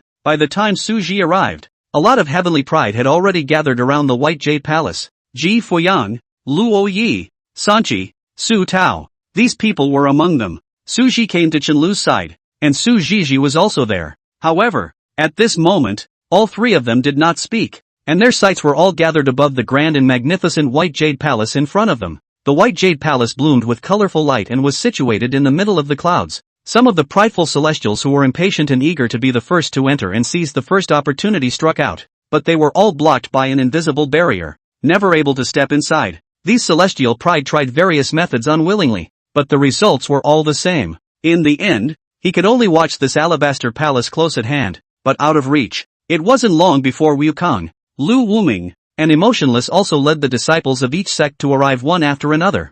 They also saw Su Ji, but due to their status as leaders, they were unable to leave the group, and only greeted Su Ji. Also at that moment, a voice came from behind the three. This white jade palace shouldn't have been opened yet. The person who spoke was none other than Yi Tianming, who had just arrived. Seeing that it was Yi Tianmian, Chen Lu also nodded in agreement. It's dangerous inside. Su Jiji's face was filled with gravity. Not only did she feel the danger, the Yun Luo in its mind also gave her an early warning. This palace was several times more dangerous than the unknown secret realm she had experienced before. When Chen Lu and Yi Tianmian heard this, their faces became serious as well. There was no other reason. Because they all sensed the extraordinary nature of this white jade palace in front of them. True immortal legacy mansion. Of course it's dangerous. Suji didn't hide it. It wasn't something worth hiding anyway. By picking a fight, it would at least make them a little more wary and increase their chances of survival. True immortal legacy mansion? Chen Lu's few people's faces changed abruptly when they heard this. They didn't doubt what Suji said. For one thing, Suji didn't have the need to lie to them. And for another, they also believed in Suji's character. From the time when he was in the secret realm of the transit world, he could tell that Suji was not someone who put out a target for no reason. Chapter 79, White Lotus. Not far from a few people, there was also a small group. This small group of 4 men and 1 woman. At this time, they were also talking about the White Jade Palace. White Lotus, hide behind me later. I will definitely protect you. Yang Boiling patted his chest, his eyes flashing with an undeniable light. Yeah. Brother Boiling is really too reliable. The sweet smile on Lin Bailian's face grew brighter and brighter when she heard Yang Boiling's words. She slightly tilted her head, her tone full of admiration. Boiling brother is always so powerful and can give people a full sense of security. Lin Bailian was wearing a palace dress as white as snow, the hem of which gently swayed like a holy lotus flower dancing in the wind. Slightly more than a few. Seeing the sincere look of adoration on Lin Bailian's face, Yang Boizhou only felt as if he was standing at the peak of the Xian realm. A feeling of superiority like no other. He tilted his head slightly and his eyes narrowed slightly with it, a hint of smugness shining through those narrow slits. The corners of his mouth even unconsciously rose to reveal an evil smile, hooking upwards at 45 degrees. Me too, Sister White Lotus. Don't forget me. Damn it, you guys. You said everything I wanted to say. Little White Lotus doesn't need to say much. My life is yours. The remaining 3 men saw Yang Boiling getting compliments and were not willing to lag behind. It wasn't like a few people hadn't seen female cultivators that looked better than Lin Bailian, but the only one who could tickle their hearts was Lin Bailian. That tone of voice, the softness that showed in every move, all of it stirs up a strong desire to protect them. In their minds, Lin Bailian was their god. LOL. White Lotus here thanks all of you good brothers. Lin Bailian covered her mouth and laughed lightly. Then as if thinking of something, she bit her lower lip and looked at the crowd pitifully. The look was like that of an abandoned beast. Sister me. I really can't bear to see my brothers get hurt because of me. If you are really in danger, don't have any worries, just leave White Lotus behind. Don't worry brothers, White Lotus will never blame you brothers. Never. When she finished speaking, her delicate body stumbled back a few steps uncontrollably. That originally slightly pale face was even more like white paper, bloodless. Crystalline teardrops were swirling in her eyes like they were going to roll down at any moment. This pitiful look, anyone who looked at it couldn't help but feel pity. Seeing Lin Bailian in such a soft posture, Yang Boy grimaced and glanced at the remaining 3, a chill in his eyes. A horse took the lead and said, I'll see who dares. I, Yang Boy, will put my words down here. Whoever dares to leave the White Lotus behind will be prepared to meet my wrath. What are you farting about? I, Chen-faced turtle, am not a coward either, and I won't do something like leaving the White Lotus behind, even if I die. The green-robed man immediately retorted. You finished pretending to be Yang Bo. Does he still want to lose face? Alright, don't even pretend. When the time comes, you might run faster than anyone else. White Lotus, only I, Li Xiaohu, am the one who truly won't give up on you. The tall and thin man with a cloak behind him looked at the 2 in front with disdain. I, Wang Jiangnan, am even willing to give my life to White Lotus. Who are you guys? The inch-haired man was also not willing to fall behind. His eyes were filled with determination, as if Lin Bailian had told him to go to his death. He would have carried it out immediately. Just as a few people were arguing, a soft, magnetic voice broke through the bickering of several people. White Lotus, long time no see. Seeing the visitor, Lin Bailian's eyes rippled with color. Yeah, brother Yat, we haven't seen each other for 23 hours. When the 4 saw that the visitor was actually Sui, who was ranked 21st on the Heaven's remarkable ranking list, they couldn't help but exchange a glance with each other, fighting the enemy together. Before Sui could reply, the young Bo on the side directly stepped in front of Lin Bailian. Sui, what are you doing here? Seeing that her beloved was blocked,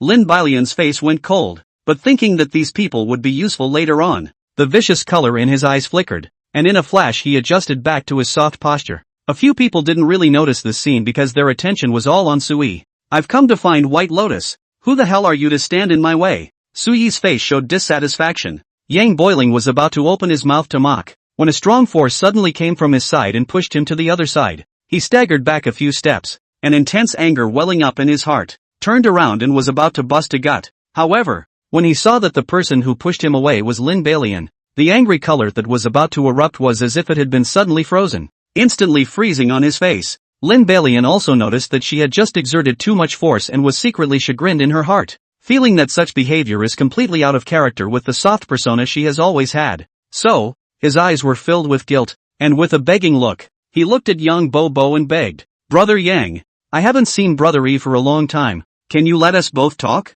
Just for a moment. Just for a moment." The voice was soft and trembling. Yang Bo heard this pleading tone and his body half crisped up. Even Lin Balian's words changed from Brother Boiling to Brother Yang. The remaining few people saw Lin Balian in this state and couldn't bear to stop them. Suyi's face was furious. These few talents ranked more than 30 on the heavenly remarks list. Why should White Lotus be afraid of these people? Seeing that the situation was not good, Lin Balian directly pulled Suyi away from young Bo and the others. And then he said, "I'll be right back." It made young Boiling several people couldn't help but think in their hearts. Sure enough, White Lotus cared about them, and she must have her reasons for doing so. Lin Balian led Suyi to a secluded place. Suyi angrily flicked his sleeve. "White Lotus, why are you trying to stop me? These few people are like dirt and dogs in front of me." He was a little confused as to why White Lotus had to lower herself to show favor to those little yakuza. Lin Balian was the 29th in the heavens remarkable ranking. Seeing Suyi's angry demeanor, Lin Balian hurriedly shook her hands and anxiously explained,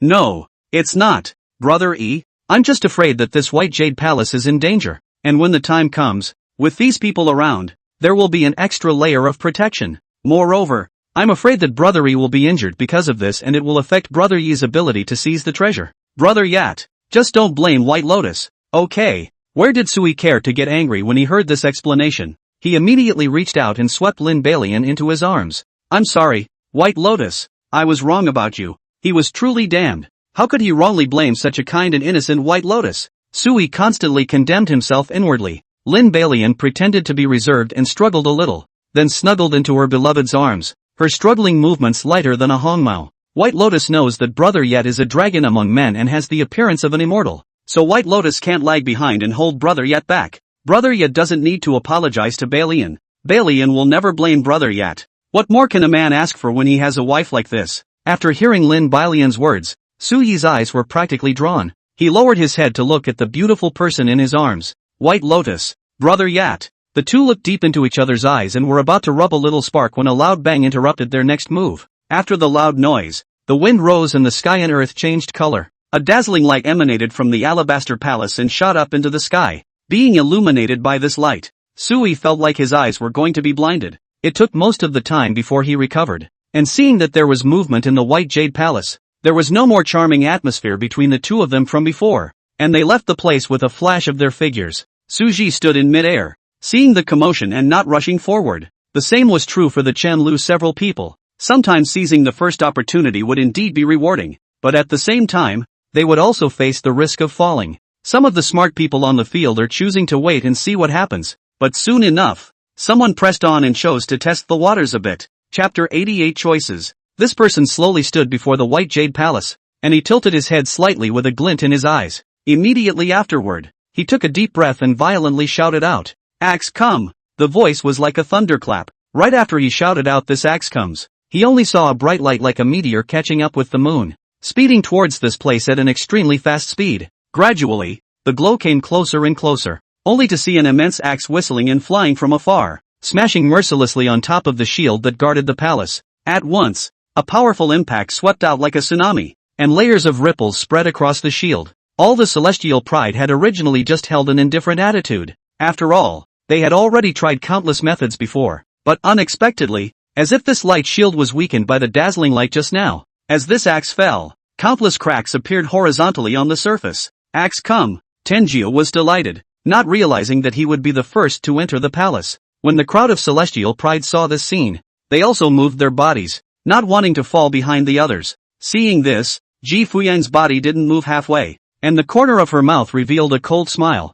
A group of fools, and Su Ji also sensed something. His face slightly condensed, also did not move forward. He only opened his mouth to remind Chen Lu several people to hold up their spiritual power shields. Along with that, he also transmitted his voice to Wukong, Lu Wuming, Su Tao, and so on. Although Lu Wuming was doubtful, he still chose to trust Su Ji and instructed the people of the sword sect to put up a spiritual power shield. Although hollowness and emotionless were a bit surprised, they still listened to Su Ji's advice. Su Tao, what are you stopping my mother for? If you go late, the treasure will be gone, Sanchi said in dissatisfaction. Don't you care? Quickly prop up the spiritual power shield. After Su Tao propped up the spiritual power shield, he saw that his best friend was still not taking it seriously and immediately opened his mouth to urge. Sanchi was no nonsense, and merely grumbled before bracing his shields. She still believed in what her best friend said. The joy on the face of the celestial pride closest to the White Jade Palace hadn't even faded. A terrifying shockwave instantly exploded from the Alabaster Palace, shattering the shield and spreading out in all directions with lightning speed. Put. Some of the celestial pride who were close were immediately lifted off by the shockwave and spat out a mouthful of old blood. Some of those who were far away didn't fare well either, and were shaken out of their internal injuries by the shockwave. In addition to the few people who had put up their spiritual shields, as well as some people who were as powerful as Ji Fuyo and Su resigned, all the rest of the celestial pride were all injured due to this shockwave. The most miserable is the Axe Pride. At this moment, his face was like gold paper, and he was constantly spitting out blood. After the shockwave dispersed, an old voice rang out. This immortal is a scattered cultivator of the immortal realm. Knowing that my time is up and I have no chance of stepping into the immortal king realm, so I stayed here in the hope of leaving a chance for future generations. Inside are exotic treasures, cultivation techniques, and the inheritance of this immortal. There is a risk of falling within this place. Those who are incompetent should quickly retreat. You are not worthy of the treasures left behind by this immortal. If you insist on entering, then be prepared to fall. As the words fell, there was no sound in the arena other than the sound of spitting blood. Immortal legacy. This is an immortal inheritance. Other than Su Ji and the others who had to go in no matter what to find out what was going on, the rest of the celestial pride were pondering the pros and cons in their minds. In a short time, there are more than 20 people quietly retreat, until they can no longer see his figure. Axe to Tianjiao is also among them. As good as the legacy is, it has to have a life out of it. At their level, going in to die is more like it. The people who were spared from injuries due to the timely erection of the spiritual power shield all cast a grateful look at Su Ji. If it wasn't for Su Ji's reminder, at this point, even if they didn't vomit blood, they would have suffered some injuries, although these injuries can be recovered after some time. But now that the opening of the White Jade Palace was imminent, with one less injury, the greater the chance of capturing the treasures inside. Looking at the other side, as soon as the pale words in the air fell, Ji Fuyang stepped into the true immortal legacy mansion without any delay. Suja followed closely behind. Next up were Luo Yi, Su Jiji, Sanchi, and so on. Lin Balian and Su Yi, as well as the remaining four, were also shaken by that shockwave and spat out a mouthful of blood. Before they could slow down, they saw someone entering the true immortal legacy mansion. At that moment, he didn't care about recovering from his injuries and hurriedly followed and stepped into it. If you're late, you might not even get soup. The original small team of 4 men and 1 woman became 5 men and 1 woman after adding Sui. Although Yang Boiling and Li Xiaohu and the others were a bit dissatisfied, they didn't say much. This White Jade Palace was established by an immortal, and at this time, one more person will have more power, and will have more confidence when seizing the treasure. Though it always felt like Sister White Lotus had grown much colder towards them since Sui had joined. However, several people felt that it was because they had been distracted by the shockwave that had just occurred that they had created this illusion. It wasn't on my mind either, and I quickly put it behind me. This White Jade Palace didn't look big, but it wasn't until one entered inside, I realized it was surprisingly large. One after another, one figure after another appeared in Suji's line of sight. Everyone landed on a wide platform in the palace. What surprised them was that there were actually 8 doors here. Obviously, the meaning is to give them a choice. If one followed Ji Fuyan and the others, the safety index would naturally be greatly increased. But the treasures gained are expected to be few. If you don't follow, then your chances of getting a heavy treasure will also increase dramatically. But the safety index can be greatly reduced. There's writing here, a sharp-eyed white man said. The crowd heard him and followed his gaze. Only to their left, an extremely inconspicuous Xuanwu stone statue was engraved with a few lines of large characters. 8 doors, 8 choices, 3 evils, 3 dangers, and 2 safety. Each gate corresponds to a side hall. Seeing these 3 lines, the hearts of all the celestial pride were in awe. 6 of the 8 doors are in danger. The choice was in their hands, whether to choose to go all the way with those strong people or to pick another path. For a while many people were in a tangle. Chapter 81 Lin Balian was a little sad.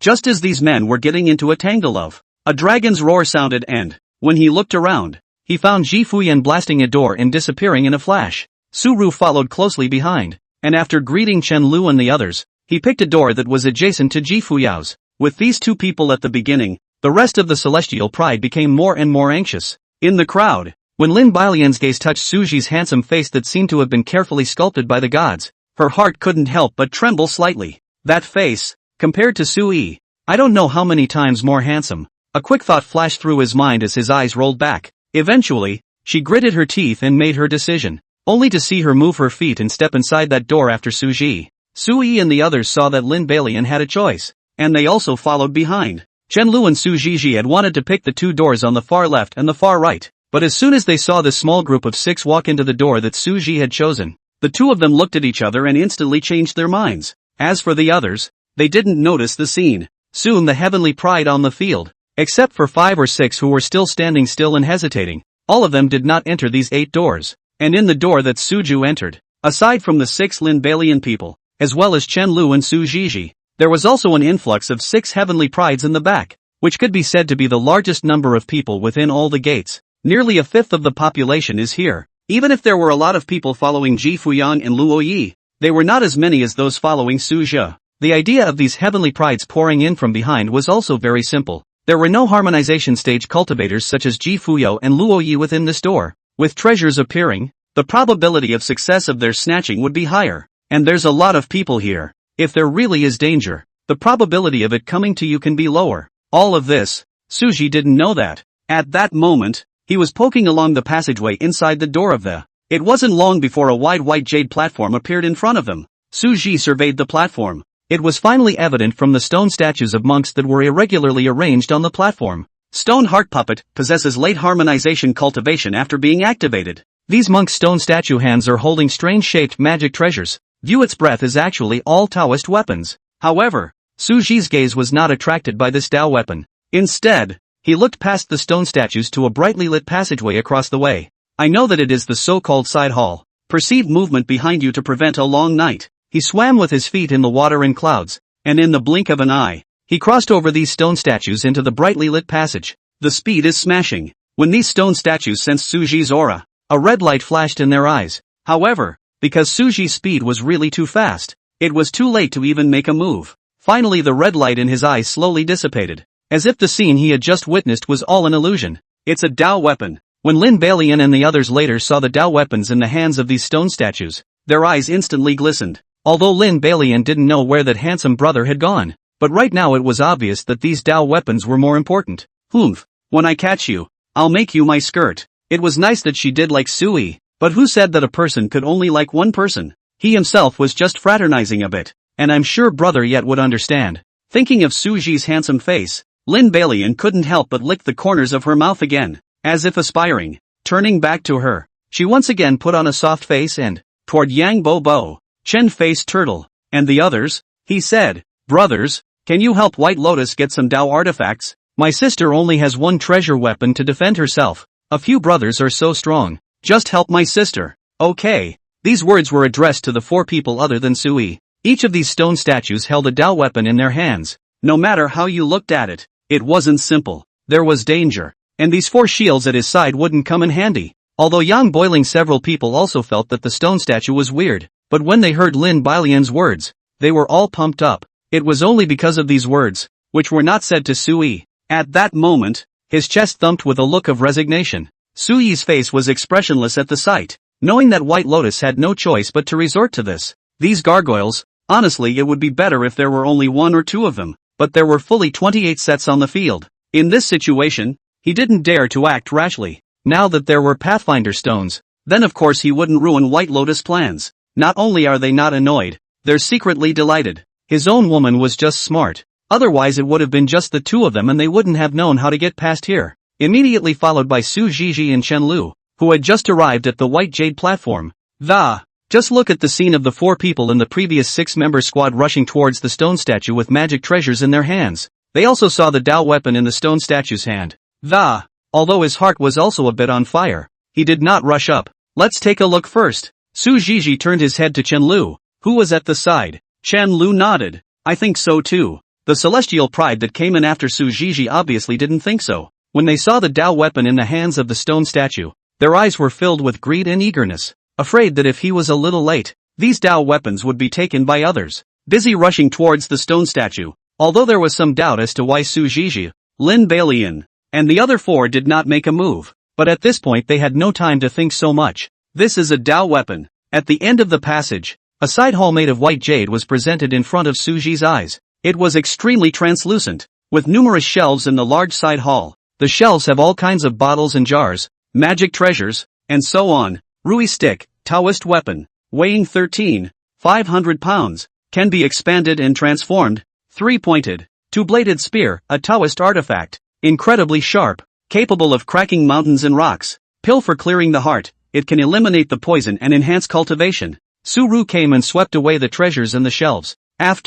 Only then did he cast his eyes on the unicorn statue at the very top of the side hall. The statue was indeed mortal, but the golden beads held in the mouth of this unicorn statue were extraordinary. Golden spirit bead, it seems to have the effect of opening a trial somewhere. After ingesting the golden spirit bead with his spiritual power, Su Ru looked at the golden beads in his hand, pondering. The door he chose was undoubtedly a dangerous door, and all of the stone statues on those platforms had late-stage harmonization cultivation. Even if these stone statues were in the way of physical limitations, they could more or less exert the strength of a mid-physical body, though it's easy for him to turn over his hand and destroy it. However, to those heavenly prides that were ranked lower, it could be no less than a disaster. I also wonder if those murderous gates will meet these stone statues as well. If the trials inside these 8 gates are all the same, then he suspected that the stone statue of the fierce gates cultivation might have reached the early Mahayana stage. It seems like some people are going to fall this time. After slightly lamenting, Suji took a step out and returned the same way. After getting the golden spirit bead, Suji realized that the golden spirit bead in his hand was guiding him back to the place where the 8 gates appeared in the beginning. Meanwhile, a violent battle was taking place on the white jade platform. Even if I die, I'll drag you guys along with me. Li Xiaohu's face was livid as he ran his remaining spiritual energy to rush towards the 2 stone statues. It was accompanied by a violent explosion. Li Xiaohu used the power of self-detonation to take away 2 stone statues with mangled bodies. Even though Su Zhizhi and Chen Lu joined the battlefield at the first opportunity when they realized something was wrong, they still couldn't stop these stone statues. The 2 of them alone have held back 20 stone statues. The remaining 10 celestial pride could only barely withstand the attack of the remaining 8 stone statues. These celestial pride dare not retreat, because these gargoyles are intrepid. As soon as someone shows their back, these stone statues don't care about the others and pummel the escapee. 3 heavenly prides have fallen on the field now. 2 of them were seriously injured by the stone statues as they fled, and were then killed by the remaining person was Li Xiaohu, who had just exploded himself. Lin Balian showed a sad face when she saw Li Xiaohu explode himself. This dead man. I don't know if she threw all the good stuff at her before she died, and now she's blowing herself up with nothing left. Sui, on the other hand, was filled with gratitude. Fortunately, White Lotus had the foresight to. Otherwise, if he went up there instead, he certainly wouldn't have ended up in a good place. These 2 had been standing in place since the beginning, oblivious to the pleas for help cast by Yang Bobo and the others. Lin Balian even thought secretly in her mind that, none of this crap, none of it comes in handy. After dawdling for so long, not even a single Dao weapon was brought to her. Chapter 82, This is how I do things. Unlike Yang Bobo and the others who were still struggling to hold on, even one person facing 10 stone statues on Su Zhizhi and Chen Lu's side did not lose the slightest bit of ground. It didn't take long for the 2 of them to dispose of as many of these stone statues as they could, just as Chen Lu and Su Zhizhi cleaned up the battlefield and collected the Dao artifacts. Lin Balian, who was on the side, quit. In a delicate voice, she said, 2 fellow Taoists, the others have worked hard without merit. Is it appropriate for you to take away all of these Dao artifacts? The crowd of celestial pride, who were sitting on the ground and were recovering their spiritual energy, heard the words and also looked at the 2. Although they were grateful to Chen Lu and Su Zhizhi for relieving them, but it's a bit unkind of you 2 to take away all these Dao weapons, isn't it? I think that after removing the 2 Dao weapons on the field that were damaged by the self-detonation, the remaining 26 Dao weapons will be fine for the 2 of you to split one between each of us. Look, there are only 9 of us here. Split one between us and you 2 have 17 more. Lin Balian frankly included her and Sui. Although she also coveted the remaining 17 Dao artifacts, she was more afraid of the strength of the 2. The feeling of oppression brought about by that long spear in Su Zhiji's hand just now was simply too great, so it only dared to ask for 1, and those 3 shields would offer their Dao weapons to her when the time came anyway. That's the equivalent of having 4 pieces, which is still within the realm of acceptability.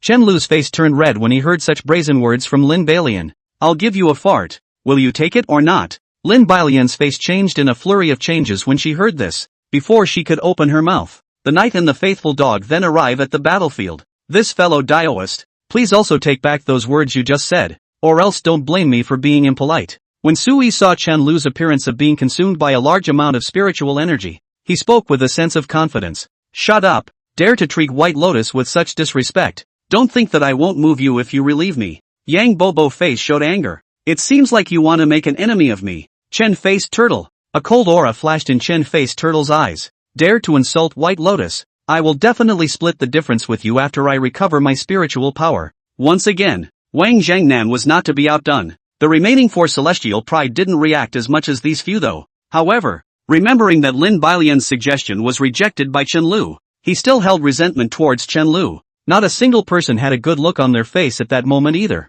Su Zhizhi didn't speak, but was silently recovering the spiritual energy in his body. There was only one thought in her mind. Handing over the weapon? No way. Chen Lu's face turned redder and redder as he looked at this group of ungrateful people. Draw your sword and point it at them. If you have the guts. Come on. Let's see if it's Little Master's sword that's hard or your bones that are hard. Little Master is going to cut down all of you. When these people heard Chen Lu's words, it's not as ironclad as it sounds. Those 4 celestial pride were even more retiring. They only wanted to deter Chen Lu and Su Zhizhi, but they hadn't expected that this Chen Lu was going to chop them over at the drop of a hat. Just as the men were about to retire, a sound of steady footsteps came from the passage opposite them, and as if with some mysterious rhythm, it echoed faintly in the silent air like a war drum. The voice came from far and near, and each step seemed to step on the tip of the crowd's heart. Suja's figure slowly walked out from within the passageway. He heard all the conversation that just took place. Although I don't know why Chen Lu and Su Zhizhi didn't go to seek their own opportunities and appeared here, but right now was clearly not the time to dwell on that. Lin Bailian looked at the beautiful man who appeared on the opposite side of the room and once again subconsciously licked the corners of his lips. His legs were trembling and his face was even slightly red. So handsome. Let's wait for me to seduce you. Clearing her throat, she once again assumed a soft-spoken demeanor and, brother, before the words are out of my mouth. Except for Su Zhizhi and Chen Lu, all present. All of them were swept to the corner by Su Ji with a heavenly palm like sweeping garbage. In an instant, the sound of spitting blood was endless. All of these celestial pride's faces were shocked, and their eyes were filled with disbelief and deep fear. What kind of monster is this? A move? Just one move and they were left defenseless? The panic in Su Yi's heart, on the other hand, was even greater than the others. The others? Perhaps because their spiritual energy was too depleted and they didn't have the strength to resist. But he's at full strength. When he felt that external force, he had clearly used his entire body's spiritual energy to run defensive feats to resist it, yet he was still swept away uncontrollably. In front of Lin Bailian, Sui still had some regard for his face. Immediately, he said angrily, how dare you act like this? Su Ru ignored him, and after giving Su Zhizhi and Chen Lu a look, the two immediately understood. After collecting all the Dao weapons and coming to Su Ji's side, the trio's figures instantly disappeared in place. It was only then that Su Ji's indifferent voice came from the air. That's the way I do things. The words fall. Boom. Sui punched the ground with his fist, his face unsightly, yet he was powerless. A character who put him in this situation with a single move. Even if he was given 9 lives, he couldn't afford to mess with him. I'll let you off this time. Next time I see it, I'll walk around it. Sui thought viciously inwardly. Immediately afterward, he dropped his gaze to Lin Bailian, who had been silent all this time, and said worriedly, Bailian, are you alright? Lin Bailian had maintained this stance ever since she had just been swept off her feet. The face was covered by hair making it impossible to see the face. Her delicate body, at the moment, was trembling slightly, and her eyes were filled with madness. The sentence, this is the way I do things, that Suji said in an indifferent tone kept echoing in his mind. Lin Bailian decided to consider this person as a lifelong companion. As for Sui, just retire to lifelong partner number 2. Only a woman like her, Lin Bailian, could be worthy of such a perfect man. She looked up at the thought, instantly returning to that soft expression. I'm fine, brother Yat. He then responded to each of the concerned looks cast by Yang Boiling several people. These shields, she still had a use for them, and she couldn't afford to give them a hard time. After all, it's not over yet, is it? Chapter 83, The False Lord's Palace. Returning to the place where he started, Suji looked at the two of them and asked, how did you guys end up there? It's that woman just now. Little Master saw her following you with a bunch of people and was afraid that you would be surrounded, so he abandoned his initial plan and followed you. Chen Lu spread his hands and explained. Suji's heart warmed at his words. According to the strength of the two of them, they would be able to break through even if they met a murderous gate. And yet, he gave up this opportunity because he was worried about him. Though even if those guys followed him, they couldn't do anything about it. However, the behavior of the two people still made Suji somewhat touched. When the moment arched his hand and, "Thanks," Chen Lu had a disinterested look on his face, and Su Zhizhi had a similar expression. The two of them had gotten a total of 13 Dao weapons on this trip, which was quite a harvest. By the way, why did you bring us out, Suru? Could it be that there's no direct connection to the main hall inside the side hall? They all knew that Su Ji had entered the side hall, they just didn't know why Su Ji had brought them out again. I got a bead inside the side hall. Beads? What does this have to do with bringing them out? Chen Lu and Su Zhizhi looked at each other. Su Ji didn't say anything, but took out the golden spirit bead and handed it to them. The two of them looked at the golden beads that Su Ru handed over. Knowing the answer was inside, there wasn't much hesitation. Chen Lu was the first to receive it, and after feeling the guidance of the golden spirit bead, he came to a sudden realization. The same is true for Willie Su. Feeling that guiding aura, the two of them turned their gaze to a stone platform that had risen in the center at some point. There were 4 circular grooves on the stone platform. What surprised them was that a golden spirit bead had actually been embedded in the groove of the stone platform at this time. Someone beat them to it? Now that you've got the beads, throw them in quickly. A sudden voice drew the two men's eyes over. Ji Fuya. Seeing this person, Chen Lu and Su Zhizhi's faces were covered in surprise. They actually didn't feel Ji Fuyan's breath. And on the side of Su Ji, although the first time he noticed Ji Fuyan's existence, however, this person did not show any hostility towards him, so he just ignored it. Ji Fuyao also knew about Su Ji's discovery of him, and in his heart, he couldn't help but start to be interested in Su Ji. The previous stone door, which could perhaps be considered a fluke. But now it was able to sense his presence while he was performing the turtle breath technique. This man may be a little better than the other mole. Rarely, Su Ji was able to break through his turtle breath technique. In his case, it also only received a rating of being a little better than a mole. Hearing Ji Fuyao's words, Su Ji did not make a move, sweeping a glance at the stone platform. But soon the expression on his face became subtle. Pseudo-Master's Hall opening stone table, embedding 4 golden spirit beads can open the door to the Pseudo-Master's Hall. The False Lord's Temple? This Lucy mortal is also too sinister, and get a pseudo-main hall out of it. There was no other way around, so Su Ji didn't have too much entanglement in his heart, casually tossed the golden spirit bead. As if being pulled, the spirit bead steadily fell into the stone platform groove. The 5th person to come out was Luo Yi. Seeing that he was actually not the second one to come out, an unspeakable taste surged in his heart, as if he had eaten a dead fly. Narrowing his eyes slightly, the line of sight was tightly locked onto Su Ji, who was not far away, and his eyes flickered. This Su Ji was still at the early stage of God transformation last time, but now he had actually reached the middle stage of God transformation. It couldn't help but remind him of Stonegate. There must be something good inside that stone door. I should have known that I should have spared the risk of injury to repel Su Ji in the first place, but it's too late to say anything now. ING assholes at and. Luo Yi kept cursing inwardly, but his face was a breeze. Following the guidance of the golden spirit bead, he also embedded the golden spirit bead on the stone platform.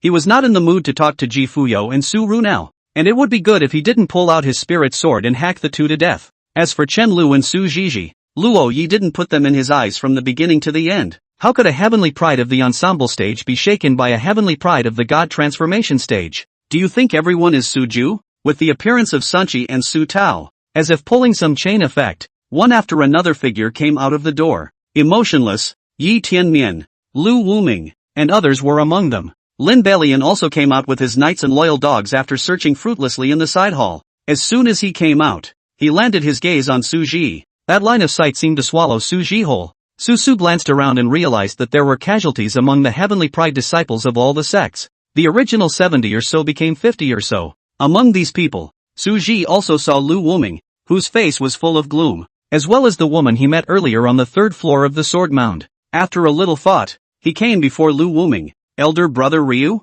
What happened? Seeing Su Ji, the corner of Lu Wuming's mouth pulled out an ugly smile. Master Su opened his mouth, but still didn't go on. Seeing the demoralized appearance of the sword sect's disciples, Su Shi asked tentatively, "A disciple has fallen?" Hearing Su Ru's words, the gloom on Lu Wuming's face deepened a few more points. A half-hearted nod. I had thought that with my strength plus everyone's cooperation, I would be able to be different than Senior Fish who led the team into the immortal fallen mysterious realm last time. I never thought I would be the one to sit on the fence. Lu Wuming covered his head with both hands, veins rippling in his hands. How spirited I was then. How lost I am now. Thinking back to the time when he had sworn to guarantee in front of the patriarch, and also boasted in front of Su Ji. Now that the time of entering the immortal fallen mysterious realm was not even a year, there were disciples falling. What's he going to say when he gets back? How are we going to face the younger siblings? Still, nothing can be done. Everything. I can't do it. The more Lu Wuming thought about it, the more desperate he became, so much so that the spiritual energy in his body actually went a little out of control. Suji's eyes slightly condensed, immediately releasing his spiritual power to suppress those out-of-control spiritual power. Senior Lu, calm down. After the suppression of Suji's spiritual power, the originally muddled Lu Wuming instantly came to his senses, and a flash of fear appeared in his eyes. He's just lost his mind. If it wasn't for Suru's timely intervention, the consequences would have been unimaginable. Senior brother Su, thanks. Suru waved his hand. This was just a matter of consuming a bit of spiritual energy for him. Senior brother, life and death have their own destiny. I hope that senior brother will not be presumptuous. If senior brother is missing, the casualties of the sword sect disciples will only worsen. Senior brother, you've already done a good job. If there's any danger back there, I'll make my own move. After saying that, Suji turned around and left. Lu Wuming stared blankly at Suji's departing back, his body frozen in place. Although he still had a heavy face, the original depression had been lifted after Suru's enlightenment. STH. That's right. He had things to do. He needs to get his act together or he is not responsible for the rest of the division. In fact, the sword sect wasn't the only one that had casualties. The rest of the sects had all lost some disciples to a greater or lesser extent. The disciples who survived and were not as strong were also in a daze, watching their senior brothers and sisters who were stronger than them fall in front of them. It was impossible for them to be indifferent. What happens next is anyone's guess. Passing through these 8 doors has brought the previously combative crowd to a low ebb. As for the Wanqing imperial dynasty where Ji Fuyang was from, there were no such scruples, because they only came with one Ji Fuyao. Of the 95 people who had entered the immortal fallen mysterious realm in the first place, the missing 5 all belonged to the Wanqing imperial dynasty. Chapter 84, The Miasma of Immortality and Immortality. By all rights, Ji Fuyang should have the same surname as 3rd Prince Li Yi and 5th Prince Li Yutian. But because of his imperial destiny and invincibility, the emperor of the Wanqing imperial dynasty believed that Ji Fuyao could push this generation across the board and be unrivaled. Therefore, the surname Ji was given in a broken form. Successive emperors were all surnamed Li before they ascended the throne, and only after they ascended the throne could they change their name to Ji. At this time, the emperor of the Wanqing imperial dynasty was still alive, so he gave Ji Fuyang Ji's surname in advance. This shows the extent of its importance. With the golden spirit bead in San Chi's hand embedded in the stone platform,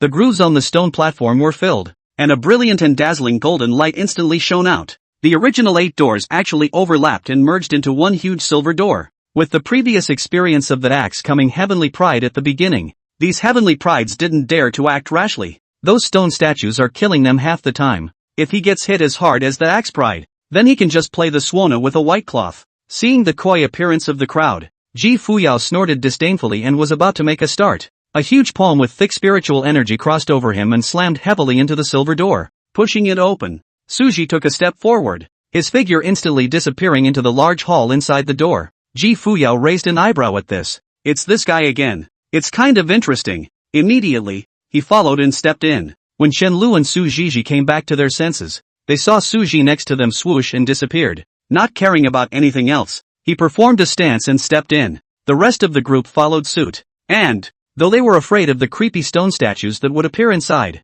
but isn't this fighting to the death for that so-called inheritance? This gate is imposing at first glance, and the conditions for opening it are also extremely harsh. Inside must be the main hall. Since it was the main hall, the inheritance must be here as well. In case the immortals were concerned about fate, maybe they would be able to cross over Ji Fuyan to get the inheritance, and maybe they would be able to make a comeback in one fell swoop. Inside the great hall, colorful rays of light intermingled. Amidst the light lay shelf after shelf, which were arranged in a staggered pattern. The shelves were filled with a wide array of precious treasures. There were a few of these magic treasures that actually emitted an aura far beyond that of a Dao weapon. Suji could tell at a glance that it was an immortal weapon, but he was a bit puzzled as to why a loose immortal would have so many immortal weapons, combined with the pseudo-main hall stone platform that was just identified. As if thinking of something, Suji's pupils shrunk as he turned on the appraisal function. The miasma of immortality. Those who are struck by this miasma will lose their sanity and will be in the middle of life and death. and will become machines that only kill until they die. Where is the treasure in front of me? It is clearly the means by which the miasma is conjured up to seduce the cultivator. As soon as the cultivators entered the hall, they naturally saw the magic treasures whose pressure was stronger than that of a Dao weapon, and they immediately used their body techniques in order to seize the first opportunity. Chen Lu, Yi Tianmian, and the others were clearly among them. Stop, it's made of miasma. Seeing that some familiar people were about to encounter the miasma of unliving and undead, Su Ji hurriedly spoke out to remind them. In the spirit of trusting Su Ji, Chen Lu braked sharply and reversed his direction to storm back, and Yi Tianmian was about the same. Lu Wuming and emotionless and empty also ordered the disciples not to touch it. Ji Fuyo, on the other hand, had no intention of making a move from the beginning to the end. Being an emperor's life, he had a feeling that there was something odd about these treasures. Now that Su Ji said it, it meant that he had also discovered the oddities of these treasures. Thinking of this, Ji Fuyan's eyes narrowed to survey Su Ji. Or is he? In his heart, he raised his evaluation of Su Ji by one level, rising from a little better than a mole cricket to a bugbear. Before calling it quits, Loha's hand was halfway up. At the sound of that, it was neither touching nor not touching. If you touch it, in case it's really weird, you won't even be able to see it, and you're sure to roll over. Without touching it, in case it wasn't odd, wouldn't that mean that he was too scared to reach out because of Su Ru's words? It's even more interesting when you look at the other side. A petite, black-robed figure practically hung over Sanji, preventing her from reaching out. Stop it! Stop reaching out! Su Tao hurriedly stopped Sanchi's movements. Su Tao, get off me! My old lady is sexually normal. Don't mooch off me. Sanji blushed a little when he felt his best friend's unconscious scratching of his position, but Su Tao acted as if she hadn't heard, still preventing her from reaching for the treasure. Thinking about the shield explosion earlier, eventually Sanchi gave up resisting, honestly pulled away by Su Tao. A look of rawness. Soon, some of the witty celestial pride on the field and those who had full trust in Su Ji all moved away from the rack. Rockleaf still torn about whether to take it or not. The Heaven's Pride who didn't listen to the advice on the side suddenly went into convulsions and rolled his eyes. Seeing this, Luo Yi didn't care if he would be ridiculed. His figure instantly retreated violently. But it's too late. Surrounded by more than a dozen celestial pride whose eyes were filled with green light and whose faces were lifeless. Boom! A palm smashed half of one's heavenly pride's body, and even a piece of his head was missing. Luo Yi, who was prepared for a hard battle, seeing that these ghostly things wouldn't even use their psychic powers, they also slowly put their hearts down. So weak? It's only as. Unexpectedly, the scene that happened next caused the crowd watching the battle from afar to suck in a breath of cool air. He actually saw that Tianjia who had half of his body smashed and was missing a piece of his head once again get up and pounce on Luo Yi. It's almost like a god of war. But spare me the trouble. It didn't make any waves under Luo Yi's strength at the harmonized stage. But the more Su Ji looked, the more wrong he felt. These middle miasma celestials, who couldn't utilize aura and would only pounce on Luo Yi by instinct, weren't they just like living targets? This miasma of unlife and death should be more than that. As if verifying Su Ji's words, the next moment a strange change occurred. After clearing out all the middle miasma heavenly pride, before Luo Yi could mock the crowd that was hiding far away, only his body suddenly trembled strangely. What's happening to me? Sensing his alienation, he panicked. It's not right. It shouldn't be. Luo Yi's body was shaking more and more violently. No. As the roar falls, Locke is also in a state of pandemonium. Why did he get hit by this weird miasma? Didn't he not touch those treasures? Lin Bailian's face was pale and, luckily, she listened to Su Ji at that time, or else it was estimated that she would have turned into this inhuman and ghostly appearance by now. As for Yang Bo and Sui, he was spared because he was protecting Lin Bailian's body and did not reach out for the treasure in the first place. On the contrary, Chen Mian Turtle and Wang Zhangnan, because Lin Bailian was hesitant to listen to Su Ji at that time. It was also this time of hesitation that allowed the two to touch the mace and hit the miasma. Nowadays, it's long since been beaten by Luo Yi in a piece of east and a piece of west. Even if Wang Zhangnan died, he was not willing to lag behind and died in front of Chen Mian Turtle. I saw. Those in the miasma ran into Luo Yi. Could it be? It's because of being touched. Yang Boiling Boil spoke with a trembling voice. The crowd's eyes flashed with undisguised surprise and fear. A person who touches a miasma can actually get a miasma? Poons. You can at the author later if there are any typos or missing words in the text.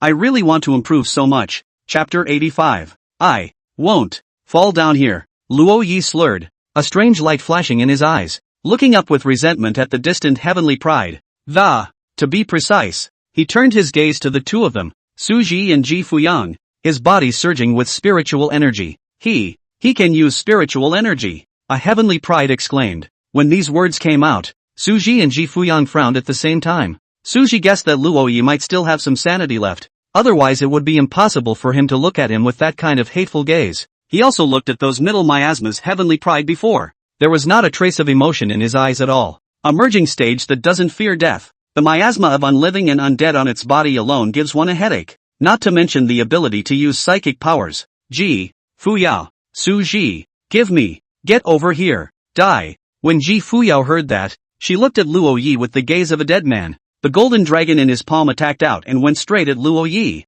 Luo Yi crossed his arms and blocked the ferociously attacking golden dragon with his physical body alone, and responded with a huge palm of aura that carried the miasma of unlife and death. Witnessing this scene, a trace of gravity flashed in Ji Fuyang's eyes. With one hand, a spiritual power shield appeared around his body, and there were also two golden dragons faintly circling on the shield. These two golden dragons were in realistic form, their scales flashing with a cold light, and their eyes revealing a majestic and domineering aura. Boom! As that deafening explosion suddenly rang out, the surrounding air seemed to be instantly torn apart.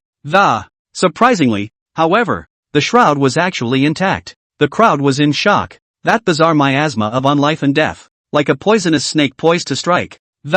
Quietly following that strong palm wind, with an extremely fast speed, it attacked the unsuspecting people on the side, before they could hold up their spiritual shields.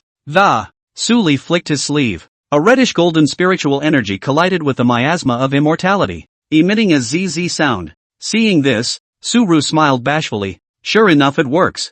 I didn't expect that this power of the sun would give him a big surprise the first time it was used in actual combat. Even the miasma of immortality can scorch away. In that case, he had no worries. Making the power of the sun cover himself, he took a step out. On the other side, Ji Fuyan felt a bit stifled after blocking that slap. When has he ever been in such a mess? After blocking the huge palm of aura, his figure shifted and he battled Luo Yi, and fighting and retreating. Mainly, it was the ubiquitous miasma of unliving and undead on Luo Yi's body that made him feel tricky, not only on the body, but even in the spirit. And because of that, Ji Fuyao's hands are tied. For a while, it was actually suppressed by Luo Yi. It wasn't until a reddish golden sword chi struck that the situation was broken.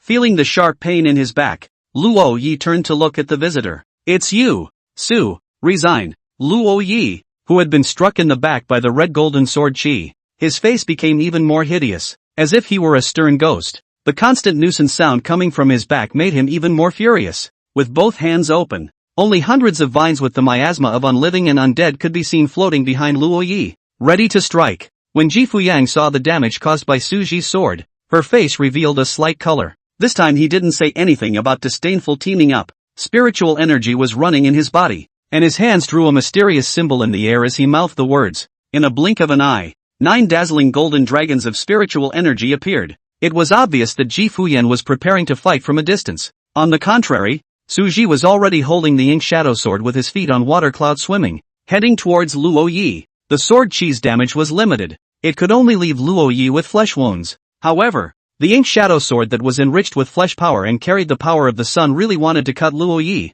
It could be like cutting tofu. Luo Yi also didn't dare to make a hard contact. The remaining shred of reason told him that he couldn't be chopped by this sword, so he didn't mean to dwell on it. Retreating directly to the back of the vines, he drove the vines towards the two of them, Su Ji and Ji Fuyang. Facing the incoming vines, Ji Fuyang pointed a finger and 9 golden dragons of spiritual energy roared out and crashed into the vines. Su Ji, on the other hand, had a figure like electricity. As the ink shadow sword in his hand swung, he chopped out one after another brilliant and eye-catching red gold sword chi. That sword chi was like a swimming dragon traveling between heaven and earth, carrying a fiery and domineering aura. On the occasion of cutting those vines, under Su Ji's deliberate aim, the landing point of each red golden sword chi precisely struck Luo Yi. Luo Yi kept dodging, but he was still chopped by several sword chi that came at a tricky angle, spilling blood all over the place. The spiritual power fluctuations generated by the 3 people fighting caused the crowd of celestial pride on the side to suffer, and they all put up their spiritual power shields. Sancho's hands are a little itchy, though, but considering the bizarre miasma, the impulsive thoughts were also pressed. She didn't want to become as inhuman as Luo Yi had become. It was only the handsome man that surprised her. Why had she never heard of such a strong person in the heavens pride ranking before? Thinking of his best friend's 2 unusual actions, Sanji hurriedly came forward. Su Tao, do you recognize that sword-wielding man? Su Tao was now glowing brightly and looking around warily, as if she were a frightened little beast. There was no one else around her but Sanji, creating a vacuum. No way. The precious light on Su Tao's body was just too blinding. It's the same as a big light bulb placed in front of you, flashing others subconsciously away. Sanji was able to endure it because she was familiar with her best friend's behavior like this and her eyes had borne resistance. Recognize. But let's not talk about that. Sanji, can you shield me closer? Close? Sanji heard the words popping out of Su Tao's mouth and suspected she was hallucinating. When did you Su Tao become so brave? Isn't it true that if you're second, no one dares to be first? I have an auxiliary magic treasure that can boost their strength. As if reading the doubt in Sanji's eyes, Su Tao opened her mouth to explain. Sanji frowned slightly. She was also aware of the situation today. It didn't take much thought to know what would happen to her if Jifuyo and Suru lost. No more jokes. After some thought and judgment, a relatively safe distance was arrived at. Come up to 20 paces closer. That's enough. My magic treasure is just enough to envelop the two of them. The two of them then approached the duo of Su Ji in front of the crowd's uncomprehending gazes. Although Su Jiji and Shen Lu were eager to help Su Ji, the battle at the combined stage was not something they could intervene in. After seeing Su Tao and Sanji break away from the group and take out a huge battle flag and stab it into the ground, it dawned on me in an instant that, it's okay to play support. The few people on the field who had previously befriended each other in the world transitional mysteries glanced at each other, all guessing what was in the other's mind. Emotionless and empty arranged for the sect disciples to be with Su Jiji and the others, and in a flash they came to Su Tao's side to protect her. This close to 20 paces was Sanji's safety range, not theirs. Spare a thought. They still came. They even included Lu Wuming and 2 female disciples of the Divine Palace. These 2 female disciples of the Divine Palace were also proficient in assisting techniques, along with the 3 rays of light on his body. Ji Fuyang only felt a sense of relief in her body, and her spiritual energy operated faster and faster. I didn't think that this prince would actually have this day. Shaking her head, the original color of contempt for the crowd that had inadvertently shone in Ji Fu Shua's eyes gradually dissipated as if it had been gently brushed by a breeze. With a thought in his mind,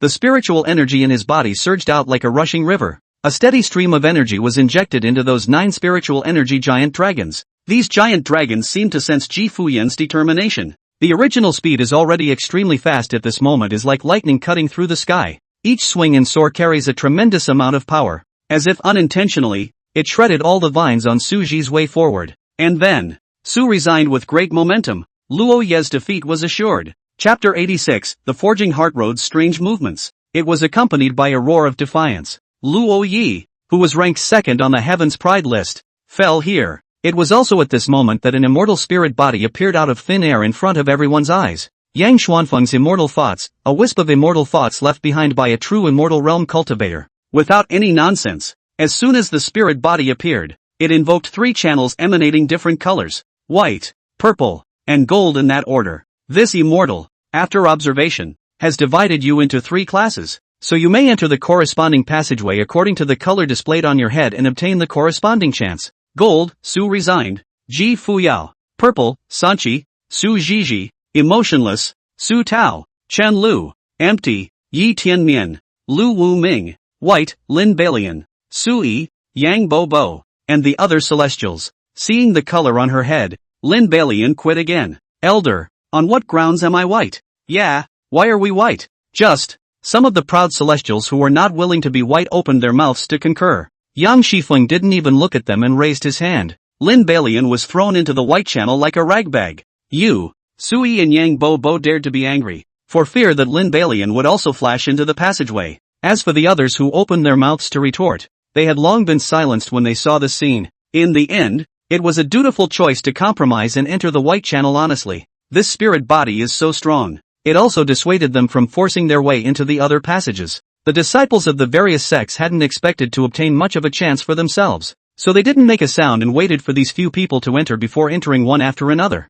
Soon, only Su Ji and Ji Fuyang remained on the field. Just as the 2 were about to enter, they were stopped by the spirit. You 2 wait. This immortal's inheritance is a divine level technique that is only passed down to one person, and it's really a bit difficult for the 2 of you to qualify for the inheritance at the same time. God-level feats? A hint of fire appeared in Ji Fuyang's eyes when she heard this, while Su Ji had a bashful face. God-level feats? But that's all. Master gave it to me casually as a divine level technique. Even higher immortal levels were taught to him by his master. this immortal has a suggestion. And that is that the two of you decide on one person to go inside the golden passage to receive the inheritance. And as for the other person, this immortal will promise him one thing. Decide out of one? Ji Fuyo sniffed a little. Just as well. He wanted to try the man's weight. From the fact that the two had just joined forces to deal with Luo Yi, it was clear that this person was by no means an idle person. Unexpectedly, Su Ru spoke first. I wonder, senior, is there a chance for me to break through to the late transformation god stage? A trace of surprise flashed in Yang Shifeng's eyes. I didn't expect that Suji actually didn't covet a divine level technique at all. There is, but after getting this chance, you will have no connection with this immortal's inheritance. The late generation is clear. He wanted to break through to the late transformation god stage even more than he did with the god level techniques. This would allow him to break through to the harmonious stage using the 100 tribulation fruit and 9-colored Bodhi. Looking at Suji's unperturbed appearance, a hint of appreciation appeared on Yang Shifeng's face. With a wave of his left hand, a red channel suddenly appeared. It is decorated with an ancient spirit-gathering formation that this immortal obtained by chance and has absorbed for nearly 3,000 years. I believe that the aura inside is enough to allow you to break through to the late stage of transformation spirit. Su Ru nodded his head to show that he was clear, clasping his fists in thanks. After a pause, he added, Senior, I wonder how long Senior can stay inside. Swoosh, a jade card appeared in front of Suji. This immortal appreciates you. You can stay as long as you want, and if you want to leave, just crush this jade token, and I will send you out safely at that time. Su Ru's eyes lit up at the words, Thank you, senior. After saluting once again, Suji then turned around and walked towards the red channel. Wait, hearing Ji Fuyang's voice, Suji stopped his steps and looked at him sideways. What's your name? This man deserved to have his name memorized. Suji still remembered the matter of Ji Fuyo helping him to open the way before. The man's personality was a bit condescending, but he didn't hate it. Immediately, he laughed softly. Su Ru. After saying that, his figure disappeared into the red channel. The scene in front of him changed, and Suji entered a land where the aura was so thick that it liquefied. After feeling it for a while, he found that this place could indeed allow him to break through to the late transformation god stage. Without hesitating, he also took out the timing magic treasure and the pills refined by his master and put them aside. While getting high, he ran his mind to absorb the aura. Opportunity knocks. He was going to break through to the harmonization stage here. 1 year later, a year had passed since the opening of the immortal meteor secret realm. Jiang Xianya also managed to adjust her mind. At the moment, she was sitting on a wooden chair making tea, and opposite her sat Mu Zili. These days, Mu Zili would come over when he had something to do. Mouths were often filled with that apprentice of hers. Speaking of disciples, I also don't know if that rebellious disciple was injured in the immortal false secret realm by the presence of that unknown law. Even she was unable to probe inside the secret realm, but after giving him so many formations and pills, he should be fine. Jiang Xianya's gaze looked furtively in the direction of the immortal fallen mystic realm. What are you thinking about, Sister Ginger? Mu Zili's words interrupted Jiang Xianya's thoughts. It's okay. By the way, Sister Jiang, didn't Master Nephew Su enter the immortal fall mysteries as well? Aren't you worried? No. Mu Zili nodded. Worthy of being Sister Jiang, she was just calm. Taking a sip of spirit tea, he wanted to say something again. Suddenly, she blushed slightly. Sister Jiang, something has happened on the Forging Heart Road. The patriarch asked me to go and take a look. I'll leave first. After saying that, his figure disappeared, forging the way of the heart. Because she had walked through it once before, Jiang Xianya was somewhat impressed. There wasn't a single walk to be exact, after all. It was only a split second before she was out of the Forged Heart Road. This Forged Heart path couldn't do a thing for her at all. Retracting her gaze, Jiang Xianya was not concerned or curious about this, but before she could reach for her teacup, a memory has appeared in my mind.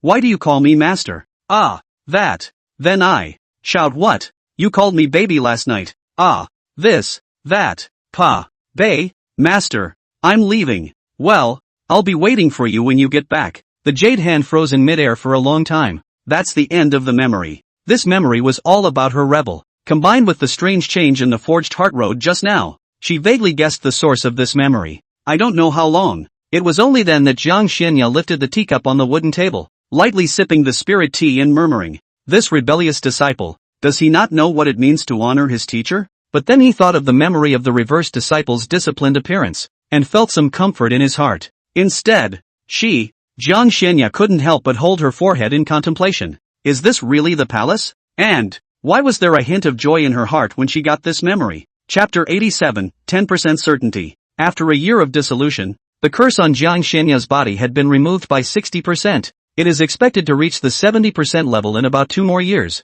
And 2 years later, she also had to face the fact that Suji was going to come back from the immortal fallen mysterious realm. Because of this sudden memory, which had taken a great deal of time to calm down, now it has become like leaves falling in the wind, disorganized and chaotic, difficult to organize. Thinking of Suji's eyes that were full of affection, Jiang Shanya's heart surged with an unspeakable emotion. She has practiced so far, and is dedicated to the Tao, not to mention love, not even touching. Well, when he taught Suji the route of running spiritual energy before, he did touch Suji's palm, but that's normal interaction between master and disciple. It's nothing, the two of them are clean. Jiang Shenya has a clear conscience. I thought I'd be alone for the rest of my life. Unexpectedly, falling into the Xin realm by mistake actually allowed him to take on a disciple. At first, it was indeed because of the sun god body that he took Suji as his disciple, but after a few years together, she also got up the idea of cultivating Suji. But the result was exchanged for a master, disciple Suru.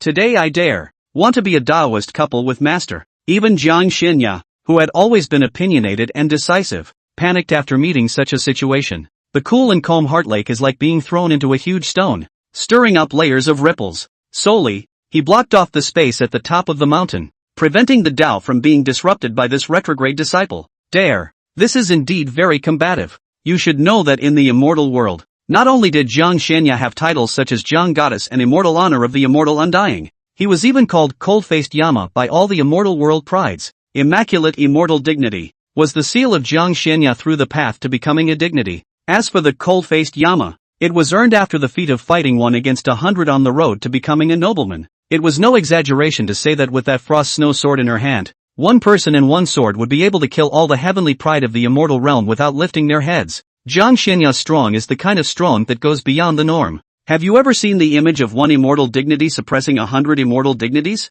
The immortal realm heaven's pride had even had a suspicion that Jiang Shenya wasn't a human at all, suspected to be a higher level life form. They're both immortal pride. Don't say they're fighting 1 against 2. 1 against 1 wouldn't even be that easy. When one's cultivation arrived at the immortal dignity realm, even if one was the first 100 on the immortal ranking to fight the top 10 on the immortal ranking, the duration of the battle would last as long as 1 to 2 hours. But Jiang Shenya's hand rising and falling with her sword, one sword at a time, was truly terrifying, and scared the guts out of them. If that space hadn't all been blocked off at the time, it's estimated that in one shot, the field will run out of people. Not to mention pushing across the current generation. Even the previous generation had to tremble in the face of Jiang Shenya. If those immortal realm prides knew that a lower realm ant actually dared to say such words as become a Taoist couple and seek the great Tao together in front of cold-faced Yen Luo, they would not have been able to see that the immortal realm's pride had not been able to see that a lower realm ant actually dared to say such words. They wouldn't be the first to doubt the truth of that statement that,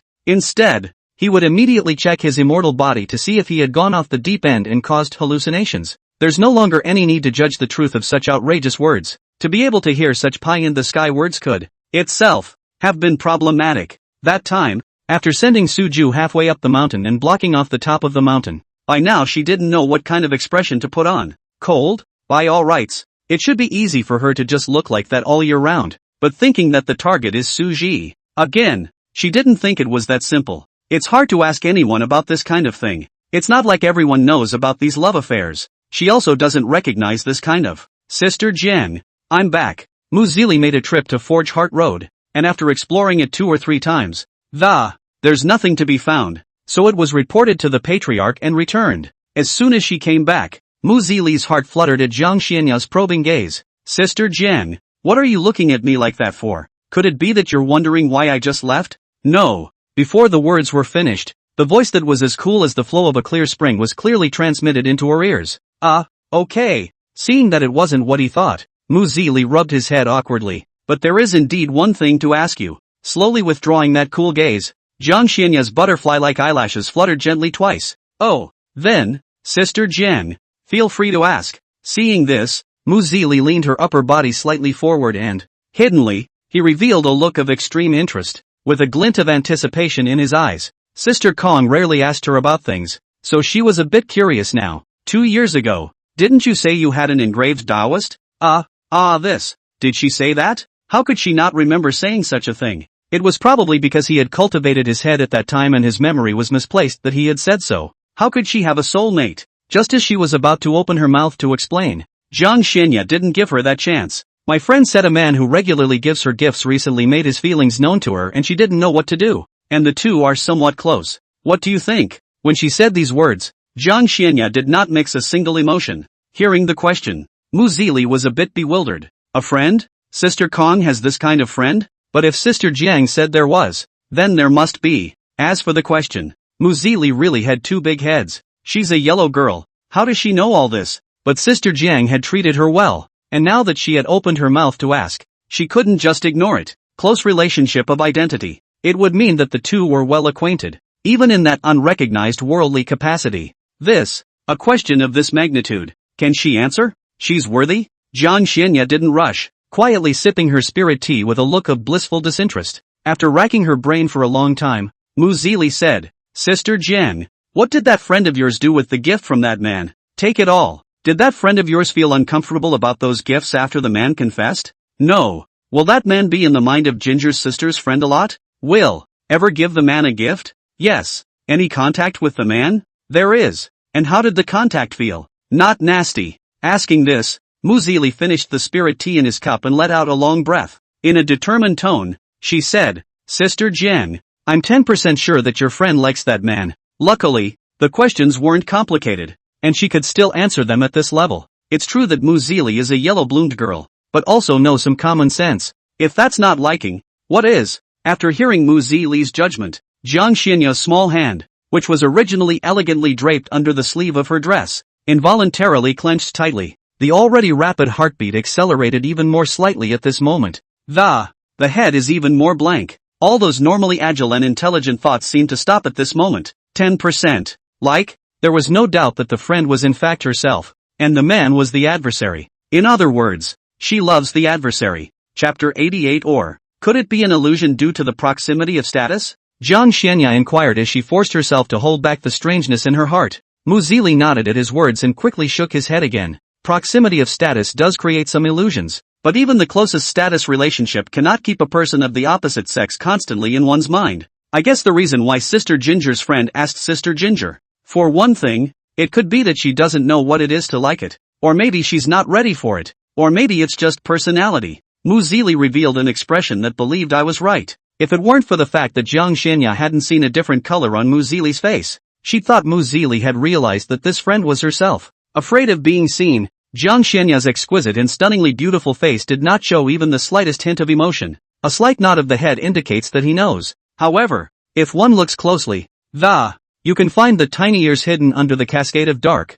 shiny hair. In the white jade-like skin contrast, has been like a ripe apple, red and delicate, bright and moving. Mu Zili didn't think much of it. If Sister Jiang says she's a friend, then she must be a friend. If anyone else had asked her, perhaps she would have wondered if this friend was herself. But there was no way in hell that Sister Kong would. She put her trust in Sister Ginger. It's just a shame that this time, after all, it was the wrong payment. After Mu Zili left, Jiang Xianya took out the Q version of her master and pinched the doll's cheeks. The soft touch came from the. After a long period of silence, she gently placed the Q version of her master on the wooden table in front of her. Turning around, he was ready to enter the bamboo house. But, it was as if her legs were filled with lead, preventing her from taking even one step. There was a quiet sigh of. Jiang Xianya ended up returning to the bamboo house with Q Master. Sure enough, still can't get enough of hating the silken man. She did like that. Whether it's this silk man, or, entering the bamboo house, Jiang Xianya flipped through the ancient books as usual.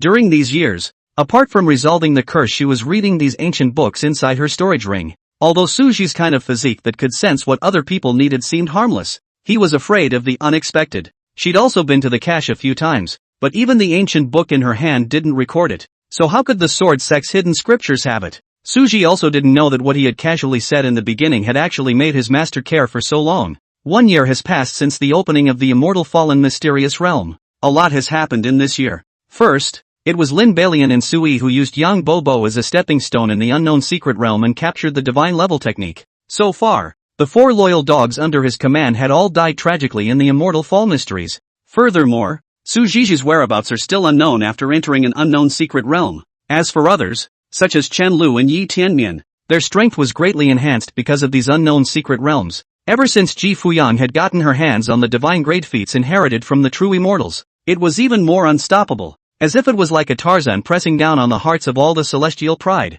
Apart from the true immortal's legacy mansion that was opened a year ago, the unknown secret realm that was opened later on did not fall so many people again. A place of rich aura. Suji quietly sat in it. His transcendent posture seemed to be one with heaven and earth. The aura was absorbed all the time between one breath and the next. As time went on, the aura in the body became more and more solidified.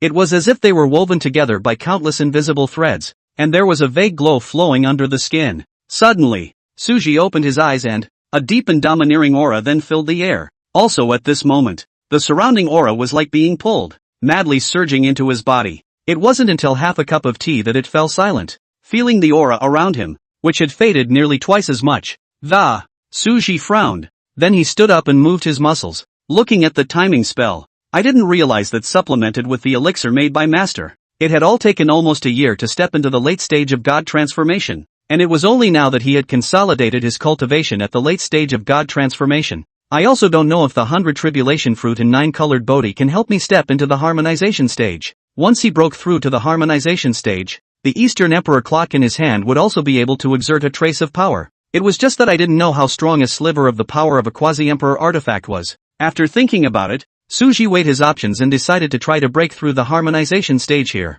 Although the aura here is not as good as before, however, it was still a bit thicker than the immortal false secret realm, so there was no rush to go out. If there isn't enough spiritual energy for a breakthrough, then use the inner Dan of that transitional demon beast given by Master before. A look of determination appeared on Suji's face. There wasn't much time left for him. A few days ago he looked at his Master's status bar. It was discovered that the Master's curse had been lifted by 60%. Even if his Master would wait for him, he didn't want to keep him waiting. Though this inner elixir of the passage, Master said that it could only be used at the harmonization stage. But at that time, his Taiku body refining method was only a small success, and it was very different from the current situation. He was certain that his flesh could withstand it. Thinking of this, Suji no longer hesitated. Taking out the 100 thunders fruit, the 9 colors Bodhi and an inner Dan that was blood red and exuded a ferocious aura hung in front of him. Worried that the preparations were not sufficient, he reached out once again and selected some auxiliary pills from the many pill bottles within his storage ring. Everything is ready. He slowly stretched out his right hand and picked up the 100 robbery fruit, and after washing away the turbid chi with his spiritual energy, he put it into his mouth without hesitation. Once the 100 robbery fruit entered the body, it was like opening a Pandora's box. The violent medicinal power surged out like a tidal wave, like millions of poisonous snakes running amok inside his body. Pain. It hurts too much, but he didn't flinch at all. Instead, close your eyes tightly and, concentrating all of his spirit to run the heart technique, he guided this raging medicinal power. While suppressing the raging medicinal power in his body, he carefully absorbed the essence contained in the 9-colored Bodhi. Slowly, Suji's face became paler and paler, and the sweat was even more intensively falling like raindrops, wetting the ground. But he didn't half stop. A regular person would have to go through a lot of trouble just to absorb the 100 tribulation fruit. Not to mention Suru like this. This master and his disciples are indeed not ordinary people. I don't know how long it took, but the raging medicinal power gradually began to be tamed, and bit by bit, it was integrated into Suji's body, and the essence of the 9-colored Bodhi was absorbed in his. Little by little, it penetrated into every cell, giving him an unprecedented sense of relief. Suji's cultivation level also rapidly increased in this situation. Chapter 89, Breaking Through the Harmonization Stage. Another year or so passed, and Suji vaguely touched the barrier that spanned between the harmonization stage and the transformation god stage. Almost. Not quite. The tips of his eyebrows danced gently. Suji cast his gaze towards the inner Dan of the transitional stage demonic beast that was suspended in a blood-red body emitting a ferocious aura. No longer hesitating, he directly absorbed it. As a blood-red breath entered his body, feel the swelling in yourself. Suji clenched his teeth and did his best to channel this raging energy, preventing it from wreaking havoc. The breath is continuing to climb. The pressure lingering on his body was also shifting from the transformation god stage to the conjugation stage. At some point, it was accompanied by a click, as if something had broken. A terrifying pressure swept through this place. This is the harmonization stage. Suji stood up and looked at the pure golden spiritual energy surging out of his hands with some emotion. This breakthrough to the harmonization stage allowed his sun god body to be strengthened once again. One of the biggest changes has to be in his eyes. The golden eyes were like 2 burning flaming suns, in which there were even stars flickering in them, deep and noble as if they were gods. The more the god body went on, the more changes it brought to the body. It will allow its physical form to be constantly perfected. Suffice it to say that if a score of 100 out of 100, then the overall image of the previously uncultivated Suji could score 90 points, and the Yuaning stage Suji can score 100%. As for a real score now, it's definitely 110 upwards. What Suji didn't know at this time was that Jiang Xinya, whose god body was nearly a great success, had actually been hiding the characteristics of the Taiyin god body. It wasn't until a later day, when the sight of that unmistakably cool figure made it clear that it turns out that the characteristics of a god body can still be hidden. There are still more than 10 days left until the end of the immortal fallen mysterious realm. Without a moment's delay, Suji took out the jade token and activated it, returning to the immortal false secret realm. With a single step of his feet, he appeared near the light pillar of the inferno realm. Having broken through to the harmonization stage and having mastered instantaneous movement, although the distance was far from being as far as the transitional stage of ignoring space, but it also saved Suji some effort. He had a craving for the divine fire inside. It was also unknown whether or not devouring these divine flames would allow the 9 heavenly divine flame to go even further. He only hoped that this inferno realm wouldn't let him down. It is understood that this inflammatory world focuses on the efficacy of quenching the physical body. With the strength of Suji's physical body today, this point was not so important. Instead, it was the divine fire deep within the inferno realm that made him intend to. With the presence of the 9 heavenly divine flame, he was not like other cultivators who could not enter the depths. 2 days later, on the outskirts of the core of the inferno realm, Suji stood in a sea of blazing fire, surrounded by endless flames. Among these flames, there were dozens of divine flames that emitted a terrifying aura. As for the depths of this core, Suji had tried, and with his current cultivation level, he still couldn't enter, but being able to get here had already satisfied Suji. Pure Shuriyen, one of the divine fires, Green Lotus Flame, one of the divine flames, Glazed Divine Flame, one of the divine flames. Looking at these divine flames, with a wave of his sleeve robe, as usual, Suji took out a bunch of spirit stones and spread them under his body, starting the big fire collection business. I don't know whether it was because of the 9 heavenly divine flame or the sun god body. This time the fire collection was easier compared to the first time in the land of many fires. Several more days passed in a flash of time, and Suji collected half of the divine flames in this place. These days, he kept repeating the 2 steps of collecting and melting fire. It was only until the 9 heavenly divine flame could no longer be fused that Suji stopped his hand. At this time, the 9 heavenly divine flames. No, maybe it should have a different name. Silent divine flame. It is the strongest form of the 9 heavenly divine flame that has metamorphosed after fusing a large number of divine flames. The original golden and blue intertwined 9 heavenly divine flame had turned into a white flame that now emitted a 7-colored glow. Suji could feel that the power was at least 5 times as much as the original. This trip to the inferno realm didn't disappoint him. Counting the hours, it should be about time. The remaining divine flames couldn't give silent divine flame a boost anyway, and he didn't need to quench his flesh, so it was ready to leave the inferno realm. On the way, he suddenly sensed a jade tablet within his storage ring emitting a bright light. After being slightly surprised, Suji took out the jade tablet. This jade token was handed over to them, the Celestials, by Li Yuan when they entered the secret realm. As long as the jade plate glowed, it meant that it was time to leave the immortal fallen mysterious realm. Otherwise, when the bright light passes, they will be left in the immortal false secret realm until the next secret realm opens. Suru couldn't grasp the time when the bright light went out.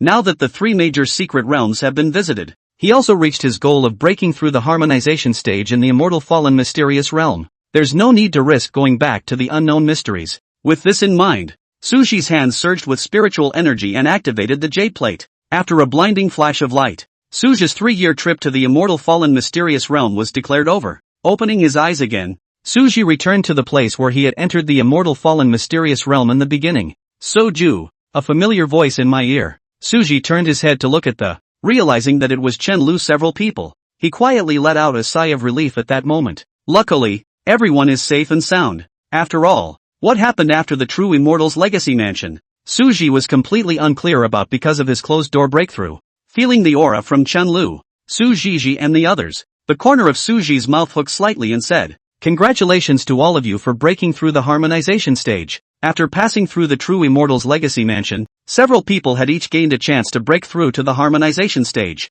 Feeling the intimidating pressure of these, Suji estimated that among these people, Su Zhiji was the most outstanding. "Little master hasn't said anything about you yet?" Without saying a word, "You've broken through to the harmonization stage." Chen Lu stepped forward and sized up Suji. Nowadays, Suji compared to before, to say that the biggest change is that pair of eyes. plus the unfathomable strength. Fail to see beyond. Completely impenetrable. Suji, it seems like you've gained a lot from this trip to the secret realm. Sujiji also laughed softly. Because her strength had soared and she was one step closer to revenge. She was now in a great mood. Same as each other. Suja smiled bashfully. By the way, I heard that someone isn't still looking for Suji to spar? Yi Tiannian, whichever pot he was talking about. The moment these words came out, the crowd gathered their gazes on Chen Lu. They also met often in the immortal fallen mysterious realm, so they more or less knew about this matter. At the mention of cutting, Chen Lu's face turned green. Now he really didn't dare to make a move with Suji. Immediately, he snorted. Everyone, that old Taoist monk at home misses Little Master. Little Master will leave first. See you again if you have the chance. After saying that, he ran away without a trace. The crowd was amused by the scene. Thinking that he hadn't seen his master for 3 years, Suji missed tightly in his heart and immediately bid farewell to the crowd. These days in the secret realm of the immortal fall, whenever he was free he would take out the jade pendant given to him by his master. But how can a thing be worth a man? I don't know how well the master is considered these 3 years. With this apprehension, Suji returned to the Sword Sect. Chapter 90. Master, I miss you. Sword Sect. Ice Sword Peak. As the elixir was refined, the extent of Jiang Xianya's curse elimination came to 70%. She was about to go to the courtyard to sip tea, as she always did, but before she pushed open the bamboo door, just feel the approach of a familiar scent. Jiang Xianya stiffened, but quickly recovered. Gently push open the bamboo door to the tea table. Master, disciple is back. The familiar voice was the same as always, only with an undisguised joy compared to the days of old. Thinking of what she would have to face later, Jiang Xianya's beautiful eyes flickered. Come in and talk. Hearing that long-lost cold voice, Suji's heart violently trembled as if it were a lifetime ago. In a daze, when responding, he was surprised to find himself sitting across from his master. Master, Suji silently gazed at the person in front of him, and an unspeakable emotion surged in his heart, still as cold and noble, as if the clamor of the world has nothing to do with her. Compared to before, Master Teacher's waterfall-like, shoulder-length green silk was now bound by a hairpin. After that originally scattered green silk was tied up, it even emphasized her white as snow skin and graceful silhouette. Instead of destroying its cool temperament, the hairpin adds a touch of gentleness and softness. Good looking. It's true. As long as it's master, no matter what it looks like, it looks good. Wait, degree for all degree, a hairpin? After reacting, Suji stared blankly at the hairpin. This hairpin, he's familiar with. Wasn't this the same plum blossom hairpin that he had given to his master before, and which his master had never worn? Suja moved his lips, like he wanted to say something, but 1,000 words were eventually condensed into just a few. Master, I miss you. Jiang Xianya's catkin reaching for the teacup paused, and finally her head nodded lightly. A soft light filled Su Ru's eyes. Jiang Xianya, who was not accustomed to this kind of sight, pursed her lips and added, you broke through the harmonization stage? Well, that's right. Right now disciple can rival the late Mahayana stage. Suji's golden eyes were amazingly bright,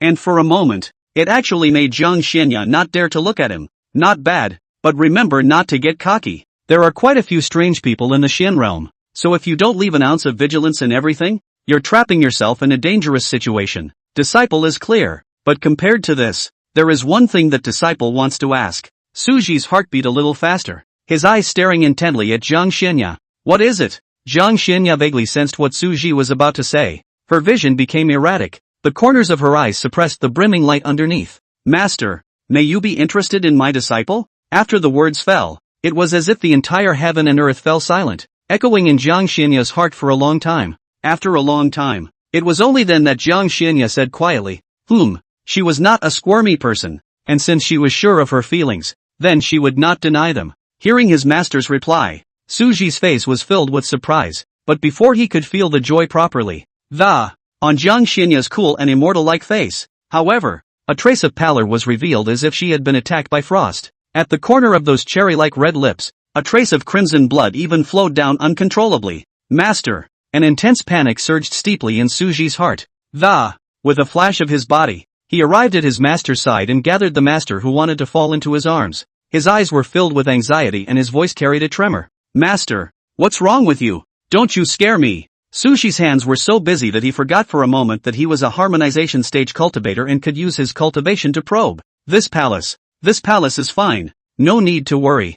Jiang Xianya's pale and pretty face revealed a slightly unnatural color. and a faint blush emerged at her cheeks. Suji's actions were too intimate, making her a bit uncomfortable for a moment. Even if his mind was strong, deep down he still couldn't ignore that strange feeling. Jiang Xianya tried to calm herself down, trying to dispel the emotion. But that faint blush always lingered above the cheeks. How could it not be waved away? Hearing his master say that he was fine, Suji then calmed down a little and remembered that he was a harmonization stage cultivator. Master, give me your hand. Would it be alright for disciple to help you probe your body? I'm worried. No need. It should be caused by that curse. It's just that the cultivation level is temporarily suppressed. No major harm. Sensing her own situation, Jiang Xianya wiped the blood from the corner of her lips and said, "Cultivation suppressed?" At those words, Suji's face revealed horror. It was only after his master's reminder that he sensed that his master's original cultivation of the ferrying stage was actually down to the foundation stage.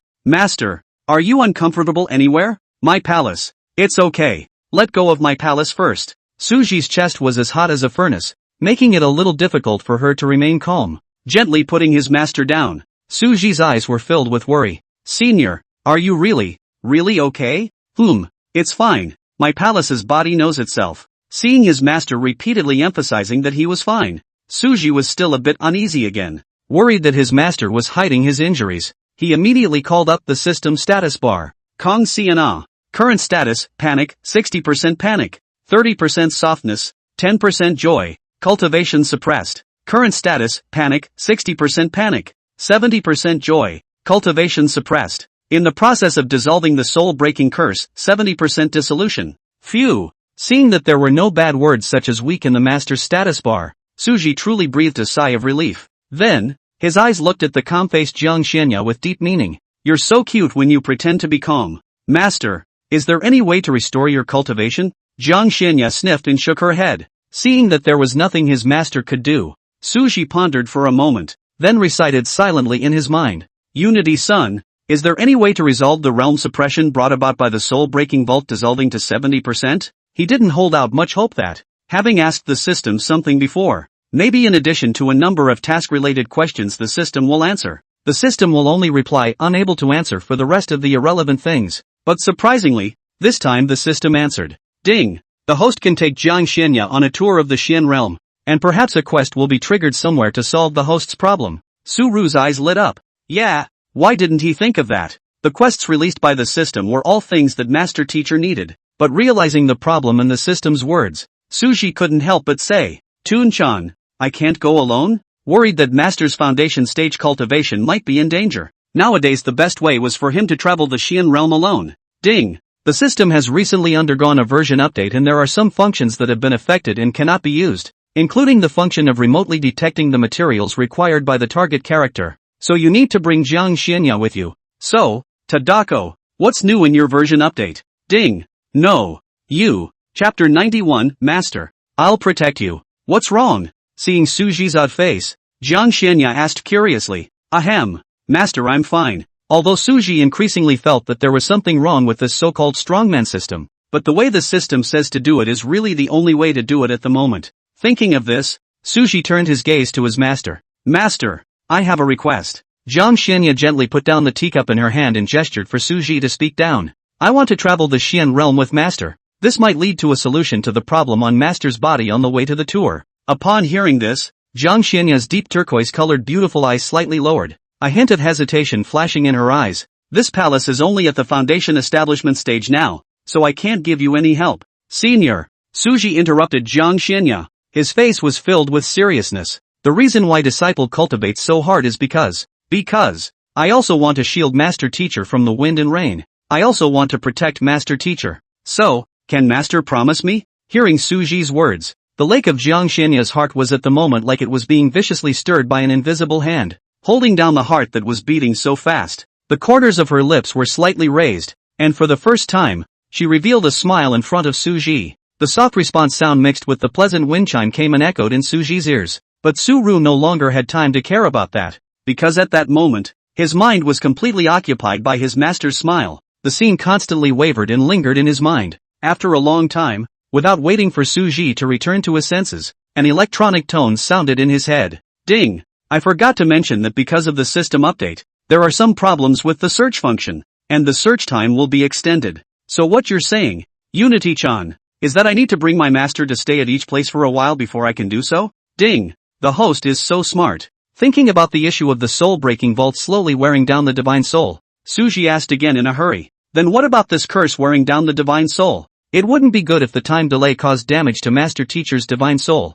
Ding. This curse no longer has the effect of abrading the divine soul after it has dissolved to 70%. Hearing the system's reply, Suji then put his heart down. Just don't wear out your soul. In that case, there's nothing to hesitate about. What do you need to clean up, Master? I'll help you. Jiang Xianya pondered for a moment and said, No, just wait here for a moment for this palace. After saying that, she went inside the bamboo house. After Master left, Suji sat down on the wooden chair, while sipping his spirit tea, with bubbles coming out of his head. And a couple laughs every now and then. A look of deep love. Master, she promised. From now on, he'll be Master's Taoist partner. The more Su-Ru thought about it, the happier he became. With his current cultivation level, he was already strong enough to stand in front of his master. Even if it was temporary, he was satisfied. If Chen Lu and the others were to see this appearance of Su Ji, they would definitely be able to drop their jaws in shock. High and low might even make a whole sentence. Bold demon,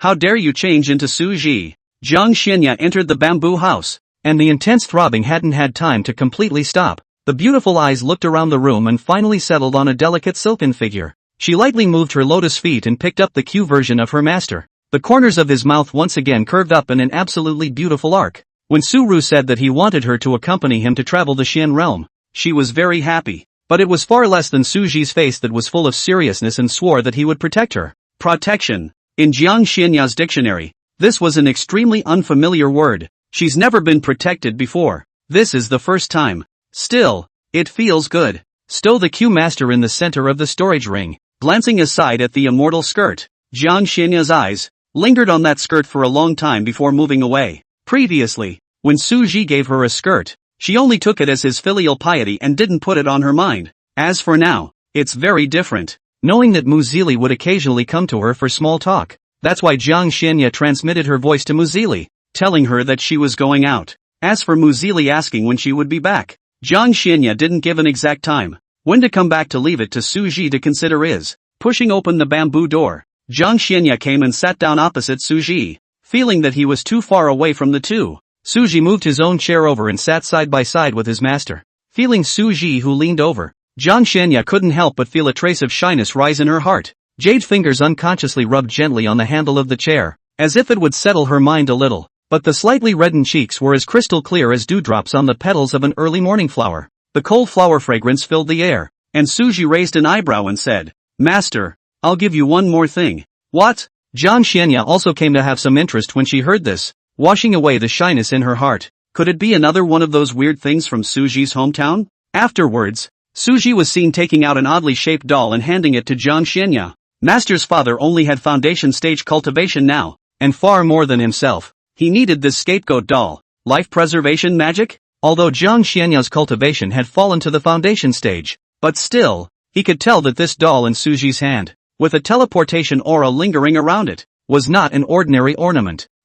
Su resigned originally also prepared an excuse. Did not think that the master of a glance to see in front of its function, can only honestly admit, although this palace's strength has been reduced to the foundation establishment stage, it's not something that regular people can hurt. The palace doesn't need it. Take it back. Master, I'm worried. Didn't you say you would protect this palace? But, just in case, there are no eventualities. The palace trusts you. Su-Ru paused to say something else. Jiang Xianya was silent, her beautiful eyes quietly looking at Su Ji. And still do this trick. Okay. He surrendered, swallowing back the words that came out of his mouth. Su Ji helplessly took back the scapegoat doll, his face showing compromise. Just in the back of my mind, I'm thinking, if that time really came, he would not hesitate to give the scapegoat doll to his master and stay behind to pat his own back. Of course it's actually possible to take the master to the Star Small World and then keep the scapegoat doll for yourself. But then, if something happened to him, then Master Teacher would be trapped in the Star Small World forever.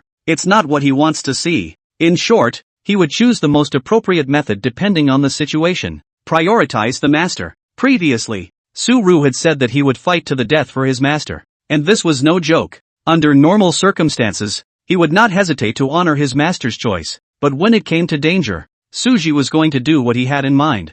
Thinking of an item within the storage ring, Suji added, "Since master doesn't want this, then I'll give you something else." In fact, the scapegoat doll was given to the master on a whim. After all, he hadn't expected his master's cultivation to regress to the foundation establishment stage. Except for the scapegoat doll, he had originally prepared a gift long ago. Jiang Xianya nodded slightly, a hint of anticipation in her beautiful eyes. "Master, look!" Su Su juggled a jade pendant, which was white in color, and presented it in front of Jiang Xianya. The edge of this white jade pendant was carved with fine floral patterns, each line smooth and elegant, exquisitely crafted, with a few tiny plum blossoms carved in the center. When Jiang Xianya saw the white jade pendant, it looked familiar. Isn't this the jade pendant that was given to Suji before? Nope. The color, the material, and the small plum blossom in the middle all indicated that this was not the piece she had given to Suji. This jade pendant was made by Suji when he was in the Immortal Fall Mysteries. The two jade pendants just happened to make a pair. Sort of. Couple. Jiang Xianya received the jade pendant handed over by Suru, her beautiful eyes flashing with moving colors. "Did you make this?" Suru nodded, looking sideways at his master with a smile on his brow. Receiving an affirmative reply, Jiang Xianya looked carefully at the jade pendant in her hand once more. After a long time, she held the jade pendant tightly and softly said, "The jade pendant is very pretty. This palace, like it very much. It's good that master teacher likes it." Suji smiled faintly. Chapter 92, The Valley of Flowers. "Master, since we've got everything, let's set off." There's nothing that Suji wants to bring. And as for that Q version of Suji, ever since that time when he went to the immortal fallen mystic realm, it had been peacefully left in a corner of his storage ring. Good. Jiang Xianya took out the Peak Master's order, activating the defense array of Ice Sword Peak. He made sure that no one would break in before following Suji to leave the sword sect. These defense formations had been laid down earlier by Jiang Xianya and only required the consumption of spirit stones to activate them. So even if his cultivation was now reduced to the foundation establishment stage, he would still be able to activate these formations. As for the spirit stones, she had set aside an amount that could support these defense formations for nearly 20 years. Just come back and replenish it when it's not enough. Since you are traveling, try to stay away from some familiar locations. Suru weighed up the situation in his heart, and finally decided to make Flower Valley their first stop. The Valley of Flowers, with 4 seasons of spring, exotic flowers and plants all over the place, is a beautiful environment. Because these flowers and plants could not be alchemized, they were able to survive for a long time and were not swept away by the cultivators. The reason Suji chose this place as his first stop was not only because of its beautiful environment, more about having known this place. It is often seen here that some cultivators discover inheritance caves, ancient cultivators' remains, and so on. With these caves, the probability of the system releasing a mission would be higher. It was that update to the system that really left him a bit speechless, but then he thought of being able to stay with his master. Again, he felt a little as if this system update wasn't something unacceptable, because of the constant remembrance of the master in his mind. Even though he had already exerted 2 layers of spiritual power to firmly protect his master's father, still hadn't pushed the whole body's spiritual power to speed all the way to catch up, but instead controlled its own speed in an extremely smooth state. It is not too fast to make master feel a little bumpy and uncomfortable, nor is it too slow to make the trip too drawn out. On the way, worrying that his master was bored, he also talked about what he had seen in the immortal fallen mysterious realm, deliberately weeded out some of the dangerous things and picked only the good ones to tell. Jiang Xianya also sensed this, and her beautiful eyes looked deeply at Suji beside her. Instead of exposing him, he asked a few questions now and then. Time passes quickly. At least Suru felt fast. Once the two of them stood, the sight before them was covered in a sea of flowers. Suji was a bit surprised by the scene in front of him. He knew about this valley of flowers from the ancient books of the Tibetan scriptures. Just from the textual description, I know that this place is full of exotic flowers and plants, and the environment is beautiful. Unexpectedly, now that I've seen it, it's more than beautiful. In the Valley of Flowers, colorful flowers are in bloom, and the air is still filled with the scent of various kinds of flowers. Because of the dense aura, the low roars of some demonic beasts would occasionally be heard. Only after Suji sensed that the cultivation levels of these demonic beasts were generally at the Jindan and Yuaning stage did he relax a little. Even a sudden attack by a demonic beast of this level wouldn't be able to move the master in front of him for even a fraction of a second. Rather, Suji still spread out his divine thoughts to prevent accidents from happening. Some of the vipers and poisonous insects that were still waiting in the shadows for their chance to strike, being enveloped by this terrifying divine thought, it was as if they had seen a natural enemy and fled in all directions. After Suru did this, he turned his head to look at his master. With a consultative tone, he said, "Master, Is it okay for us to stay here for 2 days? Aha! Jiang Xianya didn't have a problem with it. This place was indeed good. It just doesn't compare to the sea of glazed flowers in the immortal world. When the time comes, let's wait for Su Ji to ascend and then take him to see it. Jiang Xianya thought to herself. The two strolled through the valley of flowers and the sunlight poured through the clouds on the two, gilding their figures with a golden light. At one point, looking at the colorful flowers all over the place, Su Ji turned his head sideways and curiously said, "Does Master Zhu have other favorite flowers besides plum blossoms?" Hearing Su Ji's words, Jiang Xianya shook her head slightly after a little thought. Seeing his master's father shaking his head, a wry glint flashed in Su Ji's eyes and said, "Master, in my hometown, there's this phrase that's specifically used to describe plum blossoms, and I think it's quite appropriate to use it to describe Master." What? Su Ru also didn't sell out. 10,000 trees are cold and colorless, and the southern branch has a unique flower. To me, Master Teacher is like the plum blossom that still blooms in the frigid winter when all the trees are withering. Jiang Xianya's beautiful eyes fluttered. This adversary is quite oily, but she doesn't hate. At this time, Su Ji's corner of the eye suddenly saw a few familiar flowers. On the spur of the moment, he couldn't help but step away and approach the flowers, then crouched down. Jiang Xianya was also attracted by Su Ji's movements, and a trace of curiosity flashed in her eyes. With a light step, he followed, standing quietly. "Senior, do you know what kind of flower this is?" Noticing the master teacher who followed him, Su Ji turned back and asked with a smile, pointing at the dozens of flowers on the ground. Jiang Xianya surveyed the red flowers and finally shook her head. Seeing this, Su Ru reached out and plucked one, standing up and coming face to face with his master. "Master, send you." Jiang Xianya received the flowers, somewhat confused as to what Su Ji meant, but still received the flowers in her hands. Only when he saw his master's father accept the flowers did Su Ji explain. "This flower is called a rose, and where I come from it represents romance." After a pause, he added, "Well, and love. As for why so many roses and only one, that's because to give one, it means that there is a love affair and you are the only one." Ginger Shanya's little hand holding the rose shook a little when she heard the explanation. The petals of the delicate roses wiggled slightly, emphasizing the unsettled nature of the flower bearer. Jiang Shanya's long eyelashes gently dropped, her eyelids slightly closed. A few moments later, spit out two words, adversary. Chapter 93, The Way of the Sword. Suja raised his eyebrows slightly. A traitor is a traitor, being able to be with the master. A mere rebellious disciple is not worth mentioning. Put the rose into the storage ring and keep it carefully. After a moment's thought, Jiang Xianya, her jade hand lightly raised, and she revolved her spiritual energy around her body, also ingested a rose and handed it to Su Ji. Looking at the roses that were handed over, Su Ji couldn't help but be slightly stunned. But then, a smile as bright as sunshine bloomed on his face as he accepted the flowers. "Thank you, master." However, before the joy had fully dissipated, his brows suddenly furrowed gently. Seeing Su Ji's change in expression, Jiang Xianya wondered, "What's wrong?" Su Ji said with a face full of seriousness, "Master, disciple actually still has some concerns." "Worried about what?" "Worrying that master teacher only has a foundation establishment stage cultivation.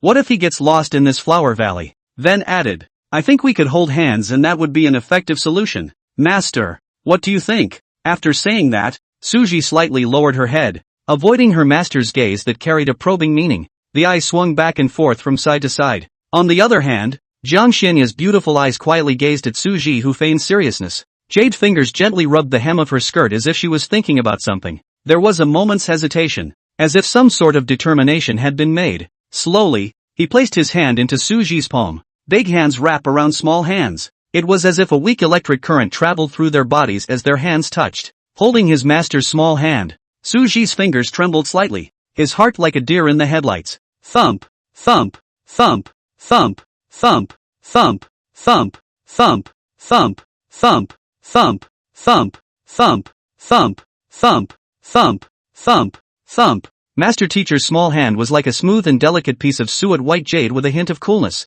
It made him a bit of a lover and he couldn't help but get addicted to it. And Jiang Xianya was no better. Her pretty face was instantly colored with a blush that spread all the way to the base of her ears. The beautiful eyes were tinged with shyness and panic, and a strange feeling kept rising from the depths of her heart. At this moment, time seemed to freeze, and everything around them ceased to matter. Unconsciously, the hands held by the two of them changed from Su Ji's palm up and Jiang Xianya's palm down at the beginning to 10 fingers clasped. They were light on their feet, as if each step was on top of the heartbeat of the Valley of Flowers. From time to time, Suji explained some stories and meanings of flowers for Jiang Xinya. Jiang Xinya, on the other hand, quietly listened from the side, and occasionally met some incomprehensible places while also voice out to ask questions, until an ill-timed electronic noise sounded. Ding! Mission complete. Reward Kendo, temporary storage, can be withdrawn at any time. Hearing the sound of mission completion coming from his head, Suji paused for a moment. He didn't really care about that one. The reason why he wanted to hold his master's hand was simply because he wanted to. I didn't realize that the task went by the wayside, despite some surprises. But this was good. This way he could also add one more safeguard to protect his master. With the Tao of the Sword, he'll be able to activate the Order of the Sword Emperor. This order can decapitate the Immortal King. From this moment onwards, the last trace of concern in Suji's heart completely vanished. The two traveled for a long time until nightfall. At night, the Valley of Flowers seems to be covered with a mysterious and hazy veil. The flowers that were originally colorful and competing for attention were now hidden in the darkness, leaving only faint outlines looming. Very different from the daytime. The Valley of Flowers at night shows another kind of charming style. The silver glow intertwines with the scent of the flowers to create a dreamy atmosphere. The evening breeze whispered through, carrying a faint scent of flowers and messing up the hair of both of them. Suji was keenly aware of the few strands of his master's hair that had been spread out by the breeze. Almost without thinking, he subconsciously reached out his hand, wanting to straighten those wind-blown hair strands for his master. He reacted only when his fingertips touched the silky, smooth hair like a ribbon. Heart pounding. What are you doing? After being surprised, on second thought it's normal to help a Taoist couple with their hair or something, right? However, despite telling himself this inwardly, the movements of Suji's hands unconsciously became a bit stiffer than before. Jiang Xinya didn't stop Suji's movements. Finish fixing your hair. Suji found a clearing, so he used his spiritual energy to raise a fire. Master Teacher is only at the foundation stage now, and the grains still need to be eaten. Taking out 2 small wooden chairs, as well as the demonic beast meat from the immortal fallen mysterious realm from earlier in the storage ring, Suru greeted the Master Teacher who was standing by the side and sat down. Master, I'll grill you some meat. You still know how to roast meat? Jiang Xinya sat on Suji's side. Will do. To be honest, he's never really grilled any meat before, but with the talent of a harmonized cultivator, he should be able to catch on quickly. Mostly, this is a better atmosphere for grilling right now. It's always a bit of a buzzkill if you pull out a cake or rice or something like that. After an incense stick, Suji stared with wide eyes, staring dead at the black as carbon roasted meat in front of him, somewhat skeptical of life. Is this really something you bake yourself? How could it be so dismal? Noticing the gaze that was about to be cast by his master, and in order to prevent his embarrassment from being discovered by him, with a flick of Suji's wrist, the piece of blackened roasted meat instantly shot out like a lit cannonball. Shoo! Disappeared into the sky in the blink of an eye. Looking at the emptiness in his hand, he rubbed his head a little awkwardly. Ahem. I suddenly think it's actually not good for your health to eat barbecue at night, so let's just forget it. Master Teacher, I've got 8 treasure porridge and strawberry cake here. These are healthier than roasted meat. Jiang Xinya also knew what had just happened, and the corners of her lips couldn't help but curl up in an arc. Then, Suji ate the chips while thinking about which part of the roast had just gone wrong. He didn't really need to eat, but thought that his master would be uncomfortable eating alone. So he took out a bag of chips and ate them as well. Chewing, Jiang Xinya's deep turquoise-colored eyes gently swept over Suji. Seeing his sword brows slightly wrinkled, his eyes deep and focused, caught up in his thoughts, just guessed he was still obsessing about the roast he just had. Coldly, he said, actually, it doesn't have to be limited to barbecue, as long as it's made by you. This palace likes it. The cool and soft voice was like a breeze brushing Suji's ears. The sudden words instantly pulled him back from his musings. He froze for a moment, then dropped the chips he was about to bring into his mouth. With a gentle gaze, he nodded his head and responded, well, Master is right. Chapter 94 Master needs to be cared for 2x2. It's getting late. Suzaku stood up and, he could go without rest, but not Master Chief. Even if a foundation establishment cultivator could go without sleep, his mind would still be tired.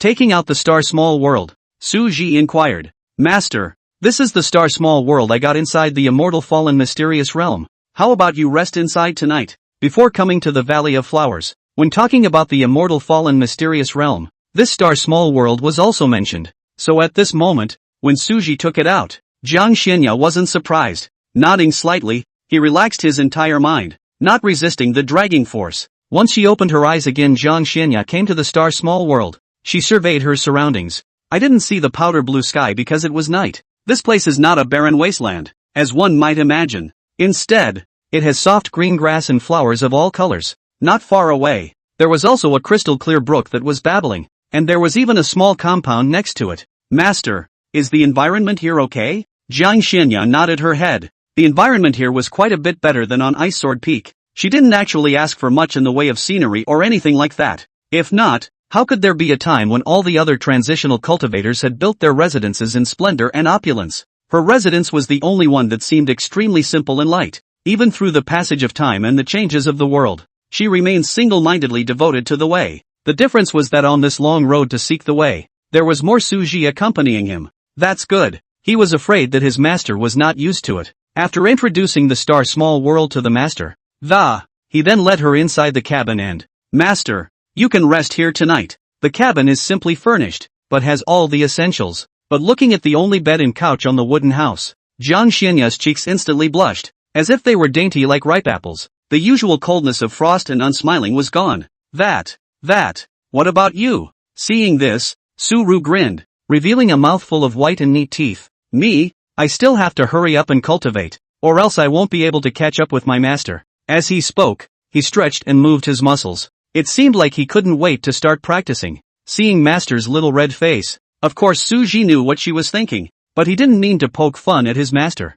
The two had only recently finalized their relationship, and it was truly inappropriate for them to be sharing a bed right now. He's got time to wait for the master. It remains as before. Just go with the flow. Only after hearing Suji's words did the blush on Jiang Xinya's cheek slowly recede. Daimei frowned slightly and said, You don't have to be in such a hurry. This palace said it would wait for you. Well, I know. Master, quickly go and rest. After Su Ru replied, he slowly turned around and exited the wooden house. The wooden door closed gently with a soft muffled thud. During the day he had to accompany his master, so the only time left for cultivation would be at night. There was still a long way to go before the transition stage, and now was not the time to relax. Originally, he was still preparing to resolve the karma of the Red Cloud sect after he broke through to the harmonization stage and came out from the immortal fallen mysterious realm. But because the heart is really hung up on the teacher's father, put it on hold. Then, after that, it happened that the master's strength retreated to the foundation establishment stage. Now he wasn't in the mood to deal with that karma either.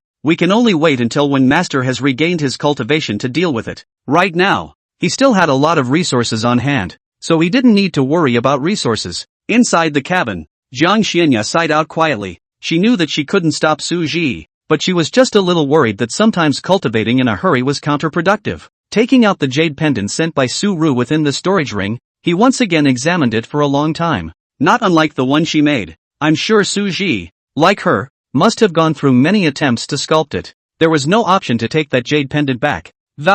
Instead, it hangs gently at the waist. Coincidentally, that location happened to be exactly the same as where Suji was wearing it. Having done so, she caressed the hairpin, just as she was about to remove it. Suddenly, an image crossed her mind as if it were lightning. It was the scene where Suji tenderly reached out his hand and carefully organized her hair. Just think of it this way. The heart couldn't help but speed up slightly again. Early the following morning, Jiang Xianya finished combing and wearing her hair, observing herself in the mirror. Only after finding no problems did he push open the wooden door. The result was that as soon as she stepped outside, she saw a beautifully white soft bed placed in front of her. This soft bed, made of white spirit wood.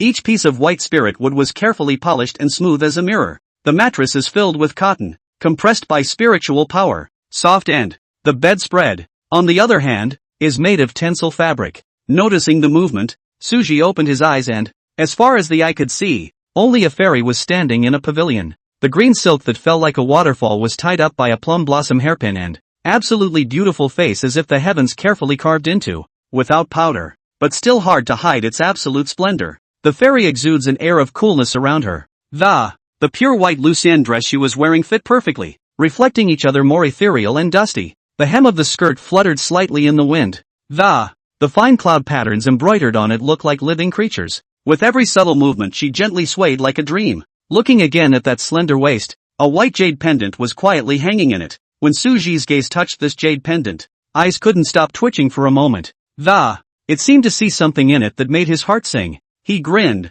Good morning, master. Well, good morning. It is? Seeing master's father cast his eyes on the soft bed, Suji explained. I was worried that master teacher wouldn't be able to sleep comfortably, so I made a soft bed last night. In the past, When the master had a transitional cultivation, he definitely didn't need to sleep. But it's different now. Worried that she's not sleeping well, so Suji stayed away from the compound and built a soft bed overnight. It took some time because of the delicate carving. Then after that it's time to receive the system's reward for kendo and cultivation. Now that he has the sword Dao by his side, it can be said that a blade of grass, a leaf, everything is a sword in his hands. Even if Jiang Xianya was slow, she felt Suji's caring intentions at this moment. It's the kind of level where it's as if they're holding her in their hands for fear of dropping her. She's not this delicate. So unnaturally, she said, "You don't need to be like this. This palace has only dropped in cultivation. It's not delicate to this extent." "Master, this is not true." Suji shook his head.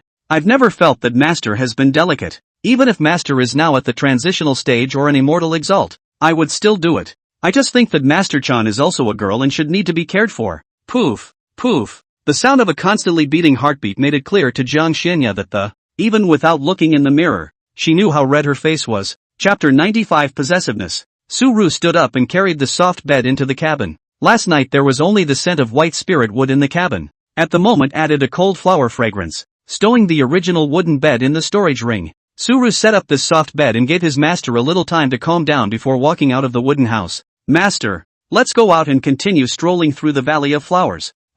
Yeah." The figures of the two then reappeared at the place where the meat was roasted yesterday. "Tuzi, this Valley of Flowers hasn't been searched yet?" "Ding. Halfway there. I thought I had predicted 2 days was quite enough. Unexpectedly, I still underestimated the system. I can't believe it takes exactly 2 days." Unlike yesterday's nervousness, Suji naturally held Jiang Xianya's hand today. He enjoyed holding his master's hand. Puffy, tiny, ice. After the experience of holding hands for the first time, Jiang Xianya had obviously become much more relaxed. With only a slight stiffening of his body at the moment of contact, he quickly adjusted. At this moment, the Valley of Flowers was exceptionally tranquil, as if it was an isolated wonderland. All around, except for a few occasional low roars of beasts from a great distance, there was only the crisp sound of the clear stream gurgling by, and the slight rustle of the breeze as it gently brushed the flowers, under the influence of Suji's combined pressure. Not to mention any cultivators approaching. Even the earthworms in the ground hurriedly drilled away from this land. He didn't want these things to disturb his master's pleasure. At a time like this, it would be a bad mood if some ungrateful person came to pick a fight or something. The harmonization stage pressure could indeed make many cultivators not dare to approach, but that doesn't include the transition stage. Just as the two of them were roaming the sea of flowers, a woman in a pink dress suddenly burst into their sight. The pink-skirted woman's name was Hua Rongrong, and she was the third elder of the Acacia Sacred Sect. For some reason, she's been practicing outside in seclusion. After dozens of years, he finally managed to break through to the transition stage. After leaving the customs, he was about to return to the Acacia Sacred Sect, but unexpectedly, when he passed by the Valley of Flowers, he accidentally glanced at it and found a rare and good seedling. And then there was the present scene. The Acacia Sacred Sect was on par with the Sword Sect, and was one of the 8 divine qualities sects in the Xian realm. Even though they were the same as the 8 divine qualities sect, the disciples within the door of the Acacia Sacred Sect actually had average qualifications. There was even no one in this generation who could be on the Heaven's Pride ranking. However, because the dual cultivation technique was famous in the Xian realm, so there are also many disciples who enhance their cultivation by piling up time for dual cultivation. Although the strength growth is not as fast as those heavenly prides in the list of heavenly prides, but it's also making steady progress. Over time it slowly became one of the 8 divine quality sects in the Xian realm. If the rest of the elders had come, they might have run away in a single glance when they saw Jiang Xianya. After all, that move to take the strength of the 3 major transitions was not something they could touch. But this flower Rongrong was in seclusion for dozens of years, causing her to now be completely unaware of what Jiang Xianya had done at that time. So now it's coming in like a rash. Flower Young, early stage of transition. Transitional cultivator. When Suji saw this person's message, he hurriedly stepped forward to block in front of Jiang Xianya, sacrificing the Eastern Emperor's bell, and holding the Order of the Sword Emperor in his left hand. As long as this pink-skirted woman made even the slightest movement, he would activate the Sword Emperor's order. Looking at Suji's poised appearance, Hua Rongrong waved her hand. "Don't be nervous, this seed has no ill intentions." Upon hearing this, Suji's tense body didn't relax, but opened his mouth and asked, "I wonder what the senior has to do?" Hua Rongrong did not reply, her almond eyes lightly raised, her sight sizing up Suji over and over again. The look is handsome and extraordinary, especially those golden eyes. She boasted that she had seen countless people, but she had never seen such a handsome man. the young cultivation reached the stage of the merged body outstanding talent, calm character, calm and collected in case of trouble. The man is good. The more Hua Rongrong looked, the more satisfied she became, and she couldn't help but look a few more times. Su Ji's sword frowned slightly, because he had been wary of Hua Rongrong. He also noticed the measuring gaze. Before he could speak, I only felt the scent of cold flowers in my nose, and my eyes went black. Master, I can't believe he got in front of him. I don't know if it was intentional or not, but it also happened to completely block Hua Rongrong's gaze, although Su-ru didn't see his master's expression for the first time. However, from the cold air that was constantly rising outwards, none of it indicated the displeasure of the master at this time. Seeing that her line of sight was blocked, Hua Rongrong frowned with a willow brow. Could it be that during her time in seclusion, her concepts have become old-fashioned and unable to keep up with the times? Otherwise, why would this mere foundation stage dare to act like this? A strange emotion rose in Jiang Xianya's heart ever since she saw Hua Rongrong sizing up Su Ji in an undisguised manner. It was an emotion she had never felt before. Anyway, she had already had a lot of confusing emotions since taking Su Ji as her disciple, so now a whole new emotion had popped up out of nowhere. And she was not surprised. It was just that, unlike in the past, the emotion made her uncomfortable. The sentiment. There's a kind of sour feeling. Even the bitter melon-flavored fudge she had eaten so long ago hadn't made her feel this way, so much so that she unconsciously stepped forward to block that view. After doing so, the discomfort in her mind was relieved. Su Ji thought that his master was just trying to protect him, so he didn't think so much about it. Unexpectedly, in fact, Jiang Xianya's emotions at this moment were not as simple as protection at all. If we were to say so, we could even say, possession. Chapter 96, Master is jealous? She's your disciple? It's too unruly. Hua Rongrong looked at Jiang Xianya indifferently. In the senses of Flora Young, Jiang Xianya only had a foundation stage cultivation. Her status was definitely not as high as Su Ji's. Maybe not even a disciple, just a maid. At the first sight of Jiang Xianya, even the well-informed Hua Rongrong was stunned by her beauty. However, after noticing that she only had a foundation stage cultivation, she didn't pay too much attention, though she had never seen such a beautiful-looking woman. But cultivation is hard. Without enough cultivation to support it, even if you have a pretty face, it's just a vase that breaks when you touch it. Jiang Xianya's beautiful eyes were cold, and she was about to forcefully summon the frost snow sword to strike. Her cultivation level, indeed, had dropped to the foundation stage. But don't forget that Jiang Xianya is an immortal. If she really wants to do it regardless of the cost, and spares the shattering of her immortal body, she could also cut down this stage of the tribulation period, before she could make a move. This time it was Su Ji's turn to block in front of her. Senior, I honor you by calling you senior, but it doesn't mean you can comment on my master like that. Su Ji's face was chilling, his tone filled with displeasure and seriousness. Hua Rongrong looked at the way these two took turns protecting each other. It was already too late to be surprised by the whole thing about a harmonization stage master being a foundation establishment stage. The way these two are moving, they don't look like master and disciple in any way. Rather, it's more like a Taoist couple. Master and disciple? Playing with flowers. It seemed that there was indeed a disconnect in her concepts during the tens of years she had been in seclusion.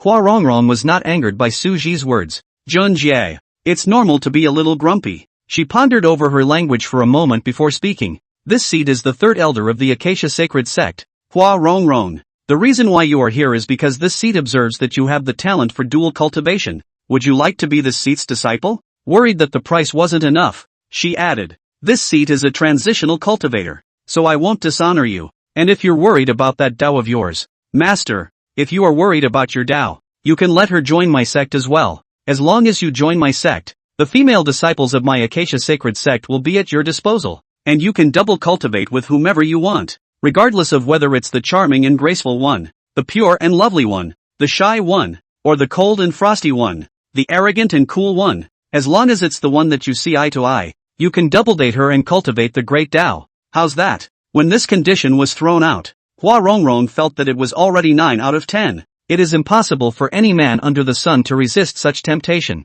Hearing Hua Rongrong's words, Jiang Xianya stood quietly behind Su Ji. There was not the slightest change in expression on the absolutely beautiful face, just silently gazing at Su Ji's side face. Su Ji did not even raise his eyelids for a moment, and without hesitation, he opened his mouth and rebuffed. I've only recognized one master in my entire life, so I've let senior down, not to mention the elders. Even if a great emperor comes, his master could only be Jiang Xianya as well. Issues involving the master teacher were never a matter of choice for Su Ru. Seeing that Hua Rongrong was not hostile, after Su Ru finished speaking, he held Jiang Xianya's hand and left this place without looking back. Hua Rongrong couldn't help but stare in disbelief. I can't believe you just simply refused? Are you still a man? However, despite the shock in his heart, seeing the two leave, Hua Rongrong didn't make any move to stop them, just standing in place, staring at the two figures that were moving away. However, when they saw Su Ji and Jiang Xianya's hands holding each other tightly, a look of disdain passed through Hua Rongrong's eyes and she skimmed her mouth.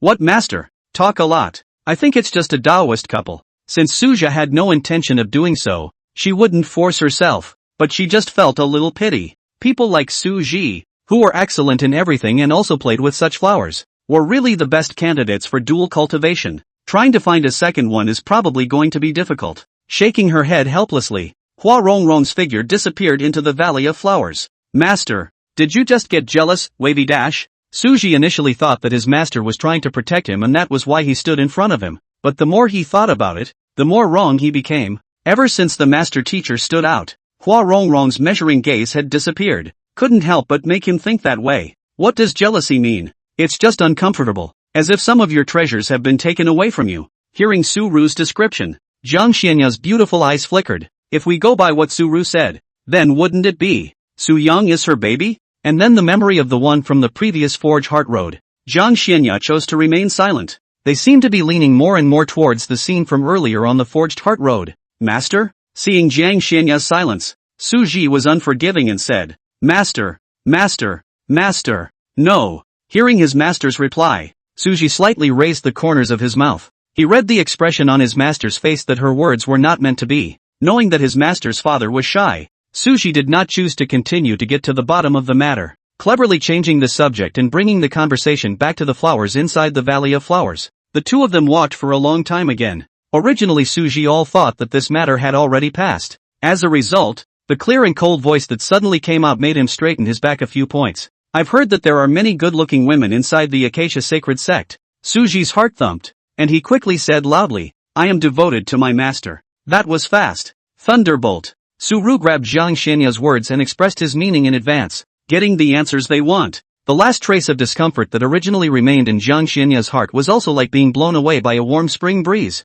completely disappearing without a trace. For the first time, she took the initiative to hold Su Ji's hand tightly. Noticing the force coming from his own master's small hands, he was slightly stunned at first, but quickly responded that the corners of his mouth couldn't help but rise, tracing a gentle smile. Also responded with the same gentle intensity, fearing that if he wasn't careful, he might hurt the woman in front of him who made his heart flutter. Half a day, Su Ji couldn't help but say, Senior, I like you. Jiang Xianya's breathing slowed down for a few moments when she heard these sudden words. Well, the palace knows. Master, I like you. As if Jiang Xianya's answer was not the answer Su Ji wanted, Su Ji repeated it again. Jiang Xianya paused and said softly, well, this palace likes you too. Only after getting the desired answer was Su Ji satisfied and didn't ask again. Noon. Su Ru brought his master teacher to the star small world, and in the blink of an eye, he manipulated his spiritual energy to build a cookhouse. What does master want to eat? I'll eat anything you make.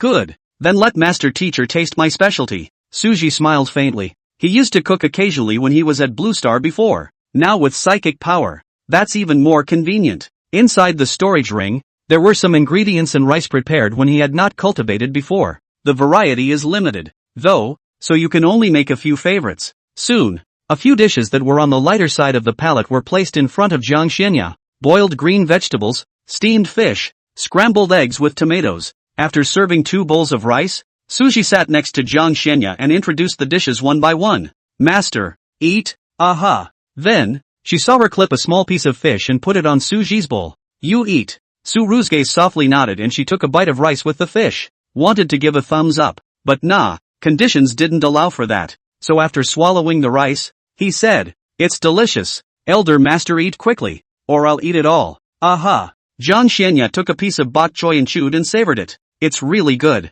The corners of his mouth curved slightly. The meal ended on that note. Next, some more touring of the Valley of Flowers. It wasn't until nightfall that Su Ji brought Jiang Xianya back to the star small world. In contrast to last night, the original cot had been transformed into a delicate soft bed in the cabin tonight. A night without words. Chapter 97, Destroying Star City. Early the next morning, Suji made a trip out of the star small world before his master teacher woke up, because 2 days had passed and it was time for the system to come up with an answer. Standing over the Valley of Flowers, Suji murmured in his mind, "How's the search going?" Ding! Search completed. No quests triggered here. If it wasn't for the company of his master, Suji high and low would have had to spit out 2 sentences. Alright, there is no mission without a mandate. It was time for the trip to the Valley of Flowers to end. He already had an idea in his mind about the next location. The decision will be made later after asking the master's opinion. With that thought, he returned to the star small world, thinking it's early.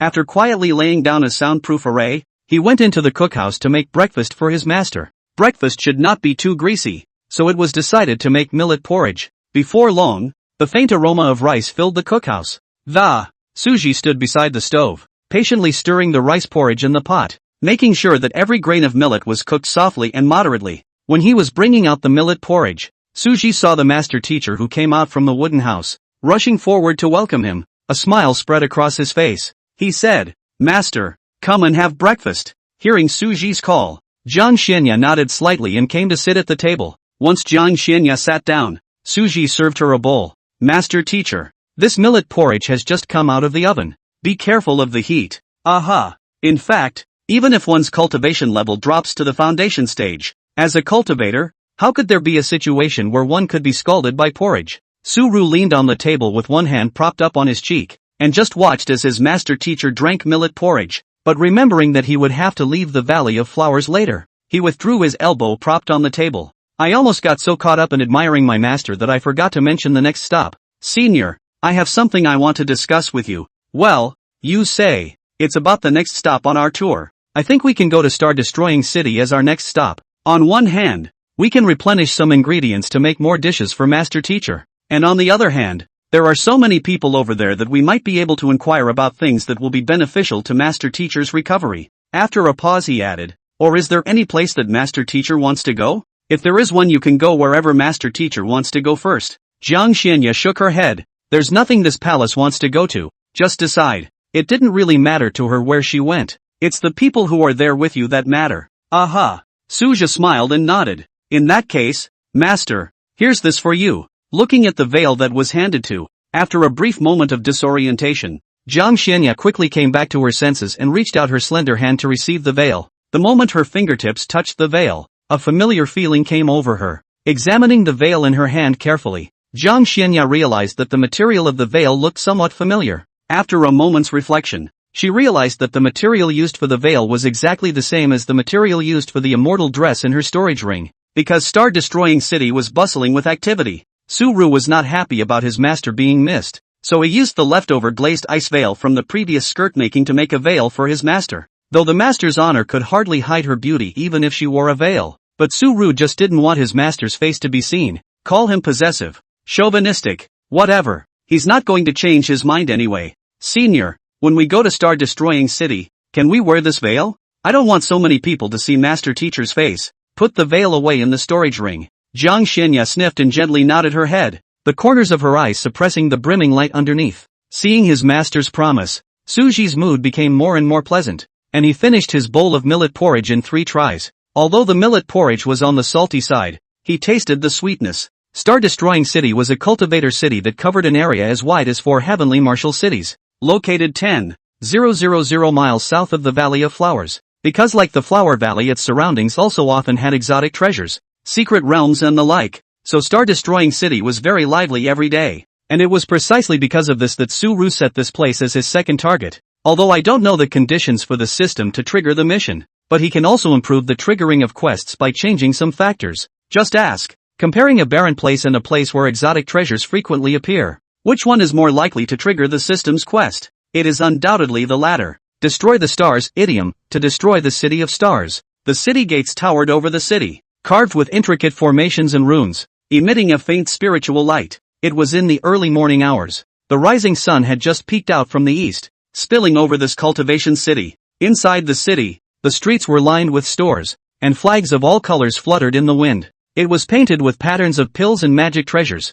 attracting passing cultivators. The sounds of hawking, bargaining. It's a lively place. Cultivators either traveled in groups of 3 or 5 or alone through the crowd, searching for desired treasures or exchanging what they needed. In the tea house and wine shop, cultivators sat around a table, sipping spiritual tea while talking about the latest immortal cultivation secrets. Occasionally, the figures of one or two harmonization stage cultivators would appear. Their arrival always caused a small commotion. The appearance of Su Su and Jiang Xianya attracted just as many gazes. The male cultivator's eyes were drawn to Jiang Xianya. The female cultivator's gaze, on the other hand, was attracted to Su Ji. Even with the veil on, these male cultivators could conclude that Jiang Xianya was extremely beautiful. On the contrary, those female cultivators were close to sticking their eyes on Su Ji. Jiang Xianya's eyebrows frowned slightly in some displeasure. Even though she had already adjusted her orientation to block the line of sight of many female cultivators, but it still couldn't withstand the ambiguous looks thrown at Su Ji from all sides.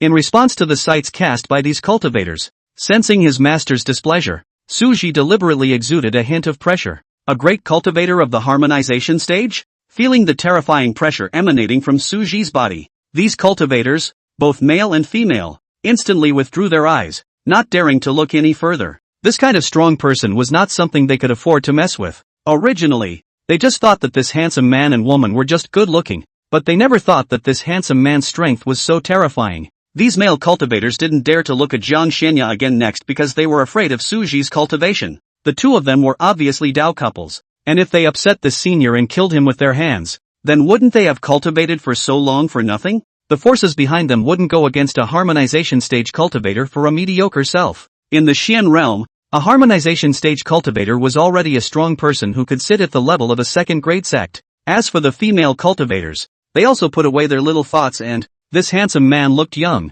but with such a high level of cultivation, he might be some old fart pretending to be young. This kind of old antique is not something that the likes of them can fantasize about. Only when he saw the sight around him disappear did Su Ji retract his harmonization stage pressure, but there was always a faint aura of terror surrounding his body. He was actually very upset by the sights of those looking at his master. Chapter 98, A Talented Man and a Beautiful Woman. On the way, Su Ji bought a large amount of ingredients from several stalls. These ingredients wouldn't go bad inside the storage ring anyway, so there was nothing to be concerned about. Then, as if thinking of something, he meditated. Tuzi, remember to remind me when you're done searching for star-destroying city. Su Ji felt the need to talk to the system in advance. In case you still come up empty, it's also handy to figure out where to go next when the time comes. Ding. Understood. He didn't ask for a search deadline. If master doesn't like it, he'll leave that day. If you like it, it's okay to keep it for a few more days. Thinking of this, he squeezed the small, cold hand in his hand and turned his head to look at the master at his side. Senior, should we go to the tea house and take a stroll? There might be some unexpected gains. Feeling his hand being squeezed by Su Ji, a blush flashed across Jiang Xianya's cheeks. Fleetingly, she had gradually gotten used to holding hands with Su Ji, so it didn't take as long as before to adjust. It only took a moment to recover. The jade finger moved, signaling Su Ji to take her there. Su Ji understood the meaning of his master's words. Immediately, he took her by the hand, and the two of them went shoulder to shoulder towards the nearby Dao tea house. Some of the stall owners on both sides of the street saw this talented couple. The mind keeps filling up. But so, there is no woman in your heart. Pulling out your sword. Sour thoughts like that. After the two of them stepped into the tea house and saw the terrifying aura surrounding Su Ji, the store assistant squeezed out a fawning smile on his face and quickly stepped forward to welcome the two of them. Elder, inside please. The shopkeeper's voice trembled slightly, and a fine bead of sweat appeared on his forehead. A powerhouse of this caliber couldn't be neglected, or he might not even see tomorrow's sun. Su Ru nodded slightly in response, then gestured for him to lead the way. Soon, under the respectful guidance of the store assistant, the two arrived at a private room. Pushing the door open, a refreshing breeze came in with the characteristic moist scent of the lake. The windows of the compartment happened to be facing a sparkling lake, with rolling green hills in the distance, and the view was breathtaking. After surveying the situation for a few moments, he only saw Su Ji lightly lift his right hand, slightly bending his fingers and, in an instant, a brilliant and dazzling golden spiritual energy gushed out from his fingertips. Su Ji controlled this golden spiritual energy and cleared the seat back and forth a full 2 or 3 times. It was not until that seat became spotless and polished that Kang Xianya was allowed to take her seat. Unlike the other guests, Su Ji and Jiang Xianya did not choose to sit facing each other, but instead sat side by side on the same side. Xiao Air, serve a pot of tea. Okay, senior, you wait a moment. The junior at the side with his head lowered heard it and responded hastily. After the shopkeeper left, Su Ji took out 2 teacups and a teapot as well as spirit tea from within his storage ring and made tea. Jiang Xianya was a little confused. Didn't you just order a pot of tea? Sensing the puzzled gaze cast by Master, Suru softly explained. Master, for cultivators, ordering a pot of tea at a tea house is an unspoken rule. I was worried that Master Teacher wouldn't be accustomed to the tea here, so I took matters into my own hands. As for why you don't drink the tea in the tea house and still come to the tea house, it's because, Master, listen. Seeing Suji making a listening face, Jiang Xianya didn't ask too many questions and quietly sat on the sidelines and listened. If you ask me, the ice crystal beast king of this extreme Iceland is what's called majestic. With its mid-transitional apparition pressure, it left several late-transitional apparition supreme powerhouses helpless. Indeed, I once had the honor of looking at the portrait of that ice crystal beast king, and it was truly majestic and extraordinary. Che, the news you guys are talking about has been rotten for a long time. At this moment, a thick male voice interrupted the crowd's murmurs. Oh, could it be that fellow Taoist has the latest news? Please also tell us quickly. The crowd came to their senses. Ahem, throat's a little dry. Fellow Taoist, please have some tea. This shoulder of mine is suddenly a little sore. Fellow Taoist, I'll press it for you. There's been a bit of a lack of spirit stones lately. Hashtag Petri dish, fellow Taoist, can you see if my sword is favorable? It's actually that recently. There's always a strange fluctuation appearing outside of star-destroying city, and some strong people suspect that it's some kind of void-type demonic beast. The thick male voice came out again, speaking extremely fast. It was as if there was a sword around his neck and the next moment he was going to be killed. Inside the box, Suru looked at Jiang Xianya and said, Senior, to say that you need to know about some strange stories, this tea house is actually the place to go. The tea tasting is secondary to the prying. Jiang Xianya also heard the talk outside the box, and at this time, combined with what Suji said, a trace of thought flashed through her beautiful eyes, and the whole person fell into deep thought. When she was in the immortal world, she had never done this kind of prying. Meet the formation and swing a sword. Meet a crisis. Swing a sword. Meet the conspiracy and swing a sword. Anyway, if swinging a sword doesn't solve the problem, then, swing two swords. All this time, she never felt there was anything wrong with this style of acting. But the end result was that he was surrounded by 100 immortal dignitaries blocking the space because of the misinformation. If it wasn't for that ancient mirror, she would have already died at this moment. Seeing his master's father looking thoughtful, Suji didn't open his mouth to disturb him. Slowly pouring 2 cups of tea, he gently placed one of the cups in front of his master.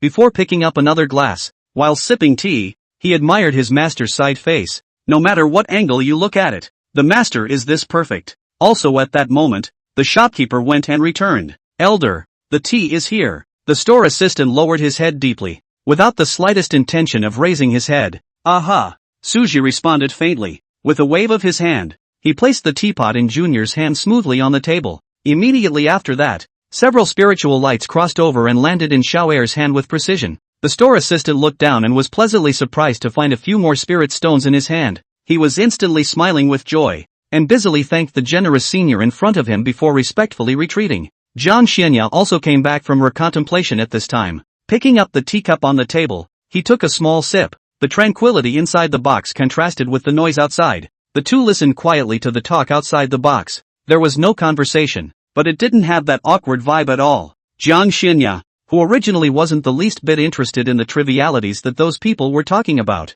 didn't feel bored when she saw Suru's look of interest. Little by little, time passes. Seeing that it was about time, Suji then stood up and left the tea house with Jiang Xianya. Chapter 99, The Moon is Beautiful. After leaving the tea house, it was close to noon, and Suru brought his master into the star's small world to finish his lunch. With nothing else to do, the two of them strolled through the streets of this star-destroying city. Super large chunks of divine flame gold. Come and take a look if you have a need for it. Heavenly yuan fruit and red inferno vine. Don't miss it if you're walking by. Fellow Taoists. Along the way, Suji used the appraisal function to pick up leaks and exchange them for a few fairly decent treasures. Jiang Xianya, on the other hand, followed Suji's side peacefully. The two stood together, building a landscape that was impossible to ignore. The man is handsome. The woman is stunning. Some of the noble dukes who were attracted by Jiang Xianya's cool temperament were reminded by the Taoist protector behind them. Knowing Suji's cultivation, he didn't dare to come forward to pick a fight. His own ancestor had met something a few years ago and warned him not to stir up trouble.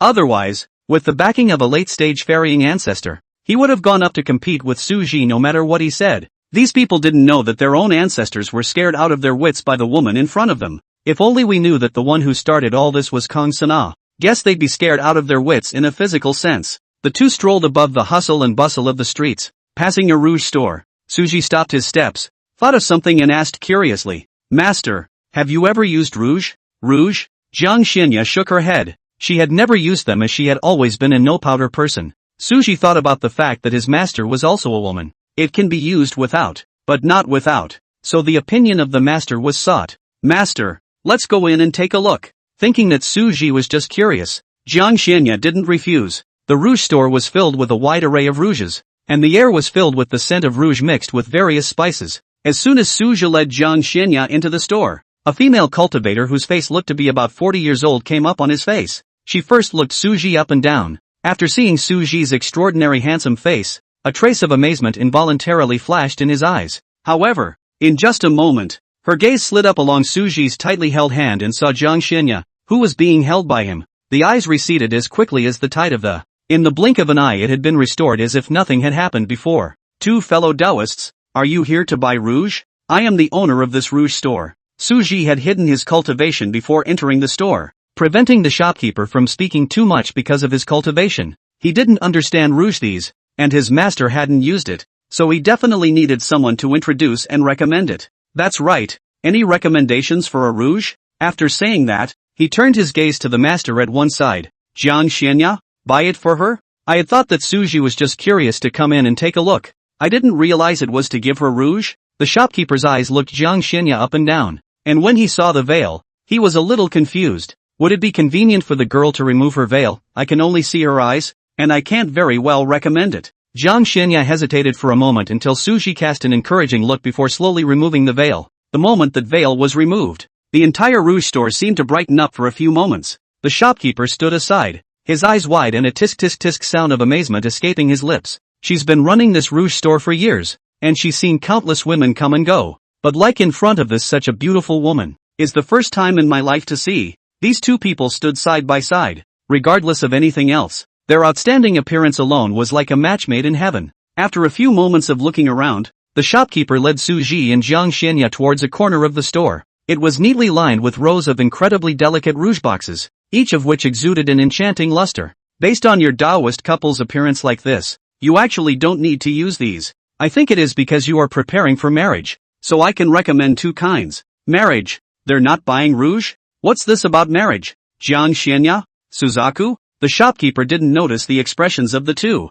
and picked up a box of rouge to introduce himself. "This is light vermilion rouge. Different from the usual vermilion rouge, the color is light. When it comes to getting married, this festive red is definitely the way to go." Then picked up another box of rouge next to him and said, "This is plum blossom rouge. The color is on the lighter side of pink. It will look natural and match your fair and pinkish complexion very well. You are married." Suji really couldn't stand this shopkeeper. Every word was never far from becoming a bride. He and his master had only just started. So how did he jump to matrimony all of a sudden? In order to prevent the master from thinking that he was frivolous, Su-Ru hurriedly transmitted his voice. "Senior, let's go. I originally just simply wanted to send Master Teacher Rouge. As for that I didn't think that much." After Jiang Xianya received Su-Ru's voice transmission, slowly, he removed his gaze from Suji's body and turned to the two boxes of rouge that were placed on the table. The waves of light in her beautiful eyes were flowing. Getting married. Since ancient times women getting married are to be coated with grease and powder.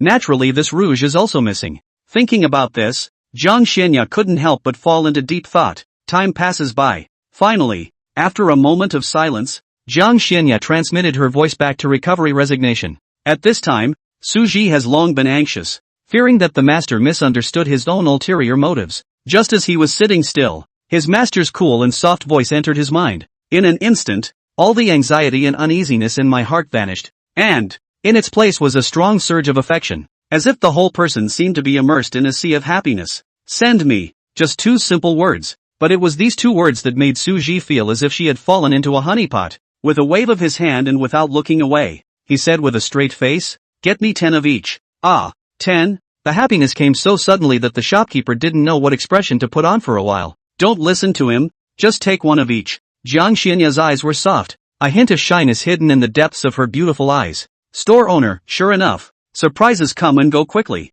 Only after buying the rouge and putting on the veil again did the two leave the rouge store.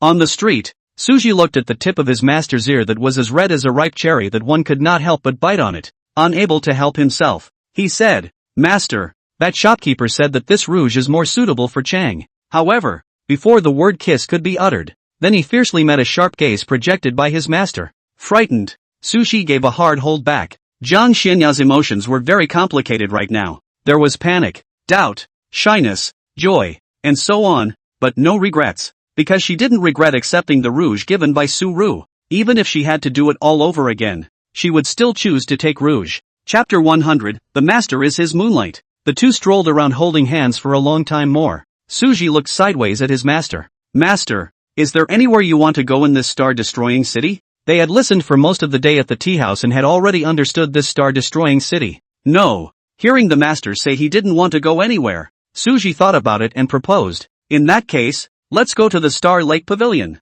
I heard that the scenery over there is very good." Star Lake Pavilion is an ancient pavilion built in the destruction of the Star City, Star Lake, the location of the center of the lake. The lake is called Star Lake because of the stars on the surface, and the ancient pavilion in the center of Star Lake. Naturally, it was named Star Lake Pavilion. After receiving the master's approval, the two headed in the direction of the Star Lake Pavilion. The road was stop-and-go because of the stop-and-go, so that by the time they arrived, it's getting dark. The bright, clear moon hangs high overhead. There were only 3 or 2 people in the pavilion.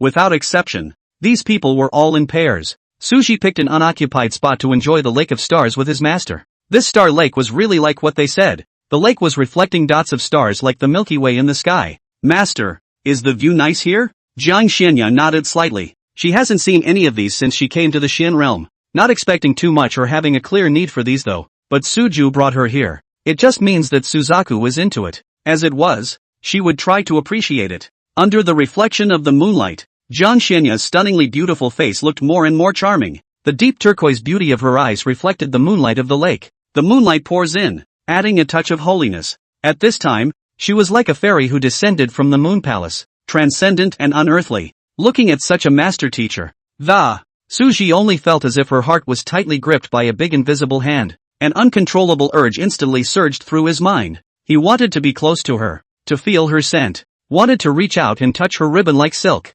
even wanting to take her in my arms. "Master, what's wrong? The moon is beautiful tonight."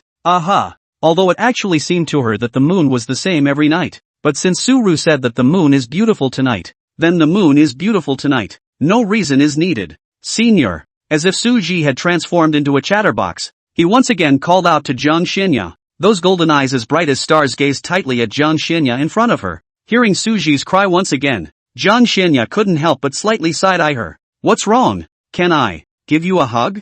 Jiang Xianya. The words fell, and the air was still for a split second. It was as if the entire world was left with only the sound of the two of them breathing so slightly that it was almost imperceptible. Time passed by. Just when Suji was ready to give up, Jiang Xianya, who had been silent all this time, but suddenly moved her body gently. Immediately afterward, under Suji's gaze filled with surprise, Jiang Xianya nodded imperceptibly. The master agreed. PW greater than over equal to less than over equal to Q. Having received permission from his master, Suji took a deep breath and slowly approached. Jiang Xianya's heartbeat also accelerated with Suji's proximity. Feeling her cheeks heating up, her beautiful eyes were lowered, and her long eyelashes fluttered gently like butterfly wings, as if they were telling the owner's inner uneasiness and shyness. Looking at the cool and immortal-like master teacher who even revealed such a nervous expression, Suji couldn't help but lower his voice and gently say, "Master, there's no need to be nervous. This palace is not nervous. If you want a hug, just do it."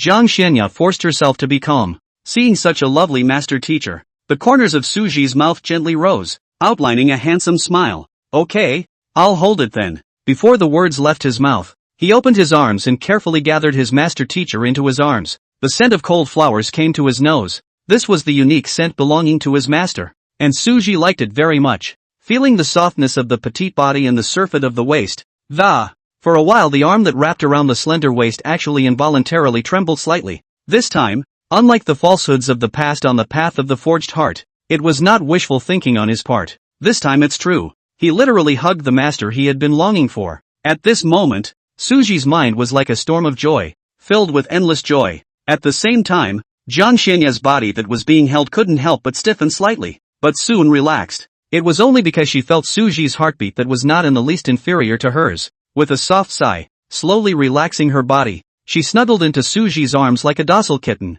The violent beating of the two hearts intertwined and echoed each other like a wonderful symphony. Everything around them seemed to gradually become blurred, as if only the two of them were left in the entire Xian realm. Jiang Xianya thought to herself. Sure enough, that memory of the forged heart road hadn't lied to her. Being hugged by Suji would indeed be a very satisfying feeling. And I don't know how long it was. Suji's magnetic voice said with a hint of hoarseness. Master, I love you. Aha. Master, just now I meant I love you when I said the night is so beautiful tonight. I said Suji froze, then with a smile on her brow, she hugged her master tightly. He's decided that he's going to be a liar. Tonight, turn a little hug into a long hug. 1 incense stick of time has passed. You're not letting go? Wait a little longer. 2 incense sticks have been burned. Is that enough? Not even close. 3 incense sticks have been burned. In order to prevent his master from not letting him hug him next time, Suji could only loosely release his hand and allow his master to leave from his arms. As soon as his master left,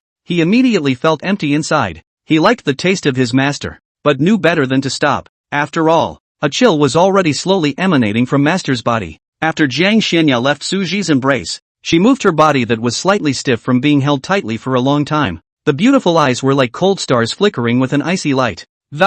Staring straight at the culprit who had put her in such an awkward position. Somewhat mortified. That's a lot of hugs. 3 incense sticks have passed. Don't be angry, Master. It's mainly because Master is so charming. It's justifiable for me to be like this. He had always had zero resistance to his master. Shut up and go back. Okay, listen to Master. Suji smiled faintly, glancing up at the moon. Then without a moment's hesitation, he brought his master back to the star's small world. In his mind, Master is his moonlight. All he had to do was watch Master Chief. Chapter 101, An Incense Burner. Next day, Suru ended his cultivation and made breakfast. The two of them ate it and roamed the streets as they did yesterday. He asked his master last night. If the master felt bored, they would just leave. After getting an okay response, it was then decided to continue the tour for the rest of the day. At this time, not far from them was a pair of grandparents and grandchildren, who were talking eloquently. The old man was hale, hearty and radiant in a gray shirt. The younger one, on the other hand, was clad in a magnificent brocade. Surprisingly, all the cultivators along the way bowed in greeting when they saw the brocade-clothed man. Grandpa, I'm known by no one in this star-destroying city. Look at their cautious looks. I'm so awesome. The brocade-clothed man bragged towards the old man. Seeing this arrogant appearance of his grandson, the old man did not stop it. Ever since he had broken through to the late stage of the transition, his entire person had become confident. Unless one encountered the Jiang goddess and those few veteran late-stage transition powerhouses, otherwise whoever it was, he dared to touch it. But these people are presumably diving for ascension. So from now on, there was no one in the Xian realm he couldn't afford to mess with. He couldn't help but stroke his beard at the thought. You're so powerful, but you still have to call me grandpa? Black lines sprouted from the forehead of the brocade-clad man, and this grandpa of his is good at everything. It's just that a few of these seemingly normal, but somewhat breathless words will pop up every now and then. Grandpa, I'm going to buy a few star oranges at the auction later. The star orange was a specialty of this side of star-destroying city and was only produced in this neighborhood. The old man nodded at his words. I'll just have 2 and you can have the rest. The man in the brocade suit didn't say anything, either. Just buy 2 more. It's not a big deal. However, at that exact moment, a man and a woman glanced out of the corner of his eye inadvertently, causing him to stop his pace. This pair was very different from the monks around him who had greeted him with greetings. They didn't greet him the same way the guys did. Seeing this, an irritation surged in his heart and, with a flash of his body, he steadily stopped in front of his opponent. Hey, you guy, what do you mean you don't even say hello when you see this gumsy? The brocade-clothed man's face was as gloomy as ink, staring viciously at the 2 Suji in front of him. The tone was full of questioning and dissatisfaction, and that old man had long since frozen to the spot after seeing Jiang Xianya, his eyes staring round in disbelief. This man and woman were none other than Suji and Jiang Xianya. Seeing someone blocking the way, Suji raised his eyebrows slightly. His face calmly and lightly said, "Why should I greet you?" The tone of his voice was light, as if the person in front of him was not worth his time. Even though he knew that the old man behind this brocade-clothed man was at the late stage of the ferrying cultivation, he didn't panic. If we really want to clash, the big deal is to activate the Sword Emperor's order. There's no need to be squeamish. Then look at the old man on the side. His legs are shaking. To say why he was so scared, this went back to a scene he had the honor of seeing when he was in the middle stage of his transition.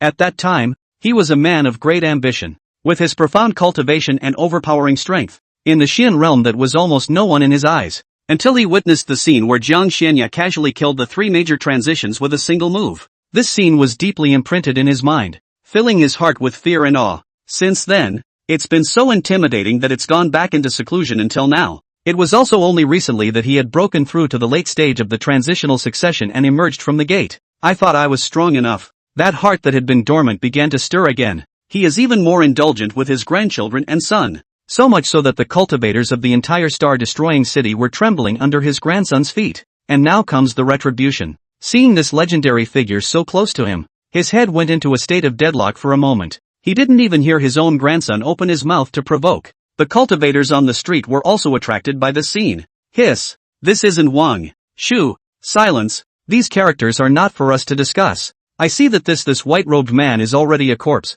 and will even involve his female companion on the side. Ha! Why can't I see the appearance of that white-robed man's female companion? It's still true. Passers-by were surprised as to why they couldn't see Jiang Xinya's face. In fact, the first moment Su Ji was stopped, he guessed that this scene would occur. That's why he used his spiritual energy to envelop the surroundings of his master in advance, blurring the sight of the cultivators. The murmurs of passers-by also managed to bring the old man back to his senses. But before he could react, I heard, "Do you know that you need to have strength and background to be a gangster? My grandpa can kill you in a minute?" He was shocked and his old face was ironic as he dodged forward and swung his right hand out violently. There was a loud pop. A loud slap slapped the brocade-clothed man hard in the face. That brocade-clothed man's entire body fanned out hundreds of feet away like a kite with broken strings. By the time the brocade-clad man hit the ground, fix your eyes on this. Only half of his cheeks were swollen high up, living like a swollen pig's head. The onlooker cultivators witnessed this scene and were stunned, their mouths open wide enough to stuff an egg.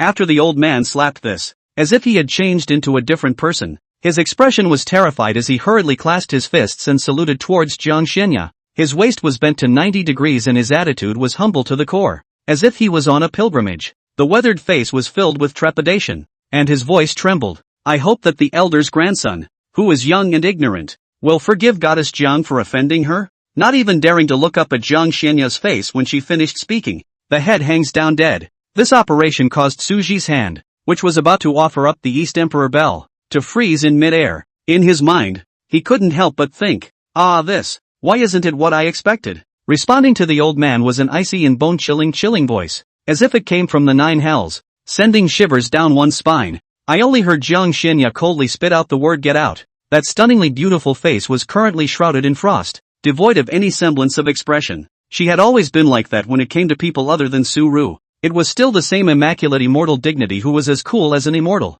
The old man's face was delighted at the words, and he hurriedly returned. Yes. The old immortal will roll now. Immediately afterward, the old man rolled up like a wind turbine in Su Ji's shocked eyes. Along the way, he also took the unconscious brocade man away. That son of a almost got him killed. Fortunately, Goddess Jiang was generous and didn't bother with them in general. No, it's better to leave star-destroying city in a hurry. Thinking of this, the old man rolled a few moments faster. It wasn't until it faded out of Su Ji and Jiang Xianya's line of sight that he stood up shakily. The dignity of a strong man? What's more important than your life? It was so hard to become the Xian realm's top. He didn't want to be buried in this star-destroying city just like this. For insurance purposes, he carried the brocade-clad man in a blur, across a quarter of a metaphysical realm that. He came to a small city that was 180,000 miles away from the star-destroying city, and only then did he put his heart down. Looking at Su Ji's side again, he had only just recovered from the shock. That's quite a roll. The interlude ended, and the two left amidst the gasps of the onlooker cultivators. On the way, Su Ji couldn't help but say, "Master, that's awesome." General, Jiang Xianya's eyebrows slightly stretched, revealing a soft expression that was a far cry from her previous icy coldness. Then let's hug it out, shall we? Oh. It was as if Su Ji had flicked some switch since he had hugged her last night. Until now, it's been almost a constant need for cuddles. She wouldn't have said anything if it was really just for a moment. But this morning when the two of them were still in the star-small world, Jiang Xianya fell for Su Ru's trap, having been held for a full 4 candle marks of time. It's simply getting more and more outrageous. Will there be 5 incense sticks next time? 6 incense burns? She wasn't obnoxious either. The main reason was that he didn't want Su Ji to sink as a result. Everything in moderation. In the end, Su Ru was defeated by Jiang Xianya's death stare. This is a move that can be called a treasure tool against Su Ru. The killing power is 0. but the effect is extremely significant. Jiang Xianya had refused so many times, and was a little too upset about it. After a slight hesitation, he added, "I'll let you hold it again when I return to the star small world at night, but I can only hold it for one incense stick of time. Elevate the bottom line from one click to one incense burner." Silently consoling herself, rather than letting him hold her longer, she said a time. Su Ji, who was at the side, heard his master's words. The corners of his mouth couldn't help but widen into a wide grin, somewhat looking forward to the night. Their schedule for the day was to see the opera. This morning, Suji also asked the master if he wanted to see it. The final reward was,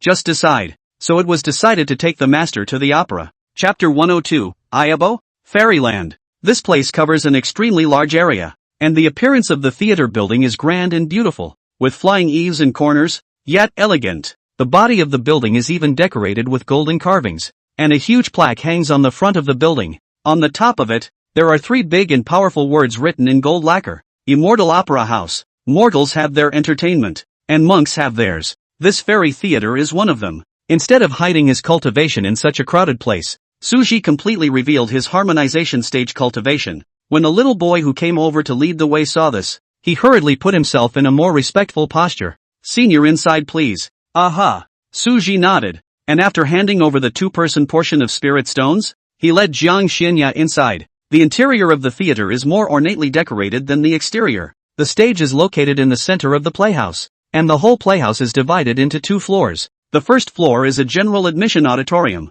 which is lively, though not with a great view. The second floor is a separate elegant room, which is the best place to watch the theater and looks extremely peaceful compared to the first floor. The 2 of them were led by the young boy to an elegant room on the second floor. It's not that the boy was trespassing, but that their boss had instructed that all those above the god transformation stage were all brought to the second floor, which is why he dared to act in such a manner. "Elder, then the little man will step back." Su-ru waved his hand and threw out a few more spirit stones. Seeing the spirit stones, the little boy's eyes light up. He was too busy to thank him before collecting the spirit stones and respectfully closing the door and retreating. Suja didn't sit on the chairs that were allotted in the elegant room. Instead, he took out 2 wooden chairs from within his storage ring before allowing Jiang Xianya to sit down. For 2 reasons. First, he didn't want his master to sit in a chair that someone else had sat in. Secondly, there was a table between those 2 chairs, too far away from the master, which displeased him. Without asking why, Jiang Xianya obediently sat next to Suji, the 2 of them leaning shoulder to shoulder. Feeling that something was still missing, Suji hastily extended his left hand in an inviting gesture. Jiang Xianya willed it, and handed her right hand out, and the 2 men clasped their 10 fingers. With the sound of gongs and drums, this opera officially began. On the stage, the playwrights are dressed in ornate costumes and their faces are painted with delicate makeup. Gradually, Suji's gaze was attracted by the performance on the theater stage. This opera focuses on an incident about the Great War of the Immortals. The protagonist is a female cultivator of the Jindan stage, who plays an immortal dignitary in the opera. With their voices and movements, the playwrights on the stage portray the characters they play to life. Suji always felt that this scene was déjà vu. Jiang Xianya, on the other hand, watched quietly without the slightest change of emotion, until the climax of the opera unfolds.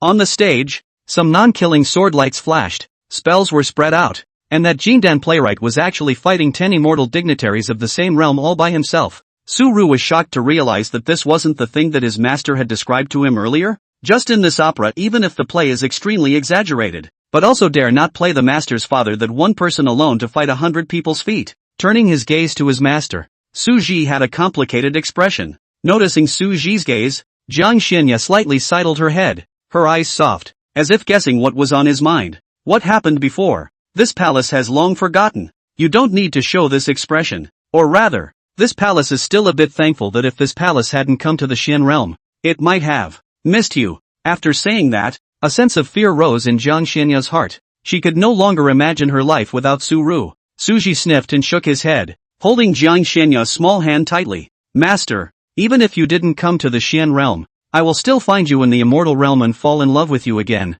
The bond between us is not so fragile." Hearing what Suji said, Jiang Xianya couldn't help but feel a tremor in her heart. It was like a pool of spring water being gently brushed by the breeze, causing ripples in the layers, and the beautiful eyes flowing. It was a long time before she softly said, "Well, you're right." The 2 of them looked at each other and did their best to see each other in each other's eyes. It wasn't long before the opera ended and The ending ended with the Jindan stage female cultivator gaining victory, and then the two of them watched a few more scenes, one after the other. When you leave the theater, night has fallen. The lights of the star-destroying city were as bright as the stars. Suja held Jiang Xianya's hand as he strolled through the streets, his mood extremely serene and calm. Master, did you enjoy the opera today? Not bad. When she finished, her eyebrows furrowed slightly. Actually, there was a question she never said anything about, but thought it wouldn't be good to keep doing that. So, you don't feel awkward calling this palace master all the time? It is both a master and a Taoist. It was always a bit of a strange relationship to say the least.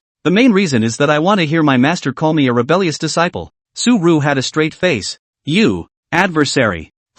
Well, I was actually just joking about the title of master. I've actually been thinking about it for a long time. Does master want to hear it? Su Ru looked at Jiang Xianya with a serious face, a mysterious light flickering in his eyes. Aha! Jiang Xianya nodded slightly and cast a curious glance. Suji greeted this curious sight. The corners of his mouth gently rose, revealing a gentle smile as he softly said, Ayobeo. Upon hearing this title, Jiang Xianya was first stunned, and then a look of disbelief spread across those beautiful, moving eyes, looking straight at Su Ji, as if he couldn't believe what he had just heard. Seeing that Su Ji did not mean to joke, Jiang Xianya's face instantly turned red. Hastily, he waved his hand. You'd better continue to call this palace master. Good. Ayabo. Call master. No problem. Ayabo. Chapter 103, The Pitiful Ayabeo. In the end, Su Ru was defeated by Ayabo's death stare, and the two conferred. From now on, when there are other people present, you will be called master, and when the two of you are alone in private, you will be called Ayabo. Jiang Xianya had the feeling of moving a stone to hit her own feet. This title was even more humiliating than when Suji called her baby on the Forged Heart Road. Ayabo's title was finalized, so now it was Su Ru's turn to make an issue of it. After all, the master had never explicitly called upon himself. It's always you. The same old. Ayabo, then shouldn't you be called by a title as well? Jiang Xianya hadn't yet gotten over the Ayabeo title when she heard Suji's words. The left hand that wasn't being held clenched involuntarily. Call STH. Ever since Suji expressed her feelings, she seemed to have always addressed Suji with you. She was a master teacher. She couldn't keep being pushed around by this rebellious disciple. Thinking about this, Jiang Xianya began to think. When Suji saw her master teacher frozen there, he thought she was too shy to speak, and not reluctantly. No matter what the master called her, her place in his heart would never change. Forget it, Ayobeo. Let's call it what you like. Call it whatever you want. Suji gently smiled, but immediately afterward, as if Suji had hallucinated, he actually heard his master call out to him. Sippo? The old face reddened, sort of realizing how the master had just felt. Ahem. Ayam doesn't have to force herself. I actually thought it was fine the way it was before. No reluctance. Resignation treasure. Jiang Xianya also saw Suji's blush, so she braced herself for shame and continued to call him Jibao, not letting him go. But this is clearly a way to hurt the enemy 1,000 times over. Because at this moment, Jiang Xianya's originally fair and jade-like little face, as if it was being reflected by the evening sunlight in the sky, was tinted with a touch of intoxicating scarlet blush, exquisite small ear tips, but also like ripe cherries as delicate. Let people see cannot help but want to bite a bite. Seeing his master's father in this posture, where could Suji still hold back, and immediately brought his master back to the star's small world. A flash brought the master to the wooden chair. By the time Jiang Xianya reacted, she was already carried into Suji's arms. Even though it wasn't the first time they had embraced, their hearts were still beating as fast as a runaway wild horse. Suji hugged his master tightly, and the feeling was as if time had stopped for it. Every time he was in such close contact with his master, an unspeakable feeling of happiness would well up in his heart. Leaning his head gently against Jiang Xianya's shoulder, he breathed in the unique scent that belonged to her. He liked the taste of his master's flavor. Ayabo, you smell good. The blazing nostrils sprayed on the white and translucent pink jade neck, causing Jiang Xianya's heartbeat to speed up a few more points. She also liked the sandalwood scent on Suji. However, she couldn't say you smell good as naturally as Suji did. Suji rubbed his chin against Jiang Xianya's fragrant shoulder and did not speak again. The two of them just held each other face to face for a long time. As for that so-called incense burning time, it's long since been tossed into the unknown. At one point, an uncontrollable urge surged through me as I looked at those delicate little ears. Suji couldn't help but move closer to the past and gently exhale a mouthful of burning breath. However, what happened next was completely unexpected. Only to see that the delicate body held in his arms unexpectedly went limp without warning like a ball of soft cotton. Boing! A soft cry came out from the mouth of the beautiful person in his arms. Suji was startled by this sudden situation. His heart tightened violently, and he thought that the curse on his master's body had worsened again. Pulling away from her slightly, he said anxiously, "Ayabo, you," but when he saw the expression on his master's face, the words of concern all stuck in my throat. What did he see? At this moment, Jiang Xinya's cool, deep turquoise-colored eyes were flooded with a layer of mist, and her red lips were pursed as if she was trying to restrain something. Trudy. Su-ru was greatly shocked. He had never imagined that his master teacher actually had such a tender expression. Jiang Xinya pursed her lips hard to prevent herself from making that shy sound, but the sound is stopped. But the expression on his face was read by Suji. "You, close your eyes. Don't look at me. I'm a little weird." The voice was laced with a hint of trembling. Suji froze, and then reswept his master into his arms, whispering with tenderness, "Ayabo's appearance is not strange. As long as it's Ayabo, no matter what it looks like, I like it." Jiang Xianya's head was spinning. She also didn't know why Suji became this way after merely breathing hot air in her ear. After another long time, a moving voice ghosted out of the embrace. "You, carry me back to the cabin to rest. I have no strength in me." What did Ayabo call me? Suji's sword eyebrow slightly raised, making a badass remark. Rhetorical treasure. Well, that's right. The corner of Suji's mouth hooked up. His eyes filled with laughter. Picking up his master in a princess carry, he took one step towards the cabin. Each step was taken very calmly, as if he was holding the most precious treasure in this world in his arms. Finally arriving at the cozy cabin, he gently pushed open the door, and a faint scent of cold flowers filled the room. Stepping inside, he carefully moved to the soft bed. Slowly squatting down, he gently placed his master on the bed, followed by carefully pulling the quilt aside and gently covering his master. Looking at his master's beautiful eyes that were blinking right outside the quilt, Suji instantly felt a little cute. The corners of his mouth turned up slightly and, "Ayabo, good night." You, don't be hasty in your cultivation." Jiang Xianya paused and instructed. "Got it, I will." When he finished speaking, he took another deep look at his master before turning to leave the cabin, smoothly bringing the door to the room with him. Chapter 104, How Rude. We're in love. Star Small World. After ending a whole night of boring cultivation, Suji stood up and moved his muscles. Thinking of last night's events, Suji's mouth couldn't help but tickle again. I didn't realize that Master's ears were actually her weakness. Just a little blow and that adorable look. Seeing that it's still early, looking at the ingredients in his storage ring, he decided to make buns for his master for breakfast. I was worried that it wouldn't be to Master's taste, so I made a few more styles. There are walnut buns, milky buns, green vegetable buns, oatmeal buns. These buns, with the exception of the green vegetable buns, are not found in the Xian realm. Jiang Xianya pushed open the wooden door and saw the large and small buns placed in front of Suji. At Su-ru's beckoning gesture, he sat down beside him. "Ayabo, let me introduce you. This is the walnut bun." After introducing the several kinds of buns in turn, as Suji's gaze watched, she used her chopsticks to clip a walnut bun and took a small bite. A slight frown followed. Suji naturally saw the scene as well. "Ayabo, didn't it do well?" Jiang Xianya shook her head slightly. "I just don't like the taste." "It's not that you made it bad. Shifu clips walnut packets, which means Shifu hates the taste of walnuts.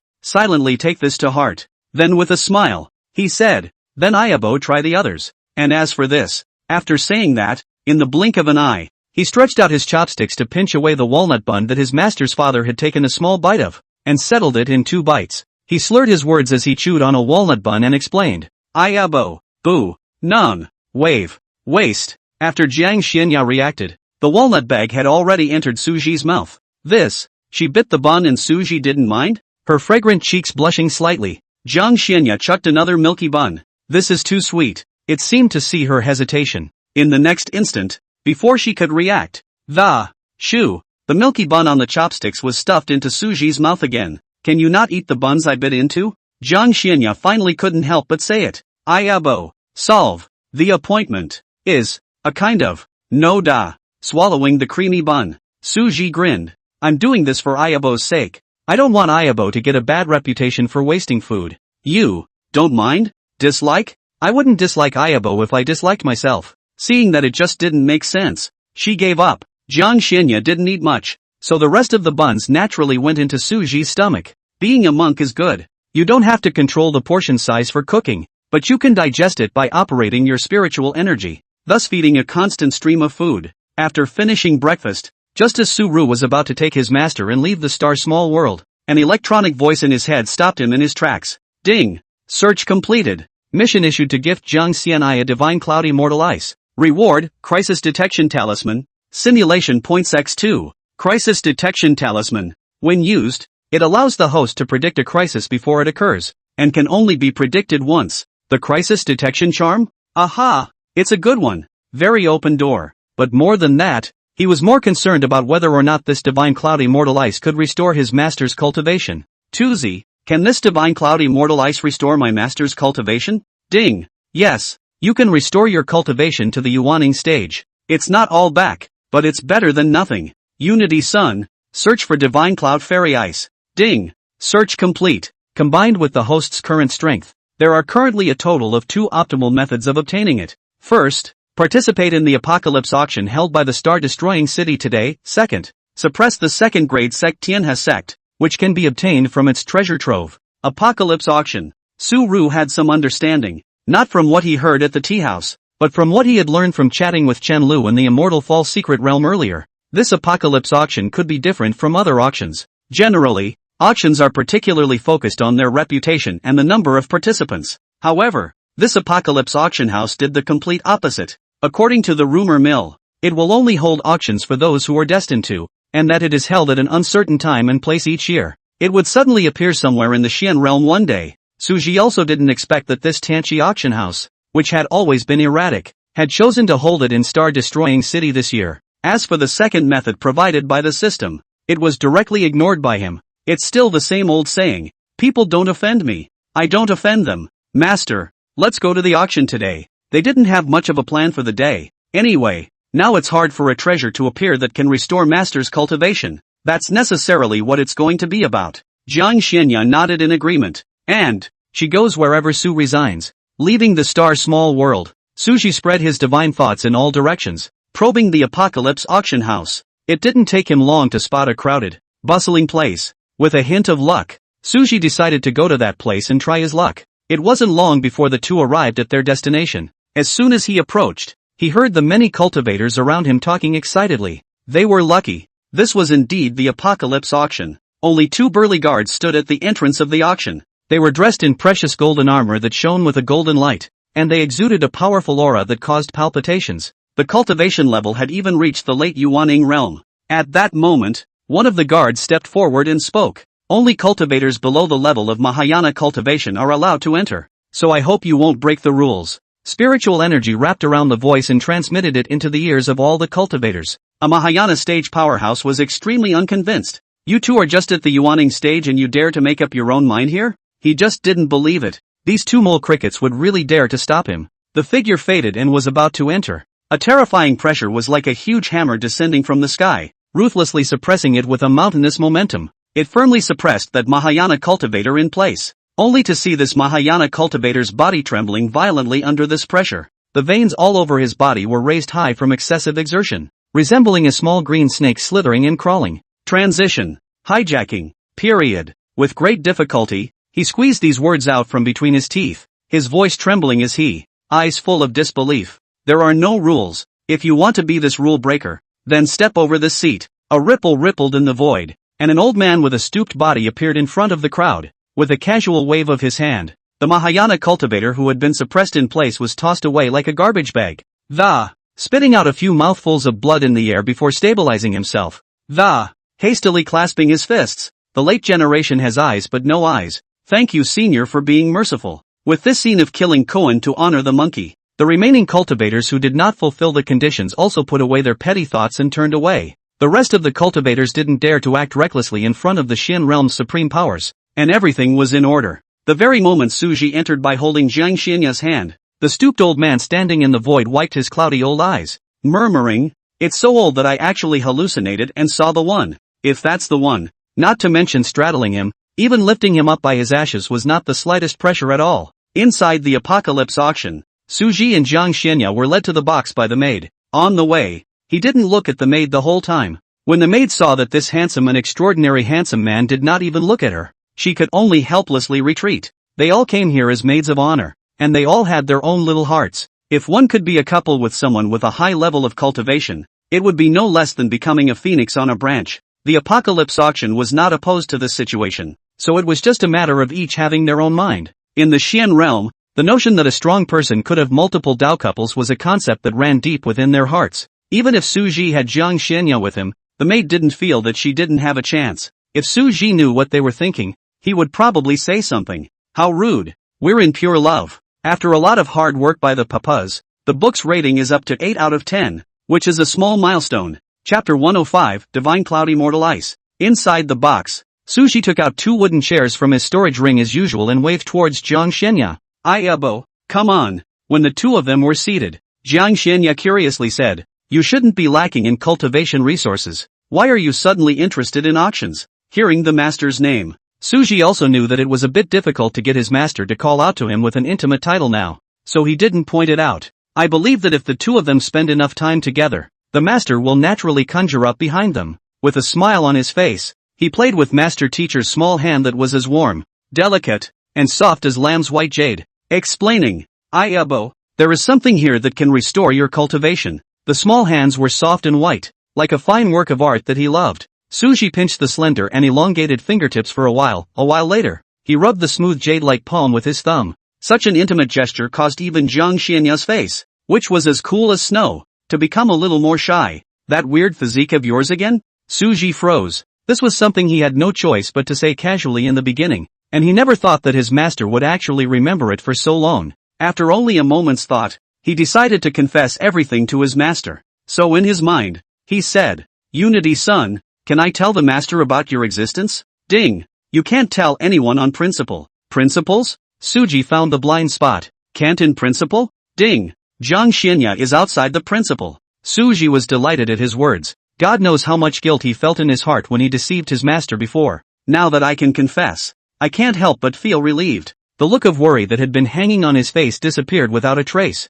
Without the slightest hesitation, he immediately said, Ayabo, I want to confess something to you. Your weird physique is made up, right? When these words came out, Su Ji's eyes steeply widened, his heart in his throat. Ayobeo. Just when he was about to explain, a slender white jade finger nudged Su Ji's lips. As long as it's not true, I really can't find any relevant records for this physique. As for the rest, that doesn't matter. After saying that, a rare smile appeared on Jiang Xianya's face. She was rejoicing that Su Ji didn't have that strange physique. In fact, true love has always run in both directions. It's not just Su Ji who loves Jiang Xianya.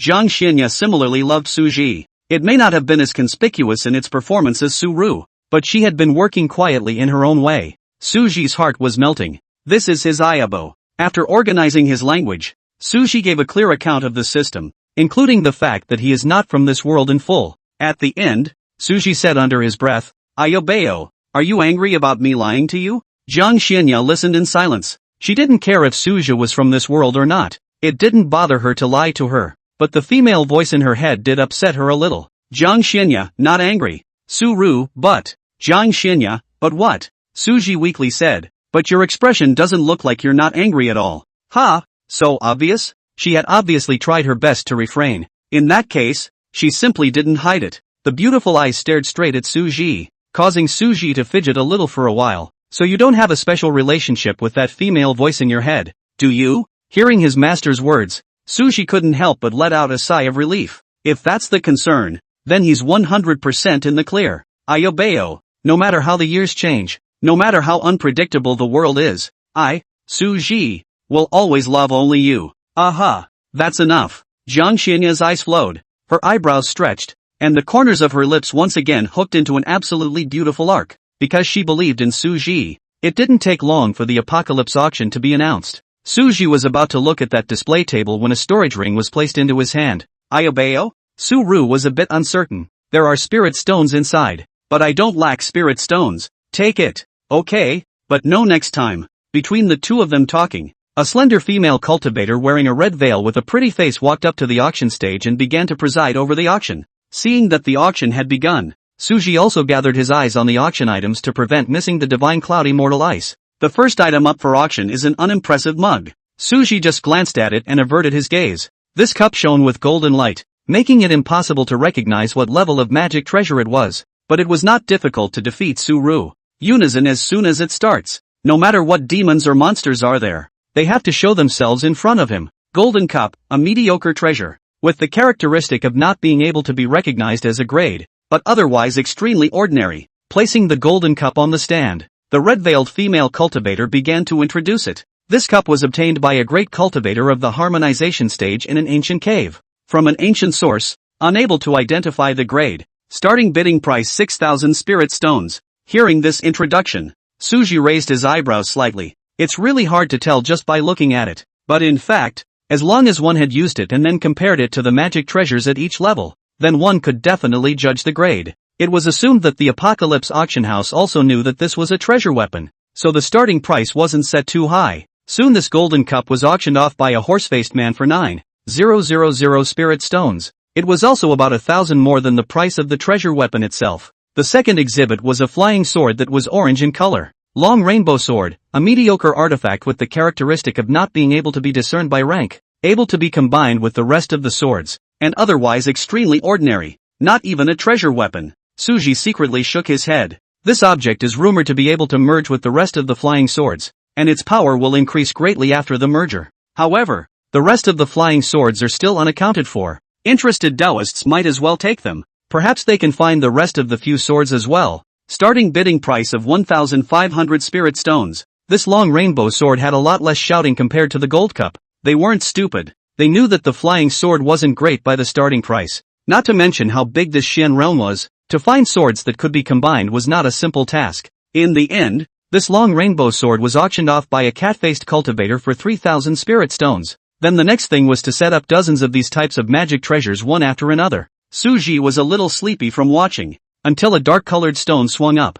Chapter 106, Payback with Your Life. Divine Cloud Immortal Stone, contains Divine Cloud Immortal Ice inside. When Suji saw the object that was the goal of the trip, his body couldn't help but lean forward slightly, revealing a look of great interest. When Jiang Xianya saw it, she also cast her eyes on the stone. The beautiful eyes slightly surveyed the stone for a few moments, realizing that there was actually an aura within it that attracted her. If she wasn't wrong, this was the thing Suji said would restore her cultivation. Unexpectedly, that so-called system could actually predict what she needed so accurately. This kind of ability, not to mention immortal exalts, was not even necessarily possible for great emperors. The system, contrary to what Su Ru thought, Kang Xianaya believes that there is never anything like pie in the sky in this world. This so-called system must be up to something. Regardless of what this system really wants to do, if it dares to have the slightest thought of harming Suji, it will not be able to do so.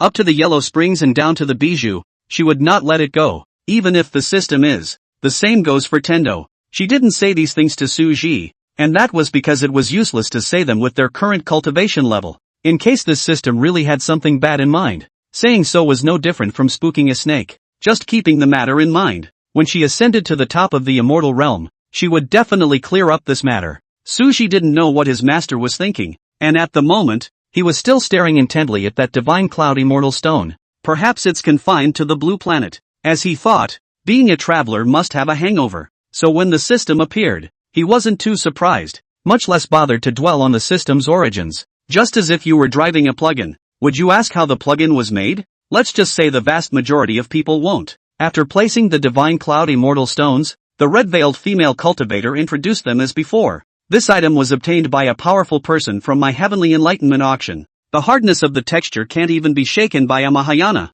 and it will constantly release cold air. There may be heavy treasures inside. The starting bidding price is 10,000 spirit stones. Hiss. Hearing the starting price of 10,000 spirit stones, many cultivators sucked in a breath of cold air. I don't even know if there's anything inside this stone, but the starting price is 10,000 spirit stones. Is it a scam? Yes, extremely. I don't think it's worth it. The red-veiled female cultivator didn't stop these cultivators from discussing. Those who want to shoot will do so. Naturally, the ones that don't want to shoot will get picked on for all sorts of little things even if they brag about their stuff. That's what she's learned over the years. Ignoring the cultivators, the red-veiled female cultivator announced, "The bidding will now begin." Suji also heard the murmurs of these cultivators. This was good. Fewer people would compete with him and save some spirit stones. Just as he was about to open his mouth to shout the price, an old voice leisurely sounded, 10,000 spirit stones. Inside the box that was farther away from Suji, Li Shen's old eyes flashed with a color of greed that was hard to hide. He was staring intently at the stone on the stand. If one was not mistaken, this thing was a divine cloud immortal stone. Moreover, judging from the gusts of coldness emanating from this divine cloud immortal stone, it was very likely that its interior contained even rarer divine cloud immortal ice. This discovery caused Li Shen's heart to beat a few points faster in excitement. The reason why he recognized this divine cloud immortal stone was because he had once stumbled upon an ancient book and an ancient relic. This ancient book recorded this divine cloud immortal stone and divine cloud immortal ice in extreme detail. According to that ancient book, divine cloud immortal ice was simply priceless to cultivators who practiced ice-based techniques. Although they couldn't use it themselves, they could exchange it with other cultivators. He was just an ordinary inner sect deacon, who usually didn't have access to such treasures. The more Li Shen thought about it, the more excited he became. He was even already fantasizing about himself using the resources he exchanged for this divine cloud immortal ice and then breaking through to the Mahayana stage to become a sect elder. But the next call for bids brought him back to reality. 11,000 spirit stones. Hearing Su Ji's shouted price, Li Shen's face was extremely ugly. Could it be that this person also knows about divine cloud immortal ice? Unbelieving, he called the price again, thinking that the man was probably just curious before calling the price once. 12,000 spirit stones. As a result, this time, before his words fell, the voice sounded again. 13,000 spirit stones. Now Li Shen had no more luck left in him. The other party must have also known about this divine cloud immortal ice before they fought with him. The old face screwed up and he could only continue to call the price. 14,000 spirit stones. The other cultivators, seeing these two people's rising bids, also stopped discussing whether this stone was worth so many spirit stones. There was a lot of pondering going on. Could this stone be some kind of treasure? But soon they couldn't think straight. It was because this inconspicuous stone had already been shouted out at a high price of 30,000 spirit stones. That's a high price they can't afford to gamble on. Hearing Su Ru quoting the price of 30,000 spirit stones without hesitation, Li Shen's face instantly became extremely ugly. That old face that was originally quite calm was now covered with a scowl. Veins rippled on his forehead. His eyes were rounded, and his anger seemed like it was about to gush out of his eyes. It was because he only had 29,000 spirit stones within his storage ring. Li Shen also didn't know that he would meet such treasures this time out, so he didn't bring out all the spirit stones. As for the method of substituting things, it wouldn't work under the rules of the apocalypse auction that only accepted spirit stones. Good. You want to steal from me, don't you? It just so happens that the Elder is also in Star Destroyer City. With the Elder's nature, learning of such a heavy treasure, this person would surely die. If he hadn't observed that the aura of Su Ji, who was also at the conformity stage, was stronger than him, he wouldn't have had to ask the Elder to do it. The anger you made me suffer. Use your life to pay it back. Li Shen laughed grimly. He also stopped shouting the price and hurriedly left the apocalypse auction. It would be better to sell the Elder a favor instead of cheapening Su Ru for nothing. In Li Shen's opinion, for a mid-Mahayana Elder to kill an early-stage harmonization stage, it would be as simple as stepping on an ant. The red-veiled female cultivator was also a little surprised that this inconspicuous stone could actually be shouted out at a high price of 30,000 spirit stones. Seeing that no one was shouting again, she dropped the hammer in her hand and sealed the deal with Su Ji's 30,000 spirit stones. Not long after, the cultivator from the Heavenly Enlightenment auction house brought the divine cloud immortal stone. After Su paid the spirit stones according to the quantity, looking at the divine cloud immortal stone in his hand with some confusion. How should I take out this divine cloud immortal ice? After all, the system's mission was to send Master Divine Cloud Immortal Ice, not Divine Cloud Immortal Stone. Listening to that red-veiled woman, this Divine Cloud Immortal Stone couldn't even be broken by the Mahayana stage. His level of strength was also only at the late Mahayana stage, and it was probably not possible for him to break open with his cultivation. Seeing Su Ji's pensive look, Jiang Xianya inquired, "What's wrong?" Hearing the question, Su Ji stopped his thoughts and explained, "I bow. This is what I said could restore your cultivation. This object is called the Divine Cloud Immortal Stone, and the Divine Cloud Immortal Ice inside has the power to restore Ayabo's cultivation. It's just that this item can't be taken out with my current cultivation. Why don't we take a trip back to the Sword Sect and let Uncle Mu try?" Su Ru sought Jiang Xinya's opinion. Jiang Xinya shook her head. "Don't bother. I know how to take it out." She knows that this Divine Cloud of Immortal Ice, I just didn't know it existed in this form, which is why I didn't recognize it first. Now that she was reminded by Su Ru and determined that it was Divine Cloud Immortal Ice, then she had a way to take it out. Chapter 107, Karma Ends. Only Jiang Xinya's jade hand was slightly raised, and her fingertips condensed a soft silver glow to lightly tap on the Divine Cloud Immortal Stone. Immediately, the Divine Cloud Immortal Stone bloomed with a faint blue light. There was a crisp click, as Su Ji watched. This Divine Cloud Immortal Stone, which had left even the Mahayana cultivators helpless, actually shattered apart just like that. A pure and flawless divine cloud immortal ice that emitted a gust of coldness hung in his hand like this. Handing the divine cloud immortal ice to Jiang Xianya, Suji curiously said, "Ayobeo, do you know how to use it?" "Well, it's not really complicated. Just refine it normally. Then there's no time to lose. Ayobeo, you should hurry up and refine it." "I'll escort you," Su Ru suggested. Unbeknownst to him, Jiang Xianya backhanded the divine cloud immortal ice and put it into her storage ring again. "There's no rush. It's not too late to go back at night and refine it.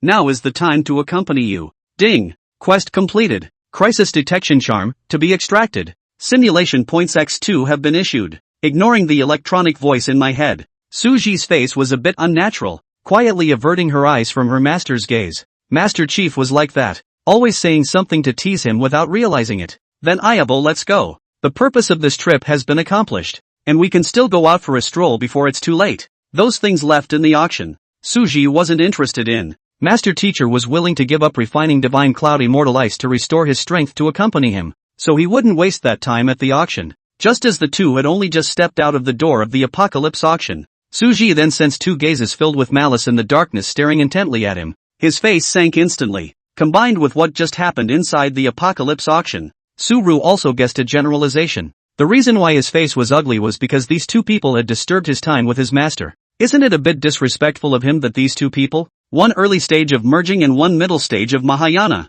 dared to come and intercept him? Retracting his divine sense, Suji squeezed Jiang Xianya's small hand and softly whispered in her ear, "Ayobeo, there's trouble coming to the door. Can you go back to the star small world first?" Suji's unintentionally hot spit sprayed on that exquisitely small ear. It made Jiang Xianya's thinking come to a brief halt. Good thing it wasn't as close as last time. Otherwise she would have been paralyzed in Suji's arms by now. Strongly suppressing the strangeness in her heart, Jiang Xianya glanced at the man with dissatisfaction. How many people? What cultivation level? Suji didn't understand why his master was glancing at himself, but after hearing those concerned words, the matter was quickly put behind him. Knowing that his master was worried about him, he didn't hide it. 2 people, one early stage of harmonization and one middle stage of Mahayana. Jiang Xianya hesitated for a moment before nodding slightly, knowing that these two could not pose a threat to Suji. She was not worried. In the shadows, Wang Li's thieving eyes stared tightly at Jiang Xianya, who was not far away wearing a veil but could not hide her captivating color, and his saliva was about to flow out. He lifted his chin slightly and glanced obliquely at Li Shen, who was beside him, with an air of superiority and imperturbability on his face. In an extremely arrogant and commanding tone, he said, "This female cultivator this seat also wants it." Li Shen, who was standing next to him, changed his face slightly at the words and nodded his head repeatedly, fawning with a smiling face. "Of course there's no problem. What you look at, elder, naturally belongs to you. I will never say anything." Originally, he didn't know that the kid was followed by a female cultivator. "I just saw that woman." He was still thinking that treasures for beauties wasn't bad, and now it's all gone, but he only dared to curse angrily in his heart, not daring to show the slightest bit on his face. Wang Li also knows that in order to let the horse run you have to let the horse eat grass. Instantly, he reached out and patted him on the shoulder. "Don't worry. For a handsome man like you who recognizes the time, this elder will not treat you poorly." Hearing this, Li Shen felt a little better. Although his heart was a bit unimpressed, his face showed an expression of gratitude. But suddenly, they actually saw the female cultivator disappear into thin air. The two looked at each other, both seeing disbelief in the other's eyes. Wang Li didn't believe that a female cultivator at the foundation establishment stage of the district could escape under his nose. I think that it must be the mole cricket at the stage of merging that did the trick. He was in no hurry, and after suppressing this mole, he would have the means to make this mole spit out the whereabouts of the female cultivator when the time came. Thinking of this, the corner of Wang Li's mouth hooked evilly. "Very well, you've managed to get this seat's attention, just in case this ensoulment stage mole cricket suddenly disappears too." Next, he hit the ground running to monitor Suji's every move. When he saw him flying towards the outside of star-destroying city, he couldn't help but feel happy in his heart. Take Li Shen to follow. Unbeknownst to them they are getting closer to the ghosts. In order to avoid hurting the innocent, Suji purposely brought the two to a desolate land. "Is this the place you picked for yourself to bury your bones? You don't have much of a vision." Wang Li's figure slowly stepped out of the void, followed by Li Shen who was as if he was a lackey. He looked at Suji with a face full of disdain and scoffed. "Li Shen, early stage of integration. King's rights, middle Mahayana. Wang Li?" Seeing Wang Li's message, Suji frowned slightly. It can't be that coincidental, can it? The karma he had concluded with the Red Cloud sect patriarch in the inheritance cave before. That enemy was also named Wangli. You're Wangli, the second elder of the Divine Flame sect? Oh, I didn't realize that you, a mole, had also heard of this seat's name? Wang Li's posture was condescending, and he looked as if he didn't put Su Ji in his eyes at all. Seeing him admit it, Su Ji didn't say anything else. This thing called chi luck, sometimes you really can't stop it. Rather, it saved him a lot of work. Wang Li interpreted Su Ji's bashfulness as having been so desperate that he didn't care about anything, nor was he in a hurry to make a move, but instead said unhurriedly, "Speak, Griffin, where is that female cultivator hidden by you? Hand over that female cultivator.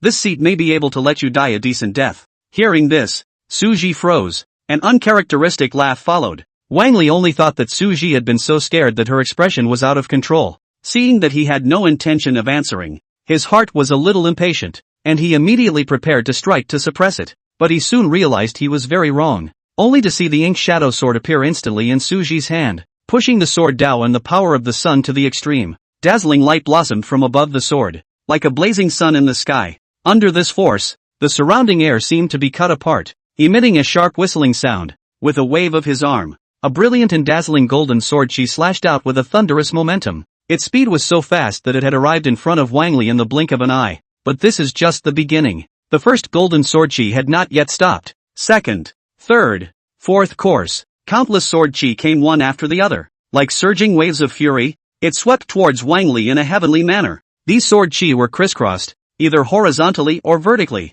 and densely intertwined, forming a dense and impermeable sword net. When the first sword chi attacked, sensing its power, alarm bells rang in Wang Li's heart, before it was too late to be surprised as to why this man's battle power was so terrifying. Almost subconsciously, he took out his own backbreaking means of preserving his life, the Dao artifact shield. He secretly pondered that with this Dao artifact shield, he should be able to withstand the sword chi. Just as Wang Li dropped his heart, and was about to take the opportunity to put in a few harsh words, something that made his jaw drop happened, only to see that the first sword chi that came whistling in his face had directly chopped the Dao weapon shield that he regarded as a precious treasure to pieces. Looking up again at the countless golden sword chi, Wang Li's eyes widened in anger. No miracles. Wang Li, along with Li Xin behind him, was engulfed by this wave of golden sword chi, turning into a field of broken flesh. But Su Ru was not yet relieved, and performed the one breath transforms the three purities. A man and two psychic power vapors shared a one-handed choke. The three golden giant swords covered the sky and crushed these two people to the dregs. In the end, he called out the silent god flame to burn out the souls of these two people bit by bit before calling it quits. This was the second time Su Ji's anger had appeared so far since he came to the Xian realm. The first time, on the other hand, was when he heard that his master was surrounded and killed. Chapter 108, Making Delicious Dishes. After running through the meditation technique once to get his mood back, it was only then that Su Ji returned to the star small world. I'm back. Aha. Jiang Xianya looked Su Ji up and down. Seeing that he wasn't injured, she truly put her heart down. Pour Su Ji a cup of tea. Su Ji knew that his master liked to drink tea, so he re-refined a tea set. Sometimes when he finished eating, he would accompany his master's father to drink tea with him. Picking up the teacup in front of him, Su Ji took a sip before touching his master with his arm. Ayobeo, originally I wanted to show you around the rest of Star Destroying City, but I didn't expect to be disturbed. Jiang Xianya pursed her lips and said, "It doesn't matter if you go to other places or not. The important thing is to stay with you.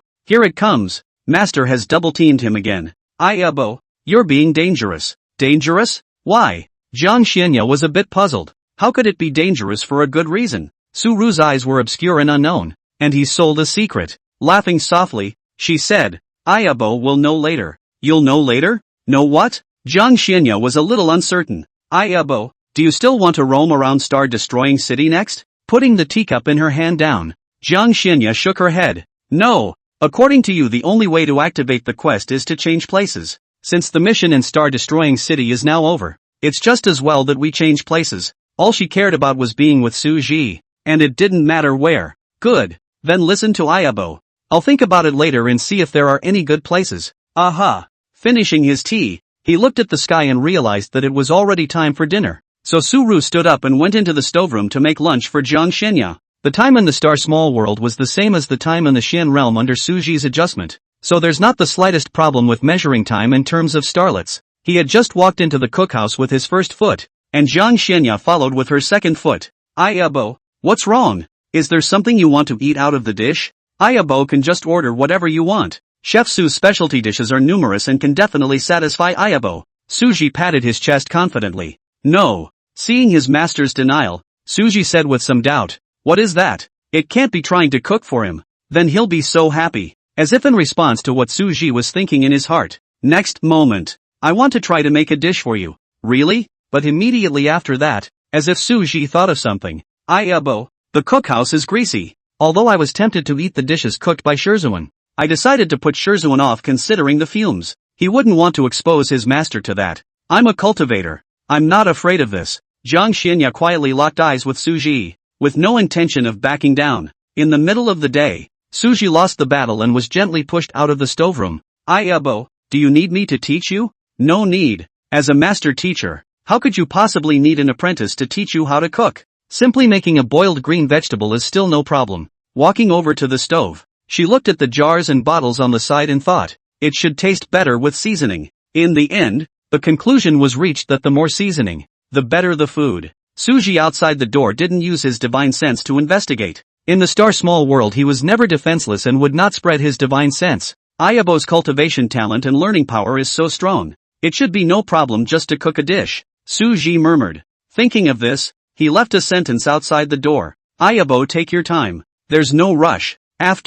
Before leisurely returning to the tea table, poured a cup of tea and savored it. Under the influence of his master, he, who originally had no feeling for tea, became somewhat fond of it. Sure enough, the saying that if you really like someone, you will try to like even the things she likes is true. Thinking that he would be able to eat the dishes cooked by his master, Suji couldn't help but show happiness on his face. What kind of face is he going to make later? The same expression as in the previous Blue Star cartoon called What's His Name? No.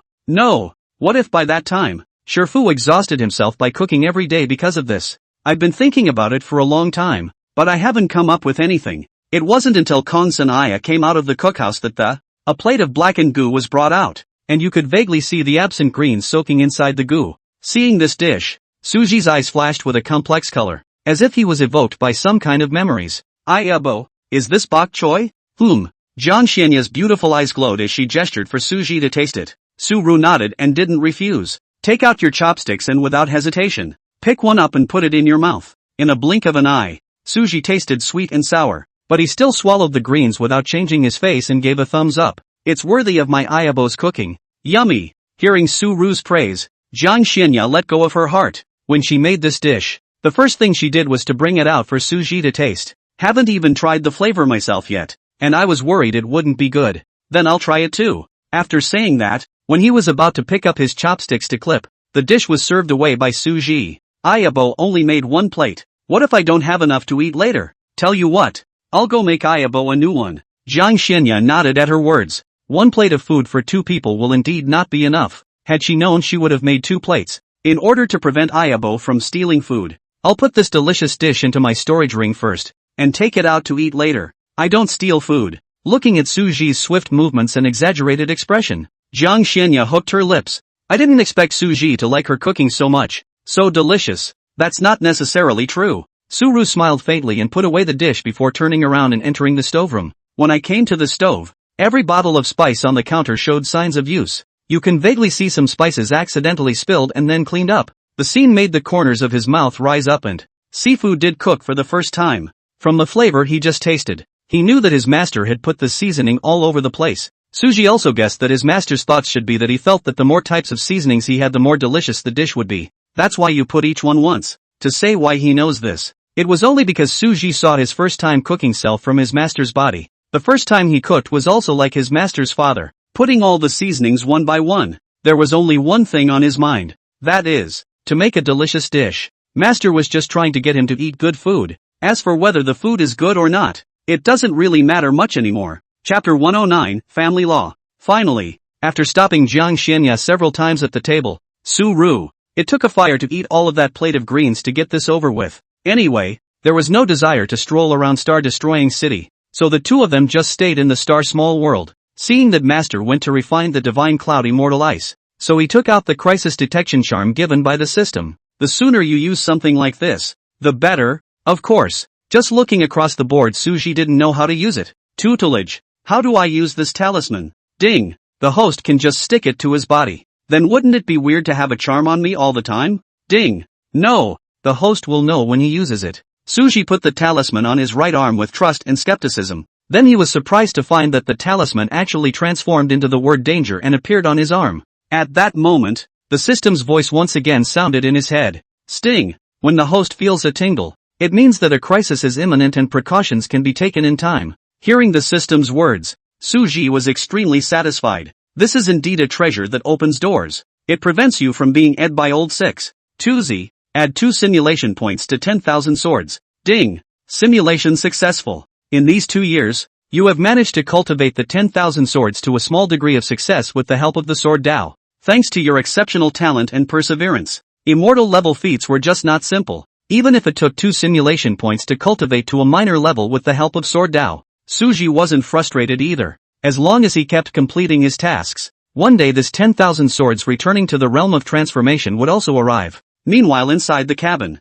Jiang Xianya mobilized the spiritual energy in her body to start refining the divine cloud immortal ice in front of her. Divine cloud immortal ice is yin and extremely cold. If it were before, she might have been wary. After all, with today's foundation stage cultivation, if this divine cloud immortal ice were to invoke the Tai-yin divine body, it would by no means be something that the current stage of her could withstand. But times are different now. I've been with Suju for the past few days. Her Tai-yin divine body had also invariably drawn a lot of the yang qi that Suji's sun divine body had dispersed. Noticing that absorbing this dispersed yang qi would not affect Suji, Jiang Xianya did not stop it. With the stability of the Tai-yin divine body, right now, even if she were to refine 2 divine cloud immortal ice, that would be more than enough. After an hour, Jiang Xianya completely refined the divine cloud immortal ice. Cultivation had also managed to recover to the late Yuaning stage. Push open the wooden door, looking towards Suji, who was sitting on the tea seat and was doing nothing. His beautiful eyes were full of tenderness. He actually broke the mold and joked, "Cultivation maniac, why didn't you go to cultivation?" Feeling the master's aura that was countless times stronger than before. Suji knew that his master had successfully refined that piece of divine cloud immortal ice and his cultivation had returned to the Yuaning stage. At this moment, when he heard his master's teasing, Suji replied after only a moment of frothing, "I'm worried that Ayabo will be bored alone after refining divine cloud immortal ice. As for cultivation, it's fine to wait for Ayabo to rest at night before cultivating, but my cultivation has already recovered to the Yuaning stage, so I don't need to sleep." The red lips hooked up into an absolutely beautiful arc, and the beautiful eyes carried a wry look. So it seems like you don't even really need a cookhouse anymore." Suji scratched his head and was about to say something. Instead, he saw those regal eyes with a sly color. Instant reaction. Golden eyes narrowed slightly. Great! Ayabo actually dares to tease me. Looks like I need to enforce the family law. What family law? Jiang Xianya put away her witticisms, her beautiful eyes trembling slightly. How come she'd never heard of any family laws? That would be hugging the family law. Of course, as soon as the words fell, Jiang Xianya felt herself sink into a warm embrace. The familiar scent of sandalwood came from the. She didn't struggle against it in the slightest, but instead, like a docile kitten, she slightly twisted her delicate body and, adjusting his position slightly, he snuggled into that embrace obediently. Ayabo's delicate body was as soft as a bone, just as soft and light as cotton. He really liked the softness of it, so much so that he couldn't help but bury his face deep into Ayabo's jade neck that was as warm and delicate as lamb's fat white jade, constantly replenishing Ayabo's energy.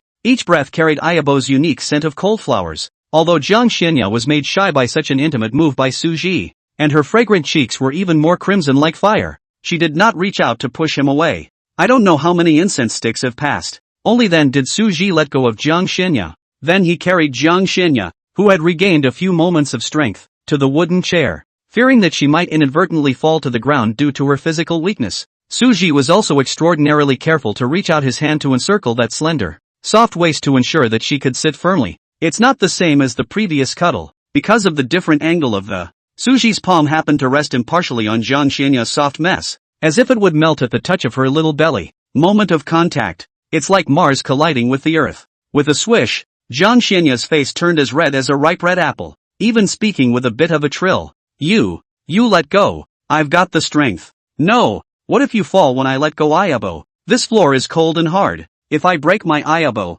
I'll regret it to death? No, Will, I have the strength. In a voice as thin as a fly. To prove it, she even reached out her small hand like a feather floating down to pinch Suji's right cheek. However, the movement was too gentle, and it was as if it was just a breeze, making it almost impossible to feel any force. Su-ru shook her head full of suspicion, indicating that she didn't believe it, and said uneasily, "No, I won't let go," and said that you have strength. My cheeks are no different from being blown by the wind. Jiang Xianya felt to her state was getting stranger and stranger. The feeling of alienation came over me like a tidal wave of. It was as if his body was gradually losing control, and even had the tendency to go soft again. Anxiously, she reached out her jade hand and stopped to pinch Suji's waist. In a flash, Suji sucked in a breath of cool air. Make sure Ayabo has the strength. He hastily spread his hands, covering the spot where he had been pinched and, pretending to be in pain. Hissing sounds come out of his mouth from time to time. It doesn't actually hurt at all. Jiang Xianya thought she really pinched Suji in pain. The heart can't help but tighten and not caring about the strange feeling in his heart. Hurriedly, he leaned over. Are you okay? I didn't mean to hurt you. Suji sucked in cool air and spoke brokenly. Ayobeo. You. Touch it. It might not hurt anymore. When he finished, he even pointed his finger at his pinched waist. They say girls in love have zero IQ. Jiang Xianya actually believed Suji's bull **** and actually reached out her small hand to help Suji rub her waist. Enjoying the light rubbing of his small hands, the corners of Suji's mouth were about to grin up to his ears. Since the two of them are already a Taoist couple, the man and the woman, it would make perfect sense to use little tricks to promote their relationship once in a while, wouldn't it? Chapter 110, Good night, Chiapao. After rubbing her small hand for a while, Suji saw fit to stop. Opening his mouth, he inquired, Ayabo, are you really not going to sleep? Well, this way I can spend more time with you. What about meals? You can have it once or twice in a while, but you don't have to make it every day. She also likes to eat the dishes cooked by Suji. But since I was worried that Suji would get tired of doing it every day, I said occasionally. Why? Worried you'd be tired. He would be tired of cooking as a harmonization stage cultivator? But since it was Ayabo's concern, it was not good for him to say anything more. Next, the two of them sipped their spirit tea and chatted together. Mostly Suji was talking and Jiang Xianya was listening, because when Jiang Xianya was in the immortal world, she did nothing but cultivate, so there was nothing interesting to take out and share with Suji. Ayabo, how about we go to the Jade Snow Mountain Range next? Well, it's fine if you decide. Going to the Jade Snow Mountain Range was not an impromptu idea of Suji's, but was planned from the start. I've heard that it's rich in ice crystals. The jewelry created from this mineral is very nice, so he's going to use it to create the two of them, a token of love. Though he had given Ayabo jade pendants and other trinkets before, they had a different meaning. At that thought, he looked to Ayabo at his side. Ayabo, do you have any favorite trinkets? Jiang Xianya hesitated for a moment, then looked at Suji and softly said, No, but as long as it's from you, I like it. Su-ru nodded, thoughtfully. In that case, he'll send Ayabo bracelets. According to him, most of the people over here choose to give the bracelet as a token of love to their beloved. Following the customs of the country, he felt absolutely no need to stick to the Blue Star's inherent mindset of giving a ring as a token of love. He would not allow his Ayabo to be anything less than the other women. Bottom line, if others have it, so must his Ayabo. What others didn't have, his Ayabo could have. Seeing Su-ru's look, Jiang Xianya also fell into deep thought. However, unlike what Suji was thinking about, Jiang Xianya was thinking about the cultivation aspect. She hadn't recovered her cultivation now, so she couldn't implement it yet. But if the cultivation is restored, perhaps one could use the Taiyin divine body to engage in dual cultivation with Suji, thus quickly breaking through the realm. Thinking about the scene of the two of them mingling their spiritual energy, a faint blush couldn't help but spread across her pretty face. This spiritual power intermingling was a direct increase in intimacy by a level compared to teaching Suji to run the spiritual power route before. Just the thought of it made her shy a little to stop the sound of her heart beating. But when the mind recalled Suji's hard training every night just to go to the immortal world with her, just let her make up her mind. The two had different ideas, but they were both looking out for each other. Seeing that it's getting late, after saying hello to Ayabo, Suja then decided to start tonight's cultivation. Unlike in the past, this time he was accompanied by Jiang Xianya. She sat quietly on the side, her beautiful eyes gazing at Suji. Jiang Xianya didn't need to cultivate, and it was because of the soul break vault itself that her cultivation level had dropped. After dissolving this soul-severing vault, his cultivation would naturally return to the immortal exaltation realm. Little by little, time passed. The night is getting late. See that it's about time. She stood up and came to Suji. Although Suji was cultivating, he was still able to detect the movements around him. Feeling Ayabo standing in front of him, he retreated from his cultivation state. Curious, she tilted her head and said, Ayabo, what's wrong? Jiang Xianya stood tall and looked at Suji, who was sitting cross-legged on a futon. A word was uttered that puzzled him. It's late. Time to rest. Rest? Su-ru was slightly stunned.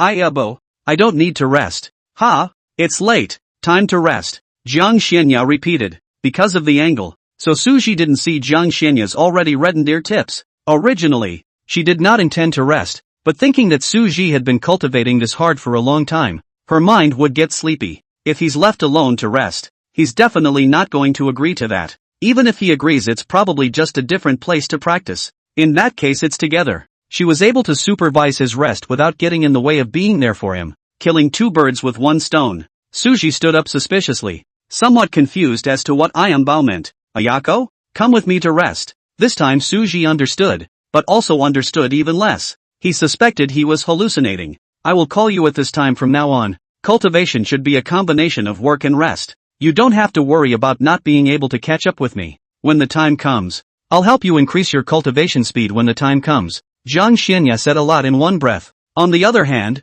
Suji saw that Ayabo wasn't joking and stumbled to reconfirm. Ayabo, what do you mean by resting together? What do you mean? Despite having just been secretly psyching myself out the whole time. But when Su-ru actually asked the question, Jiang Xianya's fair and jade-like pretty face still instantly flushed with two brilliant blushes. She turned her back, her tone feigning composure. It's literally that. It was also at this time that Suji could see the already reddened ears. After he was slightly stunned, a relieved smile blossomed on his face. Immediately afterward, without hesitation, he stepped forward and took Ayabo's small, white and delicate hand. The movement was so gentle that it looked like he was afraid of disturbing a frightened deer. Ayabo, let's go. Under Suji's guidance, Jiang Xianya followed along like a new daughter-in-law. She hung her little head slightly, her cheeks slightly flushed, and her gaze fell on their clasped hands. Where was there any trace of the cold-faced Yama's appearance? Walking into the cabin, the two came to the only soft bed inside. At this moment, Suji's heart was only cozy, with no other superfluous thoughts. Ayabo, you sleep inside. Jiang Xianya nodded stiffly at her words. Honestly, she lay on the inside of the soft bed, her back to him. Suji smiled slightly at the sight and followed suit, lying down together. Noticing the constant sandalwood scent coming from behind him, Jiang Xianya felt as if she was in a roaring furnace. Sensing Ayabo's nervousness, Suji turned sideways and in a gentle movement, reached out a hand and slowly wrapped it around her waist, fitting it around her waistline. Then, in an extremely soft voice, he whispered, Ayabo, good night. The gentle, watery words came from the body that was originally stiffened by Suji's sudden embrace also relaxed in this gentle sound. The taut nerves were even more like being brushed by a spring breeze. Jiang Xianya lightly bit her lower lip, her eyes brimming as she tried to calm her inner panic. It was a long time before he said quietly, well, good night. Riposte. Chapter 11 Jade Snow Mountain Range. Lying beside Ayobeo, Suji didn't go sweetly into dreamland as expected. Instead, his eyes were as wide as brass bells and he was full of energy and sleepless. It was a good thing Iam's back was to him, or else he would have been able to see his indisputable appearance. But it really can't be helped. Ask any man who can sleep with his beloved in his arms for the first time. If he hadn't had enough stamina, he'd probably be doing something about it right now. Rarely in that forging heart road, Suji had not been so close to Ayobeo. At this moment if he could fall asleep sweetly that would be a ghost. Notice the difference in your body. Suji's waist shrank back without moving, adjusting his posture slightly. Prevent the awakened something from touching Ayabo. He also didn't expect today's Ayabo to be so bold as to invite him to sleep with him. Of course Su-ru knew that Iam sleeping together was just ordinary resting together, but he just can't help messing with his mind. After all, it was the bed where the two were now. That's Ayabo, his favorite Ayabo. Unlike Suji's restlessness, Jiang Xianya had fallen asleep peacefully since she heard that gentle goodnight. Those delicate red lips even evoked a trace of absolutely beautiful curves. Not the least bit conscious of his attraction to Suji, this was a bitter experience for Suji. On the one hand, he couldn't make too much movement for fear of waking Ayabo, but on the other hand, he had to resist the temptation. So this night, Suji's fixation was significantly improved. The next day dawned. Suji looked at Ayabo in his arms and cried and laughed a little. Originally, holding Ayabo made his mind wander and he didn't have the slightest desire to sleep. As a result, the second half of the night, under Su-ru's shocked gaze, Ayabo actually turned around and in turn reached out her small hand to wrap around his waist, her entire body even shrinking into his embrace. I was going to secretly practice while Ayabo was sleeping. After she did this, she was also desperate. Sleeping Ayabo also exudes a charming charm, less of the usual cool air, more a hint of lethargy, like a sleeping beauty. like a waterfall of green silk, wantonly and naturally draped over the fragrant shoulders. Occasionally there will be a few strands of brush over Suji's face, hooking his heart itchy. Without the slightest thought of waking her up, Suji just quietly admired the sleeping face of that pouring nation. There was no rush to restore Ayabo's strength anyway. Although Suji didn't cultivate for the whole night yesterday, she didn't do nothing. After much deliberation, he had already figured out what style of bracelet he would build to give to Ayabo as a token of love. We'll surprise Ayabo again when it's secretly done. A few more teas passed. Sensing movement in his arms, Suji looked at Ayabo in his arms with a smile. At this moment, Jiang Xianya had not yet reacted to her surroundings, and her deep turquoise-colored eyes flashed with some confusion and bewilderment. Looking at Ayabo's confused and adorable look, his smile grew a few more points. I didn't realize that the cool Ayam had such a cute side. In a daze, Jiang Xianya's line of sight met Suji's smirking eyes. Thinking about last night instantly made me sleepy. I think she invited Suji to join her last night. Sleeping. And what made her panic even more was that her hand was currently wrapped around Suji's waist. Even his entire body shrank into Suji's arms. Understanding her situation, her beautiful eyes fluttered lightly and shame took over her face. Hastily, he withdrew his hand and turned to face the wooden wall. Suji also knew that Ayabo was being shy, so he didn't tease her. Instead, she got up and put on her socks and shoes, leaving her some time to adjust her mind. Ayabo, I'm going out to make you breakfast. Until we hear the soft closing of the door. It was only gradually that Jiang Xianya's blushing face recovered and, laying his eyes on a pair of small, delicately embroidered shoes beside the bed, after making sure Suju was gone, it was only then that he carefully lifted a corner of the quilt, and gently stretched out those crystal clear and flawless jade feet from the warm quilt. The tips of his feet touched the ground lightly, felt a hint of coolness coming from the floor, and shrank slightly before gradually dropping down. It was only at this moment that the perfect curve of the arch of the foot was fully revealed, as if it were the most exquisite work of art under the heavens. Every inch of it is as delicate and smooth as lamb's white jade, with no flaws to speak of, especially the 10 toes, which were as crystalline and round as pearls, made people want to hold them in their hands and play with them, with the white stockings covering, little by little, the pair of originally crystal clear, white, snowy jade feet gradually hid under the soft fabric of the, only finally did he reach into the little embroidered shoes. After putting it on, Jiang Xianya stood up and came to the bronze mirror, looking at herself in the mirror with slightly disheveled hair and a flushed face. Compared to the cool immortal dupe from before, at this time, the mirror reflects the person, but instead of living to become a young girl in love with spring, reaching out her catkin to caress the blown cheeks, there was a pause before she moved away, pulling the few strands of green silk that had fallen loose behind her ears at the temples, taking out the jade comb and the plum blossom hairpin. She tidied up her messy hair before putting on that plum blossom hairpin, but then she seemed to think of something. The beautiful eyes flickered. It wasn't until the shouts of Suji sounded outside the door that he made up his mind. Seeing that Ayabo never came out of the cabin, worried if something had happened, he was about to go over to see what was going on. With a creak, the wooden door was opened. At this moment, Suji only felt that the entire small world brightened up a few points. As the saying goes, there is a beautiful woman in the north who is absolutely unique. One look at the city, another look at the country. Looking at Ayabo, who looked as if she had stepped out of a painting, Suji even unconsciously held his breath as a look of joy appeared on his face. Ayabo, you're finally wearing the fairy dress I gave you. Wearing the glazed ice veil dress, Jiang Xianya added a bit more holiness. It seemed to overshadow everything around it, radiating breathtaking beauty, like the sacred and inviolable goddess of the Most High. Good looking? Jiang Xianya's beautiful eyes curved up slightly, and there seemed to be stars flickering between the waves of her eyes. Good looking. Very good looking. First good looking. Suji's eyes did not hide their amazement. That's good. Jiang Xianya smiled gently. Looking at Ayabo's smiling face, Suji also couldn't help but smile. Chapter 112, If I Forget You One Day. After breakfast for two, Suja then took Ayabeo and left the small world, heading to the Jade Snow mountain range. This mountain range was covered by a thick layer of snow all year round, shrouded in snow and extremely harsh. Not only is it rich in ice crystal ore, because of its cold aura has the effect of meditation and concentration, it is a good place to recuperate. That's why it attracted many cultivators. Over time it gave birth to Jade Snow City. Jade Snow City was a cultivator city nestled in the mountainside area of the Jade Snow mountain range. Suji, because of his concern for Ayabo, so by the time they arrived at Jade Snow City, it was already an hour later. As a southerner, Suji has rarely seen snow. Rather, he didn't appreciate the snow-covered snowy city for the first time. Ayabo, will it be cold? Long before he came, Suji had attached a trace of sun power around Ayabo, but he was still a little worried about her freezing. No, have you forgotten? The technique I cultivate is the ice attribute. After Ayaka's reminder, Suji realized that he was confused by his concern. Instantly, he touched his head and smiled sarcastically. And rightly so. Let's stroll around. After saying that, Jiang Xianya uncharacteristically took the initiative to hold Suji's hand. Suji froze for a moment, but quickly responded, the corners of his mouth rising. Follow Ayabo's intention and take a step. The two of them just held hands and strolled around Jade Snow City. The reason why I came to Jade Snow City first. That was because Suji wanted to take a look at some of the bracelets forged from ice crystal or over here.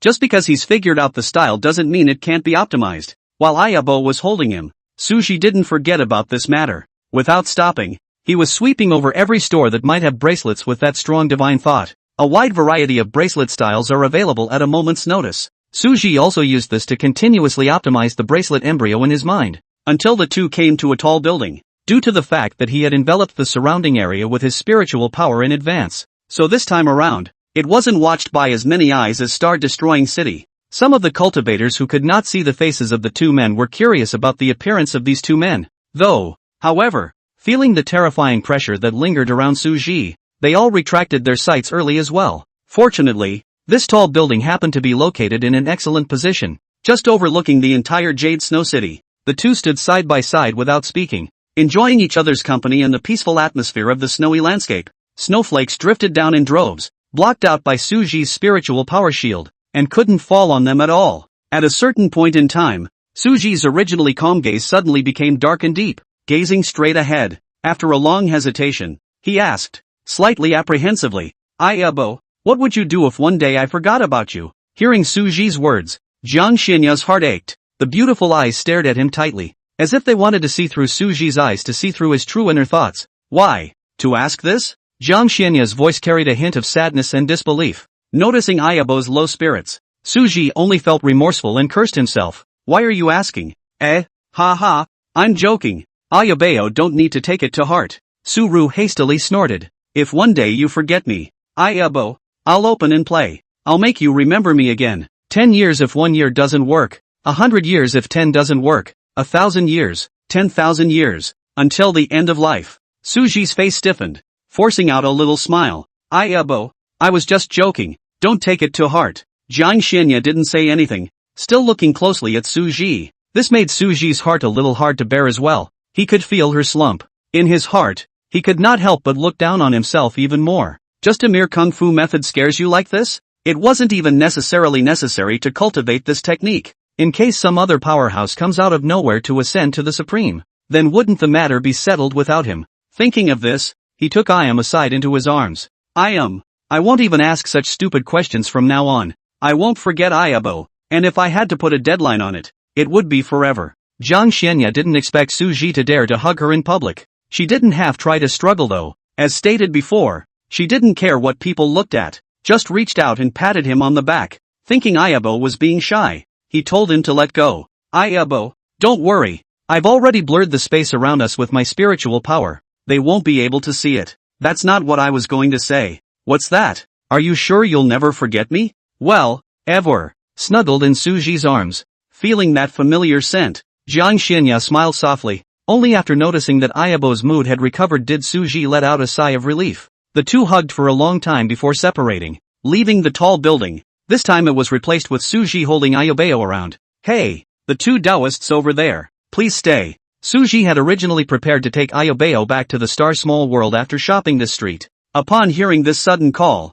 he couldn't help but be curious and stop his forward progress. Looking around, they saw a cultivator in white robes not far away beckoning towards them with a smile on his face, signaling the two to go over. He hadn't wanted to bother, but after glancing at a certain treasure on this white-robed cultivator's stall, he immediately changed his mind. Holding Jiang Xinya's hand up, Suji said without moving, I wonder what is your friend's business? This white-robed cultivator's cultivation was only at the late stage of god transformation, and Suji wasn't afraid of him having bad intentions. Fellow Taoist, these can be ornaments forged from ice crystal ore, unique to Jade Snow City. Won't you consider buying one to give to this Taoist couple beside you? The white-robed cultivator's face was full of confidence as he pointed to a side of the jewelry and introduced it. The reason why he was full of confidence was because he determined that Suji would definitely buy it. Using this set of words, He sold nearly 100 pieces of jewelry today alone. Each one was double the purchase price, making him a tidy profit. Taking Suji's measuring movements in his eyes, thinking that Suji was picking out styles, the white-robed cultivator smiled even more. On the other side, after carefully looking at all the items in this booth, Suji did not change his face and said, "Then these stones on the side of you are also ornaments?" The white-robed cultivator glanced at the place Suji pointed to. "These are just some stones that could potentially have spirit jades. If you are interested, then I can sell them to you cheaper." On his mouth, he said this, but in his heart, he was thinking about how to slaughter Suji for a sum of money. It's fine to buy stones instead of trinkets, at least 1,000 spirit stones apiece. "I don't want it. I'm just curious about you putting a bunch of rocks in the stall." Su-Ru shook his head. When he finished, he picked up a pair of earrings. "How many spirit stones is this worth?" Seeing Su-Ru holding the jewelry and asking for a price, the white-robed cultivator was delighted. "Finally, I got you, fellow Daoist with a good eye. I think it's going to be given to your Daoist partner. This item is extremely difficult to forge, and even more so with the best ice crystal ore. But meeting is fate. Today, I'll be adult and cheap and sell you 5,000 spirit stones." 5,000? Suji raised an eyebrow without saying anything, and then picked up another blackish stone as if he had no intention of doing so. "And what's the price if I take these too?" I'm worried that the price is too high to scare Suji away. These stones were only worth 100 or so spirit stones anyway. Thinking of this, the white-robed cultivator hurriedly said, 5,100 spirit stones will do. "Good, then I know." Hearing this, before the white-robed cultivator could be happy, Suji put the earring back and took out 100 spirit stones and put them on his stall. 5,000 for the earrings. So if I don't want the earrings I just have to pay 100, right? The white-robed cultivator was actually speechless for a moment. Su-Ru's face was filled with smiles, and after collecting the stone, he held Ayobeo's hand and slowly left the stall. Chapter 113 Ice Heart Jewel. Within the small world of the stars, there's something inside that stone embryo? Jiang Xianya wondered. From the moment Suji asked the white-robed cultivator about those stone embryos, she knew that Suji was heading for that stone embryo. After all, those trinkets on the stalls that have been refined by the hands of others. Not to say she didn't want it, I believe Suji wouldn't send it to her either. Suji gave away things as big as hairpins and fairy dresses, jade pendants, wan man, as small as some tables, chairs, tea cups. None of them were made by his own hands. Ayabo is so smart. Looking at Ayabo's intelligent appearance, Suji's heart moved slightly, and he couldn't help but reach out and touch her little head. It felt super nice to the touch and rubbed it again, noticing the movement of Suji's outstretched hand. Jiang Xianya thought she was just fixing her hair, so it didn't bother me too much. He'd had him sorted out in the Valley of Flowers earlier, too, and so at this moment, when he saw Suji reaching out, instead of avoiding it, he came up, but after feeling the force on his head that was very different from before, he instantly stiffened his body and his mind went blank. Instead of fixing her hair, she was touching her head? Jiang Xianya froze in place. Seeing that Ayabo didn't resist, Suji rua for a while longer, noticing that Ayabo's little head was on the verge of going up in smoke, before reluctantly withdrawing his hand. With a faint smile at the corners of his mouth, he looked at Jiang Xianya, who was lightly biting her lower lip in front of him, and asked knowingly, "Ayobeo, why is your face so red?" Hearing Suji's words, Jiang Xianya couldn't help but lower her eyes, her cheeks getting hotter and hotter. His voice was as low as a mosquito fly, and he said with some lack of breath, You are not allowed to touch Master's head again in the future."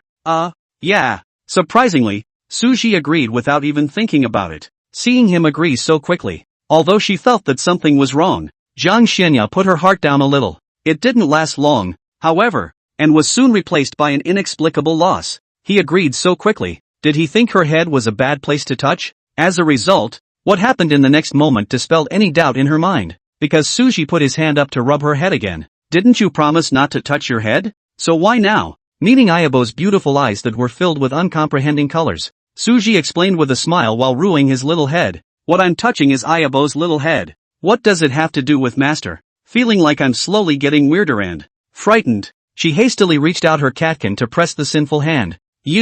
Stop it. Don't be unreasonable." The voice was soft and gentle, like a harmless little beast. Su Yang also knows to take what he can get. Just in case Ayabo got annoyed and didn't pet his little head next time, it would not be worth it. Only after withdrawing his hand did Suji take out the black and unattractive stone from his storage ring. The stones look ordinary and unassuming. However, he knew through the system that there was a hidden mystery chicken inside the stone. Without hesitation, A white flame emitting a 7-colored glow rose from his palm. Suji maneuvered the silent divine flame, scorching the outermost layer of the stone little by little. Soon, the stone that was originally encased in the outer layer was burned and dislodged, and a gemstone that emitted a fluorescent blue light appeared in front of the two. The gemstone is light blue in color, crystal clear, like the brightest star in the night sky, sparkling and eye-catching. Ice Heart Gemstone, extremely rare, 1 in a billion, can be used to forge Dao weapons. The Ice Heart Gem?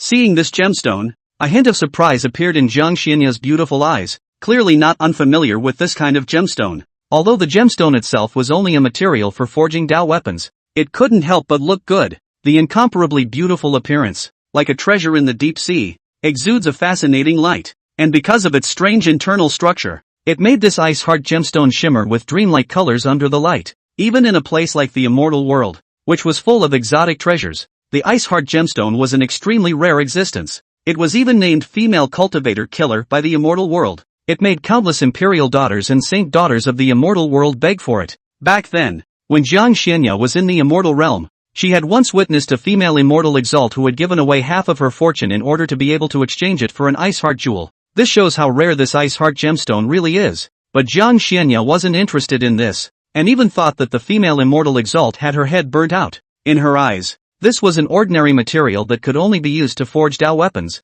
Spending a large portion of her life in exchange for it was unfathomable to her. Seeing that Ayabeo knew the name of this gemstone, Suji's sword brows slightly raised. Ayabo, how about this gem? It was only through the system that he realized that the stone contained this Ice Heart gemstone. The appearance of this gem also relieved Suji's urgent need. He was still worried about making the bracelet, not knowing what gems to use. This Ice Heart gem was delivered to my door. The key was that the gem was a light blue color overall, matching the color of the bracelet he was about to forge. He thought the light blue color suited Ayabo. This Ice Heart gemstone is also very rare in the immortal realm and is worth a lot of money. And how does Ayabo like it? Thinking that Suji didn't know the value of this gem, Jiang Xianya added, this gem can be exchanged for many cultivation resources in the immortal realm, even enough to allow you to cultivate to the immortal king realm. Like it? Seeing his determination, Jiang Xianya paused and said, as long as it's from you, I like it. Suru nodded. Then his eyes rolled as if he thought of something. That's good. I'll give it to Ayabeo when I've polished it. Worried that there's no reason to go out and forge a bracelet, this Ice Heart gemstone is just in time. Solved both of his dilemmas at once. When she heard that she was going to give this gem to herself, Jiang Xianya's breath involuntarily shuddered lightly. After a moment, she slowly raised her head, her beautiful eyes gazing at Suji, and let out a soft and slightly joyful response. Aha! The gemstone that was originally just a refining material in her eyes became more and more pleasing to her eyes the more she looked at it. Seeing that it was already time for lunch, was about to go to the cookhouse to cook. As usual, when Suji suddenly remembered that Ayabao had already regained some strength and didn't need the 3 meals a day thing. Stopping again, he rubbed his nose in embarrassment. Saw what he was up to. Jiang Xianya's red lips pursed slightly as she reached out her small hand and tugged on the corner of his shirt. I want to eat strawberry cake. Suji's eyes lit up at the words, and the color of embarrassment completely faded. This was the first time Ayam had ever told him there was something he wanted to eat. Ayabo, you sit on the chair and wait. I'll get to it for you. After saying that, without waiting for her to reply, he dodged into the stoveroom with a flash. Jiang Xianya stood in place, looking at Suji, who had disappeared without a trace in a flash. The beautiful eyes rippled, and her pretty face was filled with tenderness. She hadn't had her strawberry cake yet, but she was sweet inside at the moment. Hundreds and thousands of times sweeter than the first strawberry fudge. Chapter 114, Can't Come Back. At the same time, the sword's sexy mortal sword peak mountaintop, an ancient grey-robed old man appeared out of thin air and waved his hand for the 2 inner sect elders who were guarding the door of the palace to retreat. Although these 2 people's cultivation was not as good as Yang Chen's, they had the orders of the patriarch. No matter how unruly Yang Dust was, he would have to obediently stay at Immortal Sword Peak. The grey-robed old man was none other than Shirlin. He came over today not only to announce the lifting of Yang Chen's confinement, but he also had something to say to Yang Chen, though he also looked somewhat down on this senior brother. But at least the master and brother get along for so many years. Also cannot bear Yang Dust just like this death. Entering the palace, Shirlin saw Yang Chen, who was sitting on the first seat. At a glance, Yang Dust's eyes were tightly closed without speaking, and he had no intention of getting up. Shireen didn't care that he was rude. Senior brother Yang, the 3-year period has arrived. From this moment on, your confinement is hereby lifted. Yang Chen still didn't react at all until Shirlin asked the sentence. You still have those unwarranted thoughts towards Peak Master Jiang? Only then did he snort and open his eyes, a look of disdain in his eyes. So what if it is? Lock this seat up again? Seeing his unrepentant demeanor, Shirlin also sighed. Other people might still be in the dark, but Shirlin was very clear. According to the Sovereign Master's style of doing things, these 3 years weren't actually as simple as just trying to calm Yang Chen down. More estimates are weighing the pros and cons of both sides. One side is Yang Duan. On the other side were Jiang Xinya and Su Ru. Now that the person who had come was him, it meant that Senior Patriarch had already made the choice to abandon Yang Chen. Otherwise, no matter how busy he was, it wouldn't have been his turn to come here and announce the lifting of the confinement. From the clan's point of view, giving up Yang Chen was indeed a best choice. It was presumed that Senior Patriarch knew that he was aware of everything, and that was why he had sent him over. This might be the last master in brotherhood that Sovereign Senior Brother left to Yang Chen. If the persuasion is successful, then all will be happy. But now, looking at Yang Chen's appearance of not turning back until he hit the south wall, he was at his wit's end. As a senior brother, I'm giving you one last piece of advice. Don't mess with Peak Master Jiang again. After saying that, without looking at Yang Chen's reaction, he turned around and left the palace. From the first moment he saw Yang Chen today, he knew that there was no way this senior brother would listen to his advice. So a lot of things were left unsaid because it would have just been a waste of time to say them. After so many years, he also knew the nature of this senior brother. Soon after Shirlin left, a storm of spiritual energy rose within the palace, and terrifying spiritual energy raged wildly within the palace.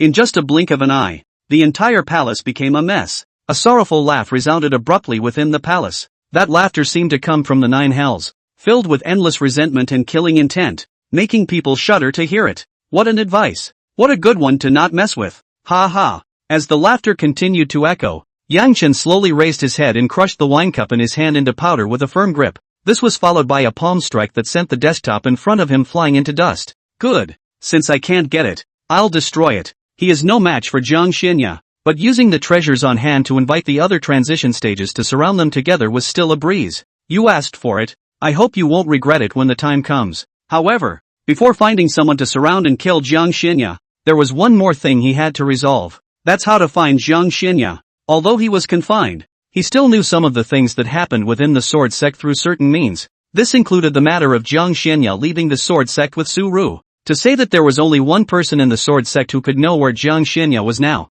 Without hesitation, the figure blurred and disappeared inside the hall. Appearing again, he was already standing at the peak of Jade Sword Peak. Yo, isn't this senior brother Yang? Why are you free to come to my place? Noticing Yang Chen's arrival, Mu Zili immediately came out from within the palace to see what this villain was up to. Ha ha, senior sister Mu is joking. You and I are senior siblings. Even if I'm not free, I'll still take the time to come over and catch up with senior sister. Yang Dust had a smile on his face, and there wasn't the slightest bit of the shady look he had at first. Mu Zili rolled her eyes and said, that wouldn't be coming to me to catch up after just being released from confinement, would it? Seeing that she opened the door, Yang Duan also shifted his strategy. He, senior sister is really smart. In fact, senior brother does have one thing to ask for today. Yang Chen arched his hand with a sincere face. However, Mu Zili didn't even look at him. Say, I'm in a hurry. The little yellow in the temple is going to have a little yellow. The veins on Yang Chen's forehead jumped and he almost broke his defense. He took a deep breath and hastily suppressed the violent anger in his heart, squeezing out an extremely ugly smile on his face. Elder brother has also reflected deeply during these 3 years, and has already deeply reviewed himself, and shouldn't have made a move against Su Ru.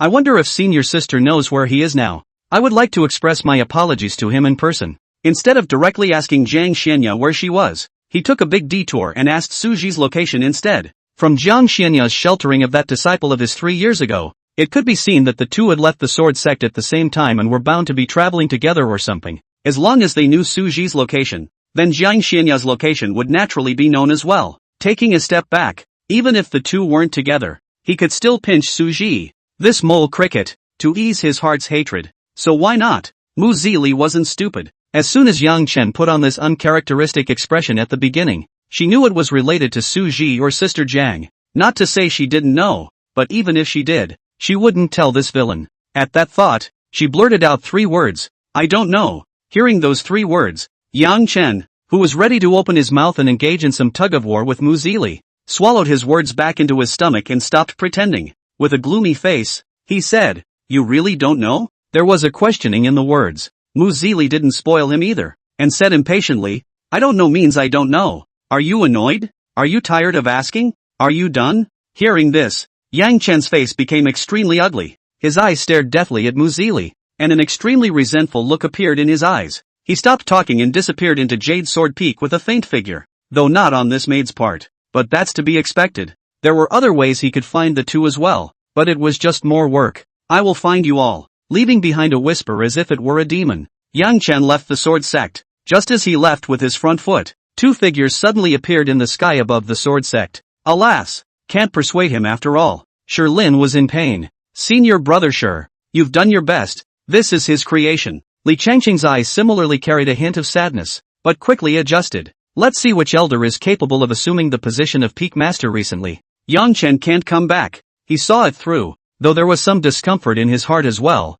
And, however, from the clan's point of view, he couldn't favor anyone too much, even if it's your own senior. Being in a high position, you have long been in a position of power. The entire sword sect was not up to him alone. Don't forget, there's an old ancestor on his head. Chapter 115, The God of Wealth. Hidden Valley. Yang Chen, clad in black robes, was led by a purple-robed cultivator to a foggy place. Please also ask Senior to wait here for a moment. Leaving behind these words, the purple-robed cultivator disappeared without a trace. This place was known to him occasionally, during one of his adventures. This seemingly peaceful place was in fact hiding a multitude of ferrying stage cultivators. As long as you can afford the price, then whoever it is can be killed. It's not as if these transitional cultivators popped up out of nowhere. Cultivators who had reached this level were basically famous, and they each hid their true identities. There were even some powerful people among these people who were highly respected even within the Divine Grade sect. Not long after seeing the thick mist tumbling for a while, an old man with a stooped body slowly walked towards Yang Chen. This hidden valley is not just a name. This old man actually had a transitional stage cultivation. Just as Yang Chen was secretly sizing up the situation, a hoarse pale voice entered his ears. Name, cultivation level. The old man's tone was hard and cold, with no intention of chatting and climbing with him. Yang Chen also put away the pleasantries, playing it safe. He didn't directly name Jiang Xinya, fearing that they would sit on their hands. After all, it was impossible for these transitional cultivators to be unaware of the fame of killing the three major transitional sinkings with a single move before. Yang Chen was also a little worried that he wouldn't be able to take Jiang Xinya when the time came. However, when he thought that the three major transits that were shocked to death were merely at the early stage of the transit's cultivation, he put his heart down again. It was because the one he was inviting this time was in the middle stage of the transitional tribulation. Su Ru, the cultivation level is unclear at the moment, but it's unlikely to exceed the Mahayana stage, reporting Su Ji's name. In fact, Yang Duan also had a small mind. For one thing, if the two of them, Su Ji and Jiang Xinya, were together, then if Su Ji was in distress, Jiang Xinya definitely wouldn't sit back and do nothing. Secondly, if the two were not together, then he would wait until they came together and he would summon these helpers. Anyway, as long as he didn't give the order, these helpers wouldn't do anything. You, an early stage of the transitional succession, still need to be afraid of a cultivator with this level of cultivation? The old man sniffed without hiding the look of surprise on his face. This person has the strength to fight across the ranks. Alright, I don't want to know. What cultivation level do you want? Interrupting Yang Chen's words, the old man waved his hand to indicate that he didn't need to say anymore, and it was even harder to hide the color of contempt in his eyes as he impatiently said, an early stage of the ferrying stage still couldn't beat a cultivator below the Mahayana stage, and he didn't know if he had lived all these years to the dogs. Knew you were trash, but this is too much trash. It was simply a disgrace to them, who were also transitional cultivators. Seeing the look of disdain in the old man's eyes, Yang Chen's hand within his Dao robe was clenched in death, and a monstrous rage and killing intent rose in his heart, not even realizing that his nails were embedded in his flesh. When had he, the peak master of the immortal sword peak of the sword sect, ever suffered this kind of suffocation? But when he thought of the purpose of coming here, Yang Chen forced back his anger and killing intent. In a hardened tone, he said, 3 mid-transition tribulation stage. The old man thought he was hallucinating. Letting 3 mid-transitional stage practitioners kill a cultivator who wasn't even at the Mahayana stage? Are you kidding? Or am I just getting old and hard of hearing? Seeing that Yang Chen had no intention of joking, the old man's contempt that had originally appeared in his eyes when he looked at Yang Chen receded as quickly as a tidal wave. Instead, there was a look as if he was looking at a little cutie. Of a strange look. Disdain is for normal people, and the man in front of me is clearly not normal. Yang Chen closed his eyes, ignoring the old man's strange look, and with a wave of his arm, a storage ring shot out of his hand and flew straight towards the old man. At first, the old man thought that young Chengduan was purely running to amuse himself. However, when he received the storage ring, the expression on his face once again changed dramatically. After probing, he realized that there were numerous treasures within this storage ring, and the preciousness of a few of them made his breath unable to stop accelerating. Knowing that the man in front of him wasn't kidding him, the old man also withdrew his own strange look. As long as the remuneration is in place, not to mention letting the transitional stage to kill cultivators below the Mahayana stage, even if you let a transitional stage cultivator accompany you to look for cats, he will praise you for having understanding. It's not a cutie pie. It's a fortune cookie. It's the god of fortune. Without ink, the old man took out 3 jade tiles and directly crushed them. Not long after, 3 blurry silhouettes appeared out of thin air. These 3 people's aura was as deep as an abyss, exuding a terrifying sense of oppression. These 3 viable? Yan Dust sized up the 3 and nodded in satisfaction. Seeing this, the old man didn't have any nonsense,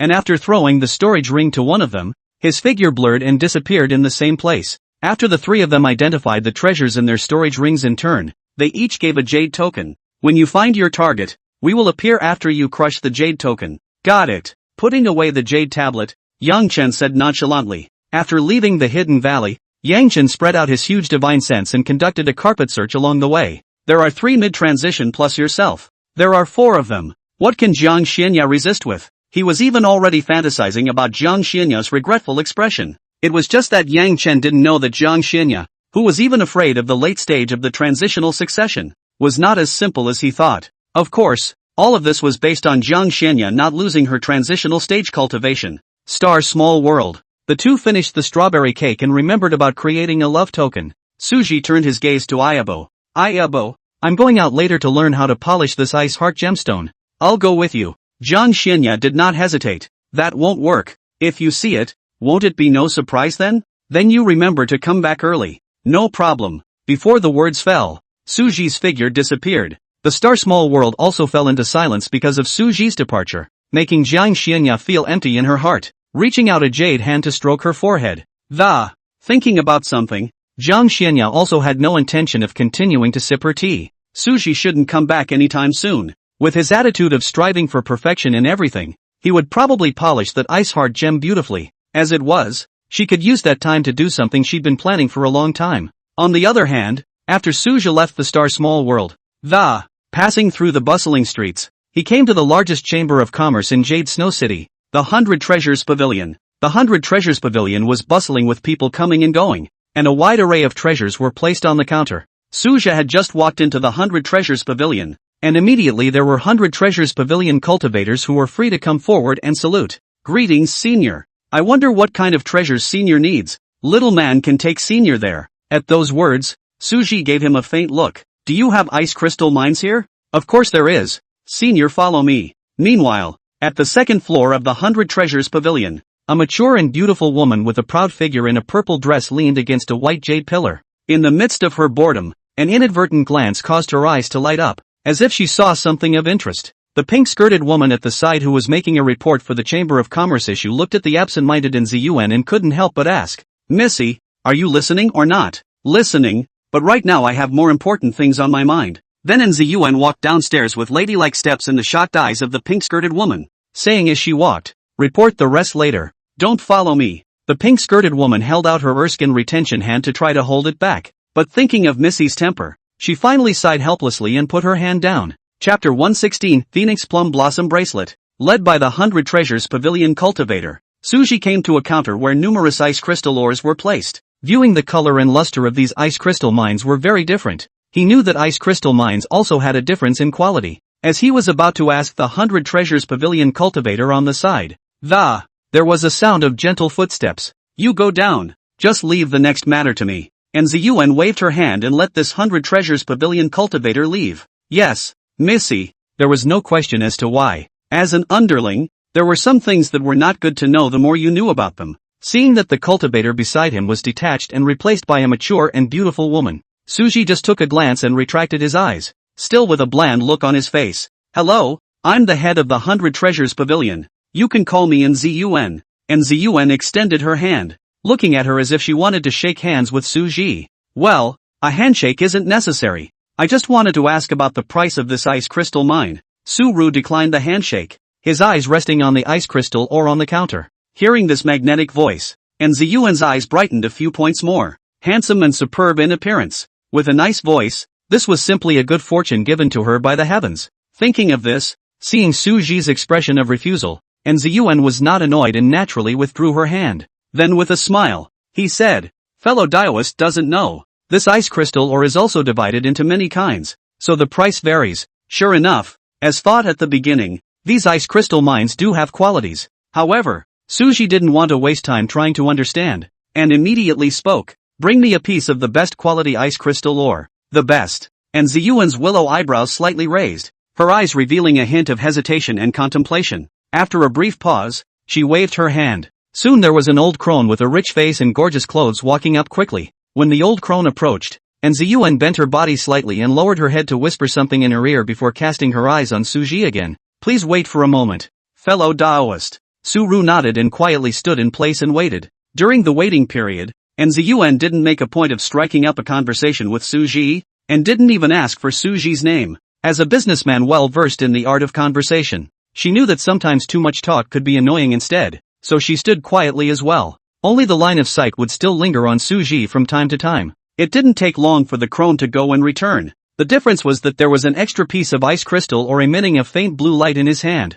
Suji frowned when he saw this piece of ice crystal ore. It wasn't that he wasn't satisfied with this ice crystal mine, but this ice crystal mine had far exceeded his expectations. It would not be an exaggeration to say that this ice crystal mine was a downgrade blow compared to the one inside the counter. When things go wrong, they go wrong. Seeing Suji's concern, and Ziyuan admitted it greatly and stated the purpose. Fellow Daoist should be able to sense the quality of this ice crystal ore. It's not something that can be measured by spirit stones. Honestly speaking, there are only 3 ice crystal ores of this quality in our 100 Treasures Pavilion. As long as you, fellow Daoist, can promise me one thing, then I'll give this ice crystal mine with both hands. What is it? There's better material in front of us right now. If it had been any other item, Suji would have gotten over it. But when it comes to Ayabo, especially something as important as a love token, either don't do it or strive for the best. Hearing Suji inquire, the smile on Ziyuan's face deepened a bit more. 10 days from now, I will lead the cultivators of the 100 Treasures Pavilion into a certain place in the Jade Snow Mountain Range,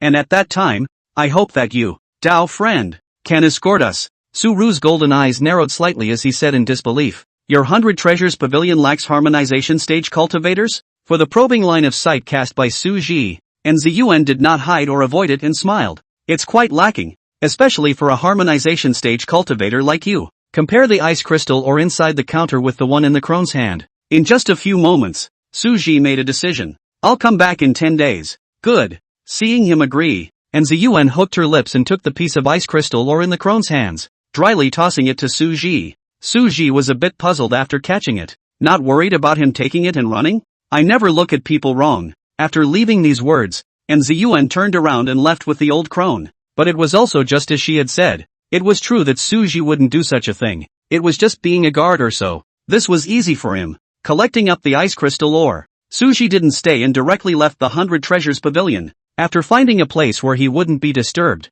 he was ready to start refining the bracelet. Taking out the ice heart gemstone, Suji used his finger instead of his sword, and under the enchantment of the sword Dao, he activated his dexterity and carefully carved this ice heart gemstone, polishing it into 2 identical diamond shapes. Then he took out the ice crystal ore and summoned the silent divine flame to carefully control the fire, making sure not to destroy its structure. As the temperature rose, the ice crystal ore gradually melted, eventually turning into a blue liquid that emitted blue light. Not daring to slack off in the slightest, Suji immediately mobilized his own spiritual energy to shape this blue liquid. As his fingers flipped, the blue liquid slowly flowed and morphed according to his heart's desire, gradually taking the shape of a bracelet. Immediately afterward, he meticulously carved elements such as plum blossoms and phoenixes on the surface of the bracelet. During the process, Suji was fully concentrated, striving for perfection in every detail. Seeing that the bracelet was about to be finalized, Suji's eyes stared, embedding the 2 previously polished ice heart gems with precision and accuracy. With the last injection of spiritual energy,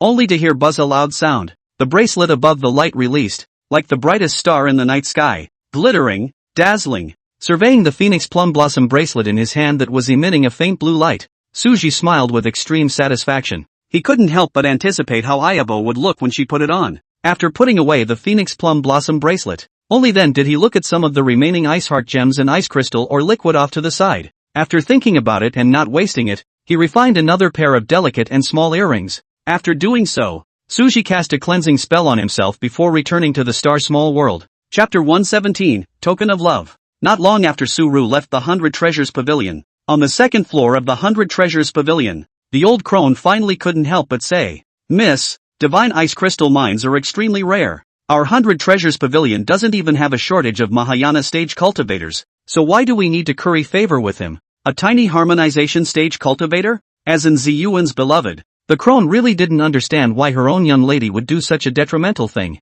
There were even ferrying stage cultivators in the 100 Treasures Pavilion, so why would they give away such treasures for a mere harmonization stage cultivator? Leaving aside the others for the moment, even she had a cultivation level of the middle stage of harmonization, which was a bit higher than that kid. "Miss, not to mention the fact that that person's cultivation is only at the early stage of harmonization. What if that person meets danger and directly leaves Miss behind? And it's not clear that he'll keep his word." In the eyes of the old woman, Suji was like a yellow hare who wanted to abduct her young lady, but she also knew that Suji didn't mean anything to his young lady at all. Thinking this way was more of a way to vent the indignation in his heart and fight for the lady. In fact, as early as when Ziyuan came down the stairs, she cast her eyes over the so also saw the scene where Suji refused to shake hands. Even the lady's outstretched hand refused not to go out and ask around. This Jade Snow City wants to shake hands with the young handsome lady can be lined up from the entrance of the 100 Treasures Pavilion to the outside of the city. This kid actually looked down on her young lady. It was simply outrageous.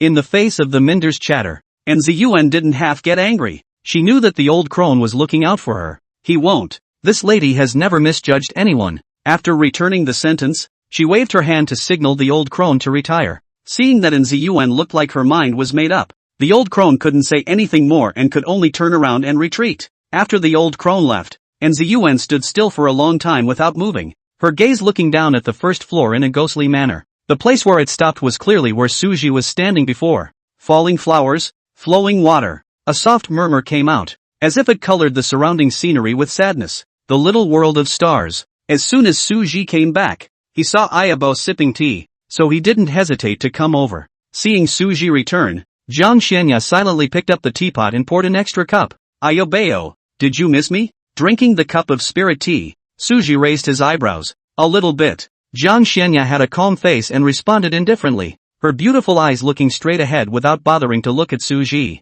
She was embarrassed to say that she had started thinking about it as soon as Suju left. Aside from her shyness, Kang Senya was thinking about how to hand over the piece that had just been refined to Suji. "This way," said Suji, suddenly stopping his speech, and then without warning, it stuck. Jiang Xianya, who was quietly waiting for the following, feeling the sudden, furnace-like body heat, he shrank imperceptibly, taking in this reaction. The corner of Suji's mouth raised in an arc. He loved Ayabo's shy little act. Who would have thought that the cold and icy master teacher from before could actually become so adorable? "Why are you leaning so close?" A trace of unnatural color flashed across Jiang Xianya's pretty face. "I'm afraid Ayabo can't hear you well." "Can't hear what?" Jiang Xianya's beautiful eyes flashed with curiosity as she tilted her head slightly. Seeing that Ayobeo's curiosity was aroused, Suji came closer to her delicate and small face that was as delicate as porcelain, until the distance between them was so close that they could feel each other's breath. Leaning down slightly, he pressed close beside the delicate pink little ear. Then, in a low voice, he said, "Compared to Ayabo who only misses me a little bit, I miss Ayabo a lot. All the time." The magnetic voice was like a breeze with sweetness, quietly blowing into Jiang Xianya's heart, ruffling the slightest ripple. Only a moment's hesitation. Jiang Xianya then said what she was embarrassed to say at first. "I want to very much too." But Suru didn't buy it. "It's too late to punish you properly." "Punishment?" Without waiting for her to ask what the punishment was. Swish! Jiang Xianya only felt a flash of light before her eyes, and the next thing she knew, she found herself being tightly embraced by Suji in her arms. The faint sandalwood fragrance came as if it carried some kind of magic, and an unprecedented sense of serenity surged into his heart. The heartbeat, which was fast because of nervousness and shyness, also gradually smoothed out as if it had been soothed. Feeling his broad, warm chest and the steady, strong heartbeat, it made Jiang Xianya's heart ripple and her face blush slightly. Even involuntarily stretched out his hands and hugged Suji's waist. Feeling Ayabo's response, Suji hugged him tighter. It was as if he wanted to rub her into his body. After a long time, remembering the business, Suji loosened his hand. Jiang Xianya also slowed down, thinking about what she had just refined. The two looked at each other. Actually extremely tacit, understanding word for word at the same time said, I have something I want to give you. I have something I want to give you. Su-ru. Jiang Xianya. Hearing each other's words, the two of them couldn't help but stare, and then looked at each other and smiled. It was Su-ru who took the lead. Ayabo. It seems we have quite the understanding as well. Do you speak first or do I speak first? You first. Jiang Xianya's beautiful eyes curved, thinking about that ice heart gem, thinking that Suji should be sending her gems. Until she saw that Phoenix Plum Blossom bracelet, Jiang Xianya's entire body seemed to be frozen in place. It's too much of a coincidence. Suji didn't know what Jiang Xianya was thinking in her heart, just her eyes were gentle as water. Gently pulling up Jiang Xianya's small hand under her skirt sleeve, lifting the cuffs up a bit, revealing the delicate and flawless white wrist. Little by little, she put on the Phoenix Plum Blossom bracelet. The movement was so gentle that it seemed as if he was afraid of accidentally touching the white wrist. I don't know if Suji was doing it on purpose or not, but Jiang Xianya always felt some tickling on her wrist. The tickling sensation was like a feather brushing against her skin. Not strong, but enough to disturb her. So much so that the thought of retracting my hand has sprung up many times. But seeing Suji's focused and serious look, and what he was doing at this moment, she bit her lower lip lightly, choking the thought to death. Jiang Xianya knew that if she withdrew her hand now, Suji would be upset. She didn't want to upset him. It was different from before when he played a little mind games and asked Jiang Xianya to rub his waist for him. This time, Suji was indeed very serious about putting the bracelet on Jiang Xianya. It was only because I was worried about Ayabo being strangled by the bracelet that I slowed down a lot. So much so that it took frequent contact between their hands to create this tickling sensation. Okay. After putting it on, Suji lifted Jiang Xianya's jade hand wearing the Phoenix Plum Blossom bracelet with both hands and watched it carefully. The eyes could not hide their amazement. Feeling the sizzling gaze of the Jiang Xianya inclined her head a little shyly, avoiding the sight that made her heart tremble. This shy gesture of Ayabo's. It made Suji nearly unable to restrain that restless heart, and he silently recited the meditation technique several times in a row before calming down. Chapter 118, The Law of Induction. Seeing that hot gaze disappear, Jiang Xianya only then shifted her eyes to the Phoenix Plum Blossom bracelet she wore at her wrist. The bracelet was exquisitely made without a single flaw, and the whole was light blue, emitting a faint blue light, and the body of the bracelet was also carved with a marvelous pattern of plum blossoms and phoenixes. Just from these patterns, it is enough to imagine how serious the person who forged this bracelet was. Good looking. Jiang Xianya's beautiful eyes constantly flickered with ripples, like the surface of a sparkling lake. Looking at such a perfect Phoenix Plum Blossom bracelet in his hand, his heart vaguely had some guesses, but he was not sure yet. It is? This is a love token that I personally refined. Does Ayobeo like it? A gentle color appeared in Suji's eyes. A token of love. It was really such as she had suspected. Hearing the words that the heart wants to hear the most, the corners of Jiang Xianya's lips couldn't help but outline an absolutely beautiful arc, like, immediately after a golden light flashed, only to see a delicate bracelet with a golden color appear in her hand. The bracelet was extremely well made, emitting a light golden light that, a lifelike golden dragon is carved on the bracelet, as if it will rise up into the sky at any moment. Suji looked dumbfounded. He sent Ayabo Phoenix bracelet but Hidden did not let her receive a little wind. But now Ayabo actually sent him the golden dragon bracelet to make a pair? It's not like there's a level of tacit understanding anymore, is it? A heart to heart? Under Suji's expectant gaze, Jiang Xianya shyly said, this bracelet was also refined by my own hands, and giving it to you is likewise a token of love. When it comes to the love token, Jiang Xianya's cheeks were covered with blush and she didn't dare to look at Suji. Honestly, she thought at first that Suji was giving him the ice heart gemstone. I didn't expect Suru actually backhandedly took out the Phoenix bracelet, and the bracelet she was going to send coincidentally came together as a pair. Surprised and at the same time more joyful for her was the fact that Suji was also holding the same mindset as her.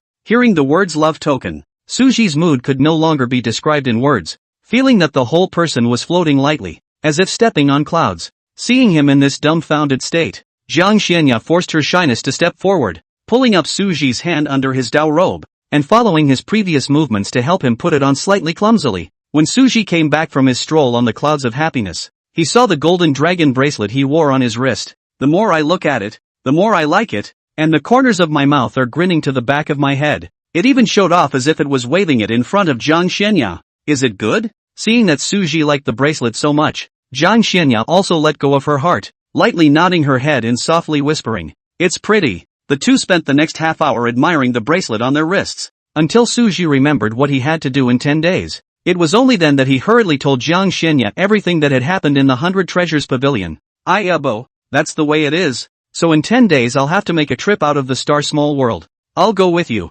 Hearing this, Suji frowned. He also wanted to have Ayabo accompany him, but her cultivation hadn't recovered yet nowadays. So what if she was in danger? Thinking of this, Suji opened his mouth and was about to say a reason to refuse when, seeing the determined look on Ayabo's pretty face, he swallowed his words back again. There was a moment's hesitation before he nodded. Okay, but Ayabo will have to stay close to me when the time comes. As for the woman in the purple dress, he was a bit sorry for her, but he would still put Ayabo's safety first. Of course Suji would also do his best to protect that purple-skirted woman. He's not a know-it-all villain. Without the high-quality ice crystals she provided, that would certainly not make such a good bracelet, at least not at the moment. Hearing Suji's request, Jiang Xianya nodded slightly in agreement before adding, "You reveal the bracelet on your wrist." Suji was a bit puzzled, but he did as he was told. Immediately after that, a drop of scarlet blood flew out from Jiang Xianya's forehead and landed on the bracelet. Ayabo, what are you doing? The unknown Suji,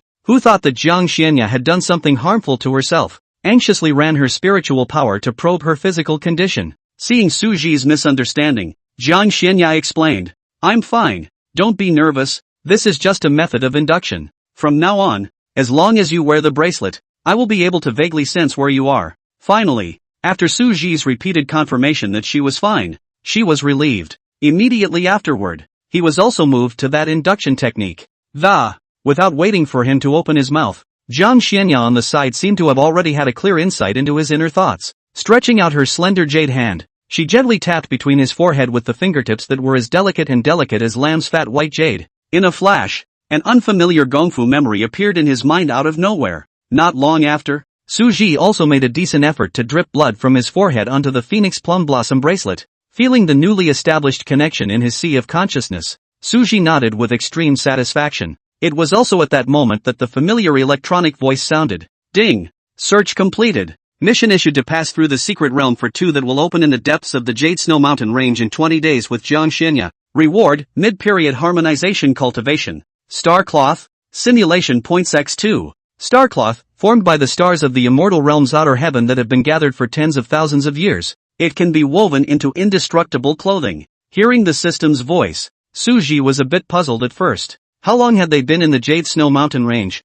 This search is complete? I thought there was a problem with the search function. But soon Suji put down this doubt. It's not a bad thing anyway. Moreover, this quest also appeared to have a cultivation reward, saving him a lot of time to cultivate. Just in case, he still murmured in his mind. Unity-san, this 2-person secret realm can restore Ayabo's cultivation? Ding! Yes, this secret realm can restore their cultivation to the harmonization stage. Returning to ensoulment. Not bad. Luckily, the mission didn't conflict with 10 days later and didn't affect their plans. Wait, entering together? Thinking of a certain possibility, Suji couldn't help but inquire. Tuzi, this 2-person secret realm won't even have Ayabo going in with it, right? Ding! The host is so smart. Hard. With a hardened fist. Forget it, as long as he could restore Ayabo's strength. The big deal was that he was keeping an eye on Ayabo the entire time, and protecting her with the top of the Eastern Emperor clock. Tuzi, this 2-person secret realm still requires me to go to the depths of the Jade Snow Mountain range to find it by myself? This Jade Snow Mountain range is not like the land of many fires a few years ago. I don't know how long it would take for him to find it. Ding! One day before the opening of the secret realm, the host can use the system's precise search function. Black lines popped up on Suji's head. He was really wanting to spit on this unreliable system. Isn't this a fast search for you? Why did you pull any updates with him before? Chapter 119 NZUN. Time quickly came to 10 days later. Outside the 100 Treasures Pavilion, 2 people clad in black robes were standing at that moment. Their stature was erect, emitting a palpitating aura, and their realm was actually at the early stage of the Mahayana period. And behind these 2 people, there were dozens of mid-harmonization cultivators following closely behind them, and these people were neatly lined up on the street. When the passing cultivators saw this kind of battle, they were all shocked. Some timid and fearful people, when they see it from afar, they hasten to avoid it for fear of getting into trouble. On the other hand, some other bold and curious people stopped their footsteps and talked to each other, because any one of these people was in existence that they could not reach.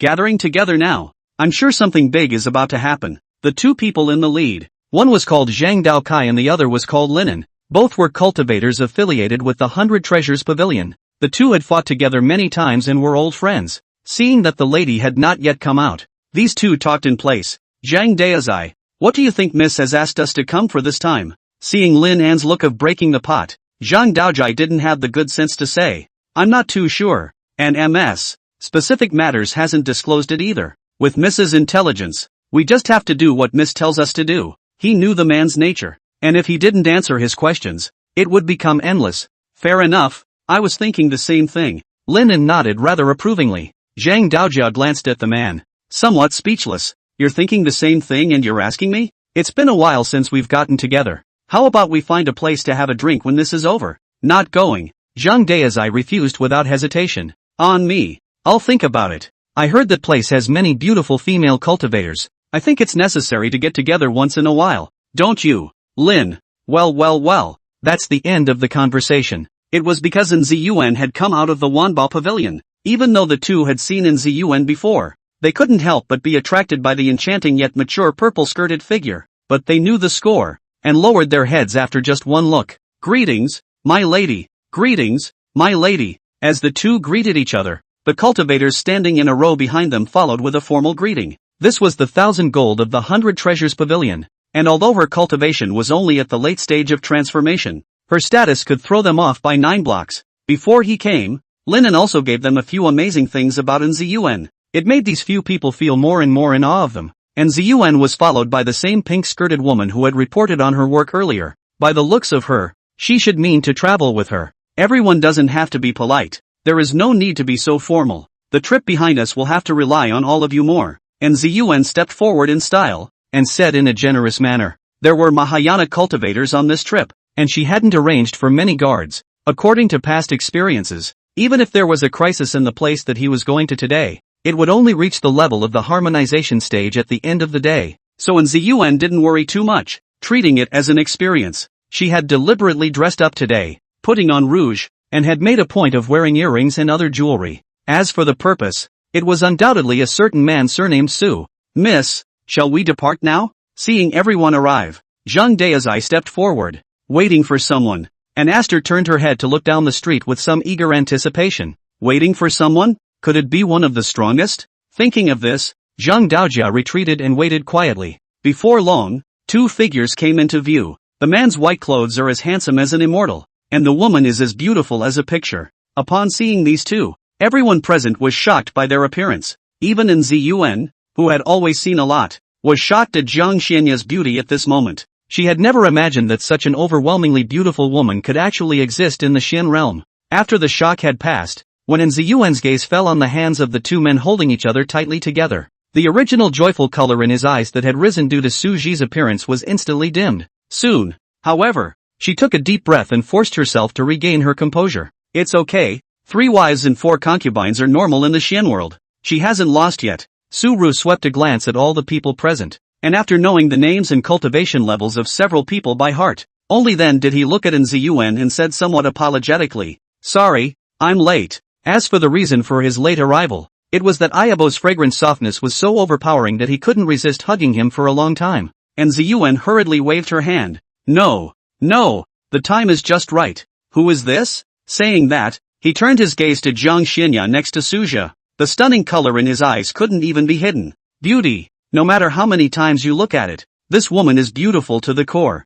My name is Su Ru. This is my Taoist partner, Zhang Xianya. I wonder if I could let her travel with me as well. Of course, I promise we won't be delayed in our travels, and I'll do my best when we're in danger. For reasons of politeness, Suji introduced himself and inquired again if he could possibly bring Zhang Xianya along. After all, this is different from what was agreed upon before. When he heard Suji introduce himself as his Dao couple in front of these people, Zhang Xianya was so shy that she subconsciously shrunk her hand. However, just then, she suddenly felt her hand being held tightly by a large, warm and strong hand. Raising his head, he happened to meet Suji's gaze that was full of tenderness and encouragement. Suji smiled slightly, signaling that she didn't need to be shy or nervous. Noticing this, the shyness in Zhang Xianya's heart gradually calmed down. So, she looked back at Suji and gave the same light smile, indicating that she was already fine. Seeing these two people in front of her looking like they are in love with each other, and Ziyuan couldn't help but have a thought that is,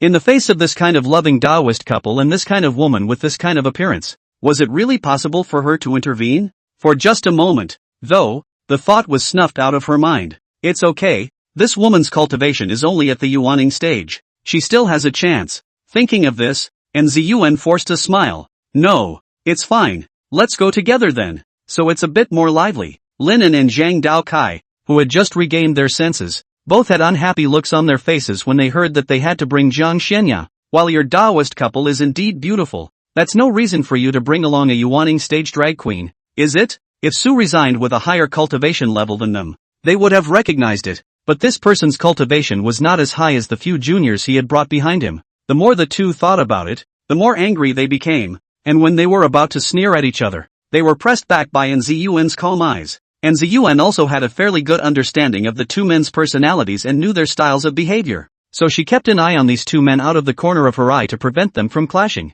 The two of them also understood what the young lady meant, and they didn't dare to say anything more at that moment. However, in his heart, he was still extremely disdainful of Su Ji. Chapter 120, The Meaning of Roses. And so it was in this less than amicable atmosphere that this group of people vastly advanced towards the Jade Snow Mountain range following Ziyuan's instructions. The original plan should have had 4 cultivators padding along with Su Ru. However, due to his dissatisfaction with Su Ji, the only people who padded back nowadays were Su Ji and Jiang Xianya. Su Ji was also happy to do so that no one would come to disturb his and Ayabo's two-person world. And Ziyuan looked back from time to time, looking at the two as if they were golden boys and girls. Her heart had a bad taste. She had dressed up specially for today, but Su Ji didn't even have the intention to look at her more than once. The pink-skirted woman beside her noticed this frequent movement of Ziyuan looking back and stared at her with a meaningful look. Being stared at by this kind of eyes, even if Ziyuan wanted to ignore it, she could not, and her heart went straight to the ground.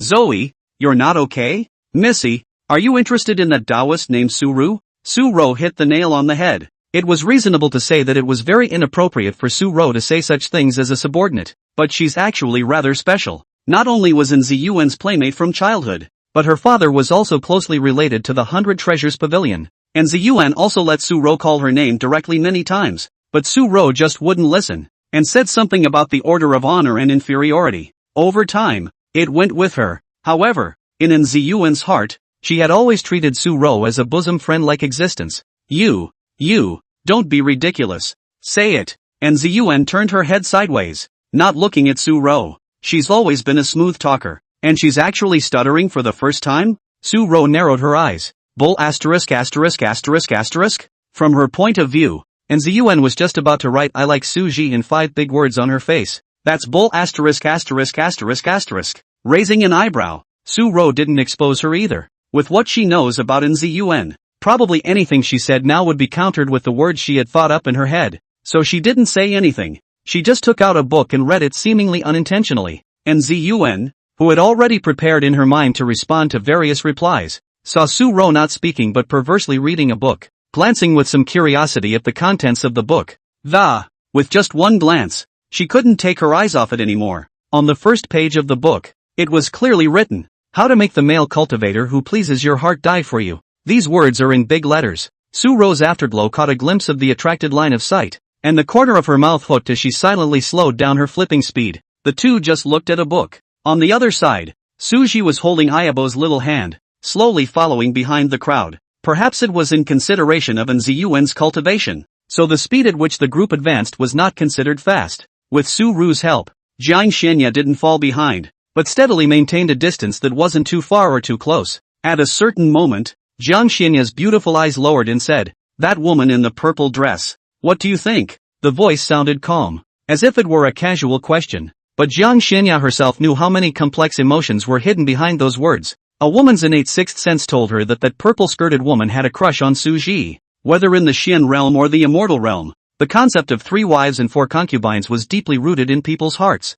The thought that he would treat other women as gently and considerately as he had treated himself made Jiang Xianya's heart ache vaguely. And Su Ji, ever since Ayobeo mentioned Ziyuan, was keenly aware of these seemingly careless, but actually hidden deep meaning words. It stopped his heart from trembling, as if he had been struck hard by a hammer with a heartache. Since when had her Ayabo become so humble? Su Ji wanted to tell her that whenever you can say these words naturally, you don't need to be this careful and tentative, but the words were swallowed back. He wore a complicated expression and didn't answer positively, instead bringing up the roses he had sent earlier in the Valley of Flowers. Ayabo, do you remember the rose I gave you in the Valley of Flowers?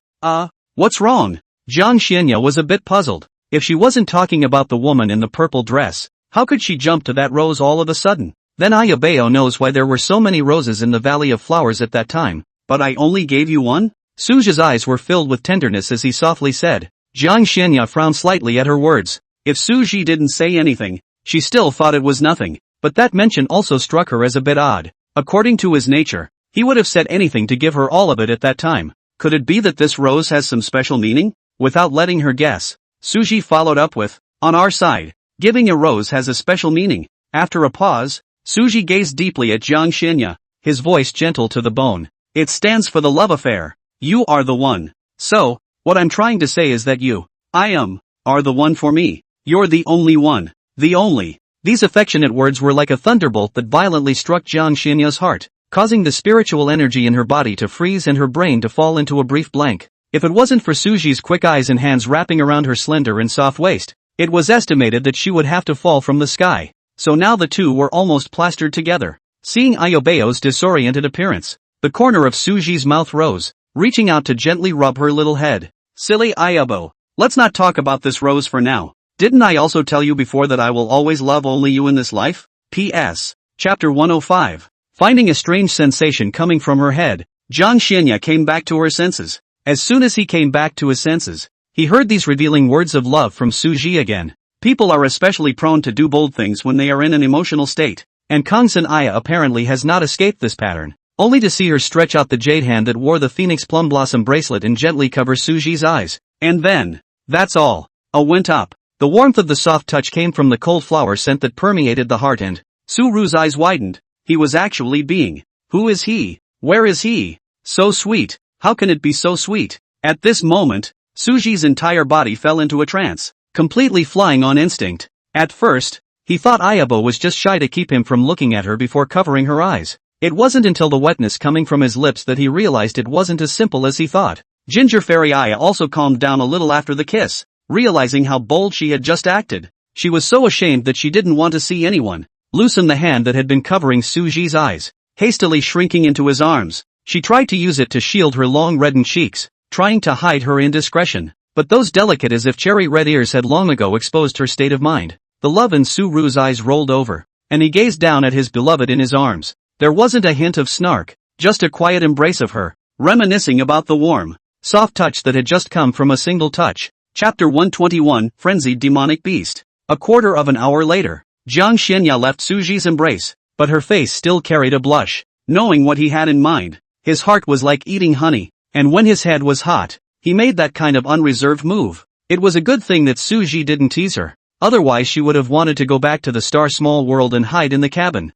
Suji, who was on the side, was not shy, after the sweet spot, even felt that the air of this Jade Snow Mountain range was a lot fresher than before. No matter what you look at are extremely smooth, faces overflowing with happy smile. Ayabo better? Well, it's better. Jiang Xianya glanced at Suji beside her, and when her line of sight inadvertently swept over those lips of his, her heart, which had hardly calmed down, began to ripple in layers again. The touch of that moment seemed to still linger on her lips, making her blush again. Hurriedly and in a panic, he set his sight straight and stared straight ahead, no longer daring to look more toward Suji's side. Noticed Ayabo's little gesture. A faint smile surfaced on Suji's face. Couldn't help but think in his mind that he was ashamed to be like this just by touching his lips superficially. What if I reach? What should we do? Wouldn't it turn out to be a steam girl with a smoking head?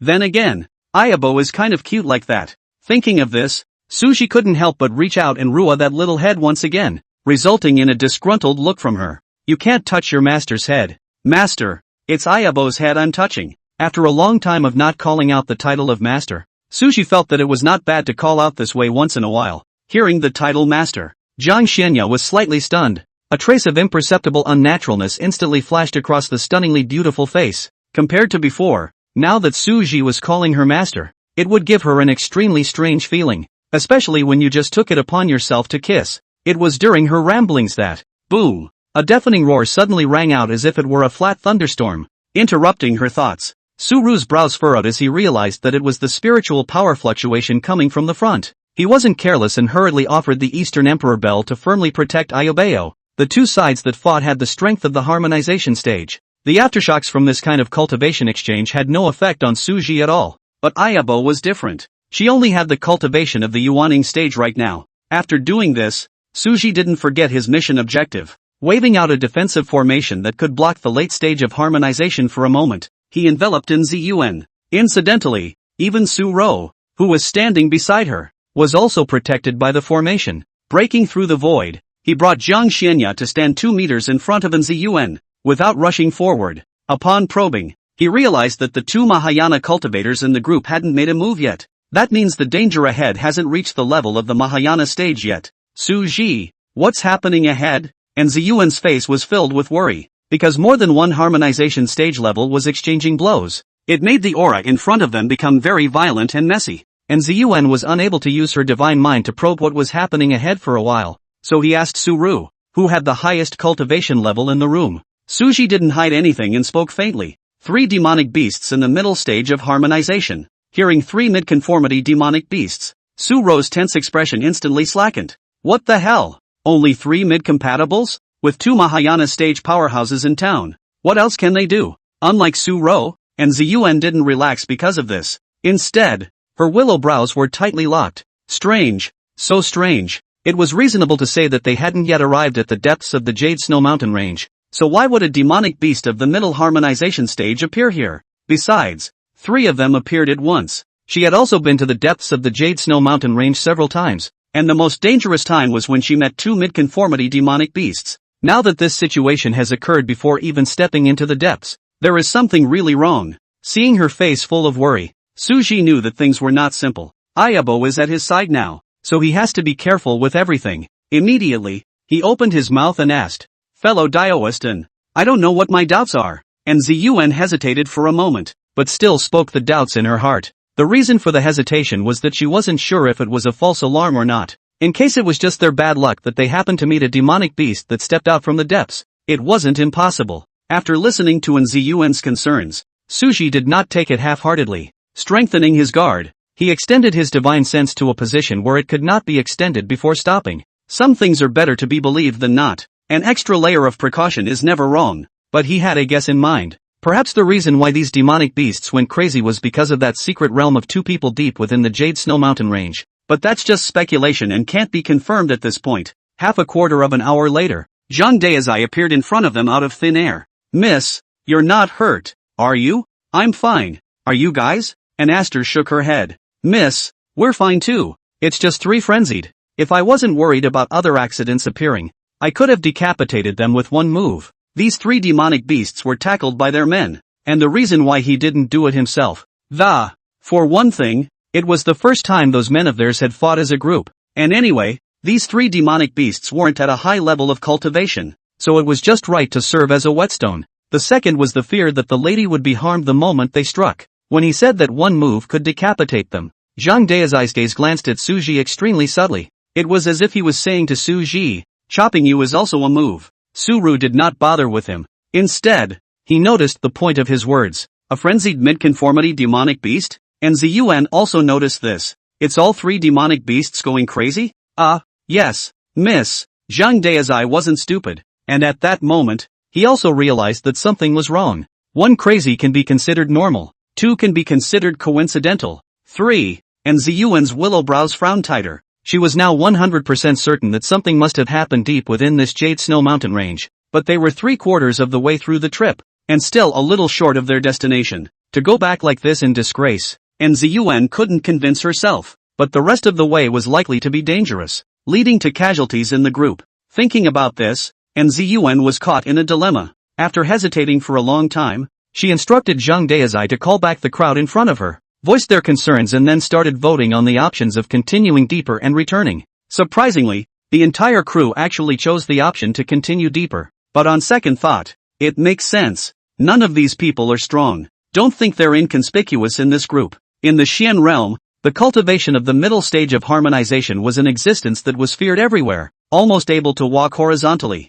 What's the point of going back in disgrace? Su Ji, on the other hand, thought more simply. Since he had already received that ice crystal mine, he had to repay this favor. Chapter 122, We're all in this together. Seeing that everyone chose to continue going deeper, and Ziyuan could only give a command for them to be careful and alert to their surroundings. Soon the team returned to their previous pattern. Su Su and Jiang Xianya once again returned to the very back of the group. After this sudden disturbance, the expression on Jiang Xianya's face returned to normal and her mind calmed down. Thinking of something, she gazed furtively into the depths of the Jade Snow Mountain range. Red lips flicked out. I can sense that there is something in the depths of this Jade Snow Mountain range that can restore my cultivation. Hearing this, Su Ji was a bit surprised. He had just thought of this because of the frenzied demonic beast, and was about to tell Ayabo about the system releasing the quest. I didn't think she'd find out on her own. After being surprised, Sushi didn't hide anything and told her about the two-player secret quest released by the system one by one. When she heard that she could regain her harmonization stage cultivation,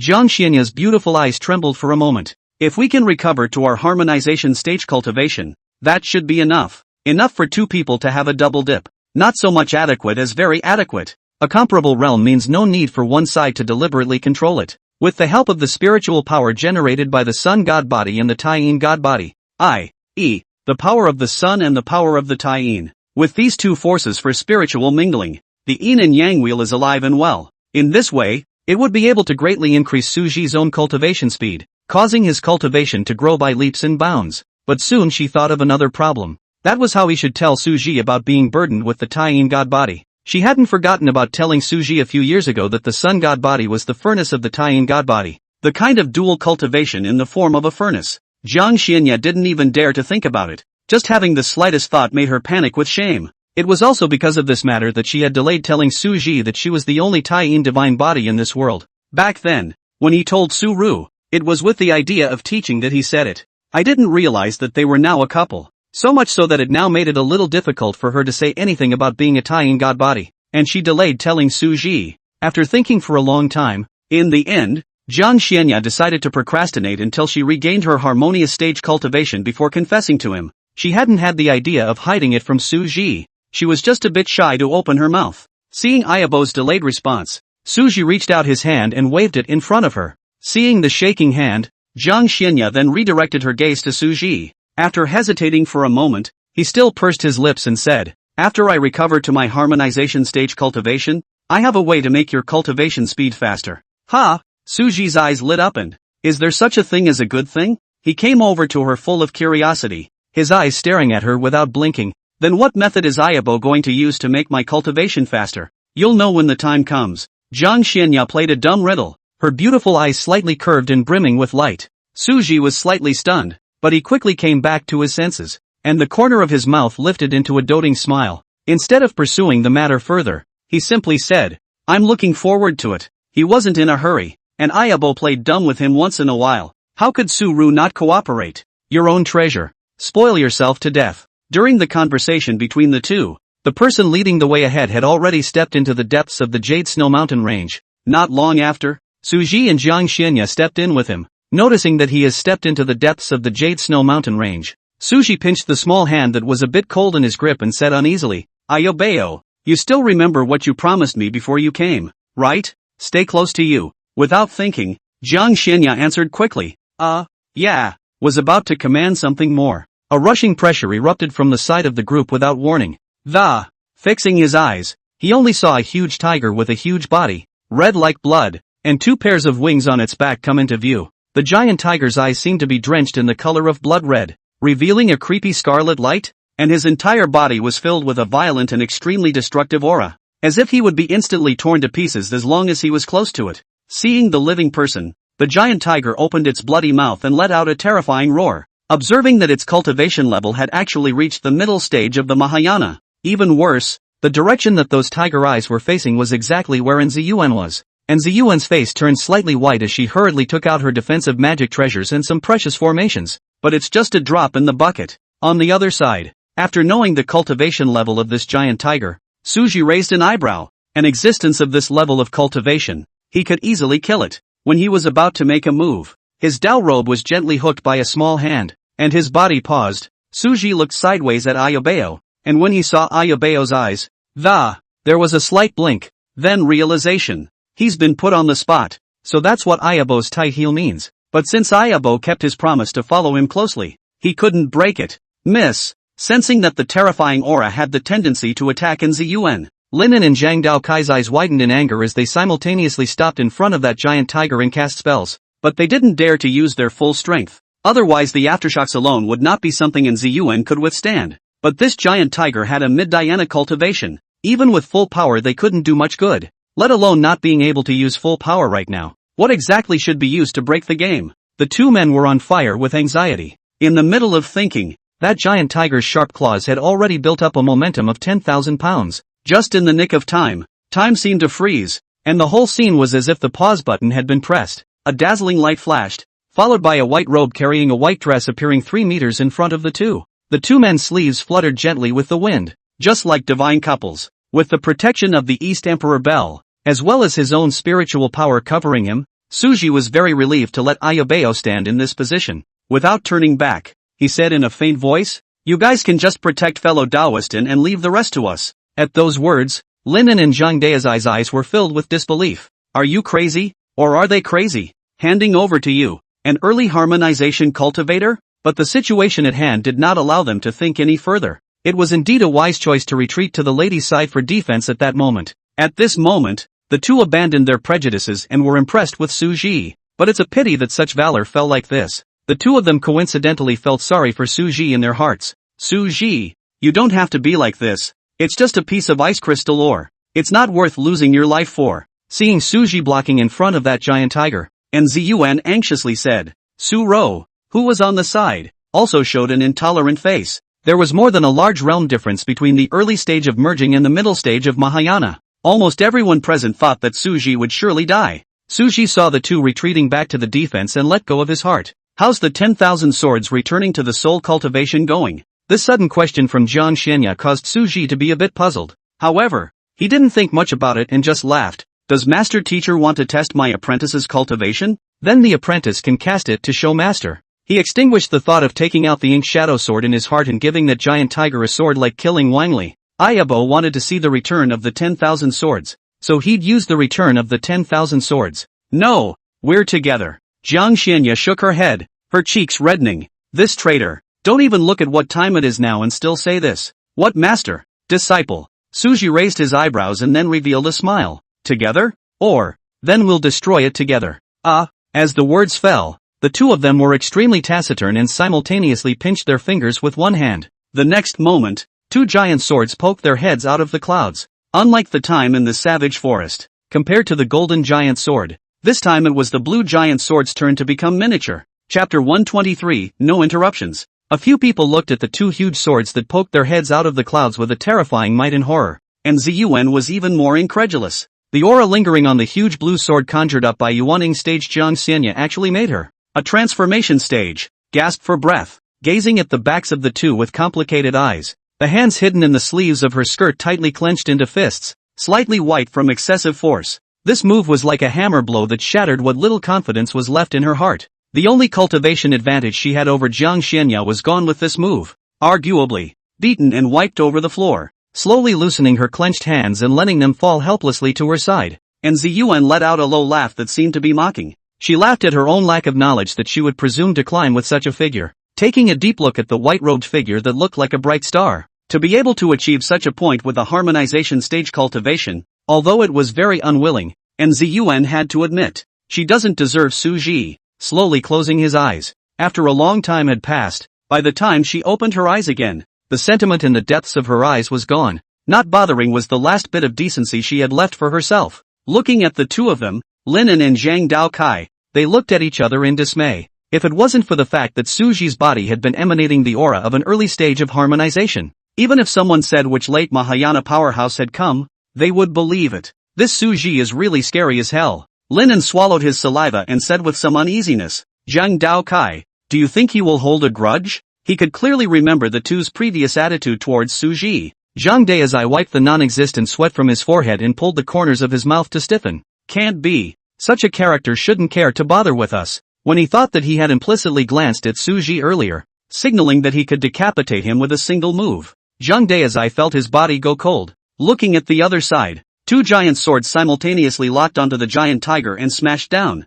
The terrifying pressure of the sword seemed to tear apart the air around it, pushing its tiger-like body down a few points. The giant tiger roared angrily, and its only remaining shred of sanity allowed it to put away its sharp claws, which had been stored up with power. Opening his mouth, he violently spewed out a berserk to the extreme red-colored energy, like a burning meteor, meeting those two giant swords. As soon as the two came into contact, there was no stalemate. It was as if fragile porcelain had encountered hardened steel, and the red-colored energy kept collapsing. At a certain moment, only to hear a loud rumble, a horrible wave of air swept in all directions, accompanied by a mournful and unwilling tiger roar. The giant tiger was blasted hard into the ground by the two giant swords, stirring up a cloud of dust, while confident in his own strength. But Su-ru was still on guard, worried about the law of no injury with smoke. When the smoke clears, within a radius of 100 miles, the forest that was originally as white as snow seemed to have been stripped of its coat by an invisible hand, revealing the hard and cold rocky ground below. The place where the tip of the sword drooped formed a bottomless black hole, and the land around the hole was even more cracked like a spider web, extending to 100 miles in circumference. Suji dispersed his divine sense and probed in the center of the hole to find the giant tiger that had lost its life breath, and only then did he put away the spiritual energy in his body. There are two wounds on the giant tiger. The big one was caused by Suji. This wound touched through the tiger's body and was the key to its demise. And the smaller one merely broke the skin of the tiger's body. Noticing that Iobeo's divine sense had the intention of probing over, Suji was worried that she would lose her mind because of this, hurriedly summoning out the silent divine flame to fling out a handful of flames, burning that precious demonic body to a crisp. He wasn't heartbroken either. No amount of precious materials could compare to Iobeo's mood. That demonic beast is still alive? Watching Suji's movements, Jiang Xianya was a bit puzzled. She clearly sensed that the giant tiger's life breath was gone. However, Su-ru made up another ball of divine flame, which made her somewhat doubt her judgment. It's safer to fill in for safety's sake, Su-ru explained fussily. That's not really a lie. When he was in the land of many fires before, the self-explosion of that melting fire beast had taught him a lesson that he should not be careless in anything. Mending. Jiang Xianya nodded thoughtfully. It was only after the giant tiger's aura disappeared that Ziyuan and the others leaned in. Linen first spoke. Fellow Taoist Suji, I was the one who had eyes to see before, so I hope that you won't take it to heart. After saying that, he arched his hand towards Suji with a sincere expression. Zhang Daojai, who was on the side, saw that he had been robbed by Linen, and also hurriedly arched his hand and said, There's still me. I was disrespectful to you before, so I hope you can bear with me. What Suji has done has convinced them. So instead of picking a fight like those brainless people, they sincerely apologized for their previous bad attitude. Suji wasn't someone who counted on this and waved his hand. It's just a small matter. I didn't put it on my mind. Seeing Su-ru so well spoken, Linen seemed as if he was like being opened up like a conversation folder. A whole lot of words bubbling out. For example, why are you so strong? How can I become as strong as you? That move with the giant sword falling from the sky was really cool. What level of kung fu was it? The corners of Suji's mouth were a little twitchy,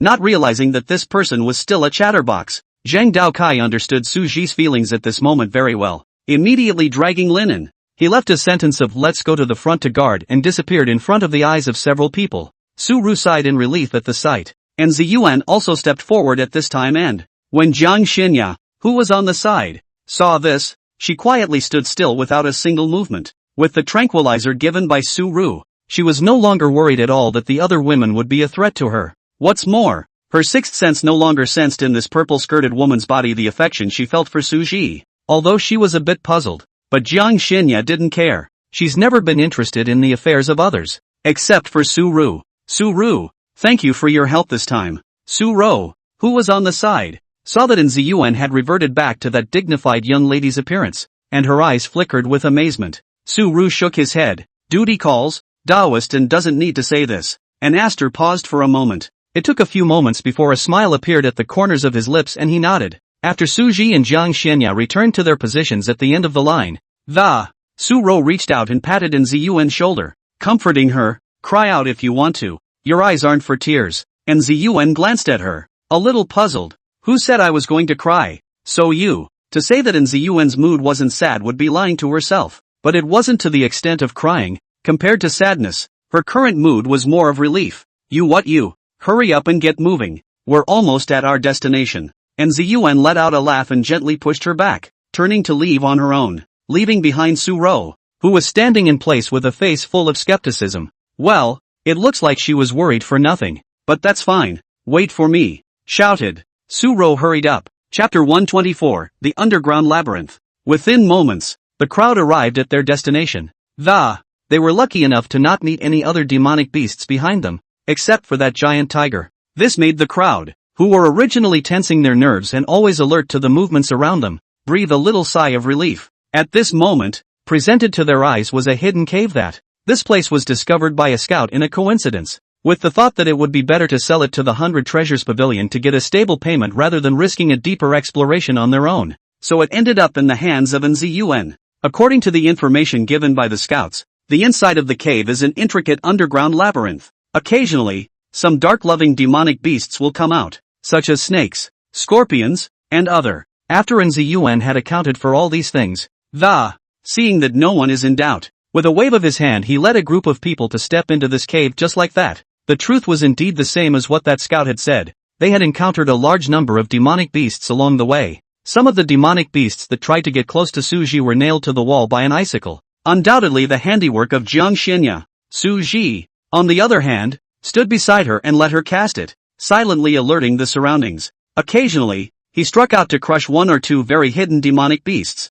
The two of them shared the work, making it very easy for NZUN and Su Ro, who were not far ahead, to walk as well. Looking at Linen and Zhang Daizai again, although they didn't have any injuries on their bodies, they were extremely wretched. Some demonic beasts that popped out brightly, they waved their hands and destroyed them. However, those few demonic beasts that were proficient in concealment methods really caused them a headache. These demonic beasts were difficult to injure the two, but they were carrying a slimy, unknown liquid towards them. Some of the filth that could be removed with psychic power was fine, but some of it was not known to be mutated, either. They couldn't even remove their spiritual energy, causing them to be dirty and smelly now. I've had enough. What the hell is this place? Linen angrily reached out and swatted a few bugs through the air. This labyrinth. For some reason, the divine sense can only be extended a little bit. This caused them to be unable to exert their divine sense to probe the path of this place, so now they could only try one path at a time. Stop complaining and walk honestly. Without looking back,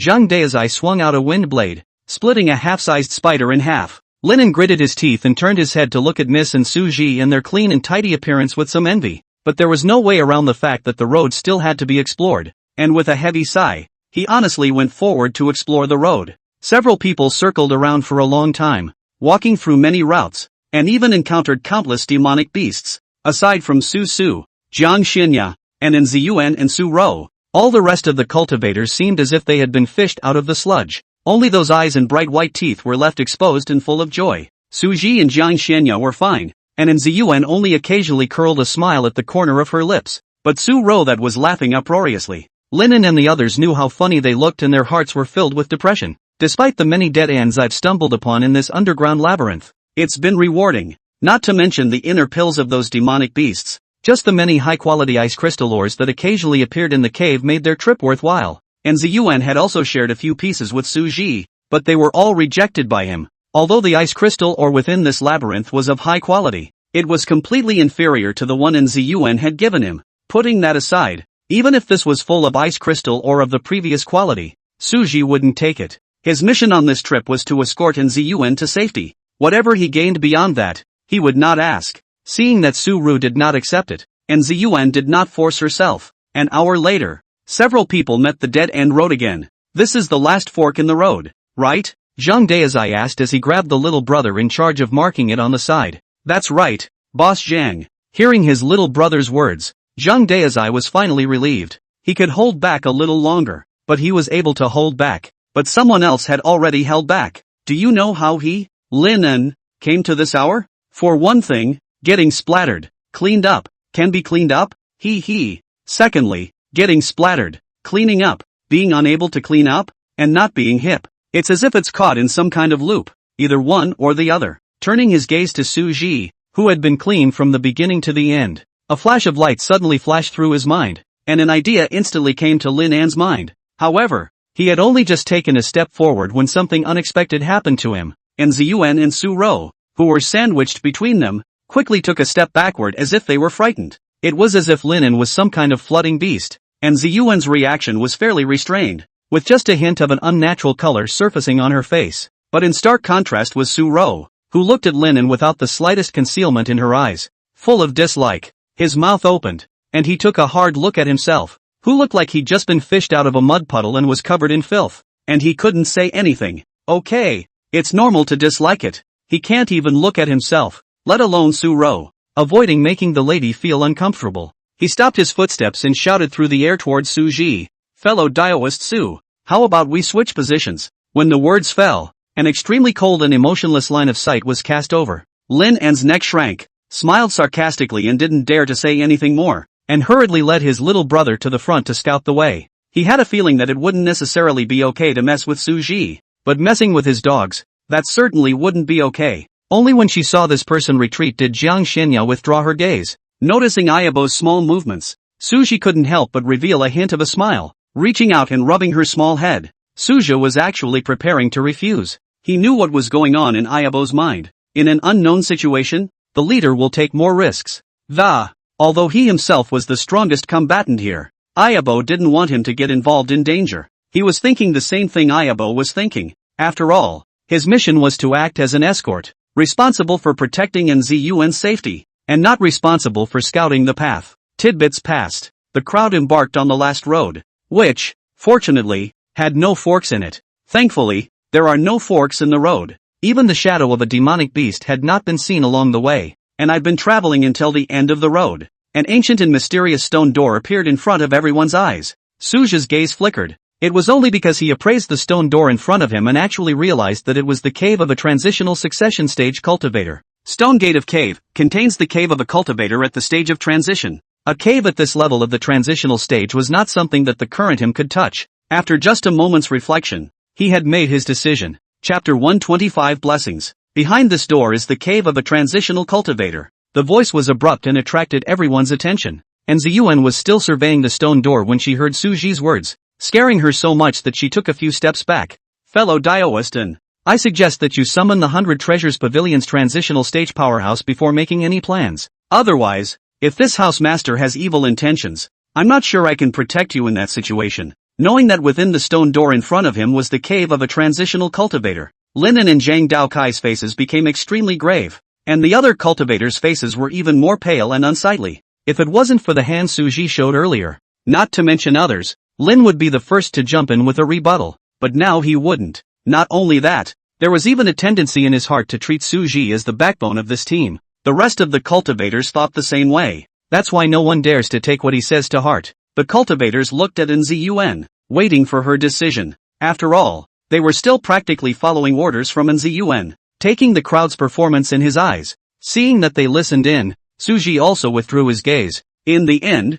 Nzun decided to follow Su-ru's advice of summoning a transitional cultivator. With the taking over of the transitional cultivator, it also declared the successful conclusion of Suji's mission on this trip. Outside the cave, Nzun smiled coquettishly and said, Suji, it seems that I have a good eye. Thanks to you this time. Otherwise this trip will definitely have heavy casualties. At the beginning of the invitation to Suji, in fact, she is only holding close to his mind, completely did not expect him to be able to send what use. Do not think Suji gave him a big surprise. I didn't help you for nothing. There's no need to thank me. Su-ru waved his hand, and Nzun pulled back her hair that was scattered across her forehead and added, even so, thank you.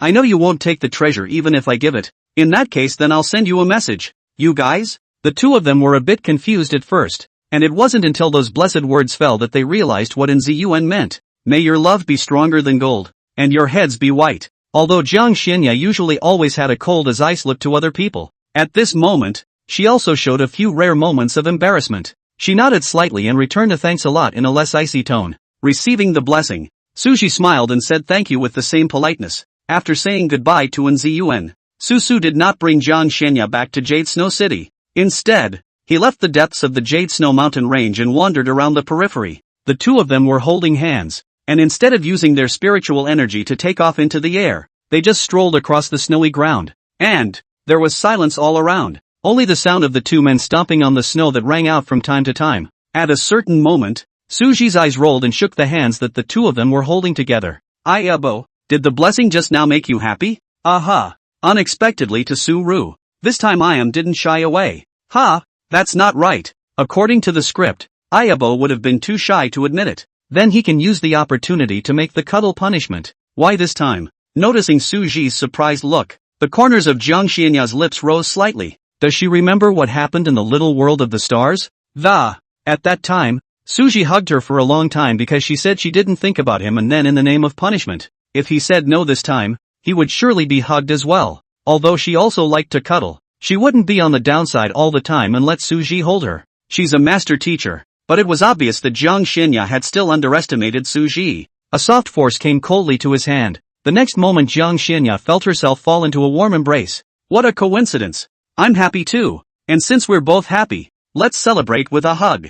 It seemed that no matter what she answered, she wouldn't be spared from being hugged. It doesn't bother me. Bringing his dangling hands up slowly, he wrapped them around the firm waist. Feeling Ayabo's response, Suji hooked the corner of his mouth. He was super into cuddling Ayabo. No matter when she hugged Ayabo, her petite body was as soft as a ball of cotton. Glancing at the slightly reddened little ears, Suji suddenly remembered the earrings he had built earlier. Although these earrings were created at the same time as the bracelet, they represent different things. So after delivering the bracelet, Suji didn't rush to deliver the earrings. It was only at this moment when he saw these delicate and cute little ears that he remembered that he still had a pair of earrings within his storage ring. Considering that Ayabo doesn't have pierced ears, the earrings Suru created are the type that don't require pierced ears. With a flash of the storage ring, a pair of delicate and light earrings instantly appeared in his hand. Suja picked one up and helped her put it on. Feeling your ears being touched, Jiang Xianya's delicate body stiffened. 2 blushes floated up on his face, and his body gradually became weak.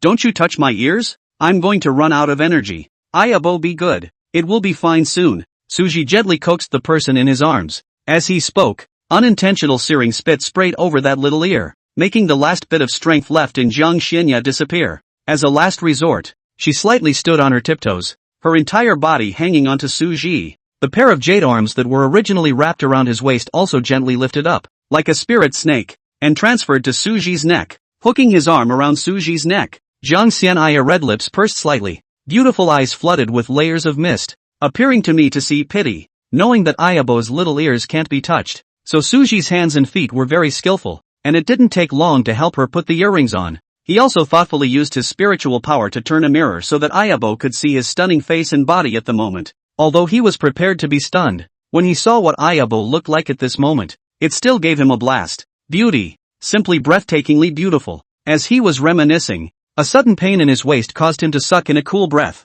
Hiss. Ayabo, you murdered your own husband? Who let you touch my ears? Jiang Xianya said in shame. Suji had a look of injustice. I'm helping you put on your earrings. Earrings? It was only after hearing Suji say this that she felt as if she did have multiple small things on her ears. Just now, she was just focusing on being shy, so she didn't notice, and now after Suji reminded her, Jiang Xianya realized that there was a pair of delicate and light blue earrings hanging on her ears. The earrings were exquisitely forged, and there was a faint blue flow of light on the surface. Looking at the gorgeous appearance of the person in the mirror, she couldn't help but reach out and stroke the earring. Her heart filled with joy, but only for an instant. She put down the small hand that was gently caressing the earrings, and silently came to Suji's side to help him rub his waist. Does it hurt? It doesn't hurt. Suji shook his head. As much as he enjoyed Ayabo's rubbing, he knew better than to stop or Ayabo would worry. Not to mention that Ayabo didn't use much strength. I didn't do it on purpose just now. I was just too shy. Jiang Xianya lowered her small head and explained. Well, of course I know. It doesn't really hurt much. Ayabeo doesn't need to think so much. Suji smiled faintly and reached out to touch her little head, signaling that she didn't need to care. Like the earrings? Feeling the force coming from the top of her head, the corners of Jiang Xianya's lips spread into a smile. Like it. Chapter 126, Piling Up Snowmen. After delivering the earrings, the two held hands again and continued to stroll through the silent snowy forest. Looking at the thick snow on the ground, Suji looked at Ayabo beside him. A good idea came to mind. I'm just not sure if Ayabo will cooperate, because it's a bit of a childish idea. Ayabeo, you. Suji's words reached his mouth, but in turn, he was a little embarrassed to say it. Although this was normal when placed in the Blue Star, this was the Xian realm. As far as he knew, only kids did that kind of thing here. What's wrong? Jiang Xianya was a bit surprised why Suji spoke halfway. Being gazed at by those beautiful eyes, Suji was even more embarrassed to say it. He didn't want Ayabo to think he was a childish person that, with a woman of Ayabo's imperial type, she definitely preferred something a bit more mature. After thinking about it, Suji still didn't say anything. It's okay. After saying that, he smiled and held Ayabo's hand as he prepared to stroll around for a while longer. But what made him very surprised was that Ayabo was standing still. with no intention of leaving at all. Ayobeo? Suji called out softly, a trace of doubt flashing in his eyes. Jiang Xianya remained silent, looking at Suji quietly with those radiant and moving deep turquoise eyes. Okay, can't I just say it? Suji felt raw. Jiang Xianya's beautiful eyes flashed with a hint of a smile, and the corners of her lips were even a little proudly curved. Actually, it was me who wanted to build a snowman with Iam. As a southerner, he hadn't even seen snow a few times, and now that it was in front of him, it was hard not to be impressed. It does seem a bit childish for a small child, but just right for him. Then why did you stop talking afterward? Jiang Xianya thought it was something, but she didn't realize it was just building a snowman, though she had never done it before. It's not. Worried that you think I'm childish. The muttering reached her ears, and Jiang Xianya smiled with a smile on her brow. After a pause, he actually followed Suji's example and reached out his small hand to touch his head. This sudden move caused Suji to instantly freeze, his eyes widening as a look of disbelief filled his eyes. Ayabo touched his head? No way. To resist, to grab Ayabo's hand and stop her movements. What is it? Forget it, it shouldn't be important. With the head touching of Ayakong Xian, Suji narrowed his eyes, and the indignation on his face slowly began to change into pleasure. Jiang Xianya touched Suji's head, thinking of his somewhat lost tone when he just spoke. She couldn't help but bring her red lips closer to Suji's ear, then exhaled. No matter what you become, I love it. What's going on? He was teased by Ayabo again? In that case, then don't blame him. Suji's golden eyes darkened, and a low, magnetic laugh escaped from his throat. Somewhat puzzled by Suji's reaction, Jiang Xianya withdrew her hand, ready to take a half step back to look at Suji, but before she could make a move, at the next moment, Suji, with lightning speed, probed out his left hand and accurately pasted it on the swan's neck that was as smooth and delicate as sheep's fat white jade. Before she could react, she lowered her head and at it, the thick sandalwood scent came rushing in like a tidal wave, wrapping Jiang Xianya's entire person tightly in it. Her beautiful eyes widened and she let out a few muffled, beautiful tones. There is no calculation of time. Until the kitten in his arms didn't have half the strength, Suji lightly bit the cue's soft lips, and only then did he let her go. I say bite, but it's really more like touching it with your teeth. Suji didn't want to let Ayabo suffer a little pain. This time it was a little longer, but it was only a light kiss. He knew Ayabo wasn't ready. Suji was in no hurry. He had plenty of time to let Ayabo slowly adapt. After the two of them separated, Jiang Xianya's face was shockingly red, and she shyly lowered her skull as if trying to hide herself, recalling everything that had just happened. Jiang Xianya only felt her heart like a deer in headlights, with all sorts of complicated emotions intertwined. There was shyness, sweetness, and a hint of unspeakable anticipation, especially at the end, the gentle bite of Suji. At that thought, she couldn't help but reach out with her small hand and gently nudge the spot where she'd been bitten. Not only did it not hurt, but there was some tingling and warmth. Ayobeo, let's build a snowman. Suji shut up about what just happened and said in a light tone, afraid that saying it would shame the thin-skinned baby bump away. His mouth and nose were now filled with Ayabo's cold floral scent, as if he were drinking honey, sweetened to the core of his heart.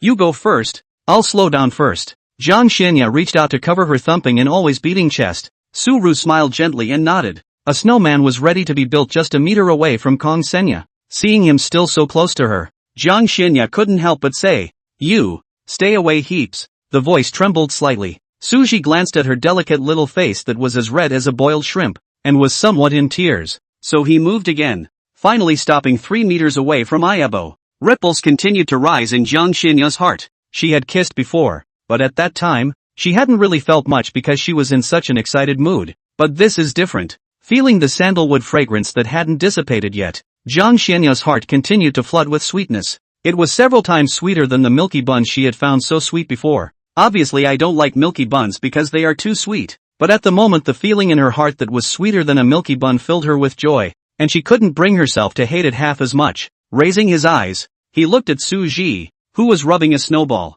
Jiang Xianya thought to herself, as if a few more times were not unacceptable. After Suji had rolled a large snowball, it was only then that Jiang Xianya calmed her mind and walked over in style. You know how to build a snowman? No, this is my first time building a snowman. Let's do it together. Suji squatted on the ground and stretched out his hand towards Jiang Xianya. Jiang Xianya nodded slightly, a soft color on her face as she gently put her hand on it. In the snow. Jiang Xianya thought it was easy to build a snowman at first, so she didn't take it to heart. It was only after the snowball was crushed a few times in a row because of not controlling the force, that he composed himself to follow Suji's example and crushed it little by little. The two concentrated on building a snowman. Occasional flirtatious noises. Ayabo, why does this pinch look nothing like me? Nonsense. It's exactly like you. You're a snowman with a big eye and a small nose, or a crooked one exactly like mine? Well, the same. Jiang Xinya forced a smile. Ha, good. Then I won't pretend to be a decent person either. Suja put a tiny nose on the snowman in front of him. Is my nose that small? Same. You're not allowed to talk like me. Jiang Xinya unleashes gaze, a treasure tool against Suji.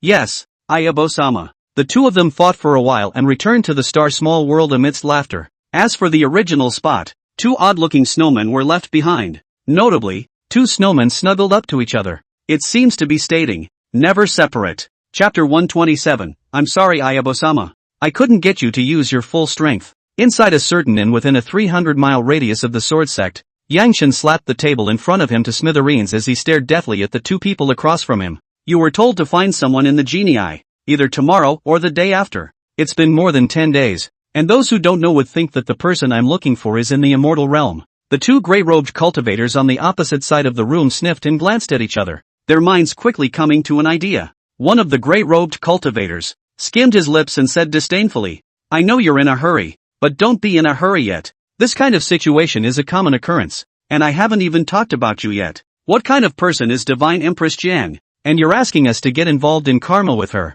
asking us to find her disciple. At those words, Yang Chen's face flushed red as he angrily stared at the gray-robed cultivators and pointed his finger at them. Didn't you dark sect claim that there is no one under the sky that you can't find? Anyway, I don't care about the rest. As long as we find the person, we'll be clear. Alright, go back and wait. The gray-robed cultivator waved his hand impatiently, feeling that this person in front of him was smashing their dark sect signboard. Even the sect master, who was in the middle stage of the ferrying, let slip a few years ago that he wasn't allowed to mess with the Jiang goddess. Letting the two of them at the early stage of the transitional succession go and get into trouble now? It's not like lighting a lantern in a latrine to find death. This old boy is also a dog thing. When he released the mission, he did not mention at all that the Suru that he was looking for was Jiang Xinya's disciple. If it wasn't for their prudence coupled with a wide intelligence network, they went to inquire about Suji's origins, and the general public would really be pitted by this old boy. 3 Hidden Valley mid-transition cultivators. But even if they knew that, it was a bit late, because the dark sect's quests couldn't be cancelled once they were taken on. The two of them thought about it and still didn't dare to provoke the Jiang goddess, so they decided to use the word drag. In their opinion, this old boy dared to provoke the Jiang goddess, and was already halfway to the ghost gate. It might be a dead body in the next moment, and it's not a bad rule to use the word drag anyway. Even if Yang Chen was stupid, at this moment, he understood that these two were perfuming him. Hey, don't point, or the two of us will beat you to death. We haven't even gotten to him yet for screwing them over. Now they have the audacity to accuse them of something that's just backwards to the Big Dipper. Good. You guys are good. Giving the two a spiteful glance, Yang Chen flung his sleeves and left. These two people both had early-stage transition cultivation, and Yang Chen didn't dare to make a move. He didn't have the confidence to fight 1 against 2. Since the dark door side couldn't be counted on, they could only rely on themselves to look for them one place at a time. This damn Suju. Blame him for all the grievances he's suffered. Swear to find Suji. Will be flayed and tortured to death. Star Small World. Suji accompanied Jiang Xianya as she ate the strawberry cake, but his eyes lingered on those red lips from time to time. Since A went up once yesterday, Suji found that his eyes were easily drawn to him. Shaking his head to dispel these thoughts, Suji took out a backgammon board. This was made yesterday after building a snowman. Ayabo's life used to be nothing but cultivation. Now that the two are married, it would be a dereliction of duty on his part if he still let Ayabo be the same as before. Even though Suji didn't know much, he wanted to share what he did know with her. Seeing Suji take out an odd chessboard, Jiang Xianya developed a few moments of curiosity. Place the fork in your hand on the plate. Noticing Ayabo's gaze, Suji moved the cake on the table aside and set the backgammon board on the table. Is this a chessboard? Jiang Xianya said uncertainly. Ayabo is so smart. It's a fresh way to play chess, without selling out. He introduced the rules succinctly. One person holds the white disc, the other holds the black disc, and the first person to form 5 discs at the intersection of the vertical and horizontal lines of the board wins. After saying that, his fingertips surged with spiritual energy to transform into black pieces. Using the black man's identity, 5 stones in a row were dropped in 3 horizontal, vertical and diagonal positions to make a winning demonstration. After doing so, Suji showed a smile on his face. Ayabo, do you want to play a few games with me? I'm an expert. After silently watching the demonstration and hearing the invitation, Jiang Xianya hesitated for a moment before saying, I'll go down first. Su-ru nodded and didn't refuse. His face was calm, with an inscrutable look. Knowing that Ayabo was smart, he would surely realize that the first sight of the pentamino would have some advantage, but he wasn't the least bit panicked. Seeing that he was fine with it, Jiang Xianya's fingertips whirled around and a spiritual white sun appeared, land in the very center of the board. The corner of Suji's mouth was slightly raised, casually picking a position before dropping the black disc on his fingertips.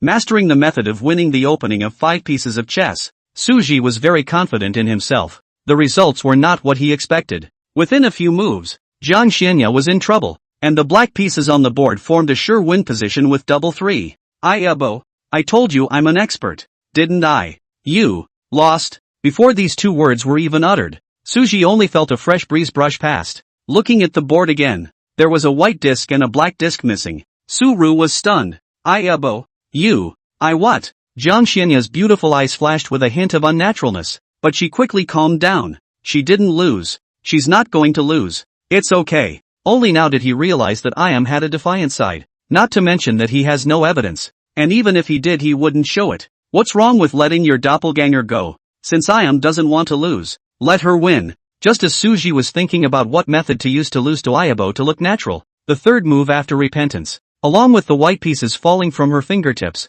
Suji was instantly drenched in sweat, because he was countered. It is now white's turn on the board to form a must-win position with double 3. Suji touched his nose awkwardly. I'm not serious yet. Let's do it again. I'm sure to win this time. Jiang Xianya's beautiful eyes were filled with smiles as she waved her skirt sleeve, emptying the spiritual chess on the board. The second game began, and it was Ayabo who went first. He's a gentleman. In this game, Suji secretly made up his mind. First, you show your strength by being indistinguishable from Ayabo, and then you lose a small hand to make Ayabo happy. The plan is perfect. Starting to implement. Imagination is nice, but reality is reality. On the 12th move, the board was in a must-win position of 1-4-1-3. White's must-win position. Suji's raised fingertips were frozen in midair. No, he lost before he even let go? According to the original plan it should have been a scoreless 36th move, followed by a small loss of a hand. But now, one more time, I'm really going to get serious, and this time it's a wrap. Soon, the third game began, and it was Ayabo who went first. This round, Suji was fully concentrated and decided to give his full strength, until Jiang Xianya dropped the 7th white stone, once again creating a double 3 must-win situation, as if he had lost all his breath. Su-ru lowered his head and said, I'm sorry Lord Ayabo, I didn't let you use your full strength. Seeing this juggling look of his, Jiang Xianya couldn't help but smile sweetly. The red lips lightly opened and softly said, I'll teach you? Hearing these words, Suji, who had originally lowered his head, slowly raised his head. The nagging feeling in my heart dissipated. The faces became softer and his eyes were tender. Good. Chapter 128, the eve of the opening of the secret world. Early the following morning, Suji woke up leisurely, realizing that the soft fragrance in his arms was gone. He opened his hazy eyes and half propped up his body.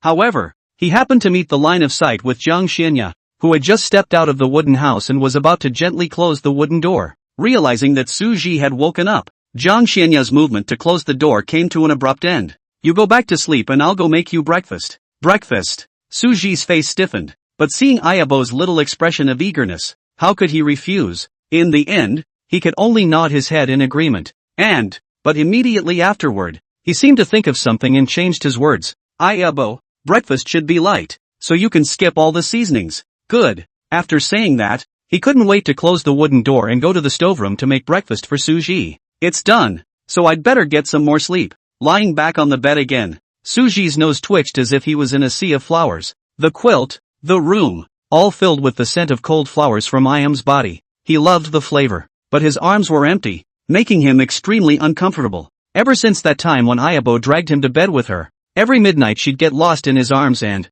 over time, Suji also gradually became accustomed to holding Ayobeo in his arms as he fell asleep. So much so that it was actually a little hard to sleep now that Ayabo was missing. Thoughts drifted away, remembering the abnormalities of the Jade Snow Mountain range. If it was really related to the secret realm of the twins, then there would definitely be a change in this trip. It's no wonder he's so cautious. Ayobeo's cultivation level was only at the Yuaning stage now. and he had to do everything in an all-encompassing manner in order to do so. Suji knew that Ayabao, as an immortal dignity, even if her strength retreated to the Yuaning stage, she still had cards that would allow her to not be afraid of anyone. But this underhandedness is bound to be damaging to Ayabo. He didn't want to see Ayabo use these undercards because of his carelessness. Thinking about it, Suji's consciousness slowly became blurred. Deeply asleep. After Jiang Xianya cleaned up the messy stoveroom, she brought a pot of lean meat porridge to the courtyard and saw that Suji was still awake. Attach some spiritual power to this pot of porridge to achieve the effect of heat preservation. After making sure the porridge wouldn't get cold, he headed toward the cabin. She gently pushed open the wooden door, and at a glance, she saw Suji's sleeping appearance. His body paused, but in the end, he couldn't help but lightly move his lotus steps forward. He lay quietly flat on his back, his eyes closed, his breathing steady and even, unlike the sober days of old. The sleeping Suji was a little less wary and a little more sunny. His sword brow stretched, as if he'd had some good dream, and every now and then the corners of his mouth would gently curve upward in a subtle arc. Jiang Xianya was wondering what he was dreaming so happily when a broken and slurred murmur was heard. Satisfied. Ayabo, you too, eat? So it's because the dream still has something to do with her? A trace of surprise first flashed across Jiang Xianya's face before the corners of her lips involuntarily lifted. After a moment's hesitation, she sat gently on her side on the edge of the bed, quietly looking at Suji's sleeping face. She didn't know how long it had been, but she couldn't help but reach out and touch Suji's cheek with her fingers. Thinking it wasn't enough, he nudged his eyes again. It still seems like it's almost something ghostly. The crystalline jade finger moved downward, finally stopping on his lips. The moment the two touch, as if electrocuted, Jiang Xianya quickly withdrew her hand. Her face flushed. Suji had a dream. In the dream, he and Ayabo's cultivation reached the top of the immortal world. Having a home and a place with a beautiful, fairy-like setting, there is no need to be constantly on guard, or to engage in tedious practices that they are uninhibited and live a happy life of sunset and sunrise every day. Ayabo has also become a very good cook, to the point where he doesn't need him to cook.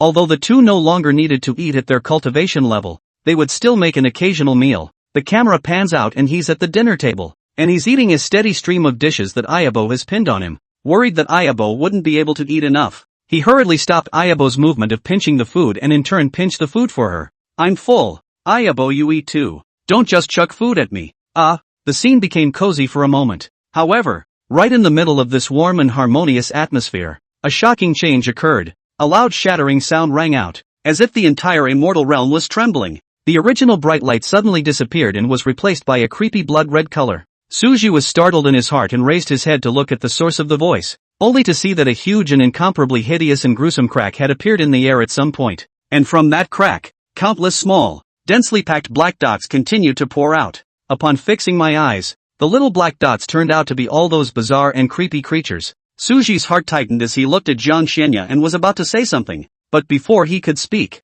the dream is awake. Opening his eyes again, he was greeted by a pair of deep turquoise eyes that he couldn't get enough of. Seeing these beautiful eyes, Suji didn't ponder over the dream he had just had. Never mind that he doesn't know what's going on back there. Even if I did, dreams are dreams and reality is reality, and the two should not be confused. Still, he wrote down what happened in the dream. Jiang Xianya was looking at Suji's eyelashes up close 1 second, but the next she was caught off guard and met those deep golden eyes eye to eye. In a flash, like a frightened deer, she stood up quickly on her hands and knees, trying to act as if nothing had happened. That nothing had happened. It was only the reddened ears that had already mercilessly betrayed her inner shyness and panic completely. Breakfast is ready. Seeing the shy and cute appearance of Ayobeo, Suji didn't say anything, just smiled faintly and went forward to silently hold her little hand towards the outside of the house. Feeling the warmth coming from her hand, Jiang Xianya realized that her heart, which was originally in a panic, was gradually calming down at this moment as if it was enchanted.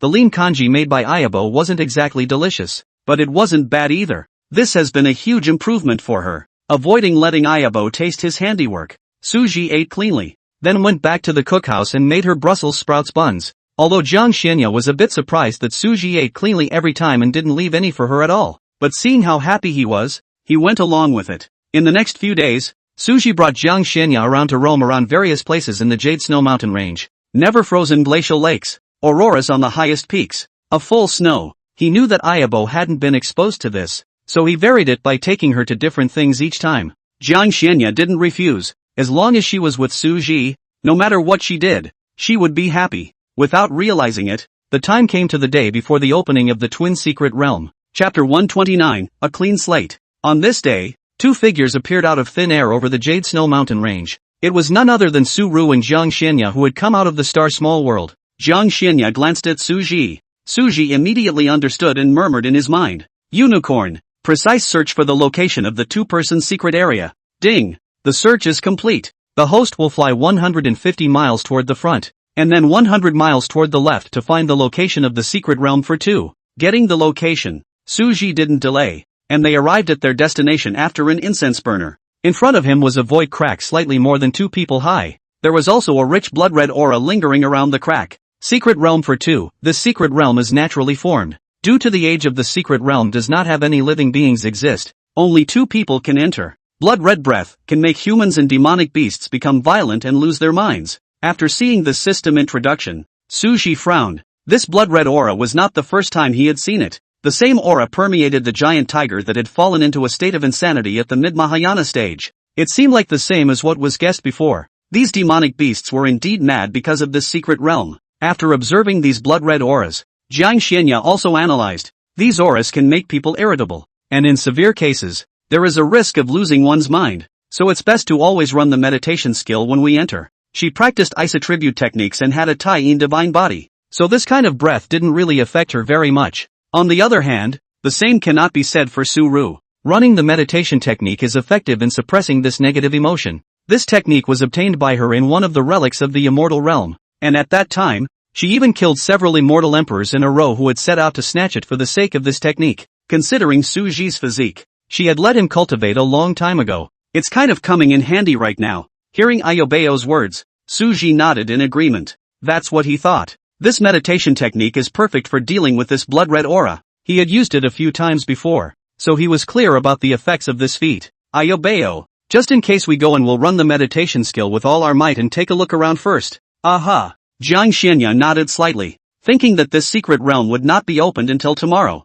In order to prevent other cultivators from discovering the abnormality here, Su Ji took out some formation materials and set up a few shielding formations one after another before putting his heart down. Only 2 people can enter this secret realm. In case it attracted other cultivators, even if it could be defended, it would always be a hassle. He had refined many more formations in the past few days, and had been prepared to give them all to Ayobeo.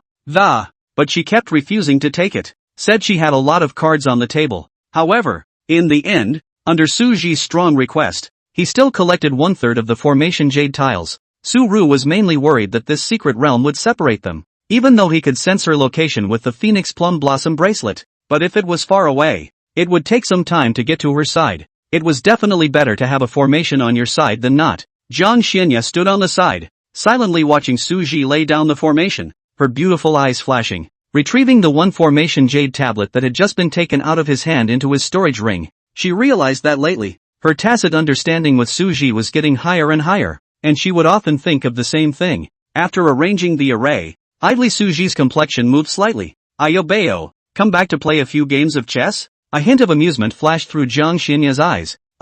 Good. Su Ji had been looking for her to play chess for the past few days. Currently she has 332 wins and 0 losses. If memory serves, Su Ji didn't want to keep losing either, and after losing 100 games in a row she realized that the reason she lost wasn't entirely in her skills, but more in her horrible learning ability. Ayabo's rate of progress is just too fast. Even if she taught her skills to Su Ji wouldn't be able to catch up with her terrifying learning speed. If he didn't know that she had never come into contact with futsal, he would have suspected that he had encountered the legendary innate futsal saint body. After taking out 2 chairs and a wooden table from the storage ring and setting them up, he took out the chessboard and placed it on the wooden table. The secret realm wouldn't open until tomorrow anyway, so there was no need to rush. Half an hour later, Senya Kong set her record, going from 332 wins and 0 losses to 372 wins and 0 losses. It really killed Su Ji without leaving a single piece of armor. At last, he left the words "I'll fight you next time" and put away the chessboard. Jiang Xianya also couldn't bear to let Su Ji keep losing.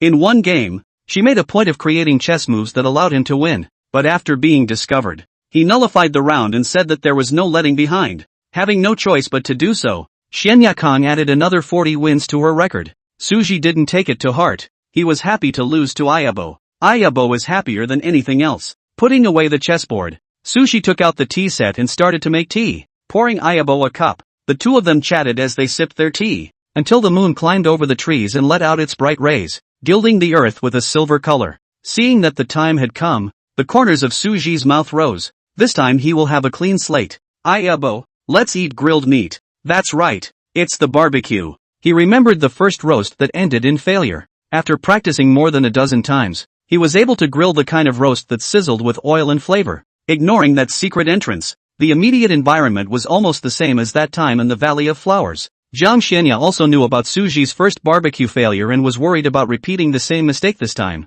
and was about to say that she wasn't hungry. Seeing the confident look on Suru's face, he changed his mind again. Okay, I'll wait. Suru patted his chest, indicating that it was wrapped up in him, preventing the meat from burning at once. He didn't use silent divine flame, but instead flicked out a touch of spirit fire from his fingertips. Remove 2 rabbit legs and grill them like this. Looking at Suji's skillful movements, Jiang Xianya knew that he wasn't just doing it on a whim, but had done many times of practicing. The heart couldn't help but flutter with a hint of sweetness. Time passed by, and that originally pink rabbit leg gradually became golden and crispy, emitting a tantalizing aroma. When the rabbit's legs are roasted until they are charred on the outside and tender on the inside, Sushi took out the pre-mixed honey sauce in his storage ring. Knowing that Ayam doesn't like too much sweetness, Sushi controlled the sweetness when mixing the honey sauce. Carefully and evenly spooned the honey sauce over the top of the roasted rabbit leg. After the honey sauce had fully penetrated the rabbit meat, he felt that the time was about right, and he withdrew the spirit fire.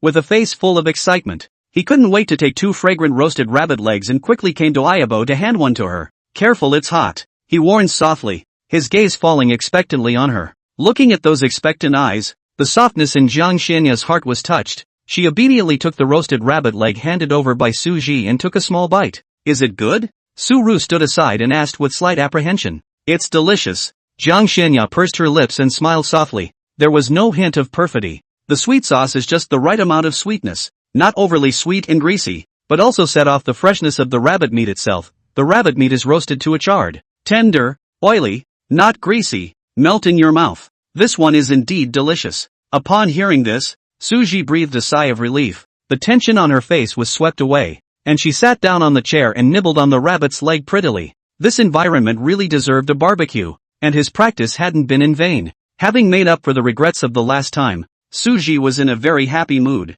Chapter 130, Resuscitating the Ice Spring. Early the next morning, the two of them walked out slowly from the Star Small World. Suji wasn't worried about being preempted, either. Before returning to the Star Small World last night, he laid down another warning array. If someone breaks in, they'll notice. Not bad luck. Last night was calm and uneventful. At the moment, the two were standing at the entrance to the secret realm. This entrance had nearly doubled in size compared to yesterday, and it was fortunate that a shielding array had been placed in advance, otherwise it would have definitely attracted other cultivators. The two men's eyes met in the air, and in the next moment, as if their hearts were in sync, they operated the meditation skill almost at the same time. As the meditation technique ran, a sense of coolness rose up and quickly spread throughout the body. The slight agitation that Suji had originally felt because of that blood-red aura was smoothed out at this moment. Is it effective? Jiang Xianya stared at him worriedly. Well, it's very effective. Su Ru nodded slightly, casting a glance to signal that there was no need to worry. Immediately afterward, he added, Ayabo, lean over a bit. Although he had already said goodbye inside the Star Small World and knew what Suji meant, but she was still a little shy, even under the effects of the meditation technique. Knowing that now was not the time to be shy, Kang Xianya quickly adjusted her mood. Tiny moved a few steps and leaned over in the direction where Suji was. Suji, who had been watching Ayobeo's movements, saw her gradually approaching. The corner of his mouth couldn't help but rise slightly, and without hesitation, he stretched out his right hand and gently encircled her slender waist from behind. With a slight exertion, their bodies were tightly fitted together, and they could clearly feel each other's body heat. This was the method Suji thought of, in order to prevent the two of them from separating when the time came. Without making much of a stop, Suji wrapped Jiang Xianya in his arms and stepped inside the crack in front of him. The two men went black, and when they opened their eyes again they realized they were in a strange place. This place presents an extremely peculiar scene. Half of its territory is being mercilessly scorched by the blazing hot sun.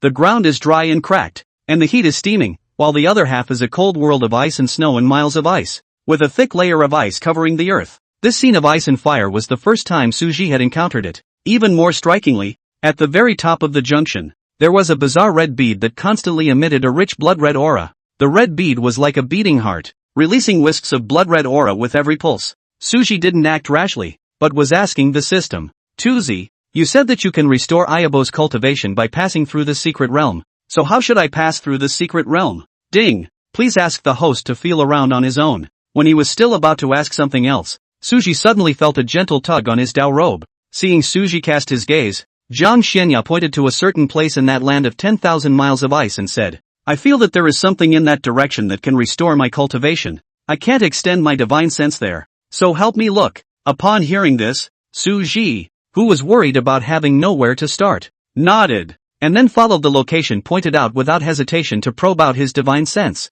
A few moments later, when Suji finally saw clearly what exactly was hidden there, his pupils dilated slightly in some surprise. Then something occurred to him and his face became odd. Suji's change of face was seen by Jiang Xianya. Not waiting for her to ask a question, Suji then sacrificed the East Emperor bell and hung it over her head. Then with a mysterious face, he led her in that direction. It wasn't until a light blue fluid-like lake appeared that he realized why Suji revealed that odd expression. Resuscitation Ice Spring, a sacred healing artifact with resuscitation effects. A treasure for ice attribute practitioners to cultivate. Jiang Xianya also knows this kind of healing sacrament. Originally thought that this recovery ice spring has been extinct. Did not think that actually can meet here. But this absorption, when he thought of removing his entire body's clothing later, his heart beat indisputably, and even his body temperature rose a bit, so much so that even the meditation technique couldn't suppress it. Turning his gaze to Su-Ru, Suji read the meaning in her eyes and carefully examined this lake for a while, and after realizing that there was no problem,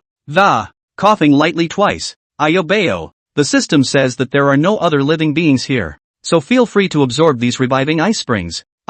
I'll turn my back to protect you and definitely not peek. Saying this, Suji was also a little embarrassed. Jiang Xianya's cheeks were even more red. Would you mind checking out the rest of the place until I'm done absorbing it and then I'll come back for you? No, there are no living creatures here, but we still need to be vigilant. In case something happens to you because of this, what about me? Suji refused without hesitation. He really didn't have any charming thoughts, he was simply just worried about Ayabo. Hearing Suji's words, Jiang Xianya's eyes trembled and lowered. Her thoughts confused in her mind. It took a long time to make up my mind. Anyway, the two of them were Dao couples, so even if they looked at it, it wouldn't be a big deal. Besides, she believed that if Suji said she wouldn't look then she wouldn't look. In case you read it, then watch it. Come to think of it, with some trembling in her voice, she said, you turn around. At those words Suji breathed a sigh of relief. He was truly afraid that Ayambao would insist that he stay away because of his shyness. Taking out 3 shielding arrays and 1 perception array from his storage ring, he completely enveloped this place before Suji turned around and sat down on his knees. When Jiang Xianya saw Suji's behavior of setting up several formations in a row, her heart couldn't help but warm up, and even her shyness washed away for a few moments. Standing there silently, as if time had frozen, only after a long time did she gently remove the plum blossom hairpin, letting her long hair fall over her shoulders. Then slowly rested his hand on the white girdle that was tied around his waist. His beautiful eyes flashed with a hint of timidity, but it was quickly replaced by firmness. Suji also really didn't look. Even his divine sense avoided that lake. But, I can still hear it. Rustling. A slight but tantalizing sound of clothing rubbing and slipping came. It was as if an invisible hand gently plucked the taut string deep inside Suji, causing his mind, which had just calmed down due to the meditation skill, to ripple again. 2 little black and white figures appeared next to the head again. Black Su Rhetoric, quick, turn, head. Yelling, they're all dogs now anyway. White Suzuki, without hesitation, I agree with what Black Suzuki said. Su-Ru, hello, aren't you guys opposites? How do you instantly agree on something when you can at least refute it? Really speechless. This White Su rhetoric at the beginning of the righteousness of it? Dispel the 2 villains from your mind. Ignoring away these words, Suji silently operated the meditation skill to calm himself down. It was his promise to Ayabo when he said he wouldn't look. It's a good thing this didn't last long. With an extremely subtle and gentle sound of falling water, Suji's restless heart was eased. Chapter 131, The Red Pearl. Jiang Xianya slowly sank into the water, only revealing the part above her shoulders, her draped green silk gently swaying with the fluctuations of the lake water, forming a stunningly beautiful picture with the lake water. The white, pink and translucent skin looked even more delicate and smooth against the ice fountain, as if it were sheep's fat white jade. After calming her nerves a bit, she closed her eyes and began to absorb this reviving ice spring. Noticing the movement coming from behind him, Suji then put his heart down. It was believed that Ayabo would be able to regain his harmonization stage cultivation after absorbing this recovery ice spring. Half an hour has passed. The movement behind him disappeared and was replaced by a strong pressure. The intensity of this pressure was vaguely above him. After absorbing as much of the recovery ice spring as she could, Jiang Xianya's cultivation had successfully recovered to the early stage of harmonization. She opened her eyes slowly, the ripples of a lake sparkling in them. Thinking that Suru was still on the sidelines, he didn't keep him waiting. Stand up gently. Droplets of water slid down her skin and dripped into the lake, causing a ripple. She stepped out of the lake and used her psychic powers to steam dry herself, putting on her clothes before coming to him. The scented breeze came, and Suji calmed his mind. Immediately, he stood up and inquired, has his cultivation returned to the harmonization stage? Well, it has just recovered to the early stage of harmonization. After a moment's pause, she continued, when we return, I'll tell you the method to speed up your cultivation. Good. Suru was also curious as to what exactly was the accelerated cultivation method that could make Ayabao go out of his way to sell himself. Just when Jiang Xianya thought that Suji would continue to explore this double secret realm, instead, he was seen taking steps toward that lake. After the recovery ice spring was absorbed, the lake that looked like a light blue fluid had now become crystal clear, and a glance could reach the bottom of the lake. Suji looked at this crystal clear lake in front of him. With a lift of his hand, he summoned the silent divine flame, and then without hesitation, he threw it straight towards that lake. There was a snorting sound. In the blink of an eye, the lake was vaporized by the silent divine flame. Not even a trace of water vapor was left behind. Witnessing this scene, Jiang Xianya was a bit puzzled. Not understanding why Suji was doing this, she stepped forward with light lotus steps. Her beautiful eyes gazed at Suji and said softly, "What are you doing?" How could she know that Suji returned a sentence that made her cheeks rise red again? What Ayabao has touched? Only I can touch it, but it can't be touched by anyone else. After saying that, Suji looked at the cloaked green silk on a whim and stretched out his hand towards her. Ayabo, give me that plum blossom hairpin and I'll fix your hair. You can still fix your hair? Jiang Xianya's cool, beautiful eyes flashed with a hint of surprise. Without hesitation, the plum blossom hairpin was taken out then handed to him. I've seen others organize it. Suji received the plum blossom hairpin, her gaze falling on the exquisite hairpin, her eyes flickering with eagerness to try it out. However, only he knows in his own heart, the so-called have seen other people organize. In fact, is only in a certain software to brush the video, and occasionally swiped a few times only. Suji thought to himself that drawing a ladybird from a pot should. It's not that difficult. With that thought in mind, he took a deep breath to settle his mind. A sense of foreboding welled up in Jiang Xianya's heart, but after thinking about it, I let him be. Seeing that Ayabo didn't object, Suji's face was pleased. Using her spiritual power to transform a mirror, she transformed a one-person high spiritual mirror in front of her and on her side. He also took out the wooden chair from within the storage ring and gently touched the fragrant shoulder with both hands, signaling her to sit down. The mirror of the spirit shines through. Jiang Xianya sat on a wooden chair quietly looking at herself in the mirror through these two spirit mirrors. Suji took the plum blossom hairpin and went around behind her. When I saw the hair as smooth and silky as a ribbon, with a charming luster, my eagerness to try was instantly doused with a bucket of cold water. The smile froze on his face. What if it turns out ugly? With this apprehension, Suji stood behind her for a while gesticulating, but hesitated to do so. Through the spirit mirror, Jiang Xianya saw this tangled look of him not knowing where to start. The corners of his lips couldn't help but curve up, and his beautiful eyes were tinted with a smile that made them exceptionally bright. Taking out a jade comb from within the storage ring and handing it to Suji, he reminded, "You have to comb it first, then use the hairpin." Suji suddenly realized, patted his head and smiled sarcastically. On the spur of the moment actually forgot such a basic thing. He lightly lifted his fingers to mobilize his spiritual power, and the exquisite plum blossom hairpin hung in midair as if it had been enchanted. Receiving the jade comb, he gently cupped the waterfall-like hair and combed it out bit by bit, his movements a gentle mess. Each stroke of the comb was meticulous and careful, for fear of hurting her. The grooming process is silent but cozy. The icy coldness in Jiang Xianya's eyes was much stronger than before as her strength was restored. Only when he saw Suji, this icy coldness would turn into a tenderness like water. After brushing her hair, Suji didn't know what to do next. He had overestimated himself, and it was true that he still had to practice to master the skill. Ayabo, why don't you take care of it yourself? As he was about to let Ayam take care of it himself, Suji's hands were covered by a pair of raised catkins, along with the soft words and guiding movements on the catkin. Suji also slowly grasped the essentials, still made a couple mistakes along the way though, but Jiang Xianya was still full of patience and was teaching him. In less than a cup of tea, Suji was smiling. proudly looking at the exquisite and absolutely beautiful person in the mirror. Bao. Not bad, right? Very impressive. A touch of joy of celebrating with the king spread across Jiang Xianya's pretty face. I didn't expect Su Ji to be on par with her the first time she tended to it. Then in the future, I'll help you comb it all, okay? Su Ji's gaze was filled with tenderness as he slightly bent down in anticipation. Well, according to you. Jiang Xianya's eyes brimmed with light as ripples continued to rise in her heart. The two then began to explore this frozen land again. Occasionally, they would harvest some heavenly treasures. Danger was not encountered at all, but they did not take it lightly and stayed on guard. But until they explored the borders of the frozen land, they didn't encounter any danger. Perhaps it was because this was a naturally formed secret realm and there were no other living beings that didn't already exist. Raising his head, he looked up into the air at the red bead that was constantly emitting a rich blood-red aura. If you really want to talk about danger, it could only be this red bead. Unknown. A frown creased his brow. As early as when he entered the secret realm, Su Ji used the system to appraise the surrounding area. It also includes this red bead.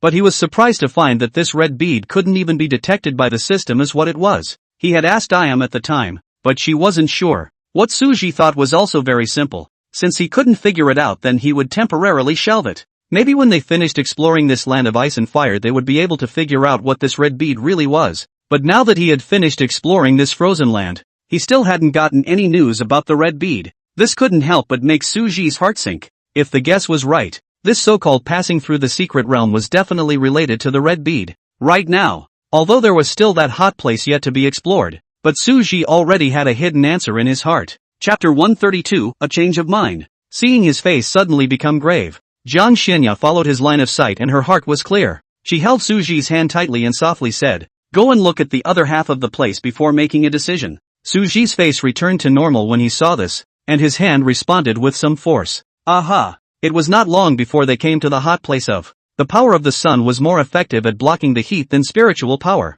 So Su Ji habitually used the power of the sun to form a shield that covered Jiang Xianya to block the heat for her. She had forgotten that she was not afraid of the heat when she had recovered to her harmonious stage cultivation. When he realized it, he just paused and didn't stop moving his hands. Kang Xiana also let him do it without saying no need or something like that. Unsurprisingly, after a bit of exploring, they didn't get any information about the red beads in the hot place either. Along the way to explore, the hot land had nothing more than a few more heavenly treasures than the frozen land. Su Ji didn't care about that. Originally, the purpose of this trip to the secret realm was to help Ayabo recover her harmonization stage cultivation. Now that the objective has been achieved, these heavenly materials and treasures were nothing more than an unexpected blessing to him, a sort of icing on the cake. What he cared more about now was the quests released by the system. Looks like that thing is the key to the secret realm. Jiang Xianya looked at the red bead in the air with a bland expression. Su Ru nodded his head and contemplated for a moment before he decided to take a shot at testing it out, waving out a few defense array jade tiles. Immediately after that, resolutely stepping forward and blocking in front of Jiang Xianya. His face was taut and serious. His eyes locked onto the red bead in front of him. In a deep voice, he said, "Ayabo, I'll test the red bead. If there's anything wrong with the situation, you'll retreat immediately and I'll cover you." Upon hearing this, Jiang Xianya's face changed slightly. Her eyebrows were tightly furrowed, and a look of resistance that Su Ji had never seen before appeared on her face. This resistance is not an ordinary reluctance or fear, but a deep resistance and resentment. Seeing Ayobeo's reaction, Su Ji was first stunned, but the words that immediately followed were like a sharp sword sticking into his heart. "Do you think that's really a good idea?" As if she had been cast under a spell of immobilization, Su Ji stood frozen in place, with these words echoing in her mind. He understood what that meant. He's wrong, but it's all for Ayabo's sake.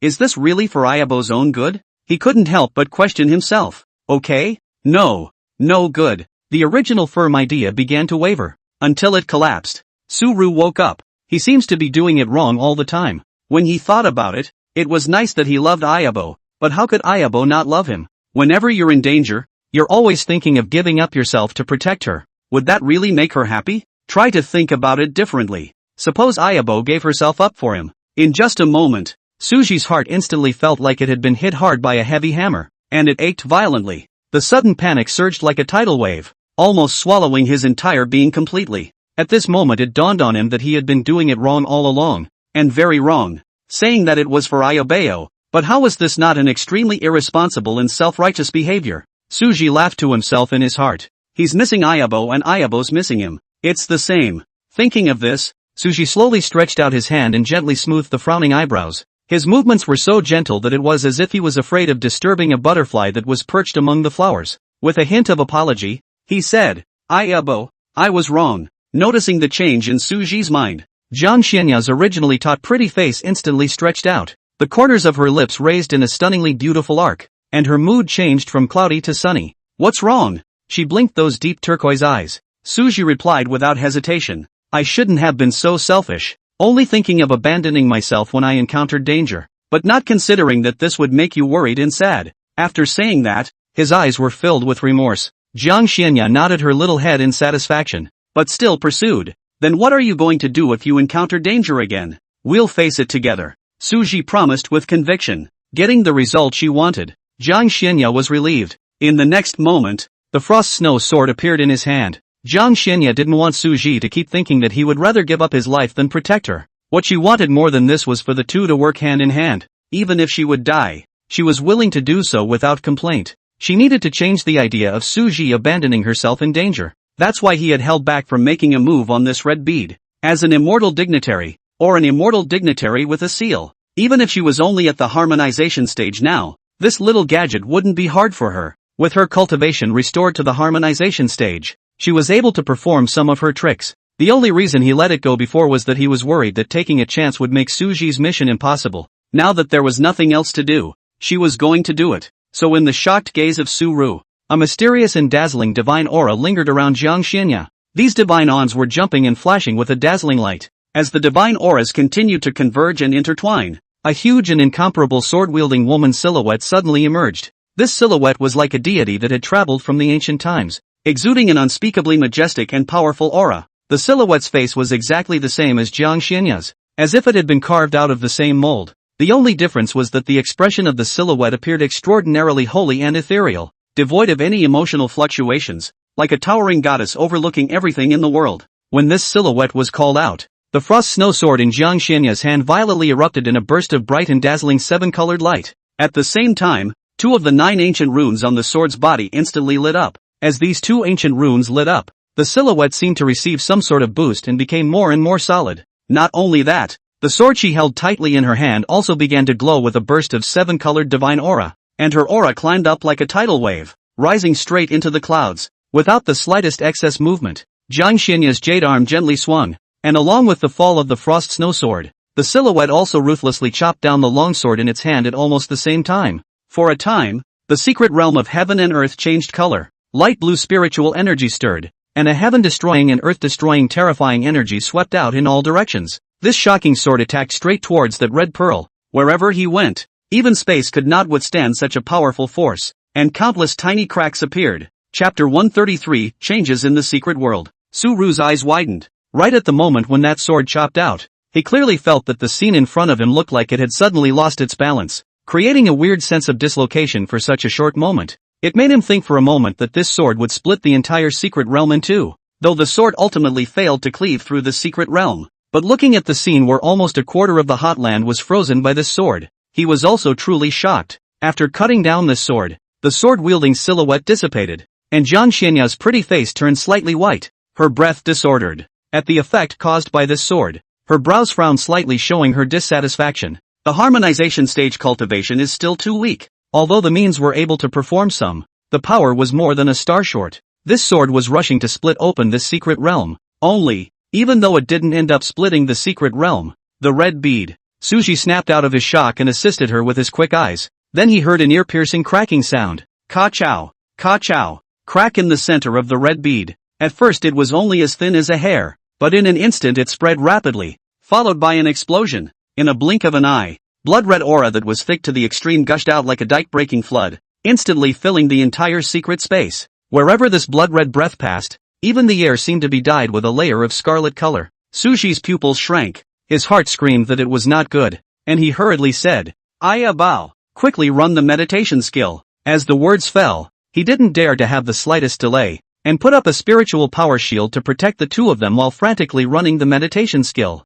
However, this blood-red aura seemed to be pervasive, easily penetrating the spiritual power shield and still sweeping towards them. In just a few moments, Suji and Jiang Shenya were completely enveloped by this dense blood-red aura. After being wrapped by the blood-red breath, Suji only felt as if the blood in his entire body was boiling. The eyes were even filled with uncontrollable negative emotions, and sanity was being devoured bit by bit. His body trembled uncontrollably, and in the end he even half-propped himself up on the cold, biting ice. His fists clenched tightly, gritting his teeth in a deadly grip to maintain the last vestiges of lucidity. No, he can't lose his mind. He's scared. Fear of doing something to hurt Ayabo without realizing it. Unlike Su-ru, Jiang Shenya was somehow unaffected by these blood-red auras. Even if she stopped running the meditation technique, the blood-red aura circled around her, seemingly in fear of something. It's too late to think about why. She hurriedly turned her eyes to Suji on the side and was about to go up to see his condition. Unexpectedly, as she made the slightest movement, she was met with a pair of golden eyes overflowing with negative emotions that, the owner of this pair of golden eyes was as if he had completely lost his mind, and there was not the slightest hint of clarity in his eyes. Before Jiang Shenya could even finish her sentence, she felt a flash of black shadows in front of her eyes, and in the next moment, she was pounced on by Suji. Although he knew that Suji's situation was not optimistic at the moment, but suddenly being pressed underneath him like this still made Jiang Shenya subconsciously panic in her heart for a moment. Knowing that something was wrong with him now, the flash of panic didn't last long. Jiang Shenya stretched out her jade finger, running the little bit of spiritual energy she had just recovered, and gently tapped it on the position between Suji's forehead. Suji vaguely felt an ineffable sense of coolness slowly rising from his forehead and rapidly spreading to all corners of his body at an astonishing speed. But in the face of those blood-red breaths that kept coming, this coolness soon sank into the sea and disappeared without a trace. His eyes were bloodshot, and he pressed his hands against the soft, fragrant shoulders of the Jiang Shenya's long and slender eyelashes fluttered gently, without the slightest intention to struggle. Quietly looking at Suji, the mind was thinking of other ways. As the blood-red aura continued to invade, Suji became more and more irrational. The hands that pressed on those fragrant shoulders also became ungentlemanly. The pain coming from her shoulder caused Jiang Shenya's beautiful eyes to flash a fleeting color of pain. This color of pain also happened to fall into Suji's eyes. His entire body froze violently, all his movements coming to an abrupt halt, and a glimmer of clarity instantly returned to the bottom of his eyes. What did he do? He hurt Ayabo? No, he couldn't hurt Ayabo. After regaining a trace of consciousness, Suji barely squeezed out a few words from his throat. Stay away from me. Stay away. Retracting the hands that were holding down Jiang Shenya. Then, dragging his heavy feet, Suji took 1 step, 2 steps, slowly moving his body in the opposite direction from Jiang Shenya. Those golden eyes that were originally as bright as stars were now flooded with negative emotions. But through the layers of gloom, you could vaguely see the color of shame in it. At the moment he himself was Ayabo's greatest danger, and he could not face her in this state. He wouldn't allow himself to hurt her. Deadly clenching his fists, Suji took a step to stagger away. But before he could take a few steps, he was yanked, and the force was so great that he was actually yanked back when he was not aware of it. Then his head slammed into a soft, high place. The scent of cold flowers hits your nose and lingers for a long time. Suji's head was slightly bounced before it gently fell, but he was too anxious to feel this kind of charming now. That hint of lucidity was just about to be swallowed up again. If we don't get away from her soon, there will be consequences. Feel the oppression coming from some towering place. Jiang Shenya lowered her eyebrows at Suji and forced her shyness to set his head right. Both hands cupped Suji's cheeks. His head lowered, and their foreheads gently touched together. Ayabo, behave yourself and stay away from me. Suji really didn't understand what she was trying to do. He was about to reach his limit. Don't speak, meditate and feel. Jiang Shenya's breath was like an orchid as she said. Their lips were just a finger's distance apart, and they were almost next to each other as they spoke. Although Suji was anxious, he also believed her unconditionally, so he closed his eyes, and while suppressing that huge negative emotion, all the while using what little sanity was left to feel that sudden connection. Slowly, it was amazing to realize that the negativity was not only suppressed, but was moving in a good direction. Feeling that Suji's negative emotions had been suppressed, Jiang Shenya then let go of her heart. This was also the method she came up with in the heat of the moment: dual cultivation. Since this blood-red breath has no effect on her, that yin and yang rotation that arose with the help of the dual cultivation of the sun god's body and the Tai-yin god's body, it was theoretically feasible to let Suji also gain resistance to this blood-red aura, but since it was the first time she tried it, she wasn't sure if it worked. The good thing is that it seems to be working pretty well now. Little by little, time passed. Along with the yin and yang rotation, the negativity in Suji's eyes began to gradually fade away. At the same time, the entire secret realm was changing for some reason. And, The frost of the frozen land is fading, and the heat of the hot land is being extinguished. The strange sight of the secret realm's ice and fire disappeared without a trace. In its place, a blue lotus flower and a red lotus flower hung in the air. The two were still unaware of all that was happening because they were immersed in their dual cultivation. Chapter 134 Negative Divine Core. A quarter of an hour later. It was only then that the two separated. And at this time, the negative emotions in Suji's eyes also dissipated. He looked at his surroundings in surprise as the original vision of ice and fire disappeared and transformed into two lotus flowers. Those blood-red auras that had caused him to suffer before still permeated the secret territory though. But Su resigned without worrying about it. Ever since posting with Ayabo,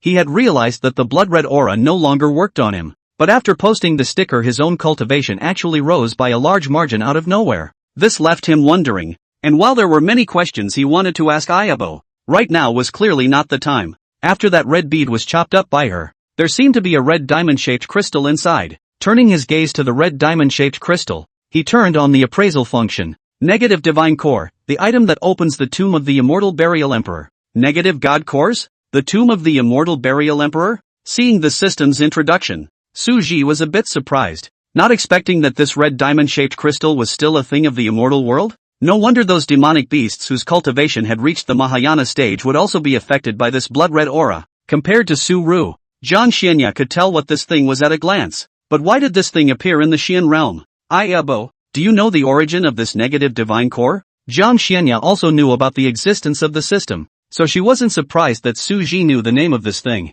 After a moment's recollection, he told all he knew. This burial emperor's tomb is the tomb of a great emperor known as Burial, and it is rumored that it needs to be opened by 7 people each holding a divine core. In a certain era in the immortal realm where there were many powerful people, this person began to emerge from a silent border city cultivator, and then rose all the way to the top, rising like a bamboo, overshadowing the generation, and crossing the immortal realm without any rivals, and was one of the very few existences that was able to pass through the emperor's sealing pass and certify the perfect great emperor. Only then it disappeared into obscurity for some unknown reason. And then after that there were rumors of the burial emperor's tomb, the perfect archon. At the mention of this, his mind couldn't help but conjure up the white-haired great emperor that stood in the endless starry sky a few years ago. Ayabo, does this great emperor have white hair? Jiang Xianya shook her head. I'm not sure. I only know some of it from ancient books. After saying that, she took out a blue diamond-shaped crystal from within her storage ring. These were things that, given her nature,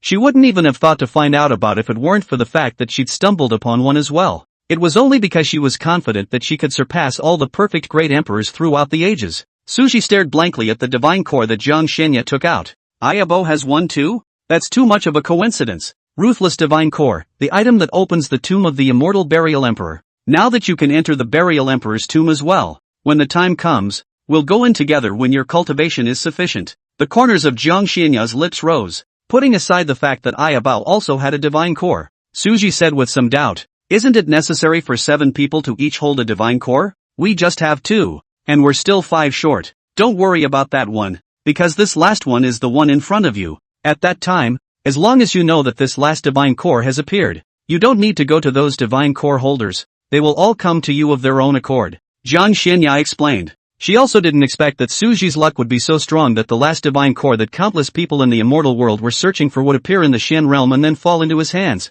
Sorting out the cause, Su-Ru couldn't help but have the feeling that God had fed the rice to his mouth. Isn't this the equivalent of no one touching their chopsticks until he's at the table? Could it be that he is a person of great fortune? Collecting the negative divine core, the two of them then looked at the 2 lotus flowers. Fire Spirit, the most precious treasure for cultivators practicing fire techniques, possessing the effect of enhancing the power of fire techniques. Ice Spirit, the most precious treasure for cultivators practicing ice-based techniques, possessing the effect of enhancing the power of ice-based techniques. This Fire Spirit and Ice Spirit are also considered to be an unexpected blessing, although he didn't know what kind of reason led to it, but there was no reason to push away the treasure that was sent to his door. With Suja putting away the Fire Spirit and handing the Ice Spirit to Ayobeo, after the teleportation channel of the secret realm appeared in front of the two of them out of nowhere. Seeing that there was no more danger, he asked all his previous questions. Ayobeo, what did we do before? Why did that blood-red aura suddenly not work on me? And why did my cultivation level go up by a large margin? Jiang Xianya's eyes flickered for a moment and she pursed her lips, and then one after the other answered. After receiving the answer, Suji was a bit incredulous that Ayabo was actually the only Taiyin divine body in the world. According to what Ayabo said before, Doesn't that mean you're Ayabo's stove? When Jiang Xianya's eyes touched Suji's rather odd expression, she knew in her heart that he must have remembered what he had said earlier about the furnace tripod. In an instant, her beautiful eyes slightly drooped, and a layer of charming redness rose on her face like a ripe apple. However, the odd look on Suji's face only lasted for an instant before it was replaced by a strong color of joy. Taking his change in her eyes, Jiang Xianya couldn't care less about her shyness and said with some curiosity, "What are you happy about?" The corners of Suji's mouth rose, revealing a big smile, followed by a small step forward, slowly approaching her ear. Driven by a strong curiosity, Jiang Xianya held back the shyness within her heart and didn't hide, so she let Suji gradually approach her. Then, he only heard him lower his voice and say, "My disciple is rejoicing in the honor of being able to become your master's furnace cauldron." When the last two words were spat out from Suji's mouth, Jiang Xianya's face, which was already reddened, was even more so at this moment, as if it had been burned by fire, instantly becoming reddish and incomparable. "You rebel." After saying that, she reached out and pushed Suji away, quickly turning her back to him. Seeing this, Suji smiled slightly and could only go forward to admit his mistake. The two came out of the secret realm. The system mission completion beep sounded in Suji's head right away. Ding! Quest completed. Mid-compatibility stage cultivation, temporarily stored, can be collected at any time. Star Cloth, simulation points X2 have been issued. Unity Sun, received the cultivation reward. Ding! Picked up successfully. Ayabo knew the system existed anyway, and it was fine to break through in front of her. Boom! A majestic and powerful spiritual energy erupted from Suji's body, sensing that Suji had broken through to the middle stage of harmonization. Jiang Xianya, this is the reward for that quest? Suru smiled and nodded, saying softly, "Well, not only that, there's also this." After saying that, he took out the star cloth. Star cloth light flow, showing white. At first glance it is the same as ordinary brocade cloth, but when you look closely you can see that the cloth seems to contain countless twinkling stars, bright or dark, far or near, intertwined into a dreamlike painting of the starry sky. Seeing the star cloth, Jiang Xianya's beautiful eyes flickered slightly and her head lowered to look at the glazed icebale skirt she was wearing. A moment later, a thought surfaced in her mind, and she couldn't help but raise her head and look expectantly at Suji. "Can you give me this?" Suji sniffed without even thinking, and handed over the star cloth in his hand. "I just assumed that Ayabo was going to do the laundry and didn't take the matter to heart." Chapter 135, Found You. Back in the star small world, Suji pulled Jiang Xianya into double cultivation. There are still some places that are not familiar because of the negative emotions just now. This kind of cultivation method that could rapidly increase his cultivation level was what Suji was currently most in short supply of. Being able to quickly increase his cultivation and stay by Ayabo's side was like killing two birds with one stone. Jiang Xianya also knew what was on his mind, so she went along with it. Only different from just now when the situation forced them to press their foreheads together. At this time the two were merely pressing their hands together. Suji began to gradually figure out some of the rusty areas under Jiang Xianya's guidance. The two just doubled up until the next day. Although he had stayed up all night cultivating, Suji was in high spirits. It was discovered that his cultivation level had risen another notch. This kind of rocket-like speed of improvement left Suji somewhat unfulfilled. He withdrew his hand. Though, after a night of cultivation, he thoroughly figured out the process of dual cultivation. The purpose has been accomplished. All that's left is to keep traveling. He knew full well that dual cultivation as such was indeed beneficial to him. But it did nothing for Ayabo. One should not disregard Ayabo because of one's own desires. So the tour continues. Furthermore, the quests that were triggered not only restored Ayabo's cultivation, but he was also able to keep getting stronger with the help of the quest rewards. After having made a decision, Suji suddenly remembered that there were still 2 simulation points that were not used, and immediately said silently in his mind, "Tuzi, add 2 simulation points to 10,000 swords." Ding! Simulation successful. In these 2 years, with your amazing talent and perseverance, you managed to cultivate the 10,000 swords returned to greatness with the aid of the sword Tao. With a flash of spiritual light, Suji felt that some of the areas that he originally didn't understand about the 10,000 swords returning to the sect, as if he was enlightened, instantly became clear and lucid. Before you can even recall the feeling, just outside the house came the sound of Ayabo making breakfast. At the table, Jiang Xianya looked at the green vegetable buns in front of her and didn't understand why Suji had finished the breakfast she had made again. Seeing her doubts, Suji's mouth was a little unnatural and said, "Ayobeo, what you made was so delicious that I accidentally finished it." Jiang Xianya looked at him with some skepticism, always feeling that Suji was lying. Suru also didn't have the idea of keeping it from her all the time, because Ayam's learning power was really terrifying. although what I made today was only mediocre. It was a real improvement from the beginning. He was just trying to delay a little bit the time when Ayabo would get a taste of his handiwork. I'm sure that in a little while, her cooking can be good, so that she won't lose her mind if it's not good. Seeing that Ayobeo still had the intention to continue asking, Suji quickly changed the topic, spoke up about continuing the tour. Knowing what he was thinking, Jiang Xianya just pondered for a moment and, it was said that when he returned to the Star Small World in the future, he should be allowed to replace the time he originally spent on his own cultivation with dual cultivation, and the rest of it would be the same as usual. Suru thought about it and thought that it would be good. After all, he couldn't afford to lose the chance to cuddle a fragrant iam in bed at night. Moreover, cultivating alone was so boring and tedious. Dual cultivation must be a million times better than this. The two hit it off. Deciding all this, Suji narrowed his eyes slightly and fell into a deep thought. His mind began to spin rapidly as he thought about their next stop.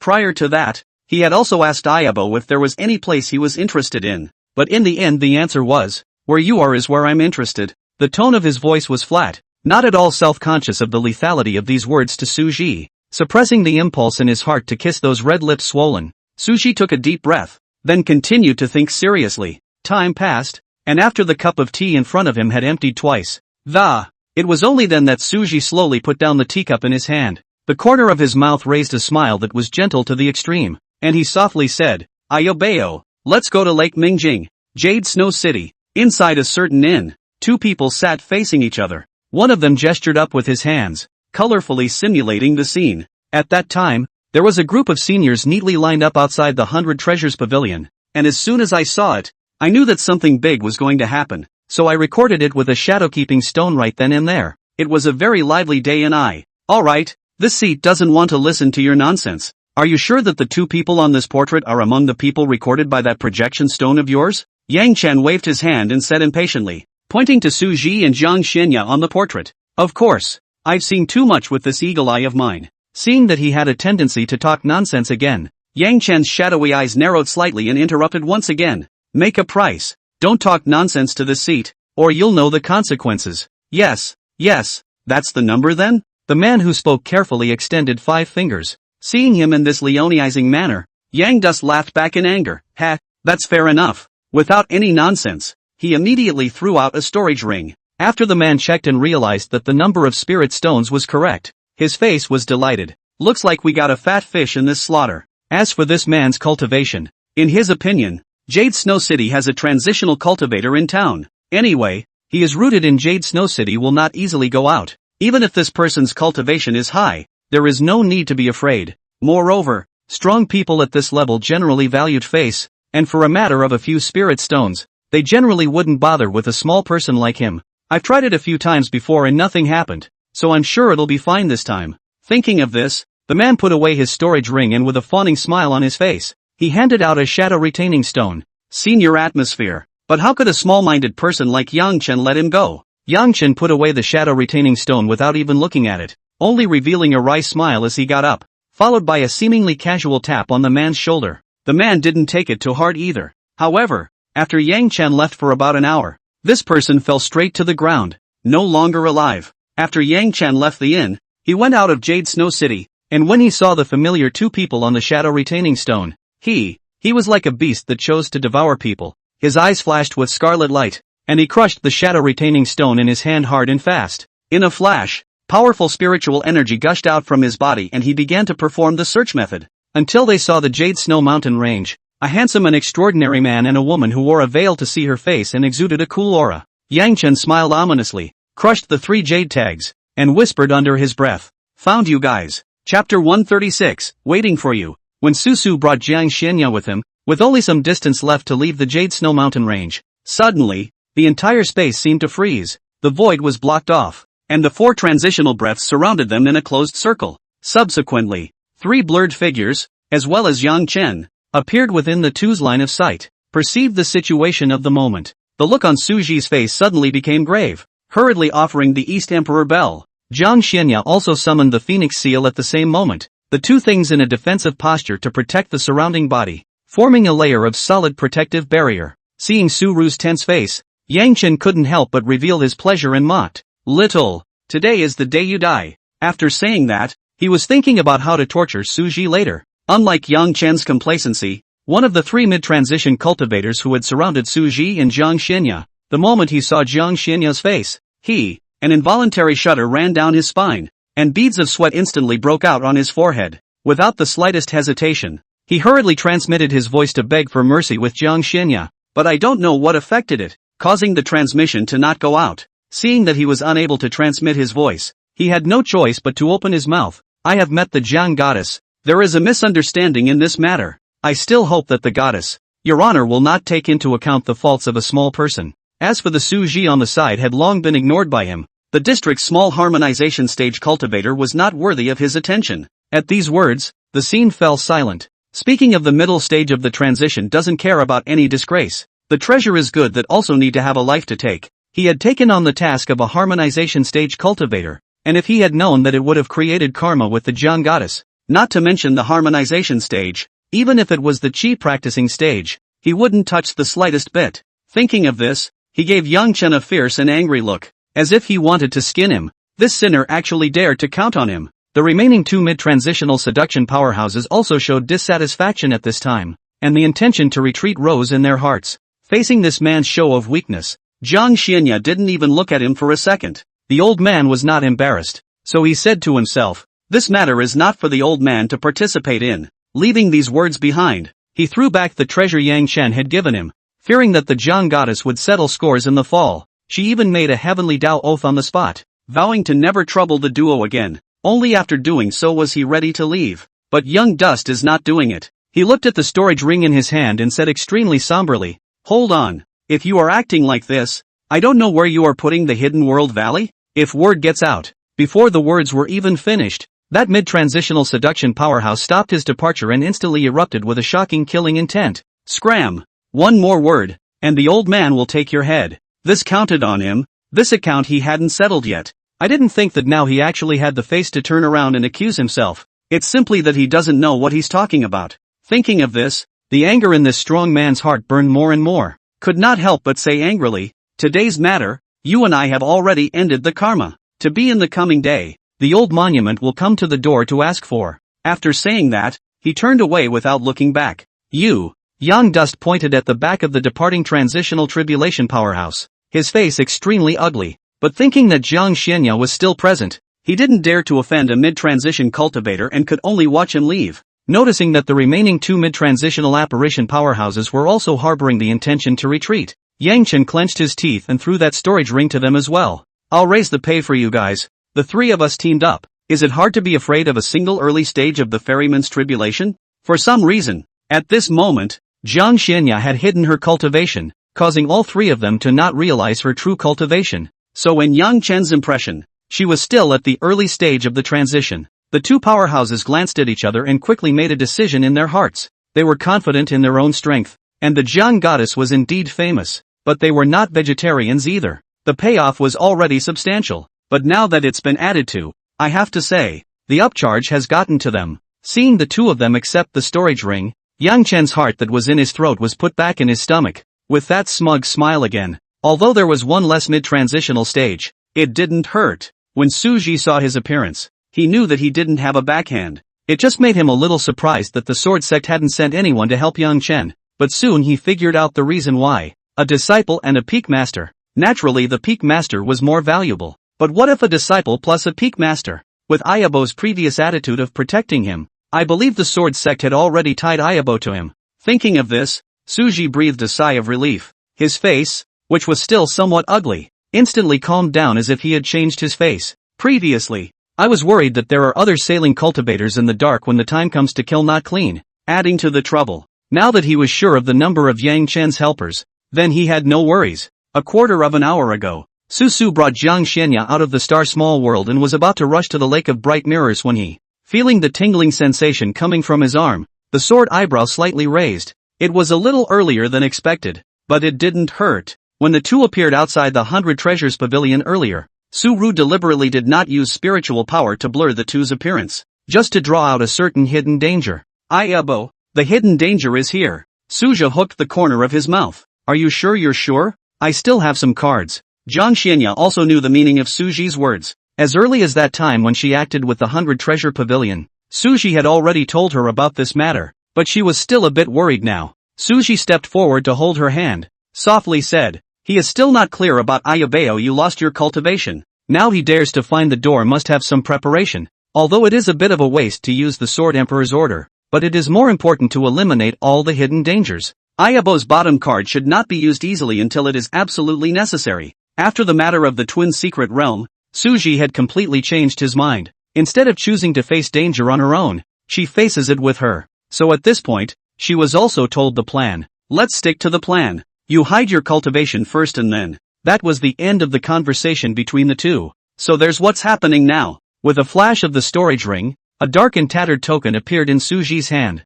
Young Dust knew nothing about this and still had a winning expression on his face. He looked askance at Jiang Xianya, as if trying to see remorse and fear in her cool eyes. But there's nothing. Jiang Xianya's face remained indifferent and unruffled. Young Dust couldn't look away. This was completely different from what he had imagined. Thus, he roared at Jiang Xianya in annoyance. "Jiang Xianya, if you can make a heavenly oath and send." Before the words were finished, Suji activated the Order of the Sword Emperor in his hand. All of a sudden, it was as if the scene in front of them was suddenly pressed on the pause button. The villainous triumph on Yang Chen's face also stiffened at this moment, and the smug smile at the corner of his mouth hadn't yet had time to fully unfold. As for the two mid-transition powerhouses, it was the same, and the three of them were just fixed without any change. It was as if time had frozen at this very moment. Immediately afterward, a brilliant as a star-like swordlight, like waves in the sea, rippled away. The swordlight reflected the entire sky, making the Xian realm a few points brighter. The speed of the swordlight was extremely slow, but it caused the three transitional succession stages present to only be able to watch as it slowly cut across their bodies. Then, like crushing a mole cricket, he decimated their souls and bodies together. After obliterating the three, the swordlight went unabated, and under Suji's intentional guidance, it chopped into the sky above. Wherever it passed, it only left a piece of broken and unhealable void. The powerhouses from all over the Xian realm seemed to feel something, and they all raised their heads at this moment. Only a swordlight covered the sky, dispersing the clouds in the sky. They were horrified to find. This sword has opened up the sky. Chapter 137, Sword Emperor, Xian Emperor. Suji also didn't expect that the blow of the immortal king of Cortexing would actually be so loud and powerful. Some excitement watched the scene in front of him. Will you become this powerful yourself in the future? This is only the immortal king. What if there are immortal emperors and immortal Zun above? I can't help but feel a surge in my heart when I think of this. Seeing through Suji's thoughts, Jiang Xianya stretched out her delicate jade finger like white jade and nodded his head. The immortal realm isn't the same as the Xian realm. This sword just now can create this kind of momentum in the Xian realm, but when placed in the immortal realm it will only cause a little ripple at most. To reach this level of prestige in the immortal realm, you have to wait until you arrive at the level of a perfect immortal exalt at the very least. Hearing these words, Suji was first stunned, then came to a sudden realization, as if that were the case. Otherwise, if an immortal king alone could cause such a great commotion, then wouldn't the immortal world be in turmoil every day? After sighing with emotion, Suji was a little bit needy again. This sword was so astonishing that even the storage rings of these three people were erased together. It cost him a ton of resources for nothing. What a shame, but it's good to erase the last of the hidden dangers. Next he would be able to accompany Ayabo to travel the Xian realm in peace. Immortal World. Nine Swords Emperor Mountain. At the top of the mountain, in a humble courtyard, there were two people playing against each other. One of them was wearing a green lotus sword suit, and his appearance was as ordinary as a mortal in the world. But it was such a seemingly ordinary person who was able to sit peacefully on the top of this mountain where sword chi permeated everywhere, playing chess at ease. Moreover, the power of each of these sword chi was enough to destroy the entire Xian realm. Playing against him was an immortal old man. A divine light emerged behind the old man. Looking closely, there were even flowers, birds, and beasts running and playing in that divine light, and they sometimes chased each other, and sometimes remained still. It was as if it was enacting the cycle of life and death of all things in the world, as if it were one big world. After the green lotus sword-clothed cultivator landed a piece, he suddenly raised his head as if he had a feeling, and his gaze looked away in a certain direction in the distance. The old man landed a piece, stroked his beard and laughed. Sword Emperor, do you have any concerns? If this appellation was heard by all the powerhouses of the immortal world, I'm afraid that their jaws would drop. The only one in the immortal world who could be called a Sword Emperor was the Nine-Sword Emperor who had passed the Emperor's Sealing Pass 100 years ago. This was the only supreme powerhouse in the immortal world to pass the Emperor's Sealing Pass in the last 100 years. The Sword Emperor retracted his sight to once again execute his chess. Concerns can't be talked about. It's just a triggering of a trinket that was refined when he was young. It's not a big deal. However, what made him feel strange was that the location where the token was triggered was not in the immortal world, but in some small world. Because of the limitations of the rules of the heavenly Tao, no one from the immortal realm was able to travel to the small world. Although the great emperor can ignore this rule restriction, but there was no great emperor who had that kind of leisure to go to these small worlds. Furthermore, with the strength of a great emperor, if he descended into these small worlds, an inadvertent move can bring great harm to these small worlds, adding to the killing in vain. That's why no great emperor has ever crossed the immortal realm barrier and descended to the small world, and so did he. But just now, he sensed a wisp of his own breath from a certain small world, so he had some doubts, but these doubts soon dissipated. As he said, "It's not a big deal." The old man observed the chess situation for a moment and once again dropped a piece. The immortal realm is not peaceful these days. Strange things are happening everywhere. What strange thing? The Sword Emperor sniffed and looked at him with some curiosity, and was in no hurry to execute the game. Something that could make old man Xiandi call it strange was not something unusual. This person was known as the immortal world's know-it-all, and could be said to be the most well-informed cultivator in the immortal world. Emperor Xian didn't hold back and opened his mouth. First, there was Emperor Tsan's substitute Death Dharma treasure that was inexplicably lost. And then there was the Netherworld Emperor's painstakingly refined star small world, and Emperor Dao's ancient symbol of avoiding trouble. This may mean that one day, this thief will put his hand on you and me. The Xian Emperor laughed. There's such a thing? The Sword Emperor moved slightly. The Tsang Emperor, the Netherworld Emperor, and the Dao Emperor. All of these people were existences that had passed through the Emperor's sealing pass before him. Even those of them were stolen. So no, I have to hide that hard-earned Emperor rank sword tempering stone. When Emperor Xian saw his worried expression, he guessed what he was worried about, and his old eyes carried a trace of deep meaning that no one could fathom. Only after thinking of an extremely safe place to hide did the Sword Emperor once again land his chess piece. What is it that old man Xiandi has come to see this Emperor for this time? It can't really be that you've come to see this Emperor to catch up and play chess? The Sword Emperor glanced faintly at the Xian Emperor. Oh, look, another rush. The two of them were actually considered to be teachers and friends, so they didn't have too much regard for each other when they talked. In fact, the main reason for this visit by the old immortal is to talk to you about the upcoming Great Calamity. Hearing the words Great Calamity, the Sword Emperor's eyes slightly condensed. He knew exactly what that meant, because it's not the first time. In order to prevent the immortal world from falling into panic, so these news, too, were only circulated among a few of the strongest people in the immortal world. Emperor Xian is considered one of them. It was also the old man Xiandi who told him about what happened in this first great calamity. That great catastrophe. All under the perfect emperor are ants. At that time, in the endless starry battlefield outside the immortal realm, those starry sky beings merely sent out the leading 10. Just let the 3 perfect great emperors and 7 late great emperors who had traveled to the starry sky battlefield fall to their deaths. These 10 starry sky beings were all terrifyingly strong, and they exuded a suffocating aura. If it wasn't for the white emperor who fought the 4 star beings alone with his own strength, the immortal realm would certainly not be as peaceful as it is today. The reason why it was said that all under the perfect great emperor were ants, that was because at that time, 2 of the 7 late great emperors had fallen in a single glance. The white emperor was the person with the highest cultivation at that time, and could even be said to be the strongest person in the immortal world. With his realm reaching the top of the immortal world, the late stage of the perfect great emperor, seeing that the situation was not good, he immediately carried the burden and fought the 4 strongest star beings alone. Sparing the remaining 6, they made the other great emperors pay. As one great emperor after another fell, the white emperor knew the news from here had to be brought back to the immortal realm. So he risked serious injury to send the perfect emperor burial emperor back to the immortal realm when he was on the verge of death. The funeral emperor delivered the message, knowing that his days were numbered. Leaving behind the burial emperor's tomb in the immortal realm, he resolutely traveled to the starry sky battlefield once again. After the several great emperors in the immortal realm's township knew about these news, they discussed the matter and finally decided to head to the starry sky battlefield together. But when they arrived, they found that not a single living soul had survived in the starry sky battlefield of his time. Worried that these star beings would go and return and take the immortal world by surprise, several people made a pact too. 2 men were left to guard the town, rotating every 100 years. This is the first great calamity of the immortal world. That's why the Sword Emperor looked grave when he heard the words Great Catastrophe. There are only a handful of great emperors who can pass through the Emperor's sealing pass nowadays. So where is this great calamity going to go? Alas! Emperor Xian sighed.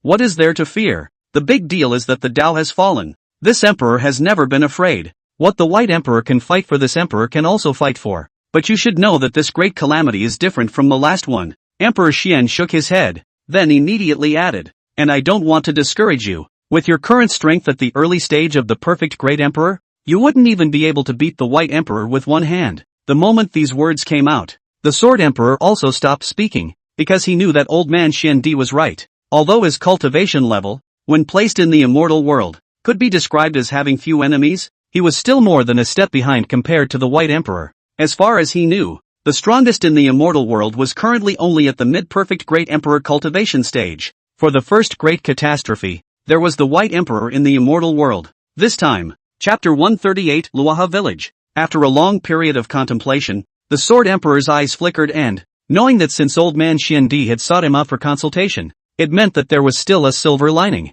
There's a saying that when the sky is falling, there's a tall man to hold it up. He was not a virtuous man, nor did he have any noble qualities of self-sacrifice. The immortal world has his acreage in it. If those star beings dared to extend their claws, then he would dare to swing his sword. Speak your mind. The sword emperor was full of seriousness. Then listen carefully. Emperor Xian's cloudy old eyes flashed with a glint. Lake der Spiegel. Su Jigang had just arrived at this place with Zhang Shenya. Then something happened that shocked him extremely. Nothing else. The system released the mission. Ding. Publishing a quest to present Zhang Shenya with the 9 interceptions of immortal grass. Reward, Imperial Rank Sword Quenching Stone. Simulation points x2. Late Harmonization Cultivation. Sword Hardening Stone of Emperor Grade, can upgrade immortal weapons to quasi-imperial weapons. This Emperor Grade Sword Quenching Stone was just enough for the Ink Shadow Sword to use, allowing the Ink Shadow Sword to be upgraded to a quasi-emperor artifact. Cultivation rewards also appear. But let's put these aside for now. Sushi's head was now full of questions. Tatsuko? You don't have to search anymore? Didn't you have to search for most of the day before? Now arriving on the front foot and releasing the mission on the back foot? Ding! The system cannot answer. Knowing that the system is starting to play dumb, but as long as the rewards are in place, playing dumb is fine. As is customary, he asked again out of habit. Tuzi, this 9 intercepted immortal grass can restore Ayabo's cultivation? Ding! Can be restored to early Mahayana stage. Then it's not too late. Tuzi, search for the 9 intercepted immortal herbs. Ding! Search successful. With the host's current strength, there is currently a total of 1 optimal method of obtaining it. Go to Luaha village and find where Li Tsuhua lives, and you can obtain it in her herb field. What's going on? How is this different from the past? But he didn't put it on his mind. When the time comes to give some benefits for it was arguably one of the easiest tasks he'd ever encountered. Tuzi, where's Luaha village? Ding! Near the lake of the bright realm. Divine Sense sensed that there was indeed a village near Mirror Lake. So Suji shook Ayabo's little hand and, laughing, he said, Ayabo, this time it will allow you to regain your early Mahayana cultivation. Zhang Xianya blinked her beautiful eyes. So where are we going? Let's go there. Suji pointed in a direction. On the way, Suji cast a small spell to make the 2 men's appearance show up as ordinary in front of cultivators below the god transformation stage. Before long, the 2 arrived at the village. To Suji's surprise, this was actually still a mortal village. Can a place like this really raise the things Ayabo needs to recover? Not that he was prejudiced against mortals. Rather, as a matter of common sense, something that could restore Ayabo to the Mahayana stage must be an extremely precious treasure. To say that a mortal could grow it, he would never believe it. The 2 men in the village also gathered around when they saw an outsider arriving. Since they were strangers, they didn't dare get too close. After all, from time to time, there would be immortal masters flying overhead here. In case these 2 were immortal masters, and they got too close, then wouldn't they be rushing the immortal masters?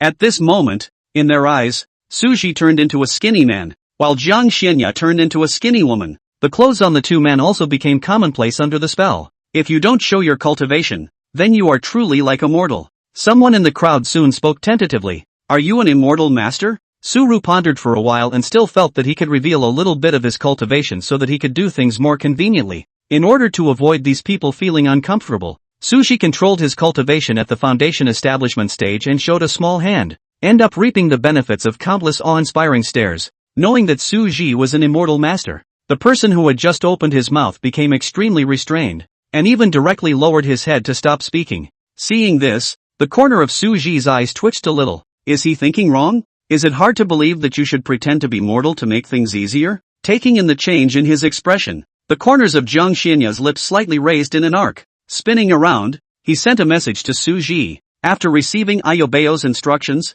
Sushi took out some meat from within his storage ring and then distributed it to these people. He'd noticed earlier that most of the people in this village were incredibly thin and weak. Thought it was the soil and water, so I didn't take it personally. It was only after Ayabo reminded him that this was not a cause of soil and water. It was clearly hunger. These people's eyes shone with a hungry light after seeing the meat, but knowing that the one in front of him was an immortal master, so no one dared to be reckless, each standing in a row, everything in order. After the villagers finished distributing the meat, the eyes that originally looked at Suji with awe had an extra touch of gratitude. Also at that moment, an old man in the crowd came forward. As soon as the old man came up, he wanted to give Suru a big salute, but he was stopped by Suru raising his hand and using his spiritual power. Thank you, Immortal Master, for gifting me the meat from Luaha village. I also ask Immortal Master to accept the old man's gift. After saying this, the old man wanted to perform another great salute. Suru once again stopped and spelled out the purpose of the trip. You don't have to thank me.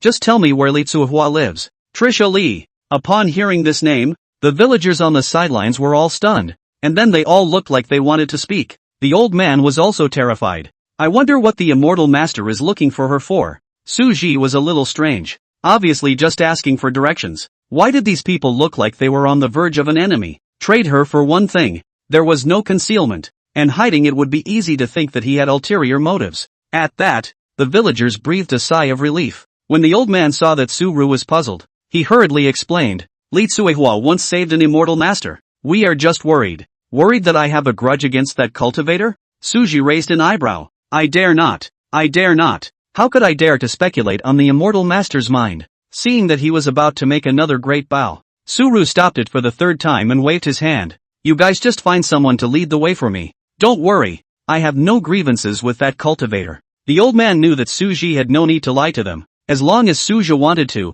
he could destroy Luaha village in an instant. So called out, Ru. As he shouted, a small girl in rough linen tiptoed forward under the gaze of the villagers. Chapter 139. The little girl looked timid and didn't even dare to look up at Suji. The old man introduced, Immortal Master. Ru is an orphan adopted by Li Tsuehua 2.5 years ago, and the two of them depend on each other. So let her take Immortal Master there. Suru nodded. Because Li Ru didn't dare to look at Suji, she didn't pay attention to his movements at all and remained frozen in place with her head lowered. The scene was awkward for a moment. It was only when the old man gently tapped her on the shoulder that she woke up as if from a dream, slowly moving her feet and taking a step in a certain direction. The pace was unusually slow. Under the gaze of awe and gratitude from the crowd, Suji took Ayobeo's hand and followed behind the little girl. He could see that the little girl was dragging her feet, but he didn't say much. This little girl was already timid. If she was scared to tears because of one or two words from herself, who would go to coax her? Not long after,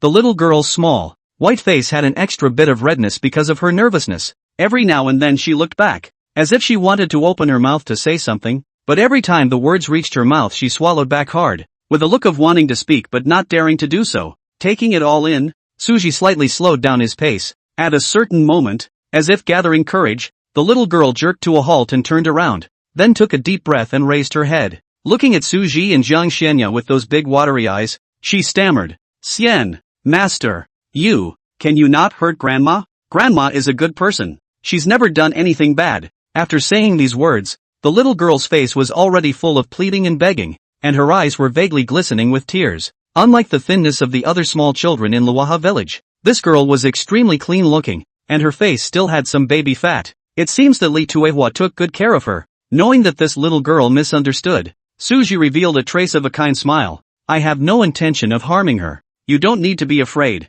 Feeding the little girl a peace of mind. Although there was still some hesitation on Li Ruru's small face, but the pace was much faster than before. It didn't take long for the two of them to follow Li Ruru to an ordinary courtyard. Seeing the familiar figure in the courtyard, Li Ruru swept away the previous timid appearance. Grandma, with a lively cry, dart over. Li Tsuehua, who was feeding the chickens, saw Li Ruru's small figure pouncing over and hurriedly put down the chicken feed in her hand to catch her firmly. Egu, Xiaoru, Grandma is feeding the chickens. Didn't she tell you to go and play with little Flower? Why are you back again? Only then did Li Ruru remember that there were still two more immortal masters, so she changed back to that timid and cowardly look. Grandmother, the village chief asked me to bring two immortal masters to you. Immortal master. Li Tsuehua was in a trance for a moment when she heard those two words. Only then did he notice Suji and Jiang Xianya standing outside the door. When that familiar aura was felt on them, Song Sang's eyes lit up for a moment, but they quickly dimmed again. Hurriedly stepped forward and respectfully said, "Old woman Li Tsuihua, dare to ask what the immortal master commands." Little Mercury, mortal. Sizing up the white-haired old woman in front of him, Suji calmly said, "It's not possible to talk about orders. I just want to make a deal with you." After thinking about it, he took out some more meat from within his storage ring and handed it to Li Tsuihua. These meats have been gifted to other villagers of Luoha village before. They are not part of the deal. Take them. Li Tsuihua was about to open her mouth to refuse. Her eyes suddenly glimpsed Li Ruru standing at one side, and the words that were originally on her lips were instantly swallowed back. Taking the meats in hand, he nodded his head in thanks. Meanwhile, Jiang Xianya surveyed this ordinary small courtyard. The beautiful eyes were like autumn water, slowly sweeping over every corner of the courtyard. When the line of sight landed on a small medicinal field,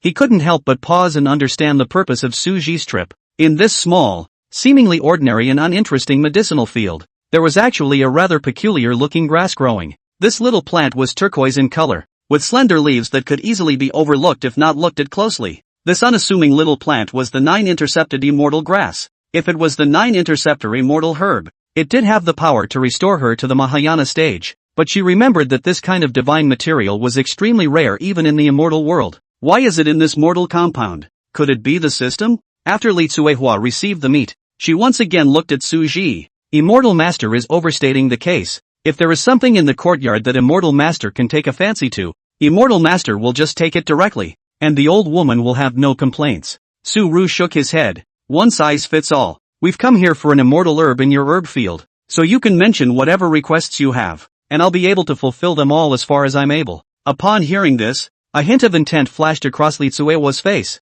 but then it quickly disappeared and was replaced by a face of difficulty. What's the difficulty? Su Ru was a bit puzzled at the sight. Immortal Master. It's not that the old woman doesn't want to, but this herb field is Xiao Ru's. This girl has loved tinkering with these since she was a child. So, speaking here, Li Tsuihua fearfully looked at Su Ji, to see the other party did not show the slightest annoyance. The hanging heart only put down. Su Ji naturally wouldn't get angry just because of this kind of thing. Transactions are about what you want. Otherwise, what's the difference between that and buying and selling by force? Turning his attention to the little girl who stood silent, Su Ru said in a gentle tone, "Little girl, I wonder what you need in order to give me that immortal grass." Li Ruru also from these few things, gradually understand the person of the immortal master in front of him, knowing that this fairy master big brother is not a bad person. So the vigilance in his heart slowly dissipated. Thinking of something, she clenched the corner of her coat with her small hands and whispered, "If immortal master wants small grass, Ruru can give you all of it. But Ruru doesn't want anything from the immortal master.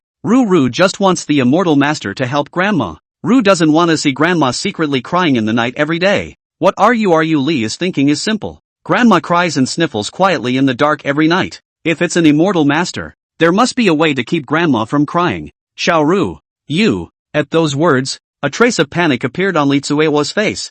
I thought it was so secretive that no one would know about it. I didn't realize that this little girl was actually taking it all in. Li Ruru smiled and went forward to hold Li Tsuehua's hand. Li Tsuehua looked at her and sighed deeply, reaching out to touch her head. Knowing that this opportunity was not easy to come by, Li Tsuehua shook her head and said, "Immortal Master, don't listen to this girl. This girl is naturally intelligent. Surely she is a good seedling. If it is possible, I also ask Immortal Master to be able to guide her into the path of immortality." Li Ruru, who was still enjoying the head touching and killing, heard this and instantly became anxious. She tightly grabbed the corner of Li Tsuehua's coat and her eyes became watery. "No, I don't want to leave grandma." Li Tsuehua is full of sorrow. She knows her own body well. It's already at the point of no return. Maybe in the next few days. One of the only two obsessions is not being able to let go of this girl. If she leaves, this girl will be all alone. She may not even have enough to eat. While embarking on a journey to immortality isn't always a good thing.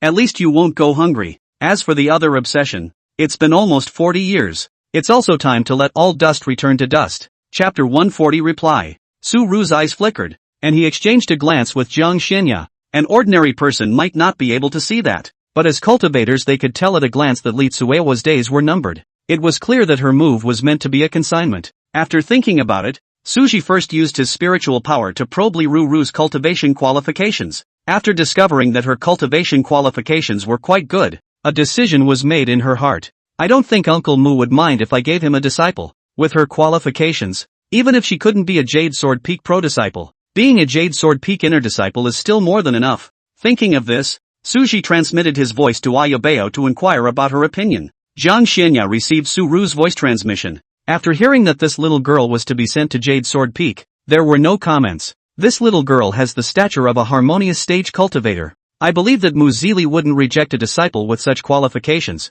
Although she didn't know what this big brother had done, Li Ruru shook her head anxiously. Immortal Master, I won't leave Grandma. Don't mind me. You'd better help Grandma. Suji smiled and said, little girl, when the time comes you can come back at any time when you've accomplished your cultivation. And don't you want to become stronger and then protect your grandmother? Li Ruru sniffed and lowered her little head. Of course she wanted to be one of those fairy teachers who could fly around in the sky. But more than that, she didn't want to leave her grandmother. And more than that, she didn't want her grandmother to cry every night, knowing what she's resisting. Suru added, and it's not like I said I wouldn't help. After saying that, he looked at Li Tsuihua. Tell me, what is it that you need help with? Anyway, this girl will be under Uncle Mu's tutelage by then. Previously, he still remembered it in his heart when Uncle Mu fought for compensation for him because of the Yangchen matter. Helping this girl is also an indirect way to return a favor. With this girl's qualifications, if he didn't fall, it still wouldn't be difficult to cultivate to the harmonization stage. And in the Xian realm,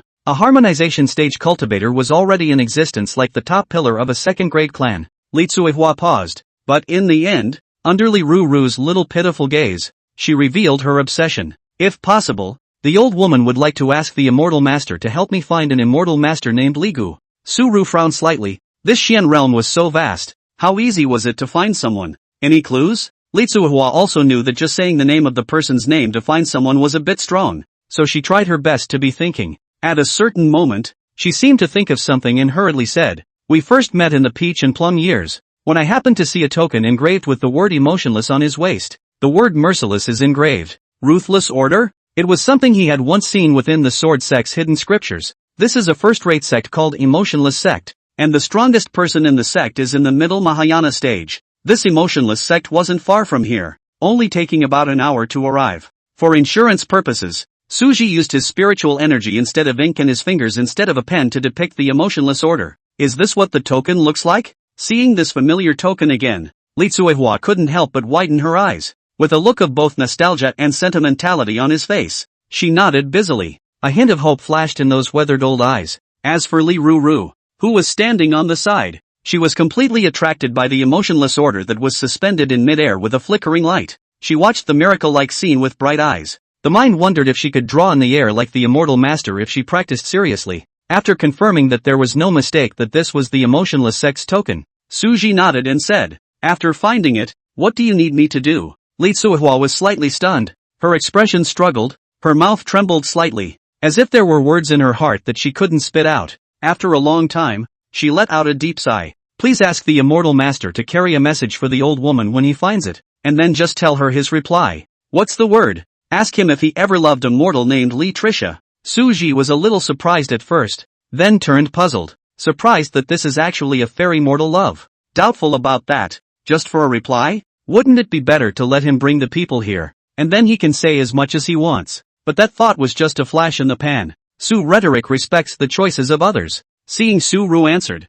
Li Tsuihua's eyes reddened with excitement. She did want to see him again, too, but sometimes it's better to see each other. Now in this state, I have long since lost the qualification to meet him. Immortals and mortals were different, and she didn't know that. It was enough to know that he had loved her. In this way, her 40 years of hard waiting is meaningful and beautiful. Li Tsuihua thoughts fluttered, as if she saw the young man at that time embracing the young girl under the starry sky to make a vow together. Just as Suji was holding Jiang Xianya's hand and was about to head to the emotionless sect, returning to her senses, Trisha Li called them to a halt. Immortal Master, please also take what you need, just in case. Aren't you afraid I'll take my stuff and leave? Li Tsuihua shook her head. With the Immortal Master's character, if he could do such a thing, why would he need to say so many words to the old woman, and just make a grab for it? And I believe no one would dare to say anything. Li Ruru also nodded her head desperately from the side and said, Brother Immortal Master is a good person. Suji hesitated for a moment, but still went forward to pick that 9 intercepted immortal grass.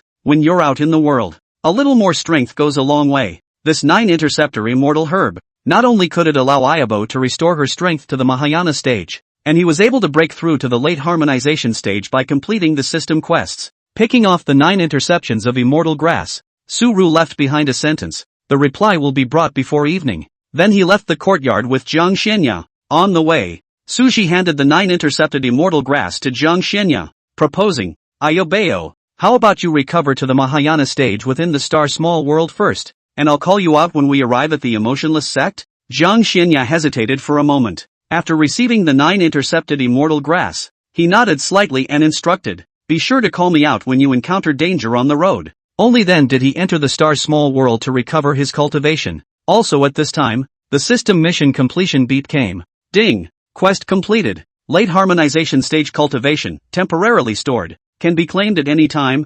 Imperial rank sword hardening stone. Simulation points X2 have been issued. The corners of Su-ru's mouth rose. This breakthrough was as simple as drinking water. Unity Sun, received the cultivation reward. Ding! Claim successful. Accompanied by a majestic and powerful spiritual energy once again erupted from his body. Suji also managed to break through to the late stage of harmonization. Chapter 141 Characteristics of the Divine Body. Cloud 9. 9 Swords Imperial Mountain. Sword Emperor sent Xian Emperor away with a face full of gravity. Stroke a furrowed brow. He wasn't sure what percentage chance Xian Di had of winning with this method, but this method really puzzled him. But it's true that you can't think of anything at the moment. One can only take one step at a time. We'll talk about the future later. There are more important things right now. Thinking of this, he prepared to take out the Emperor-grade sword quenching stone and move it to a safe location. A flip of the hand. Nothing happens. The corner of his eye twitched slightly, and he had an ominous feeling in his heart. But he wasn't convinced yet. A wave of the hand. No. A hand grab. No. The sense of foreboding grew stronger. He couldn't hold back any longer. A sweep of immortal sense. The Imperial-grade sword hardening stone disappeared into thin air. No. The voice resounded. When the immortal realm's strongest people heard this roar, their faces turned white, and they looked toward the location from which the sound came out in shock and horror. Knowing that it was that person, they all cast their cards to stay away for fear of getting into trouble. Emotionless sect. A first-rate sect in the Xian realm. The sect covered an extremely vast area, and the disciples under the sect were even more numerous. This sect promotes forgetfulness and follows the path of ruthlessness. Although these disciples were usually no different from normal people, as long as one got along with them for a long time, one would realize that these people without exception lacked love. The emotionless sect did indeed follow the path of emotionlessness, but to be precise, it only severed love, and the other emotions were no different from that of an ordinary cultivator. At this moment, 2 of the emotionless sect's gatekeeper disciples were talking in low voices.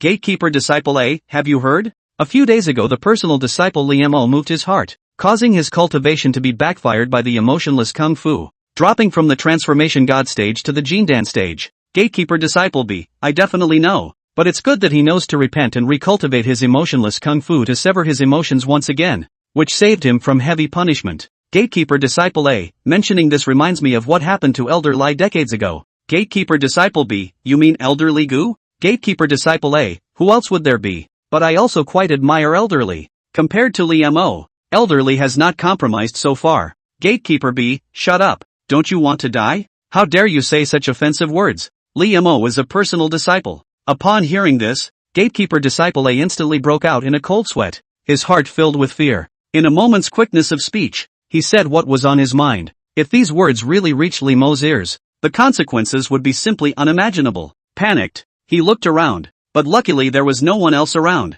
40 years ago, the first elder and the second elder brought back the sixth elder, Li Gu, at the behest of the patriarch. It's better to say bring than catch. This was because to this day, Elder Li was still being held within the sex prison. It's easy to go in the emotionless sex prison, but it's a lot harder to come out. Not to mention that Elder Li would rather let his cultivation dissipate than retrain the emotionless technique. The emotionless sex prison. It's dark and damp, located deep underground, and never sees light. Occasionally a fat Jerry or two could be seen hurrying through the darkness. In the deepest part of the dungeon, there was a separately separated cage. Inside the cage, a dying, withered old man's limbs were chained by chains emanating a spiritual light.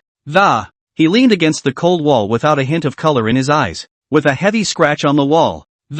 His old eyes clouded as he counted the dense scratches on the walls. Because of being revolted by the emotionless Kung Fu, nowadays his appearance was not like back then. Thinking of that pretty figure, Rigu smiled bitterly. 40 years have passed, and I don't know how Chuyer has been doing, but it's definitely grumbling. Blame me for leaving without saying goodbye back then. Or maybe she's long forgotten me. Riku's face first flashed with a heavy color of pain. Spinning around, he laughed out insanely again. Ha ha, it's good to forget. It's good to forget. Instead of living in bitter resentment every day, forget about yourself and you'll surely live a happier life. Ka-chow. Also at that moment, with the sound of the cell door opening, a footsteps came that. Hearing the commotion, Riku didn't move a bit. Looking at this former gifted senior brother reduced to this appearance, the emotionless second elder was filled with complex colors. Senior brother Lai, do you really want to be obsessed? Your base is still there. Even if your cultivation nowadays drops to the chi practicing stage, but as long as you are willing to recultivate the emotionless kung fu,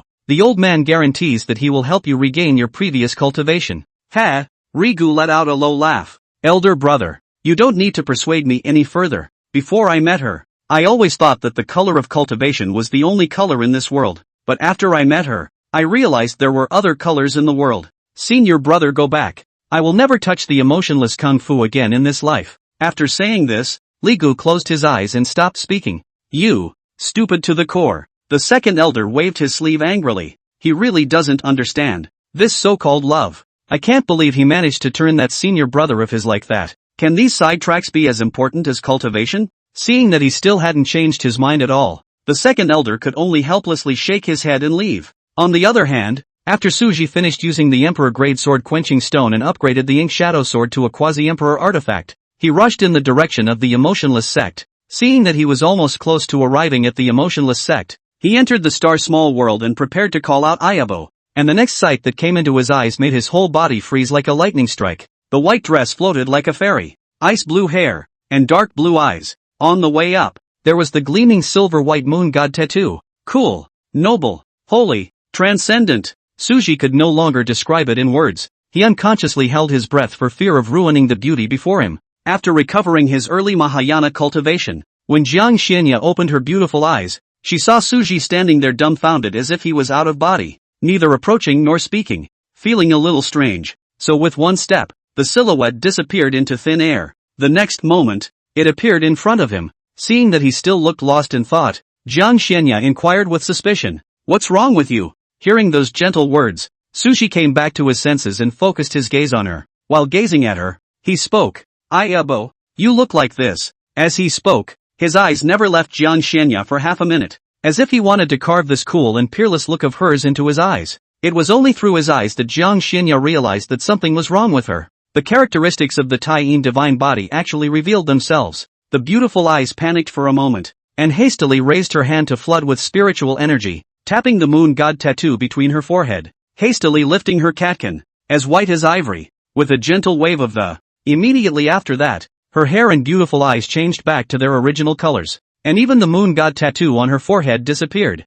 This hand was truly a shock to Suji. Ayabo, you. Seeing that Ayabo was restored to its original state, Suji had a hidden guess in his heart. He thought it strange. At first, why would one's golden eyes and divine lines appear because of the sun god body? And yet Ayabo didn't have these god body traits because of the Taiyin god body? If these traits can be hidden, then it makes sense. Seeing that she couldn't hide it, Jiang Xianya's beautiful eyes drooped slightly and her expression was unnatural as she said, "This is the characteristics of the Taiyin divine body." Chapter 142 Rumors. What? Suji's mouth opened slightly. The characteristics of a god body can still be hidden? Then why does he wear the sun god tattoo on his forehead every day? Suji was not a high-profile person in the first place, and he was worried for a long time when he first realized that the sun god tattoo appeared between his forehead. Jiang Xianya also felt that this divine body feature was a bit conspicuous, which was why she chose to hide it. Seeing Suji cast a probing gaze, Jiang Xianya sheepishly avoided his gaze and turned her head to the other side.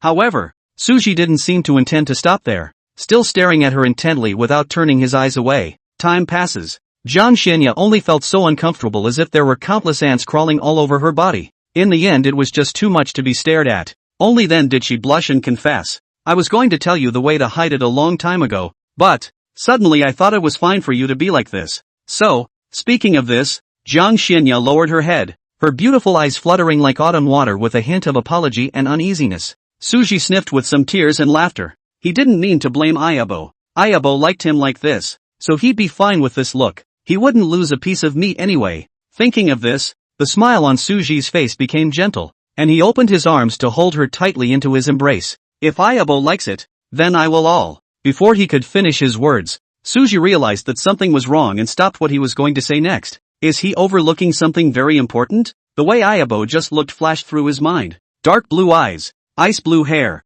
Wait, ice blue hair? Suja stiffened and lowered his head to look at her. Ayabo, tell me honestly, if I cultivate to the Mahayana stage, will my hair change color as well? It must not be what I think it is. Suru secretly prayed in his heart. Aha, sure enough, but there's still a chance, as long as it's not. Suji, who held a hint of luck, asked again. So, what color is it? Never gold color. Never. He doesn't want to be a Super Saiyan, but the foreboding feeling in his heart grew stronger. Sure enough, the next second he still heard the two words he least wanted to hear. Gold. Done. It's still really gold. A stiff smile tugged at the corners of his mouth. Suji said awkwardly. Ayabo, let's make a deal. From now on, when I'm in the star small world, I'll restore my god body features and hide them outside. Okay? Jian Xinya also knew that Suji's thoughts were the same as her own. Seeing that he didn't take into account what he had hidden before, he let it go. As for Suru's words, it wasn't really a problem in her opinion. She liked Suji no matter what. It didn't have to be limited to godly features. Stretching out his jade finger, he gently tapped on Suji's forehead. In a flash, Suji only felt his body being covered by a cold spiritual energy. Then he realized that he had returned to his original inky pupils and no longer had the golden sun god pattern on his forehead. The golden eyes and divine lines only added a touch of nobility to Suji, and did not have any effect on the appearance. Or rather conversely, this appearance without the golden eyes and divine lines appeared to be a much better match for today's Ayabo. Aha! Ordinary Suzuki with ordinary ayahuasca. The sun god body, Su resignation, is paired with the Tai-in god body, Ayabo. It's a perfect match. Perfect. Half a tea time later, the two guarding disciples of the emotionless sect had finished chatting about Li Gu and were about to talk about gossip. A sudden terrifying pressure descended. The two men's hearts tightened, and after glancing at each other, they hurriedly stepped forward and respectfully bowed their hands. I don't know which senior has come to visit. I still hope to show myself. The words fell, only to see a ripple in the void in front of them, followed by a white-robed man and white-skirted woman slowly pacing out of the void. In an instant, a raging and incomparable pressure swept over like a raging tide, causing the two gatekeeper disciples to bend their backs even lower. This level of pressure was something they had only seen on the patriarch. The two men screamed in their hearts. If these two were enemies of the emotionless sect, then they were bound to be accounted for here today. Seeing the sweaty appearance of these two cultivators, Suji instantly came to a realization. Thinking back to the fact that he had just released all of his mighty pressure in order to save himself some trouble, preventing some ungrateful cultivators from coming forward. At this moment, he had forgotten to take back this pressure. Showing an apologetic look, Suji retracted the pressure. The two gatekeeper disciples' faces looked a little better this time. Also at that moment, two pale figures appeared in the void. When the guarding disciple saw the visitor, he hurriedly saluted and said, "Greetings to Patriarch and Grand Elder." "Well, you guys go down." The old man who was called the Patriarch waved his hand. "Yes, Suwu, Middle Mahayana, Chen Xingyan, Early Mahayana." After the two guard disciples retreated, Suwu and Chen Xingyan couldn't care less about their faces and hurriedly bowed. "We have met Goddess Jiang." They had come over to take a look because of the pressure, not expecting to actually see the Jiang goddess. Suji originally wondered if there would be some cliched plot that would require him to show his hand to deter or something. "I was thinking of ingesting a small blade of grass to try out the sword Dao's everything can be a sword. I didn't realize that it would be so unobstructed with Ayabo by my side. In that case, what comes next is a good thing." Knowing Suru's intention, Suwu and Chen Xingyan breathed a sigh of relief. They thought something had offended the Jiang goddess. If it's about Riku, it's not a problem at all. The reason for imprisoning Laiku was actually a matter of necessity. They, the people of the emotionless sect, had all their cultivation from the emotionless kung fu. If the gong method is broken, then this body of cultivation can only leak away. They cultivate to this realm which one does not have more than 1,000 years of age. Mortals can't live to those ages, so aging and death immediately follow. If the cultivator of the emotionless kung fu is moved to love, the closer he is to the person who is moved to love, the faster his cultivation will drain away. At that time, when he brought Li Gu back to the sect, his body's conjugation stage cultivation had long since been reduced to the Yuaning stage. They had also spoken to Riku about it, but there was no help for the man's insistence on going back to find the woman. Tough measures are the only way to go. According to the original plan, Suwu was trying to trap him inside a palace, but this somehow spread out, causing nearly the entire emotionless sect to know about it. If we go back to the original plan, what will happen to the disciples who move on in the future? They had no choice but to lock him in the prison as a warning to others. Over the years, Riku had never changed his mind either. In fact, they had long had the idea of letting him go. Now that Suru brought it up, it was considered a favor to them. The second elder guarding the large prison saw the patriarch and the great elder bring two outsiders here. At first there was some confusion, and he was about to say a few words of persuasion. However, when he saw Jiang Xianya clearly, he was instantly shocked into a cold sweat and hurriedly shut up. Just her feat of killing the three major transitions in one move alone was not something that their emotionless sect could mess with. And the most terrifying thing is that recently there are vague rumors that those two great earthquakes in the manhwa forest came from the ginger goddess. Those two big earthquakes made a lot of noise. It was now rumored outside the Xian realm that Divine Empress Jiang was the #1 person in the Xian realm. It was reasonable that such rumors would soon be clarified by a strong person jumping out favorably. Until now, no strong person had dared to come out and refute it. This is intriguing. So if he dares to say otherwise, I guess we don't even need the ginger goddess to do anything. The patriarch and the grand elder would be able to raise him in ashes. Poses. I'm going to be lazy tomorrow and take a day off. Normal update the day after tomorrow, asterisk. Chapter 143, I am. After understanding their intentions, the second elder was even more eager to bring the two over than the patriarch and the grand elder. He was actually the first one to hope to get his senior brother back to freedom. Still don't understand that so-called love, though. Is it really worth its fall for? However, it was decided to honor the wishes and choices of the master's brother. Before he even walked into the large prison, a cold and damp smell hit him. Suru frowned. It didn't matter to himself, but he didn't want to let Ayabo go into this kind of place. So after a little thought, he proposed, we won't go in. Please arrange for you guys to arrange for someone to bring Riku here.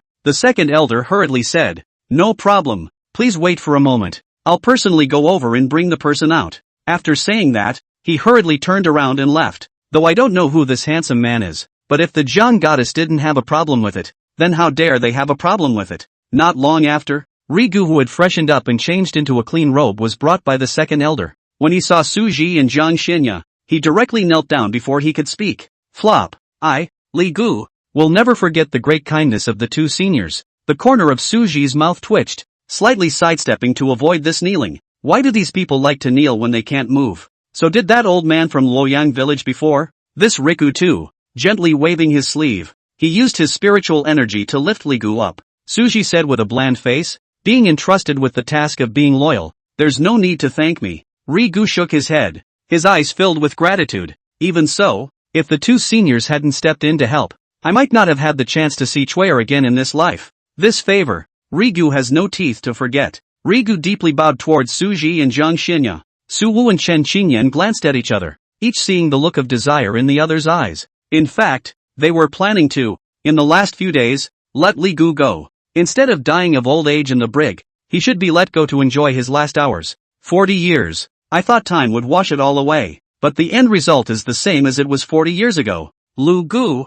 who had left the prison, was as spirited as he had been back then. It's a far cry from the rowdyism of his time in the slammer. Su Wu's eyes dimmed. Maybe he was doing it wrong to begin with. Good intentions, but wrong is wrong. With the guilt they felt for Riku, the two coincidentally chose to remain silent. It's okay to keep complaining. That might make Riku feel better. However, things did not turn out as they expected. As he was about to leave, Rigu's gaze calmly looked at the patriarch and the grand elder, and then he revealed a hint of a smile and said, Patriarch and grand elder, I know that you're doing this for my good, so I've never complained about you guys from the beginning to the end. Kung fu to the point that if the patriarch hadn't ordered to bring him back that year, I guess I would have died sometime 40 years ago. Knowing that the patriarch and the grand elder were only unable to bear to watch him fall, they came up with this plan, and how can you resent both of them for that? Upon hearing these words, an extremely complicated look passed across the faces of Su Wu and Chen Qingyan. No offense, they never realized that Riku had never resented them. Only after finishing with the two did Rigu look at the second elder. Elder brother, take care. No long speeches, no gushing, just a simple goodbye. You, alas, take care, senior. The second elder sighed deeply, his face full of sorrow. He was aware that once he parted this time, he would never see him again. Rock River Village. On the wooden table, Li Tsuehua and Li Ruru were eating their meal. The little girl ate it all up. Li Tsuehua tasted like chewing wax. And not only that, her mood also fluctuated up and down. A moment of trepidation. What if the answer the immortal master brought back wasn't what she wanted then? A moment of elation. Having waited so long for an answer, until they saw Su Ru and Jiang Xianya appear in the courtyard out of nowhere. It took a while for that complication to go away. She rose hastily to meet them. Immortal. Before the words could be uttered, they were interrupted by an old and affectionate call. Chui'er. Li Gu could not help but burst into tears at the sight of that longed-for figure. Li Tsuhua froze in place as if struck by lightning.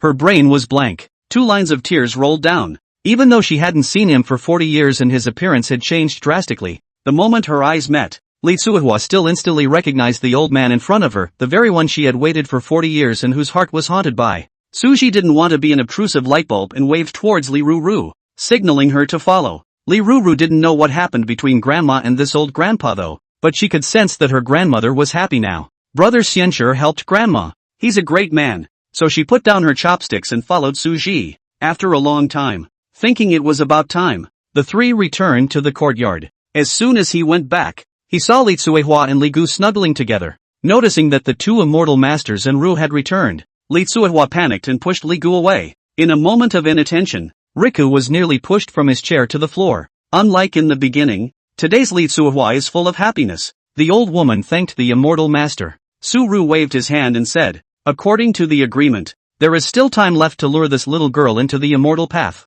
Do you guys need time to say goodbye? Hearing this, Li Ruru lowered her little head and didn't say anything. Although Li Tsuehua is reluctant to let go, she and Li Gu don't have much time left to live, and leaving Xiao Ru behind would only harm her. I wonder if the immortal master can give us one night. It's fine. Su Ji nodded, then took Jiang Xianya and disappeared into thin air. Li Tsuehua's eyes reddened as she took Li Ruru's little hand and touched her little head. Ru, Grandma wants to talk to you. As these words rang out, as if the most fragile strings in her heart had been touched, Li Ruru began to emit weak sobbing sounds, and gradually the cries became louder and louder. Milk! Milk! Oh! Ru doesn't want to leave you. Oh! Li Tsuehua's face was sad. Her heart couldn't stop hurting, and she held her hand tightly without speaking. This evening, Li Tsuehua didn't fall asleep with Li Gu, but accompanied the little girl. They snuggled up and talked about many. Li Ruru cried up and down. Star small world. After the 2 returned, without waiting for Jiang Xianya to start making tea,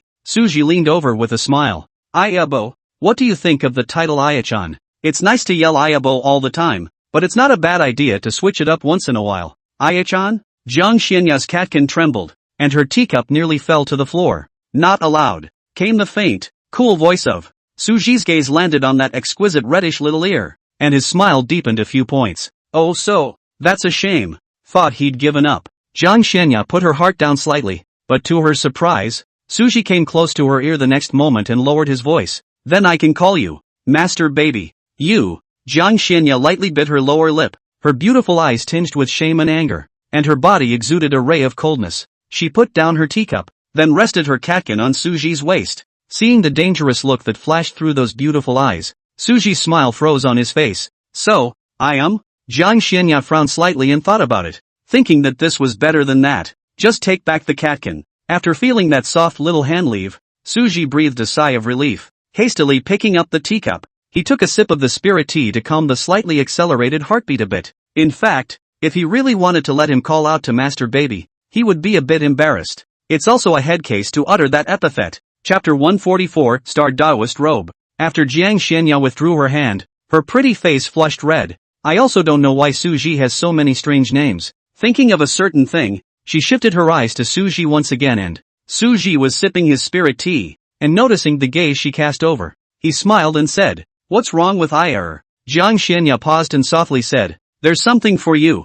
I don't know if you like it. As long as it's from Ayar I like it. Suji's eyes were filled with the color of anticipation. Upon hearing this, a stunningly beautiful arc bloomed on Jiang Xianya's pretty face. Then, here, it is. Suji looked at the white Dao robe with light flowing from his hand in surprise. The cuffs of the robe are embroidered with gold threads and auspicious clouds, and the body of the robe seems to contain countless twinkling stars. It looks good at first glance and still looks good at second glance. I made it from the cloth you gave me earlier, so go inside and try changing into it. Jiang Xianya blinked her beautiful eyes and picked up her teacup. Good. Su Ru's eyes lit up amazingly. After taking a sip of spirit tea and seeing Suji still standing there, Jiang Xianya wondered, why are you still here? I'm waiting. Wait for what? A bad feeling rose in Jiang Xianya's heart. Wait for Iam to put the teacup down. Suji laughed lowly, then leaned down. You have to. Panic appeared on Jiang Xianya's stunningly beautiful face. her head slightly tilted back in an attempt to avoid someone's attack. However, it was already too late.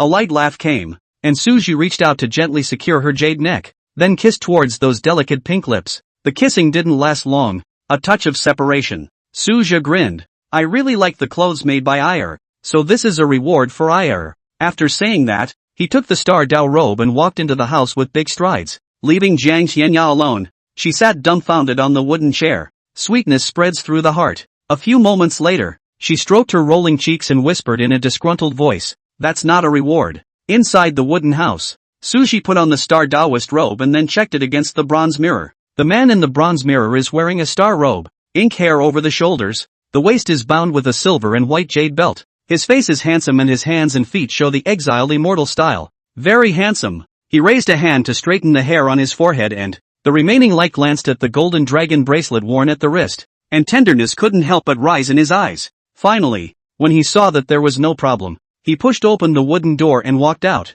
Fittingly, although it was only for a moment, Suji was still keenly aware of her freeze. With his heart in the right place, he said with a smile on his face, "How was it?"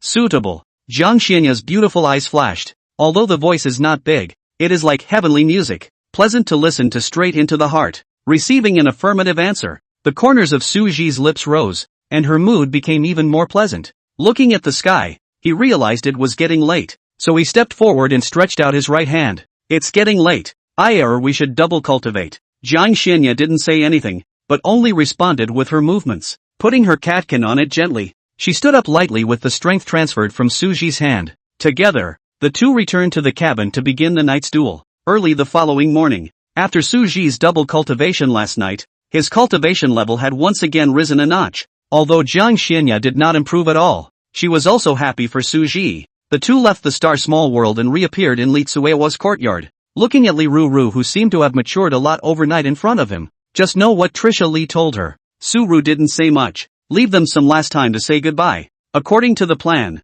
I will make a trip back to the sword sect today and bring this little girl back to the sword sect to pay homage to her master. After all, he and I still had to continue traveling next and couldn't bring Li Ruiru around. Grandma, Ruru can't let you go. Li Ruru hugged Li Chuehua and choked. Silly boy, where's the give and take? Didn't Grandma tell you last night? Grandma has never stepped out in her life. In the future when Xiao Ru becomes an immortal master, she will take a good look at the scenery of this world for Grandma. Li Tsuehua touched her head and comforted her. She held back her tears, her eyes already red, but she didn't dare to show it, worrying that the girl wouldn't leave then because of this. Seeing this scene, Sushi couldn't help but recall what happened at the questioning heart pass. Slightly sidelong, he didn't look away again. Suddenly, a small, soft hand gently gripped his. After seeing the gentle comforting look in Jiang Xianya's eyes, a warm current welled up in Suji's heart, and he tightly gripped that small hand back. Jiang Xianya wasn't sure why Suji had suddenly become lost, and didn't ask, because she knew that no matter what happened, she would stand beside him silently. It didn't take long for Li Tsuehua to bring Li Ruru to Suja. Immortal Master, I'll take care of everything. Suru nodded and lifted up Li Ruru with his spiritual power, covering her with a spiritual power shield, and the three of them left Luaha village together. Road, Immortal Master brother, if I become very, very powerful in the future, can I see Grandma again? Li Ruru said with a face full of hope. Suja didn't answer because he wasn't sure. Jiang Xianya shook her head after seeing Suji cast an inquiring gaze. Li Ruru's eyes dimmed and she lowered her small head. Suji thought for a moment and said without moving, "When you left, did your grandmother explain something to you?" Li Ruru sniffled and said with a slight nasal tone, "See the scenery of this world for Grandma. Then your goal now is to practice hard, brother Immortal Master." Why? Because there are many places where the scenery requires a very strong cultivation to see. In case you can't see the nice scenery because you're not cultivated enough, your grandmother will be disappointed. Hearing Brother Immortal Master's words, Li Ruiru felt that Brother Immortal Master was right. She didn't want to disappoint her grandmother. The formerly confused eyes slowly became determined. Chapter 145. Sword Sect. Jade Sword Peak. Muzili leaned on top of the first seat inside the palace, scanning the empty palace with a few moments of lethargy, a little bored. Sister Jiang is not in the sword sect. The other Peak's senior brothers and sisters were either in seclusion or couldn't talk to her. Several of the disciples went out again in pairs to experience the world. Since Shin Yuyo had come out of the immortal meteor secret realm, her strength had risen greatly, and with her leading the way, Muzili didn't worry much, only with fewer of them chirping around. The large palace was silent. Thinking of this, Mu Zili shook her head and stood up, ready to go back to sleep in broad daylight. Without even taking a step, he sensed the two scents were rapidly approaching towards the palace. One of the strands is also suspected to be Sister Kong. The reason why it was suspicious was because the aura was only at the early stage of Mahayana. A frown creased his brow. Without her permission,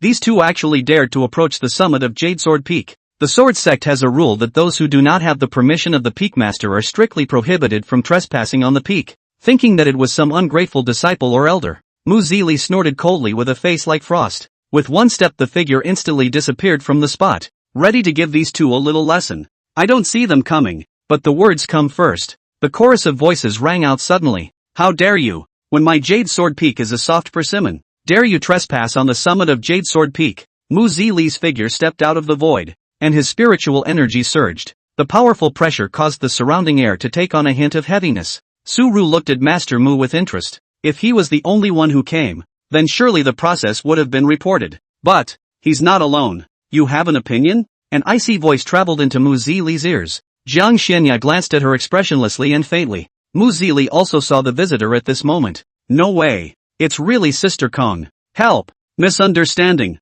Sister Jiang. This is a misunderstanding. Eyes rolling, he saw that there was another little girl and hastily changed the subject. Sister Jiang. Who is this little girl? Li Ruru stared with curiosity at the immortal master in the red dress in front of her. Jiang Xianya didn't continue with the topic just now either. The disciple found for you. You can explore her qualifications before making a decision. Mu Zili nodded at his words and went up to check the little girl's qualifications. After some probing, it was finally decided that she would be adopted as a personal disciple. It wasn't because of Jiang Xianya. When she took on a disciple, qualifications were secondary. The key was to look good. Calling in a female inner sect disciple, he instructed, take this girl to familiarize herself with Jade Sword Peak. The female disciple respectfully answered, and then left the place with a curious Li Ruru. There were just 3 left on the field.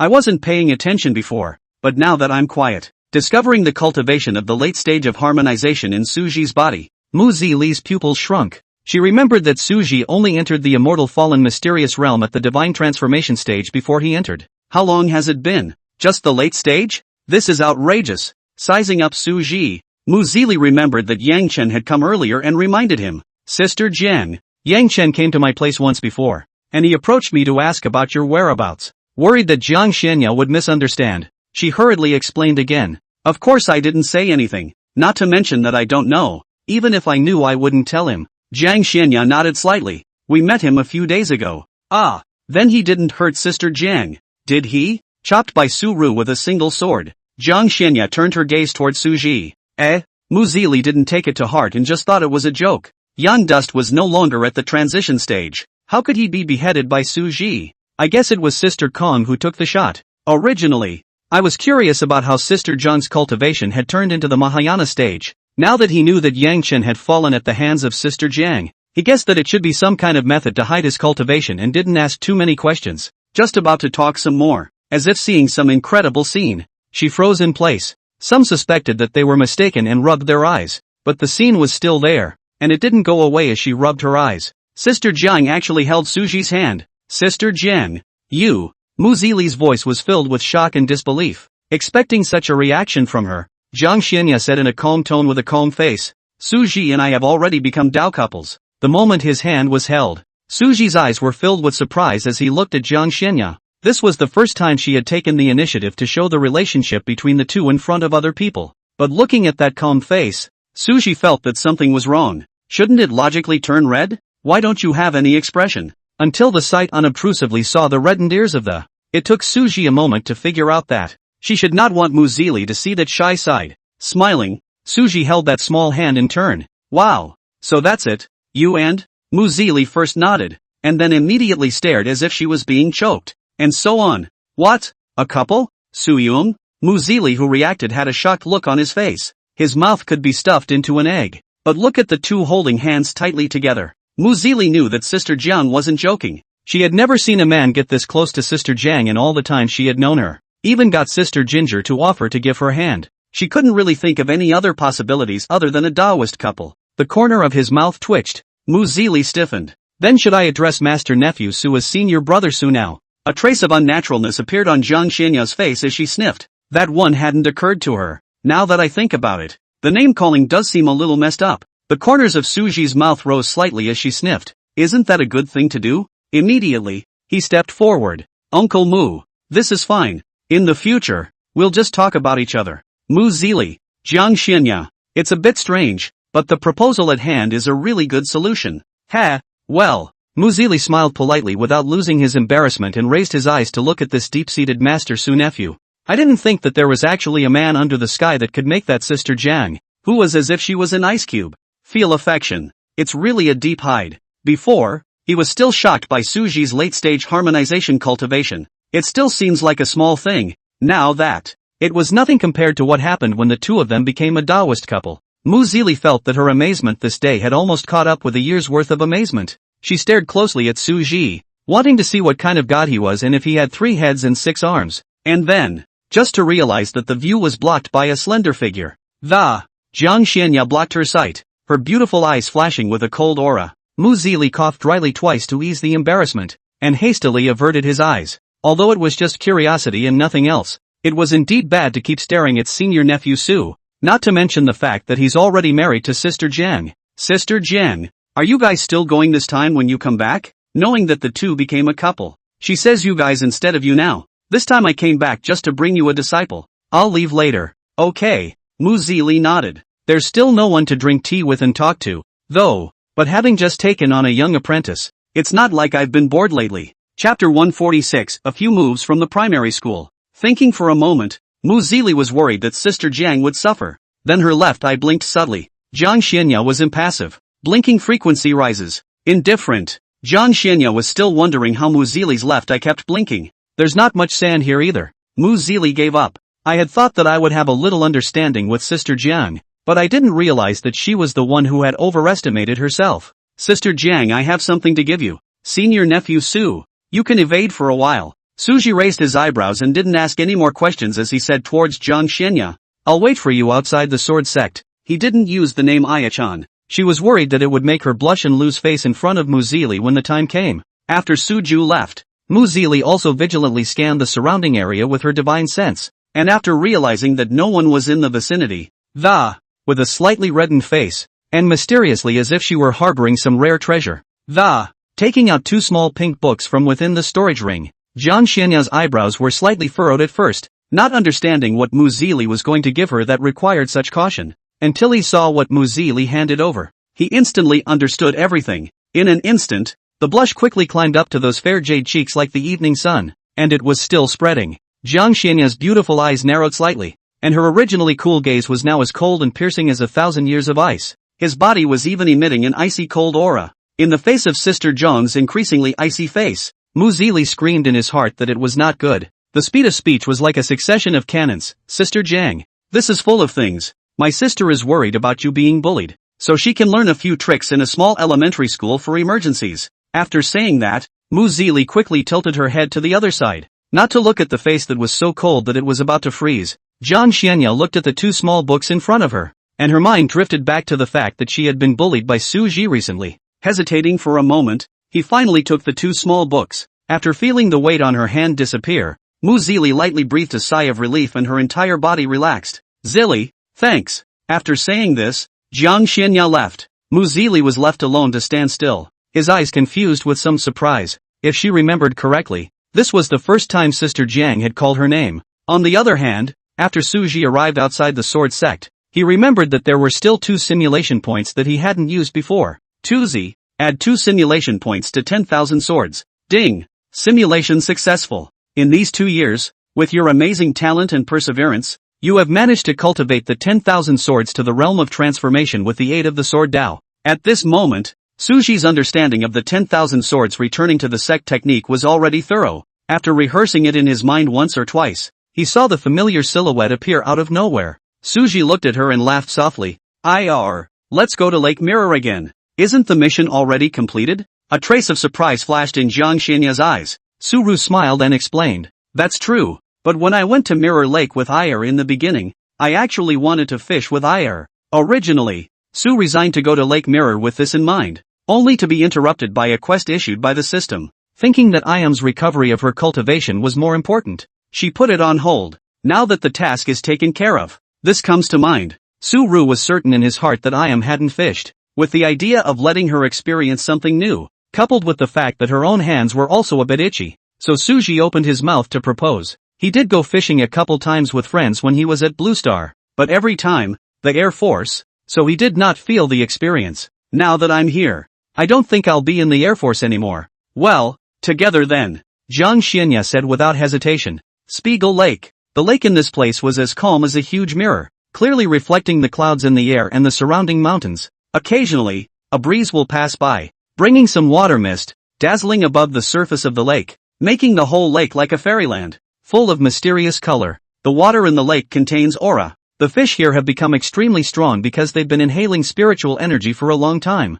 Perhaps this is the reason why the villagers of Luaha village are yellow and thin. Otherwise, relying on the mountain and the water will definitely not be the case. With two simple bamboo poles and fish traps that he had just made, Su Ji, sweeping his eyes over the shore, he picked a spot with a wide view at random and then he took out two low wooden chairs, and patted them, and signaled her to sit down. And Jiang Xianya looked at him with a look of interest. A smile rippled at the corners of her lips, and she obediently walked over to the wooden chair and sat down. Su-ru took out some earthworms that were just in the use of divine sense, grubbed out in the soil near the mirror lake, and gave both fishing rods to hang up the bait. And when everything was ready, only then did he hand her the fishing rod. The two just started fishing. They very tacitly both did not use their divine sense to sense the fish under the lake bottom. Just like a mortal. Within moments, the fishing rod in Jiang Xianya's hand moved and Suji was even more excited than her when he saw it, his eyes looking straight at her. No surprises there. Suju makes great quality fishhooks. A fish half an arm's length was caught. Suji hurriedly put down the fishing rod and helped her remove the fish, then tied on the bait again. That's awesome. Su-ru gave a thumbs up, his face filled with admiration and appreciation. Jiang Xianya raised her eyebrows, her mood somewhat pleasant. In her opinion, getting compliments from Suji made her even more joyful than breaking through to the immortal exaltation realm. Then just as she put the rebaited hook into the lake again, almost in the blink of an eye, another fish bites. A streak? Su-ru was surprised for a moment, thinking it was just happenstance, and didn't take it to heart. But then something happened that made his jaw drop. A fish bites the moment Kong Sanaya's bait falls. Take the fish and bait it. Take the fish and bait it. Su resigned to repeating the process over and over again. At first it was silently comforting. It's okay. He's about to catch a fish, too. But gradually looking at the unmoved fishing rod in his hand, Suji was a little self-absorbed. Ayabo was right beside him. Two people near one fishing spot. Why isn't there any movement on his side?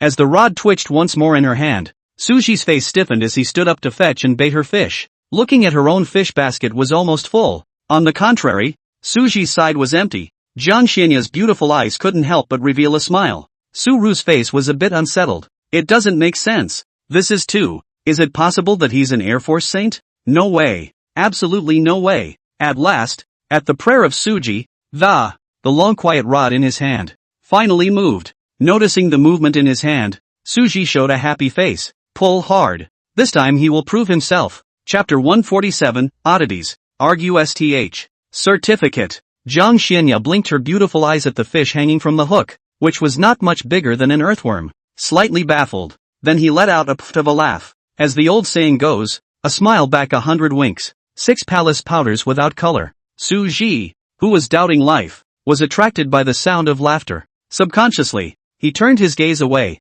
not bothering to be skeptical. Ayabo looks so pretty when she smiles. Embarrassed, he rubbed his nose and tossed the minnow right into the lake. Su-ru stiff-lipped. This one was an accident. Next time it will definitely be a big fish. With this start, I believe it's his turn to streak behind him. Imagination is beautiful. Reality is cruel. Until the fish basket on Ayabeo's side was almost too big to be filled. The fishing rod in Suji's hand didn't move a bit. Noticing Suji's disappointment, Jiang Xianya held his hand, brewed up, raising the hands that the two held together. The words came out. Look, you caught me. Ah. Suji's eyes widened with disbelief as he looked at the coquettishly smiling Jiang Xianya in front of him. Fishing? Fishing for who? Fishing for Ayabo? Breathing lagged for a moment. It's not working. He felt as if a Cupid's arrow had struck him straight in the heart right now. Heart poofing wildly, had forgotten what he was going to do. When did Ayabo become so bold? That's a pretty devastating thing to say. Was about to say something when she looked up but saw her cheeks flushed and her ears reddened. Seeing the way she was trying to comfort herself even with her forced shyness, Suja's eyes instantly became incomparably gentle. Looks like that statement took one of Iam's few guts. With that thought, he stepped forward and gently hugged that delicate body. The corners of Suru's mouth rose. Then I'm really great, being able to catch a ire like this. Mermaid. Sandalwood incense lingered, Jiang Xianya's eyes brimming, the corners of her lips outlining a charming arc as she softly said, well, it's very impressive. The two warmed up for a long time before separating. Seeing that it was getting late in the day and the next place to experience was not determined, the two of them were prepared to return to the Star Small World before making any plans. Suji first looked at his own empty fish basket, then looked to the side of the fish basket that was full and almost overflowing. What about these fish? Having been comforted by Ayabo, the sense of loss in his heart had completely disappeared, so there was no sense of disappointment at seeing this scene at this moment. Jiang Xianya didn't hesitate and directly said, release it. I was worried that when Suji saw these fish later, he would recall today's events and feel lost. Suji didn't know what was in her mind. If he knew, he would definitely cry out that he was wronged. He wasn't so lost over that little thing. For him, the fishing wasn't without its rewards. It's not a bad trip to see that moving smile. Besides, it wasn't like he had nothing to gain. Didn't he catch a mermaid? After putting all the fish and the traps back into the lake, Suja returned to the Star Small World with the mermaid he caught. Within the small world of the stars, Suji proposed, let's play chess, shall we? I will definitely win this time. Jiang Xianya gave him a somewhat helpless look and nodded slightly in agreement. Current record, 372 wins and 0 losses. Suji took out the chessboard while instructing. No water is allowed, or it won't count. Jiang Xianya was about to say something, but finally returned a moment later. Xian Ayakong added 35 wins to move to 407 wins and 0 losses. Suji looked at the chess situation in front of him and lowered his hand that was about to condense the spirit chess. That's enough for today. Jiang Xianya naturally had no problem with it, and was a little worried about striking Suji, but her fears were apparently superfluous. Su-Ru put away the chessboard as if it was nothing, picked up the teacup on the table and took a sip of spirit tea, even thinking about where he was going to go tomorrow. Putting down the teacup, Suji laughed lightly. We're going to Plum Blossom City tomorrow? Plum Blossom City? Jiang Xianya's beautiful eyes flashed. Well, there are a lot of plum blossom trees there. I'll take some seeds and bring them back to the Star Small World at that time, and send a forest of plum blossoms. The corner of Suji's mouth curled up. Plum Blossom City was not far from Lake Mirror, a city where cultivators and mortals coexisted. It is famous for its plum blossoms, hence the name Plum Blossom City. The plum blossoms in the area were considered to be the best plum blossoms in the Xian realm. Knowing that Ayabo loved plum blossoms, in fact, Suji had wanted to plant a forest of plum blossoms in the Star Small World from the very beginning. It's just been held up by things. Now that you have the opportunity, it's only natural to make a trip over there to pick up some seeds. And you can also enjoy plum blossoms with Ayabo, 2 for the price of 1. Hearing Suji's words, Jiang Xianya's heart felt like it had been gently rattled by an invisible hand. Couldn't help but shudder slightly and some trance. After a while, she came back to her senses. Looking deeply at Suji, his eyes flowed with a smile. Good. What do you think is going on here lately? Always feeling a sore back? Lier sat on a chair in the end, crossing his legs, picking up the peanut rice on the table and throwing it into his mouth as he complained. Dark circles covered the area around those already small eyes. Wang San, who was sitting opposite, with sunken cheeks and blue lips, kept nodding his head in agreement. I also have this feeling, just that kind of weakness that seems to have been emptied out. Obviously I haven't even gone to the hookah to listen to the music lately. Alas, earlier, I said that this Plum Blossom City has a beautiful scenery and is suitable for recuperation, but it turns out that when I arrived here instead, I feel that my body is getting worse day by day. Lier's face was full of depression as he heavily threw the remaining few peanuts in his hand back into the bowl. Who says it isn't? Before the words are out of my mouth. Suddenly, as if Wang San had met something horrible, his face instantly turned white, and his voice trembled slightly. What happened to these people? Weren't they fine just now? How did they change their appearance in the blink of an eye? What changed shape? Lier's head was full of fog. Following Wang San's gaze, this look was immediately shocked into a cold sweat. He realized that all of them had some cultivation on their bodies, but at this time, all of them were withered and thin. Their expressions were mute and lifeless, in stark contrast to the mortals around them.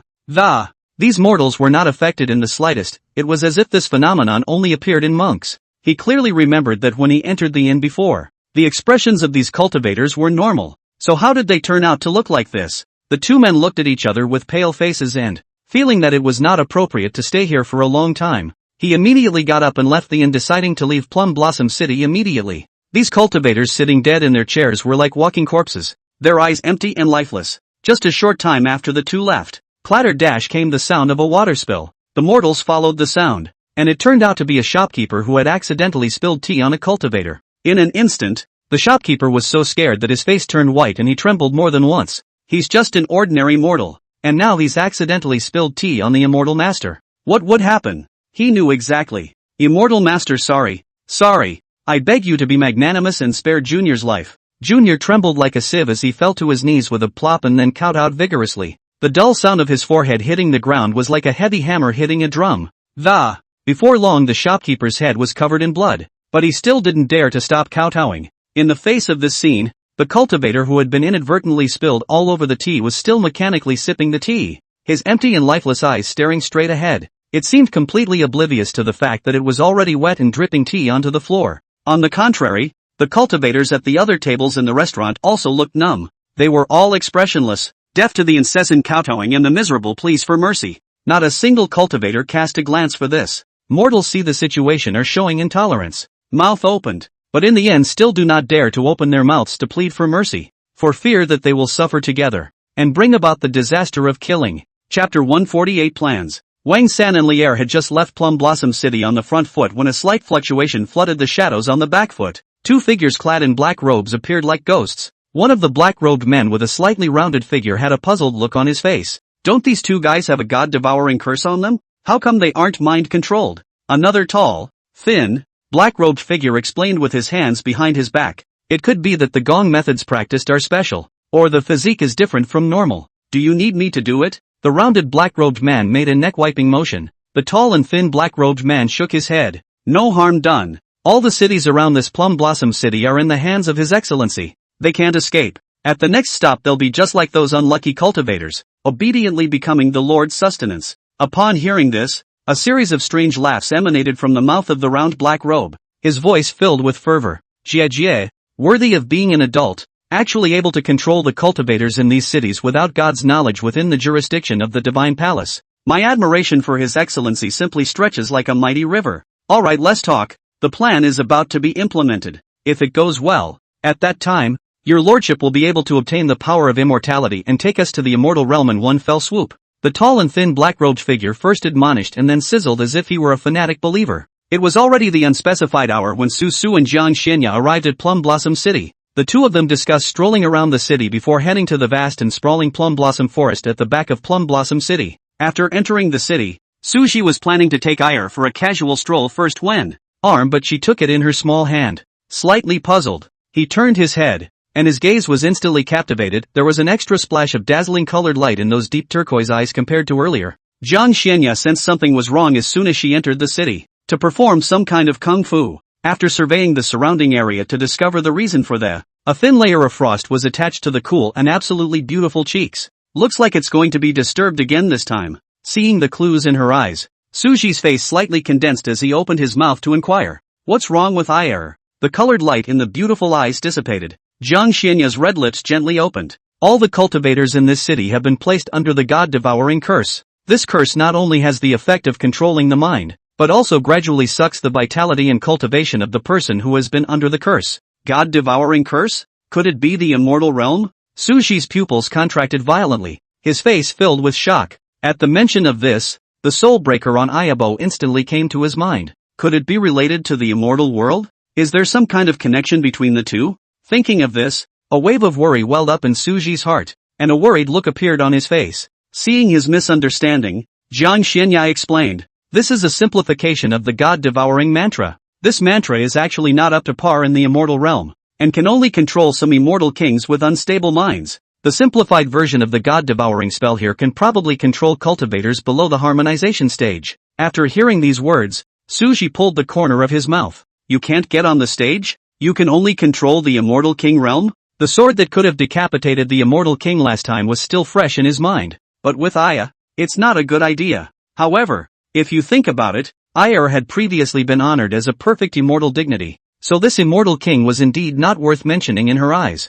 Suji shook his head vigorously to dispel the thoughts in his mind. Aya, Could it be that all the cultivators within Plum Blossom City have been struck by the spell? Jiang Xianya nodded slightly. For now, this is the case. And all of these people are on the verge of having their cultivation regress by being sucked in by this god-devouring mantra. Then why can't you see anything different about them? Su Ru frowned. A small blindfold. After saying that, she stretched out her slender jade finger and lightly tapped it on the palm of Suji's hand. Suji only felt a coolness rising from his palm and surging towards his eyes. In the next moment, the original seemingly normal cultivators in front of them underwent a shocking change. The previously rosy-cheeked cultivators instantly became deathly pale and dull-eyed. A chill surged through Su Ru's heart. Then in case a harmonized stage cultivator arrives, won't these people be exposed? After all, this god-devouring curse could only control cultivators below the level of harmonization. Try probing the northwest direction with your divine sense. Without hesitation, Suji probed his divine sense into it.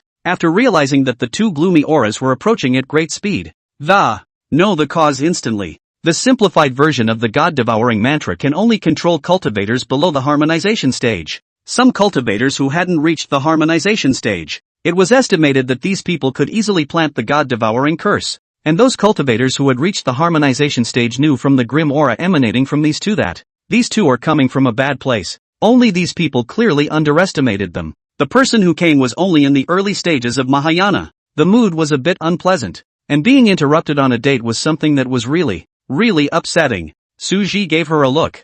Jiang Xianya understood, and the two figures disappeared into thin air. On the other side, the two black-robed men thought that Suji and Jiang Xianya were preparing to escape. The rounded black-robed man said disdainfully, "Want to run? In front of this seat, you guys are in trouble." Before the words were finished, they saw two figures appear in front of them out of nowhere. A white-robed man. A woman who wore a veil that made it impossible to see her face. You guys. The two black-robed men were stunned for a moment. They are two Mahayana stages. You have one late stage of merging and one early stage of Mahayana. How dare you show your faces in front of them? Before he could finish his sentence, boom! A terrifying and extreme pressure instantly erupted, pressing horizontally like Tarzan. The two black-robed men only felt that millions of pounds of weight pressed on their bodies, and they were unable to move at all, being suppressed in place. After looking at each other in horror, they all saw the color of disbelief in each other's eyes. The tall, thin, black-robed man clenched his teeth and stared at the woman whose appearance could not be seen,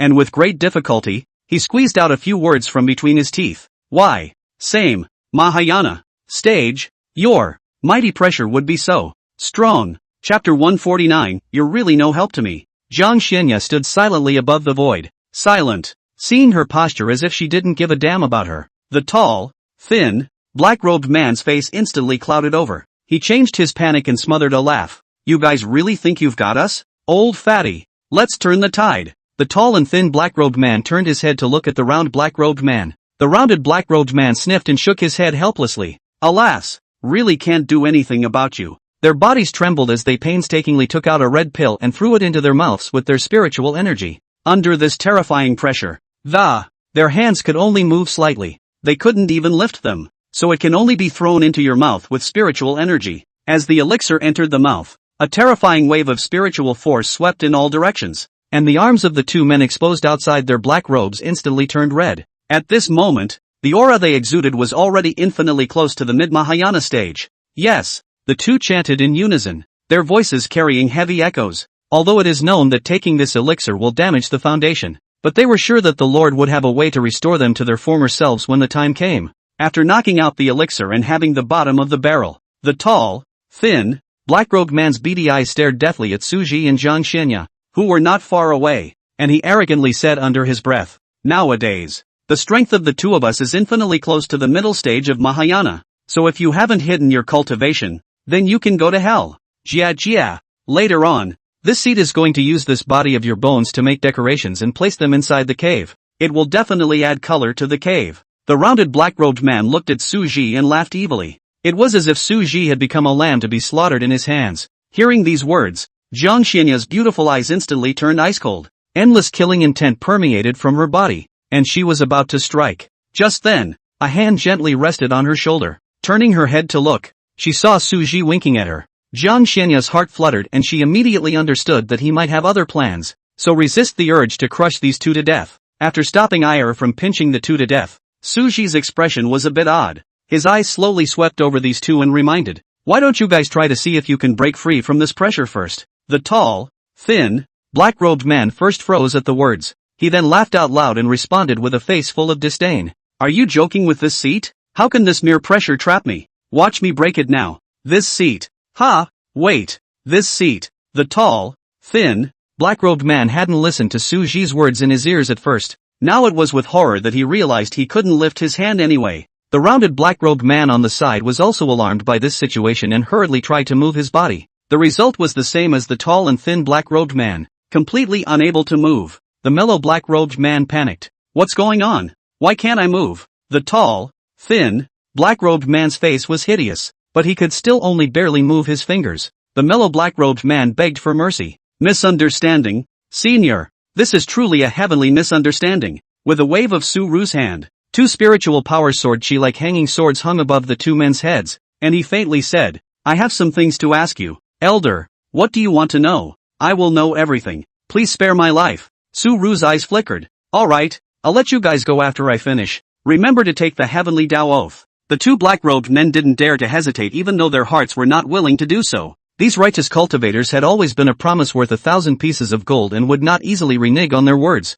so they didn't worry that Su Ji would go back on his word. After explaining everything clearly, Su Ji really kept his earlier promise and withdrew the spiritual power sword chi. Immediately after that, Su Ji summoned his spiritual power and ingested their storage rings. The two black-robed men had just breathed a sigh of relief when they realized that their storage rings had been taken away from them. His face instantly became extremely ugly, but they dared to be angry and could only curse in their hearts. The tall, thin, black-robed man cursed. Damn brat! Let you be arrogant for a few days for now. When we go back and report to the adults immediately, then we will definitely let the adults cast a thunderbolt to suppress you alive. Su Ji didn't know what they had in mind, but even if he did, he wouldn't put it to heart. He did spare the two, but Iam didn't say he spared them. After exchanging a glance, Jiang Xianaya understood lightly raised her jade hand and held it in the air. Shasta. Countless berserk ice-blue spiritual energy surged madly around the two black-robed men like a raging tide. This sudden turn of events caused the tall, thin,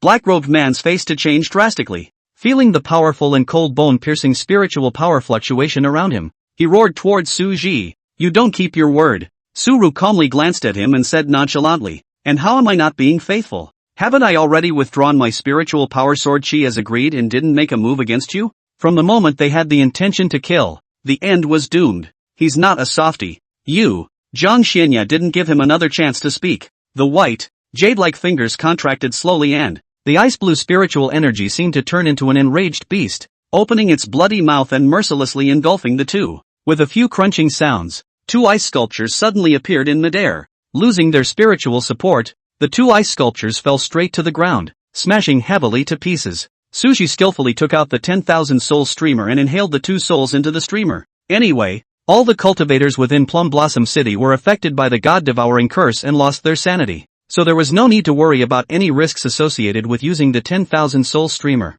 As for the mortals of Plum Blossom City, they had long ago hidden back home at the beginning. Putting away the 10,000 soul streamer, Su Ji fell into deep thought. From the mouths of these two black-robed men, he learned that this was a conspiracy planned by 10 evil cultivators working together. Among these evil cultivators, the person with the highest cultivation level was an early stage of the transitional succession. The rest were around the Mahayana stage. If these evil cultivators were scattered all over the place, Su Ji wouldn't want to get into this muddy water. Just report it directly to the Divine Palace. After all, these places fall under the jurisdiction of the Divine Palace. But from what the two men had said, they would gather at Shanshui City near Plum Blossom City 2 days later to discuss their final plans. These evil cultivators could be bright and shiny resource packages in Su Ru's eyes. Now that it's gathered into a nest, it's a once-in-a-lifetime opportunity. He doesn't want to keep eating Iam's soft food. That's why the idea of taking this group of evil cultivators in one pot was raised. Only what should be done about that early stage of the transition?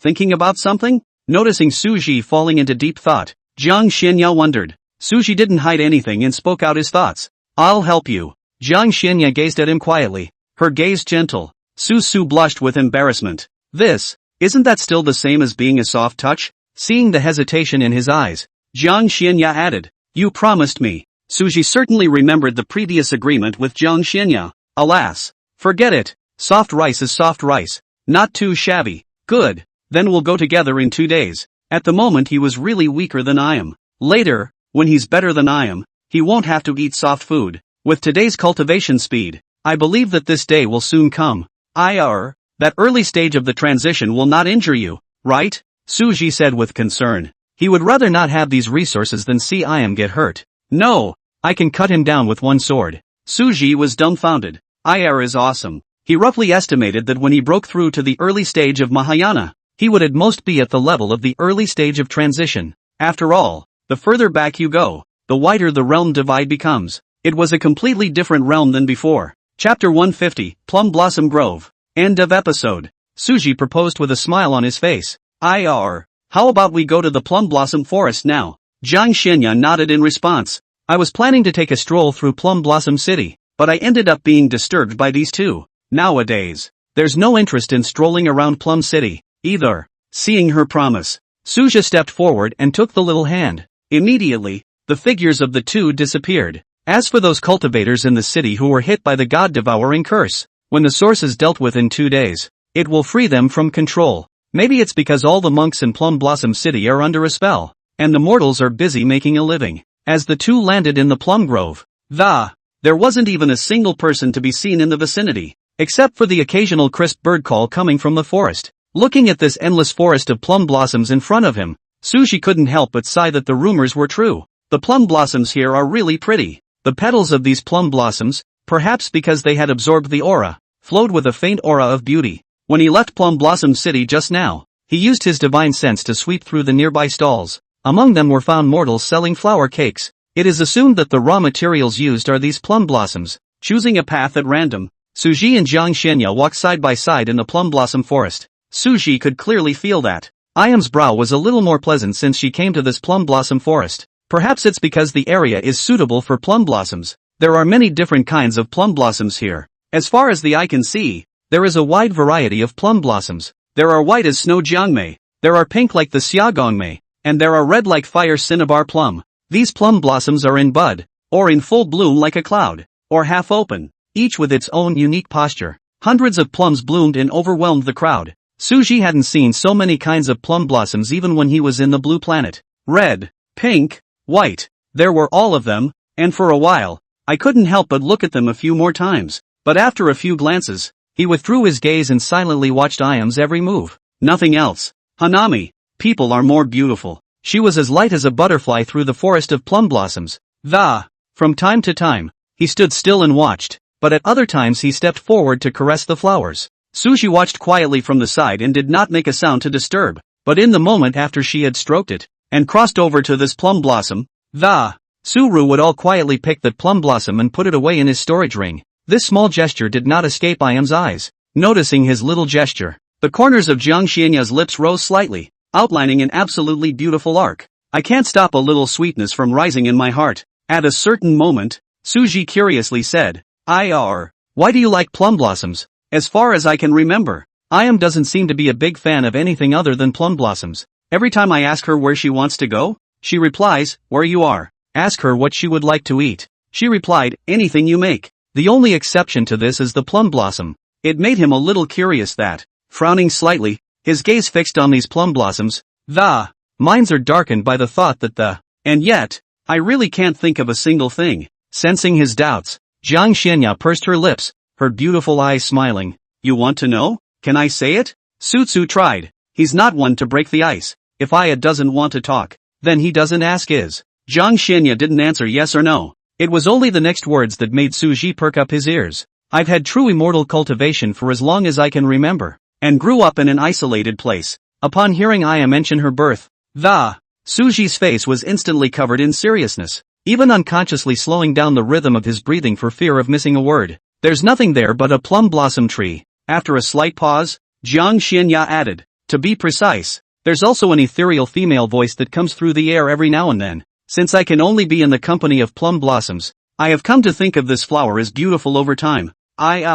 Hearing this, Suji's heart was filled with feelings of pain. Unable to resist his inner urge, he couldn't help but step forward and take her small hand. I should have known better than to ask. He was now somewhat regretting asking the question. Just thinking about Ayer's loneliness earlier, Suji felt a little hard to bear. It's okay, I don't really care about that. It was also true that Jiang Xianya did not show any hint of sadness, as if she was telling someone else's story. was about to go on when he was interrupted by Su Ru's outburst. If the words that follow will upset you if you say them, then don't say them. Suji spoke quickly, grabbing the words before she could speak and finishing them. Jiang Xianya shook her head and said softly, "It won't be sad." For her, these past events didn't seem to make too many waves in her heart. Maybe it's the indifference. Still, Suji's concern made her happy. And, I want you to know. When these words came out, Suji's lips moved, unable to speak. Jiang Xianya continued, "It was also because of this female voice that I learned a lot of things.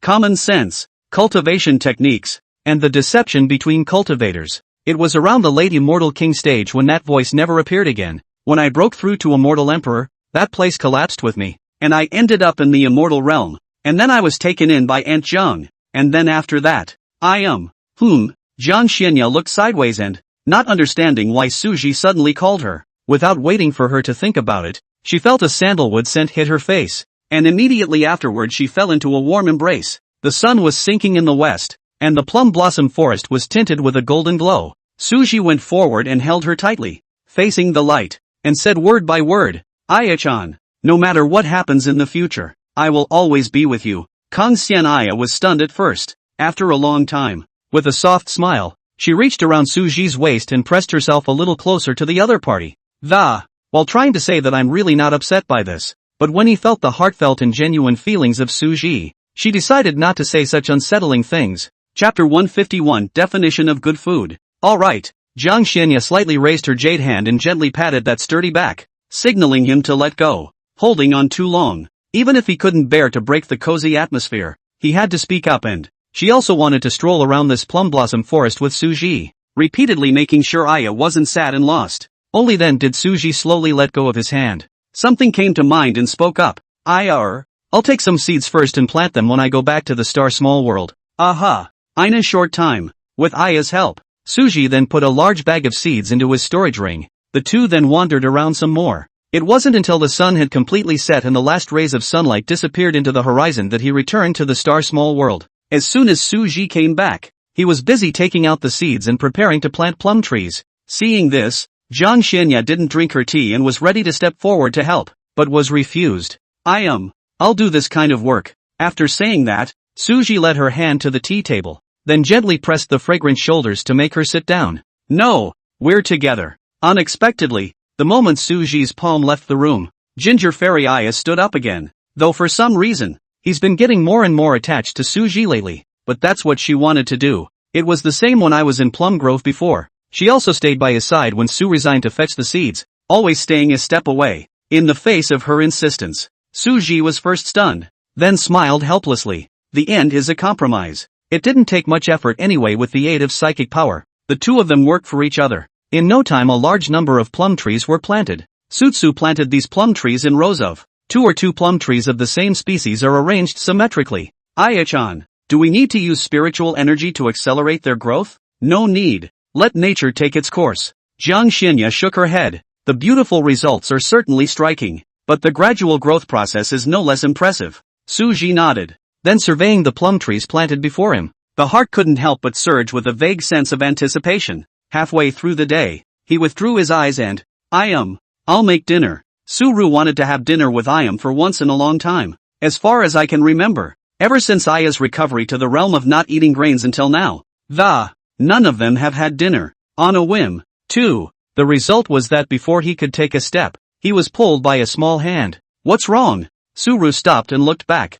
I'll do it, you go sip your tea. Suji thought for a moment, then smiled. Then why don't we get together and I'll give you a hand? It's not that I'm worried about her cooking being bad. After all these days of growing up, although Ayam's cooking wasn't up to Suji's level, it wasn't far off. If we were to measure culinary excellence on a percentage scale, if Suji's cooking had 80 points, then Jiang Xianya's cooking nowadays would have 70 points. After learning about Ayam's life, Suru then wanted to be there for Ayam a little more in every way. What's more, he wanted to experience what it was like to cook with Ayam. Don't think he's ever been in love before, but when it comes to the Blue Star, seeing those happy scenes in TV shows where you are busy in the kitchen with the love of your life, the mind is inevitably envious. Jiang Xianya hesitated for a moment. Seeing her tendency to refuse, Suli directly made the first cut. With a flash, he entered the cookhouse. Kang Xianaya blinked her beautiful eyes to pause in place. Then with some amusement, he looked at Suji who was washing dishes in the stoveroom, and with light lotus steps, he also walked into the stoveroom. Thought she was coming to kick her out. Suji's eyes were watching the nose and ears were watching the sky pretending that he didn't see it. Unexpectedly, however, after Jiang Xianya walked up to him, she actually left a sentence. You help me wash some greens. The sudden words made Suji freeze, but it quickly came back to me. There was a gleam of delight in his eyes. No problem, Suji answered with alacrity. With that, he put down the dishes in his hands and turned to clean the greens. It didn't take long for a tantalizing aroma to waft out of the cookhouse. A four-course meal was served. This time Suji didn't stop her from tasting the dishes. Jiang Xianya's eyebrows knitted slightly after she tasted a mouthful. The flavor of the dish was very average, not up to Suji's level. I'm sure the suspicion in my mind was correct. With more cooking, she knew very well that the first time she cooked, the plate of boiled Brussels sprouts with a bunch of seasonings on it couldn't possibly taste good. But Suji still finished eating. And afterward, in the name of good food, eat all the dishes every time. You lied to me before, right? In fact, my cooking is terrible. Jiang Xianya's beautiful eyes slightly drooped. When he thought about how Suji had finished those difficult dishes every time before, his heart felt a little bad. Suru smiled at his words and asked rhetorically, what is the definition of delicious? Flavor? Mouthfeel? Hearing her reply, Suji said unhurriedly, these are indeed the definition of delicious, but they are only part of it. The definition of deliciousness actually has the emotional factor. This is a dish that made for me. Just thinking about it makes me think that the dish in front of me is the #1 delicacy in the Xian realm. So, don't say something like it's hard to eat. Suji looked into those beautiful eyes that took in the heart and the face that was still smiling became extremely serious. No perfunctoriness, no jokes, all from the heart. After listening to him, Jiang Xianya hung her head slightly. The voice is as thin as a fly. In response, keenly caught the blush that rose in the cheeks of the Suji secretly smiled in his heart, knowing that she was shy again. With his face softening once more, how can you clip food with your head down? After saying this, Suji began to continuously clip dishes and put them into her bowl. Jiang Xianya didn't say anything, just took small bites of the dishes Suji pinched over. The heart is full of flutter heartbeat that cannot be hidden, as if it is going to jump out of the throat in general. The first gourmet of the Xian world. What an exaggeration. A smile played at the corners of her mouth as her mood became extremely pleasant. Eating. Suji's side didn't move except to give her food. She couldn't help but look up curiously, and ended up in a pair of eyes that gazed into hers. Adjusting to the mood? The sudden confrontation caught her a little off guard, and her heartbeat unconsciously picked up its pace. Even his grip on the dishes was a few degrees harder. If it wasn't for the proper control of the spiritual energy, it was estimated that the pair of bowls and chopsticks would have turned into pieces on the spot. After a brief moment of panic, she subconsciously hung her head again. Seeing her this shy, the corners of Suji's mouth rose slightly, revealing a doting smile. So choosing not to say anything, he silently offered her his food. Jiang Xianya hung her head down, feeling a little unimpressed. So easy to be shy. On the contrary, Suji didn't shy away a few times. The thought popped up and grew like a weed in the back of her mind. The desire to win and lose crept up in his heart. Thinking about this, she felt that it was time to take a look at the 2 books that Zilli had given her. You can't always be dominated by Suru. She's a master teacher. And then, under Suru's gaze filled with doubt, Jiang Xianya's cheeks turned even redder. Even the white swan neck was tinted with a shocking scarlet color. Chapter 152 Knowledgeable Jiang Qinghuang. Why is your face turning so red? No, you're looking at it wrong. Jiang Xianya quietly operated the meditation technique. No blushing. Looking at someone whose face was back to normal but whose jade neck was still reddened. And don't tear her down. Suji didn't move. It should be that I'm looking at it wrong. After dinner, the two of them leaned in for another cup of tea and conversation. Thinking of Auntie Kong that Ayam mentioned when she talked about her life, Suji moved the chair underneath a little toward her. Aya-chan, what kind of person is the Auntie Kong you mentioned before? At those words, Jiang Xianya put down the teacup in her hand. Recalls, a very nice man. Hearing this, Suji was a bit surprised. I can't believe Ayam called him a very nice person. It seemed that this elder, whom he had never met before, was highly regarded by Ayam. After spending so much time together, Suji was well aware of the weight of those words. After Jiang Xianya finished speaking, a look of worry appeared on her pretty face in a rare manner. If Auntie Jiang knew that I had lost track of my whereabouts on the road to becoming a Zun, she would definitely send people to search for my whereabouts. Aunt Jiang's name is Jiang Qinghuang. She is the personal sister of the Immortal Realm's emperor-level Dao lineage, the Vanguard Jiang family. the head of the family. Arguably the only person in the immortal world who was kind to Jiang Xinya. Don't think about it so much. When you ascend to the immortal realm, you can tell her the ins and outs then. I believe she won't blame you. Suji patted Jiang Xianya's small hand and comforted her. Aha! Jiang Xianya nodded and, Suju was right. And there's no use thinking about it now. It only adds to your own troubles. Auntie Jiang searched in vain, and with her sensible nature she shouldn't make any trouble. Mindful of this, Jiang Xianya put her heart down slightly. Meanwhile, the immortal world, the emperor-level Dao lineage, the Wangu Mo clan, was being enveloped by a palpitatingly terrifying immortal force. As far as the eye could see, the surrounding area was filled with crumbling space. A huge black crack appeared in a haphazard manner. Right here in the middle of this chaotic void, there stood two figures that, it's being confronted. Behind these two figures, there were dozens of hidden figures that, the light lingered on all of them, and even the white sun that hung high in the sky was dimmed by it. The aura emanating from each figure pressured this place to tremble. The confrontation of the two sides' breaths caused the space in the center to crack open by inches and inches. Countless fine cracks spread like spider webs. There was a dull roar in the. Gradually, the speed of space recovery began to fail to catch up with the speed of fragmentation. Jiang Qinghuang, have you gone crazy? This is the territory of the Mo family. How dare you be so reckless? An angry shout came out, shaking the surrounding air slightly. Wanton? Ha! Ridiculous. Today, this palace will put words here. If you don't hand over the whereabouts of little immortal Aya again, this palace will definitely chop off a few of your immortal emperors of the Mo clan in order to vent the hatred in my heart. Jiang Qinghuan let out a cold laugh that was as cold and piercing as if it came from the underworld. She was crowned with a phoenix cape, her head full of silver strands dancing in the wind, and her eyes were filled with killing intent and coldness. How many times have I told you that she was sent away by a teleportation magic treasure, and we don't know exactly where she went? Mo Jiutian, the contemporary head of the Mo family, had an extremely ugly face. Do you take this palace for a 3-year-old? This palace has been investigating for so long and finally came to your heads, and you want to send this palace away with a single word? Jiang Qinghuan's face was filled with disdain, and a pressure so powerful that it was suffocating emanated from her body in a steady stream. The mighty pressure that permeated his body intensified. The quasi-imperial artifact, the Voltron ring, emerged in his hand. The Majia immortal emperors' faces changed when they saw this. One after another, they took out their defensive magic treasures. Nothing else. Simply because Jiang Qinghuan was a perfect immortal emperor who had passed the immortal proof stage. His name is Heavenly Phoenix and he is honored as the Heavenly Phoenix Immortal Emperor. If one were to say that Immortal Emperor Tianhuan was most famous, it would be none other than the Voltron ring in her hand today. At this moment, seeing her take out the Voltron ring, Mo Jiutian's heart was burning with anxiety. This treasure contained endless power, and once it was fully exerted, this heaven and earth would certainly not be preserved. Even though they were both in the middle stage of immortal emperors,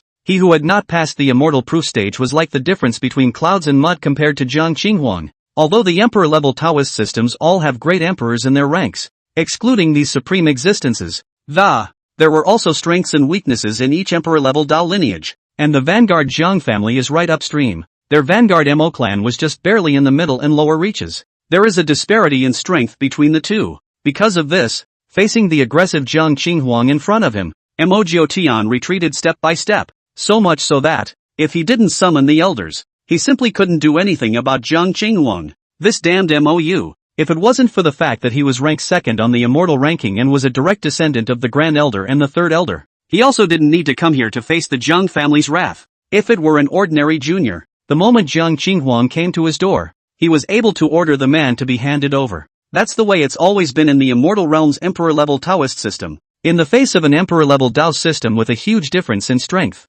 this method was the optimal choice. On the contrary, this kid not only came from a great source, but also achieved perfect immortal dignity through the path of becoming a dignity. And in the future, he was even expected to become a perfect immortal emperor. But what does that have to do with him? The two are not of the same lineage. There was even a secret tit for tat. They get all the benefits and let me, the head of the family, clean up the mess. They're just a bunch of animals. He had already summoned the second elder of his own lineage at the first sign that the situation was not right. I believe the second elder has arrived. Now he just hoped that things wouldn't go in a worse direction. The Jiang family, he really couldn't afford to offend. His tone softened at the thought. Immortal Emperor Tianhuang, this matter is true. That Jiang Xianya was really teleported somewhere by a teleportation magic treasure. It seems like there's no way to talk about it. Jiang Qinghuang sneered. The Voltron ring in his hand instantly disappeared.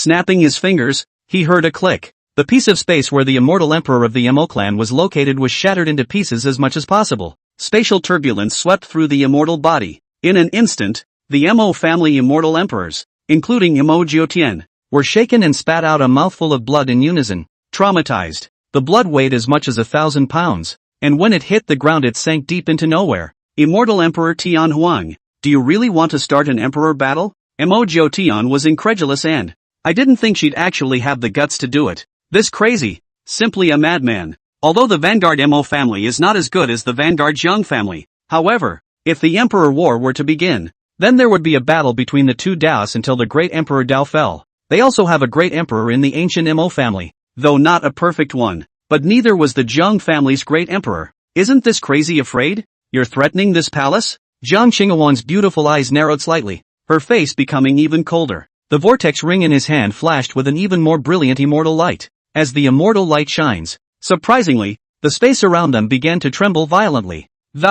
It made a creepy toothy creaking sound. Obviously, the power of Jiang Qinghuang's next strike was definitely beyond imagination, and it was definitely incomparable to what he had just done. Mo Jiutian's heart sank to the bottom and cold sweat beaded on his forehead. Could it be that it's really going to set off the first imperial war in the immortal world in the last 100 years? Chapter 153 Delight. Just as Mo Jiutian was panicking in his mind, I wonder why the second elder didn't show up when In the next moment, the flickering immortal light on the vortex ring in Jiang Qinghuang's hand was smoothed out. A silhouette that seemed to span countless hours of space and time emerged. The silhouette was surrounded by Dao rhythms, emitting an ancient and overbearing aura. This being, as soon as it appeared, the shattered void, which was still recovering at an extremely slow pace.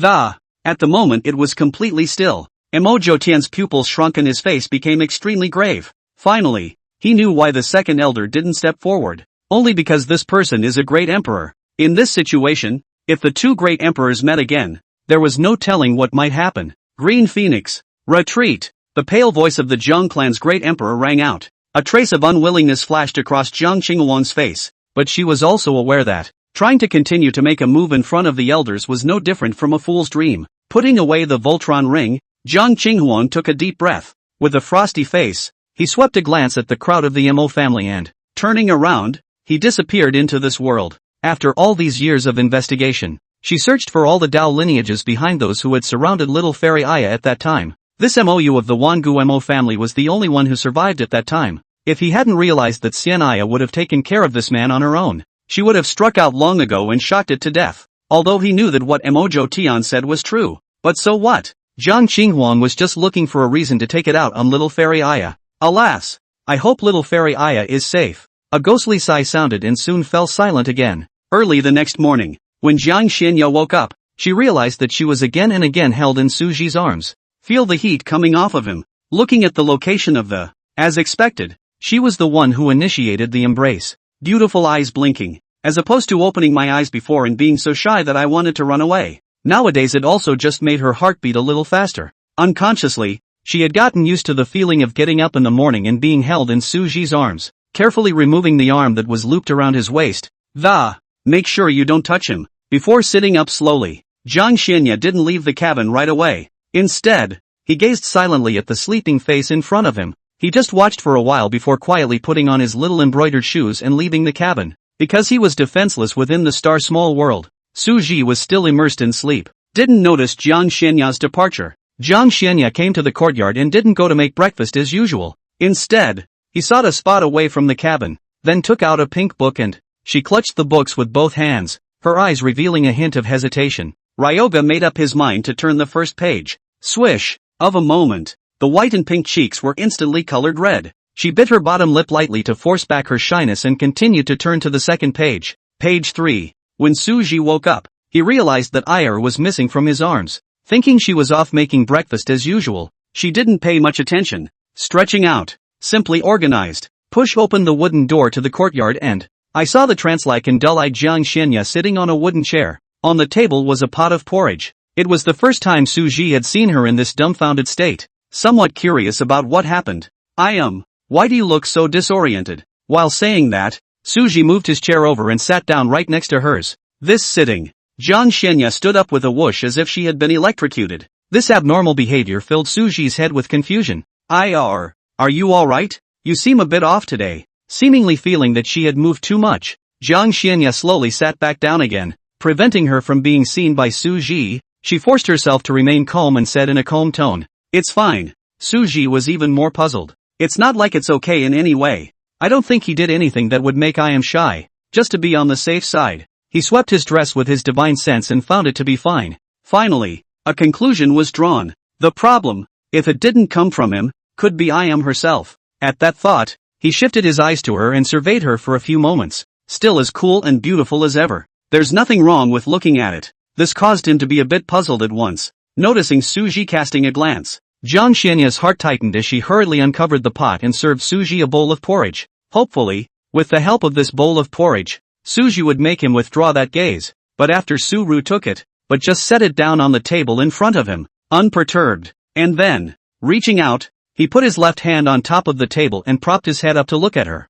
Those deep eyes once again landed on Jiang Xianya unapologetically. There is a posthumous silence all around. It was Jiang Xianya who took the lead and couldn't help but say, "You're not drinking kanji?" Her beautiful eyes fluttered, not daring to meet Su Ji's gaze. Su Ru seemed to smile and retracted his gaze. Drink now. I'm not sure what happened, but I am as cute like that." Seeing him in this state of mind, Jiang Xianya's beautiful eyes narrowed slightly. Heartfelt, decided to try to see if what was told in that book was true. Su Ji was drinking kanji. I felt 2 balls of cotton on my back. An amazingly soft touch came from his back. The scent of cold flowers fills the tip of the nose. Jiang Xianya came behind him at an unknown time and stretched out her jade arms to encircle his neck. Her red lips were lightly opened and her teeth were slightly open, lightly spitting out a mouthful of aroma beside Su Ji's ear. "Is it delicious?" The tone is unheard of. There are some. Charming. When had Su Ji ever seen such a scene? The body froze on the spot. The old face reddened slightly. Jiang Xianya,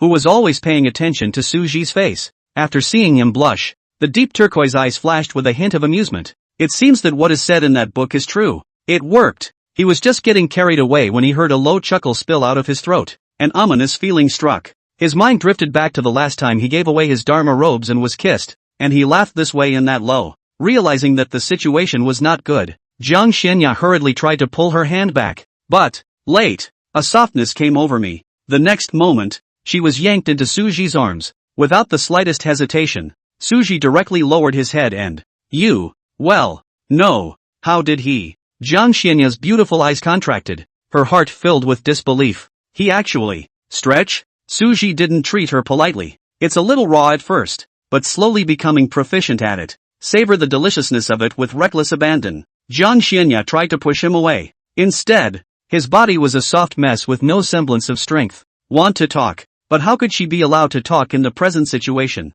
A fiery intensity pervades It made her lose her ability to think and resist. For a while, he could only let him claim it. The scenes around her at that moment somehow turned pink in her eyes. Su Ji reached out his right hand to encircle her surplus waist, preventing her from falling to the ground. The other hand was not idle, interlocked with her right hand with all fingers. Chapter 154. Sweet. That's sweet. Su Ru's heartbeat accelerated, and his eyes grew brighter and brighter. I didn't realize there was such a sweet aroma in this world. On the contrary, Jiang Xianya, the little face, on the other hand, was getting redder and redder. Noticing a tremor coming from his left hand, Su Ru's eyes became gentle and slowed down. At a certain moment, he suddenly realized that I am still couldn't change her breath. So hastily he lifted his head up.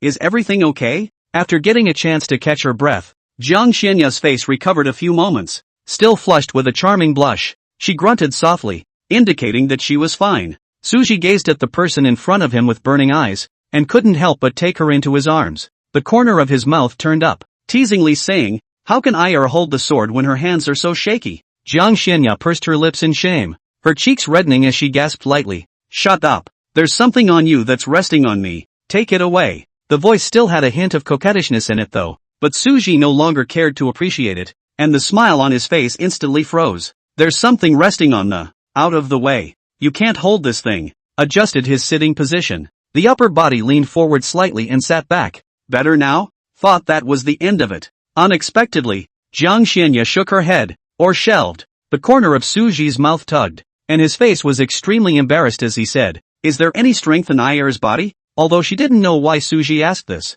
she still answered, "Yes, that's good." Su Ji sighed in relief. placing her back in the chair and, after leaving the arms of Kang Senya, was still wondering if what she had said had upset him. As a result of an inadvertent glance, it froze her momentarily. What if that book is right? Then what just stranded itself? The face that had recovered some of its color was once again red. Knowing what it is that's holding you back. It was as if her entire body had been cast under a spell of immobilization, her eyes looking straight ahead, half afraid to look to her side again. On the other side of the room, Su Ji, likewise not looking at her out of embarrassment. The time just goes by, minute by minute. In the end, it was Su Ji who was the first to recover, and gave her a quiet look that, after realizing she hadn't slowed down, Suji smiled gently and took a bowl and also gave her a bowl of porridge. Gently placing this bowl of porridge in front of her, he whispered, eat breakfast first. Jiang Xianya paused and nodded slightly. It's done. Let's have breakfast first.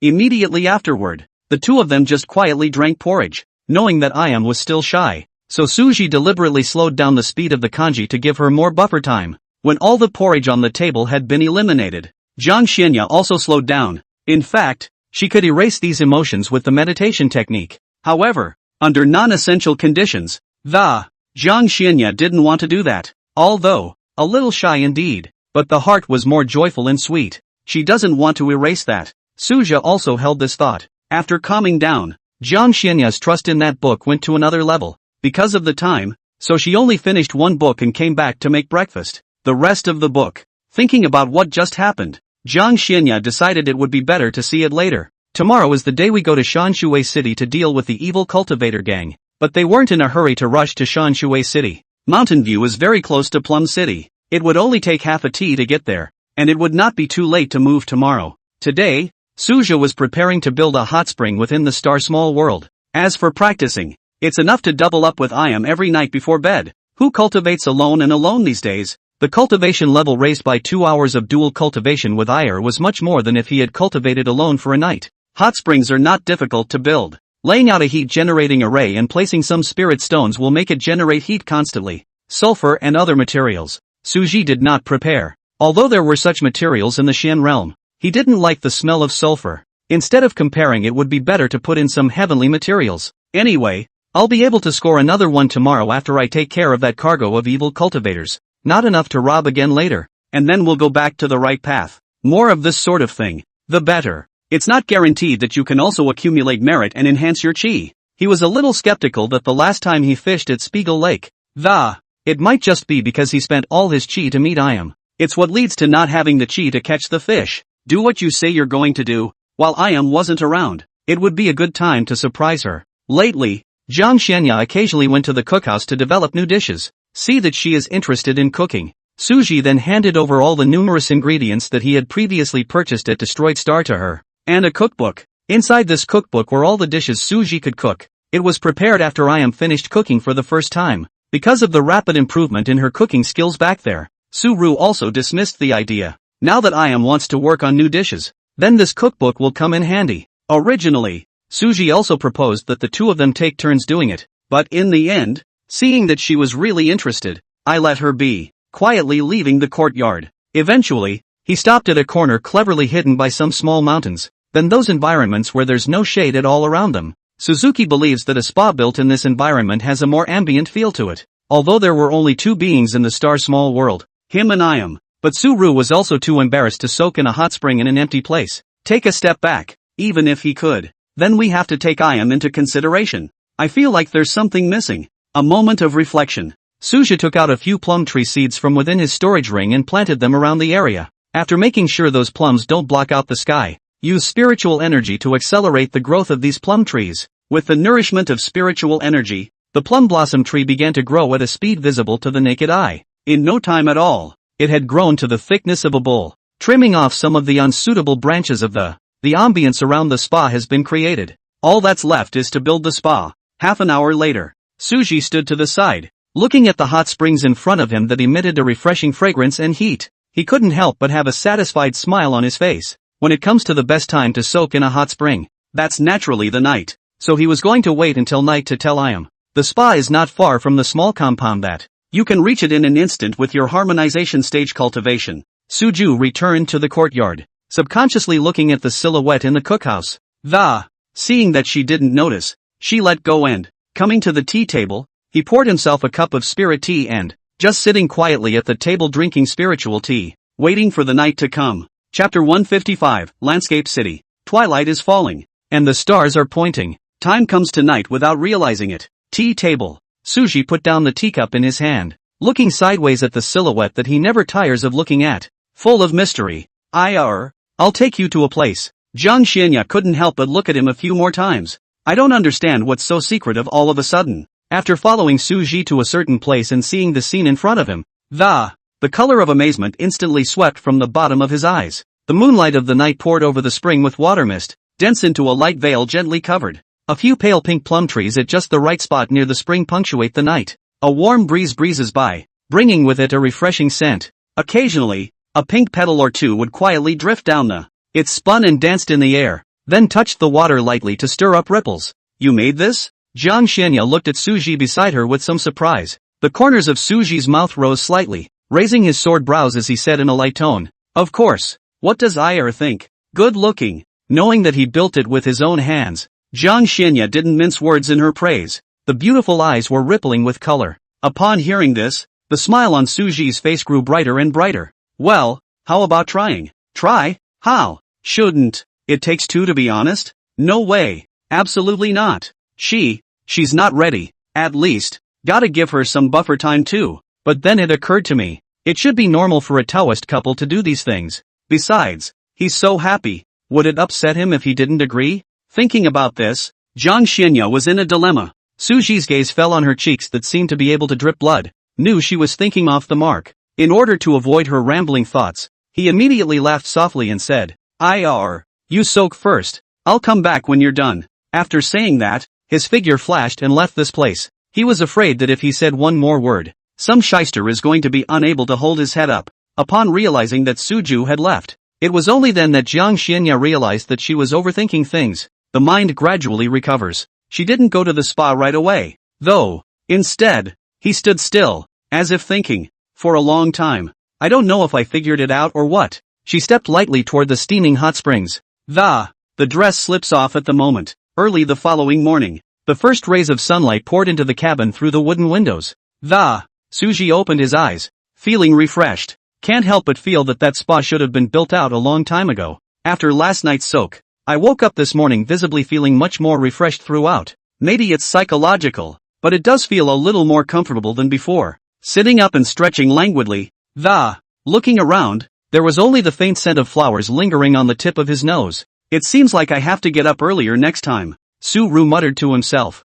It had been too long since I had seen Iam's sleeping face, and I missed it. Not that anything special happened last night. After soaking in the hot springs, the two of them finished their double practice before going to sleep. Thinking that I'll have to go to Mountain View later, Suji straightened his clothes and pushed open the wooden door to the courtyard. Noticing the commotion coming from the cabin, Jiang Xianya casts a glance at. The two men's sights were opposite each other, and Suji smiled faintly.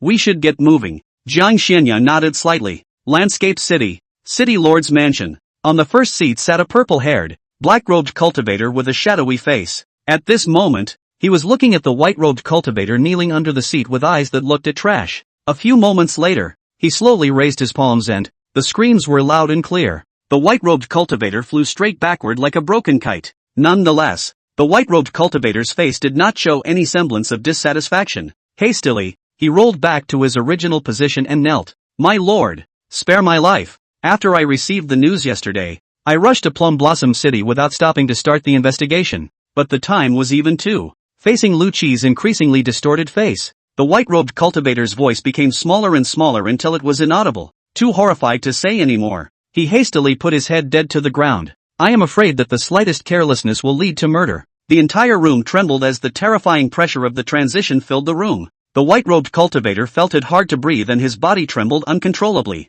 There was a loud bang. Lu Qi shook the desk in front of him into pieces with a palm. Get out. Yes, I'll roll immediately. Startled by the roar, the white-robed cultivator's thoughts didn't turn around, rolling up like a ball on the ground. Round after round rolled out. Lu Qi, I'm telling you to get lost, not asking you to really roll. It's really a bit hard to understand this man's brain wiring. After the speechlessness, the anger that had nowhere to be vented surged up again, and at this critical juncture, These two in Plum Blossom City actually played missing with him. It seems to be giving them too much face. After this seat has finished discussing the final plan, you had better pray that you won't be found by this seat, or else I will definitely make your lives worse than death, Lu Qi said morosely. Even now, Lu Qi thought his plan was seamless, but to be able to hide it from the divine palace, it did have the capital to be proud of itself. When he turned around with a full of anger and was about to leave the city lord's mansion, his eyes inadvertently swept over to the Plum Blossom City lord, who stood by the side with a dull gaze.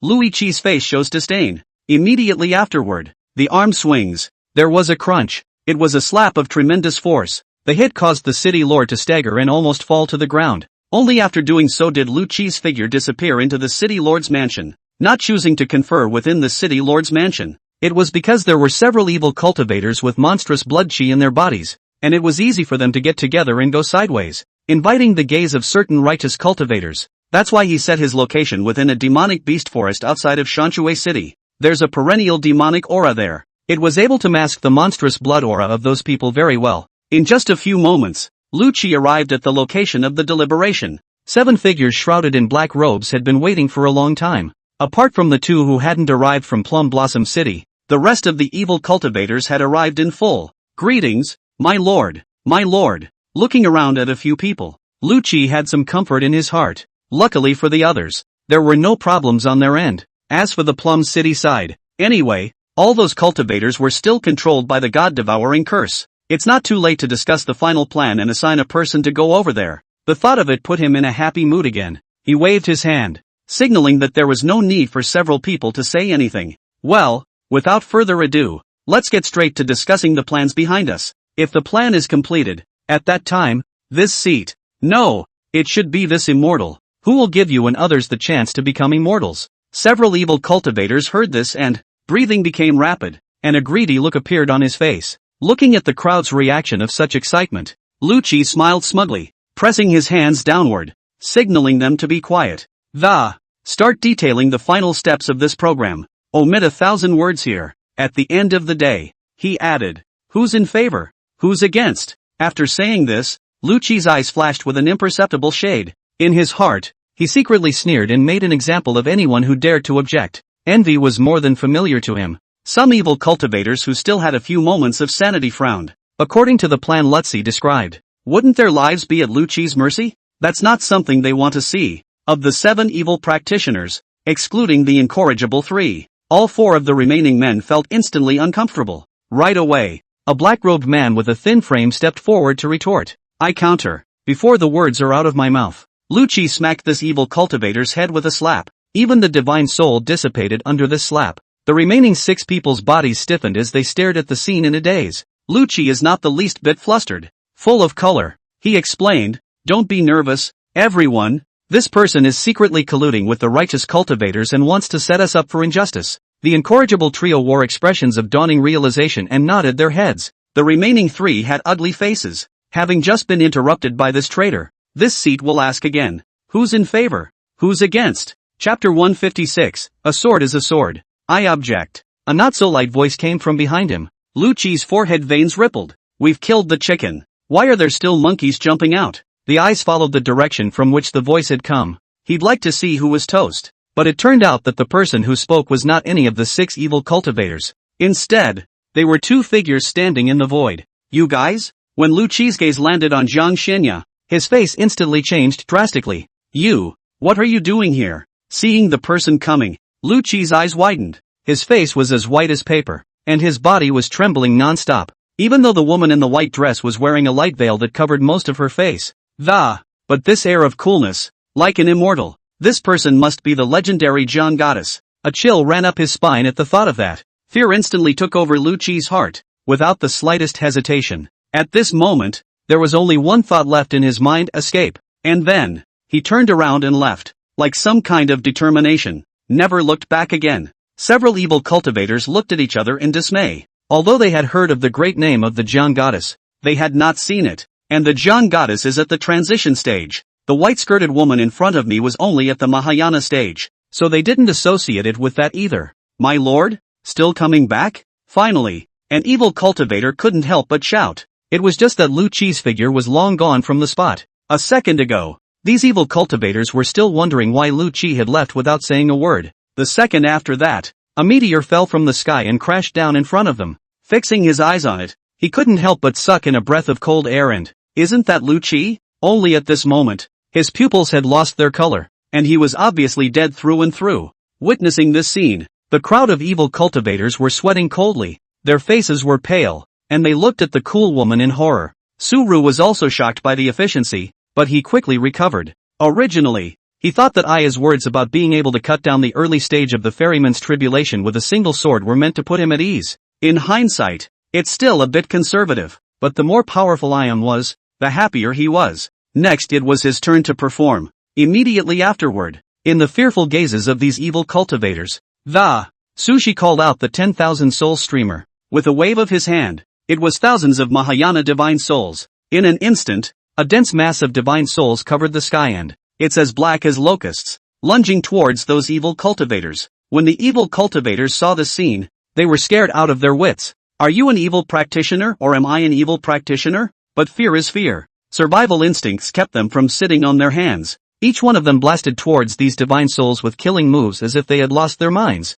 However, in front of thousands of Mahayana stage divine souls, not even a wave could be made. These divine souls easily broke through the defenses of the evil cultivators. Everywhere they go, they destroy. In the blink of an eye, all that was left at the scene were some broken pieces of black rags and remnants of blood. Suru put away the 10,000 soul streamer and used his spiritual power to take in as many of their storage rings as he could. Only after doing so did the two leave. Instead of returning to the Star Small World, they were going to enter the city to purchase some things. Sushi planned to add some more items to the Star Small World, so be prepared to acquire some materials. There's also Aya's ingredients, which could be enriched. Inside Landscape City, because the god-eating curse has been lifted. The city was in disarray at this point, and there was screaming everywhere. Suja and Jiang Xianya were walking on the street, oblivious to the cacophony around him. Stop only when you see the materials and ingredients you need. Compared to the monks with sunken cheeks and blue lips, the two of them showed up as a bit of an anomaly.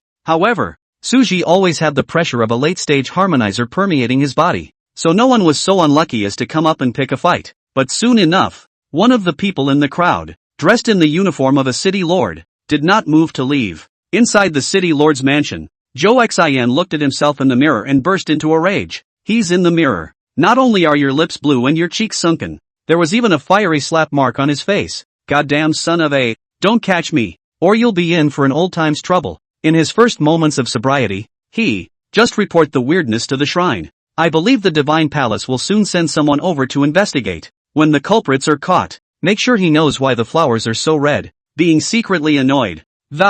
Suddenly, a scout came to report. Zhou Xian thought it was someone sent by the Divine Palace. Pose yourself right now. I didn't expect the scout to report something else. Are you saying that these two are the only ones in the city who are different from us? Zhou Xian's eyes narrowed slightly. Yes, City Lord. What level of cultivation do these two have? Back to the City Lord. One late stage of harmonization and another one is unclear. Late harmonization stage? Then what the hell are you talking about? Zhou Xian looked incredulous. He, a mere City Lord at the late stage of God transformation, dared to meddle in the affairs of a late-stage harmonization cultivator? If you want to die, you can light a lamp and go to the toilet. You don't need to beat around the bush like this. It's really going to matter. What's the point of having a piece of this and a piece of that? On second thought, though, there is a real possibility that these two had something to do with this incident. Instead, we can report to the Divine Palace together. At that thought, he looked wistfully at the scout. The scout also happened to look up and, coldly, he met the City Lord's meaningful look. Instant chills rose to his scalp and he trembled. Do you think I still have a chance? I don't think so. You're the one who brought this up, so it's better to resolve it as soon as possible. Zhou Xian shook his head and, after a pause, he added, if there is any half-assedness, this city master can only endure the pain and only ask you to be the only one to be questioned. Chapter 157, Teacher Qingqing. Su Ru and Jiang Xianya noticed the moment they were being followed. After a little contemplation, just from the complicated looks of the friars on the sidelines, and the guards of the city lord's house down the street turned a blind eye to that stalker. These two factors. Figure out what's going on. Thought about it and decided to let it go. Anyway, when the time comes to flash the sword sect token, the people of the Divine Palace won't give him a hard time. Not to mention that he knew the Holy Maiden of the Divine Palace. After telling Iam about the idea, the two of them wandered the streets again. The scout didn't expect to be able to play the hide-and-seek thing under the eyes of a late-stage harmonization cultivator.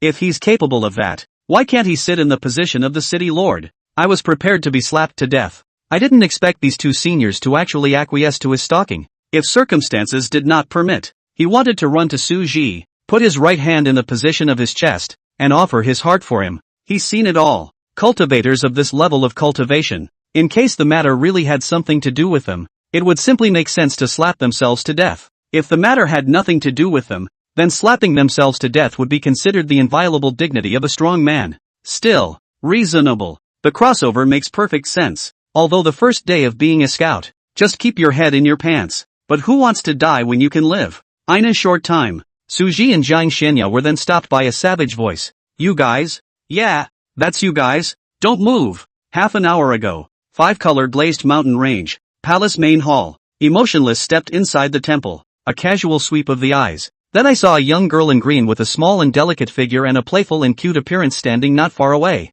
The young girl had 2 delicate little pills tied on her head, and her watery eyes were staring at Emotionless without blinking. There was a bright glint in his eyes, full of adoration. At the moment, with a sweet smile on her face, she was waving her little hand cheerfully towards Emotionless. Emotionless nodded at the sight, counting it as a response to the young girl's warm greeting. This green-clothed girl, whom she was also familiar with. The name is Shi Qingqing. A year late she entered the Divine Palace to cultivate. Due to her outstanding talent, she had been considered as the preparatory saint daughter of the Divine Palace, and was nominally her direct senior sister. On weekdays, Shi Qingqing would often look for Emotionless to chat with her. There is a good rapport and a pretty good relationship. After Emotionless bowed and made a bow towards the Divine Palace Master, he came to stand beside Shi Qingqing. Seeing Emotionless arrive, the Divine Palace Master gently knocked on the armrest and said, Emotionless, this time the palace summoned you here for the matter of Qingqing's upcoming trip out. Emotionless nodded, indicating that it was clear. It's not like it's a secret. As far as Qingqing's idle nature was concerned, she knew about this. The palace has decided to let you watch her from the sidelines. I wonder what you think. Ruthless is willing. She knew exactly what the palace master meant by this move. This is actually considered some sort of rule for the Divine Palace. When the palace master felt that the time was right, he would put the current generation of holy maidens in charge of teaching the next generation of holy maidens. She had also suffered from the remnants of the previous generation's holy maiden, so naturally, she would not refuse. Not to mention that she and Shi Qingqing were still on good terms. In Emotionless eyes, Shi Qingqing was a similar sister-like existence, so he usually took extra care of her. It's just a bit of a sassy big personality. The Divine Palace Master nodded in satisfaction before waving his hand to signal the 2 women to retreat. The 2 women saluted once more before turning around and leaving the palace main hall together. When you've gone some distance, Shi Qingqing could no longer hold back her inner excitement. Sister Emotionless, do you really promise to go out traveling with me? Her eyes glittered with a piercing light and her tone was excited. Emotionless knocked her on the head and implicitly looked to his side. You have to call your position in front of the other disciples. Shi Qingqing covered her little head in pain, her eyes tearful and her little mouth pouting, turning his gaze to the 2 disciples who happened to be passing by. Not far away, those 2 disciples were originally walking alone, talking and laughing. Suddenly I felt a glare coming my way. He looked up and blushed, only to see Shi Qingqing glaring at them with a face full of anger, her eyes seeming to be able to kill. The 2 of them secretly cried out in dismay. This was the little bogeyman that was famous in the god's palace. Hurriedly stopping his steps, respectfully saluting Shi Qingqing and Emotionless, he ran away in a puff of smoke. Shi Qingqing would only act docile and meek in front of the holy maiden and the palace master. Anyone else would be a lawless master. The 2 were only core disciples and couldn't afford to mess with her at all. The behavior of the 2 disciples falling away was seen by Emotionless and he shook his head helplessly. Tell me, where are you going to go for your first stop? When Shi Qingqing heard that, she first carefully looked around to make sure that no other disciples were passing nearby. That's when he came over to Emotionless. Smiling, she said, Emotionless sister. People just happened to take up a quest. Where is the mission location? Where was it? Shi Qingqing tilted her head to make a thoughtful gesture. Then with a clap, I remember. It's Landscape City. Then go. I'll go with you. Thank you sister Emotionless. Shi Qingqing stepped forward and hugged her arm, smiling, clearly aware of her big-headed personality. Emotionless didn't break away from when the time comes to talk. She must have put on that teary-eyed look again, pitifully saying, does Emotionless sister hate me? Something like that. It would be her own headache then. The 2 then came to the city of Shanshui.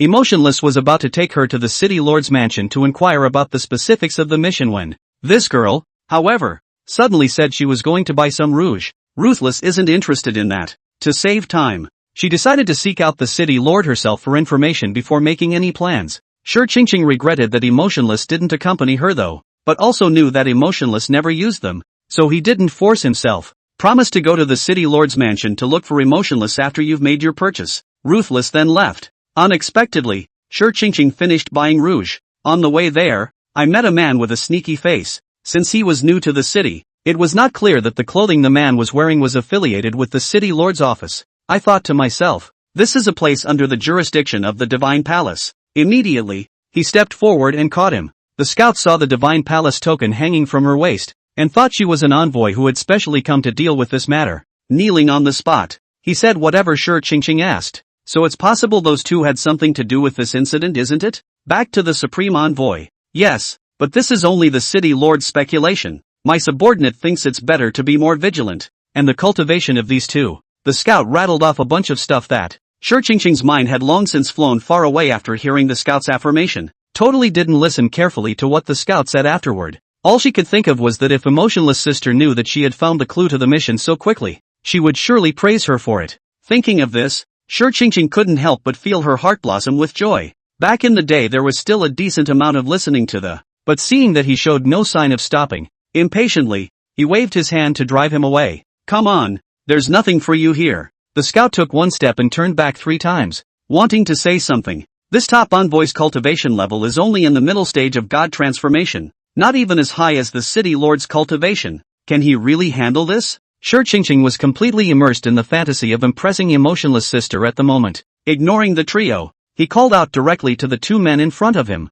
After waiting to find out that one of them was at the late stage of harmonization cultivation, his face went a few shades of white, and he felt some regret in his heart. Still, the desire to be complimented by Ruthless prevailed, secretly cheering myself up. She couldn't believe this man had the audacity to make a move on her in plain sight. This is the territory of the Divine Palace. Chapter 158, and Tears. Su Ru and Jiang Xianya stopped in their tracks. Their gazes fell on the green-clothed girl in front of them who suddenly stretched out her arms to block their way. Teacher Qingqing, middle stage of transfiguration. Sure Qingqing blushed slightly and gathered her courage to say, I'm a Divine Palace cultivator. There's something I need you to cooperate with the investigation. You'd better not act rashly. This is the territory of the Divine Palace. Worried that she didn't have enough chips, she added hastily, my sister is a renowned celestial pride on the heavens remarks list. I advise you to honestly tie your hands and immediately go back with me to be investigated. His eyes flickered as he spoke, obviously still a little scared in his heart.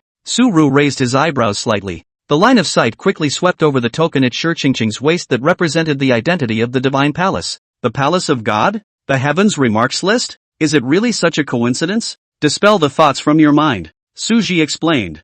Fellow Daoist has misunderstood. What fellow Daoist is investigating actually has nothing to do with us. On the contrary, we have helped the Divine Palace. Seeing that this late-stage harmonization cultivator had no intention of making a move, thought he was shocked by the Divine Palace and Sister Emotionless. Sure Qingqing's face was delighted. Instantaneous change of face. Once again, he resumed that dainty posture. Faintly glancing at Su Ji, the old man said, this matter will be decided by this palace after the investigation. How can I believe your one-sided words? You will stay in the city lord's mansion during this time, or this palace will be rude to you. Su Ji looked at Sure Qingqing, who flipped her face faster than a book in front of her, with an incredulous expression. Jiang Xianya frowned. The expressions and reactions of the 2 men at this moment fell into Sure Qingqing's eyes, but they became very different interpretations. In her opinion, Su Ji was obviously scared silly by Emotionless sister and the Divine Palace, while Jiang Xianya, on the other hand, was worried about Su Ji's situation. The bottom line was more than enough. Feeling like I just didn't act tough enough, she puffed out her chest and lifted her chin. Small sample. It doesn't matter if you're better than me. This girl is covered by her sister. The surrounding passing cultivators also cast curious gazes at the moment. Only a sound of sucking in cool air could be heard from the crowd. Hiss, look guys, that young girl is actually a Divine Palace cultivator. This is going to be a good show. This handsome man is going to be unlucky. Shoo, shut up. This man is a great cultivator of the late harmonization stage. Farewell. Listening to the murmurs around me, the gazes of envy, jealousy, or amazement fell on herself, and Sure Qingqing was a few points more smug. Seeing that Suru did not move for a long time, a twinge of displeasure rose in her, and she thought to herself how this fellow could be so impervious to fear that. So she stepped forward with a big grin and, reaching out a hand, he was about to yank Suji, ready to forcefully pull him towards the city lord's mansion. Slap. All that could be heard was a crisp ringing sound. That outstretched hand was actually slapped away without mercy. The sudden change caused Shurching's entire body to freeze. Subconsciously, he looked at the arm that had been slapped away, his eyes filled with confusion. When Suji came back to his senses, he saw the frosty Ayara blocking in front of him. Touch him and this palace will chop off your hand. Jiang Xianya's beautiful eyes contained fury, and her voice was cold and piercing. You dare to hit me? Shurching's face became extremely ugly. You guys are in deep trouble. You're in big trouble. Immediately after, Shurching angrily activated a small jade pendant in front of them. Suji didn't stop when he saw this. This whole thing is a misunderstanding. If the visitor could resolve the misunderstanding, that would be just what he wanted. If it was unreasonable, then he would show no mercy. Emotionless, who was still in the city lord's mansion to learn about the mission information, suddenly his face changed slightly and, as if sensing something, the figure instantly disappeared in place. Shurching had originally wanted to deal with this matter alone, not wanting to call Sister Emotionless over, but now she was angry, so she changed her mind and wanted to let Sister Emotionless take it out on herself. Sister Emotionless is the pride of the heavens remarks list, and there is also the early stage of the merging cultivation, although the cultivation is not as high as the person in front of me, but last time, she had seen Sister Emotionless fight back and forth with both early stage Mahayana elders. Wouldn't this district's late stage of merging be a handful? Just like that, in Shurching's expectant gaze, a woman in a gorgeous black palace dress landed lightly in front of her. Discovering that one of the two people confronting Shurching was actually Suru, Emotionless was instantly a bit surprised. As for the other one, she only thought something looked familiar. But I couldn't see her face because of the veil, so Emotionless didn't make a judgment, sweeping a glance and withdrawing his eyes. After all, the point now was to figure out the situation at hand. Suru was also very surprised. The sister in Shurching's mouth was not expected to be really ruthless. Emotionless first glanced at his senior sister and, finding the girl with her arms crossed and an angry look on her face, shaking her head helplessly, she could not understand her senior sister's temper any better. Noticing the gazes of the surrounding cultivators, preventing things from becoming uncontrollable, Emotionless used his spiritual power to isolate the sight of these cultivators. Then turning his head, he looked at Suji and inquired, Suji, what's going on? It's not that I don't trust Shurching. Rather, she knew that this girl would add to it. Look at this girl's exasperated expression. It didn't take much thought to guess that it must have been this girl who had clashed with Suji. Seeing that Emotionless sister didn't ask herself, but instead asked the other party first, Shurching swallowed back the words that came out of her mouth, with a sore nose and some aggravation. Hearing this palatial woman call out Suji's name, Jiang Xianya couldn't help but look at her one more time, but quickly withdrew his eyes. Emotionless, for some reason, suddenly experienced a fleeting chill at his back, because Suju was recounting what had happened, so she didn't care too much. After learning what happened, Ching, but is that so? Emotionless looked at his senior sister and inquired. Emotionless still believed in what Suru said. In the previous two secret realms, she clearly understood Suji's character and acting style, especially the treacherous immortal false secret realm. If it wasn't for Suru repeatedly speaking out to remind them, I'm afraid that the number of disciples coming out of the divine palace would have been reduced by half. But believe it or not, Shurching was after all a senior sister who was close to her. It's sensible and reasonable to be sure again. Sister Emotionless, we can't listen to his side of the story. As I see it, we'd better arrest him back first and investigate properly. Looking at Emotionless' increasingly cold expression, Shurching's voice also became smaller and smaller, and eventually lowered her head without saying any more. After clarifying what had happened, Emotionless revealed an apologetic look towards Suji and Jiang Xianya. Then he spoke. Ching, apologize. Shurching lowered her head, her hands tightly gripping the hem of her skirt, and never uttered a word in response. Seeing this, Emotionless couldn't help but frown, slightly raising his volume and shouting again. Ching, apologize. Hearing the urging, Suru waved his hand. There is no need to apologize. It was originally a misunderstanding. If there is nothing else, we will leave first. It's just a delay. It's not a big deal. But who knew that just at this moment? Emotionless shook his head firmly, and just when he wanted to continue to persuade Shurching to apologize quickly. No, Ching quick road. Emotionless shook his head and opened his mouth again, only to stop abruptly only halfway through his words, because Shurching looked up. Su-ru was stunned, thinking not so much, sparing Jiang Xianya, who had always been cool and indifferent to outsiders. A hint of surprise flashed in her beautiful eyes. Only because of this time, Shi Qingqing was pursing her lips tightly to keep from letting out a cry. But on her stubborn little face, it's clear that she's already got a handful of tears and a snotty nose. Truly, it made a few people feel like they were ganging up on a child. Emotionless was a bit embarrassed, saying or not saying anything, but immediately afterward, Shi Qingqing's voice with a sobbing tone could be heard coming from. She choked out a sob as she sniffled hard to try and stop the snot that kept running down her nose. Right. I'm sorry. 3. For a while, the scene fell into silence. In the middle of the day, Suji pulled the corner of his mouth. No, it doesn't matter. Jiang Xianya also responded in an unprecedented manner. It's not a problem. After apologizing, Shi Qingqing timidly reached out her hand and gently tugged on Emotionless' skirt sleeve, saying in an almost pleading tone, Emotionless, sister, I apologize. Don't be angry. Okay. Chapter 159, Contemporary Heaven's Pride Ranking 1. Emotionless froze, halfway through the day, with a sigh of, a small smile followed, and, reaching out, he stroked her head. I'm not mad. Cyan is so good. Feeling the force and the gentle words coming from the top of his head, Shi Qingqing's hanging heart finally fell. The uneasiness in his heart also dissipated in this moment, breaking into tears, learning that Emotionless' sister had been helped by Suji many times in the secret realm. The last trace of hostility in Shi Qingqing's heart completely dissipated. She's thinking simple. All the people who have helped Sister Ruthless are good people. Then this matter has nothing to do with the two Suji. It seems to be a misunderstanding. Although Shi Qingqing was bratty and capricious, she was not a person who was envious of others. In her eyes, Suji had helped Emotionless' sister, and that was equivalent to helping herself. Thinking of this, she somewhat guiltily apologized once again towards Suji and Jiang Xianya, as opposed to being relentlessly demanded. This time it was her own initiative. Emotionless wore a smile, and relief showed in his eyes.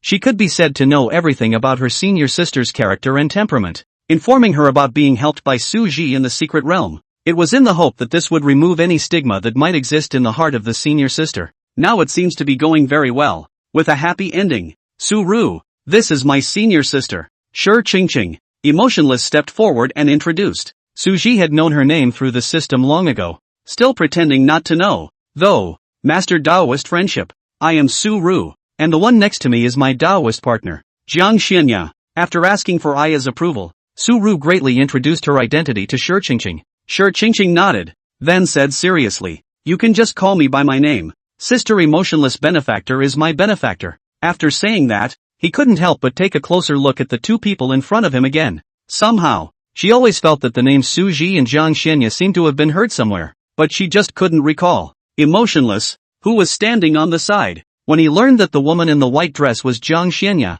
and that she was also Su-ru's Taoist partner, his pupils shrank, and shock surfaced on his calm face, as if seeing something incredible. She wasn't surprised when Suji revealed his late-stage harmonization cultivation, a demon who could surpass her and ascend to the 4th place in the heavens. Remarkable ranking at the early stage of transformation spirit could not be measured by common sense. Shortly after the end of the Immortal Fall Mysteries, the Tianji Pavilion even let slip that Suji is the contemporary heavenly remarks ranking 1. So from the first moment she saw Suji, sensing that there was a late stage of harmonization cultivation in him, the first reaction was not surprise, but relief. He had long since left a few of them far behind. But it's different now. This is that ginger goddess. It was actually Suji's Taoist couple. Ruthless was not fazed. This incident is not shocking. Even she, who is aloof and usually speaks very little, just enough to see how pie in the sky this whole thing is. Thinking of the earlier offense of the senior sister, she hurriedly pressed the neck of her senior sister to the side and bowed towards Jiang.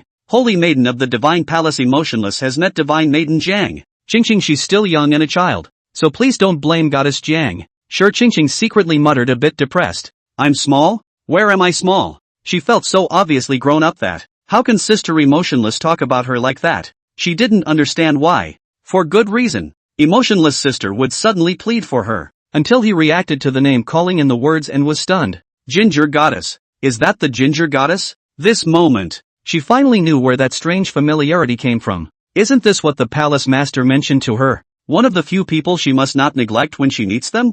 Thinking of this, Shi Qingqing's small face turned slightly white secretly. Luckily I didn't just ramble on about something that was overly offensive. She's a bit of a brat, isn't she? But it also depends on the person. Being difficult and capricious in front of powerful people who can ignore the rules? I'm afraid I'm not in over my head. Rushing to get in line for Mona's soup. At that moment, he didn't dare to make a move and obediently lowered his head. Jiang Xianya lightly swept a glance at the two of them, feeling pretty good about emotionless. It seemed that it wasn't unreasonable for Su Ji to befriend this person. This palace states that there is no obstacle, and that this matter is turned over and need not be mentioned again. The tone was light. However, it fell on emotionless in Shi Qingqing's ears like heavenly music. Shi Qingqing still felt that she had overlooked something, though, but I really can't think of a sobriquet. Do you two know about the matter of the fruit of enlightenment on that mountain of enlightenment? Seeing that Jiang Xianya was so good at talking, plus the fact that Su Ji had been kind to emotionless sister, Shi Qingqing didn't hide the fact that she shared her little secret.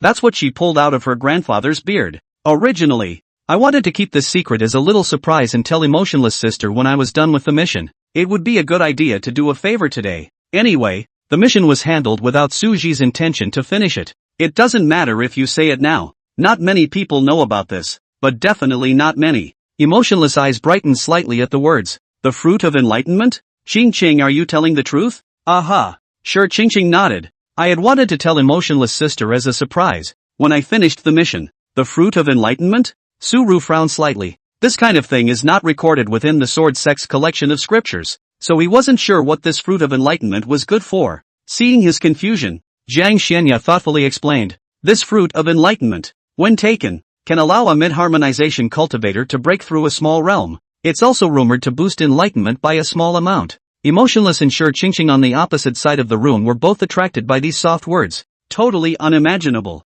That cold and icy ginger goddess. I can't believe I can say such tender words. So it is. Su Ru nodded with a lack of interest. He's already at the late stage of the harmonization. This thing doesn't enhance his realm. As for that rumored boost of a small amount of enlightenment, let's just say it's true or false. Things like enlightenment are worthless in the face of analog points. With this effort, it would be better to complete the system quests to gain simulation points. Plus completing the mission would restore Iam's strength. And this fruit of enlightenment was so useless to him. Not to mention Iam. Compare and contrast the two, and the highs and lows are obvious. Senior Goddess is right. So do the two of you want to come with us? Shi Qingqing inquired. Although Su Ji's cultivation had reached the late stage of harmonization, but a treasure that can enhance enlightenment is a rare find in 100 years. She had a good idea and felt that Su Ji would not refuse. At those words, Su Ji subconsciously looked at Jiang Xianya. Jiang Xianya seemed to feel something and also looked at Su Ji at this moment. The two men looked at each other and Kan Senya gave him a look that said just decide.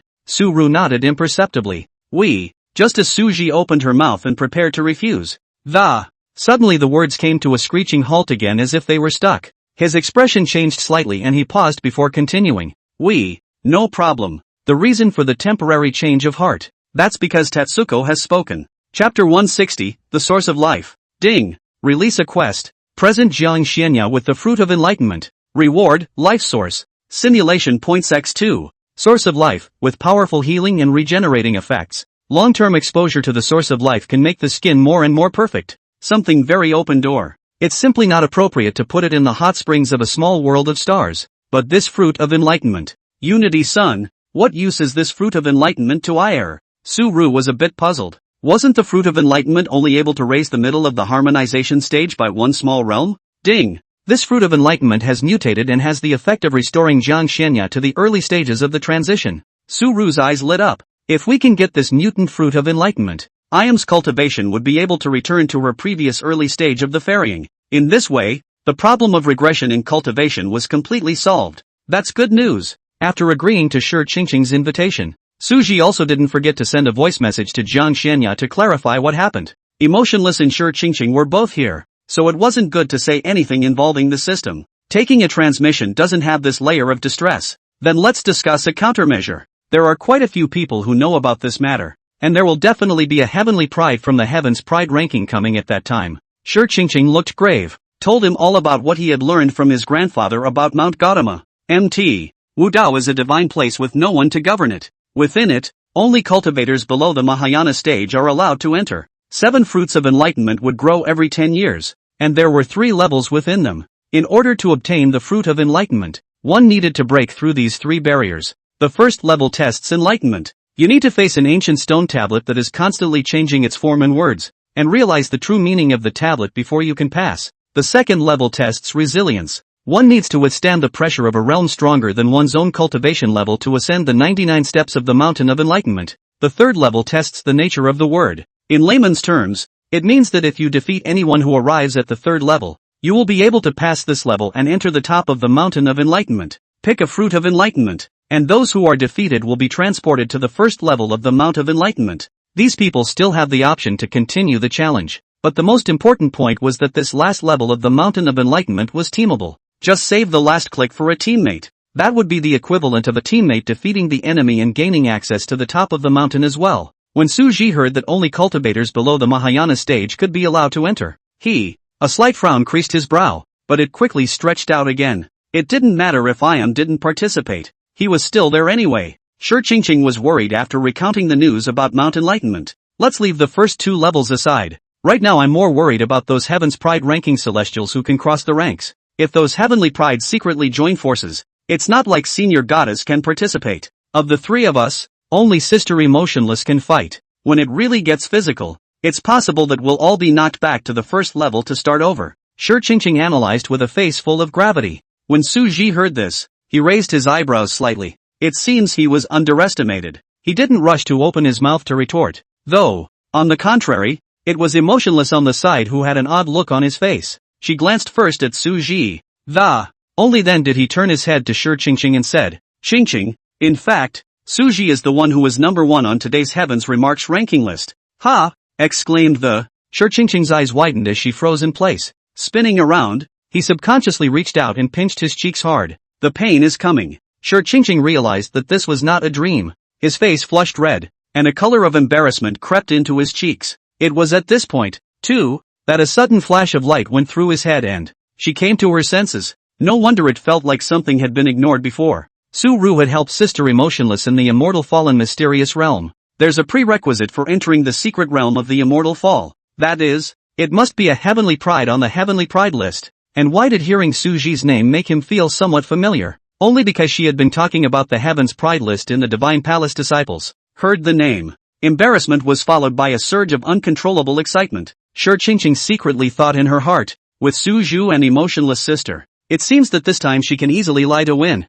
Her eyes narrowed even more in delight at the thought. Emotionless guessed what she was thinking just by looking at her, turning his gaze first to Su Ru. After getting a nod from him, only then did he say in a serious tone, Qingqing, don't be too happy. We can help you with this third level, but you still have to rely on yourself for this first and second level. Whoa, I see. Sure Qingqing put away a few moments of joy at his words and became serious. It would be a shame if he or she was brushed off at the first and second levels when the time came. Regarding Emotionless words about helping out at the third level, Suji naturally had no problem with it. This news was still brought by Sure Qingqing. It's only logical to help out. And it's not a big deal anyway. That's why he didn't reject his peers. Unity-san, there are 7 of these fruits of enlightenment. Have they all mutated? Ding! There is only one. When the time comes, the host can activate the appraisal function to identify the mutated one. Hearing that it could be appraised, Suji put his heart down. His first thought was also to identify it, but he was worried that he wouldn't be able to identify it when the time came.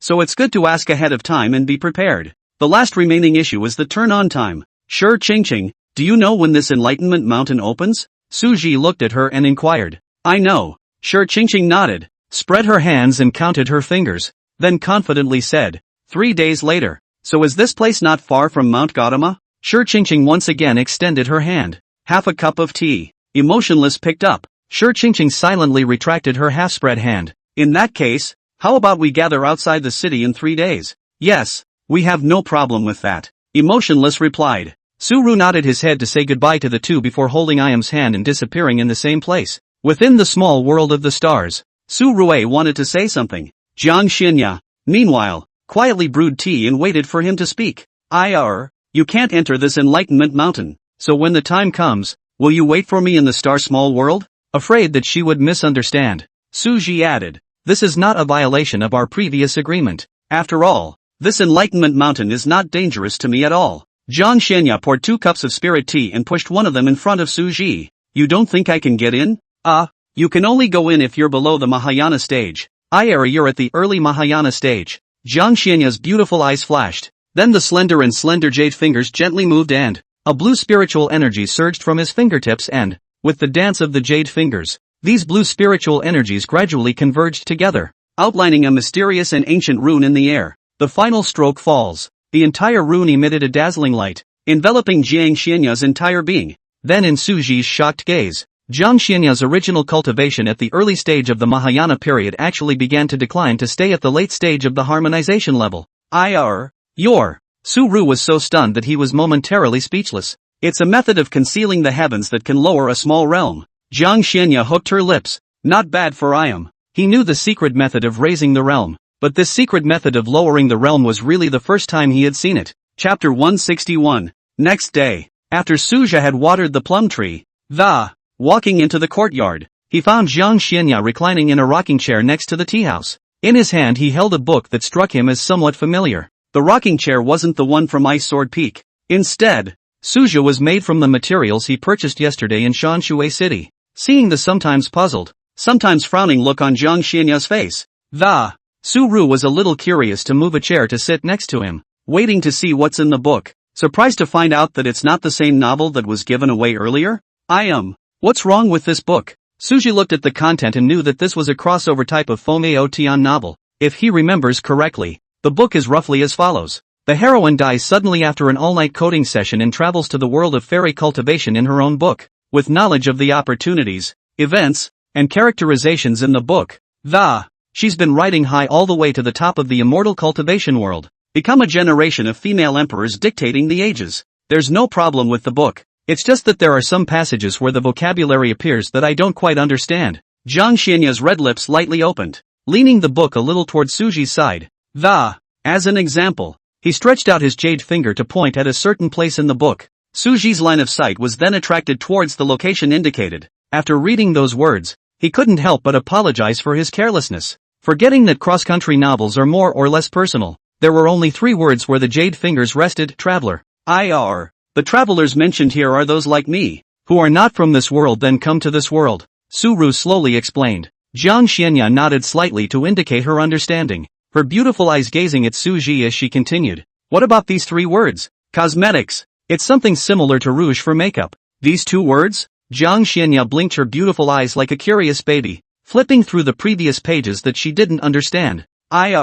These 2 words are swear words. We don't learn them. The corners of Suji's mouth twitched slightly. So it is. She had thought it was some kind of plant before. When I read this, I was still wondering why this heroine suddenly popped up with those 2 words. It leads to some incoherence in the context. Now after Su Ru's explanation, the weirdness immediately disappeared. With that in mind, she flipped a few pages ahead and, until it stops at the place that has always been curious, but not understood. What is this white silk? Suji was drinking spiritual tea. When he heard this, he violently swallowed the tea in his mouth and was choking and coughing. Cough cough. Jiang Xianya's eyebrows frowned slightly, a hint of reproach showing in her eyes. Why are you so careless? As he spoke, he reached out and patted him on the back with a gentle and soothing motion. Being patted a few times by that soft little hand, Suji suddenly felt much better. After a slight hesitation, Suji still opened his mouth to explain. It's a kind of footwear. Is it different from this one? The sudden words caused Suji to stare in disbelief.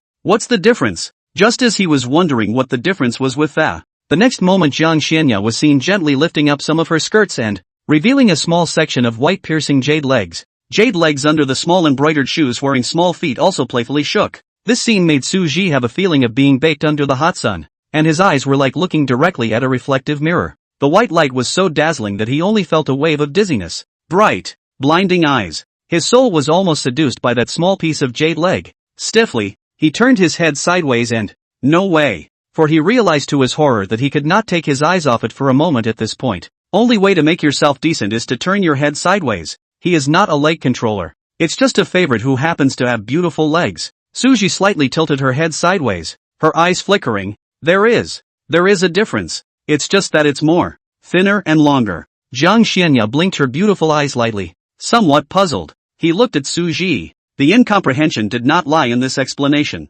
but in Suji's strange behavior at this moment. Why are you looking sideways and stuttering? Su Ru was a bit helpless. Can you blame him? Any other woman like this? Suji must be indifferent. This is evident from the fact that when he was at Blue Star, he voluntarily declined invitations from his female co-workers. But Jiang Xianya was different. She was the woman she fell in love with at first sight. This ant is truly blind to her own charms. mentally screaming in pain. He forced himself to calm down a bit. Put your skirt down before you talk. Although the words didn't stutter, Suji still didn't turn his head back. Ginger Fairy Aya was a little weirded out by. It wasn't just lifting the hem of his skirt a little bit. Why was he reacting so badly? Both even kissed. In her mind, a kiss was the most intimate act of removing the cave. Suddenly, a passage she had seen earlier in the pink book flashed through her mind. Beautiful eyes narrowed slightly. The corners of her pink lips slowly rose, tracing a smirking arc. She wouldn't be shy, if it was only at this level. Shifting the position of the rocking chair. Instead of lowering the hem of her skirt, she lifted it upward some more. Next, Suji only felt his thighs sink slightly, and the scent of cold flowers filled the tip of his nose. His mind reeled at the thought of some possibility, and he bowed his head in bewilderment. What met his eyes was a pair of white, jade-like, slightly pink, slender jade legs. Jade legs with beautiful lines and proportions, can be called flawless. It was such a pair of flawless jade legs that were gently resting on his thighs at this very moment. Suji couldn't believe his eyes, incredulously raising his head to look at the originator. Starter, rub my leg. Suzaku? It's not. Is this really not him hearing things? After freezing for a few moments, Suji took a deep breath and tried to calm herself down. Although his heart still couldn't stop thumping, he was a man who loved his daughters. Such requests can only be grudgingly met. So, Suru begrudgingly held out his hands and, taking in his reddened ears, a touch of joy belonging to the victor appeared on Jiang Xianya's stunning face. Suji didn't know what was in her mind. He was just fully concentrating on those jade legs and brought his hand slowly closer. The moment of touch, an amazingly smooth softness came through. I only felt my blood rising. What an ant! Who can stand the test of this? Suji exhaled a mouthful of turbid air, ignoring the heart that was beating faster and faster, and forcing his composure. Looking at Jiang Xianya with a face full of righteousness. Aya-chan, I have to say that you really have an eye. I didn't expect that you would still find me after hiding for so long. I dare not say anything else. This massage calf. Suji, think I am gifted. Let you see my technique today. Although his mouth was moving, the pressing and rubbing of his hands on his legs did not stop. Jiang Xianya only blushed slightly the moment her calf was touched. Indeed, as she had thought before, there was no shyness. At this level, she was still okay with it. She's a master teacher. In case he blushed because of this small matter, wouldn't he be looked down upon by Suji? Except she was obviously overthinking it. Suji's mind was now filled with only the jade leg that was being pressed and rubbed by his hand, and he didn't pay attention to this at all. A quarter of an hour later, Jiang Xianya put down the book in her hands and said, "It's ready, pull your legs back." Suji couldn't get enough of it, but he knew to stop at the right moment. In case Iam wouldn't let him press it next time, he'd have a hard time. Ginger Fairy Aya was in a pleasant mood, but knew better than to stop. In case Suji did the same thing as last time, she would die of shyness. After adjusting the position of the rocking chair back, the two once again resumed their previous mode. A question and an answer. Jiang Xianya asked, Suru answered. Fate STH. The shoulders of the two were getting closer together, until they're next to each other, but none of them realized that. Rather, they are immersed in a certain atmosphere. It's been a long time. It's been a long time. Chapter 162, Mountain of Enlightenment. 3 days rushed by. During these 3 days, Suji had pressed the jade leg more than once more at the behest of Jiang Xianya. It gave him the idea in his mind that this thought cannot be dispelled, cannot be eliminated. That would be to make a pair of white silks for Iam. In addition to plotting this, Suru also made new wind chimes engraved with plum blossom patterns. Some of these wind chimes were hung from the plum trees on the path by the spa and some were hung in the courtyard, adding color to the small world of the stars. When the two came to the outskirts of Shanshui City, Emotionless and Shi Qingqing had been waiting here for a long time. Suru's face showed an apology. Are we late? No, we just arrived as well. Emotionless was the first to speak. The moment these words came out, Shi Qingqing swallowed back the words that were about to come out of her mouth. She wanted to say, we've been waiting for almost half an hour. Unfortunately, Sister Emotionless didn't give her a chance. In his heart, he secretly muttered, obviously, we've all been waiting here for so long. Why doesn't Emotionless Sister let me say it? Despite some doubts, but Shi Qingqing obediently shut her mouth. She listens to Sister Emotionless. On the way to Mount Gautama, the two women reacted differently when they learned that Jiang Xianya could also participate. Emotionless revealed a look of deservedness. The means of the Jiang goddess was not something that ordinary people could imagine. Shi Qingqing, on the other hand, was full of excitement, and her little face was even red from joy. Steady, steady. Within a short time, the group arrived at the foot of Mount Gautama. Before Suji had time to look around, Not far ahead, a noble gentleman dressed in a gorgeous purple brocade robe walked towards them, toward Ruthless, to be precise. On the way here, Jiang Xianya didn't want to draw attention to herself. Su-ru also didn't want Jiang Xianya to be sized up by so many people. Just give her your black robe. After donning the black robe, no one recognized her at this point. Emotionless saintess, we meet again. A gentle smile appeared at the corner of Zhang Xing's mouth. It looks harmless. Emotionless glanced at him faintly before averting his eyes without answering. Zhang Xing was ranked 74th on the Heaven's Remarkable ranking, and only had a cultivation level of the middle stage of God transformation. When the immortal fall mystic realm, he survived by virtue of the care of the heavenly pride of the Tao sect and the fact that he didn't set foot in the unknown mystic realm. Rumor has it that on weekdays he relies on his own great-grandfather to be a Taoist elder, acting arrogantly and domineeringly, and doing ridiculous things even more so. The holy daughters of certain first or second grade sects were forced to commit themselves to him. Recently, this guy has targeted her and is pursuing her like crazy, because his behavior is quite disciplined, and he has the elders of the Taoist sect as his backers. Emotionless was not in a good position to make a move, and could only ignore him, hoping that he could use this to make the man know what to do. Seeing that Emotionless didn't take care of himself, Zhang Xing wasn't annoyed. In his eyes, a woman like Emotionless, whose status and appearance are of superior quality,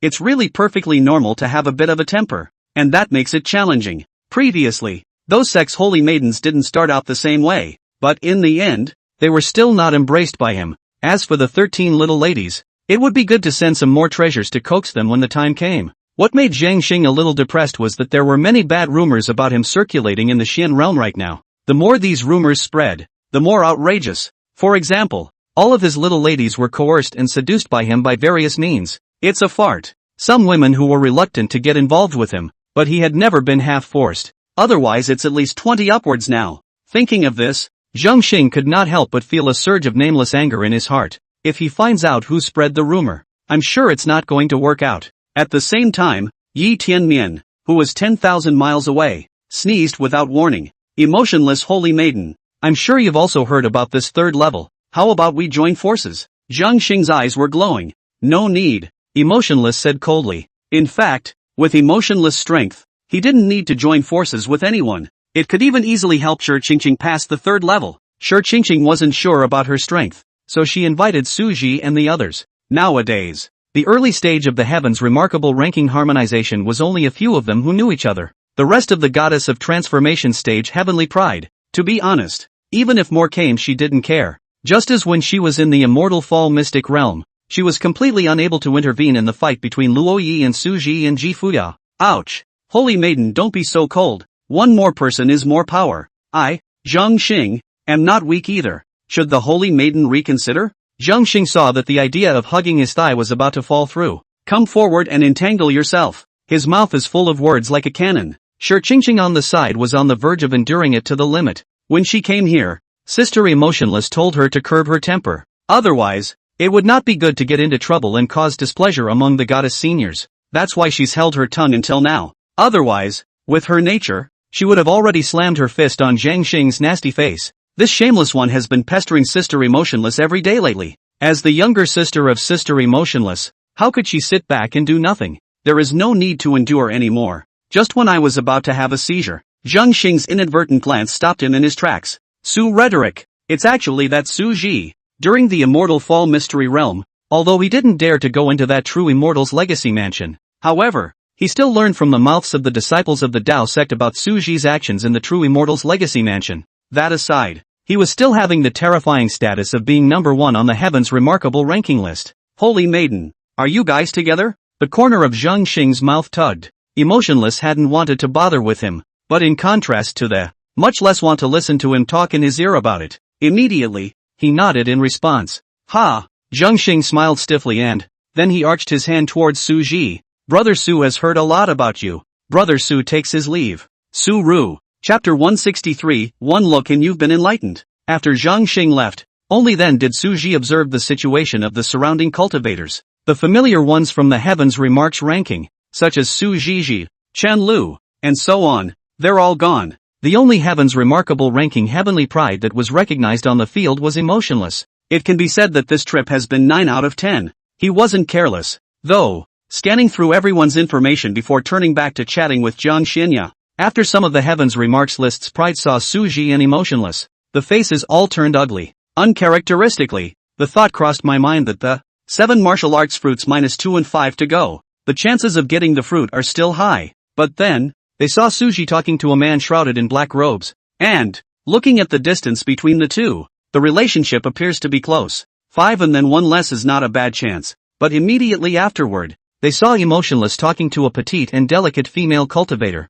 For -1, chances are, opportunity. The atmosphere became tense all of a sudden. All the celestial pride looked at the people around them with fierce eyes. 3. That's a long shot. Some of those whose strength was not good, seeing this group of red-eyed heavenly pride, felt bad. Think again and again. Despite being full of resentment, there was no choice but to opt out. They knew that their chances of obtaining the fruit of enlightenment were slim to none. There were less than 10 heavens remarkable ranking heavenly pride present, plus a number of cultivators with mid-harmony cultivation. Even if they, ordinary cultivators, could pass the first and second levels, this third hurdle, they definitely couldn't cross it either. It would be a waste of time, not to mention the risk of being seriously injured. It's better to do less of this kind of thankless work. And so nearly half of the people at the foot of Mount Wudao instantly walked away. Suji didn't care about these people's stay or go. He just took a glance and withdrew his eyes. When I come out from the Enlightenment Mountain, I want to go outside and find some materials to make something.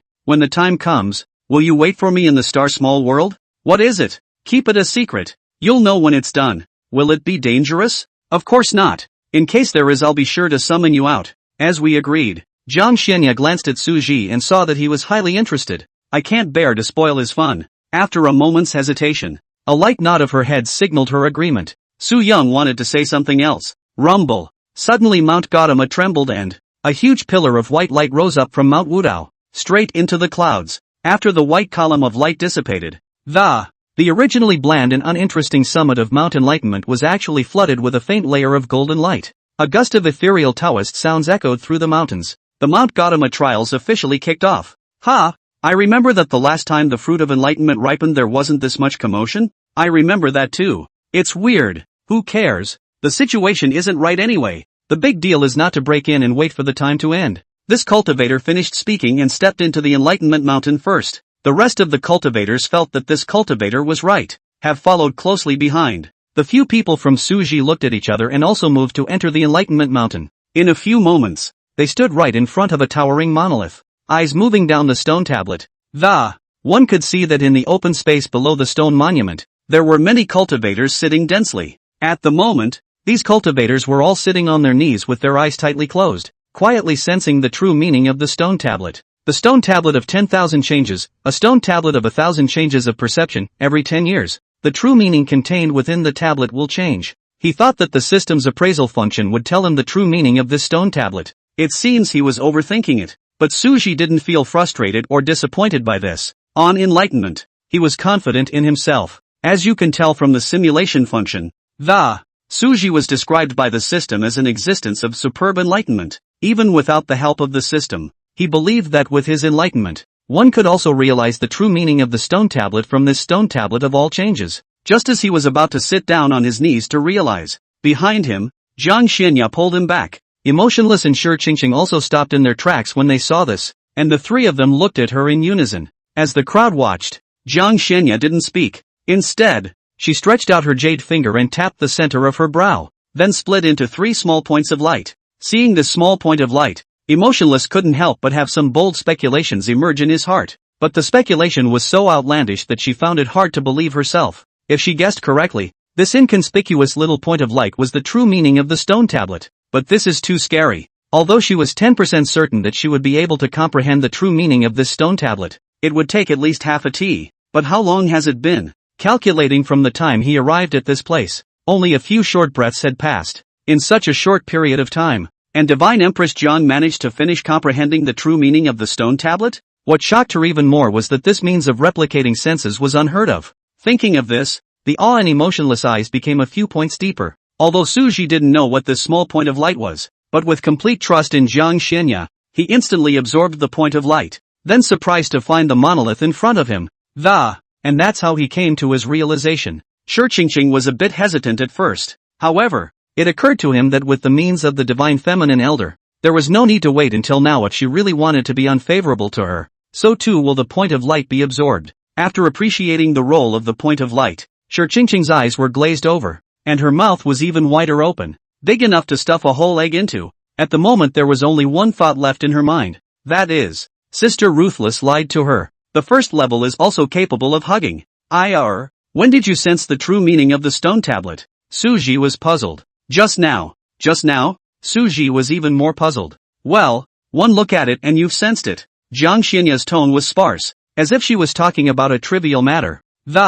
Su Ru, emotionless. Shi Qingqing, degree. Suji glanced at the stone tablet. This stone tablet didn't look like it could be sensed just by looking at it in any way. It's not that bad, though. I as strong as his strong. There's still no distinction between you and me. Suji's eyes are filled with pride, reaching out and gently grasping the small, soft, boneless hand. There's no stopping. Headed halfway up the mountain, Emotionless and Shi Qingqing followed behind in silence. They still need time to digest this. The movements of the four men that, being watched by some cultivators who had just entered the mountain of enlightenment and hadn't yet had time to sit down on their knees to feel the stone tablet. It was like they had seen a ghost. They couldn't believe their eyes. No way. Do they have to be so outrageous? The white-clothed cultivator couldn't help but exclaim in shock. Others chimed in. Yeah, nerves. Who can stand up to this? Is it hard to believe that this year's true meaning of the stone tablet is easy to perceive? The more a few people think about it, the more likely it is that. And so it was.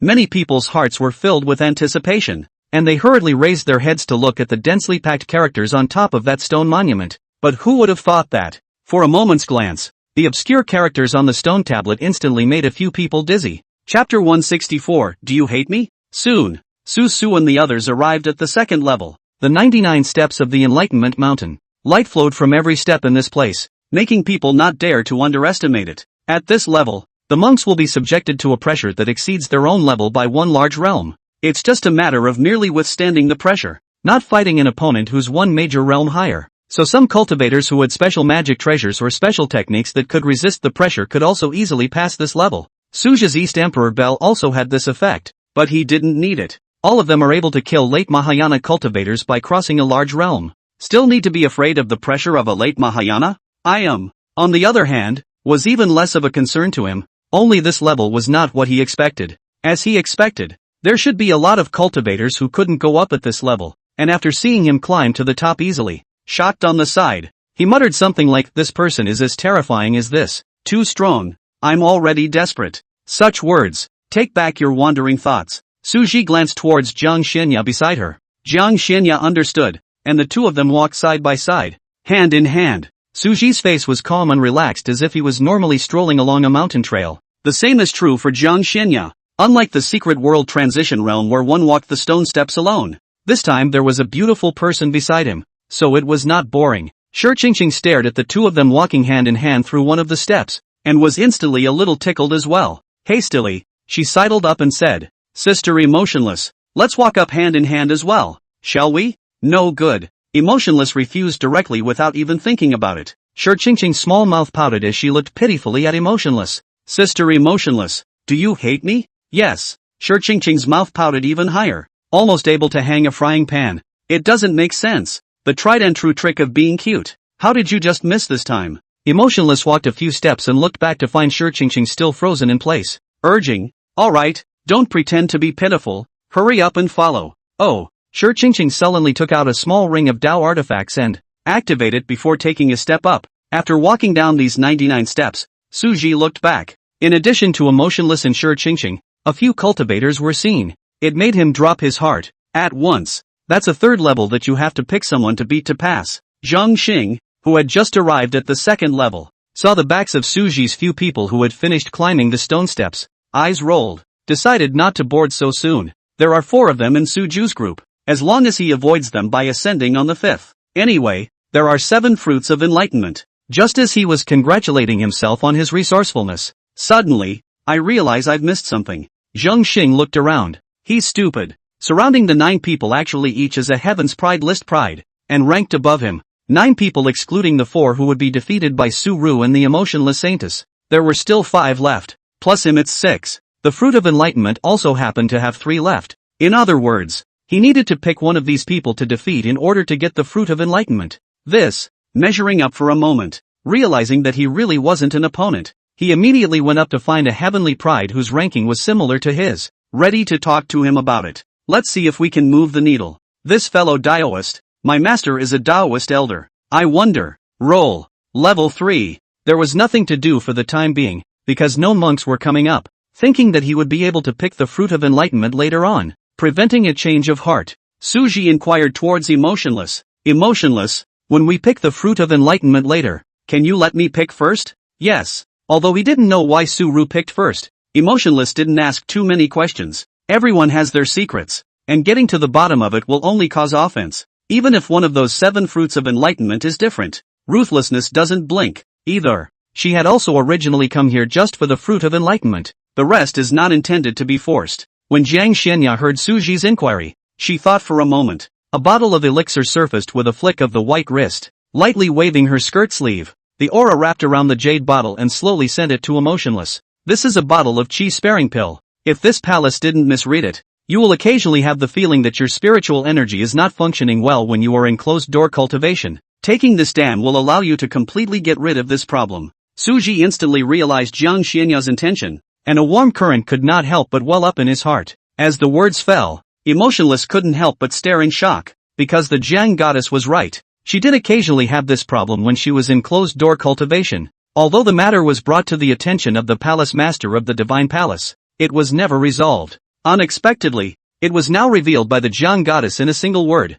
and even gave a means of treatment. Looking at the elixir within reach in front of him, Emotionless eyes flickered. Shi Qingqing looked at Emotionless worriedly. It wasn't that Emotionless was hiding something from her. This matter was also known to Shi Qingqing. She was worried that with Emotionless sister's personality she definitely wouldn't accept this bottle of elixir. As expected, the next second Ruthless spoke. Elder Goddess, please take it back if you don't deserve it. Shi Qingqing is in a hurry. Trying to say something, he was stopped by Emotionless with a stern look. She had her principles, and getting nothing for nothing was one of them. Jiang Xianya frowned slightly, clearly not expecting things to go this way. Suji smiled slightly at this. Raising the hand they were holding together, he gently patted the back of her hand, signaling that the matter was in his hands. Who says you have no credit? If it wasn't for you in Shanshui City, we wouldn't have gotten out so easily. Shi Qingqing's cheeks blushed and she uncomfortably averted her eyes. And if you hadn't appeared, we wouldn't have known that there was an enlightenment fruit here. In addition to these,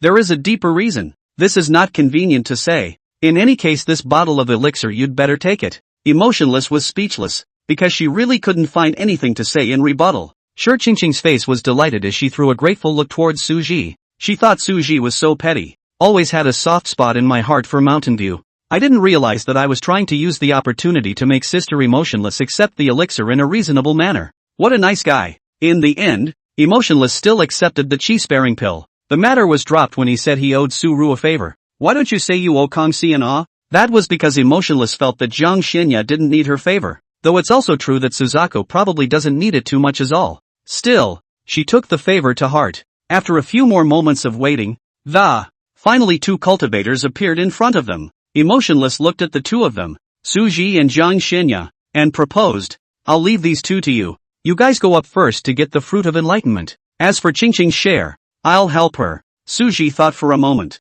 The mind flashed back to the monk who had just surveyed the. After realizing that these people were no threat to Emotionless even if they were united, they agreed to the proposal. Chapter 165, Give us a chance. Suji walked towards the 2 cultivators. Li Sun, late stage of transformation. Shenlong, late stage of transformation. He stepped forward. The 2 men took a step back in unison. Take 2 steps forward. The 2 men took 2 steps back. At this moment, the 2 had already stood at the edge of the ladder, unable to retreat. Li Sun's gaze was fixed on Suji. Seeing that the other party still had the intention of moving forward, his heart tightened. Hurriedly, he waved his hand to stop it. Brother Su, we know that we are not your opponents, but can you give us a chance? We would like to challenge the black-robed man beside you. After saying that, Li Sun and Shenlong's gazes simultaneously fell on the black-robed man. They knew that the black robe in front of them had a late-stage harmonization cultivation. It is for this reason that the challenge was boldly launched. The only late-stage harmonization on the heavens remarks list. There is no one else except Suru. In other words, this black-robed man was definitely not on the Heavens Pride list. Since they were not in the Heavens Pride ranking, they had a chance to win. Although crossing a large realm was still a bit difficult for them, but not without a chance of winning. The heaven's remarkable rankings prides all had the ability to fight across levels. It was undoubtedly the wisest choice at the moment compared to facing Su Ji. In case this black-robed man's foundation was unstable, then he might actually be able to obtain the fruit of enlightenment. Su Ji raised his eyebrows slightly at the words, "Challenge I am?" I didn't realize these two were so brave. Even I am dared to challenge it. For the two men's proposal, Su Ji had wanted to refuse. However, considering that the third level of this mountain of enlightenment required one to defeat the other cultivators in order to enter the top of the mountain. Come to think of it, he slowly turned his head sideways, casting his gaze on Jiang Xinya, who was standing next to him. The eyes revealed an inquiry. I am one of us? Aha. Jiang Xinya nodded slightly. She also knew the rules, so she didn't make the first move. Seeing that she answered, the corner of Su Ji's mouth rose slightly as he continued. Then Iyer is in charge of the left side, and I'll be in charge of the right side. The two men on the opposite side of the room heard it and were pleased and saddened. The happy one is Li Sun, as he stands on the left. He's a little confused, though. Why? From a distance, Emotionless looked at him and shook his head straight. Even that little girl was looking at him with pity? It doesn't make sense. What's going on? Are they not looking at me? Right. Definitely. Li Sun came to a realization. They should be looking at Shenlong beside him. It was because of how close the two stood that gave him the illusion. After all, against an existence such as Su Ji, Shenlong no longer had any chance of winning. Thinking of this, Li Sun also cast a glance full of sympathy and pity towards Shenlong. Shenlong looked at Su Ji and felt that the sky had collapsed. Why isn't he on the left? In the future, he'll be in a hurry with anyone who steals the left side of the stand. The four came to an open space. Next moment, Shenlong's spiritual energy surged around his body. Without hesitation, he poured out his best effort and cast his best technique. Facing Su Ji, he didn't dare to hold back. Su Ji secretly estimated Shenlong's strength and skillfully controlled the force of his strikes. Spare a thought. After the heavenly dignitary palm blasted out, it still carried a heaven-destroying and earth-destroying might and blasted straight toward Shenlong. The moment the attacks of both sides made contact, Shenlong's proud mastery is like papier-mâché. It was shattered and dispersed into bits of spiritual light. On the contrary, the Heavenly Father's palm was still going unabated towards him. Shenlong's face suddenly changed, despite the fact that in his heart, he was afraid that with his own strength, he would have difficulty in resisting Su Ji's move. However, when he actually saw his own proud stance being blown apart by a casual slap from Su Ru, the sense of that great falling away still shook him up. Although Shenlong took out a defensive magic treasure to protect his body at the first time, but it's still hard to beat the power of this palm. As a loud bang came out of the, Shenlong was sent flying out like a defenseless chicken cub. Blood spilled from the corners of his mouth and, it looks like it's hurt pretty bad, but it's really just a minor injury from chakra flopping. Su Ru was not surprised at his state, because he left his hand in this slap. Otherwise, this palm will go down. This Shenlong will definitely turn into a blood mist. They were not great enemies in life and death, and Shenlong had never had killing intent. That's why Su Ji wouldn't lay a hand on him. Many thanks to Brother Su for being merciful. Shenlong is willing to pay tribute. Shenlong clasped his hands and bowed towards Su Ji, his face filled with admiration. Shenlong is not a cutie, and how could he not see that Su Ji intended to let go of the water? Although it was a bit regrettable to miss the good opportunity to defeat the black-robed man to seize the fruit of enlightenment, but it's a blessing not to have left your little life behind. Thinking like this, Shenlong cast his gaze over to Li Sun's side, wanting to see the situation but when he looked at it, can't help but suck in a breath of cold air and, I only felt chills running straight up my spine. On the other hand, Li Sun could be said to be in pain, covered in a thick layer of frost, curled up on the ground, his body trembled unceasingly, shaking like a sieve. He's only got one feeling right now, that is cold, like falling into the ice cellar, deep into the bone marrow of the bone cold. He only remembered that the black-robed man casually stretched out a finger and gently made that point through the air, and then after that, that's what he's become. It was as if all the spiritual energy in his body was frozen, preventing him from moving the slightest bit. Li Sun finally realized why Emotionless and that girl had looked at him like that earlier. This black-robed man was a flood. If we could turn back time, he would rather face Su Ji directly or face this terrifying black-robed man in front of him. Shenlong's face turned slightly white. I didn't notice the movement next to me before. Thought Li Sun and the black-robed man didn't make a move. I didn't expect Li Sun to be defeated in an instant. And so miserable. I withdraw what I just said. Shenlong murmured with a palpitating heart. In the future, whoever loves to stand on this left side will stand. He Shenlong died outside, jumped from the bottomless cliff, and would not stand left. With a white light falling, Shenlong and Li Sun were both teleported back to the first level. To qualify for the summit, Suji finished saying goodbye to Emotionless and the girls before bringing Jiang Xianya up to the top of the mountain. After all, after picking the fruit of enlightenment, one would be teleported by the mountain of enlightenment to somewhere thousands of miles away. This is over and it is time to say goodbye. The two came to the top of Mount Gautama. Into the eyes is a thick trunk, dense branches and leaves intertwined with the green Gautama tree. The tree bears 7 red fruits. Suji could feel that each of these enlightenment fruits contained a huge amount of spiritual energy. Not only that, the surface of the fruit was also haunted by the slightest trace of Taoist rhythm. No wonder there are rumors that it enhances enlightenment. A sweep of the eyes. Suji took one of them off. Jiang Xianya, on the other hand, took one at random and, as the white light fell, both stepped in at the same time and, the next second he appeared somewhere thousands of miles away from Mount Gautama. Leaving Mount Gautama, Suji handed over the mutated gnosis in his hand to Jiang Xianya. Jiang Xianya took the fruit of enlightenment handed over by Suji, and at the same time, she also put the one she had plucked into his hand. Su Ru was slightly stunned, then readily accepted. Although this fruit of enlightenment was of little use to him, it was, after all, a token of Iam's affection. Receive the fruit of enlightenment. Su Ru laughed softly. This fruit of enlightenment can restore the cultivation level to the early stage of the transitional tribulation. You and recover well inside the star small world. I'll be back after searching for materials. Jiang Xianya had no objections. This was agreed upon before. After she entered the star small world, the sound of the system mission completion also sounded. Ding! Mission completed. Reward life source, temporarily stored. Can be withdrawn at any time. Simulation points X2 have been issued. It's not too late to extract this life source when we return to the star small world. As for these 2 simulation points, Suji couldn't think of a place to use them for the time being. It wouldn't be too late for him to use it when he found some time to learn some feats with Iam. Now, he's going to fetch some silk. When it comes to silk in the Xian realm, then you have to mention Xian Spider Island. The female spiders on the island spit out silk. It could be called the most perfect weaving material in the Xian realm. According to his understanding, the strongest demonic beast within Xian Spider Island was only a mid-Mahayana Xian Spider Queen. It would make sense to ask the Queen of the Arcane Spider to borrow some spider silk, wouldn't it? Chapter 166, Xian Spider. The Island of the Spider. Wind and sunshine. The whole island presents a busy and organized scene. The spiders were well organized and busy. There are soldier spiders standing guard, inspection spiders patrolling, scout spiders poking around. At that moment there was a pink scout spider, crawling towards the queen's perch on busy feet. The guard spiders along the way saw its hurried figure and shied away, not daring to stop it, because this spider was the great king's exclusive scout spider. They didn't dare to offend it easily. After the pink scout spider entered the habitat, it didn't even wait to catch its breath before it hurriedly shouted, "Great king! Great king! Something big is wrong." The words fell. A coquettish voice then came out from the dark, unlit cave. "How many times have I told you? Don't call me king, call me Lord Queen." The pink scout spider nodded its head repeatedly. "Alright, great king. Report, great king. A cultivator has suddenly appeared on the outskirts of our spider island."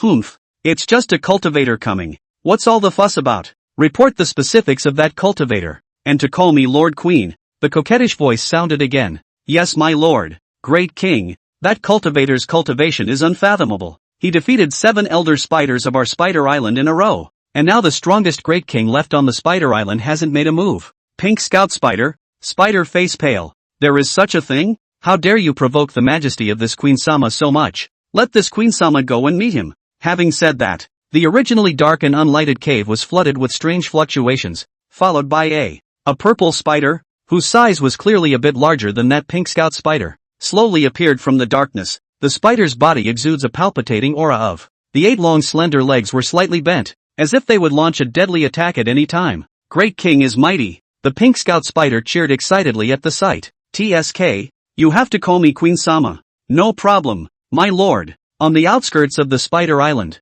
Suji was ready to move to the center when he noticed a purple-colored spider appearing in front of him. "Queen Spider, Middle Mahayana." "Ha! The Queen Spider even came to the door herself?" Suja felt a little surprised. Then the corner of his mouth slightly raised. A shake of the hand. Black light flashes. A long black sword instantly appeared in his hand. It was none other than the Ink Shadow Sword, which had been upgraded to a quasi-emperor artifact. At this moment, the Ink Shadow Sword has changed a bit from before.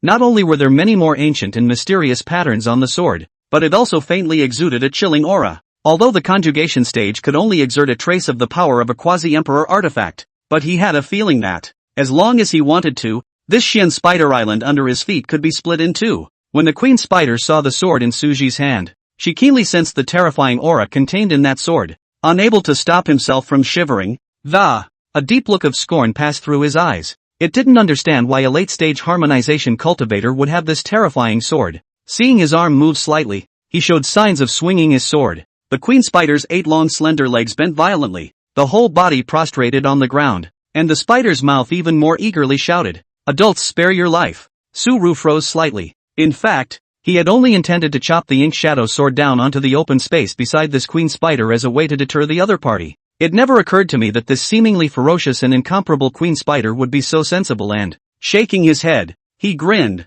"Don't worry. I didn't come here today to take your life. I just wanted to borrow something from you."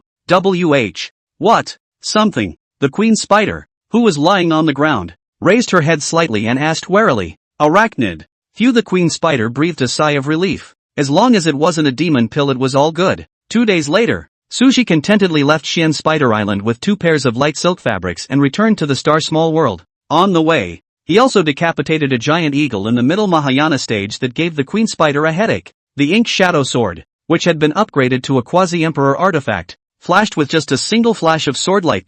That mid-Mahayana giant eagle's body was separated without even being able to let out a single miserable cry. Seeing Suji come back, Jiang Xianya silently poured a cup of tea for him. Suji sat in the chair next to her and, "Drink up the spirit tea. Can the materials be found?" Jiang Xianya once again picked up the teapot and filled it for him, her demeanor dignified and elegant. "Well, and things are done?" The corners of Suji's mouth rose, outlining a mysterious smile. "What?" Jiang Xianya's beautiful eyes flashed slightly. Su-Ru did not sell the story, and directly took out the 2 pairs of white silks within the storage ring. A flash of curiosity and hesitation flashed through Jiang Xianya's eyes as her gaze landed on the lightweight silk fabric. After a moment's hesitation, he said uncertainly, "This is the footwear you mentioned last time? I am so smart." With that, he handed her both pairs, feeling the texture of these 2 pairs of footwear. Jiang Xianya's beautiful eyes blinked, a slight look of interest appearing on her pretty face. Seeing her react like that, Su-Ru's eyes were bright with color as he proposed,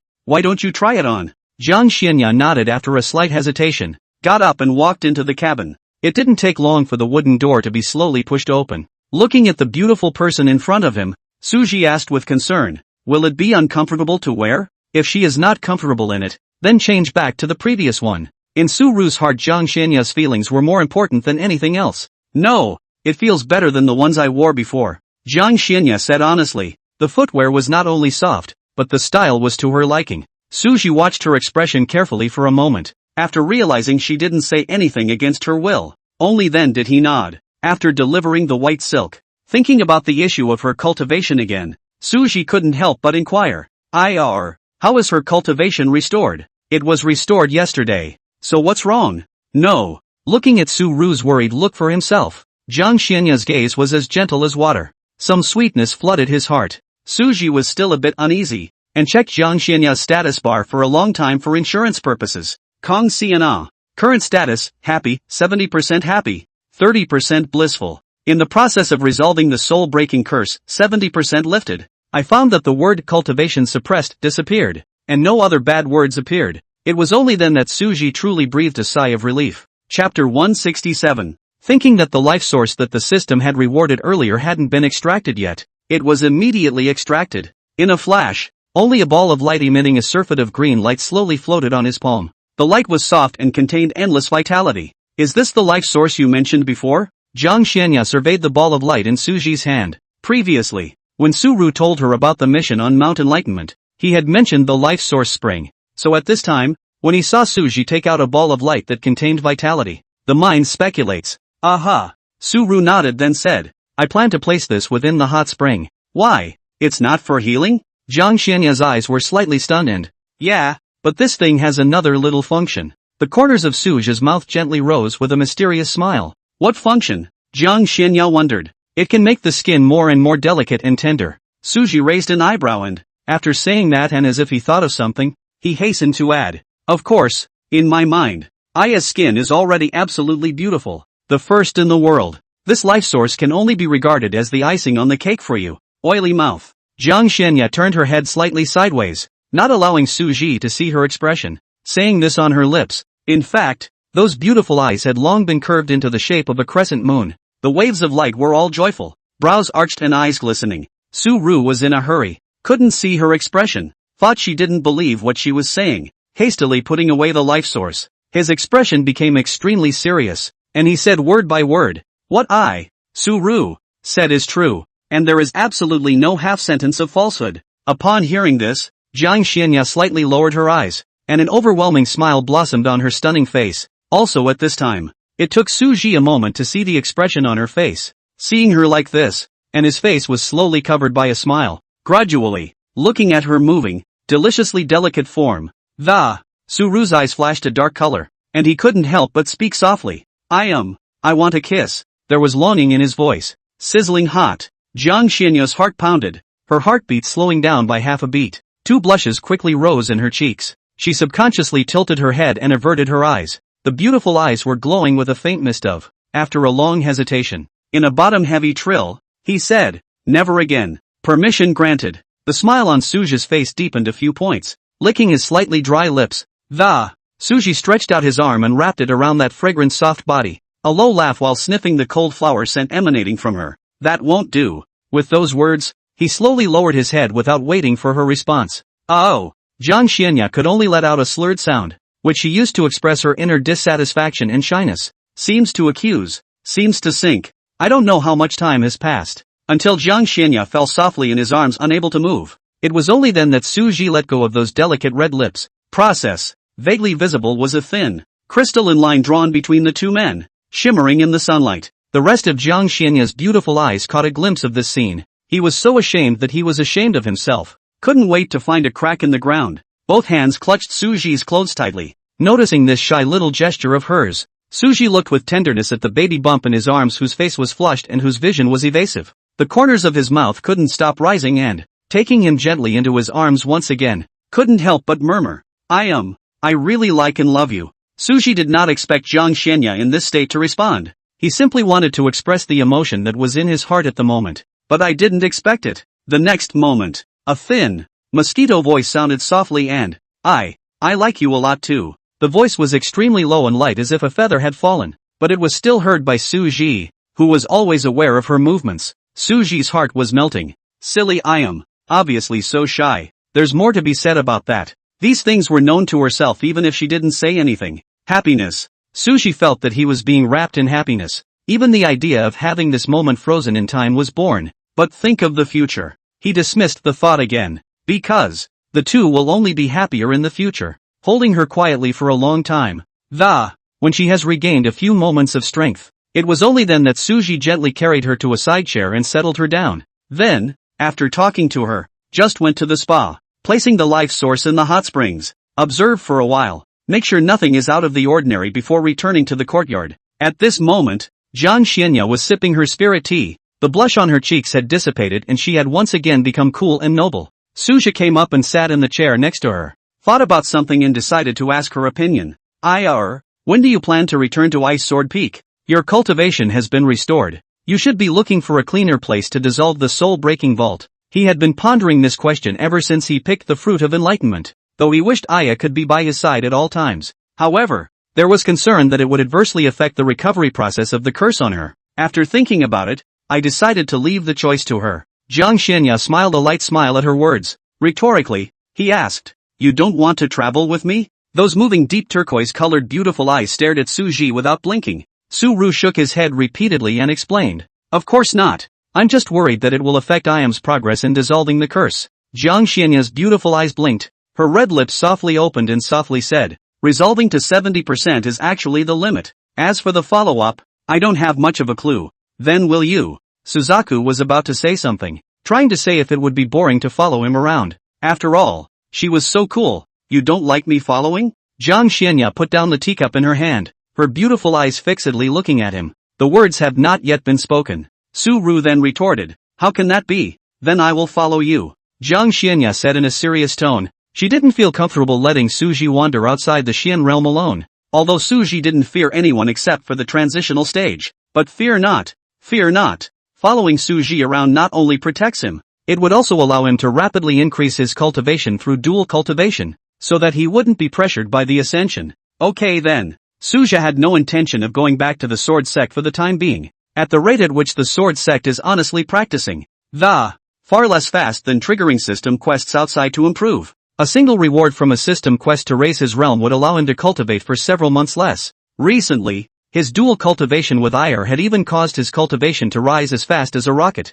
Suji's selfishness also wanted Jiang Xianya to stay by his side. This would also allow him to speed up his progress in ascending to the immortal realm. It was only the fear of the effect this would have on her that curbed my mind. But Ire didn't want to return to the sword sect, so naturally he wouldn't force himself. The quests issued by the system are all favorable to Iam. The system had also put in a lot of effort when it had dissolved the soul breakvault before. By following him around, Suji could also give her the first thing. Good luck might even get some treasures that speed up the progress of curse recovery. Thinking of this, Suji did not say any more. Chapter 168. Early the following morning, Jiang Xianya woke up leisurely, but did not get up immediately. Instead, she quietly snuggled on top of Suji's chest, listening to the sound of the steady and powerful heartbeat.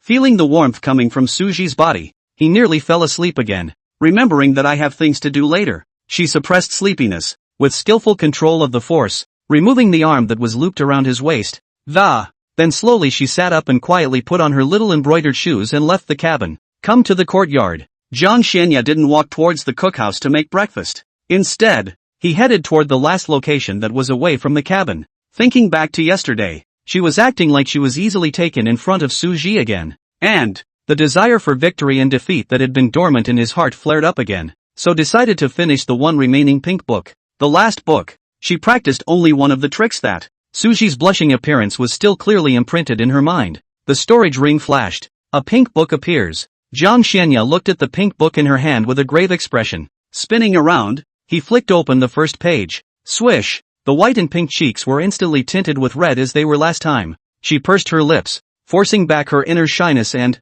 then turned to the second page. Page 3. Suji came to the courtyard. He saw a confused-eyed Jiang Xianya sitting on a wooden chair. On the table was a pot of porridge. Witnessing this scene, Suji could not help but feel a trace of doubt in his heart. Why is this scene so familiar? He walked up and said in disbelief. What's wrong with you? When Jiang Xianya heard this, her beautiful eyes flashed with panic and her face was extremely unnatural. I'm fine. You quickly sit down and drink the kanji. After saying that, she brought 2 bowls and, first, he gave Suji a full bowl before giving himself half a bowl. Suji sized her up. It's not like it's okay to look like that in any way. But observing the expression on her face, it didn't look like anything bad, as long as it's not a bad thing. If you don't want to talk about it, don't talk about it. Thinking of this, Suji's face swept over a soft color and no longer pursued the question. When Jiang Xianya saw that Suji did not pursue the question, her thumping heart calmed down a bit. The content of this first book compared to this second book, it's nothing short of a minor. Guess it's going to take a short time to do the same as the second book. It shouldn't be possible, but it's a good thing she still has the first book. Relying on the many means described in the first book, it shouldn't be a disadvantage. Suji was currently immersed in savoring the delicious porridge in the bowl, and was completely unaware of the small plans in Jiang Xianya's mind. It's worth noting that Kong Sanaya's cooking skills surpassed his just a few days ago. It caused Suji to not be able to eat the dishes he made now. It seemed like Iam had been raised to be a wreck. This kanji of yours is the best I've ever had. Suji praised heartily. Having heard this, Jiang Xianya was first slightly stunned and, then the beautiful eyes rippled, and the corners of her lips rippled into a soft smile. It's good, then drink more. The panic in his heart was also soothed and calmed by these words. Without realizing it, Su Ru's words had reached the point where they were able to sway her mind. Aha! Su Ru nodded repeatedly, but as I drank, my thoughts suddenly drifted and turned, thinking of a certain item that had been lying quietly in the corner of the storage ring. After a moment's thought, the storage ring flashed with light and, that something that had been buried for a long time came back to life. It's the Q version of Su Ru, who I haven't seen in a long time. The moment the Q version of Suzaku appeared, Jiang Xianya's eyes were then firmly drawn to it. The seraphim's forehead was engraved with a divine tattoo, and his large, dark golden eyes, with the handsome face of the Jiang Xianya was a bit surprised. This seraphim, it was clearly a scaled-down version of Suji, to say the only downside. Just, the workmanship is slightly rough. Jiang Xianya couldn't help but take out the Q version of her master. After comparing the two, the Q version of Suzue is even browner. Jiang Xianya was a bit puzzled. Why did you make yourself so rough? Sushi touched the back of his head, embarrassed. We weren't at that point in our relationship, and this was done secretly behind your back. so it wouldn't have been good to be too delicate. That's why he didn't make the Q version of Suzaku too elaborate at the time.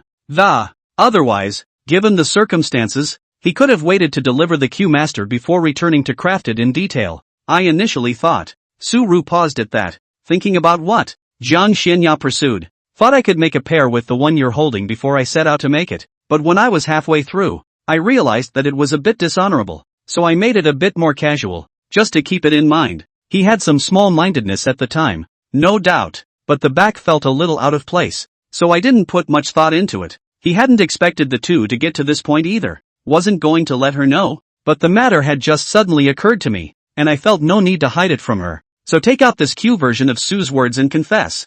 Jiang Xianya didn't show the slightest bit of displeasure because of Suji's previous small-mindedness. On the contrary, she was a little heartbroken. How silly. Su-ru gently smiled, not denying it.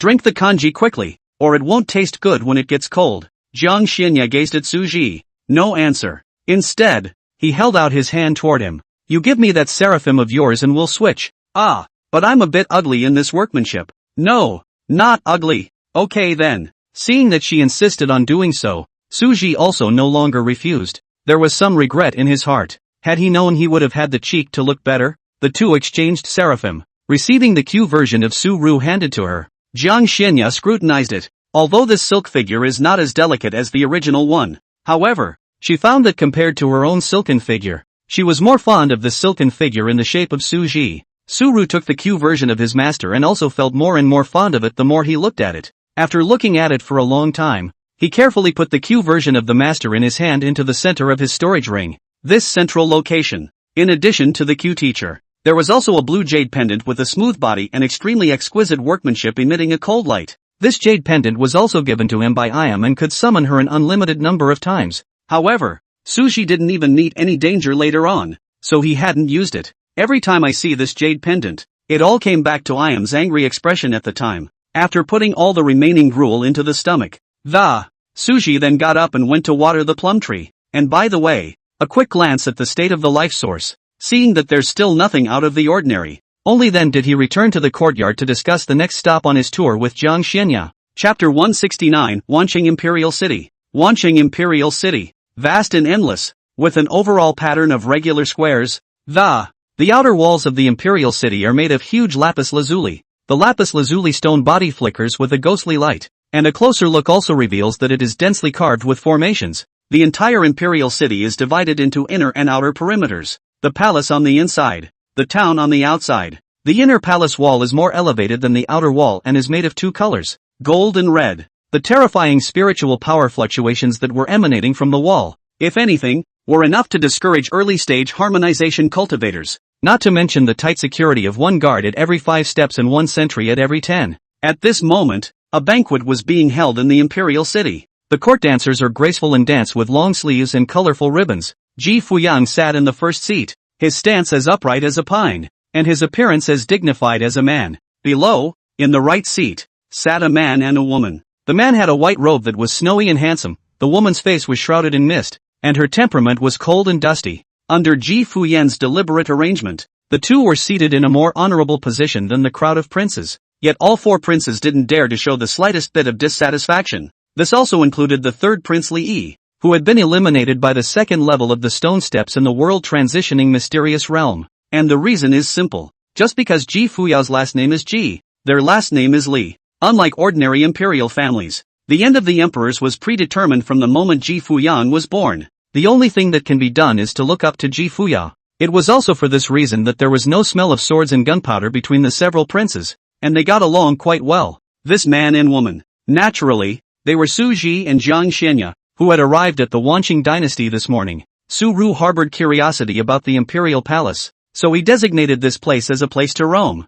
Jiang Xianya didn't have a problem with that either. Now that she had regained her cultivation at the early stage of the transitional succession, no one in this Xian realm could threaten her anymore. Don't talk about going to Wanqing dynasty. Even if Suju wanted the treasury of the Wanqing dynasty, she could help him fetch it. Jiang Xianya didn't wear a veil this time. With her cultivation today, no one can see her face as long as she doesn't want to, even the cultivators hidden in the shadows. Jiang Xianya's beautiful eyes did not move as she swept over a certain corner. It was also true that Ji Fuyo and the others couldn't see Jiang Xianya's face. However, They all attributed this to some sort of peculiar feat, and didn't show too many surprised expressions. On the first seat, Ji Fuyang slightly side-eyed and glanced at Su Ji, and then slowly spoke. Su Ji, you took away the number 1 position in this Prince's Heaven's Remarks ranking, and you still dare to show your face in front of this prince. What a big nerve! With these words, the royals and officials had their gazes on the white robes, their faces filled with shock and amazement. Some were even more glad they hadn't ventured up to look for trouble. This was an existence that even the crown prince could not defeat, or glad, or relieved, or envious, but without exception, the trace of dissatisfaction that had been buried deep in everyone's heart dissipated into nothingness. Hiss, this is the fierce person who squeezed the crown prince from the number 1 spot on the Heaven's Pride ranking? Simply strong. Previously, I had heard someone say that you can't have both handsomeness and strength, and if I hadn't come today, I would have almost believed it. Ha! Why did this lord say nothing? I am a military general not good with words. Hearing Ji Fuyang's question, Su Ji smiled slightly without commenting, then changed the topic and said, I hope the crown prince will not be offended if I take the liberty of coming to disturb you today. In fact, Su Ji originally did not want to disturb Ji Fuyao's thoughts. He had originally planned to visit the palace and leave with the sword sect's personal disciple token. If you were turned away from visiting because of that incident at the top of the clan, Su Ji also will not turn around and leave his. But I didn't realize that they had just stepped into the imperial city of Wancheng. On the back foot, 2 guards clad in golden armor came forward with a respectful look and handed over an invitation order. In this Wancheng dynasty, Su Yu only knows Ji Fuyao, so on the spot, he guessed that it was Ji Fuyan's handiwork. I'm sure this imperial city is already full of his eyes and ears. Su Ji had a pretty good feeling about Ji Fushuo, so he frankly accepted the invitation order. With the invitation order in hand, it would save a lot of trouble. Just as Su Ru was about to visit the palace with the invitation order, I was surprised that as soon as I showed the invitation, I was led by 2 courtesans to the, and so there was the scene before us. Hearing Su Ru's reply, Ji Fuyao waved her hand and said with a bland expression, small matter, no need to be concerned. For the ranking of the Heaven's Remarks list, he also mentioned it casually, with no intention of raising an offense. As previously stated, you have to learn to be submissive when you're not as skilled as you are. When Su Ji was in the true immortal mysteries, he was able to decapitate Luo Yi, who was at the early stage of harmonization, with only the strength of a middle stage harmonized god. Now that his cultivation has climbed to the late stage of harmonization, his strength must be unfathomable. Do you have something important to do when you come to the imperial court today? Su Ru shook his head and explained, nothing, just want to briefly visit the palace. A visit to the palace? You're quite interested. Ji Fuyan couldn't help but have surprise flash under her eyes, shaking her head and losing her smile. This prince thought that you were here for the Xianlong fruit that will soon mature. Hearing the words dragon fruit, with the exception of Su Ji and Zhang Xianya, the eyes of everyone present instantly became fiery, their faces filled with desire. Every year, a batch of Xianlong fruit ripens in the Wancheng dynasty. This year, if there were no accidents, each of them would get one just like in previous years. In the Xian realm, as long as the treasures and techniques were linked to dragons, none of them were rare. Suzhou also knew what this Xianlong fruit was, but he wasn't interested. This Xianlong fruit, besides having the efficacy of tempering the physical body and improving the qualification, also contains a rich dragon qi. For cultivators who practiced dragon system techniques, the degree of preciousness was immeasurable. It was far from the mutated vermilion fruit containing a hint of dragon qi that Su Ru had picked up in the land of many fires earlier and consumed. Although the Xianlong fruit was precious, Su Ji was not what he used to be. There is no longer a need to quench the flesh with the help of the Xianlong fruit, so there was no craving for this Xianlong fruit at all. Not to mention Zhang Xianya. Su Ji looked indifferent and said in a calm tone, although the Xianlong fruit is good, I have no intention of doing so. Ji Fuyao also knew that Su Ji didn't have the need to deceive him, so he skipped the topic. Next moment, his eyes burned as he stared intently at Su Ji. Word by word, he said, Su Ru, with your strength nowadays, can you defeat this prince within one move? Princes? Shocked. Civilian? Frozen. General? Suspects he has an ear infection. The imperial dynasty people present looked at each other in disbelief, all showing extremely exaggerated expressions. The most important of these is to be the military generals. They had been following Ji Fuyan for years, and they could more intuitively feel how powerful Ji Fuyan was. But that's how Ji Fuyao is, actually asking another person if they can defeat him in one move? Yet what shocked them even more was yet to come. Su Jin narrowed his eyes slightly at his words. In his heart, he silently estimated Ji Fuyan's strength. After a few moments of contemplation he had his answer. Being conservative, he quietly transmitted his voice to Zhang Xianya next to him and inquired, what do you think? Yes. Jiang Xianya's voice rang out in Su Ji's sea of consciousness, cool and firm, getting answers that match what's in your mind. Su Ru then nodded in response without further hesitation. Seeing this, Ji Fuyao put on an expression of, without the slightest sign of displeasure or surprise on his face. Not bad for someone he recognizes. Since this is the case, if there is a Su Ru to join in that matter, the probability of winning will definitely increase by a lot. Ji Fuyao thought in her heart. Chapter 170, The Barbarians. Even though you only came here for the purpose of visiting the palace, this prince here just happens to have something he would like to ask you for. The reward is to provide you with the spirit stones, pills, and materials to cultivate to the mid-Mahayana stage, as well as allowing you to enter the imperial tomb to break through to the Mahayana stage. The prince must not. Crown Prince, please think twice about this matter. Prince, hearing that Ji Fuyao was going to let Su Ji enter the imperial tomb, all the emperors exclaimed that it was inappropriate, and the civil officials and military generals were even more dissuasive. How dare you? This crown prince's decision. How dare you and the others dictate? A stern color flashed in Ji Fuyan's eyes. The people below looked at each other, all seeing the difficulty in each other's eyes. Su Ru was also a bit surprised, not expecting Ji Fuyao to be so generous. He had also heard a little about the imperial tomb of the Wanqing imperial dynasty. Inside are buried the emperors of successive generations of the Wanqing dynasty who failed to ascend. When these emperors realized that they did not have much time left to live, they would explain the aftermath and then step into the imperial tomb alone. The years are long, and the dragon's energy is gathered in the imperial tomb. These dragon chi merged with the power of faith in the emperor's bodies. Gradually, it evolved into a kind of mysterious chi that could be easily absorbed to enhance cultivation. It was rumored that the imperial tomb of the Wanqing imperial dynasty was opened once every 30 years, and only 2 people could go in each time. If he could go in, Su Ji's breakthrough to the Mahayana stage could be said to be a nail in the coffin. This period of dual cultivation with ire had already caused his cultivation to be greatly enhanced. If there's a progress bar, he estimated that he should now be at the level of 30% of the late stage of harmonization. Breakthrough to early Mahayana and cultivation resources. One had to admit that Su Ji was moved by these 2 conditions. He didn't agree to it right away, though. He still understands that the higher the reward the higher the risk. Crown Prince, first tell me what it is, then allow me to think about it. Su Ji's eyes flickered slightly, his face unmoving. Li Yi's face twitched continuously when he heard this. Still thinking about it? In the face of such a great opportunity as the imperial tomb, how could you not agree to it in one go? It's a real people pleaser, as it should be. Ji Fuyao nodded. Do you know about the barbarians 10,000 miles away from the Wanqing imperial dynasty? Well, some understanding. Su Ru replied. There were 3 races in the Xian realm, namely the human race, the demon race, and the barbarian race. The human race is well understood to be human cultivators and mortals. Demons, on the other hand, are demonic beasts. The barbarians, on the other hand, because they were restricted by the 3 divine sects, the Wanqing imperial dynasty, the Acacia sacred sect, and the Wind and Fire mountain, resulting in very little access to the human race. This clan cultivates the body to kill, and in earlier years, it even slaughtered a lot of clans, attracting the strongest of the 7 clans. At the earliest time, the 7 clans had also conferred on eliminating the trouble forever, and eliminating these barbarians in one fell swoop. But when those barbarians retreated into barbarian territory, the 7 sect powerhouses, however, realized that they were being blocked out by an invisible barrier. Even the old sword sect patriarch, who was only half a step away from ascension at the time, was at his wit's end. The 7 clans had no choice but to retreat. In the years to come, within the constraints of the 3 sects, although there were no more mass massacres of the sects, the disciples sent out by the 3 sects fell from time to time. The strength of these young barbarians was completely no less than the Xian realm Heaven's Pride ranking celestials. There was once a Wind and Fire mountain Heaven's Pride ranked 84th on the Heaven's Pride list. A tragic death at the hands of a young barbarian in a one-on-one situation. In response, the remaining 4 divine grade sects had initially contributed, sending disciples to support them. But then,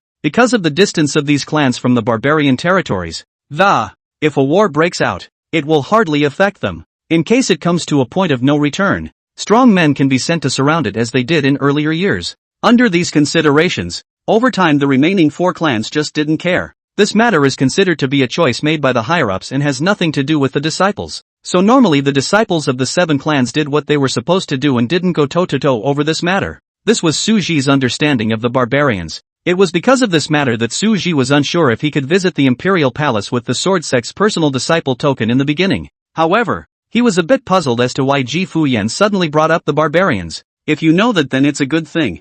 I need you to represent my Wansheng Imperial Dynasty in the 5th matchup. Ji Fuyan had a serious expression. Upon hearing Ji Fuyang's request, the resistance on the faces of the military generals and civil officials as well as the imperial princes underneath faded for a few moments. The 5th matchup? Suji said with a puzzled face. That's right, it's exactly the 5th matchup. This is the agreement between the 3 clans and the barbarians. Not only have we had casualties over the years, but the barbarians haven't fared much better. So we agreed to send out the younger generation to fight a total of 5 matches. If the 3 clans win, the barbarians may not set foot outside barbarian territory. If the barbarians win, the 3 clans will no longer restrict the barbarians. If we have Suji's help, this 5th battle, there will be no more mistakes. Ji Fuyao didn't feel bad about the rewards he had promised earlier. In his opinion, the lives of his disciples were far more important than some treasures. In response to this request, Su Ru had an idea after just a few moments of thinking. When? Suji's sword brows slightly condensed.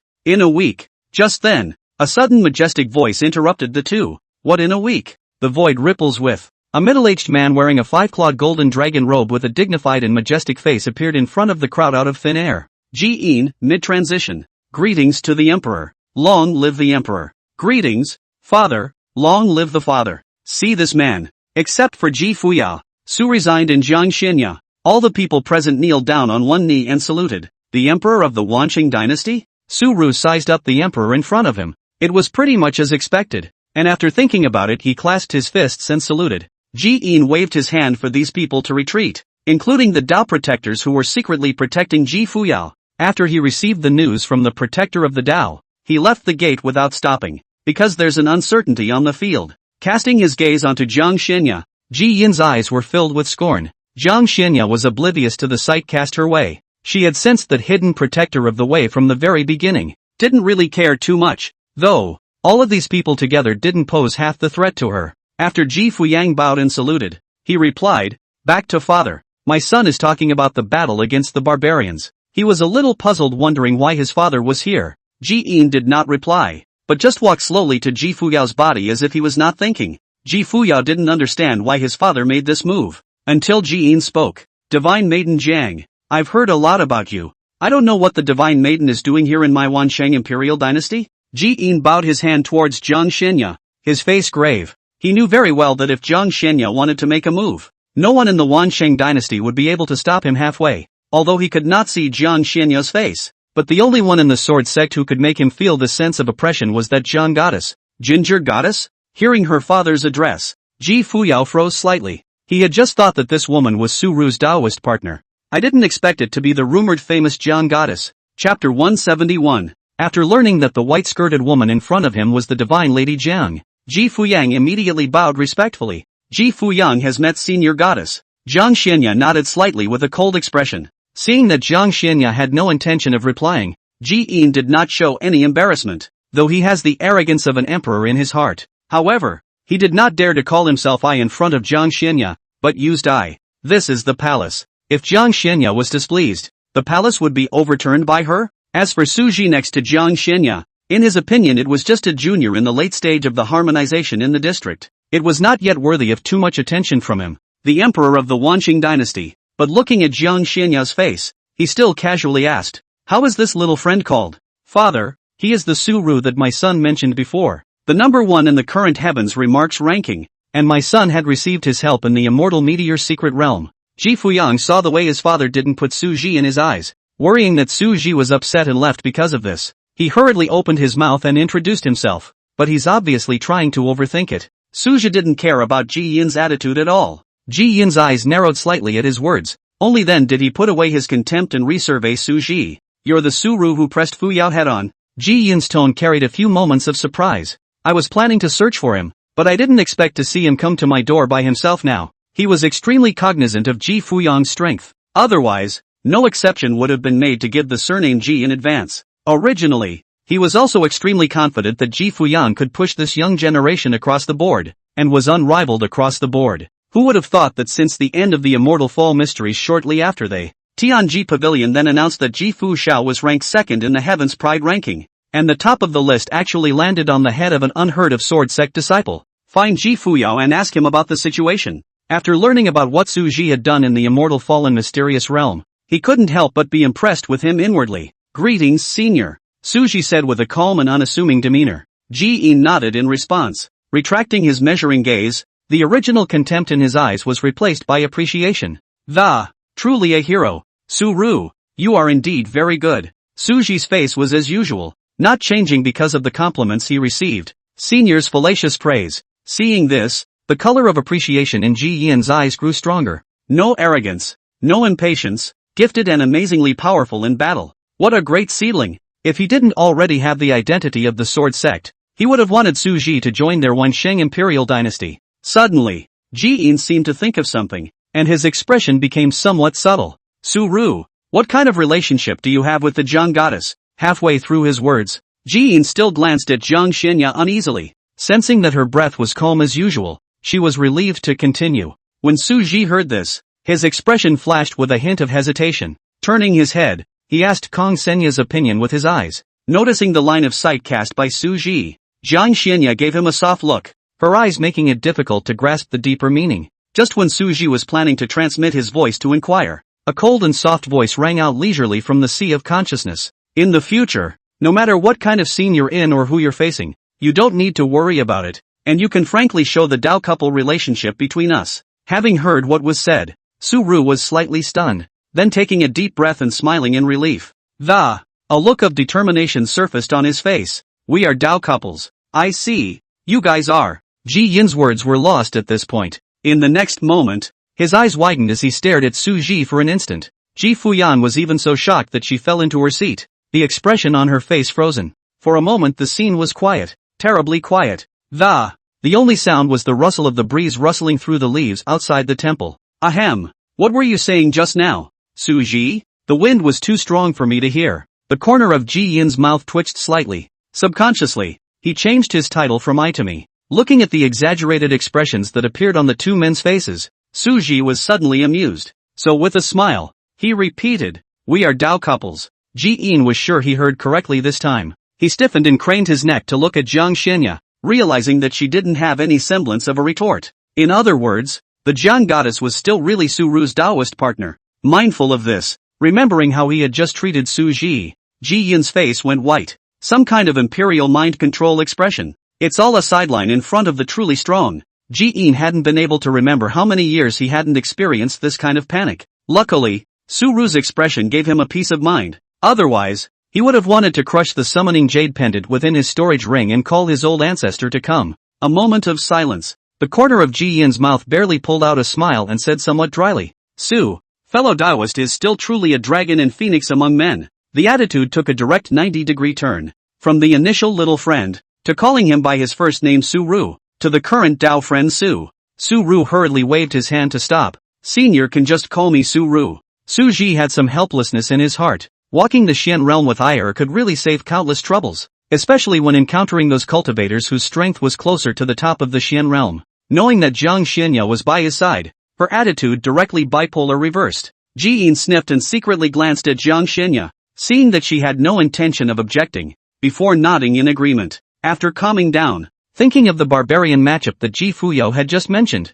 he cast a glance towards Ji Fuyang, his expression regaining a few moments of majesty. Fuyao, the barbarian battle you just mentioned is the one I thought of? Ji Fuyang came back from her shock and looked at Su Ji with a complicated expression. Then he respectfully replied, back to father. Then he recounted what had happened. Knowing the ins and outs, Ji Yin was slightly pleased in his heart. In a battle with the barbarians, honestly at the moment, he only had hope for Ji Fuyao and Su resigned. He had personally made a trip to the sword sect before, but unfortunately, Su Ji was not in the sword sect at that time. I had intended to make every effort to search for Su Ji's whereabouts in the last few days. I didn't expect it to come to my doorstep, on the matter of the mausoleum. If it was placed at the beginning, knowing that Ji Fuyao had let Su Ji enter the imperial tomb, Ji Yin will definitely chastise Ji Fuyao. All the people buried in the mausoleum are members of the royal family, and there has never been a precedent of outsiders entering the mausoleum. But now, then again, it's about time this pedantic rule was flexible. As a wise ruler, appropriate changes are necessary. This makes sense. Thinking of this, Ji Yin made an immediate decision to modify the original rules. Rule: no non-royal bloodline is allowed to enter the imperial tomb. Rule: changed non-royal bloodlines are not allowed to enter the imperial tomb, except for Jiang Xianya and Su resignation. Su Ru, I'll make the decision to agree to these conditions. Ji-in said with a serious and earnest expression. The Wansheng Imperial Dynasty will send the two of you in filial. Originally, he decided to put Su Ji on the second candidate. The payoff was a little more than expected, though, but it's nice to be able to use them to make a good connection with the ginger goddess. He's no loss at all. Chapter 172, The Barbarian Lord. I will do my best since. Su Ji arched his hand and said. It was no wonder Ji-in was so cautious. The previous deliberation of the three clans was that the Wansheng Imperial Dynasty would send two people, Wind and Fire Mountain would send two people, and the weakest Acacia Sacred Sect would send one person. For the people sent by the Acacia Sacred Sect in Wind Fire Mountain, Ji-in didn't hold out much hope. Wind and Fire Mountain's current generation is capable of taking the lead. There was only one character who was ranked 17th in the Heaven's Pride ranking. The Acacia Sacred Sect is even worse. None of its younger generation disciples were able to ascend the Heaven's Pride ranking. Nor is it true that not being on the Heaven's Pride list necessarily means that one is not a Heaven's Pride. The Tianji Pavilion statistical ranking is measured by the results caused by the strikes. There also existed such a portion of people in the Xian realm that had never gone out to show their strength, and these people would not be recorded in the Heaven's remarkable ranking even if they were strong in their own right. But such people are simply as rare as a phoenix. And taking a step back, even if there were, the strength of these people would not exceed the top 10 of the Heaven's Pride ranking. The top 10 of the Heaven's remarkable ranking has already involved the deduction of the Heaven's mechanical ancestor. Even if you don't make a move, strength at this level will still be on the list. However, it was obvious that any of the top 10 on the Heaven's remarkable ranking were not disciples of the Acacia Sacred Sect. The two clans could certainly invite the same heavenly pride that ranked high on the Heaven's Pride ranking as they are inviting Suru now. But those barbarians weren't vegetarians either. The terrifying physique of those barbarians was really restraining the cultivators. And the consequences were unimaginable once they were approached. When Ji-in was still young, he had fought with those young barbarians, so he was very clear about the strength of the barbarians. What's more, this time, the barbarians were raising their clan strength, while there were only 3 clans on their side. So removing the top 10 Tianjiao list, Ji-in is not optimistic about other Tianjiao. Not even the top 10 of the Heavens Remarks ranking could necessarily be pleasing to the eye. 3 out of 5. Fuyao and Suji have 1 win each and are 1 win short. Thinking of this, Ji-in's face slightly condensed and decided to look for the two clans to discuss once more. Meanwhile, the barbarian territory. This place occupied a full 1/8 of the Xian realm's territory. Quite different from the peaceful and calm of the Xian realm. This place was filled with the remains of demonic beasts as well as the severed limbs and arms of barbarians everywhere. The ground under his feet was a shocking blood-red color, as if it had been drenched in blood. A strong, pungent odor of blood hung in the air, the central location of the territory. At that moment there were 7 barbarians wearing rough demonic beast skin sitting in a circle. Their skin took on a bronze sheen, and their bodies were covered with dense, crisscrossing scars. Some of these barbarians were gnawing on the demonic beast meat in their hands with their mouths wide open and dripping with blood. Some of them kept using hard minerals in their hands, hitting their bodies hard one after another, making dull sounds to hammer their bodies. However, more barbarians were gathering their sights, in unison, on a barbarian with hair as long as his waist. Barbarian Lord, when exactly do we have to wait until we can drink the blood of those skin monkeys to our heart's content? A big barbarian with a big waist and a bare head said morosely. My great sword has long been hungry and thirsty. I can't wait to sharpen it with the bones of those skin monkeys. Another barbarian with a mouth full of blood dripping down, who was continuously devouring animal meat, shouted in a slurred manner. Alright, all of you should stop talking. We'll just listen to the barbarian lord's arrangement. The white-haired big barbarian spoke. All the great barbarians closed their mouths when these words came out. Even that big savage who was chewing on the beast's meat stopped his chewing movements and obediently sat in place. The barbarians have a strict hierarchy, with their status from low to high being ordinary barbarians, barbarian priests, great barbarians, and the esteemed barbarian lord. Have you ordered everything that this lord has arranged? The barbarian with waist-length hair slowly opened his mouth, his voice low and majestic, slowly echoing in the air. Back to the barbarian lord. Arrangements have been made. The white-haired great barbarian replied respectfully. And, we have already selected the 5 strongest young barbarians from the barbarians, and we believe that we will be able to kill that group of skin monkeys without leaving a single piece of armor. Good.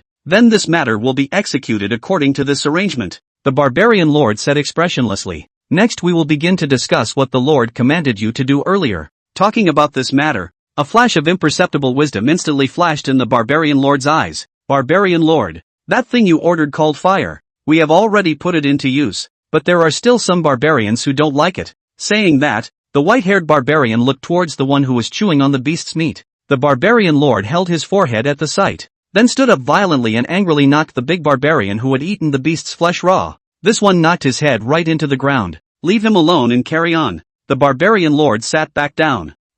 Barbarian lord. The big white-haired barbarian went on to report. An hour later, the great barbarians are all leaving. The barbarian lord who had dealt with everything was sitting on the ground, his eyes revealing a thoughtful look. In fact, he has a secret identity that is not known to him, a traveler. The original is a muscle-bound man who has been slagged off 7 times and never believes in love again, and is devoted to working out. Getting this horrible body after crossing over was to his liking. Although even his race had changed, he didn't care. He's well aware that the next door is one of those fly-by-night monks, but for the ascension to immortality that those cultivators were pursuing, he didn't have the slightest interest deep down. Prefer the current living environment full of primitive wildness to this. Here, there is no deceit, none of those love entanglements. Everything is simple and rough. As the barbarian lord, his position amongst the barbarian race could be described as one of a kind. So after getting used to the environment, he then decided to put down roots here, teach these barbarians, and convert these barbarians. At that time he will be regarded by the whole barbarian race as the great guide of the.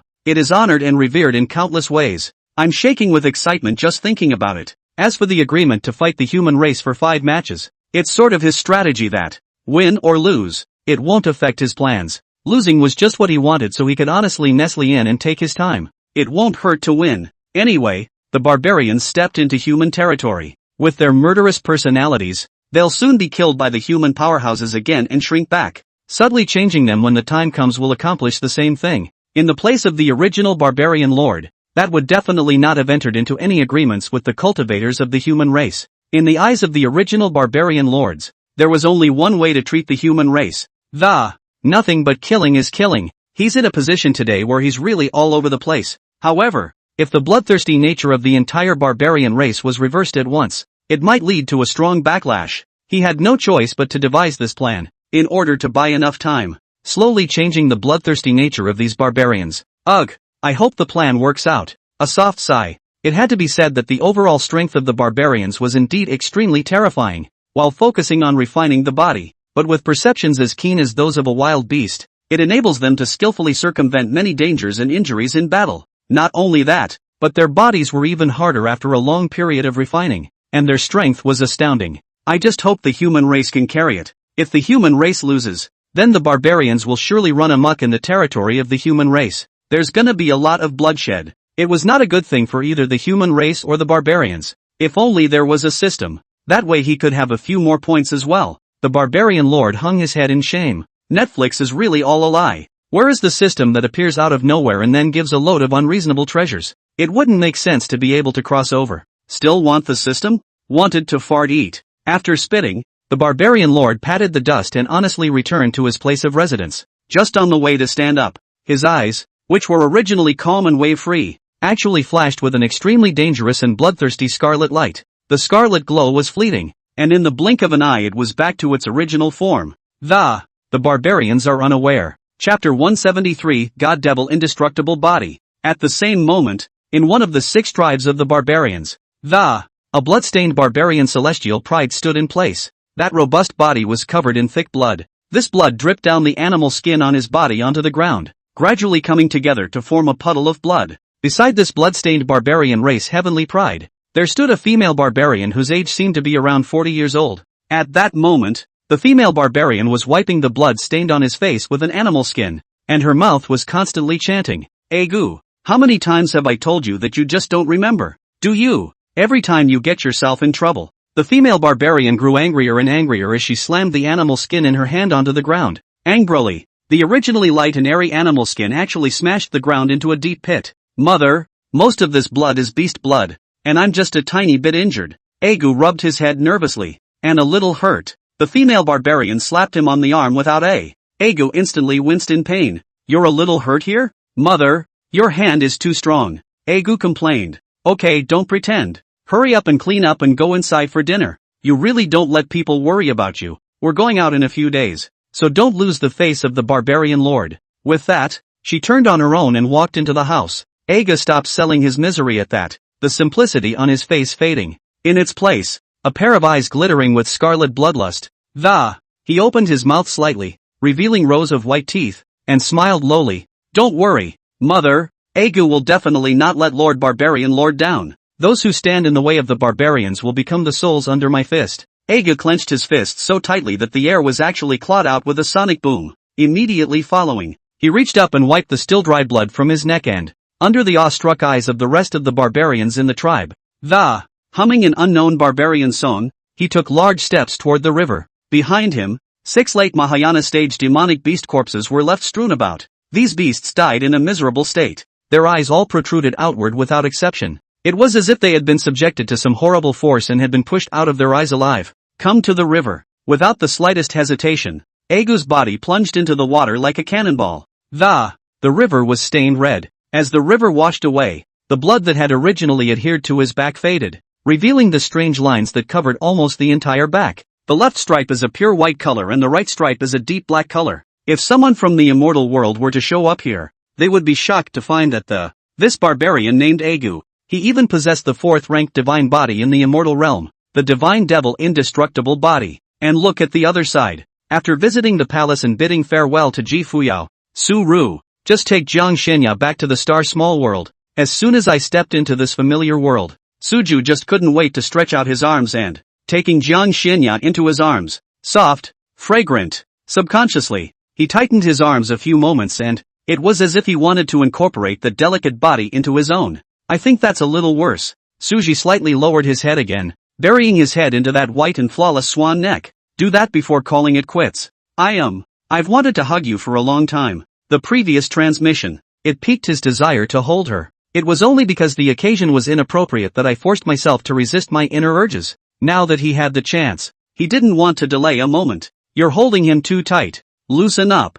Jiang Shenya reached out and patted his arm, trying to get him to loosen up a bit. The thing about being suddenly hugged by Su Ji, she's used to it. That's why the pretty face didn't show any hint of panic. Only sandalwood incense lingers, feeling that burning body heat, and the warm breath sprayed between Suju's breath. Still, it made the coldness in Jiang Shenya's beautiful eyes fade away, and her jade cheeks flushed with red. The corner of Suji's mouth rose, and he loosened some of the force as he was told. Immediately, between a few flashes of his figure, he held Jiang Shenya and sat steadily on the rocking chair. Jiang Shenya didn't have the slightest intention of struggling and just let him hold her, the two figures clinging to each other. The breeze brushed the wind chimes hanging in front of the cookhouse, ringing out a pleasant sound. Ayachan, do you have any other opinions on the matter of the barbarians? Suji slightly separated the distance between the two and looked at Jiang Shenya inquiringly. Jiang Shenya shook her head. I don't know much about barbarians. There was a pause and then continued. But I'm in favor of whatever you decide. And if there are accidents, I'll help you clear up any obstacles. Having heard what was said, a warm current surged in Suji's heart, and he couldn't help but reach out and rub her little head. It's as gentle as if you're caressing the world's most precious treasure. You're so sweet. Then isn't it almost time for you to let go? Ginger Fairy Aya stirred. Later. How long is the wait? I wish it was 10,000 years. A smile twinkled in Suji's eyes. Jiang Shenya pinched his waist. Hiss. If you keep this up, I'm going to tickle you. Suji scared. Hearing that, Jiang Shenya's stunningly beautiful face froze. The hand that rested on Suji's waist shrank back like an electric shock, worried that he's really going to do it, and added uneasily, no. The look was like that of a frightened white rabbit. When Suji saw it, sword brows raised. The mind had changed again when it had only intended to scare her. Out of this, he slowly stretched out his hands with a wicked grin on his face. Ayachan, this is not up to you. Be a good boy and tie your hands. Noticing his movements, a trace of panic flashed in the depths of Jiang Shenya's beautiful eyes. Her delicate body subconsciously moved away from Suji. You are not allowed to come over. After saying that, he was ready to run his spiritual energy to avoid Suji's attack. To her surprise, the moment Suji's hands touched her waist, simply wrapping her around other than that, there was no extra movement. Scared? Suji wore a smile and looked at her with gentle eyes. Jiang Shenya's beautiful eyes slightly lowered, avoiding his gaze. Seeing her long silence, I thought she was angry and was about to open his mouth and apologize, only to be interrupted by sudden words. Rub my legs. Ha! Suji didn't react for a moment. The topic jumped around a little fast. Wasn't that about the anger? How did it suddenly move to the legs? Seeing Su Ru's lack of movement, Jiang Shenya remembered a certain passage on the pink book again. Hesitating, the red lips flicked out and, apprentice, rub master's leg. The voice is soft and sweet and seductive. After saying that, Jiang Shenya regretted it. Her cheeks became flushed and, I wanted to make Suji blush in return for what he did just now. I didn't realize that after saying that, I blushed first myself instead. When Suji heard this, his eyes deepened a few times. Taking a deep breath, he smiled and said, "Master will wait. Disciple has something urgent to do now." Hearing these unspoken words, Jiang Xianya was a bit puzzled, but a keen sixth sense made her sense that something was wrong. "What is it?" "Alert! JPG." Jiang Xianya looked at Suji warily, her petite body quietly retreating. "Kiss I am." Jiang Xianya's beautiful eyes trembled, and a hint of panic appeared on her pretty face. Hurriedly stretching out his two small hands against Suji's body, he tried to stop him from approaching, but those rosy lips only had time to spit out one word before it was lost. "You. Oh. Again? How come it's not at all what you imagined? He. What?" Thoughts become confused and, gradually, Jiang Xianya unconsciously closed her eyes tightly and leaned into Suji's arms. The long eyelashes fluttered. "I only felt my mind go blank, my body go limp and can't think about anything." Chapter 174, No need for the time being. After a long time, Suji sat quietly at Jiang Xianya's side, hand rubbing those long, slender legs, unlike the previous, this time through white silk, but it's still soft and fluffy, and it's still fluffy and fluffy. Rubbing it in, Suji's gaze then unconsciously shifted to that pair of small delicate white embroidered shoes. The delicate patterns on the little embroidered shoes faded in his eyes. The eyes twinkling. As soon as a certain thought appears, it grows like a weed in the mind. Hurriedly averting his eyes, his old face flushed to put a dead stop to the sudden thought that popped into his head. Mentally admonishing myself, can't think. He didn't want to be looked at differently by I am. Just curious. Yeah, just curious. Nothing else. He is but righteousness resignation. These messed up thoughts are impossible to have. Kang Si and Aya didn't know what someone was thinking about, and was worried that he was tired. Softly, he said, "Apprentice, are you tired?" She'd been kissed anyway, so she went on shouting. Seeing that Suji is turning redder and redder, he thought that his little scheme had an effect. Instantly, he raised his little head imperceptibly. The 2 books that Zilly gave there were really useful, and this time it didn't disappoint her. Suji's ears reddened the moment he rubbed her legs. "Tired? Don't be silly, master. The apprentice is as willing as a horse." Suji perked up while cooperating with her in the drama of master and disciple. Secretly, I thought to myself, this would be nice once in a while, wondering why I would become bold from time to time. But looking at the pleasant expression of her diaphanous brow, Suja was left with one thought in his mind. Just let her be as long as she's happy. Hearing what Suji said, Jiang Xianya nodded slightly, her heart flooding with pleasure. Somewhere in the moment, Suji said as if he was not thinking, "Master, do you want my disciple to rub your little feet for you?" Without the slightest pause in the movements of his hands, always with his head down. It was as if that had just been a casual remark. Jiang Xianya glanced up at him. No suspicion rose in his eyes. I was going to say no, but at that very moment, a description of a certain page in a pink book suddenly flashed through his mind. She suddenly had some doubts that what Suji had just said wasn't just a casual remark. Come to think of it, those beautiful eyes sized up Suji with a probing gaze. Feeling her casting a glance at Suji didn't move on the surface, but in fact, he was panicking in his heart. In his mind, he kept saying, can't panic, she's just skeptical. Seeing that she couldn't see anything, Jiang Xianya withdrew her gaze, weighing in for a moment, reading the words from the pink book. After all, I dispelled the original thought and gave myself some leeway. Not for a while. Aha. Suru nodded with his face as usual. If Jiang Xianya had gotten any closer, she would have definitely been able to hear his nervous heartbeat. After a while longer, it was only then that Jiang Xianya withdrew her jade leg and, getting up and coming over to the tea table,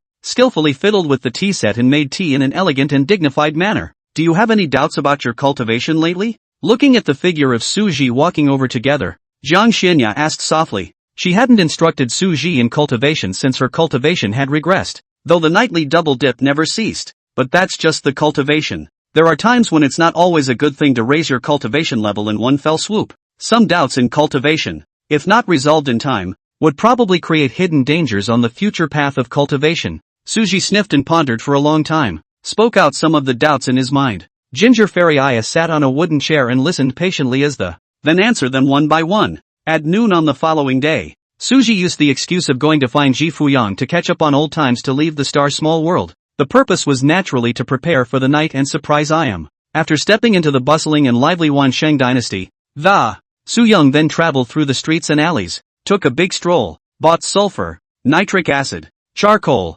clay, and other things. These are things that are just available in regular stores, so it didn't take much time. What really took his time was finding some minerals with color. In order to find these minerals, he even took a trip to a nearby mine. Fortunately, I managed to get the materials together in the end. Looking at the storage ring full of various types of materials, Suji breathed a sigh of relief but then comes the main event. The proportions of these materials are extremely difficult to master, and the slightest error in it'll fail and explode. It's a good thing monks aren't like mortals. With the aid of psychic power, not only is trial and error fast, but you're not afraid to explode. So under the experimentation of Su-Ru, this wilderness where he is, a deafening roar rang out one after another. The beasts that lived in the neighborhood were so frightened that they fled in all directions, failed nearly 100 times in a row. Finally, after yet another attempt, the sky is blooming with brilliant colors. It's done! Su-Ru clenched his fists in excitement. He can be such a genius. This operation would be unthinkable on the blue star.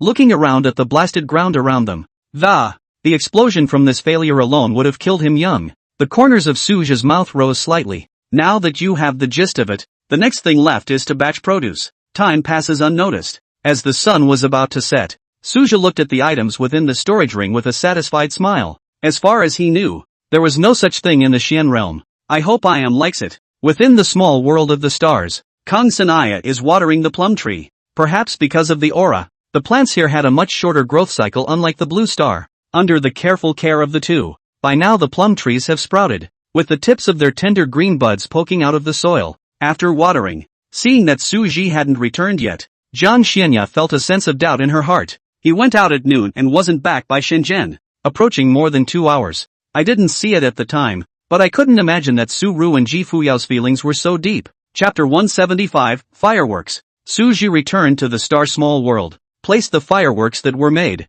Along the way, he extended the fuses of some fireworks, considering the effect when they were set off, before it all bunched up together. All of this was prepared before arriving at the courtyard. What came into his eyes was the beautiful image of Jiang Xianya lying on her side in a rocking chair. Her eyes were tightly closed, a few strands of green silk scattered along her jade cheeks, and her white dress naturally draped beside the rocking chair. It looked as if it was asleep. See the situation. He subconsciously lightened his steps and came silently to the rocking chair and, come closer. Still really asleep. The corners of Suji's mouth quietly rose, and his gaze became soft. Taking out a white Dao robe from his storage ring, he carefully covered her, then just stood still and watched her. Aya is so pretty. No matter how many times I see it, I can't get enough of it. Long eyelashes, a small, straight nose, and red lips, dignified and noble, cool and distinguished. Gradually, Suji was mesmerized by what he was watching. Standing like that, he didn't move a single inch for a long time, waiting to come back to my senses. I don't know how much time has passed. A thought suddenly rose in his mind. He hesitated for a few seconds, then slowly reaching out his hand. The fingertips touched the cheeks that were as delicate as lamb's milk. The touch that came through was like a dream. I just don't know what a pinch would feel like. He couldn't bear to pinch Iam's face, though, worried about waking her up. Suji quickly withdrew his hand. Just a moment after withdrawing his hand, coldly, he met a pair of beautiful deep turquoise eyes. Suji smiled gently. Woke you up? No, just happened to wake up at this time. Jiang Xianya shook her head, slowly sitting up and, upon realizing the Taoist robe draped over his body, the waves of light in her beautiful eyes flowed, creating layers of ripples. When did you get back? Su-Ru did a little thinking. Probably when the sun is about to set. Then why don't you wake me up? Upon hearing this, Suji had a faint smile on her face, and a hint of urgency flickered in her eyes.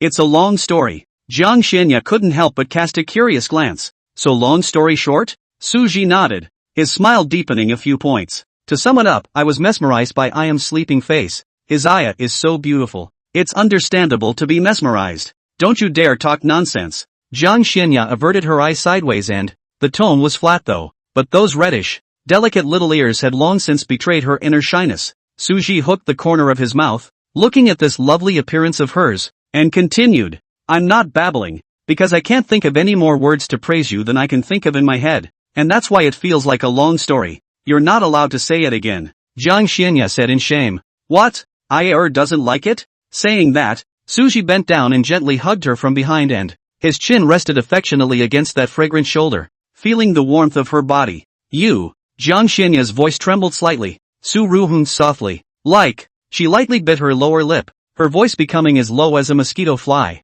permeated with a shyness that was hard to hide. That's good. Right. I almost forgot. Ayachan later we're going to watch the fireworks. So close. Almost so immersed in Ayam's tenderness that he forgot about the carefully prepared surprise. Fireworks? Jiang Xianya's eyebrows were laced with doubt, clearly unfamiliar with this fresh term. Well, it's a flower that blooms in the sky. Suji thought of a more colloquial and easy to understand description. Can I take it off then? Jiang Xianya subconsciously turned her head sideways but she forgot that Suji's head was resting on her shoulder. So, time was frozen there as if by magic. Suji only felt the tip of his nose swept by a sweet-smelling breath. Immediately afterward the face felt a soft, warm sensation. Jiang Xianya's beautiful eyes widened slightly, staring blankly at the pair of inky eyes that were close at hand. After reacting to her face being kissed, Suji's eyes were filled with laughter. But I'm afraid she'll be shy and run away. So shut up about it and instead answer her previous question. The fireworks can't be taken off. But if Ayam likes them, then I'll make this flower bloom once a night. A low voice with a magnetic. The warm breath sprayed on Kong Senya's cheek brought her back to her senses. Realizing that the lips were still pressed against Suji's face, she shrank back in panic.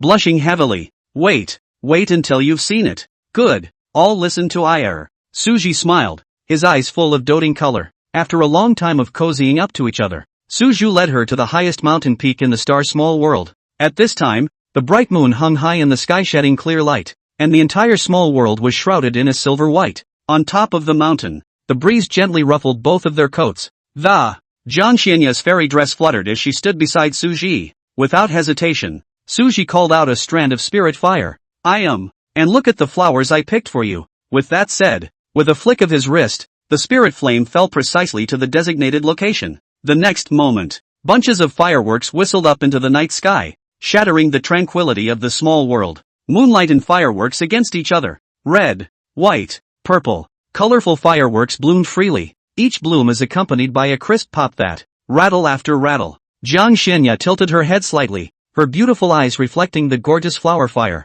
Suji quietly stood beside her, gazing at her with sideways eyes, his eyes filled with tenderness. If you feel something. When Jiang Xianya turned her head sideways, she bumped into Suji's gaze that was filled with tenderness. The corners of his lips unconsciously rose up in a stunning arc. The next moment, she slightly tiptoed up, her red lips close to Suji's right ear. The flowers are beautiful. I love them. Although relying on a cultivator's strong sense of hearing, even if the fireworks were twice as loud, they could still be heard. But Jiang Xianya wanted to do just that for some reason. That's good, Suji said with a smile, his eyes full of satisfaction. I liked it, but seeing it once was enough. Why? Su Ru was a bit puzzled. Jiang Xianya guffawed. Because I like you being there for me more than that. Suji stuttered at his words. And, a few moments later, with a relieved smile, couldn't help but reach up and gently rub her little head and, still found out. Ayam is so smart. But, it's good that Ayam is happy. As long as she was happy, then the day hadn't been wasted. Jiang Xianya arched her eyebrows as she felt the force coming from the top of her head. Ever since Suji told her about watching the fireworks together, she had a sneaking suspicion in her mind. This so-called fireworks, she's never even heard of them, so that leaves only one possibility. The fireworks were made by Suji himself. Combine that with today's quandary, and the truth cries out. Suji must have spent a lot of time and effort to make these fireworks. Fireworks are great, but how can it be compared to a human being? Compared to these splendid fireworks, Jiang Xianya coveted the time with Suji beside her. As the last few fireworks exploded in the night sky, the star-small world once again regained its calm. Let's go back. Aha. Chapter 176. Wind and Fire Mountain Sect Master Hall. At this moment, the atmosphere in the Great Hall was grave. 3 monks sat in each of them. The male cultivator in the first place had an inch hair, dressed in plain gray clothes, and had a face full of scruff but could not hide his eyes that were as sharp as those of a falcon. To his left and right sat a man and a woman. Male cultivator wearing a 5-clawed golden dragon robe, imposing face and majestic, emanating a kingly aura. And the purple skirt female repair head down not see the tip of the foot looks charming. Eyes like autumn water. Flow can give birth to 10,000 kinds of flavor. The 3 men in the Great Hall. It can be said to be a famous name in the Xian realm. They were Wind and Fire Mountain Patriarch Wu Shan, Wansheng Imperial Dynasty Emperor Ji Yin, and Acacia Sacred Sect Patriarch Hua Meier. So the 2 people Wansheng Imperial Dynasty, sent out were Su Ji, who was number 1 on the Heavens Pride ranking, and Ji Fuyang, who was number 2 on the Heavens Pride ranking. Wu Shan's face showed joy, and his eyes flashed with excitement. The back that had been straight also seemed to relax a bit, and the body leaned forward. It's a godsend. In this way, their three clans' chances of winning would be greatly improved. That's true, but don't be too happy. 5 defeats 3. The people sent by your two clans still need to win one more game. Ji-in looked indifferent. Hua Mei fiddled with her nails and said carelessly, so this is the purpose of fellow Taoist Ji summoning your slave here? That's right. I think that with the battle power of the younger generation of your two clans, it's difficult to win 1 out of 3. Ji Yin's gaze swept over the two without a care in the world. Hua Mei giggled a few times. Fellow Taoist Ji, that's a valid point. My clan is weak with Wind and Fire Mountain. This really can't be refuted. Although the smile was charming and attractive, there was helplessness and despondency in her eyes. Since fellow Taoist Ji thinks so, I think the candidate for this third position has already been determined. Could it be Sanchi who is the third on the heavens remarkable ranking? Although Hua Mei was unwilling to lend her hand to others, but there's no way the Acacia Sacred Sect is like this. There were fewer and fewer cultivators in the Xian realm who practiced the way of harmony, and there was a shortage of green and yellow within the sect. When you meet someone with cultivation qualifications outside, the moment you hear the word Acacia, subconsciously, I thought they were evil sects, avoided like a snake. So much so that they can only pick disciples with little talent. Although the clan's feats were reliable, they were only a drop in the bucket. Perhaps in a few more years, when their group of Acacia Sacred Sect executives ascended, the Xian realm's 8 great divine rank sects were about to become 7 great divine rank sects. Wu Shan did not say anything, acquiescing to Hua Mei's words. Ji-in nodded slightly, his gaze fixed on the two, not her. I recommend. Su Zhizhi. Wu Shan and Hua Mei glanced at each other, a trace of doubt appearing in both their eyes. The strength of that old ancestor of the Tianji Pavilion they are most aware of. The top 10 of the heavens remarks list deduced by his hand could not possibly be wrong. If that's the case, why not let the top-ranked 777 play? Ji-in saw the doubts of the two and added, I have sent people to search for Sanchi's whereabouts before I came, but she seems to have entered a certain secret realm recently, and her whereabouts are still unknown. That's why I proposed Su Zhizhi. The doubts in the eyes of the two disappeared as they sniffed. Wu Shan rubbed his right hand over the scruff on his chin. There was a flash of hesitation in the eyes of. Eventually a nod of agreement was given. Hua Mei is fine with that. In the end, the two clans agreed to search for Su Zhizhi's whereabouts at the same time, and whoever found her first would let her take the place of which clan in the battle. Having dealt with barbarians for years, both of them know it by heart. Those barbarians are a bunch of bloodthirsty people. If you are not defeated, you will only end up dead. As a result of this deliberation, the two men also changed their minds and, I was ready to be tough, but now that I think about it, I feel bad. Instead of letting their own clan's heavenly pride face the risk of falling, it would be better to invite some of the rest of the heavenly pride. If the treasure is gone, you can find it again, but if the person is gone, it's really gone. After Ji-in made such a point, it was also clear to them that sending out the heavenly pride disciples within their own clans was not a clear choice. After Ji-in and Hua Mei left, Wu Shan decisively ordered to go down and cancel the original plan. On the other side, Wind Vulcan's pro-disciple Mountain Peak, a burly man with reddish copper-colored skin, his muscles bulging all over his body, was hammering his flesh wholeheartedly in preparation for the upcoming battle with the barbarians. The burly man's name was Zheng Tianwu,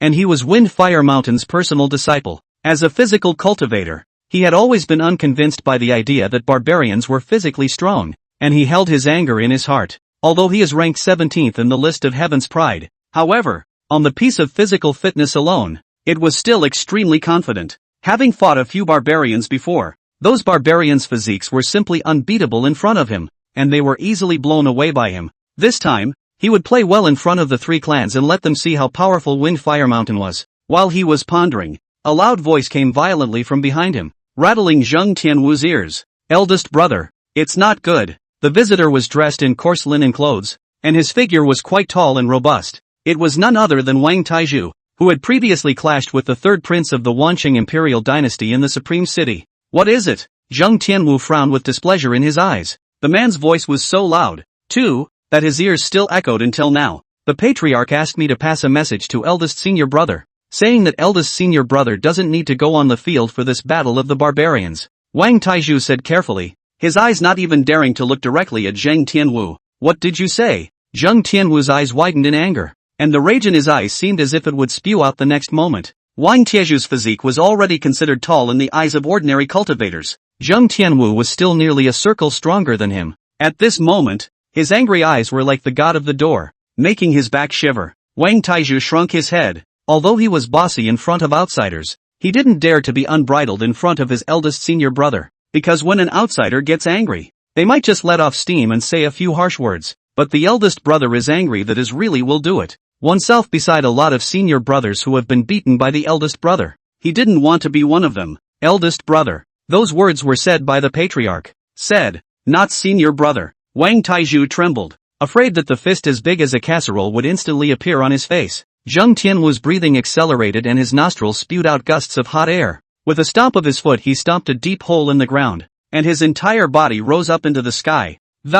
Toward the patriarch's great hall. Wang Taizhu was relieved when he saw him leave. Next time he'll beat him to death. He won't come to deliver a message to eldest brother. It's okay that it's okay, but if you get a good beating, it's not a wrongful death. The next day dawned. Su Ru and Jiang Xianya decided to make a trip to the inverted mountain today. It's still early in the day before the barbarians take on the. So after discussing with Ayar, the two of them left the star small world after breakfast. This mountain is the one that Su Ji, during that visit to the palace, was. From what I heard from Ji Fuyao, it is said that this inverted hanging mountain, the mountain is huge and incomparable, thick at the top and thin at the bottom, and the gravity above it is very different from everywhere in the Xin realm and defies common sense. It's always a shame not to see such wonders. Chapter 177. Before Su Ji and Jiang Xianya arrived at the inverted mountain, there was a change of events on the way. Seeing that it was an acquaintance, so Su Ji didn't intend to stand by and watch. After a little observation and learning the ins and outs, seeing that the black-robed old man whose cultivation had reached the late stage of harmonization had a tendency to make a move,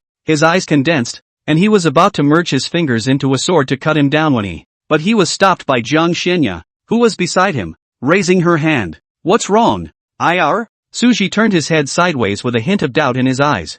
I'll do it. Jiang Xianya looked calm. When she finished speaking, she waved her skirt sleeve. Shasta. The berserk ice blue spiritual energy whistled towards the black-robed old man. Wherever they go, the air all seemed to be frozen, making a tiny condensing sound. A few minutes ago, on the way to the inverted hill, 3 men and 4 women are facing each other with swords drawn. Are you being reasonable? We've said we won't go and we won't go. Don't you understand? Ning Yashue's face was filled with anger. Her pretty face reddened, obviously being angered by the opposite party. These 2 male cultivators were as if they had lost their minds, pestering them for nearly half an hour. If they hadn't been afraid of that one old man behind them who was clad in a black robe and couldn't see his cultivation, she did it a long time ago. The faces of the remaining 3 women were similarly no better. They all looked disgusted. Shen Yuyao, as the existence with the highest cultivation level among the 4 girls, she knew full well that the black-robed elders behind those 2 male cultivators were by no means something they could fight against. As a heavenly pride on the heavenly pride list,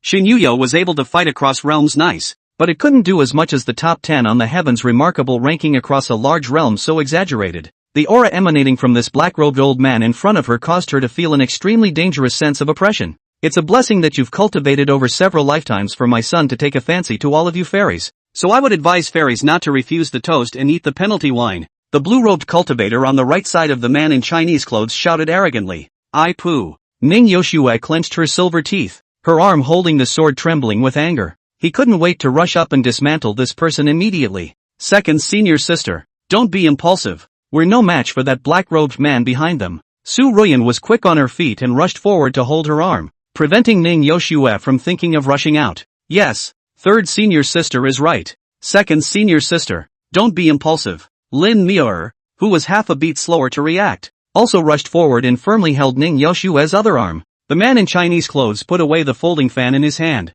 yawned, and said with disdain in his eyes, finished yet? When you're done speaking, it's this eunuch's turn to speak. Originally, I just wanted to invite all the fairies to drink tea and chat, but now this male has changed his mind. After saying that, his face instantly became hideous. Elder M.O., capture them alive. My lord will enjoy them one by one. Get the order. Spiritual energy surged from the black-robed old man's body, and a powerful aura instantly spread out. Shen Yuyao's face turned pale as she rushed to the 3 senior sisters and shouted, you guys quickly leave. Senior sister will help you buy time. Ning Yashue's eyes reddened and she clenched her silver teeth with a deadly grip. Eldest sister, I will not leave. Su Ruyan was also resolute. The 3-foot green blade in her hand flickered with spiritual light. I'm not going to leave eldest senior sister behind. Big deal. We'll die together. Lin Miaoli nodded vigorously. Me too.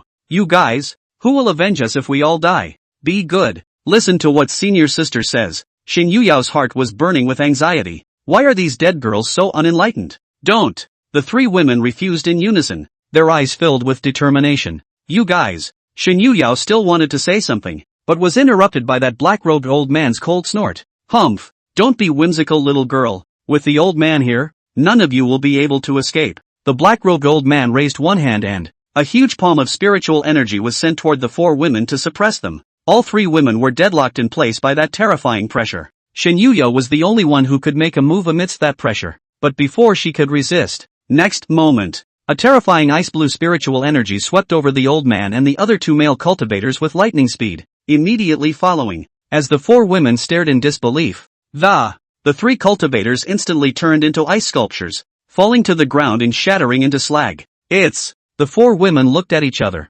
subconsciously looking in the direction where the terrifying spiritual power had come from. When they saw the figures of Su Ji and Jiang Xianya, they had expressions of surprise on their faces. It was Shen Yuyao who reacted first. Respectfully, he said, "Greetings, Uncle Jiang, thank you for your help." When she finished speaking, she touched the three women's arms with her elbows. The three women responded, not bothering to be surprised that greetings and thanks were given towards Jiang Xianya in succession. In the face of several people thanking him, Jiang Xianya looked indifferent and just waved her hand. Shen Yuyao had met Jiang Xianya and knew her iceberg personality. Even if she didn't say anything, she felt justified. The remaining three women likewise didn't show any strange expressions. Under Mu Zili's inculcation, the girls also had an understanding of Master Zhang's cool character. After saying thank you, Lin Mier looked at Su Ji and curiously said, "Su Ji, why are you here? Traveling?" Su Ru smiled faintly. "Wow, so that's how it is. It's just good to have a master guide." Lin Miaoer deflated her mouth and said sourly. The remaining three women also had different expressions, but there's no escaping the word sour. The joy of a desperate situation. It made a few women chirp as if they had opened their chatterboxes. On the way, it was learned that Ning Yoshue and Su Ruyan didn't recognize Su Ru. Lin Mier then introduced them. The three of them got to know each other, and then talked for a while. Before leaving, Su Ji kindly reminded, senior sisters should still return to the sword sect as early as possible. There is no guarantee that there are still any forces behind these people. He hadn't forgotten about Lin Mier helping him conceal the killing of Tang Li back then. So a word of exhortation. Nothing should be left to chance. Previously, in Tianwu City, the matter of the late Mahayana ancestor behind that evil cultivator Su Chun had taught him a very deep lesson. Without thinking too much about it, the four women, nodding his head in agreement, because they were thinking the same thing, and it wouldn't be good to let their master's father go gray when the time came. Mu Zili, me? The gray-haired man? Seeing Jiang Xianya and Su Ru leave, doubts flashed in Shen Yuyao's eyes. Don't you guys think that Su Ji and Uncle Jiang are getting a little close? Ning Yoshue scratched her head. No way. That's how it is between master and disciple, right? Su Ruyan concurred. Well, second senior sister is right. Lin Miaoer, well, third senior sister is right. Then maybe I'm overthinking it. Shen Yuyao shook her head, the doubt in her eyes dissipating. Chapter 178 Aunt Yun's Identity. The Savage Forest. A young girl with messy hair is running away in a mess. Her body's red suit is now covered with scratches and stars scattered with scorched blacks. The huge wound in his waist was dripping blood. Behind him, a late Mahayana stage demonic beast was in hot pursuit. The demonic beast was shaped like a saber-toothed tiger, with rolling black smoke surrounding its body, and its fierce tiger eyes flashing with a ferocious light. Between chases, this demonic beast also kept spewing scorching demonic fire towards the young girl. Wherever they passed through, the trees were instantly turned into ashes, and a pungent charred smell filled the air. Even though the spiritual energy in the young girl's body was nearly depleted, there was still a stubbornness in her eyes, still chomping at the bit. Wizened enough, leave it to Aunt Yun. Suddenly, a mature female voice rang out in the young girl's mind, a voice that carried a bit of worry and heartache. No, Aunt Yun has already helped me once before, and this time, if I make another move, my divine soul may dissipate as a result. I won't agree. Su Jiji shook her head in refusal, her voice carrying an unquestionable firmness. After saying that, she used the last ounce of spiritual energy left in her body and fled towards the front. But how could the speed of an early harmonization cultivator be compared to a late Mahayana demonic beast? In a few blinks of an eye, the tiger-shaped demonic beast had already caught up with Su Jiji. Sharp claws grabbed at the young girl's back with the force of 1,000 pounds. The prolonged fighting instinct allowed Su Jiji to instantly react, his body subconsciously preparing to dodge. But the wound in his waist tugged as a result, and once again a great deal of blood gushed out. A color of pain appeared on Su Jiji's face, and his movements were a beat. One could only watch the sharp claws fall. Ugh! Yun Luo sighed quietly and, it looks like it's time to say goodbye to Wizzo. The soul of God is flooded with white light. It was just about to use up the few divine soul powers it had. In the nick of time, a brilliant and eye-catching pink light suddenly crossed the sky like a meteor, instantly appearing in Su Ziji's line of sight. The person was dressed in a pink dress, with a pink poncho held at her arm, and had a playful appearance. Just a wave. It then shook the tiger-type demonic beast back. The demonic beast shook its stunned head as it was jolted back and, angrily, he growled loudly towards the pink-skirted woman. The pink-skirted woman's eyes chilled at the sight, and the cloak in her hand swung violently, wrapped in a terrifying force that attacked the demonic beast. Boom! The moment the cloak struck the demonic beast, it erupted with a loud, earth-shattering sound. Blood and flesh flew all over the sky. In an instant, this late Mahayana stage demonic beast was cut off at the waist, slammed heavily into the ground, never to move again. Su Ziji saw the scene, the tense mind relaxation can no longer support. Legs as soft, then from the air straight down to the ground. It was the pink-skirted woman who caught her with her psychic powers. In the forest, Su Ziji weakly thanked towards the pink-skirted woman in front of her. Su Ziji thanks Senior for saving his life. I don't know Senior's name. Senior's cultivation is unfathomable, able to kill a late Mahayana stage demonic beast with a single move. It is highly likely that he is a great power in the transitional succession stage. These great powers are always temperamental, so we must act carefully so as not to anger this senior. Yun Luo reminded in Su Ziji's mind as well. Wizened, this person is only a little weaker than me in my heyday. He should be a transitional stage cultivator. You must remember to act carefully. Well, Aunt Yun, don't worry. Su Ziji's expression became even more respectful. Hua Rongrong didn't know what Su Ziji was thinking. She sized up Su Ziji. The heart can't help but be a little pleased that I didn't expect to come out to take a break and actually meet a cultivator who met his requirements for accepting an apprentice. The last one refused. This one must be a successful apprentice. Come to think of it. Hua Rongrong mulled over the language with a smile on her face. Slowly speaking, he said, this seed is the third elder of the Acacia Sacred Sect. Hua Rongrong. It will appear here. That's because this seat observes that you have the talent of dual cultivation. Would you like to be this seat's disciple? This seat is a transitional cultivator. I won't dishonor your talent. Think about it. I'm worried that Ko Chi-Chi will misunderstand. She added, the Acacia Sacred Sect is not an evil sect. Hua Rongrong didn't even ask Su Ziji if he had a mentor. If not, then naturally there is no need to ask. If there is, the strength is lower than her. That also asked to ask. Her master still dare to do it? If the strength is stronger than her, or asked to ask, she still has the patriarchal big sister behind the cover. The patriarchal big sister cannot beat, behind the patriarchal ancestor. Her master still dare to do it? It's ultimately 3 words, no need to be a wimp. The Acacia Sacred Sect? The posture of a dual practitioner? Listening to this flower senior's words, a touch of redness first appeared on Su Ziji's pale face, but then it was replaced by embarrassment. In her heart, Auntie Yun was the existence of both a teacher and a mother. For so many years, it was Aunt Yun who had been accompanying and teaching her all the time, so it was categorically impossible for her to worship anyone else. But if you refuse, if you make me angry, Su Ziji was caught in a dilemma. When Hua Rongrong saw this, she realized that it was not good. It's so hard to have a fancy disciple candidate again.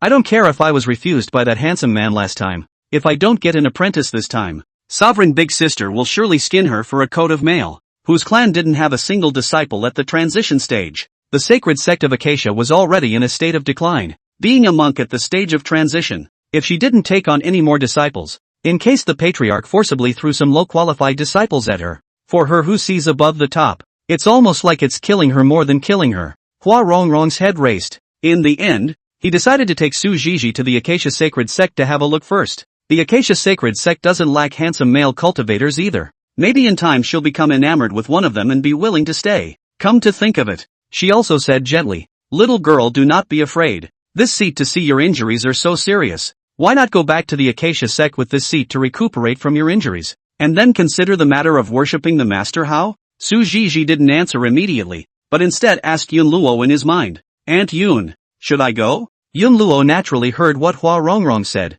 When he heard Acacia Sacred Sect, there was a hint of nostalgia on his face. If it's the Acacia Sacred Sect, wizened, just go ahead. Ha, Aunt Yun, you have a soft spot for the Acacia Sacred Sect? Su Ziji was curious. Actually, I am a disciple of the Acacia Sacred Sect. After a moment of silence, Yun Luo confessed. Su Ziji showed a surprised expression. Ah, Aunt Yun, you're from the Acacia Sacred Sect? Yun Luo's divine soul turned his head sideways unnaturally. Not only is she, moreover, during the period when the old sect master of the Acacia Sacred Sect had not yet ascended, he and Hua Meier were known as the Acacia twins. The two were extremely close, but she had not sought the help of Flower Melody. Over the years, although with the help of Su Ziji's travels, he had learned a lot about the Acacia Sacred Sect, but Yun Luo had never mentioned it in front of Su Ziji. In her present state of residual soul, it's doubtful that she'll be able to live another life. To really go looking for Hua Meier would just add to her sorrow. Now the reason for the confession.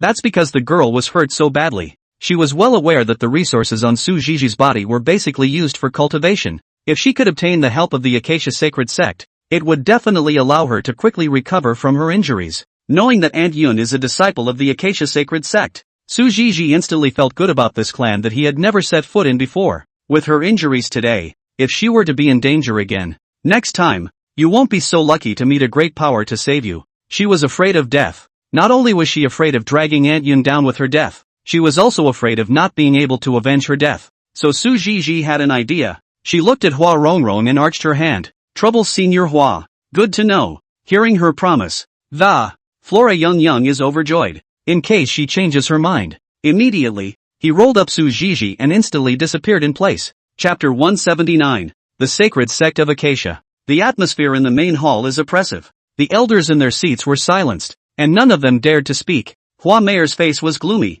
her gaze locked onto a certain vacant position. Where did Rong, this dead ninny, die again? Hua Meier gritted her teeth. If she doesn't take on a student, forget it. Now that he actually didn't even attend the sect meeting, it was simply the opposite of heaven. In the face of the patriarch's question, the elders glanced at each other with confusion in their eyes. Obviously they didn't know where Hua Rongrong had gone either. Except a certain female elder with dodgy eyes. Hua Meier's gaze was like a torch as she raised her eyes to watch her. Feeling the substantial gaze of the patriarch, the female elder's face swished white. This patriarch remembered asking you to inform Rongrong. So where is everyone? Back to patriarch. Elder Flower. She is not in the clan nowadays. The elder woman thought to herself. A dead friend of the road is not a dead friend of the road. The sovereign's death stare was simply too terrifying. It wasn't that she didn't help, but her strength didn't allow it. Hua Rongrong had sought her cover when she left the Acacia Sacred Sect, but now in this situation, she could only betray Hua Rongrong. At those words, Hua Meier's white forehead instantly bulged with veins as she angrily shouted, "Didn't you tell her not to leave the clan for the last few days? Where exactly did she go?" Say, with a jolt, the female elder was immediately like pouring beans, explaining everything in detail. When the elders present learned of Hua Rongrong's heroic deeds, all of them showed admiration in their eyes. I didn't expect this elder flower to be so bold. At this critical moment of the upcoming battle with the barbarians, how dare you? So, when it comes down to it, it's really a woman. He's a good man. On this day of the next year, they will pay their respects by burning incense at her grave. Dispersing. Hua Meier kept laughing delicately as she, without a half smile on his face. Instead, the cold light in his eyes grew more and more victorious. The temple echoed with that charming and seductive laughter. But no one was distracted. Soon the laughter stopped. The hall was so quiet that even a pin dropped on the ground could be heard. Are there any results from what was ordered down yesterday? Hua Meier took a deep breath to calm down, her eyes falling on the several elders. The elders were in disbelief at the words. In a few moments, still a blue-skirted woman with her hair in a high bun hesitated for a moment before finally summoning up the courage to answer. Back to Patriarch. We've asked carefully about the places under the jurisdiction of the Acacia sect, and there is currently no whereabouts of Su Ziji. After a short pause, seeing that Hua Meier had no intention of getting angry, she continued. Nu Jia estimates that this Su Ziji should be practicing in a place under the jurisdiction of another sect, or possibly even in an ungoverned zone. So, it's going to take a while to find her. Hua Meier tapped her index finger on the tabletop, knowing that there is no hurry in this matter. Immediately, he nodded. Send a little more disciples out to search. Make sure to find her whereabouts as soon as possible. Yes, Sovereign. Slave will order it down later. The blue-skirted woman hurriedly returned. Immediately after that, Hua Meier inquired about some of the clan's developments. Having made some decisions, only then did he wave his hand to signal for these elders to leave. Unexpectedly, a disciple hurriedly came to report that Hua Rongrong had returned to the sect. Get this. Hua Meier sneered and her figure disappeared. On the other side, Hua Rongrong had brought Su Ziji back to her palace only a second ago, arranging a healing shelter for her. The second after, Hua Meier appeared in front of her like a ghost. Hua Rongrong didn't even know that her bottom had been revealed to the fullest. I thought that sovereign big sister had come to urgent to find a disciple again. So, she puffed out her chest, and with a smug look on her face, he was about to tell the patriarch's elder sister about Su Zhizhi. The words are still coming out. A sharp pain came from his forehead. Unprepared, he was rewarded with a popping chestnut by Hua Meier. Ouch! Ouch! Hua Rongrong covered her head with both hands. Her face wrinkled into a ball of aggrieved. He said, "Sovereign big sister, why are you hitting people?" Hua Meier's willow eyebrows rose up and she cut her off viciously. Then she laughed coldly. "I heard that someone took advantage of my being out to privately conspire with the other elders to cover for her, and also left all matters to the subordinates to run out on their own to take a break. Wrong. Do you think this patriarch should lock her up for a dozen years of confinement?" Hua Meier purposely made a puzzled face, but her eyes stared at her coldly. With these words, Hua Rongrong's heart thumped, secretly saying that it was not good. She was careless. I didn't realize how quickly things were exposed. She'd have to go crazy if she was really confined for 10 years. Thinking of this, Hua Rongrong's face was full of righteousness as she stared solemnly at Hua Meier. Seeing this serious look on her face, Hua Meier thought she was going to defend herself, wanted to see what kind of tricks she could pull off. I didn't realize that the next second, this dead ninny was hugging her thighs, and ironically came up with "Patriarch big sister, I confess my sins and beg to be spared." Black lines rose from Hua Meier's head. It's so infuriating and frustrating. Su Zhizhi, who was preparing to heal his wounds inside the room, heard the commotion coming from outside and couldn't help but curiously walk out. "Big sister sovereign, confess and be lenient, let it go this time, okay? Can't you just knock me over the head again to relieve your anger? How about 3 days? Patriarch big sister." Hua Rongrong kept pleading for mercy for her. Hua Meier is also scaring her. After all, although this dead ninny was unreliable, she had shared a lot of things for her on weekdays, was about to let her go when Hua Meier frowned, keenly aware that there was an extra person on the field. Cultivation is at the early stage of merging. There was no aura of the Acacia sacred sect on his body. Could it be Rongrong's disciple? Hua Meier secretly guessed in her heart, and her face couldn't help but soften a few points. Ko Wak Wak rarely appears in front of the world. That's why Hua Meier didn't recognize the person in front of her as the one she was looking for. The moment Su Zhizhi came out, Hua Rongrong stood up with a huff. The expression on his face became proper and serious.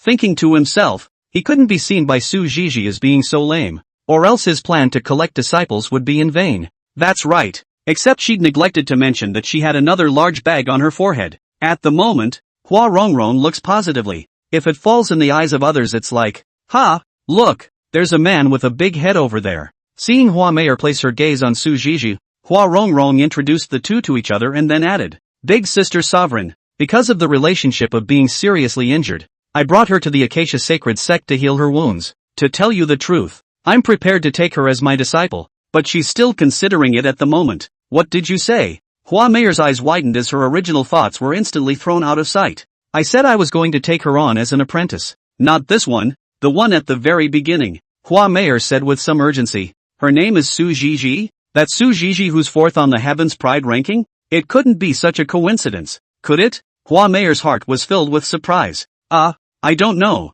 Hua Rongrong didn't really care about these rankings and such. It seemed to her that instead of caring about that, she should have gone outside a couple more times. Seeing that she couldn't ask anything from Hua Rongrong's side, Hua Meier once again turned her gaze to Su Zhizhi. The heart is full of anticipation. "Are you Su Zhizhi, the fourth in the Heavens Pride ranking?" Chapter 180, Mount Rushmore. Su Zhizhi was still sizing up Hua Meier, simply because she clearly sensed the fluctuation of Aunt Yun's divine soul. This kind of fluctuation only came from meeting Hua Meier, although Auntie Yun didn't say, but Su Zhizhi also guessed that these two must be very close. In his heart, he couldn't help but feel more favorable towards Hua Meier. Hearing her question, Su Zhizhi quickly nodded his head in agreement, receiving an affirmative answer. Hua Meier's willow eyebrows instantly stretched out, her mouth smiling. Seeing that Su Zhizhi was not lightly injured, she hurriedly called out to a female disciple and commanded this female disciple, taking Su Zhizhi to the Heavenly Pond, the healing sanctuary of the Acacia sacred sect. On the way, he also handed Su Zhizhi numerous healing medicines, making Su Zhizhi full of questions. "Elder Flower, you," Hua Meier waved her hand, signaling that there was no need for her to say more. "Go heal your wounds first, and wait for the rest until you've finished healing your wounds." Hua Rongrong stood by the side, looking on in disbelief. It's hard not to. Sovereign Big Sister was going to steal her disciple. Fear, amazement, horror, anger. Flora Yun's mood changes. There was one other person who shared her mixed feelings. There should be another soul to be exact. Yun Luo's changing mood, nostalgia, doubt, shock, seeing ghosts. Was the Hua mayor she remembered such a person? Is that right? That's not right. Unless she has something to ask for. Yun Luo was enlightened, but quickly relieved. Either way, it's always good to see wizards recovering early. Originally, she still wanted to consume part of her soul energy to show up, so that Hua mayor would agree to allow Su Zhizhi to enter the heavenly pool to recover from her injuries. I didn't realize that now she'd come to the door herself. This is good. It saves divine soul energy. On the way to the heavenly pond, Su Zhizhi inquired in his mind, Aunt Yun, won't you come out to meet that flower senior? Yun Luo smiled bitterly, his voice carrying despondency. With my current appearance, seeing it would only add to the sadness. It's better not to see it. Now that Su Zhizhi had gotten the chance to go to the heavenly pond to heal her wounds, there was no need for her to show herself. Sensing Aunt Yun's loss, Su Zhizhi secretly vowed to help Aunt Yun find a way to recover. Even if she has to spend the rest of her life searching through the entire Xian realm, she'll do whatever she wants. If the Xian realm didn't have it, then she would go to the immortal realm. In the meantime, in the main hall, Hua mayor looked happy as she patted Hua Rongrong's shoulder and said with a smile, You did a good job this time. The punishment is waived. After saying that, he left in a leisurely manner. Hua Rongrong's face was first, but it soon crumpled into a ball again. Upside Down Mountain. After bidding farewell to Shen Yuyo and the others, Su Ru and Jiang Xinya, it didn't take long to get to the Upside Down Mountain. Looking at the entire mountain that had come upside down in front of him, Su Ru sked and sked. Jiang Xinya remained cool and light, quietly following beside Su Ji. How about we go up the mountain and take a look? Su Ji turned his head sideways and looked at Jiang Xinya beside him with a hint of curiosity in his eyes. Aha! Jiang Xinya replied softly. As the two stepped into the inverted mountain, they felt a sense of relief in their bodies and there was actually a vague sense of weightlessness. Perhaps it was because of the high level of cultivation of the two of them. This feeling was fleeting, but the two men, with their keen senses, still noticed the brief yet subtle change. Su Ji pondered for a while, vaguely feeling something fishy in his heart, and so he quit the mountain of inversions. Sure enough, the fleeting heaviness came back to him. Looks like the rumors are true. The gravity above this inverted mountain was indeed very different from the Xian realm. Where there is a cause, there is an effect. Su Ru's eyes flashed. The system appraisal function activated. Inverted mountain contains growable Dao weapons. Because of the existence of the Dao weapons, the gravity of this area has been altered, so the mountain is inverted. There's really something inside, and it's a good thing that it's a growable magic treasure. After being happy, Su Ji found doubts, even if the cultivators of the Xian realm were not aware that this Dao weapon could grow. But after all, it's a Dao weapon, the highest grade of magic treasure in the Xian realm. Then why didn't any monks remove this Dao weapon? Thinking of this, he probed out his divine sense to cover the entire inverted mountain. It was carefully swept back and forth several times without missing a single corner. It soon became clear why this Dao weapon had gone unnoticed so far. Under the shroud of divine sense, not to mention the artifacts, there weren't even two living creatures. If it wasn't for the system identifying it, he would not have believed that such a place would harbor a magic treasure. Jiang Shenya looked at Su Ji's strange behavior and his sword brows furrowed. Lotus steps, reaching out with her jade hand under the sleeve of her dress, gently smoothing his furrowed brow, he softly inquired, What's wrong? Feeling her concern, Su Ji's heart warmed, clutching the jade hand that stroked his brow into the palm of his hand.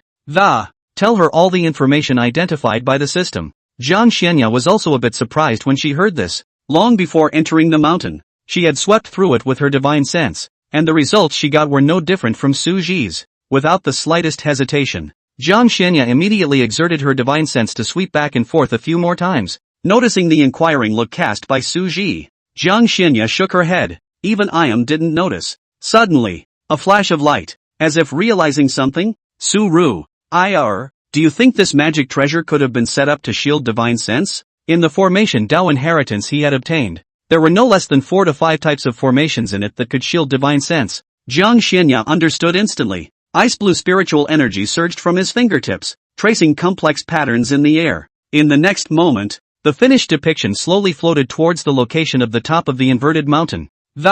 It began to continuously absorb the aura in the air, gradually becoming larger until it covered the entire inverted mountain. As Jiang Shenya's jade hand gently pressed down, the huge pattern pressed toward the inverted mountain as if it had received a command. Surprisingly, the huge pattern did not cause damage to the mountain, but passed through the body like a shadow. with an imperceptible shattering sound. The treasure that was hidden in the upside-down mountain managed to surface. A mysterious sizzling aura was emanating from a certain location on the mountainside of the inverted mountain. The two of them exchanged glances and their figures instantly disappeared.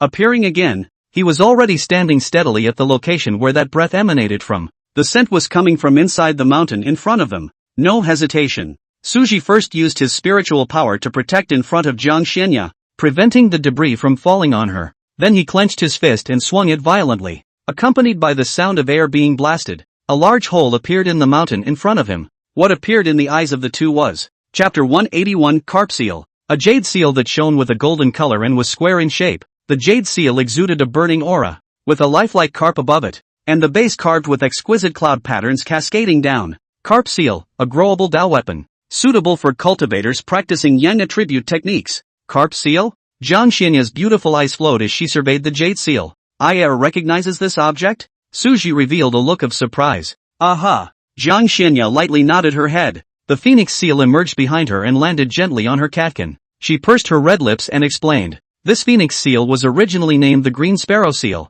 which I obtained from a certain cave in the immortal realm, and at that time, the jade seal was engraved with the green sparrow, and its grade was also a Dao artifact, which later on metamorphosed into a quasi-emperor artifact by chance and coincidence. In the cave where this green sparrow seal was obtained, there is a stone wall on which the carp seal is recorded. This carp seal is suitable for cultivators who practice yang attribute techniques, and it fits extremely well with your sun god body. If there is a chance to advance to a quasi-emperor artifact, it can also be a not-so-small help to you. After Suji quietly listened to Jiang Xianya's narration, a brilliant light flashed in his eyes. Honestly, the first time I saw Ayam strike, the magic treasure she used was the phoenix seal. At that moment, it left a very deep impression on Su Ru. If it wasn't for Peak Master Sure stopping him, Yang Chen would have been killed on the spot. He had long wanted to get a mana of this type. When you fight other people in the future, you'll be able to do what Aya did. Just smash the jade seal over there and save yourself the trouble and effort. According to you, these two magic treasures are a pair? Surprise swept across the bottom of Suji's eyes. Jiang Xianya was slightly stunned, and a trace of surprise flashed across that delicate face. It was obviously not expected that Suji would ask this question. She thought Suji would ask how this magic treasure was going to be advanced. Yet I didn't realize he cared if the two mana were a pair. Although there was some helplessness in her heart, Jiang Xianya still nodded. According to what is written on that stone wall, it is indeed a pair. That's good. Su Ru's face was filled with joy. Seeing this, Jiang Xianya was somehow in a happier mood. Looking at Su Ji's happy appearance, it's better to talk to him about this jade seal's advancement method later. After all, the method is quite complex and takes a long time to explain, and the process is rather tedious. After all the fun, Su Ru raised his hand, and the thick spiritual energy instantly condensed into a huge palm to take in the carp seal and put it into the storage ring. Anyway, what's his is Aya's, and what's Aya's is his. So Su Ru didn't have to be polite. It's just that he can't figure it out a bit. Originally, it was thought that this carp seal was the cause of the existence of this inverted mountain.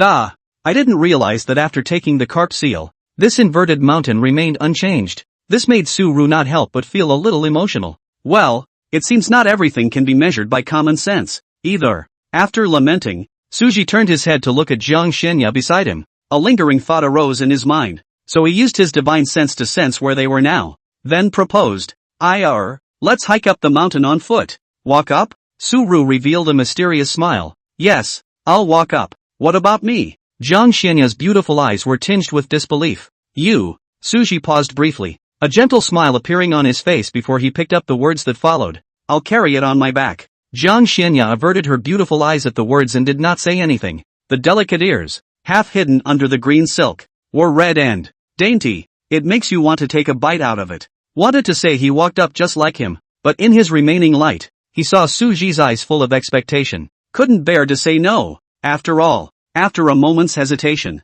a minuscule nod of agreement, Suji, whose eyes were always on her and never left her body, instantly caught that slight movement. Instant joy. Without the slightest hesitation, Suji took a step and came to her with a big stride. Immediately after crouching down, come up here. Ginger Fairy Aya hesitated again, but eventually ambled gently on. The jade arm slowly encircled Suji's neck. Cold flowers are fragrant. Suji was slightly lost in thought, and his heartbeat couldn't help but speed up a few points. The light scent of cold flowers made him feel as if he were in a secluded sea of flowers. holding her legs steady with both hands. Then stood up and, hold on tight. Let's set off. Suji had a bright smile on his face, a smile full of happiness and fulfillment. Feeling the atmosphere of joy in Suji's body, Jiang Xianya also couldn't help but cock an absolutely beautiful curve. The path of the inverted mountain is rugged, though, but Suji's pace was steady, each step solid.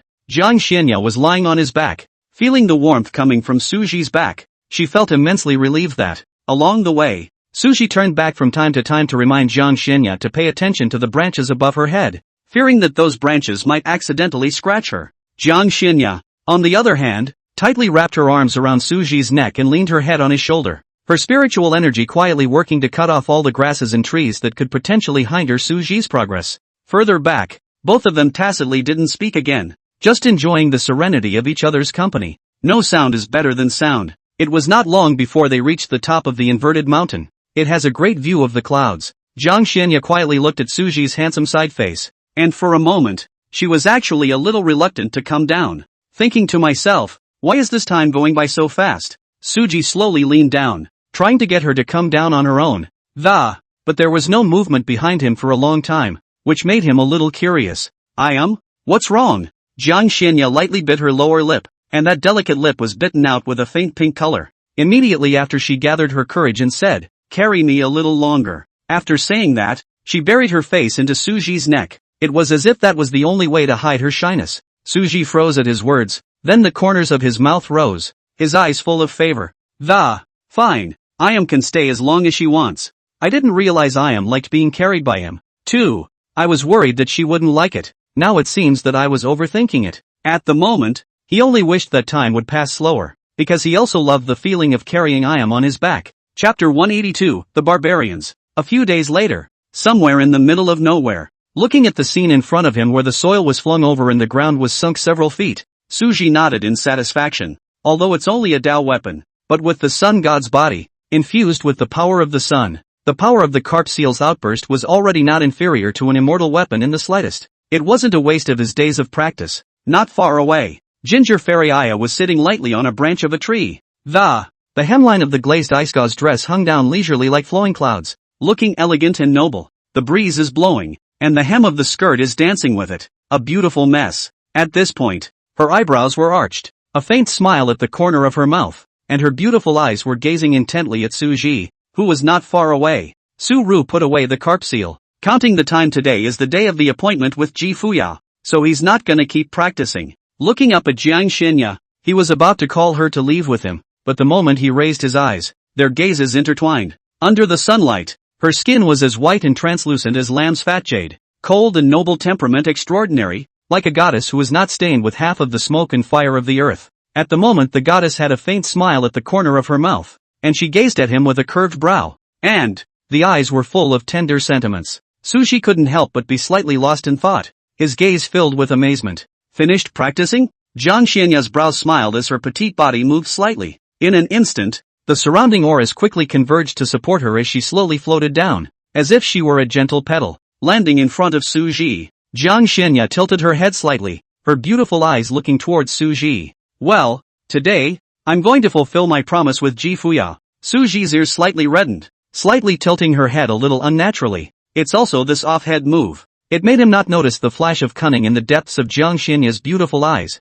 And yes, she learned that trick from the little pink book, too, though when their eyes met just now, they could barely contain the shyness that welled up inside. But the good news was that things were still going the way she expected them to. Then it's not too late. Let's go. Jiang Xianya straightened her skirt and softly said, "Well, but wait a minute." Jiang Xianya's beautiful eyes flashed with confusion. Immediately after that, she saw Suji's fingertips surging with spiritual energy. Instantly, the branch she had been sitting on was severed. The branch was then put away into a storage ring. "Alright, let's go." Su-Ru gently smiled. Jiang Xianya. It wasn't long before the two arrived at the location they had agreed upon with Ji Fuyao, the barbarian realm. The smell of blood was in the air. This place is the place where the barbarians and the three sects are always at war. But whoever sets foot here, as long as the races are different once they meet, it's a fight. It's either you or me. Unlike in the past, this time neither side made a move, but only confronted each other. The barbarians, all of them stout and tall and clad in animal skins,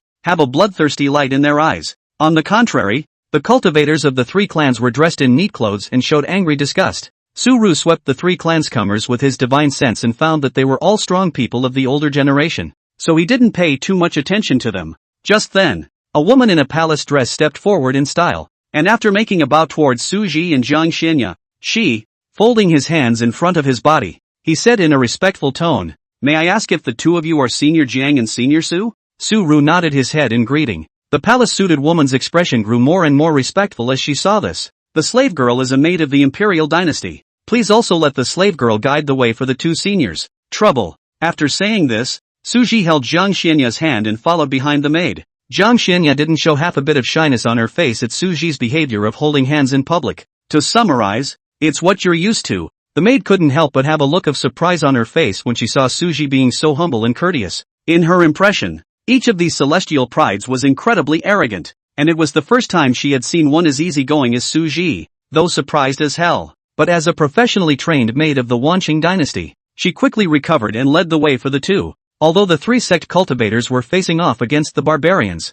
they would occasionally converse for a moment or two. "This fellow Daoist, how many chances of victory do you think the three sects have in this sparring match?" A strong person from the Acacia Sacred Sect spoke. With the three top-tier heavenly prides of Su-ru, Ji Fuyo, and Su Jiji, I feel that the chances of winning are at least 90%. When these words came out, one of the cultivators from Windfire Mountain was not happy. "Humph, my clan's Jing Tianwu isn't a human being. Can it be that this fellow Taoist thinks that losing achievement was lost on my Windfire Mountain?" The Windfire Mountain powerhouse's face was filled with gloom. I certainly don't mean that. Fellow Taoist is being overly concerned. The Wansheng Imperial Dynasty powerhouse was unwilling to cause trouble, and it was a critical time for if the three clans were to implode, it would only make that group of barbarians look at the joke. Unexpectedly, the Windfire Mountain powerhouse was unforgiving and spoke out to sneer. "My clan has always been famous in the Xian realm for body refining. Those old barbarians are like dirt in front of the seat, but I can't blame you for thinking this way. After all, the physique of these barbarians is indeed an insurmountable mountain in front of you." The Wansheng Imperial Dynasty powerhouse frowned, and although there was displeasure in his heart, he still didn't say anything with the greater good in mind. The face of the Acacia Sacred Sect's powerhouse didn't look too good either, his eyes revealing his dissatisfaction with this Windfire Mountain cultivator. "It is not wise to say such things at such a time." With a cold grunt, he turned his head to ignore it. Seeing that these two did not speak, the Windfire Mountain powerhouse thought that they had acquiesced to his words and snorted without further words. On the other side,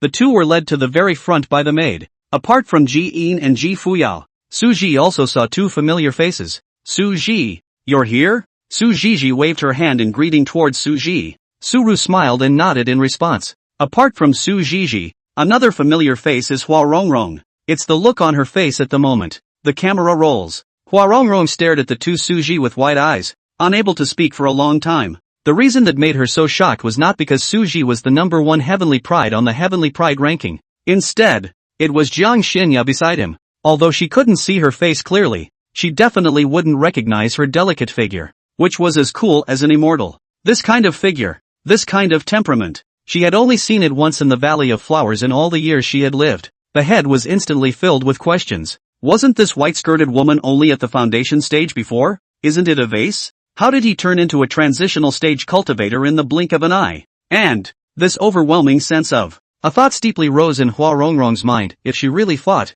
she would be absolutely powerless. Seeing Hua Rongrong's shocked expression, Su-ru shook his head and lost his smile, holding Jiang Xinya's hand as he walked forward. Su Jiji's eyes were glowing, and a heavy air of melon eating permeated his body. His eyes flicked back and forth between Su Ji and the woman in the white dress. It was finally framed in the hands they held together. His face was undisguised with the color of gossip, and he couldn't wait to open his mouth to ask, "Su-ru, is this your Taoist couple?" As soon as the words left his mouth, Yun Luo's urgent stopping voice suddenly rang in his head, her tone full of tension. "Wizards, shut up. This white-skirted woman is a transitional succession stage cultivator, and her strength is extremely terrifying." The curiosity on Su Jiji's face instantly froze when she heard it. Knowing the cultivation level of the woman in the white dress, she screamed in her heart that it was bad. How could this kind of existence be a Taoist couple with Su Ji? When he was about to open his mouth to apologize, however, he heard Su Ji say with a frank expression, "Yes, it's my Taoist co-Wizkit?" Su Jiji's eyes were wide open, his face full of unbelief. It was as if a series of question marks had popped up on his head. "No, are you serious?" A transitional cultivator is Su Ru's Dao couple. Chapter 183, dying on the same day, same year, same month. The corners of Su Jiji's eyes twitched uncontrollably. That's really congratulations. After a moment's pause, she hastily changed the subject. Do you think we can win this time? God knows if continuing this topic would offend this transitional stage powerhouse. I'm not sure. Are you also participating in this sparring match? Su Ru had some anticipation that the remaining two clans would invite outside help. He just didn't expect that the one who would come would be Su Jiji. Su Jiji nodded, his gaze looking toward those barbarian figures in the distance, his face becoming grave. Those barbarians' physiques are very terrifying. It's best not to get tough with them when fighting. Su Jiji's eyes revealed scorn. Suji sniffed and also cast a gaze towards the opposite barbarian, sizing him up carefully. At a certain moment, footsteps were heard coming from his side. Suji withdrew his measuring gaze and looked at the visitor. Ji Fuyang walked with a steady pace, followed by Zheng Tianwu of Wind Fire Mountain and a black-robed cultivator holding a folding fan. At Zheng Tianwu's strong request, Wu Shan finally agreed to let him fight. Zheng Tianwu's physique was at the strongest level amongst the younger generation of Wind Fire Mountain disciples. The chances of winning are high. If, in the presence of the remaining two powerful clans, successfully defeating the barbarians, it would prove that Wind Fire Mountain's body refining technique was #1 in the Xian realm. At that time, it would also be able to publicize for the next disciple acceptance ceremony, attracting more outstanding disciples to grow Wind Fire Mountain. Thinking about it, Wu Shan felt that the strongest young generation of the barbarian race should come out at the end, so it was better to agree to Zheng Tianwu's request. For the remaining slot, Wu Shan invited Qin Wu, who was ranked 13th on the newly promoted Heaven's Pride ranking. It was also the black-robed cultivator holding a folding fan. After the immortal fall mysterious realm, because of the fall of many heavenly pride, that's why Tianji Pavilion has filled another batch of heavenly pride. These heavenly prides were all the young generation that had risen to prominence in the Xian realm during these 3 years in the immortal fall mysteries. Zheng Tianwu and Qin Wu were clearly among them. Ji Fuyang came before Su Ji, first respectfully bowing to Jiang Xinya. Only then did he look at Su Ji and said, Su Ji, in the sparring match later, you will fight the 5th match. I will fight the 4th match, and Su Jiji will fight the 3rd match. As for the 1st and 2nd matches, these two will be the ones to do it. Do you have any other opinions? Ji Fuyan casually pointed at Zheng Tianwu and Qin Wu. Not that these two haven't introduced themselves. Rather, Ji Fuyan believed that only the strong deserve to have their names memorized by him. These two are clearly not good enough. No, just go in that order. Su Ru shrugged. Instead of caring about who your opponent is, you should improve yourself more. Zheng Tianwu stood by the side, sensing the very different attitude Ji Fuyo had towards Su Ji. Anger rose in his heart. From the beginning to the end, Ji Fuyo had never called out his name. It was simply a blatant contempt. Secretly, I swear, later on, he will definitely let this dog-eyed Ji Fuyang see his terrifying physique when he comes out. In his eyes, the district barbarians were simply not enough to fear. Thinking of this, a smug smile appeared on Zheng Tianwu's face. Because he didn't dare to find fault with Ji Fuyang openly, he could only curse secretly behind his back. Can you be sure? Ji Fuyan's gaze was fixed on Su Ji, his expression grave. He had a strong premonition that this sparring match would never end so easily. It will likely be a battle to the 5th. Do your best. Su Ji smiled faintly, his voice calm and composed, his gaze deep. In the middle of their conversation, an untimely voice suddenly rang out. Maybe we don't even need you guys to make a move. We can take it. Qin Wu put away the folding fan in his hand, his face filled with arrogance. With Taoist Zhang and I here, these barbarians are already scheduled to lose 2 matches. Qin Wu has never fought with barbarians before. In his perception, this group of barbarians were nothing more than uncivilized savages, and didn't know any profound combat skills at all. If they really had to fight, they might not even be able to hold him for a single move. The visit was purely with the intention of having fun and mixing rewards. Zheng Tianwu heard this. The anger has subsided. Stopping cursing Ji Fuyo in his mind, he raised his head in satisfaction and Su Ji and Su Jiji's expressions were as usual and they did not make a statement. Ji Fuyang, on the other hand, used to look at the little cutie. His eyes cast a sidelong glance at the black-robed man, then turn away. When Qin Wu and Zheng Tianwu saw Ji Fuyao's appearance of not putting them in their eyes at all, his face turned ironic and he returned to the Wind Vulcan residence without a word. Seeing that the people were almost gone, Hua Rongrong then cautiously walked forward. This fellow Daoist, I hope you will bear with me if I have offended you much before. Jiang Xinya glanced at her faintly and said in an icy tone, no harm done. If she really cared, she wouldn't have left with Su Ji in the Valley of Flowers in the first place. As an immortal dignitary, even if his cultivation had retreated to the foundation stage at that time.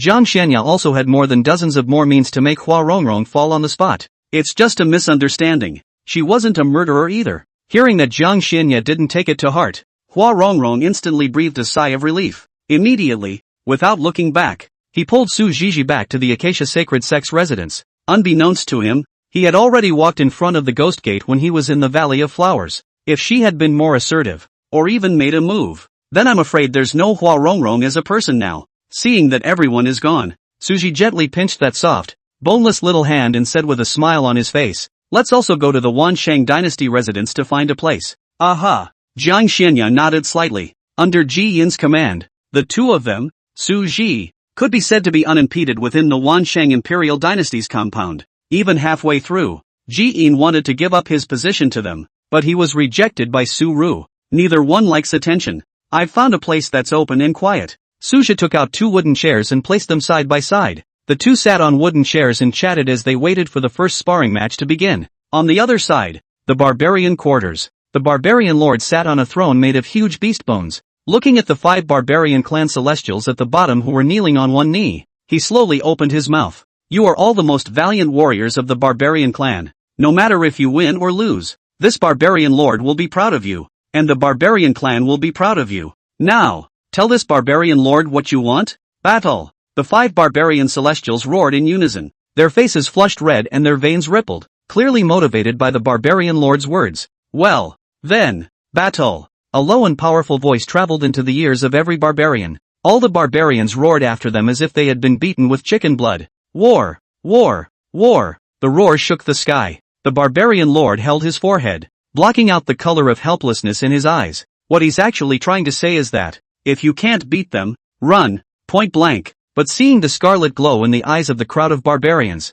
he still swallowed back the words on his lips. Perhaps these sacrifices are necessary for the future of the barbarians. At the Wind Vulcan residence, Zheng Tianwu and Qin Wu were enjoying their wine, without the slightest hint of nervousness. Hearing the barbarians roar, both of them showed disdain. If you can win by shouting loudly, what's the point of practicing? What ignorance! After 3 rounds of drinks, Zheng Tianwu lost himself in Qin Wu's vocal praise and suddenly opened his mouth to propose. Brother Qin, you and I are like old friends at first sight. Why don't you dry this cup of wine and how about we become sworn brothers with different surnames? Qin Wu was waiting for his words, and in her heart she secretly calculated that as Zheng Tianwu was the personal disciple of the Wind and Fire Mountain Patriarch, he would definitely receive a lot of cultivation resources in general. If the two of them were to become sworn brothers, they might be able to follow the soup in the future, which was really a beautiful thing. Brother Zhang really understands me. I feel the same way. Qin Wu was all smiles as he raised his wine glass. Good.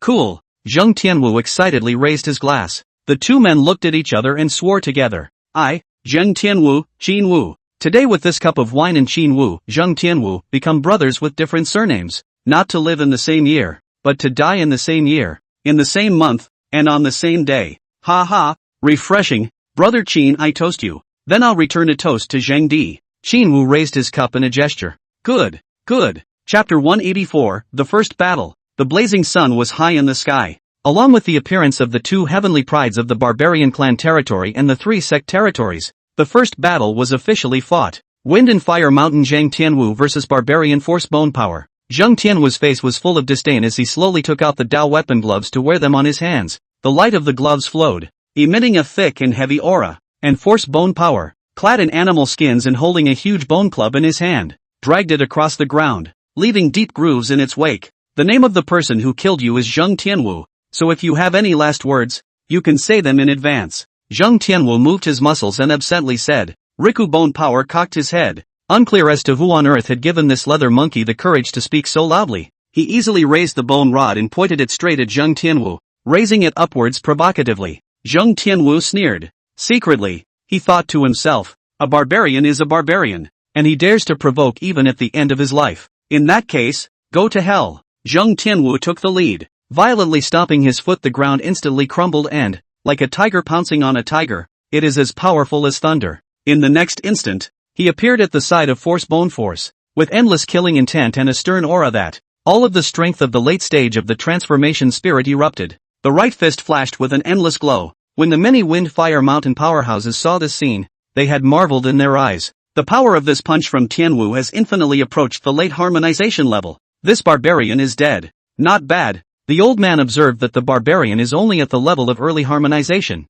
This battle is stable. The powerful people discussed with each other. Some felt that it was too early to draw a conclusion. Some had already opened a fine wine and were ready to celebrate. The Wind Fire Mountain powerhouse, who had initially spoken out to ridicule the Wansheng Imperial Dynasty powerhouse, was now looking at the two of them with a smug expression. The two of them were silent. They also wanted Zheng Tianwu to win. Look at Suju's side again. He took out a can of strawberry fudge from his storage ring. After cleansing his hands with spiritual energy, he fed them one by one to the beautiful person beside him. Although Jiang Xianya felt a bit ashamed, she still accepted Suji's feeding. One for Aya and one for myself. Chewing. Who do you think will win? Chewing. Barbarians. Chewing. Fair enough. Su Ru nodded in agreement. On the battlefield, Zheng Tianwu's face was full of sardonic smiles. Watching that glowing fist get closer and closer to that brute's head, it was as if he had already seen this barbarian's miserable end. What's that? Can't even react to my speed. What a boring opponent.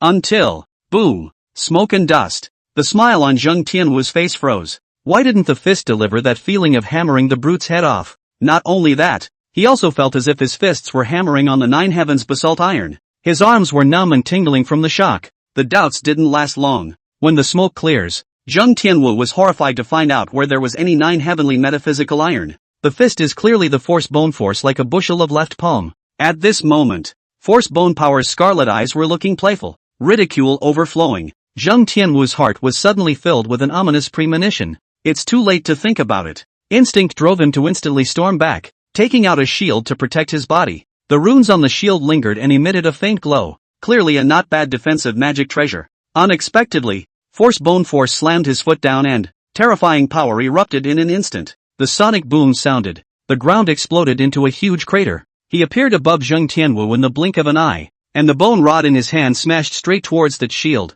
The two made contact, and an ear-splitting click came out of the light of the shield dimmed, and Zheng Tianwu was slammed to the ground by the force of the recoil, spraying out a mouthful of scarlet blood. Seeing blood, the scarlet in Riku Bone Power's eyes grew even more red. His arm's veins rippled, and his bone rod was gripped with a creaking sound. The aura on his body was climbing up, and it was a world of difference compared to the beginning. Zheng Tianwu clenched his teeth in death and shook his head frantically. No way. It's not supposed to be like that. He's the strongest of the young generation at Wind Fire Mountain. Won't lose. It's also impossible to lose. Ah! Zheng Tianwu roared. The shadow of a divine tiger emerged from both fists, and his aura was astonishing. Force Bone Power saw this and grinned, revealing his morose white teeth and casually tossing aside the massive bone club in his hand. The voice rasped. I prefer using my fists to using weapons. Arrogant. Zheng Tianwu shouted angrily, his entire body's spiritual energy bursting out without reservation. Both fists blast out in an attempt to salvage the situation.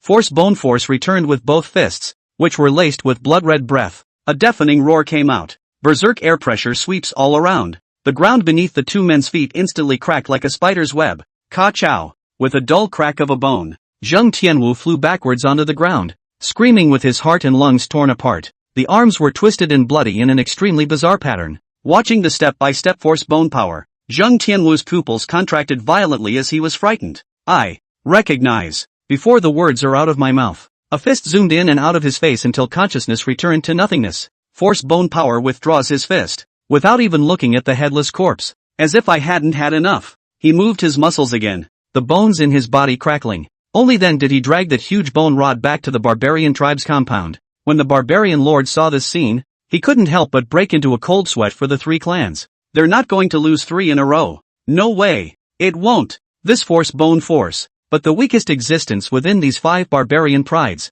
It was different from the cheering on the barbarian side. The 3 sex quarters were silent, especially Wind Vulcan. The faces of the powerhouses were unsightly, not expecting Zheng Tianwu to have the upper hand in one foot and his head in the next. Patriarch Wu Shan was even more gutted. What else does that prove? Defeated so badly, that barbarian didn't even break his skin. It would be nice not to be laughed at by the second sect after this battle. There was another person whose face was also extremely pale, and this person is exactly the Qinwu who swore to die on the same day in the same year and on the same month with Zheng Tianwu. I'll go. This Zheng Tianwu was too much of a waste. What about me? I don't want to die on the same day as him. However, when he thought about the fact that they hadn't taken the heavenly Dao oath just now, Qinwu sighed in relief again. It's true that all these physical cultivators are the same. A close-quarter fight with each other can get your head blown off if you're not careful. Luckily, his feats were all long-range. Moreover, his ranking in the heavens remarkable ranking was 4 places higher than this Zheng Tianwu. Zhang Di, just go in peace. My brother will avenge you. As for the Wind Fire Mountain powerhouse who mocked the Wanshang dynasty powerhouse, seeing Zheng Tianwu's defeat, he had long since fled in disgrace. The two didn't bother with him, and their faces were worried. A little author would like to wish all you papas a happy New Year's Eve in advance, and all the best for the new year. Chapter 185, Admitting Defeat in Time. This first battle ended without even probing the strength of the opposite side. The Wanshang Imperial Dynasty powerhouse sighed deeply, somewhat disappointed. Originally, he had expected Zheng Tianwu to be able to fight that barbarian heavenly pride back and forth. I didn't expect to be defeated in a few moves. The Acacia Sacred Sect powerhouse also shook his head helplessly, even though this Zheng Tianwu was behaving badly. But he couldn't say much more than that, because he knew very well that even if Zheng Tianwu was no longer good he could still crush the younger generation of the Acacia Sacred Sect. Let's just say there's no comparison. When the Wind Fire Mountain powerhouse retrieved Zheng Tianwu's corpse with a saddened heart, the second one kicked off with a bang. Wind and Fire Mountain Qin Wu versus Barbarian He.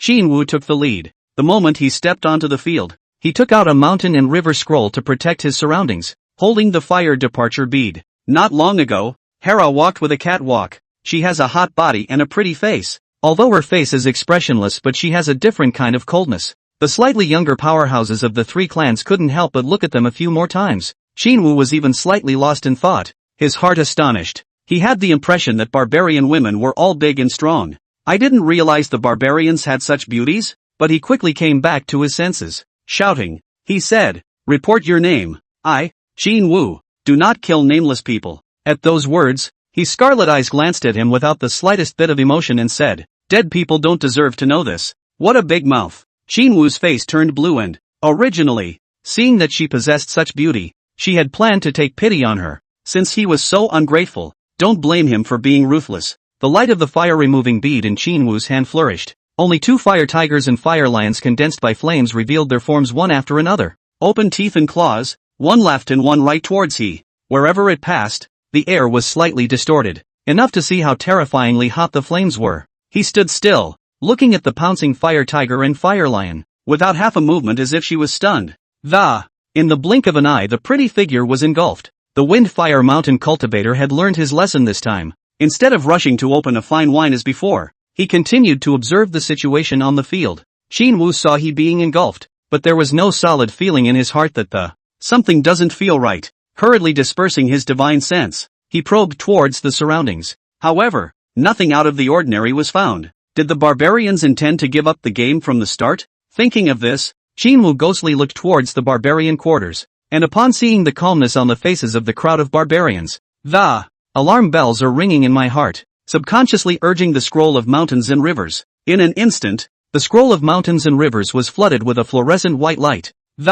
At that moment an ear-piercing shrill whistling sound cut through the sky and, ding! He instantly appeared behind Qin Wu, the white bone dagger in her hand stabbing at the mountain and river scroll. It stirred up ripples, and the light of the scroll trembled with it. Qin Wu's face suddenly changed. When did this savage girl run behind him? Surprisingly, even divine sense couldn't detect her location. And his picture of mountains and rivers. Qin Wu's face showed a look of flesh pain. On the surface it may not look like there's any damage, but he knows very well in his heart that a couple more times. I guess this mountain scroll is about to turn into a mountain broken scroll. This was the only Dao weapon he had apart from the fire departure bead. The more Qin Wu thought about it, the angrier she became. He missed with a blow and her figure disappeared again. The delicate and icy voice still came from the air. Your turtle shell is still quite hard. Hearing this mockery, Qin Wu's heart grew angrier and angrier, letting out the full extent of his divine sense once again. Only still nothing. No sign of he. Knowing that if this continues, he will definitely die like Zheng Tianwu, forcibly suppressing the inner panic that, without further hesitation, he quickly pinched with one hand and mouthed the word. As his voice fell, the scroll of mountains and rivers trembled slightly, and a silhouette of mountains and rivers sprang out of the scroll. It surrounded him, forming several layers of defense. The mountain and river scroll is now fully activated. You couldn't even break it before, let alone now. I'm already invincible. Quickly surrender and admit defeat and I can spare your life. Qin Wu said angrily. He knew in his heart that the defense of the mountain river scroll in its fully activated state was indeed on a higher level. but the amount of spiritual energy consumed was also incalculable. He simply couldn't hold it for long. Now we can't even find each other. If this savage woman is determined to observe in secret and not make a move, he'd be spent just standing around. Seeing the turtle shell on his body thickened a few more times, he snorted coldly, her scarlet eyes flashing with viciousness. The speed picked up again. As for what Qin said, she took it all as a joke. Let's not mention that she hasn't moved on yet. The word surrender alone is a fantasy. Barbarians have always only died in battle. There is no such thing as surrender. He accelerated after. Qin could even clearly feel that the air around him was flowing faster and faster. Heart sinks. This was not expected at all. Heads raced, trying to come up with a response. It's just a shame that he didn't even give him time to think about it. Tink, countless crashes rang out one after another. Qin's face turned pale and unsightly as he hurriedly recalled the fire tiger and the fire lion to surround him indiscriminately for an attack. But to his despair, the incessant crashing sound still rang out. Ka-chow. Under Qin's terrified gaze, the mountain and river scroll became dull and fell to the ground. There was a coldness in his back, and a chilling aura instantly invaded Qin's bone marrow. The head reacts, but the body can't keep up. With the sound of a sharp instrument stabbing into flesh and blood coming from the Qin's eyes widened steeply and roundly. His gaze instantly froze as he stared deathly at the he in front of him, only to see the dagger held tightly in Hiria's hand, along with her arm, stabbing straight into his heart, piercing it through in its entirety. Qin's lips slightly opened, just about to make a sound. A mouthful of blood poof splashed onto her face. Feeling the stickiness on her face, he grimaced and violently flung her hand to send it flying hard. Qin was out of breath before he even hit the ground. The 3 sect residences. At the moment there was an air of death everywhere. The Wind Fire Mountain powerhouses looked at Qin's corpse on the battlefield with forlorn faces and remained speechless for a long time. The faces of the remaining 2 clans were no better. Acacia's Sacred Sect residents. Hua Mayer and Hua Rongrong looked at Su Zhizhi with faces full of gravity. 2 losses in a row. This was an extremely heavy blow to the 3 clans. All the pressure was now on Su Zhizhi. If Wazowski loses again. Hua Rongrong's face was extremely tense. Her fists clenched and knuckles white. She didn't want the disciple she had managed to watch to perish. 2 heavenly prides died in a row. It's hard to tell if Wazowski won't follow in their footsteps. Wizened. Are you sure? Hua Rongrong looked at Su Zhizhi, her eyes filled with concern. Su Zhizhi carefully observed these 2 sparring matches. With her strength, if she were to take on these 2, she would still be able to win with certainty. It was just that this 3rd barbarian pride might have far surpassed these 2 in terms of battle power. Su Zhizhi didn't dare to say too much. Sister Rong, I can only promise to do my best. These past few days, Su Zhizhi had spent them in the Acacia Sacred Sect. He got along very well with Hua Rongrong and Hua Meyer, and gradually became familiar with each other. I don't mean that. You'll die if you can't beat it at full strength. Hua Rongrong's willow brows frowned in worry. More than that so-called agreement. She wanted Su Zhizhi to come back safely. Don't worry Sister Rong, I'll be careful. Su Zhizhi revealed a smile. This isn't a matter of little carelessness. This is. Hua Rongrong wanted to say something else, but was interrupted by Hua Mayer. Alright Rongrong, let's go. Let wizards adjust her condition. Soon she will be on the field. Sovereign big sister. You. Hua Mayer's eyes flashed with a hint of sharpness and Hua Rongrong's mouth opened and, after all, he didn't dare to touch the bad luck, and honestly turned to leave. It's just that the way she's taking 1 step forward and 3 steps back, it made Su Zhizhi feel amused while at the same time filling his heart with warmth. Hua Mayer looked deeply at Su Zhizhi before turning to leave. Just as Su Zhizhi was about to adjust his state, a phrase drifted through the air. If I am not defeated and admit defeat in time, I will strike. Aunt May. Su Zhizhi's face revealed a touched look. Yun Luo was uncharacteristically not showing too much worry. No matter how strong those barbarian celestials were, they wouldn't be able to take Wizen's life right under her nose. This wisp of lingering divine soul was still more than enough to help wizards behead a barbarian heavenly pride. Chapter 186, Every day, year after year. Suji was idly brewing tea when he coldly met Jiang Xianya's line of sight. See how she keeps staring at herself. Suji subconsciously raised his hand and touched his face, finding nothing unusual, before he curiously said, "Is there anything dirty on my face?" "No, it's just..." Jiang Xianya shook her head and paused for a moment, not finishing her sentence. "That is?" This appearance of wanting to speak made Suji more and more curious. Putting down the tea set in his hand, his eyes gazed at the stunning face. Jiang Xianya hesitated for a moment, lightly opening her red lips, seemingly careless. She said, "You are so confident in her?" Suji how keen, instantly captured the trace if any jealousy. A smirk couldn't help but cross the bottom of his eyes. He naturally knew who Jiang Xianya was referring to when she said she, leaning slightly towards Kong Senya.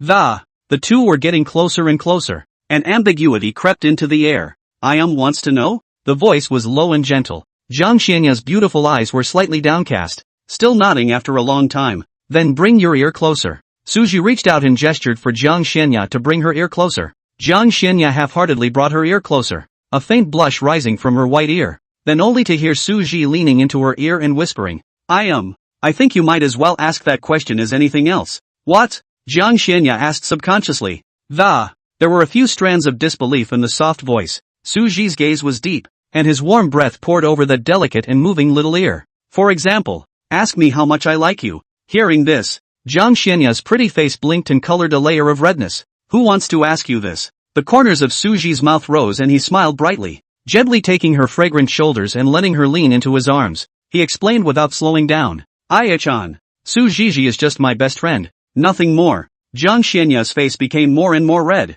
She dropped her head, her voice as thin as a mosquito fly as she slyly said, I didn't ask you that. I just asked if you were confident in her. So it's like this? Then it seems that I would be wrong. Suji nodded his head repeatedly in agreement, his eyes full of favor. There was a moment of silence. Jiang Xianya seemed to think of something and slowly raised her head again to sneak a glance at Suji. And the answer to that statement? What? A trace of doubt flashed through Suji's eyes.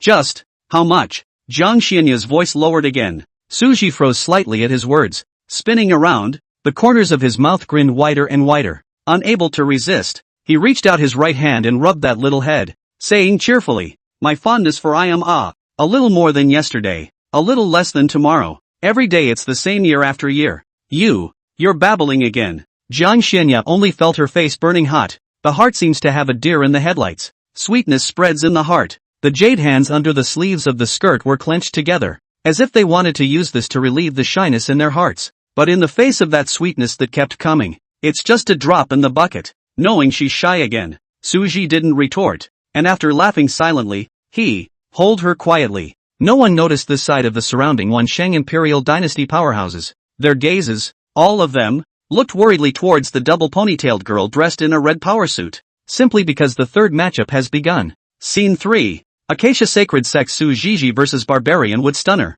Wood Consternation is as stout as an iron tower. He carries a huge stone axe, casually resting on his shoulder. The Copperbell eyes stared straight across the room at Suji. The eyes seemed to be sizing up a lamb to the slaughter. Compared to him, Suji was nearly more than twice as petite. You skin monkeys have no one left? Sending a little monkey like you here to die? The corners of Wood Shock's mouth lifted into a back-breaking smile. I'm not as good a talker as Rickbone and he to kill in one hit. I will remove your bones one by one, so that you will die in endless pain. Wood Stun licked the corners of his mouth, his eyes filled with scarlet red, and his voice was rough and loud, echoing in the barbarian realm. The faces of the three sect powerhouses were gloomy and unsightly as they secretly prayed for Suji to win. Suji looked calm, not affected by his words in the slightest. She took out her lance. After posing in place, the almond eyes were fixed on the wooden consternation, and they were on standby. Noticing the stern aura that permeated Suji's body, a thick frown creased Wood's stunned brow. This sharpness that was like substance actually caused his eyes to feel a stinging pain. The three sect residences, the powerful people whose weapons were of the gun type, were staggered. There was no other reason, because that stern and piercing aura on Suji's body was actually gun intent. And it's still a minor accomplishment of gun will. One must know that amongst them, there was a large portion of them who couldn't even touch the threshold of the gun intention's initiation. The strongest of these gun-using powerhouses belonged to an early-stage transition elder of the Wansheng Imperial Dynasty, but his gun intent was only at the level of a minor accomplishment. On weekdays, he thought of himself as the best with a gun, but he never thought that today he would be given a hard lesson by a junior. Truly, the later generations are fearful. The elder of the Wansheng Imperial Dynasty couldn't help but sigh. Chapter 187, Broken Tear, Heavenly Pride. In the face of Cozy Eye's gun intent, wooden consternation, though it does not understand this, but with that innate, beast-like perception, it was clear that the little leather monkey in front of him was not simple. His scarlet eyes condensed slightly, and the stone axe on his shoulder glowed with a blood-red fury. This intense baleful aura caused the air around them to emit gusts of tearing sounds as if it had been sliced open. A second ago Kazuna was standing still. The second after, he appeared in front of Suji like a ghost. The stone axe in his hand carried the force of 10,000 pounds and slashed down towards Suji's head. The air shook with this axe strike. Sujiji reacted quickly, sidestepping the stone axe. Immediately afterward, the long spear in his hand bloomed with blazing aura, and he made 13 consecutive points.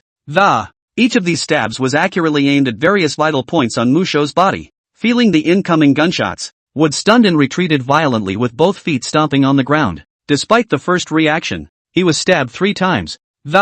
Luckily, he retreated fast enough, and all 3 blows were off the mark. Take him while he's sick. Catch Kimmy stunned backward from the stiffness. Sujiji didn't have the courtesy to bully his way in. With a shake of the lance in his hand, in an instant, the huge spiritual energy wrapped in the gun intent. The gun body was like a giant dragon swinging its tail towards the wooden consternation and swept across the room. Blazing intent swept through. In a flash of lightning, the sinews of the arm holding the axe of the wooden consternation burst out, successfully rushed to the last minute, blocked the sweep of the lance with the stone axe. I heard a loud bang. The gun and axe clashed together fiercely, berserk spiritual energy overflowing in all directions. In the blink of an eye, with the 2 of them at the center, a terrifying wave of air instantly lifted up around them and, wherever it passed, there was no grass and smoke. This did not last long, however. A huge figure was then fiercely knocked away from the center of the airwave, and rolled on the ground several times in a row before coming to a stop. Good. Seeing that the wood stunner was sent flying,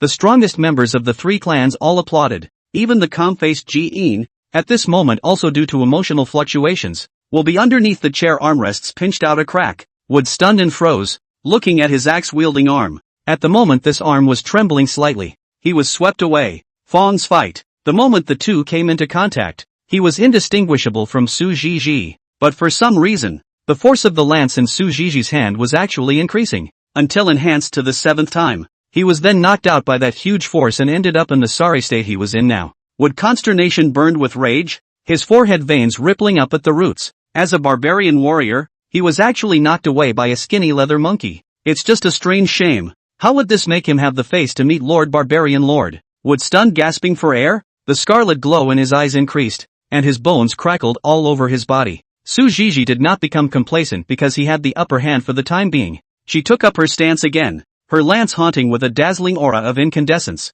Wizened, this barbarian is extremely powerful. It's best not to get tough with him. Yun Luo could not hide the color of worry between her eyebrows. Although you just suppressed him with the 9 heavy songwave stack, this move must not be performed multiple times or it will be a burden on your body. Well, Aunt Yun, I'm clear about this. Right now I'm mainly worried about his backhand. I always feel that he's not that simple. Sujiji's almond eyes slightly condensed, her face filled with vigilance. Wood Stun slowly stood up from the ground, his face grimacing as he roared loudly. I admit that I underestimated you before, but you still have to die. The words fell. He stretched out his fingers and stabbed several holes into himself in quick succession. Scarlet blood continued to gurgle from the wound. Just as Sujiji was uncertain and full of doubts, a shocking scene has arisen. The aura on Wood Startle's body unexpectedly skyrocketed in an instant. The whites of the eyes had eerily disappeared from their sockets, leaving only empty black. The land it stepped on burst open like a spider's web, and the barbarian lord's face grew more and more helpless as he saw Wood Shot use this trick. Only a handful of people in the entire barbarian race knew this move, and Musho was one of them. After executing this move, Wood Shot could gain nearly double the strength in a short period of time. But this is not a trick you can use whenever you want. If you can't beat your opponent in a short period of time, after the duration has expired, Kazuna will fall into a state of extreme weakness and be powerless to fight back. In fact, he still had a lot of moves left in him. Now desperate to use this trick, I guess I was afraid of letting myself down. Ugh. The barbarian lord sighed helplessly. The 3 barbarian clan celestials under their seats frowned when they saw this scene. Only the barbarian pride named Aga still had a naive smile on his face, tossing stones there as if no one else was there. Stones were flying up and down, and the sound of stones being thrown was constant. Within the silent atmosphere, it was especially noticeable. The 3 barbarian celestials acted as if they couldn't see him, none of them casting their eyes on him. Perhaps it's more accurate to say, I'm afraid to. The surrounding barbarian powerhouses were not surprised. Aga the barbarian, the young generation of fault-level heavenly pride that had been cultivated by consuming huge amounts of barbarian resources. It could even be said to be the first person under the great barbarians. It must be known that every savage in the barbarian tribe has the combat power of a transitional stage. On the battlefield, Sujiji took a deep breath as he saw the nearly doubled aura strengthened on Mu stunned. Is this your backhandedness? In that case, she would have to change her tactics as well. The lance's blazing aura lingers more and more dazzlingly. At this moment, Su Zhizhi had catalyzed his little chung gun intent to the extreme. A blazing red gun shadow, like a round of radiant sun, attacked swiftly toward Wood stunned. Seeing this, the Wood in consternation, his body bent into a bow, holding the axe with both hands high above his head and forcefully chopping down.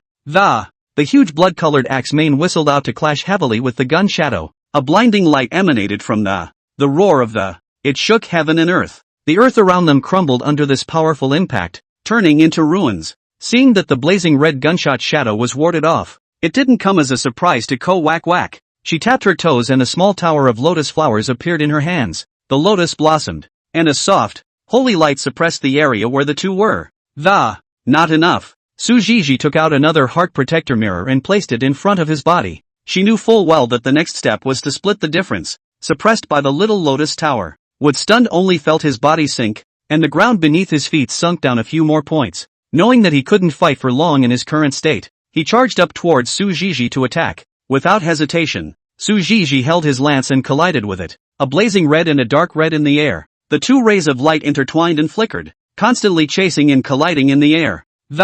Every time they collided, a deafening sound came out. The two of them were actually indistinguishable for a while, and no one could help anyone. Chapter 188 Dragon Chopper Sword. Even though Su Zhi was far away, he could clearly feel the surging airwaves that continued to rise due to the battle between the two. This barbarian pride is truly extraordinary, actually being able to be on par with Su Zhizhi. Su Zhi tilted his head slightly, his gaze looking through the layers of space to the location where the two were fighting. With a sigh of relief he withdrew his gaze and, there's no point in continuing to watch it anymore. Although the situation on the field remains deadlocked at the moment, but Su Ju knew very well that secret methods like this that enhance strength must all have durations and side effects, as long as Su Zhizhi can hold his ground. With the passage of time, the barbarian celestial pride would surely gradually fall into the wind. The winner is already decided, so naturally there is no need to watch anymore. Can there be such races in the immortal world? Su Zhi looked sideways at Jiang Xianya, her eyes filled with curiosity. Jiang Xianya blinked her beautiful eyes and nodded slightly. Yes, looking at their features, the only one I can think of at the moment is the Battle Clan. The War Clan? Is this clan strong? Jiang Xianya shook her head. In the immortal realm, the human race almost takes up more than 90% of the resources, with only less than 10% left belonging to the other races, because apart from the human race, no other race group is able to give birth to a great emperor, and even immortal emperors are few and far between. Hearing this, Su Zhi frowned in some confusion. I see that the strength of these barbarian celestials isn't weak either, so why were they unable to give birth to a great emperor? Jiang Xianya glanced at Su Zhi and patiently explained, because this is the lower realm. The peak of the realm that can be attained is only the late stage of the transitional succession, and the gap at this stage cannot yet be manifested. The further we get to the later realms, the tougher it will be for these communities to cultivate, and the gap will be obvious by then. So that's it. Su Ru nodded in understanding and did not continue to ask. He's not really interested in all this racial stuff. It was just a slight curiosity, with no intention of exploring it in depth. A tea time passed quietly. The battle on the field also entered a white-hot stage. The red power suit on Su Zhiji's body became dark red when it was drenched in blood. Her breath was disorganized. Her face was white, and her body was covered with wounds of all sizes. The same is true for Wood Consternation. At a certain moment, Su Zhiji saw the opportunity and shook the lance in his hand. Another move of 9 heavy song waves stacking swept out towards Wood Consternation. The gun body flashed with incandescent aura, carrying a terrifying might. Wood Consternation cannot avoid, can only grit his teeth and hold the stone axe with both hands to take down the moment he made contact, he was swept back, his body once again receiving a heavy blow, and blood sprayed from his mouth. Sensing that he has little time left, with a violent look on his face, Wood Stun decided to pour it all out in the next blow. Realizing his intentions, Su Zhiji's face was fearless. The long spear in his hand was crossed in front of his chest, blossoming out the most dazzling incandescent aura of the whole scene. Behind her, the shadow of a fire crane slowly appeared, and the intent of a small gun spread, cutting the surrounding air and emitting a buzzing sound. With this strike, Su Zhiji also intended to do his best. Yun Luo quietly watched all this without uttering a word to disturb, and his divine soul body silently flooded with white light. Swish! Almost at the same moment, the silhouettes of the two disappeared in place, leaving behind a blurry residual shadow, with a roar that shook the earth and the sky. This last collision, ending with that dark red glow crashing to the ground. The smoke cleared, only to see a lance piercing deeply through the heart of the wooden stunner, pinning his body to the ground. The scarlet eyes of the wooden stunner were full of unwillingness, and shame was written all over his face. The end of life. His mouth, which was constantly gushing out blood, also muttered, "Barbarian lord, my lord, I'm sorry, until his voice grew fainter and fainter, and eventually ran out of breath. Su Zhizhi fell from the air. At this point she's also close to running out of gas. There was even a bone-deep wound on his back that was continuously bleeding out. Her whole body was cloaked, and her pretty face was pale with fatigue and loss of blood. The heart is in the right place. If it wasn't for the last minute, the aura on Mu Stunner's body dissipated for a while. She would be the one lying on the ground right now. But that's just what Su Zhizhi thinks. Yun Luo had actually prepared the secret method a long time ago. No matter how much Kazuna struggled in the end, they are all doomed to die today. In order to prevent the barbarians from becoming enraged and taking action against Su Zhizhi, Hua Rong, without hesitation, he reached out and conjured up a giant palm of aura to bring her back. On the way, he did not forget to help Su Zhizhi retrieve the lance and other magic treasures. The barbarian lord sat on his throne, quietly watching all of this, his eyes filled with complexity. Although, as planned, it's better to lose, knowing also that these sacrifices are necessary. But there was something in the heart that wasn't right after all. The crowd of strong barbarians at the bottom were even pounding their chests with unwilling expressions on their faces. But none of these powerful people had any sadness. It's not that they're cold-blooded. Rather, in the barbarian worldview, where death is commonplace, they've been taught since childhood that they don't need to fear death. Nor is there any need to grieve over the deaths of other barbarians. It's a good death to die on the battlefield. To feel sad about it would undoubtedly be an insult to the warrior. The three sect residences erupted in a flurry of hoots and hollers. All the powerful men had smiles on their faces. The Windfire Mountain powerhouses were even opening up the wine because Su Zhizhi had helped them out. I said at that time that this Su Zhizhi was sure to win. You guys are not full of worry. Look at this knot. The white-bearded old man stroked his beard, his face overflowing with complacency. Worthy of being Elder Lien. His eyes are as old as ever. The crowd of powerhouses were in a happy mood, and they praised each other in an unprecedented manner. Hearing these compliments, the white-bearded old man laughed bashfully. Unexpectedly, the old fellow on the side did not give face at all, and directly stepped forward to reveal his shortcomings. Don't you dare fart. Just now I don't know who it was that said they were going back to the clan to pack up in preparation for traveling to the Xian realm to guard against the unchecked barbarians. You. The white-bearded old man was speechless, his old face red with anger. When these words came out, the crowd of powerhouses dispersed, leaving the two old men pinned in place. You old thing, are you still a brother? What's wrong with making me happy? I'm sure it is. Then why are you tearing me apart? Seeing you so happy, brother, I'm not. The Wancheng Imperial Residence. Ji Yin stared in silence for a moment, taking out a golden sword and handing it to Ji Fuyang. The sword, with two lifelike five-clawed golden dragons carved on its body. As soon as it appeared, it exuded a thick dragon aura, and its powerful pressure made the surrounding space become vaguely heavy. Father, this is... Disbelief flashed in Ji Fuyang's eyes. Ji Yin reached out his hand to indicate that there was no need for him to say more. Then he turned around and put his hands behind his back. Ji Fuyang looked at the sword in her hand, and the only trace of worry left in her heart dissipated. The name of the golden sword is Chopper. It was the ancestor of the Wancheng Imperial Dynasty who killed the last dragon in the Xian realm and used the dragon's body as the material to refine it. For Imperial Dynasty cultivators who were burdened with dragon chi, the dragon beheading sword could be considered like a tiger with wings. The reason why Ji Fuyang was incredulous was because this sword could only be used by successive emperors of the Wancheng Imperial Dynasty. Ji Yin can be said to have violated his ancestral training this time. Instead of trying to give Ji Fuyao a victory, rather, say it's to prevent him from falling here. Chapter 189, The Fourth Battle. In the void, the two Wancheng Imperial Dynasty powerhouses were talking about the upcoming fourth battle. It's the Crown Prince's turn in the next match, and I don't know what kind of heavenly pride the barbarian clan side will send. What's the point of panicking? The Crown Prince is the strongest of the young generation of our Wancheng dynasty. Is it possible that he can still lose? The words echoed through the air. At those words, that Wancheng Imperial Dynasty powerhouse who was the first to speak froze. Spinning around, he nodded his head, a look of approval on his face. And, that's right, the Crown Prince's Wancheng dragon skill has already been cultivated to the 9th layer. Not to mention the true immortal inheritance he received earlier in the immortal fallen mysterious territory. It is said that this true immortal inheritance transcends the heavenly level and reaches the godly level. After saying that, a look of anticipation flashed in this strong man's eyes. What a way to scare yourself, almost forgetting the prince's terrifying battle prowess. The two of them smiled at each other, their words filled with affirmation of Ji Fuyang. Apart from these two powerhouses, this The other powerhouses of the Wanqing imperial dynasty also looked confident in their opinion. Aside from a certain cross-country Su demon, the rest of the younger generation was simply not a one-trick pony for their crown prince. The victory of this fourth battle belonged to the Wanqing imperial dynasty, and on the side of the Acacia sacred sect, after Su Zhizhi treated the wounds on his body, then he couldn't wait to drag his frail body to the front row. Her face was bloodless, but those almond eyes were shining with a hot light. Gu, what are you doing?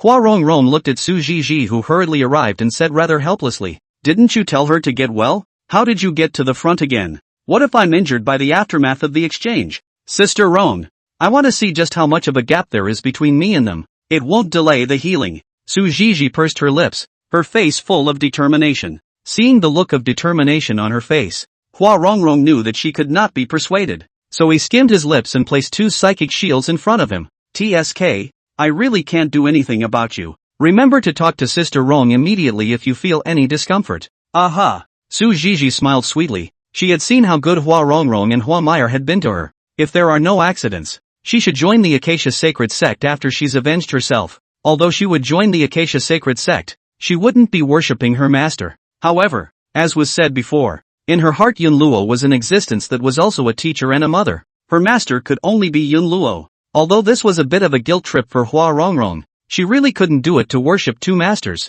She had also clearly indicated to Hua Rongrong that she already had a master. Unexpectedly, Hua Rongrong smiled and came up with, then do you mind having one more? Saying mind. In the face of Hua Rongrong's meticulous care these days, Su Zhizhi couldn't say such words to break her heart. If you say no, you don't really want to have another master? During the healing of the Acacia sacred clan, after a discussion with Ant Cloud, plus, Su Zhizhi also had a good feeling about the Acacia sacred sect, so she decided to join the Acacia sacred sect. It was just a matter of feeling Hua Rongrong's unfailing care. Su Zhizhi couldn't say anything for a while without worshipping the master, and then it dragged on until now. I don't know if Sister Young will be sad when she finds out. Alas, Su Zhizhi sighed darkly in his heart. When this sparring match is over, let's talk to Sister Young about it. The sun was slanting in the west, approaching the unspecified hour. The atmosphere in the arena has become stagnant, and Ji Fuyan walked towards the front with a steady pace. The 3 sex quarters were silent, all of them casting their gazes towards that figure.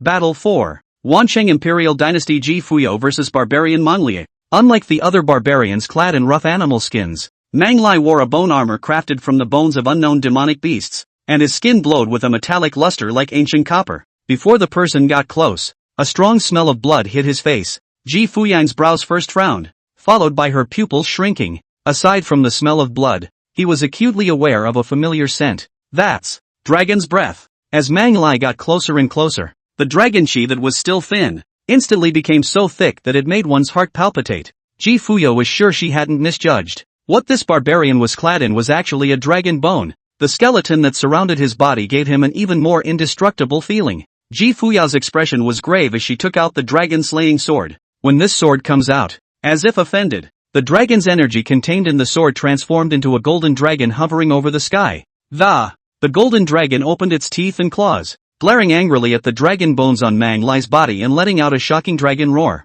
The dragon chi lingering on Manhwa's bone armor was not to be outdone, transformed into a raging black dragon. Before the two could make a move, these 2 dragons, which were visualized by dragon chi, then continuously collided in the air to emit a loud roaring sound. Each collision was accompanied by powerful energy fluctuations that, after seeing the dragon-slaying sword in Ji Fuyao's hand, the strong man of the Wanqing Imperial Dynasty, with an incredulous color in his eyes, their mouths were open, as if they had seen something incredible. It's actually my emperor's dragon-slaying sword. Hiss. I didn't expect that my emperor would actually give the crown prince all the dragon-slaying swords. After the shock, looking at the vision hovering in the air, a look of worry immediately appeared on the faces of all the powerhouses. Although the crown prince has the dragon-slaying sword with him, however, that barbarian opposite, it's not simple. The golden dragon was certainly powerful and domineering, but the black dragon on the opposite side was equally no less impressive. Seeing that black dragon, Ji narrowed his eyes, and the armrests of the seat beneath him were pinched and burst. The spiritual pressure around them was frighteningly low. Some of the strong people who were originally still talking about it immediately shut up and didn't dare to make half a sound when they saw this. It was so quiet in the compound that you could hear a pin drop to the ground. Ji ignored them, and his line of sight went to the 2 people who were facing each other within the barbarian realm. The light of his eyes was deep, making it impossible to guess what exactly was going on in his mind. In this tense atmosphere, the only two people who did not cast their eyes on Ji Fuyan as if they were traveling. And these two were naturally Su Ji and Jiang Xianya. Su Ru lifted the teapot and poured a cup of fragrant spirit tea for Jiang Xianya. Then propping his elbows on the table and supporting his head. Just looking at her cool and stunning face, Su Ru had more confidence in Ji Fuyan than he did in Su Jiji, and was not worried at all that he would lose. Thinking of Kang Xianya's lovely appearance just now, Su Ru's eyes carried a smile and he couldn't help but speak. Why don't you ask me if I'm confident in Ji Fuyan this time? Hearing this, Jiang Xianya turned her head slightly sideways and ignored him. I should have known better than to ask before, but on second thought, again, it felt better to ask. If she hadn't asked, she wouldn't have heard the words Suji said. Seeing that she didn't say anything, Suji didn't continue to pursue the question. Reaching out, he gently smoothed a few loose strands of hair from her forehead. As the breeze brushed by, the two men's shirts fluttered lightly, and the scene was warm and cozy. Chapter 190, Secret Plans. Suji had planned to continue chatting with Jiang Xianya, but the sudden roar of the dragon drew his gaze over. Look up, only to see that in the air, the shadows of two dragons were entwining and colliding with each other. Su Ru's thoughts drifted, his eyes flickering. A plan suddenly arose in his mind. Once the plan was remembered, it was like a prairie fire burning in the heart, so he couldn't wait to ask. Do dragons still survive in the immortal world? Jiang Xianya was a bit confused when she saw Suji in such a fiery state and pursed her lips as she replied. There are, but the number is relatively rare, and the dragons of the immortal world are not comparable to those two little loaches. Speaking, Jiang Xianya looked up slightly and, glancing faintly at the two dragon silhouettes in the sky above the savage realm that were constantly having a fight, the beautiful eyes were as calm as water. Little mudskipper? Hearing that description, Suji's face surprise eyes become brighter and brighter. Even dragons of this size could only be considered small loaches in front of the dragons of the immortal realm. It's so cool. This couldn't help but make that plan in his mind even stronger, and followed up with, is there a phoenix then? Look at that nervous look on his face. Jiang Xianya's eyebrows knitted slightly, the confusion in her beautiful eyes intensifying, but she still nodded her head gently in affirmation, receiving an affirmative answer. Suji's hand under his Dao robe was clenched into a fist. There was no hiding the excitement in his eyes. Can't wait to put this plan into practice. But it's also clear that this is delusional. You have to eat your food one bite at a time, and your dreams have to come true little by little. Nowadays, the goal is to ascend to the immortal world with Aya. As for this plan, let's wait until after we ascend to the immortal world. What did you think of? So happy. The cool words were searching, gazed upon by the beautiful eyes of the surfeit of autumn water. Suji's smile froze on his face. Oops. Because he was so excited. Ayam could see the end of it. This plan had to be done in secret, without her knowing, or it wouldn't be pretty. Thinking of this, Suji forced himself to calm down and said with certainty, it's nothing. I've just never seen these before and am a little curious as to what the dragons and phoenixes of the immortal world look like. Jiang Xianya nodded and didn't ask any further questions. Suji quietly sighed with relief in his heart when he saw that he had been blindsided. Only what Suji didn't notice was that at an angle he couldn't see. Jiang Xianya's deep turquoise-colored eyes first flashed with a moment of hesitation, but were immediately replaced by a full of determination. The camera pans out. Mang Lai stood still, his scarlet eyes staring straight at the sword in Ji Fuyao's hand. There was longing in his eyes. He finally couldn't help but stretch out his finger, pointing at the dragon-cutting sword and grinning. Leather monkey, after I beat you to death, can I take the sword in your hand? I'm rare. The words fell. Killing intent surged in Ji Fuyan's eyes,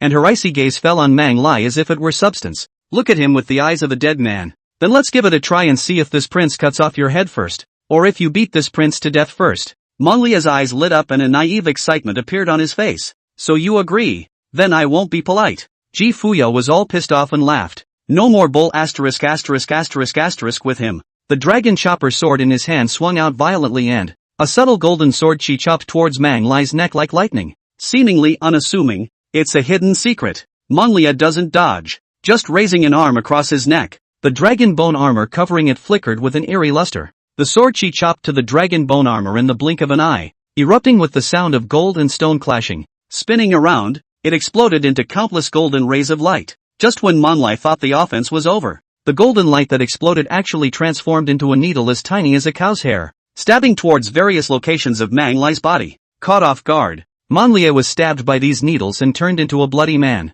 But if you look closely, you can see that these are superficial wounds that merely look serious. In fact, These small needles of sword chi only barely pierced part of Mang Lai's epidermis when he wasn't on guard. After he reacted, the subsequent small needles of sword chi shot out were all bounced away. Mang Lai raised his hand to wipe the blood off his face, and the corners of his mouth rose, pulling out a chilling smile. The figure instantly disappeared in place. Ji Fuyao witnessed this scene and, with one hand in a chokehold, a golden spiritual power shield protected his body, and there were also 2 golden dragons faintly circling on the shield. Ka-chow! An ear-splitting shattering sound of countless cracks appeared on the spiritual power shield before it shattered into slag. Ji Fuyao was calm and composed, not flustered by it. From the very beginning, he had no intention of relying on his spiritual power shield to block Mang Lai's attack. What he wanted was the stagnation time created when Mang Lai blasted through the spirit power shield that, holding the chopper sword with both hands, he quickly reversed his direction and plunged it into the ground. In the next moment, the ground shook violently, and 4 interlocking golden dragons roared up from the ground.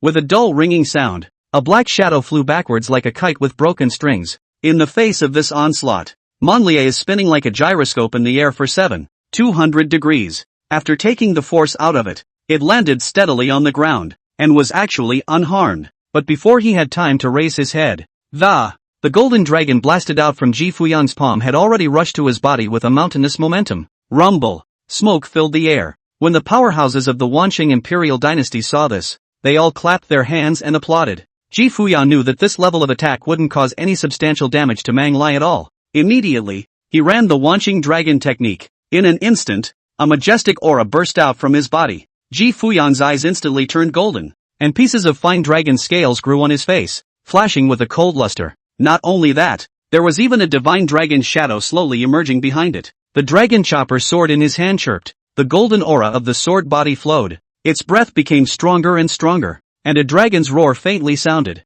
The golden dragon shadow in the air also gradually suppressed the black dragon shadow. Without hesitation, Ji Fuyang injected her spiritual energy into the dragon cutting sword, using it to catalyze the sword formation at the 6th level of the Wanqing dragon skill. In an instant, a huge sword formation enveloped Mang Lai. The formation was filled with countless imperial sword chi and 2 divine dragons' shadows. Feeling the threat posed by the sword formation, Mang Lai roared, his aura climbing up, his fists condensed with scarlet breaking chi, and the shadows of thousands of demonic beasts emerged behind him. Kai! Accompanied by Ji Fuyao's whisper, the golden light of the sword array flourished. Countless imperial Dao sword chi were like sleeping beasts that had been awakened to surround Mang Lai. The 2 divine dragon silhouettes roared up to the sky and opened their bloody mouths to eject scorching hot dragon breath. Wherever it passed, the void trembled. Manhwa was fearless, and a ferocious light showed in his eyes, converging the demonic beast's shadow on his fist, with scarlet fury and horrifying force spurting out together. This punch had quite the aura of destroying the heavens and destroying the earth. Boom! Light overflowed in all directions, and energy turbulence swept madly in all directions. Strong men from both sides struck again to smooth out the incoming storm. Then uncharacteristically, his eyes went to the 2 men on the field.